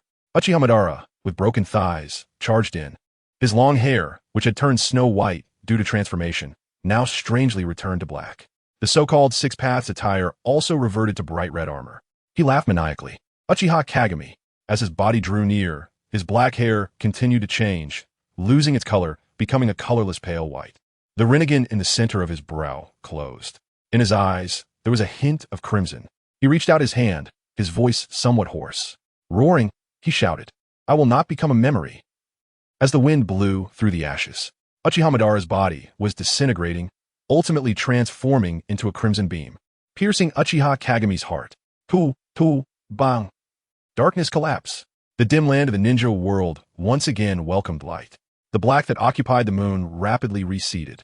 It seemed Uchiha Kagami's aura was dissipating. Whoosh! Sukuna raised his hand, his fingertips bursting with dazzling red light, pouring everything in. The past, the present, the future, everything, all offered up. Uchiha Kagami, /release, Tai Chi. The people of the ninja world clearly saw it. Under the moonlight, the shadow of the battle reached its final chapter. They saw the crimson blade of the moon. Uchiha Kagami's thoughts lingered at the moment his heart was pierced. Death. What is death? Is it like this? Unable to perceive anything. Unable to remember anything. /release. Flame release. Yin-yang release. He couldn't remember anything. Even the simplest body flicker technique was forgotten. Who am I? No. At least this, I still remember. I am Uchiha Kagami. This is the name I acknowledge. I cannot die. I am the only destiny in the world. The black blade slipped from his palm. He only raised his palm, as if gently stroking a lover's hair, as if brushing aside the willow catkins by the shore. As if. No need to be as if. This is the slash that destroys all causes and effects in the world. Slash. The line between heaven and earth. The invisible blade swallowed the bloody slash, extending, cutting through ghosts and gods, cutting through the full moon, until the infinite starry sky. The sky drizzled with blood-red raindrops. The two closest to the high heavens bathed in the blood rain. Sukuna slowly sat down. His fierce and terrifying face surprisingly gave a sense of tranquility. Kagami, from the very beginning, I was a person. We finally understood each other. Did you think I would say that? Sukuna seemed to want to stand, struggling but unable to. He shouted with all his might, laughing madly. Ha ha ha ha ha. So pitiful. Uchiha Kagami. For the next 10,000 years, I will curse you. You will definitely die the most tragic death. in the balance of gain and loss, become a monster. Uchiha Kagami pinched his throat, forcing himself to make a sound. The voice was faint. Thank you, Sukuna. He looked up at the dark, starry sky where, I want to remember you for long. Perhaps in the cycles of reincarnation, one day, you will hear my name again. Is that so? All right then, I will come to kill you next time. Goodbye, Kagami. Sukuna smiled in relief, his body becoming fainter, transforming into a massive flame of soul. With a surge, countless souls flew out, soaring into the endless, vast universe. The souls of the ninja world, no longer trapped in the Pure Land, free to reincarnate. The Sage of Six Paths, Kagaya Otsutsuki, and Hamura. Among countless spirits, one lingered. She wore her favorite emerald green dress, appearing as a young girl. From a great distance, her gaze met that of Uchiha Kagami. Their eyes gradually softened. A tear silently fell from the corner of Uchiha Kagami's eye. She raised her hand and waved vigorously, bidding farewell to her child. Uchiha Kagami lowered his head, unable to bear to look. As countless spirits departed, only silence remained in the high heavens. Starlight scattered, leaving one person in the world. Drenched in moonlight, there was a hint of desolation. Uchiha Kagami slowly raised his head and saw a crack high up in the distant heavens. He soared upwards, brushing past the shattered moon, passing gray meteorites. He kept rising. Endless starlight filled the shinobi world, that figure, imprinted in legends, breaking through the secondary dimension with a physical body. Very impressive. It's been several thousand years since someone like you appeared. On the other side of the massive rift in time and space, infinite starlight burst forth. A voice came. Uchiha Kagami looked at the endless starlight that filled his vision. A point of starlight gathered in his eye socket, forming the sixth tomo. The starlight resembled living branches, covering the crimson eye socket with a layer of enchanting azure veil. With his back to the starlight, the silhouette could not be seen clearly. Only the slowly moving, silvery long hair reflecting the starlight. Welcome to the stars. My name is Sora. The figure assumed a stance to draw a sword. The next moment, the silvery blade light tore through the starlight. A smile reappeared on Uchiha Kagami's face. He laughed maniacally. The laughter was so exhilarating, echoing through the starry sky. Come on. He spread his arms wide. Endless slashes burst forth, announcing the arrival of Uchiha Kagami to the stars. The end. There is no perfect ending. This is merely when I think it should stop. Thus, Uchiha Kagami's story comes to a pause for now. There may be an epilogue or side stories later. The next book will also start from Naruto, after which I will be ready to control a larger world, probably in about a week. I hope everyone will enjoy the next story. Haha, so, see you for now. It won't be long. Finally, I will shamelessly ask for a small farewell gift. Haha laughs, epilogue. The battle for the 5th Hokage. 1. Konoha, 70 years. Big brother, get up for breakfast. I called you several times. Bang. Naruto's door was violently kicked open by Karui, but there was no one in the room. Karui hurriedly ran downstairs and asked Kushina, who was busy in the kitchen. Mom, Big brother is not in the room. Kushina tapped her forehead with her finger, thought for a moment, and smiled apologetically. Oh dear, I forgot. He told me he would stay at the Uchiha clan's place for a few days to train. Seriously, Mom, you're so forgetful. Are you going through menopause? What did you say? You little brat. Get over here. At the Uchiha clan's training ground. Bang! The lake exploded, and two muscular figures collided at a speed beyond the naked eye and esteem. Only at sunset did the two figures stop their sparring. Come on, Sasuke. Your stamina is still not as good as mine. You're already out of breath? In his youth, Sasuke put on a short robe and shot Naruto a glare. If you don't use Sage Mode and the 7th gate, I could easily take you down if it weren't for the noise from Susanoo. Naruto looked at him with a smile. I didn't open the 8th gate to give you face. TCH, is that necessary? Opening the 8th gate could kill you. I won't die. Naruto leaned closer to Sasuke and said with a grin, my dad and I derived a stronger yang seal from the yin seal. With the energy I've accumulated in my body, opening the 8th gate would only make me weak for a while. Sasuke's expression changed slightly. He also trained in the 8 gates, but after mastering it, he shifted his focus to developing his ocular jutsu, which is the foundation of their Uchiha clan. If Naruto could open the 8th gate in Sage Mode, then this guy would indeed be an obstacle in his competition for the 5th Hokage. Yes, recently, Minato has announced that he will step down as the 4th Hokage. To compete for the 5th Hokage, one needs at least 100 votes from Konoha ninjas as a participation standard, then compete in a combat selection tournament. In other words, as long as you're the strongest without making everyone hate you, you can become Hokage. It should have been a grand event in the shinobi world with many heroes rising, but it didn't create much of a stir. After all, everyone knows only a few people are qualified to compete for the position of 5th Hokage. This doesn't mean Minato has predetermined the candidate, but over the years, the shinobi world has basically been subdued by those few individuals. The strength of the younger generation has made many older ninjas recall that legendary man. If Uchiha Kageme's era was about one person suppressing the shinobi world, now the era is about the younger generation crushing the older generation of ninjas. Uchiha Kanomaru, proficient in all attributes, learned thousands of ninjutsu at a young age. He has also fused wind release, fire release, lava release, steel release, plus the Sharingan. He is a unique top genius possessing 5 bloodline limits. Moreover, there are rumors that he has begun to develop the bloodline elimination technique. Having received guidance from Uchiha Kagami in his youth, he later traveled to the Land of Wind to become a disciple of Orochimaru. 2 years ago, Orochimaru publicly declared that Konohamaru has already possessed power beyond his own. The Hyuga Byakugan siblings. They returned from the moon years ago and awakened the legendary reincarnation eye. Especially Hinata Hyuga. Her Byakugan purity is higher, and her strength surpasses Niji Hyuga. Since many years ago, when Uchiha Kagami shattered the Pure Land, allowing all souls to be reborn freely. The energy that was bound by the Pure Land also began to return to the shinobi world, and all ninjas could feel their own strength increasing. However, this phenomenon is more pronounced among the noble clans with bloodline limits. In the Land of Water, a new star has emerged. Kagaya Kimimaro. After that world-influencing battle, his bloodline disease suddenly healed, and he grew a pair of small horns, similar to the golden and silver horns of the former Cloud Village. A phenomenon of atavism appeared. As a disciple of the Mizukage Kakashi, he is not only proficient in 5 nature transformations, but has also developed his bloodline limit, the Shikatsumiak, to a profound level. Moreover, after receiving permission from Minato, Kakashi taught him the Flying Thunder God technique. In the Land of Fire, Karen, this woman, revered as the master of sealing techniques, left Konoha at 12 to travel, and in just 3 years sealed all the malevolent beings in the shinobi world, accomplishing what the entire Uzumaki clan could only do as a family, considering that she is one of the direct disciples of that person.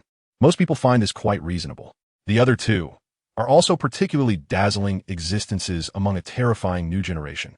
Uchiha Sasuke, the designated Uchiha clan's young lord by that esteemed person. He hasn't had any significant achievements in recent years because, at the age of 14, he defeated all known powerful figures in the shinobi world, except for Minato and Uchiha Shursui. Even Kagaya Kimimaro from the Land of Water could not withstand half a day under his onslaught. Many believe he possesses powers surpassing Minato, but did not take action out of consideration for the Hokage's face. Uzumaki Naruto. This person's record is even less, as he seems uninterested in finding someone to fight. However, just the fact that he is recognized by Uchiha Sasuke as the closest rival is enough. Of course, Naruto doesn't think so. He believes that if they really fought, he could kill Sasuke, as he inherited from his dad. The two of them are in a state of neither submitting to the other. They are hailed as the new generation of ninja demigods, advancing in tandem. The title of the God of Ninjas has been infinitely elevated in value due to that person's existence, and no one thinks anyone else can reach that level. Compared to these super new generations, talents like Deidara, Haku, and Kankuro, who were originally capable of inheriting the title of Hokage, now seem dim. And in the current ninja world, the recognized strongest, the one closest to the realm of the God of Ninjas, is only that person. The favored one of the gods. Uchiha Shursui, the head of the Uchiha clan, the first Tsuchikage, the first illusionist in the ninja world, the master of dual shinjutsu and flying thunder god. Too many titles proclaim his overwhelming strength. Minato Namikaze once discussed with Shursui about him taking on the role of Hokage. Uchiha Shursui refused. He inherited the philosophy of Uchiha Kagami. After reaching a certain level of strength, he restrains himself, acting as a force of restraint in the world, refusing to participate in governance. He only wants to pursue that person, to see his brother again. Hokage office.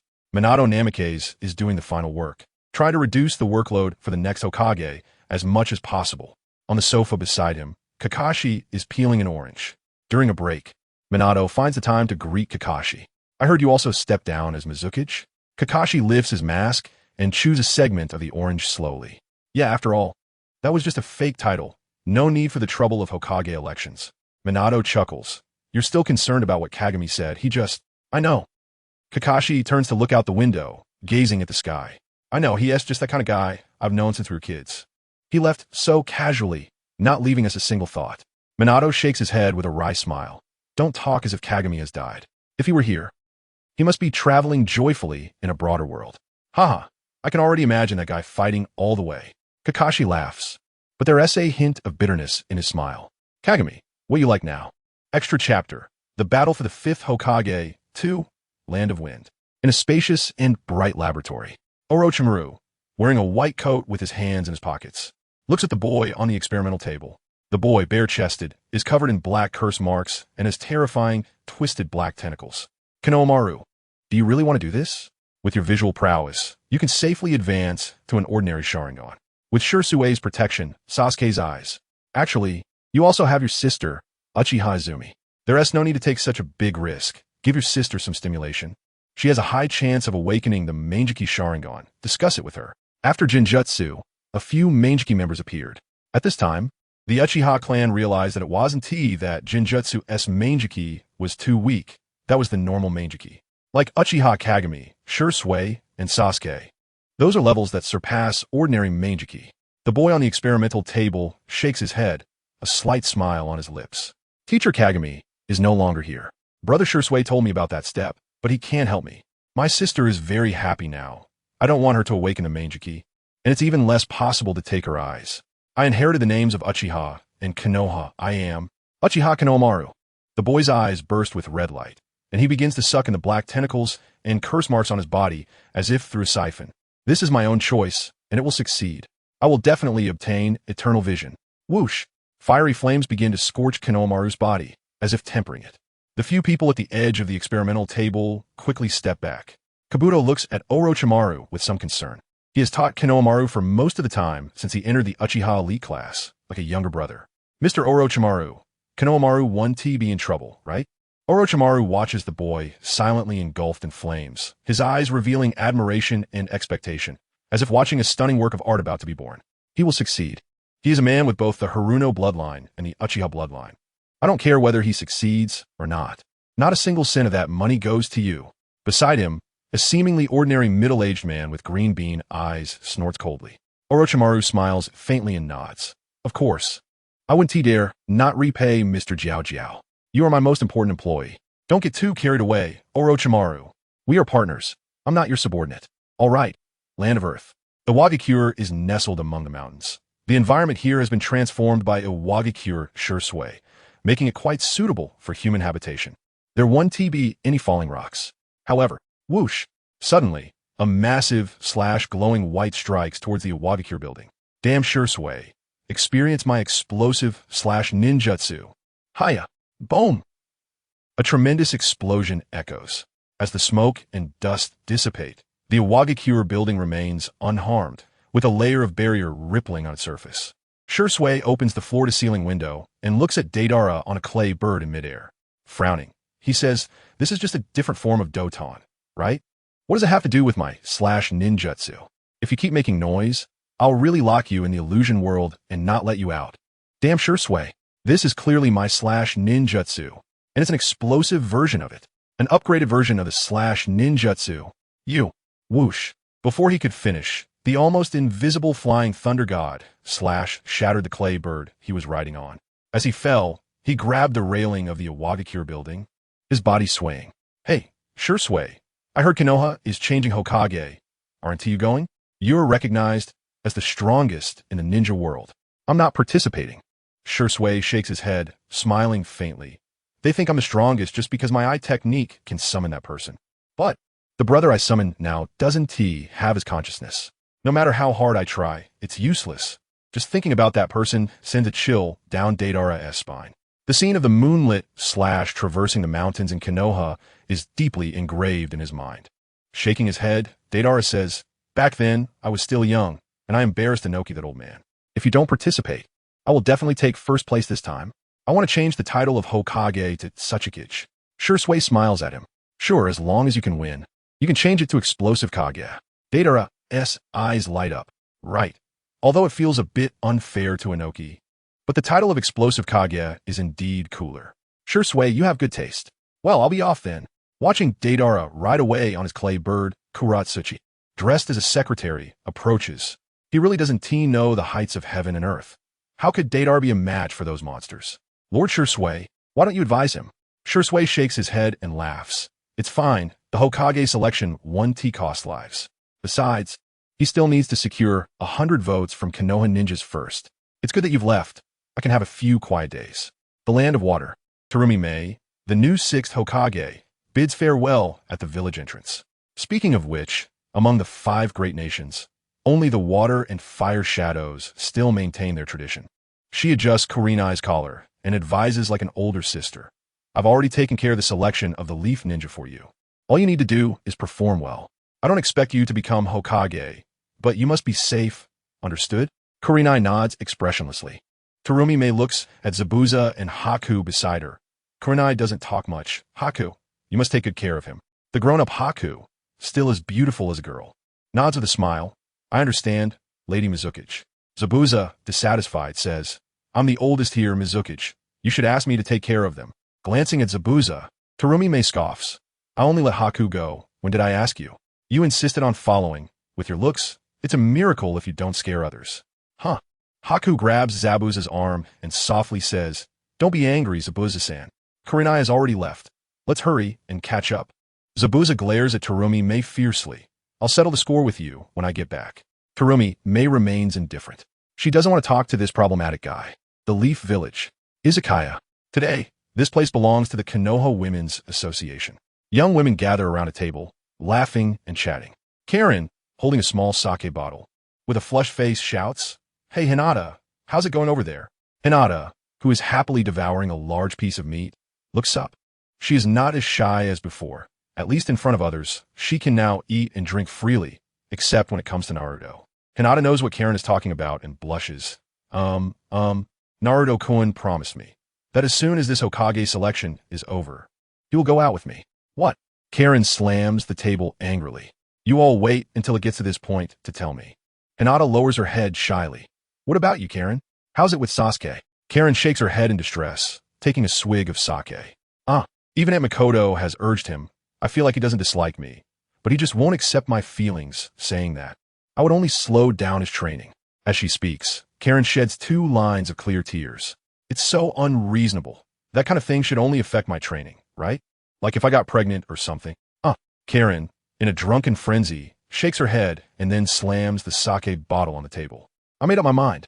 I must defeat everyone and become Hokage. And the first order will be to make Sasuke-kun marry me. Extra. Eyes across time. The Leaf Village. Ninja Academy. 2 6 or 7-year-old children form hand signs. Yo, Uchiha Riku. This time I will definitely defeat you. The child with a pot lid hairstyle shouts. Charging forward with a wooden kunai. The child named Uchiha Riku, dressed in a deep blue traditional kimono with a purple silk belt, has a confident smile on his face. Murin, you're still far from it. The two collide, their taijutsu surpassing the level expected of children their age. After an intense battle, Murin, relying on his innate strength, punches Uchiha Riku back and raises his fist, laughing, Ahaha, my strength is greater than yours. Is that so? Uchiha Riku looks up, his eyes glowing crimson, with a spinning tomo in his pupils. Sharingan. Murin is shocked, momentarily dazed. Uchiha Riku suddenly appears in front of him, their eyes meeting. Murin recalls the elder's warning not to look directly at the Sharingan and hurriedly closes his eyes. Bang! Uchiha Riku pins Murin to the ground, a wooden kunai pressed against his neck. This time, I win again, Murin. Rikikuin is so cool. So awesome, this is the power of the Uchiha clan. The Sharingan. Oh, Rikikuin, look at me. It is well known that children in the ninja world mature early. The girls cheer, while one silent figure stands out.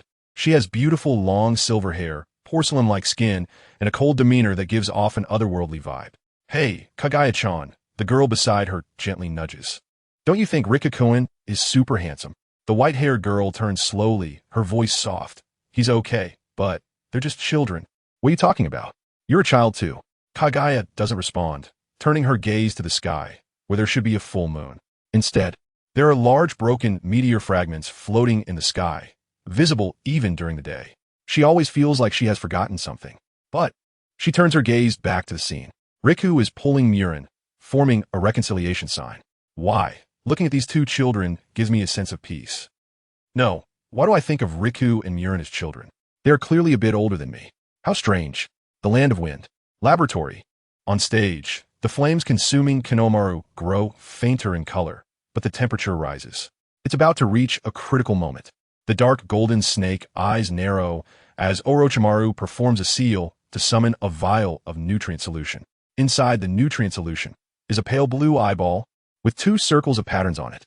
Stagnant blood, a leg from Otsutsuki Urashiki, and the genes of an experimental subject named Shin. Orochimaru has fused this defective Rinnegan. Konohamaru, I am nowhere near as good as Kagami-kun, but as your teacher, this is the power I can give you. The pale blue eyeball is thrown into the flames.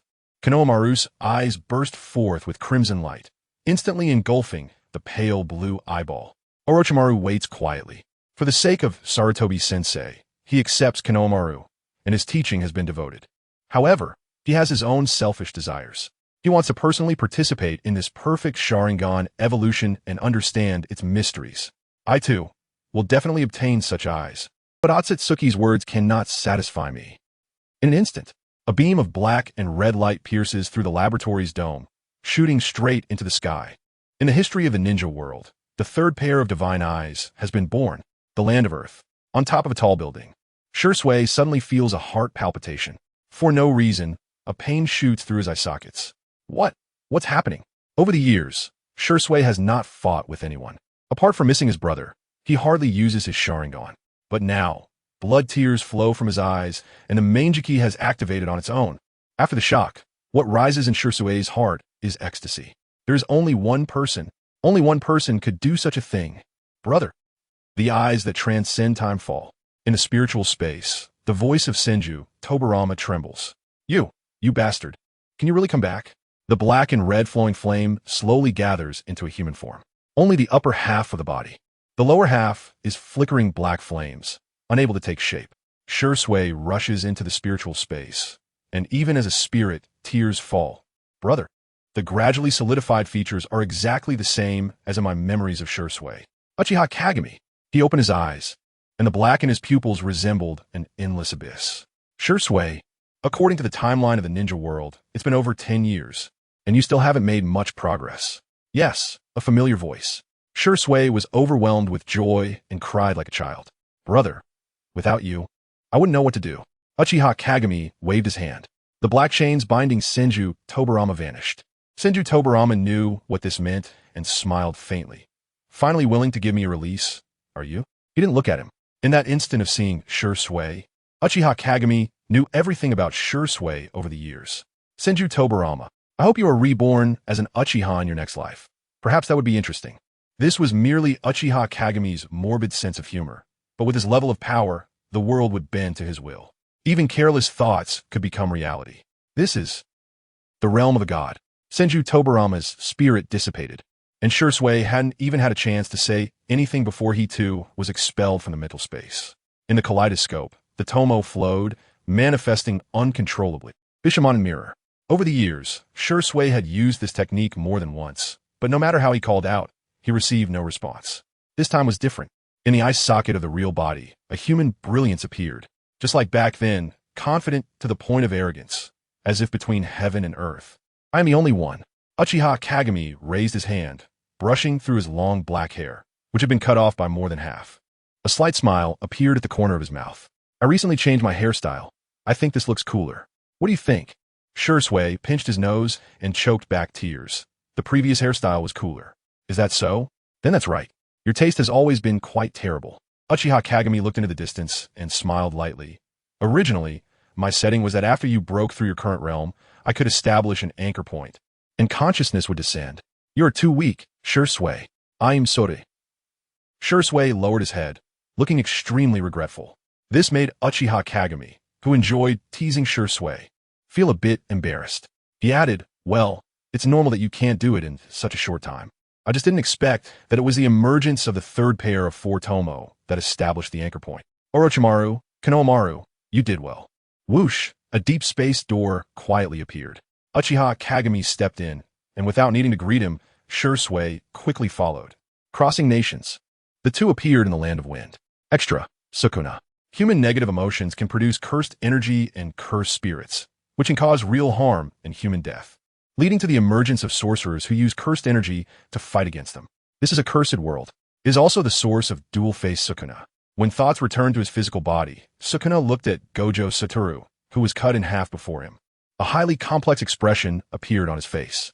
It was neither the joy of defeating a strong enemy nor the melancholy of the death of a formidable foe. Instead, it was an immense disappointment with reality. Why? Why did I return to this boring world? Why am I not dead? What a joke. Was it all just a dream? What kind of low-level author came up with this garbage plot? No. Not looking at Gojo Satoru's corpse anymore, Sukuna discovered the vermilion door in his spiritual ocean. This aura he was all too familiar with. How many midnight dreams had he returned to consciousness, seeing this vermilion door? The power contained within it was astonishing. A mad and grotesque smile appeared on Sukuna's face. Incredibly terrifying. Without restraint, he let out a joyous roar, his flailing limbs making him look like a child who had received a long-sought-after object. That was not a dream. Everything I experienced truly existed. Mirror, Uchiha Kagami, my curse on you is far from over. What are you laughing at? Killing Gojo Satoru makes you this happy? Boom! Thunder roared. Rokuzui Yui, the strongest sorcerer from 400 years ago, had a lifelong obsession with battling the strongest. A pure martial fanatic. Without hesitation, Rokuzui Yui used his strongest form, which could be used only once in a lifetime, Phantom Beast, Amber. His physical body was enveloped in a storm of cursed energy, thunder sweeping through. Watching the Thunder Beast descend from the sky, Sukuna stopped his mad laughter. Impatience in his eyes. It was like a buzzing fly emerging while savoring a feast. That was the expression. Compared to those enemies I faced. Forget it. There is no need for comparison. Sukuna raised a finger and gently waved it. Boom! The black-red slash shone with thunder, completely devouring Rokuzui Yui's thunder, and then annihilating it. The onlooking high-specialty crowd fell into dead silence. They had thought Rokuzui Yui would lose, but they never imagined he would be so effortlessly defeated, dying in an instant. After the silence, how is this possible? What kind of power is that? It's simply a combination of black flash and slashes. How does Sukuna possess such power? Why didn't he use it against Gojo-sensei? He hasn't even used his full strength yet. Sukuna pointed his fingertip to the ground, sensing his limitless perception spreading. He could feel that he had returned, fully equipped with the power to confront Uchiha Kagami in their final battle. He also understood what was happening. The omnipotence abandoned by Uchiha Kagami had chosen him. Ah, you like me? Are filled with resentment towards that guy who abandoned us. Sukuna muttered, his words tinged with undeniable excitement. I will definitely catch up to him. This is my covenant with you. At the cost of all cursed energy in this sorcery world, I promise you, I will definitely transcend time and space to catch that guy, and then completely devour him. I will fully accept you, and you will become a part of me. The vermilion door seemed to receive some kind of revelation, transforming into a scarlet thread. A strange crimson, like blood, like a butterfly, appeared on Sukuna's surface. At this moment, even the overflowing aura caused a distortion in time and space. This world simply cannot bear his existence. Sukuna looked up at the starry sky, the four eyes tinted with a layer of gray-black. Void. That was the passage of countless lower dimensions leading to the main universe. Like a membrane, separating reality from illusion. There is no concept of time. Perhaps the two that successively cross the void may have 1,000 years apart in the time they arrive in the main universe. A black-red butterfly floated beside Sukuna, profoundly mysterious. Not to mention others, even Sukuna himself could not see its form clearly. It was the essence of the soul, the source of everything. It seemed to emit a low humming, guiding Sukuna in the direction to move forward. Sukuna clearly sensed that he might be a small drop of seawater in the vast ocean of consciousness of some great existence. Only by adhering to some kind of destiny could he be reborn at this moment. It doesn't matter whose pawn it is, doesn't matter. It doesn't matter who pulls the strings. Uchiha Kagami, I just want to kill you. No matter how strong you become in the new world, even if you change your appearance and name, I will still follow the guidance of the soul to find you. No matter how many times I die, I will find you. There is no need for any reason or meaning. It is a curse of eternal life that binds you. This is my duty for being born into this world. Boom! The space shattered before Sukuna, revealing a panicked Lime. Looking at Sukuna in front of him, Lime felt a sense of strangeness. It was a very odd feeling. In his eyes, Sukuna seemed colder than 1,000 years ago. It's somehow gentler than 1,000 years ago. So strange. Lime, I had a beautiful dream. Sukuna's lips curled up slightly, and this smile resembled someone. I met a really good person. I have never seen someone so good. He possesses all the flaws of humanity, and he has a pure perfection that drives me utterly crazy. I really want to confide in someone. I want people to know what kind of person he is.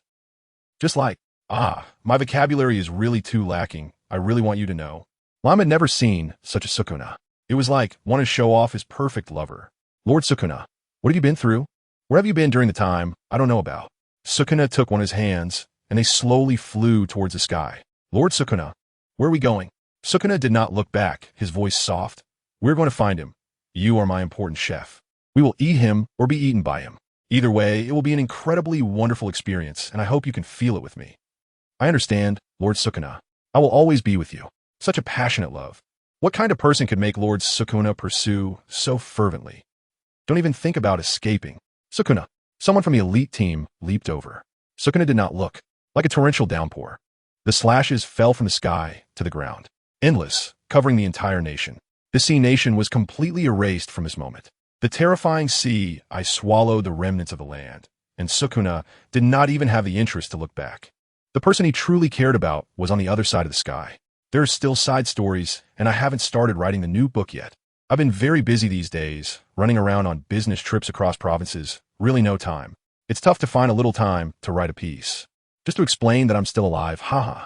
Sorry, I've really been too busy these days. I'm writing the new book, and I'll advertise it once I have a decent amount of words. Now, it doesn't mean much. Side story, long time no see. Long time no see. Minato, who was working at his desk, suddenly paused his pen. That voice, it can't be wrong. The ninja world has been without war for many years, but the amount of work needed to improve people's lives is immense. Years of day and night labor have left marks of time on Minato's face, with a hint of gray at his temples. He struggled to lift his head. After a while, Minato's lips curled up slightly, revealing a warm smile. I thought your expression would be more exaggerated. Uchiha Kagami casually leaned back on the sofa. I also thought. It's just that you look exactly the same as back then, which makes me feel as if you never left. This sounds too ambiguous. Go tell your Kushina. Minato observed Uchiha Kagami for a long time and asked, Is your main body not here? Uchiha Kagami looked out at the sky through the window, a smile forming at the corner of his mouth. It's really interesting there. Is it? That's great. In my memory, you hardly smiled so happily. Can you share your journey with me? With your level, it's hard for me to explain in a way you can understand. Minato didn't feel offended, smiling as he asked, So, have you met someone you like? That's a question I can understand. Uchiha Kagami seemed to recall something. Shaking his head, I can't explain that either. But I do quite enjoy fighting with that woman. It's just that I still can't beat her. Of course, if I want to run, she can't catch me. Minato became interested. There are people in that world stronger than you. In his perception, since Uchiha Kagami opened a Sharingan, he had always been the strongest in the ninja world, with no enemy able to match him. Of course, there are countless strong people, an endless expanse of stars. Uchiha Kagami withdrew his gaze, locking eyes with Minato, and smiled brightly. But I will definitely become the strongest. I believe you. Always have. Who are you? Konohamaru. I'm Konohamaru. Konohamaru's forehead had a black line. It's only been a year or two, and you can't recognize me. Naruto.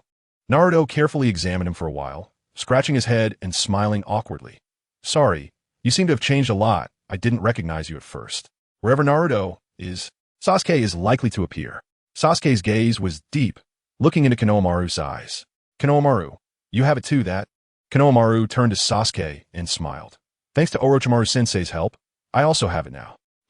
Have what? What are you two talking about?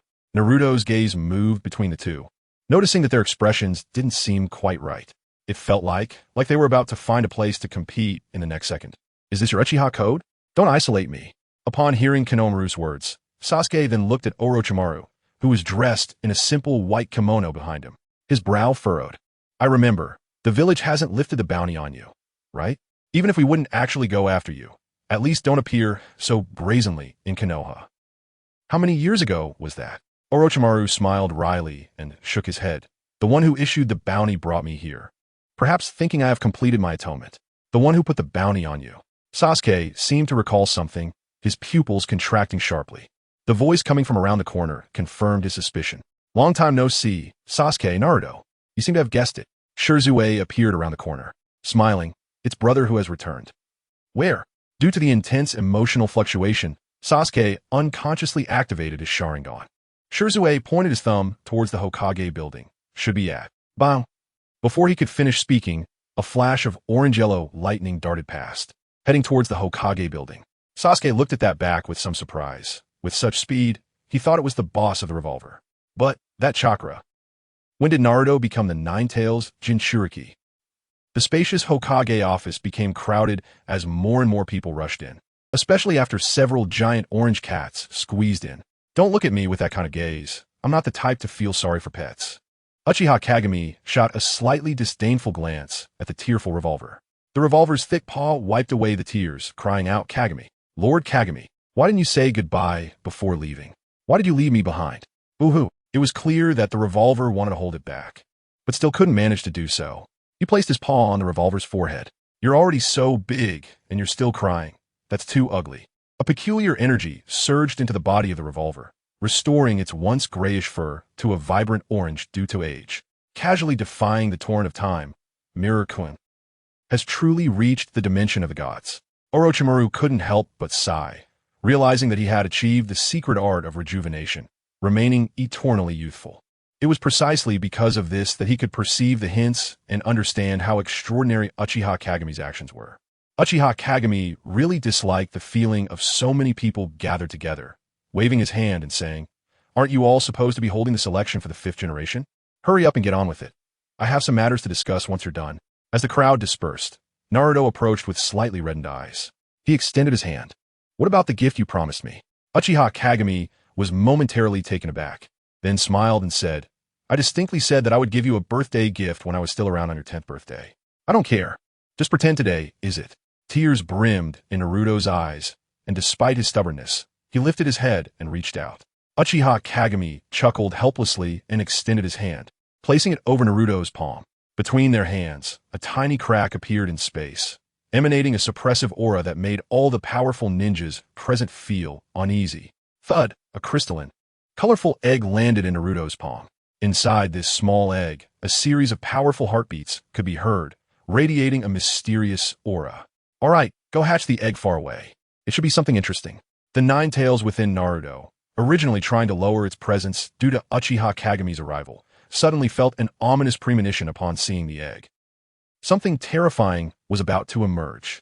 Curly-haired Demon King. I want one too. Uchiha Kagami fiercely ruffled Karen's hair. You're so annoying. What do you think I am? You go prepare as well. I still need to assess your quality. If you're too weak, you won't qualify to follow me. At these words, everyone's eyes lit up. A newly opened book was abruptly canceled, and a new one started, still about Naruto, but from a different perspective. And it already had 30 to 40,000 words. I'm too easily influenced by comments, so I plan to release it after 80,000 words, haha. The last struggle of a socially anxious person. Hee according to my sweet plan. The side story's conclusion will coincide with the promotion of the new book around 100,000 words. Hopefully, I can still write a story that brings a smile to everyone. Side story. Gods and gods in the cosmic star sea. It is like an endless dreamlike realm, sprawling infinitely in the embrace of time and space. The stars are like countless treasures scattered in a vast sea of sand, with trillions of stars twinkling with unique brilliance. The galaxies are like enormous islands, distributed amidst the dark universe, each containing billions of stars that rotate, evolve, collide, and play the eternal melody of birth and extinction. This is the ultimate destination of all time and space, supreme and beautiful. The primordial river, suspended above the sea of stars, illuminates countless eras. Martial Immortal, Northern Crown, Star Domain. Here is known as the place of the stars, inhabited by countless beings, including mythical-level creatures. Within the left spiral arm star system of the star domain, in the void space, countless chain-like long bridges construct a super gigantic space city. At the center of the city stands a statue over 10,000 meters tall. The goddess statue emanates an inspiring aura, accompanied by the sound of drums resonating through the divine realm. The goddess of fire and poetry, Alicuna. This is her divine kingdom. Since ascending to godhood 3,000 years ago, she has been tasked by the Empire to rule this star system. Thus, she spent several thousand years in mundane, boring days. And recently, an interesting fellow finally appeared. At first, she carelessly sent her followers to handle it, but not long after, about a decade later, which for a god is merely a nap, that fellow shamelessly ascended to godhood right within her territory. The most terrifying part was, he actually succeeded, clearly just from a lower dimension, and his soul appeared to be an infant not exceeding 100 years old. Ascending to godhood in a star system with existing gods was undoubtedly a serious situation that could provoke a divine war, and Alice couldn't believe that fellow was unaware of this. Then, even more frustrating events occurred for Alice. After ascending to godhood, that fellow directly established his divine domain less than 5 light years away from hers. This was a blatant provocation. Alice, filled with rage, took her interstellar fleet to confront him, intending to teach that reckless kid a lesson.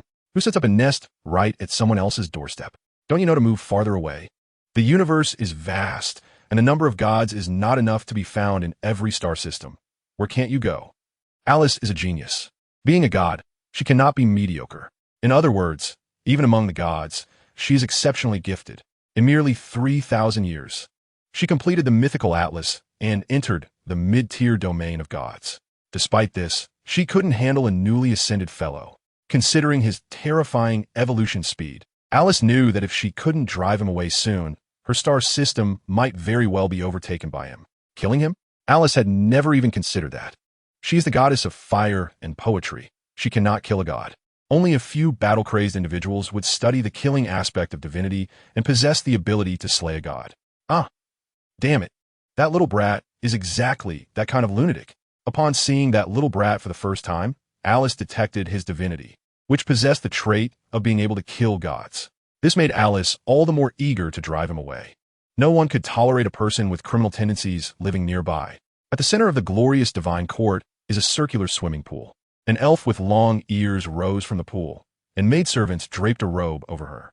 She had long, fiery red hair and a beauty that even the most learned scholar would find difficult to fully describe. So, does that little brat have any response? Alice turned to ask the maid next to her, who was also one of her strongest guards.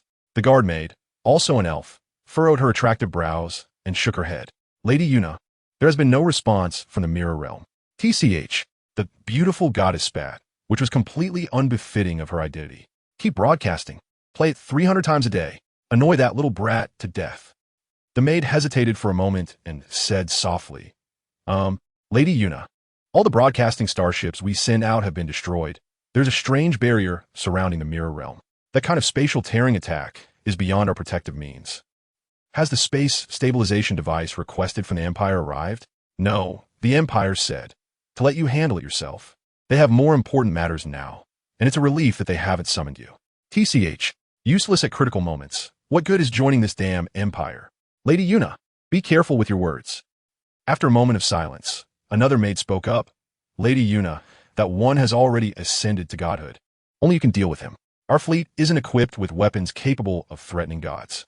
Alice scratched her head in frustration. I know very well. I've fought before. It's just that I can't do anything about that little brat. What's this mirror realm about? Just a barren little asteroid. And it has a name that sounds like a divine kingdom. It's unbelievable. In such a desolate universe with so many galaxies, why do you have to establish a divine kingdom here? I'm so annoyed. The more Alice thought about it, the angrier she became. Go get my artifact. I want to go beat him up again. If he doesn't leave, I'm going to contact the Goddess Mutual Aid Association on a planet called Mirror Realm. The entire planet had no signs of life. Only a structure made of giant stones that barely resembled a house. Beneath the giant stones, there was a complex and profound barrier formation. Uchiha Mirror sat on a stone chair outside the formation, propping his head up with one hand. Before long, the summoning formation emitted a glow. Within the light, Shursui, Sasuke, Naruto, more and more people transitioned from virtual to real, looking up at the vast primordial river, with starlight cascading upon them. Every being coming from a lower dimension would undergo a baptism by the stars, welcoming a transformation. The corner of Uchiha Mirror's mouth slightly lifted as he spoke lightly. This is the closest space-time node I've found to the ninja world. I'm not very good at space-time knowledge. Orochimaru, Minato, I will gather a few experts in this area for you. We need to quickly construct the technology to transport planets. I want to use the ninja world to build my divine kingdom. As you command, Mirror, or perhaps I should call you God. Orochimaru's face was full of fervor, feeling the miraculous changes happening in his body. To put in terms understandable to the people of the ninja world, he felt that as long as he stayed in such an environment for a long time, even an ordinary person could possess a physique comparable to that of the Uzumaki clan. Orochimaru still didn't know that this planet was actually a worthless wasteland. Suddenly, a huge explosion erupted in the sky, and a sea of flames obscured the view. Uchiha mirror, get the hell out of here! Above the sea of fire, a voice echoed. It was a woman's voice. Was it the one Mirror mentioned?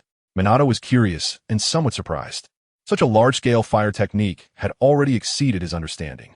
Seeing everyone looking over, Uchiha Mirror helplessly shook his head and got up from the stone chair. That guy is here. I need to deal with her. Seriously, it's just borrowing her place to do something. I didn't even choose a populated planet. It's just a waste planet, and she's being so petty. With a swoosh, Uchiha Mirror, dressed in a deep black robe, instantly appeared above the sea of fire. Seeing Alice Una fully armed. How many times do I have to say it? I'll leave once I'm done. Are you annoying? Alice's face was frosty as she angrily replied. Then how long will it take? Do you only grow taller, but not smarter? Didn't I say I don't know? This depends on the research progress of the people below. Alice laughed in anger. This is just a stalling tactic. You want to encroach on my territory? Do you think I'm an idiot? And you dare to insult me. Saying that, she raised her spear and thrust it fiercely.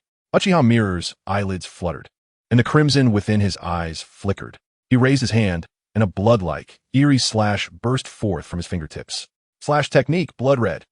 A new book is out, about 100,000 words. If you want to support it, you can wait until later to click. Don't just take a look and leave, or I will cry. Extra. There might be a little more later. Extra. Ascend until surpassing. Outside the planet, known as Mirror Realm. Due to the accumulated battles over the past few days, meteorite fragments and gravitational fluctuations formed a star ring. Cosmic dust spread out, creating a very thin layer of dust cloud that surrounded the entire planet. Above the star ring dust, two figures were surrounded by a vacuum. A terrifying force pushing everything away from them. Battles between deities rarely take place over days. Normally, they last for years in a round, and the fights won't endanger lives. Mostly focused on sparring. But Alice looked at the fresh red slash on her snow-white arm, with a few drops of golden blood flowing from the wound. Wounds. Such things were very unfamiliar to Alice Una after becoming a deity. Looking over, Uchiha Mirror's condition was much worse, covered in scorch marks, with several bowl-sized wounds. Frowning, Alice watched Uchiha Mirror, who was breathing heavily like a bellows. Is it really that serious? Becoming a god is such a tough task. Even the most disadvantaged races can at least have a lifespan of over 100,000 years. How long have you lived? Don't you know how precious gods are in this universe? After that great extinction, there were plenty of unclaimed star systems. You could randomly find an ungodly star system with billions of lives and become its master, enjoying a position over trillions of beings. Uchiha Mirror looked at her indifferently and coldly said, "So what? Then why are you fighting me so desperately?"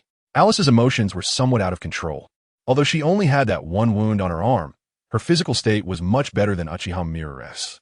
It's just her mental state seemed unstable. She tightly covered the wound, unwilling to let a single drop of divine blood fall, as if shouting, "What the hell is this domain of yours?" Saying that substitutes and resurrection methods are all ineffective. Fighting with real swords and guns. Are you crazy? I'm stronger than you. Much stronger than you. Can't you feel it? If this continues, you'll definitely die. So what? Uchiha Mirror smiled lightly, tilting his head to look at Alice. You're the one who came to provoke me. I already said I would leave once I'm done. If you keep provoking me, then it doesn't matter whether I live or die. Anyway, before I die, I will definitely kill you. In his calm eyes, there was a madness that made Alice shudder. This guy is serious. This guy's a madman. Why can a madman also become a god? Alice gritted her silver teeth, gripping her artifact tightly. You broke the rules first. You establishing a divine kingdom in my divine domain is one thing. But it's against the rules to establish a divine kingdom. I've never followed the rules. Uchiha Mirror slowly raised his hand, the tips of his fingers accumulating an extremely terrifying black-red glow. Stop being so long-winded, and don't be afraid of being hurt. To me, dying at your hands is nothing serious. Dying here only proves that I am only this much. Wait. Just as that ultimate sharp light was about to shoot out, Alice raised her hand and shouted, "We can talk. There's no need for this. You can do whatever you want, take as long as you need." But you must promise me not to harm the lives of the nearby planets. If too many people are killed, even gods will be punished. Uchiha Mirror's offensive halted, and he frowned, saying, "Why would you think I am the kind of person who casually slaughters planets? You, aren't you? Dude, have you looked in mirror? Just look at your blood-red eyes and that divine nature capable of killing gods.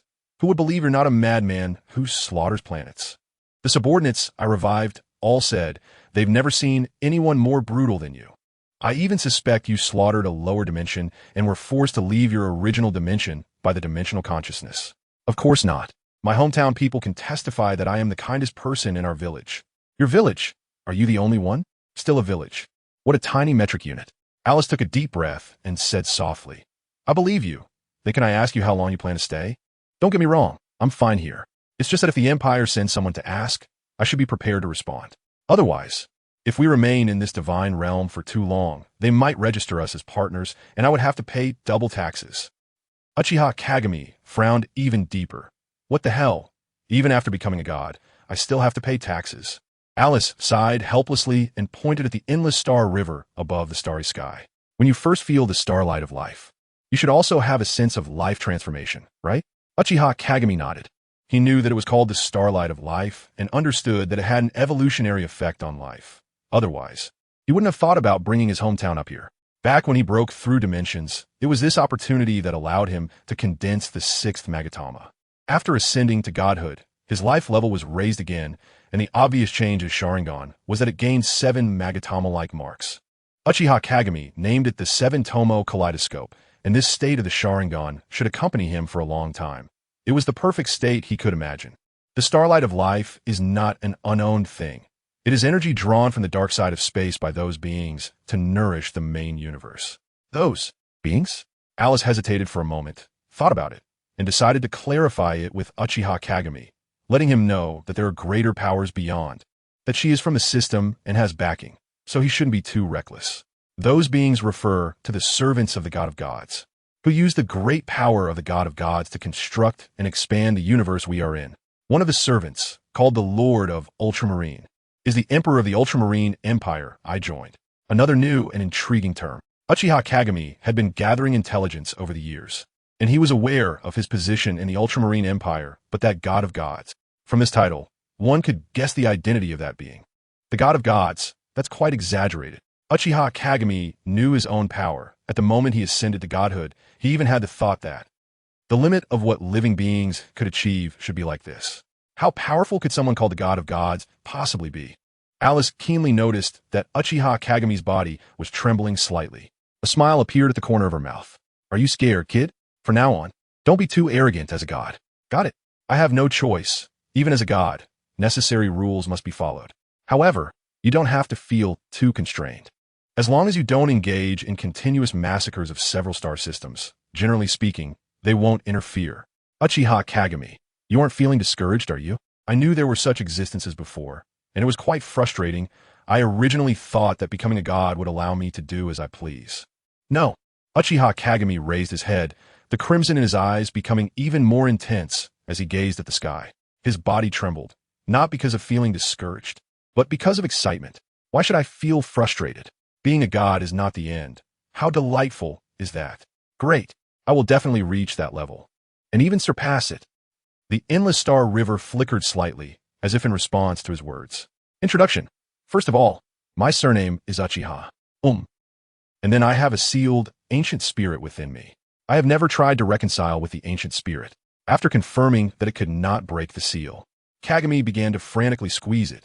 The kaleidoscope and domain unfolded, giving birth to the strongest bloodline elimination in history.